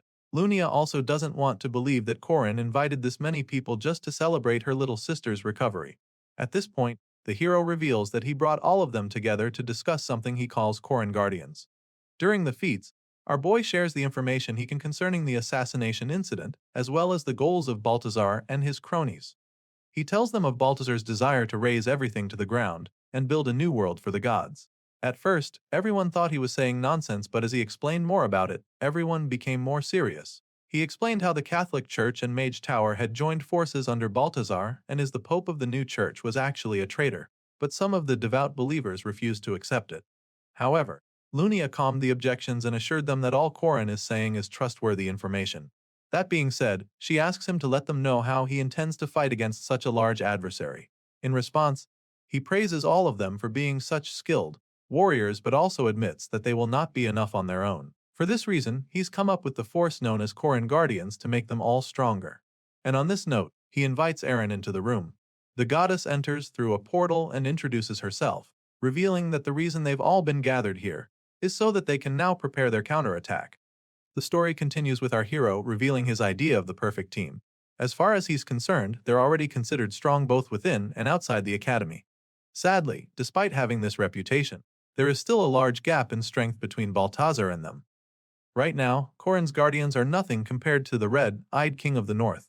It's clear that they're not a match for Balthazar, but on top of that, the enemy is already an expert at utilizing Undri, Riafal, and Aradawa. With all of this being established, it seems that the easiest way to close the gap between them would be to get their hands on weapons that are similar in level. And so, to get weapons of that caliber, they're going to have to rob God's treasure storage. The place is known as the Tribulation Treasure Vault, and they'll have to do this before the end of the summer break, so. What exactly is the Tribulation Treasure Vault? Well, it's a place where they can get legendary and epic class items.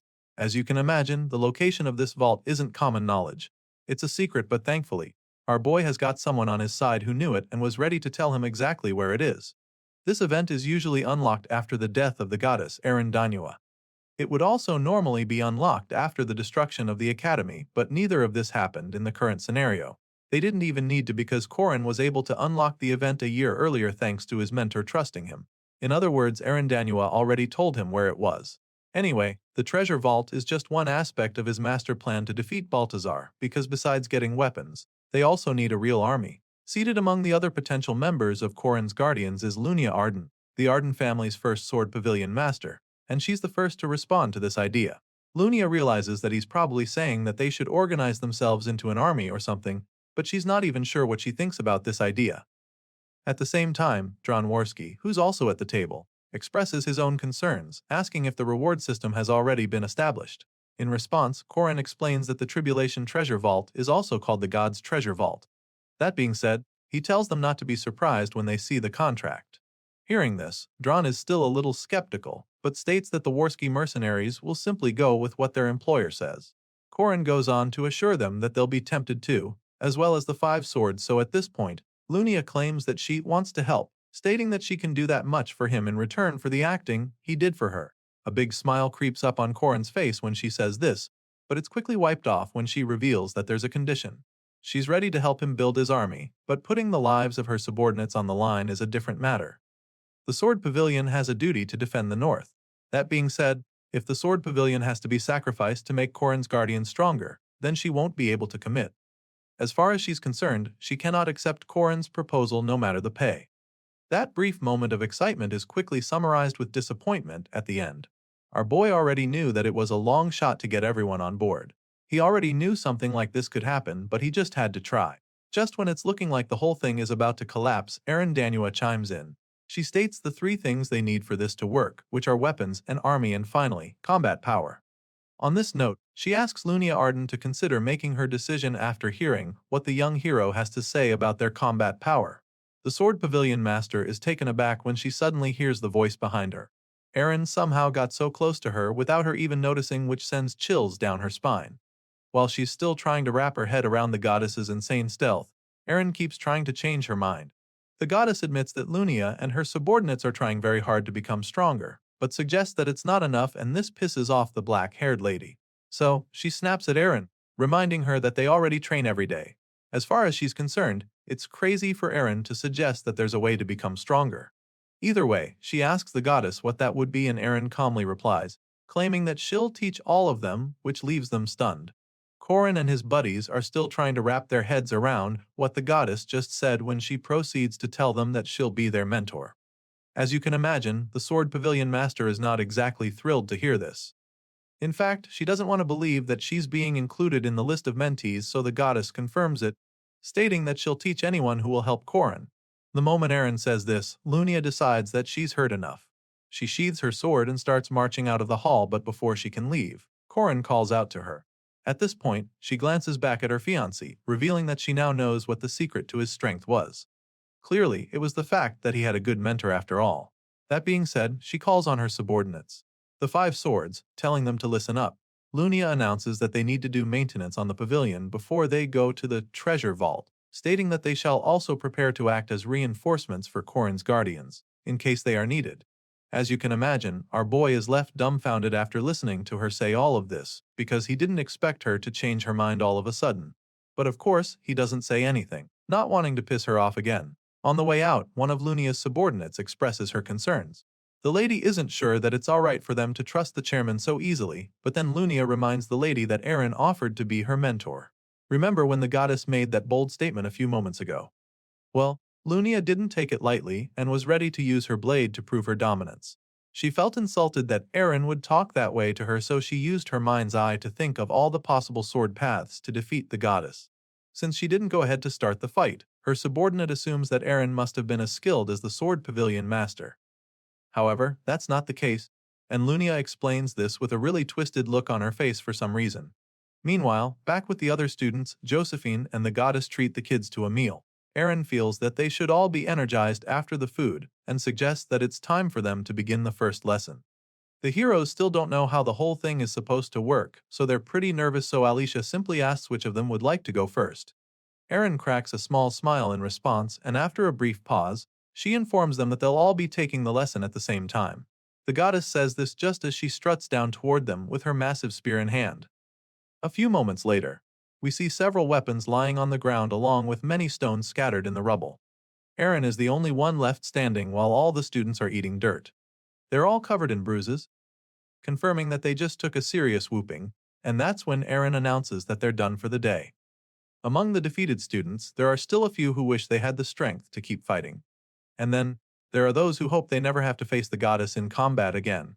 A good example of the latter are the Gold Wolf siblings, Ren and Ron. The twins got pretty roughed up by Erin, so when she calls out to them, they start trembling once again. She walks up to them with a big smile on her face, claiming that the both of them were so barbaric. From what she saw, they understand the theory of combat, but their bodies aren't keeping up with it. As far as she's concerned, they act before they think, and she's convinced that their physical capabilities aren't catching up to their judgment. Their eyes just widen in confusion as she states all of this.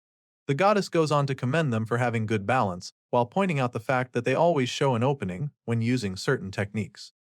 Apparently, this remark is also directed at the others like Dronworski.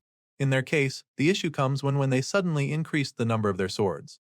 That being said, the goddess suggests that they try decreasing the number unless they're up against many opponents. Eren proceeds to give everyone quick feedback and corrections. It is pretty easy for her to pick up on all these tiny things because she's just that experienced. And what's even better is the way she passes the message. Eren always looks the happiest when she's teaching anyone, and so it doesn't ever seem harsh when she's giving corrections. She eventually finishes talking to the others and then turns to Korin, telling him that he should probably warm up because he's going to be the last person she spars with. As much as she's anticipating it, she feels that she also wants to save the best for last. On this note, she opens a portal for Alicia and Warren to come through.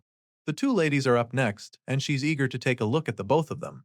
They all enter the special training hall shortly after, and the goddess gladly welcomes them, saying that they should feel free to run wild. Alicia locks in immediately, because she feels that anyone who attacks first will probably win. So, she activates the Arden-style domain, determined to hit the goddess before she knows it. Unfortunately, this doesn't work because Eren quickly stops her from using her signature move. She teases the young lady for always wanting to enter a domain right away, and then quickly shows her why it was a bug mistake. Alicia's eyes widen in horror as she realizes that this clash might be just like the last time when she faced Baltazar. Before she could even launch an attack, the big guy overpowered her, so she's afraid. Meanwhile, Eren can tell that Alicia hasn't mastered the basics yet, so she suggests that they start with sword fighting instead. You'd think she'd go easy on Alicia after saying this, but she proceeds to sweep her off the ground with a powerful kick. Well, I guess she does this just to show Alicia that her posture needs fixing. The poor girl falls headfirst with her jaw slamming into the ground, marking the end of her lesson. After knocking the Arden girl out, she calls on the next mentee, who just happens to be a very furious Warren. The warrior nun probably intends to avenge her fallen sister, so she leaps into the air to attack the goddess. She goes in with a killer strike that shatters the concrete floor, but in the end, she just misses the target. Seeing the ferocity and power begin the attack, Eren is quite intrigued and figures that Korin must have been teaching this one already. Regardless, she's not impressed enough, so she advises the girl to practice the right poles and the 8 trigrams. Of course, Warren doesn't appreciate being underestimated, so she charges at the goddess with another deadly attack, hoping to land a mean hit this time around. Warren goes in with a blazing strike, and the look in her eyes are definitely murderous, but of course Eren Danua is unfazed. She casually evades the blistering slash and admits that Warren doesn't need more strength. From what she can see, what the warrior nun needs is to get used to the right posture. Despite Warren throwing haymakers, she's unable to land a single hit, and the goddess just keeps taunting her. Eren asks why she's so angry, and that's when we see what's really going on. Apparently, Warren is still pissed about Korin's close relationship with the goddess, and just thinking about it makes her even more furious. It turns out that this is actually Warren's first time being jealous, and it's clear that she doesn't like how it feels. The warrior nun taps into the newly fueled rage to unleash a powerful flaming punch, but this is a move that she's going to regret very quickly. Josephine already knows this, so she tries to warn Warren, but it's too late, because the goddess easily counters this move and uses it to her advantage. Eren unleashes a myriad of strikes on the love-struck girl, and just when she's about to collapse, she catches her. The spear goddess saves her at the last second and tells Warren that she doesn't need to rush herself. She assures the warrior nun that she's already strong enough, and this is pretty strange to the girl.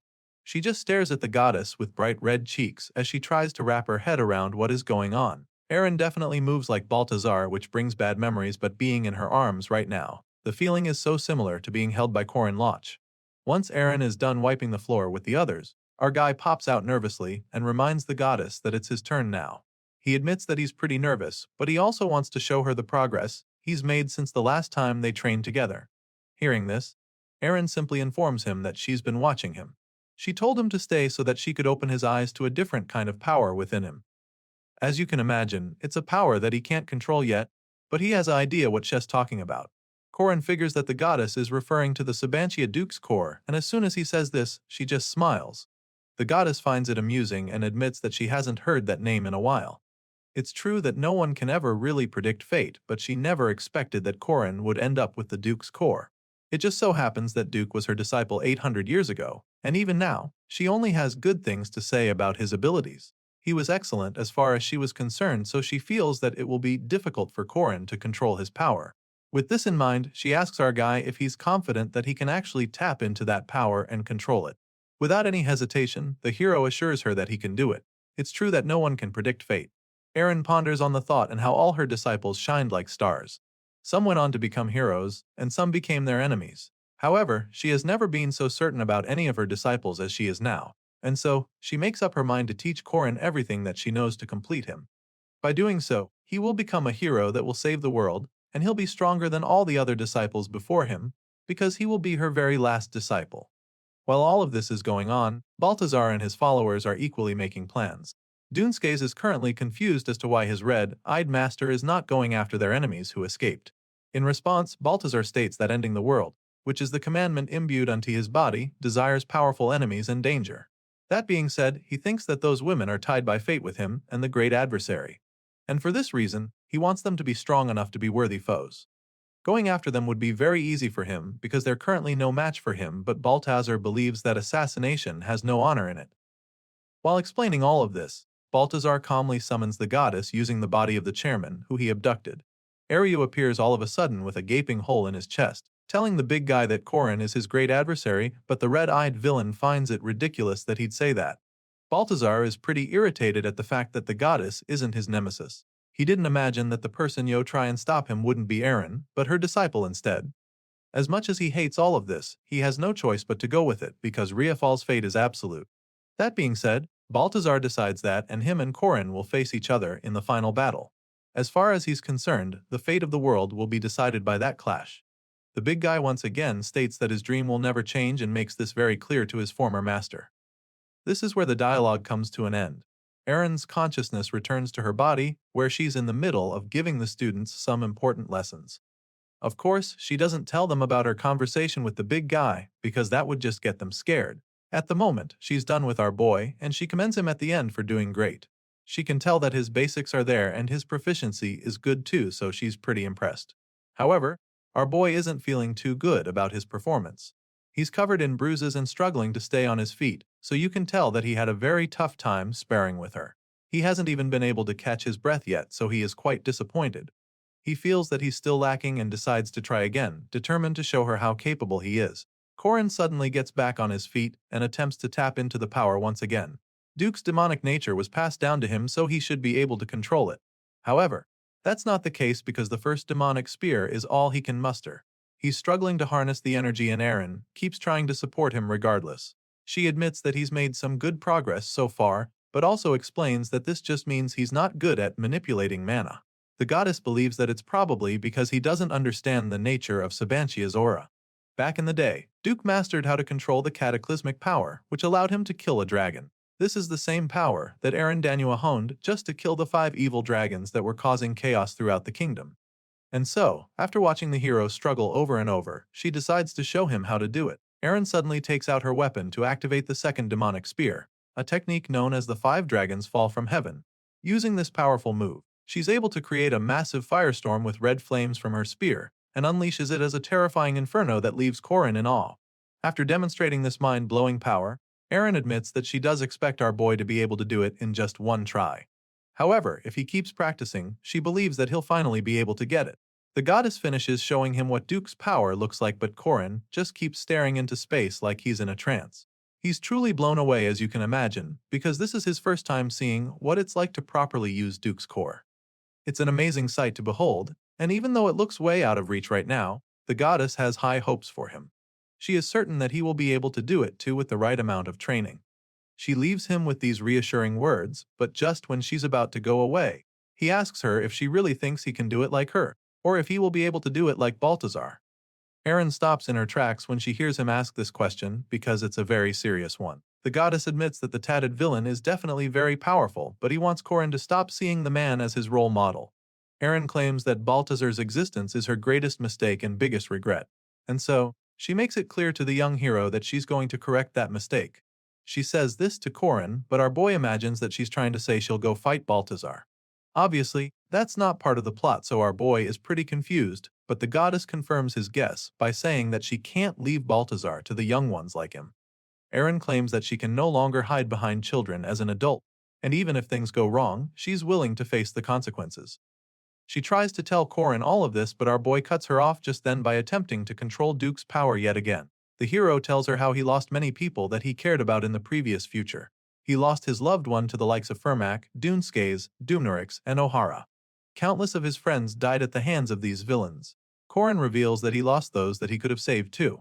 That being said, he admits that he also has regrets. He'd be lying if he said he didn't. However, he also reveals that he's not risking his life right now because of regret. The moment he says this, a surge of energy shoots out of his spear, as if he just harnessed Duke's energy, and when Eren sees it, she begins to panic. Despite her worries, our hero is determined to achieve his goal. The reason he regressed, and the same reason he took on the burden to save the world in place of the players, might just be his selfish greed in the end. Korin knows that she might call him arrogant for it, but he doesn't even mind because in the world he saves, he needs everyone alive and safe. The hero makes this very clear and tells the goddess that he's not going to have her missing in that world. With that being said, he channels all his focus into perfecting Duke's core energy for the first time, and he's finally able to activate the second demonic spear technique. Korin performs 5 dragons fall from heaven, and just like that, he proves that he can control Duke's core. This leaves the goddess stunned, but the young MC simply tells her to trust her disciple. After all, she was the one who said that he is fit to become a hero. That being said, he promises her that she won't die this time, assuring her that he's going to save her. Just when Eren thought that she was going to go face Balthazar by herself, Korin went ahead to pull a rabbit out of the hat. It's clear that he's not going to let her go face her former disciple, but she's still trying to wrap her head around what the hell just happened. She feels so lucky right now. She never imagined that such fortune would come her way so late in life. Korin tells her that it doesn't matter how long she's lived. He tells her that if she just trusts that everything will work out, then she'll always be in her prime no matter how old she may be. The moment she hears this, her cheeks turn red as a wave of relief washes over her. The wholesome moment is suddenly interrupted when the other girls catch them looking all furious, so they call out to her, demanding another chance to spar with her. The scene shifts and we're taken over to the academy. There, one of the students are trying to convince his colleagues to go to the Catholic church with him. Sadly, the guy doesn't want to because he only goes to the church where Saintess Estelle is at. But then, it just so happens that it's not the Catholic church but Zeruim. As you already know, this guy here is Jermaine Luther, and he's the first-year Zeruim Catholic Church spy. Right now, he's currently trying to gather intel, but first, he needs to recruit members to his Zeruim church. Korin comes around all of a sudden, not remembering if it's Zeon or Zeruim. Jermaine corrects him despite already being quite pissed, but the clueless hero keeps joking around. Korin reveals that he doesn't really follow religion, but admits that the rosary sure is cool. From what he knows, it represents the integrity and honest poverty of Zeruim. Jermaine is surprised to learn that our boy knows about it. Well, it shouldn't be much of a surprise since Korin Loch is a very rare first-ranked knight after all. The hero does like Zeon's flamboyance too, but Zeruim has maintained old traditions from what he's heard. While our boy is rambling on about the stories, Jermaine quietly observes him. The spy heard that our boy also created Korin's Guardians recently and assumes that it's like a small club. He can sense the consideration for others in the way that the MC speaks, but he has infiltrated the academy under Bishop Li Jinyang's orders. And for this reason, he believes that he needs to get close to people like Korin. He's still plotting on how to get close to the hero when Korin asks that they do a mission together out of the blue. Jermaine is taken aback when he hears this, but the next thing he knows, he's standing in front of a big cave with the hero. Apparently, the mission has something to do with this cave. Korin states that the assignment involves a case of people going missing in a village about 70 kilometers from here. Korin suggests that it might be the goblins doing, but Jermaine is just surprised that our boy does things like this too. He thought the Guardian Association is responsible for incidents that take place outside of the academy, so he doesn't get why he's here right now. Well, the MC reveals that the Guardians have actually been taking care of the goblins for the past week, but in reality, they're actually just farming for points. So far, John Warski has defeated Mage Fillion, Kranik Luden has defeated the Golem Engineer Drevin, and Yule has prevented Druid Gina's plans. All the rewards are being distributed. On this note, Korin explains that the other Guardians are all out hunting monsters, so he's short on hands. He assures Jermaine that they'll be done before evening prayer and leads the way into the cave. The spy quietly follows him, and even though he's not sure what's going on, he can tell that Korin has an odd charm to him. He's kind and very considerate, so Jermaine feels that he would have been able to trust him like a brother if he had just been a regular student. The spy seems to be warming up to our boy already, but he's definitely not a fan of Korin's friends. He feels that the girls are the worst and Warren is the one he seems to dislike the most. She punches a hole in the cave, startling the boys, and it was all because she was trying to kill a bug. Jermaine doesn't like that at all, and he also doesn't like the fact that she's a Jiangshi, what he considers dirty demon, kind. The Zeon guys treat demons like humans, but that goes against the commandments he believes in. As far as he's concerned, demons are just demons. His little hate session is cut short when a monster pops out right in front of him. The others call him to wake him from his daze, and he's instantly mortified by the sight before him. Luckily for him, the warrior nun quickly decimates the giant worm before it can devour him. After all, she's just making sure that all bugs are dead. She asks the hateful spy if he's okay, and all of a sudden, he forgets how much he despises her kind. Jermaine is so grateful to her for saving his life. Meanwhile, Corin finds it strange that they're coming across a worm that's so abnormally large in a goblin's den. He can tell that something is off, because he knows for a fact that prey and predator so not share a nest together. And just like that, it becomes clear that there's something hidden in this cave. All of a sudden, the floor of the cave begins to change, and then the entire place disappears, revealing that they've been in some kind of lab all along. Apparently, the den was just a poorly designed illusion. Well, either way, the creator was pretty clever because it looked like a regular goblin's den from outside. In reality, it's a lab where mages synthesize familiars, and that giant worm was probably a result of such tests. There are a couple giant glass tubes with creatures inside. Seeing them, Jermaine fears that they were humans that were synthesized with monsters. He can't believe his eyes, and it just makes him wonder who would do such a thing. He's still trying to process what's going on when he stumbles upon a letter with a familiar seal on it. The symbol is one that he knows, and the handwriting is not strange either. After taking a closer look, he realizes that it might just be a message from Bishop Li Jinyang. While the spy is still trying to figure out what the hell is going on, Corin instructs Warren to take care of the guy. He also asks her to move the evidence in there outside, so she springs into action. Clearly, our boy already knows what's going on, so he takes off, determined to go after the Jiram. Corin bursts through the door, and of course, he finds the shady mage in the next room. The sorcerer is startled by the hero, so he tries to attack, demanding to know who Corin is. Of course, the MC sees this coming, so he easily counters the attack and lands a devastating blow of his own, which practically splits the mage in half. By doing this, he confirms that his preparations are now complete, and we're about to find out exactly what he means by this. You see, Corin's master plan has 3 steps. The first step was to expose Jermaine as the dark side of the Catholic Church. The second is to destroy the laboratory, and the third would be to capture the ominous fake-it head lying at his feet right now. This scary-looking thing is known as Mada's head. It's the monster with 100 legs and 4 faces on a single head. Seeing this, a crazy look of excitement creeps up on Corin's face because now, he's finally ready to pillage the Tribulation Treasure Vault. As we already know, the group known as Corin's Guardians is finally coming to life in this story. As of now, they are the most powerful, trustworthy people. In contrast, Baltazar's underlings have superior weapons. Aradawa possesses the Spear of Light. Andre wields the Cauldron, and Riafal with the Stone of Fate. In order to match this imbalance, our boy had made up his mind to raid the treasury of the gods today. This vault is located on Treasure Island, specifically in a place known as Mag Mel. Corin's master, the Queen of Paradise, is the last officially left Danon of these islands. However, even Erin doesn't know everything about the Danon. Despite her nature, she still had to discover certain things on her own, like Baltazar and the sites she found him at, which were places she had found by herself. Domains, or the hidden map known as the Fragment of Paradise, can only be unlocked through a hidden event. And this place is just like that. The original condition to be able to even reach it is the death of his master, the goddess. However, that's not the case in this timeline. Corin gets in through the portal created from him, and just as Erin told him, he's going to wait there. Just before he continues on his own, the goddess asks if he's sure he can do this without her help. As you can imagine, she's really worried, so he simply assures her that he can leave it all to her. He's definitely excited about it since he's going in a year early. Besides, he's not even going in all by himself. He'll be going with Alicia and Warren, who have now trained for a few weeks with their master. They're not the only ones helping him, since Marie is also joining them. The blue-haired vampire princess flies into the scene at this point, and they're all excited to see each other. Mariette has just returned from the south. Aside from Lunia, who just stayed back, this is practically the strongest part he can fight with. With these 3, there's really nothing to be afraid of as far as he's concerned, so they all match in, and it doesn't take long for him to notice some strange stuff. He's not the only one who sees it, since Alcina is all over him, yelling about how spooky it is in there. She never liked this kind of atmosphere since she was young. While she's freaking out and acting all scared, Marie takes the opportunity to wrap herself around Corin's arms. The ladies usually can't help themselves around our boy, so the whole mission quickly takes a turn. Marie and Alicia lose focus pretty quickly, leaving Huiran, but it doesn't take long before she gets all lovey-dovey as well. After all, Ran is just as scared as the other ladies, so she grabs a hold of Corin's arms to comfort herself. As you can imagine, this becomes a problem, because there are now 3 girls being all touchy when Corin only has 2 arms.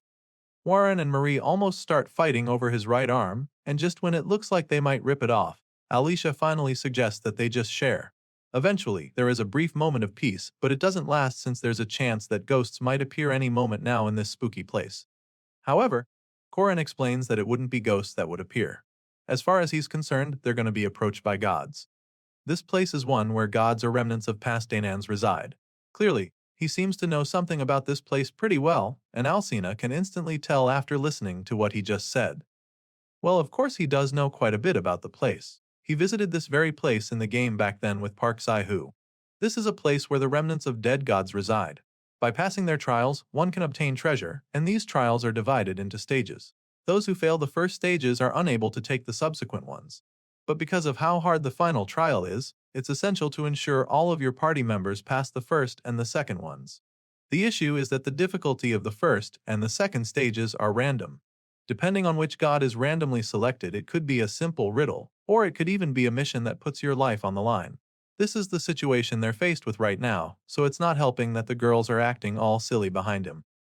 For some reason, they're all scared, and on top of that, it doesn't look like they can see anything ahead of them. The place is extremely foggy and dark, so you can't really blame them though. Regardless, Corin keeps trying to calm them down, assuring them that everything is alright. To those who have no other idea, the god is known to be selected at random, but in reality, gods can actually be attracted to the players that bring things related to each particular god. Knowing this, our boy came prepared. What he brought is the head of Mata, the 100-foot-tall, 4-headed monster. This very monster was defeated by Dagda, the divine king. With this in mind, the hero is confident that the first god that will appear to test them will be helpful divine King Dagda. Corin also knows that the mission that comes with this god is yo cook a delicious meal. As you can imagine, that's going to be a walk in the park for the MC and his gang, especially since he has been in charge of cooking at the dorm. Besides that, he also has Alicia on his team. While the 4 of them are still trying to figure out their way around this dark and foggy place, they're suddenly startled by a sound coming from the distance. They have no idea what musical instrument is making the sound, and it gets even more confusing when the thick fog starts to clear.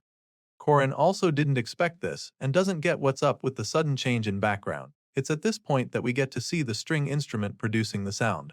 And then, the musician suddenly speaks up, welcoming all the heroes who have come to undergo the trials. Apparently, this god in question is a really good-looking blondie with purple eyes. Bro looks really young with a chiseled body, and Corin definitely doesn't recognize him. Our boy has never seen this god before, so he doesn't even get how it's possible. Corin and his team look up at the celestial being sitting in the tree. He definitely knows about the head, since that's what attracted him.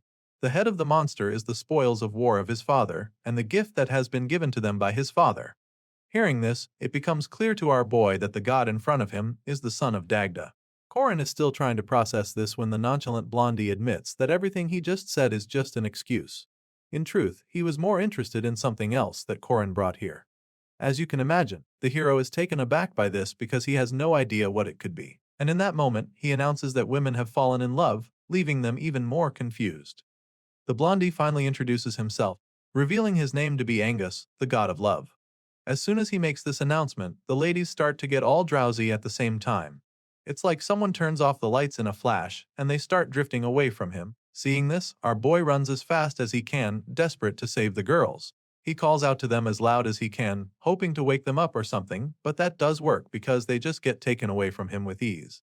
Corin watches helplessly as the god of love takes them away from him and taunts our hero at the end, telling him to have a safe trip.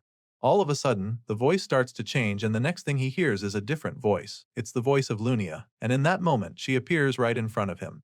She draws him in for a kiss and whispers something to him. Sadly, a part of the hero knows that this is most likely an illusion, but he doesn't fight it. He lets himself fall for it, telling Lunia that he can't stop her. It turns out that this whole scene is actually what Alicia is watching right now.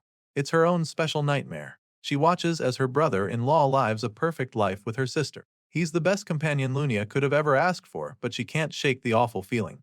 Right now, she's hiding in this scenario of Corin and her sister living happily ever after, but she's suddenly interrupted by Angus, who sneaks up behind her. The blondie teases her but then suggests that it's time for her to find love too, feeling that she must be popular at the academy. However, she doesn't seem too interested in that, and the god of love can tell, because he knows that she still has feelings for Corin, her brother-in-law. You see, this nightmare Alicia is forced to endure right now. This is a trial of love. While the girls are facing their fears in another realm, Corin furiously confronts Angus, demanding to know where he took them.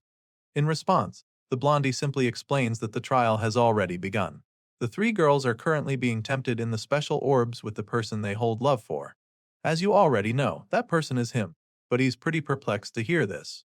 The trials have been formed from memories the girls share with him, but they are all examples of forbidden love that have not been allowed to come to fruition. Terrible forms of love which could harm the ones they love or even themselves. Angus reveals this, explaining that he only wishes to keep pure forms of love because forbidden love merely dilutes the value of true love. If these girls are able to control their desires, they will have the right to receive the reward, but if not, they will wander the realms of illusions forever.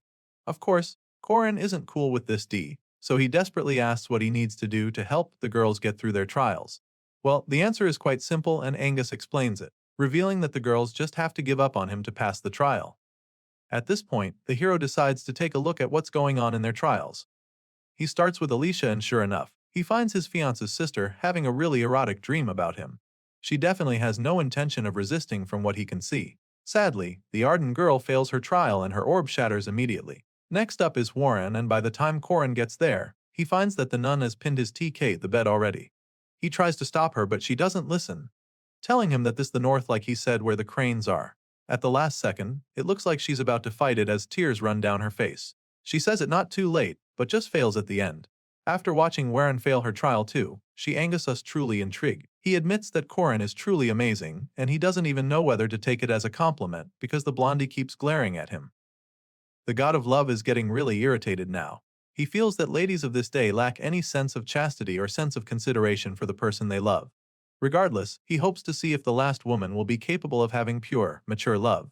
In this scenario, we see Isabelle confessing her feelings for Corin to Marie. It's the scenario where one's friends ask the person one loves before they can. It's a classic and quite twisted, but considering how the previous woman was willing to commit full adultery, he's willing to edit this scenario. And so, he takes control of Isabelle and tells Marie to give up on Corin, but the blue-haired girl simply denies having feelings for him. In order to stop this girl's love, Angus feels that she'll need a greater adversary of love, so he decides to dig through Corin's memory. Here, he hopes to find out more about the one who loved Corin the most around this time and the strongest one. Unfortunately, he's disappointed to learn that there's no end to this. The story continues with a flashback from thousands of years ago. You see, back then, a god fell in love with a woman in his dreams. You'd wonder how this was even possible, but this very woman appeared in his dreams every day, and it eventually led to the god becoming lovesick. He was so in love that he was almost bedridden, as he could never get in touch with this woman. But after what felt like an eternity of searching all of paradise, he finally found that woman. It just so happened that this mystery woman wasn't exactly expecting him to find her. So, as soon as he found her, she was surprised and hid from him by transforming into a swan in a huge flock. As you can imagine, this god was devastated when this happened, but he didn't give up. Despite the setback, he searched for her until he found her using his authority. That's right, the one we're talking about was Angus, the great god of love. He was the one who claimed that love, and this became a myth. Despite using his power to seize the love he so desired all this years ago, in this present timeline, this powerful god of love realizes that he's dealing with a different situation. Of course, he's talking about Marie, who's desperately running away from him. Even if she's called a demi-human, she's still a human, so it should be impossible for her to give up in this way because that's the love of a mortal. Angus hovers over her, forcing her to keep running away from him as fast as she possibly can. The blue-haired girl is totally horrified because she doesn't even understand how any of this could be happening. This nightmare that Angus trapped her in is definitely taking a toll on her, and despite her best attempts to run away from him, she just can't escape. Last time, she just ran into the younger version of Corin on the street, and she was a bit sorry for Isabelle because Junior Corin gladly accepted her invitation to go on a date. Marie was just trying to go out with the young hero, so she doesn't get why Angus is on her case right now. Everything is going upside down, and she's definitely having a hard time dealing with it. At this moment in this world built with the memories of Corin Loch, the boy who loves the hero the most is none other than Park Sahu, and it just so happens that he's also the strongest. It's pretty clear that the young man is absolutely irritated by Merit Dunarev as well. Enraged by the sight of the girl, He activates his spatial transformation triangle and unleashes a devastating myriad of attacks that knock her down mercilessly. As if that's not enough, Marie loses all memories related to Corin Locke and is left unable to awaken as a vampire. Basically, there was no way for her to win this battle, which made her chances of passing the trial incredibly slim. Park Sae-hoo looms over her as she struggles to even get back on her feet. He teases her at this point, claiming that she's holding on pretty well, and then promises to put her in a tank from now on. That way, it would be easier for him to turn her into a blood bag you extract elixirs from. Apparently, that's all he sees her useful for. But still, rather than doing this right away, he decides to give her one last chance first. That being said, Park Sae-hoo spells it out for her, demanding that she forget about Corin and leave the academy immediately. As far as he's concerned, that's what's best for Corin as well, and he makes this very clear to her, but the blue-haired girl is just bewildered by his demands. She is shocked at him when he says this, so he reminds her that the enemy that Corin must face is literally the strongest Danon still alive. In his mind, there's absolutely nothing she can do to be of assistance when the chips are down. Park Sae-hoo feels that all she would be able to offer him is to die with him if she's there when he faces Baltazar. On the other hand, Park Sae-hoo insists that he's the strongest mage, so he's confident that Corin Locke can actually find his happiness if they're fighting side by side. That being said, he decides that it's time for Marie to fuck off already and stop getting in the way. As you can imagine, these very harsh words cut Marie like daggers, and with her head bowed down in shame and fear, she agrees with Park Sae-hoo. She looks absolutely defeated and appears to have finally succumbed to the pressure. Park claims that this is what she has to do for Junior Corin's sake, but on that split moment, she realizes something. This new idea causes a suspicious smile to creep up her face. She decides not to focus on young Corin or his memories, but instead, the Corin that she knows now. By doing so, she's somehow able to tap into her powers and summons a powerful dragon familiar that attacks Park Sae-hoo. Of course, the unsuspecting mage doesn't see it coming, so Deokyu, the red dragon, goes in for the kill from behind. The massive beast bites Park Sae-hoo right in the shoulder, causing blood to splatter all over the place. You'd think that such an attack would instantly take out the guy, but Park is still standing somehow. He places his hand over the wound to stop the bleeding, while cursing at the blue-haired girl. As you can imagine, he didn't expect the attack and can't even wrap his head around what just happened. He's really furious, but even more curious as to how she was able to use her vampire powers. It shouldn't be possible, so it makes him wonder if her memories suddenly came back. Well, it turns out that the vampire girl is starting to take control of these mind games. This illusion of Park Sae-hoo was saying such ridiculous things that it didn't take long for her to realize that this world isn't real. The moment she says this, Park Sae-hoo begins to panic, and she simply points out how insane everything he's been saying was. With a powerful surge of energy coursing through her body, she bluntly asks Park what the hell he was talking about by telling her to leave Corin. The blue-haired girl asks this with a very lucid memory of Corin telling her how he hopes that she can be happy. And so, she's certain that she cannot leave the young hero. With the memories flooding back into her mind, her powers suddenly start to come back to her, making her incredibly menacing. At this point, it's pretty clear that Mariette Donarev has fully awakened as a high-ranked vampire. All of a sudden, she starts floating up to the sky with the immense power still crackling all over. With her powers awakened, she creates deadly shards that rain down on Park Sae-hoo, who's still watching helplessly below. Marie sends the sharp spikes down on him, insisting that the only way for her to be happy is for Corin to be happy as well. That being said, she finally concludes that the person who can actually make the hero the happiest is not Isabel or even Park Sae-hoo. As far as she's concerned, she's the key to unlocking Corin's unlimited happiness, and the moment she says this, the illusion that Angus created suddenly starts to collapse. The orb shatters, releasing a dark cloud of smoke, and this leaves the crafty god of love very confused. Angus can't believe that this is happening, and he definitely doesn't know how it's possible. Seeing this, Corin immediately starts teasing him. It's pretty obvious that this is not what the cunning god predicted, so he proceeds to taunt the blondie. Of course, Angus gets really pissed, but he can't really do anything, so he just yells at the hero to shut his trap. Apparently, this god doesn't believe that what Mariette displayed is actually true love. In fact, in his eyes, the blue-haired girl is no different from the first two ladies who failed their trials. In his mind, the only thing they've shown is the obsession of immature girls, and this brings him to a conclusion. Angus suddenly feels like he understands what's going on, which leaves Corin pretty curious when he hears it. This celestial blondie realizes that there's actually one person to blame for all this. To him, these girls only became this way because of the young man standing in front of him, so he accuses Corin of being the problem. A problem that he intends to take care of. Enraged by everything that's gone down so far, Angus refuses to give up and decides to set up one last test for the hero. He takes the glowing orbs and uses the energy to create one final illusion for Korinloch to face. A bright flash of light covers everything for a second, and as soon as Korin opens his eyes, he finds himself standing in the middle of a flock of swans. As you already know, this cunning god of love has already faced something like this before. Apparently, this is the trial that allowed him to understand what true love really is thousands of years ago. Angus boasts about how he was able to find the woman in his dreams without hesitating despite her hiding among the swans. Of course, this was no easy task, as the celestial blondie had to sing love songs to the woman all night in order to lure her out. Because of this, he's not sure that Korin will be able to show that level of perseverance. At this point, Korin is starting to realize just how serious this trial actually is. The god of love challenges him to find the woman he really loves out of these 150 swans. He explains that the 3 girls have already been turned into swans, which means that they're hidden in plain sight. For some reason, rather than letting the hero try to find them throughout the night, he only gives Korin 3 minutes to find the real one. Nevertheless, our boy doesn't seem fazed at all. In fact, for some reason, he finds the whole test pretty amusing. A confident smirk creeps up on his face, and the moment Angus sees the smile, he begins to panic. The god of love becomes curious because he doesn't get what's so funny, and tells him wonder what exactly this hero has planned already. Before they can even finish asking the question, Korinloch lifts his spear to activate a powerful skill move known as the Death God's Orb. This powerful move is actually known to separate the body and spirit and has no effect on beings with a strong sense of self.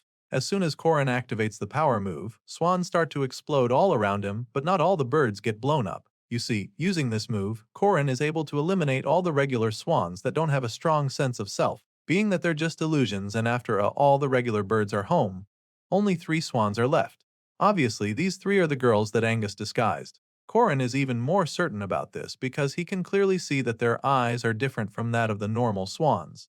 The cunning god of love gave our boy 3 minutes to find the girls, thinking it would be insanely difficult, but Korin just proved that he didn't even need 1 minute to pass the test. Now that he's completed the trial with ample time to spare, he politely asks Angus to release the girls so they can be on their way. As you can imagine, the crafty blondie didn't expect to be outsmarted and bested by a human this easily, so it looks like a pretty embarrassing loss for him. However, our boy isn't exactly off the hook just yet. Angus suddenly starts laughing like a maniac, which leaves Korin quite puzzled, and that's when the crafty guy reveals the other side of this trial. He reminds our boy that he was asked to find the real Oni, and then explains that the hero can only pick one of the girls, and the 2 that he do pick will have to sleep here for all eternity. Apparently, that's the rule of this twisted game, so of course, our boy is really taken aback. Angus has been trying to get to this point from the start, so even though it wasn't easy, he's finally managed to land Korin in this dead end. He gives the hero an impossible choice and taunts him, challenging him to try passing the test now because in his mind, this is the real trial of love. Once again, no matter how bleak the situation appears, the hero still seems to have thought of a way out. Korin suddenly starts laughing in response to Angus's insane trial, and then after laughing for a while, he suggests that the crazy god of love is having a huge misunderstanding here. And then, he goes ahead to clear the air. Korin explains that he never actually had the right to pick in the first place, and claims that he's just thankful that these 3 girls all picked him. At this point, Angus begins to panic, because he knows that Korin is right. The tables are quickly turned in that moment, because now it's starting to look like the hero doesn't mind failing the trial. Seeing how confused Teen Blondie is, our boy goes on to explain that he came here with the purpose of saving everyone from the beginning. And so, if someone were to be chosen to be cast aside, then it would have to be Angus. The hero makes this crystal clear to the god of love, and then points his spear at the guy. Korin holds the sharp end of his weapon mere inches away from Angus's neck, and the blondie just looks speechless for a second. After a brief moment of silence, he finally responds to everything that Korin said. He reminds the hero that he passed the trail of the swans and won the woman of his dreams. That is where the mythology that was passed down ends. That's the only part of the story that people told their children for thousands of years, but of course, there's more to it. In reality, Angus was not able to win over the woman's heart, despite finding her in the huge flock of swans. Of course, it's pretty ironic that the god of love wasn't able to make someone fall in love with him. The woman of his dreams flew away from him because it just so happens that the reason she hid as a swan in the first place was because she was afraid of him. After getting rejected, Angus spent the night drinking and singing love songs to himself, with endless streams of tears running down his face. His heart was filled with sorrow and regret, feeling that perhaps the outcome might have been different if he had just waited a little longer to go after the woman in his dreams. As the memories rush through his mind, a gentle smile appears on his face. Angus suddenly confesses that he's learned through this trial that love is not about possessing someone, but actually respecting them, and so he finally decides to do the right thing. That being said, he confirms that Corin Locke has actually passed the trial. The blondie reveals that he can now see why these girls refuse to give up on the hero. He tells Corin to go ahead and leave the girls in his care, promising him that there is no eternal sleep for them. Angus vows to let all of them leave this realm together if Corin is able to pass his final trial safely. As much as our boy appreciates the new atmosphere between them, he's not too comfortable with these terms, so he tells Angus that he'd prefer that the girls be set free even before he starts the next trial. However, the god of love insists that he leaves the girls with him because there's a good chance that his next trial is going to be a lot more dangerous. Angus is still trying to explain this to him when all of a sudden, the essence of the sun in his body starts reacting a lot. Corin feels the power in him radiating, so he's pretty confused. He knows for a fact that Angus is not the one causing it, so he's really puzzled now. An existence that can make Claus Solus activate despite his will is at play here, and there's only one force he can think of that could be responsible. His guess is immediately confirmed when the glowing figure appears in the sky above, revealing that he'll be giving the hero his final trial. Corin isn't even surprised when he sees the fiery being hovering in the sky, because he already knew that only the king of all gods could make the sun react. At this point, we're officially introduced to Noada Ergetlam, the one known as the heir of the sun. So, let's have a little backstory to understand who exactly this flaming god is. We're already familiar with the four great treasures of the heroic legends of Arhan: Leah F. Il Arid Bahir, Undri, and Claus Solus. You see, the original owner of Claus Solus was the king of the gods, who Angus is now passing Corin on to. This king of gods, Noada Ergetlam, is the heir of the sun and arguably the most powerful god in this world. As expected, he's the last one with the final trial that our boy has to face. The first trial was unpredictable, so Corin had prepared the head of the monster Mata and tried to lure Dagda with it. He knew that Dagda gives easier trials, so he wanted that god to appear, but that plan didn't work out because, contrary to his expectations, someone weird appeared. And yes, we're talking about Angus. Sure, he's been able to deal with that trial now, but there's another problem. Just as he expected, he's up against the heir of the sun.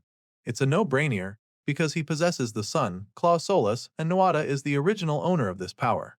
Even if he had been absolutely sure that he'd have to deal with the limb of all gods, the amount of time to prepare for something like this is limited. He was never going to ever be fully ready for a trial from a god like Noada. It's not even something that a player should have to deal with, since you can't even acquire Claus Solus in the game.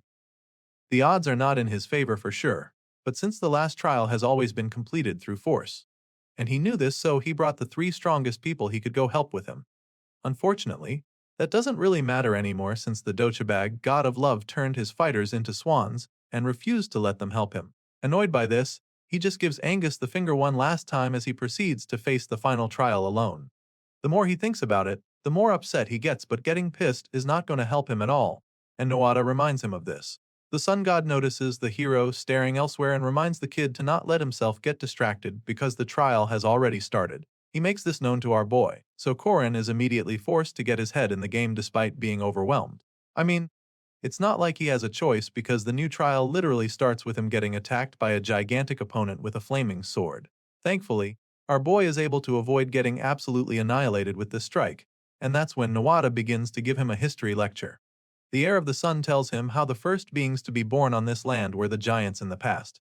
It was after the giants that the Danan took over and ruled the land. The reign of the Danan ended, and then came the demons, the spawn of the dark and the night. Finally, after the Dark Ages was when the Goidel came alone, otherwise known as the humans. After explaining all of this to Corin, Noada concludes by telling him that the opponent he must defeat is none other than the great warrior Sreng, a powerful demon. Noada reveals that the Moitra Plains are remembered for two things. It's the place where he defeated the great warrior Sreng, and it's the same place where he lost his arm. After he reveals this, we get to see the metal arm he's sporting, a constant reminder of what happened here. The King of Gods believes that Corin must be aiming for his left arm if he brought Claus Solus here, and then explains that the only way to utilize the sun properly is to possess this somewhat bionic arm. After explaining all of this, the flaming god tells Corin that he must now face the great warrior Sreng and feel the helplessness he bears as a human. Of course, our boy already knows that the odds are against him, but this doesn't deter him. He can't sit there and wait for the gigantic demon to destroy him, so he springs into action with his weapon, determined to give the big guy a pretty hard time as well. Sreng delivers another powerful slash of his sword, but the MC evades the hit by jumping over it. But of course, a powerful opponent like Sreng isn't going to stop there. He charges at Korin once again with blistering speed, and in the blink of an eye, our boy is holding back the demon's sword with all the strength he can muster. This ordeal he's faced with is something called the trial in Mag Mel. It's a trial from the gods meant to help ordinary players to grow. They create stages from their own experiences and teach players lessons through them. It's the same thing that happened with Angus, where the guy forced Korin to find the girls in the flock of swans. Well, he was able to deal with that pretty easily, but this final trial is a completely different ball game, because players can't actually obtain Claus Solus. This is the first time he's seeing Noada's trial, so he has no idea how to deal with the challenge. However, considering the setting of this world, he can at least infer what intentions lay behind giving such a trial. In order to pass any test, it's best to know exactly what its purpose is, and that's exactly what Korin is trying to figure out right now. The great warrior Sreng is a demon warrior who is so strong that he managed to cut off Noada's arm. That's already been established, so our boy figures that Noada gave him this trial, because he's trying to find out how much power he's built up until now.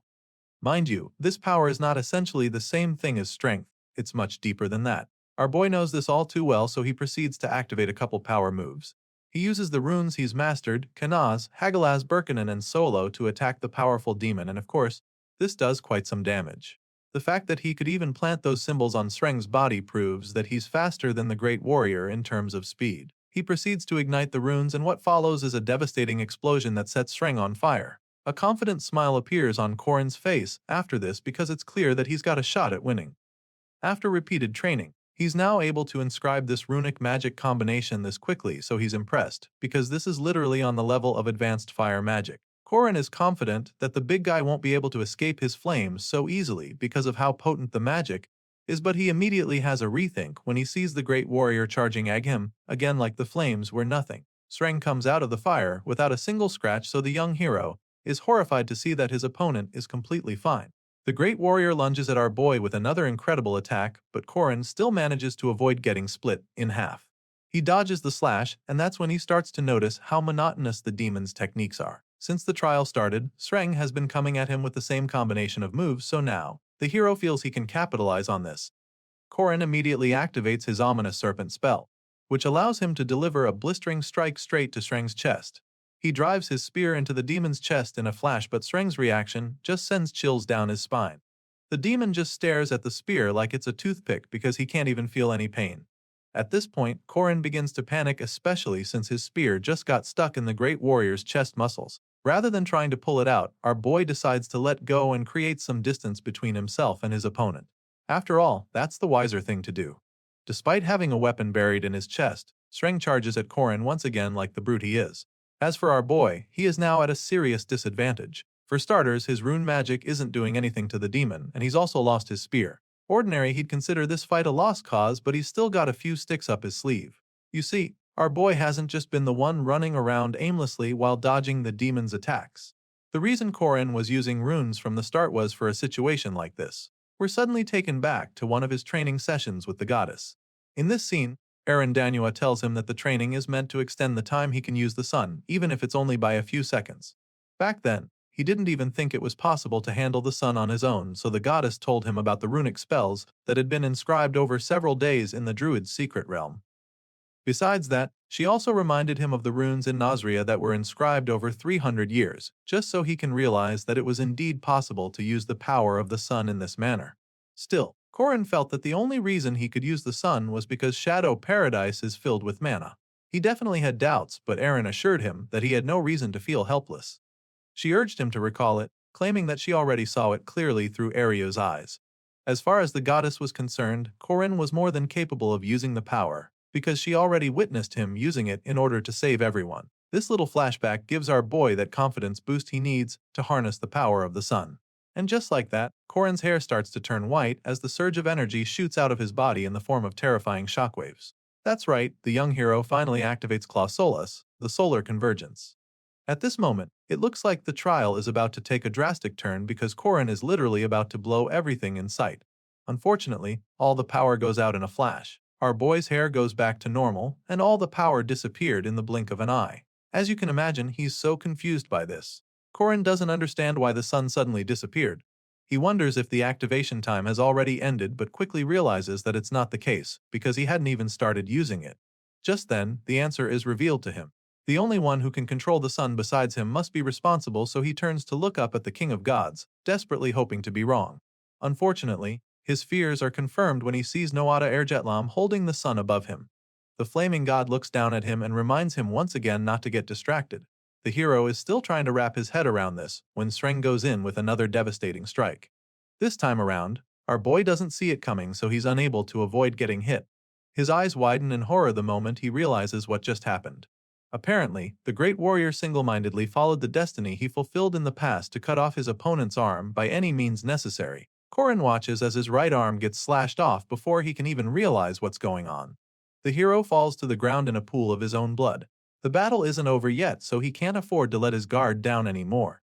Desperate to stop the bleeding, our boy attempts to cauterize the wound with his Kinaz rune spell, but despite blasting the injury with flames, nothing seems to be working. That's when Noada just mocks him for thinking that he could cauterize the wound by burning it. It turns out that the sun does not permit that. Obviously, the flaming god is the one making sure of this, so the wounded hero figures that this must have been Noada's plan from the start. In response, the heir of the sun explains that the throne of the god king, ruler of the Danans through the generations, can only be inherited by one with an unblemished body, and so, not even a single wound is permitted. Noada tells Korin how he had to abdicate the throne when he lost his arm to the great warrior Sreng. It was a big loss for sure, but the God King admits that he was actually happy it happened because he had opened the era of the gods after defeating all the demons.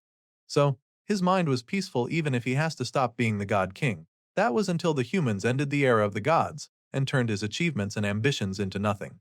As far as Noada is concerned, this trial began when the Danan of Justice, Arena Danua, sent Korin here. Most of the gods in this place are in agreement with Eren, but not all of them, and the flaming god explains this to our boy, but Korin refuses to believe him. Nevertheless, the God King proceeds to say that he despises the current era that the humans have created, and so, now that he's regained the power of the sun, he is more than happy to end that era. Noada Ergetlam suddenly activates the sun sword using Claus Solus and declares that he's been waiting for this era. Not for the demons or the weak humans, but for Tez Baltazar, who he believes to be the last true Danan. Well, who would have thought? This king of gods is actually rooting for the villain from the north, so now our boy has bigger problems on his hands.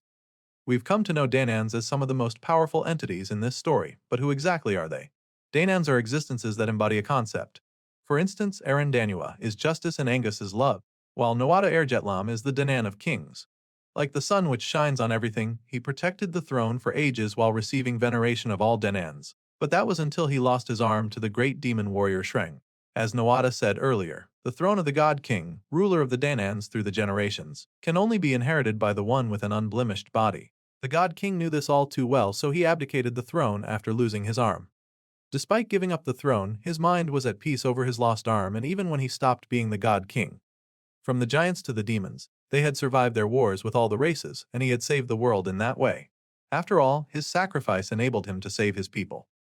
But if he ever had one regret, it was the fact that he wasn't able to extinguish the Goidels, now known as the humans. Noada Ergetlam was still frustrated that he couldn't wipe out humanity with his own hands, but now, it's looking like he finally has his chance. The God King talks about how the Danan gave humankind everything only to get betrayed. They gave the Goidels fire and exposed civilization to them as they were worshipped by them after all. Sadly, after everything the Danan did for the humans, they used that same fire to forge steel and turn the steel against the gods. Despite being betrayed by the humans, the innocent ones still left behind the Danan of Justice, Eren Danua, in hopes that she could guide this world in the right direction. But looking back now, Noada Ergetlam no longer believes that it was truly the right thing to do. The furious King of Gods clearly harbors a deep hatred for humans, and he intends to act on this emotion. Sadly, our boy is currently the first target, and the God King has no intention of showing mercy. With Claus Solus fully active, he unleashes a powerful sword slash on the hero, but Korin sees it coming, so he runs away from the flames as fast as he can. Our boy manages to evade the first wave, but he still has other problems on his plate as well. He's still bleeding profusely, so it's clear that he'll end up dead if he wasted any more time here. With this in mind, our boy comes up with a plan. He responds to everything the God King said, certain that the big guy must have some grudges since the Goidels are the ancestors of humanity.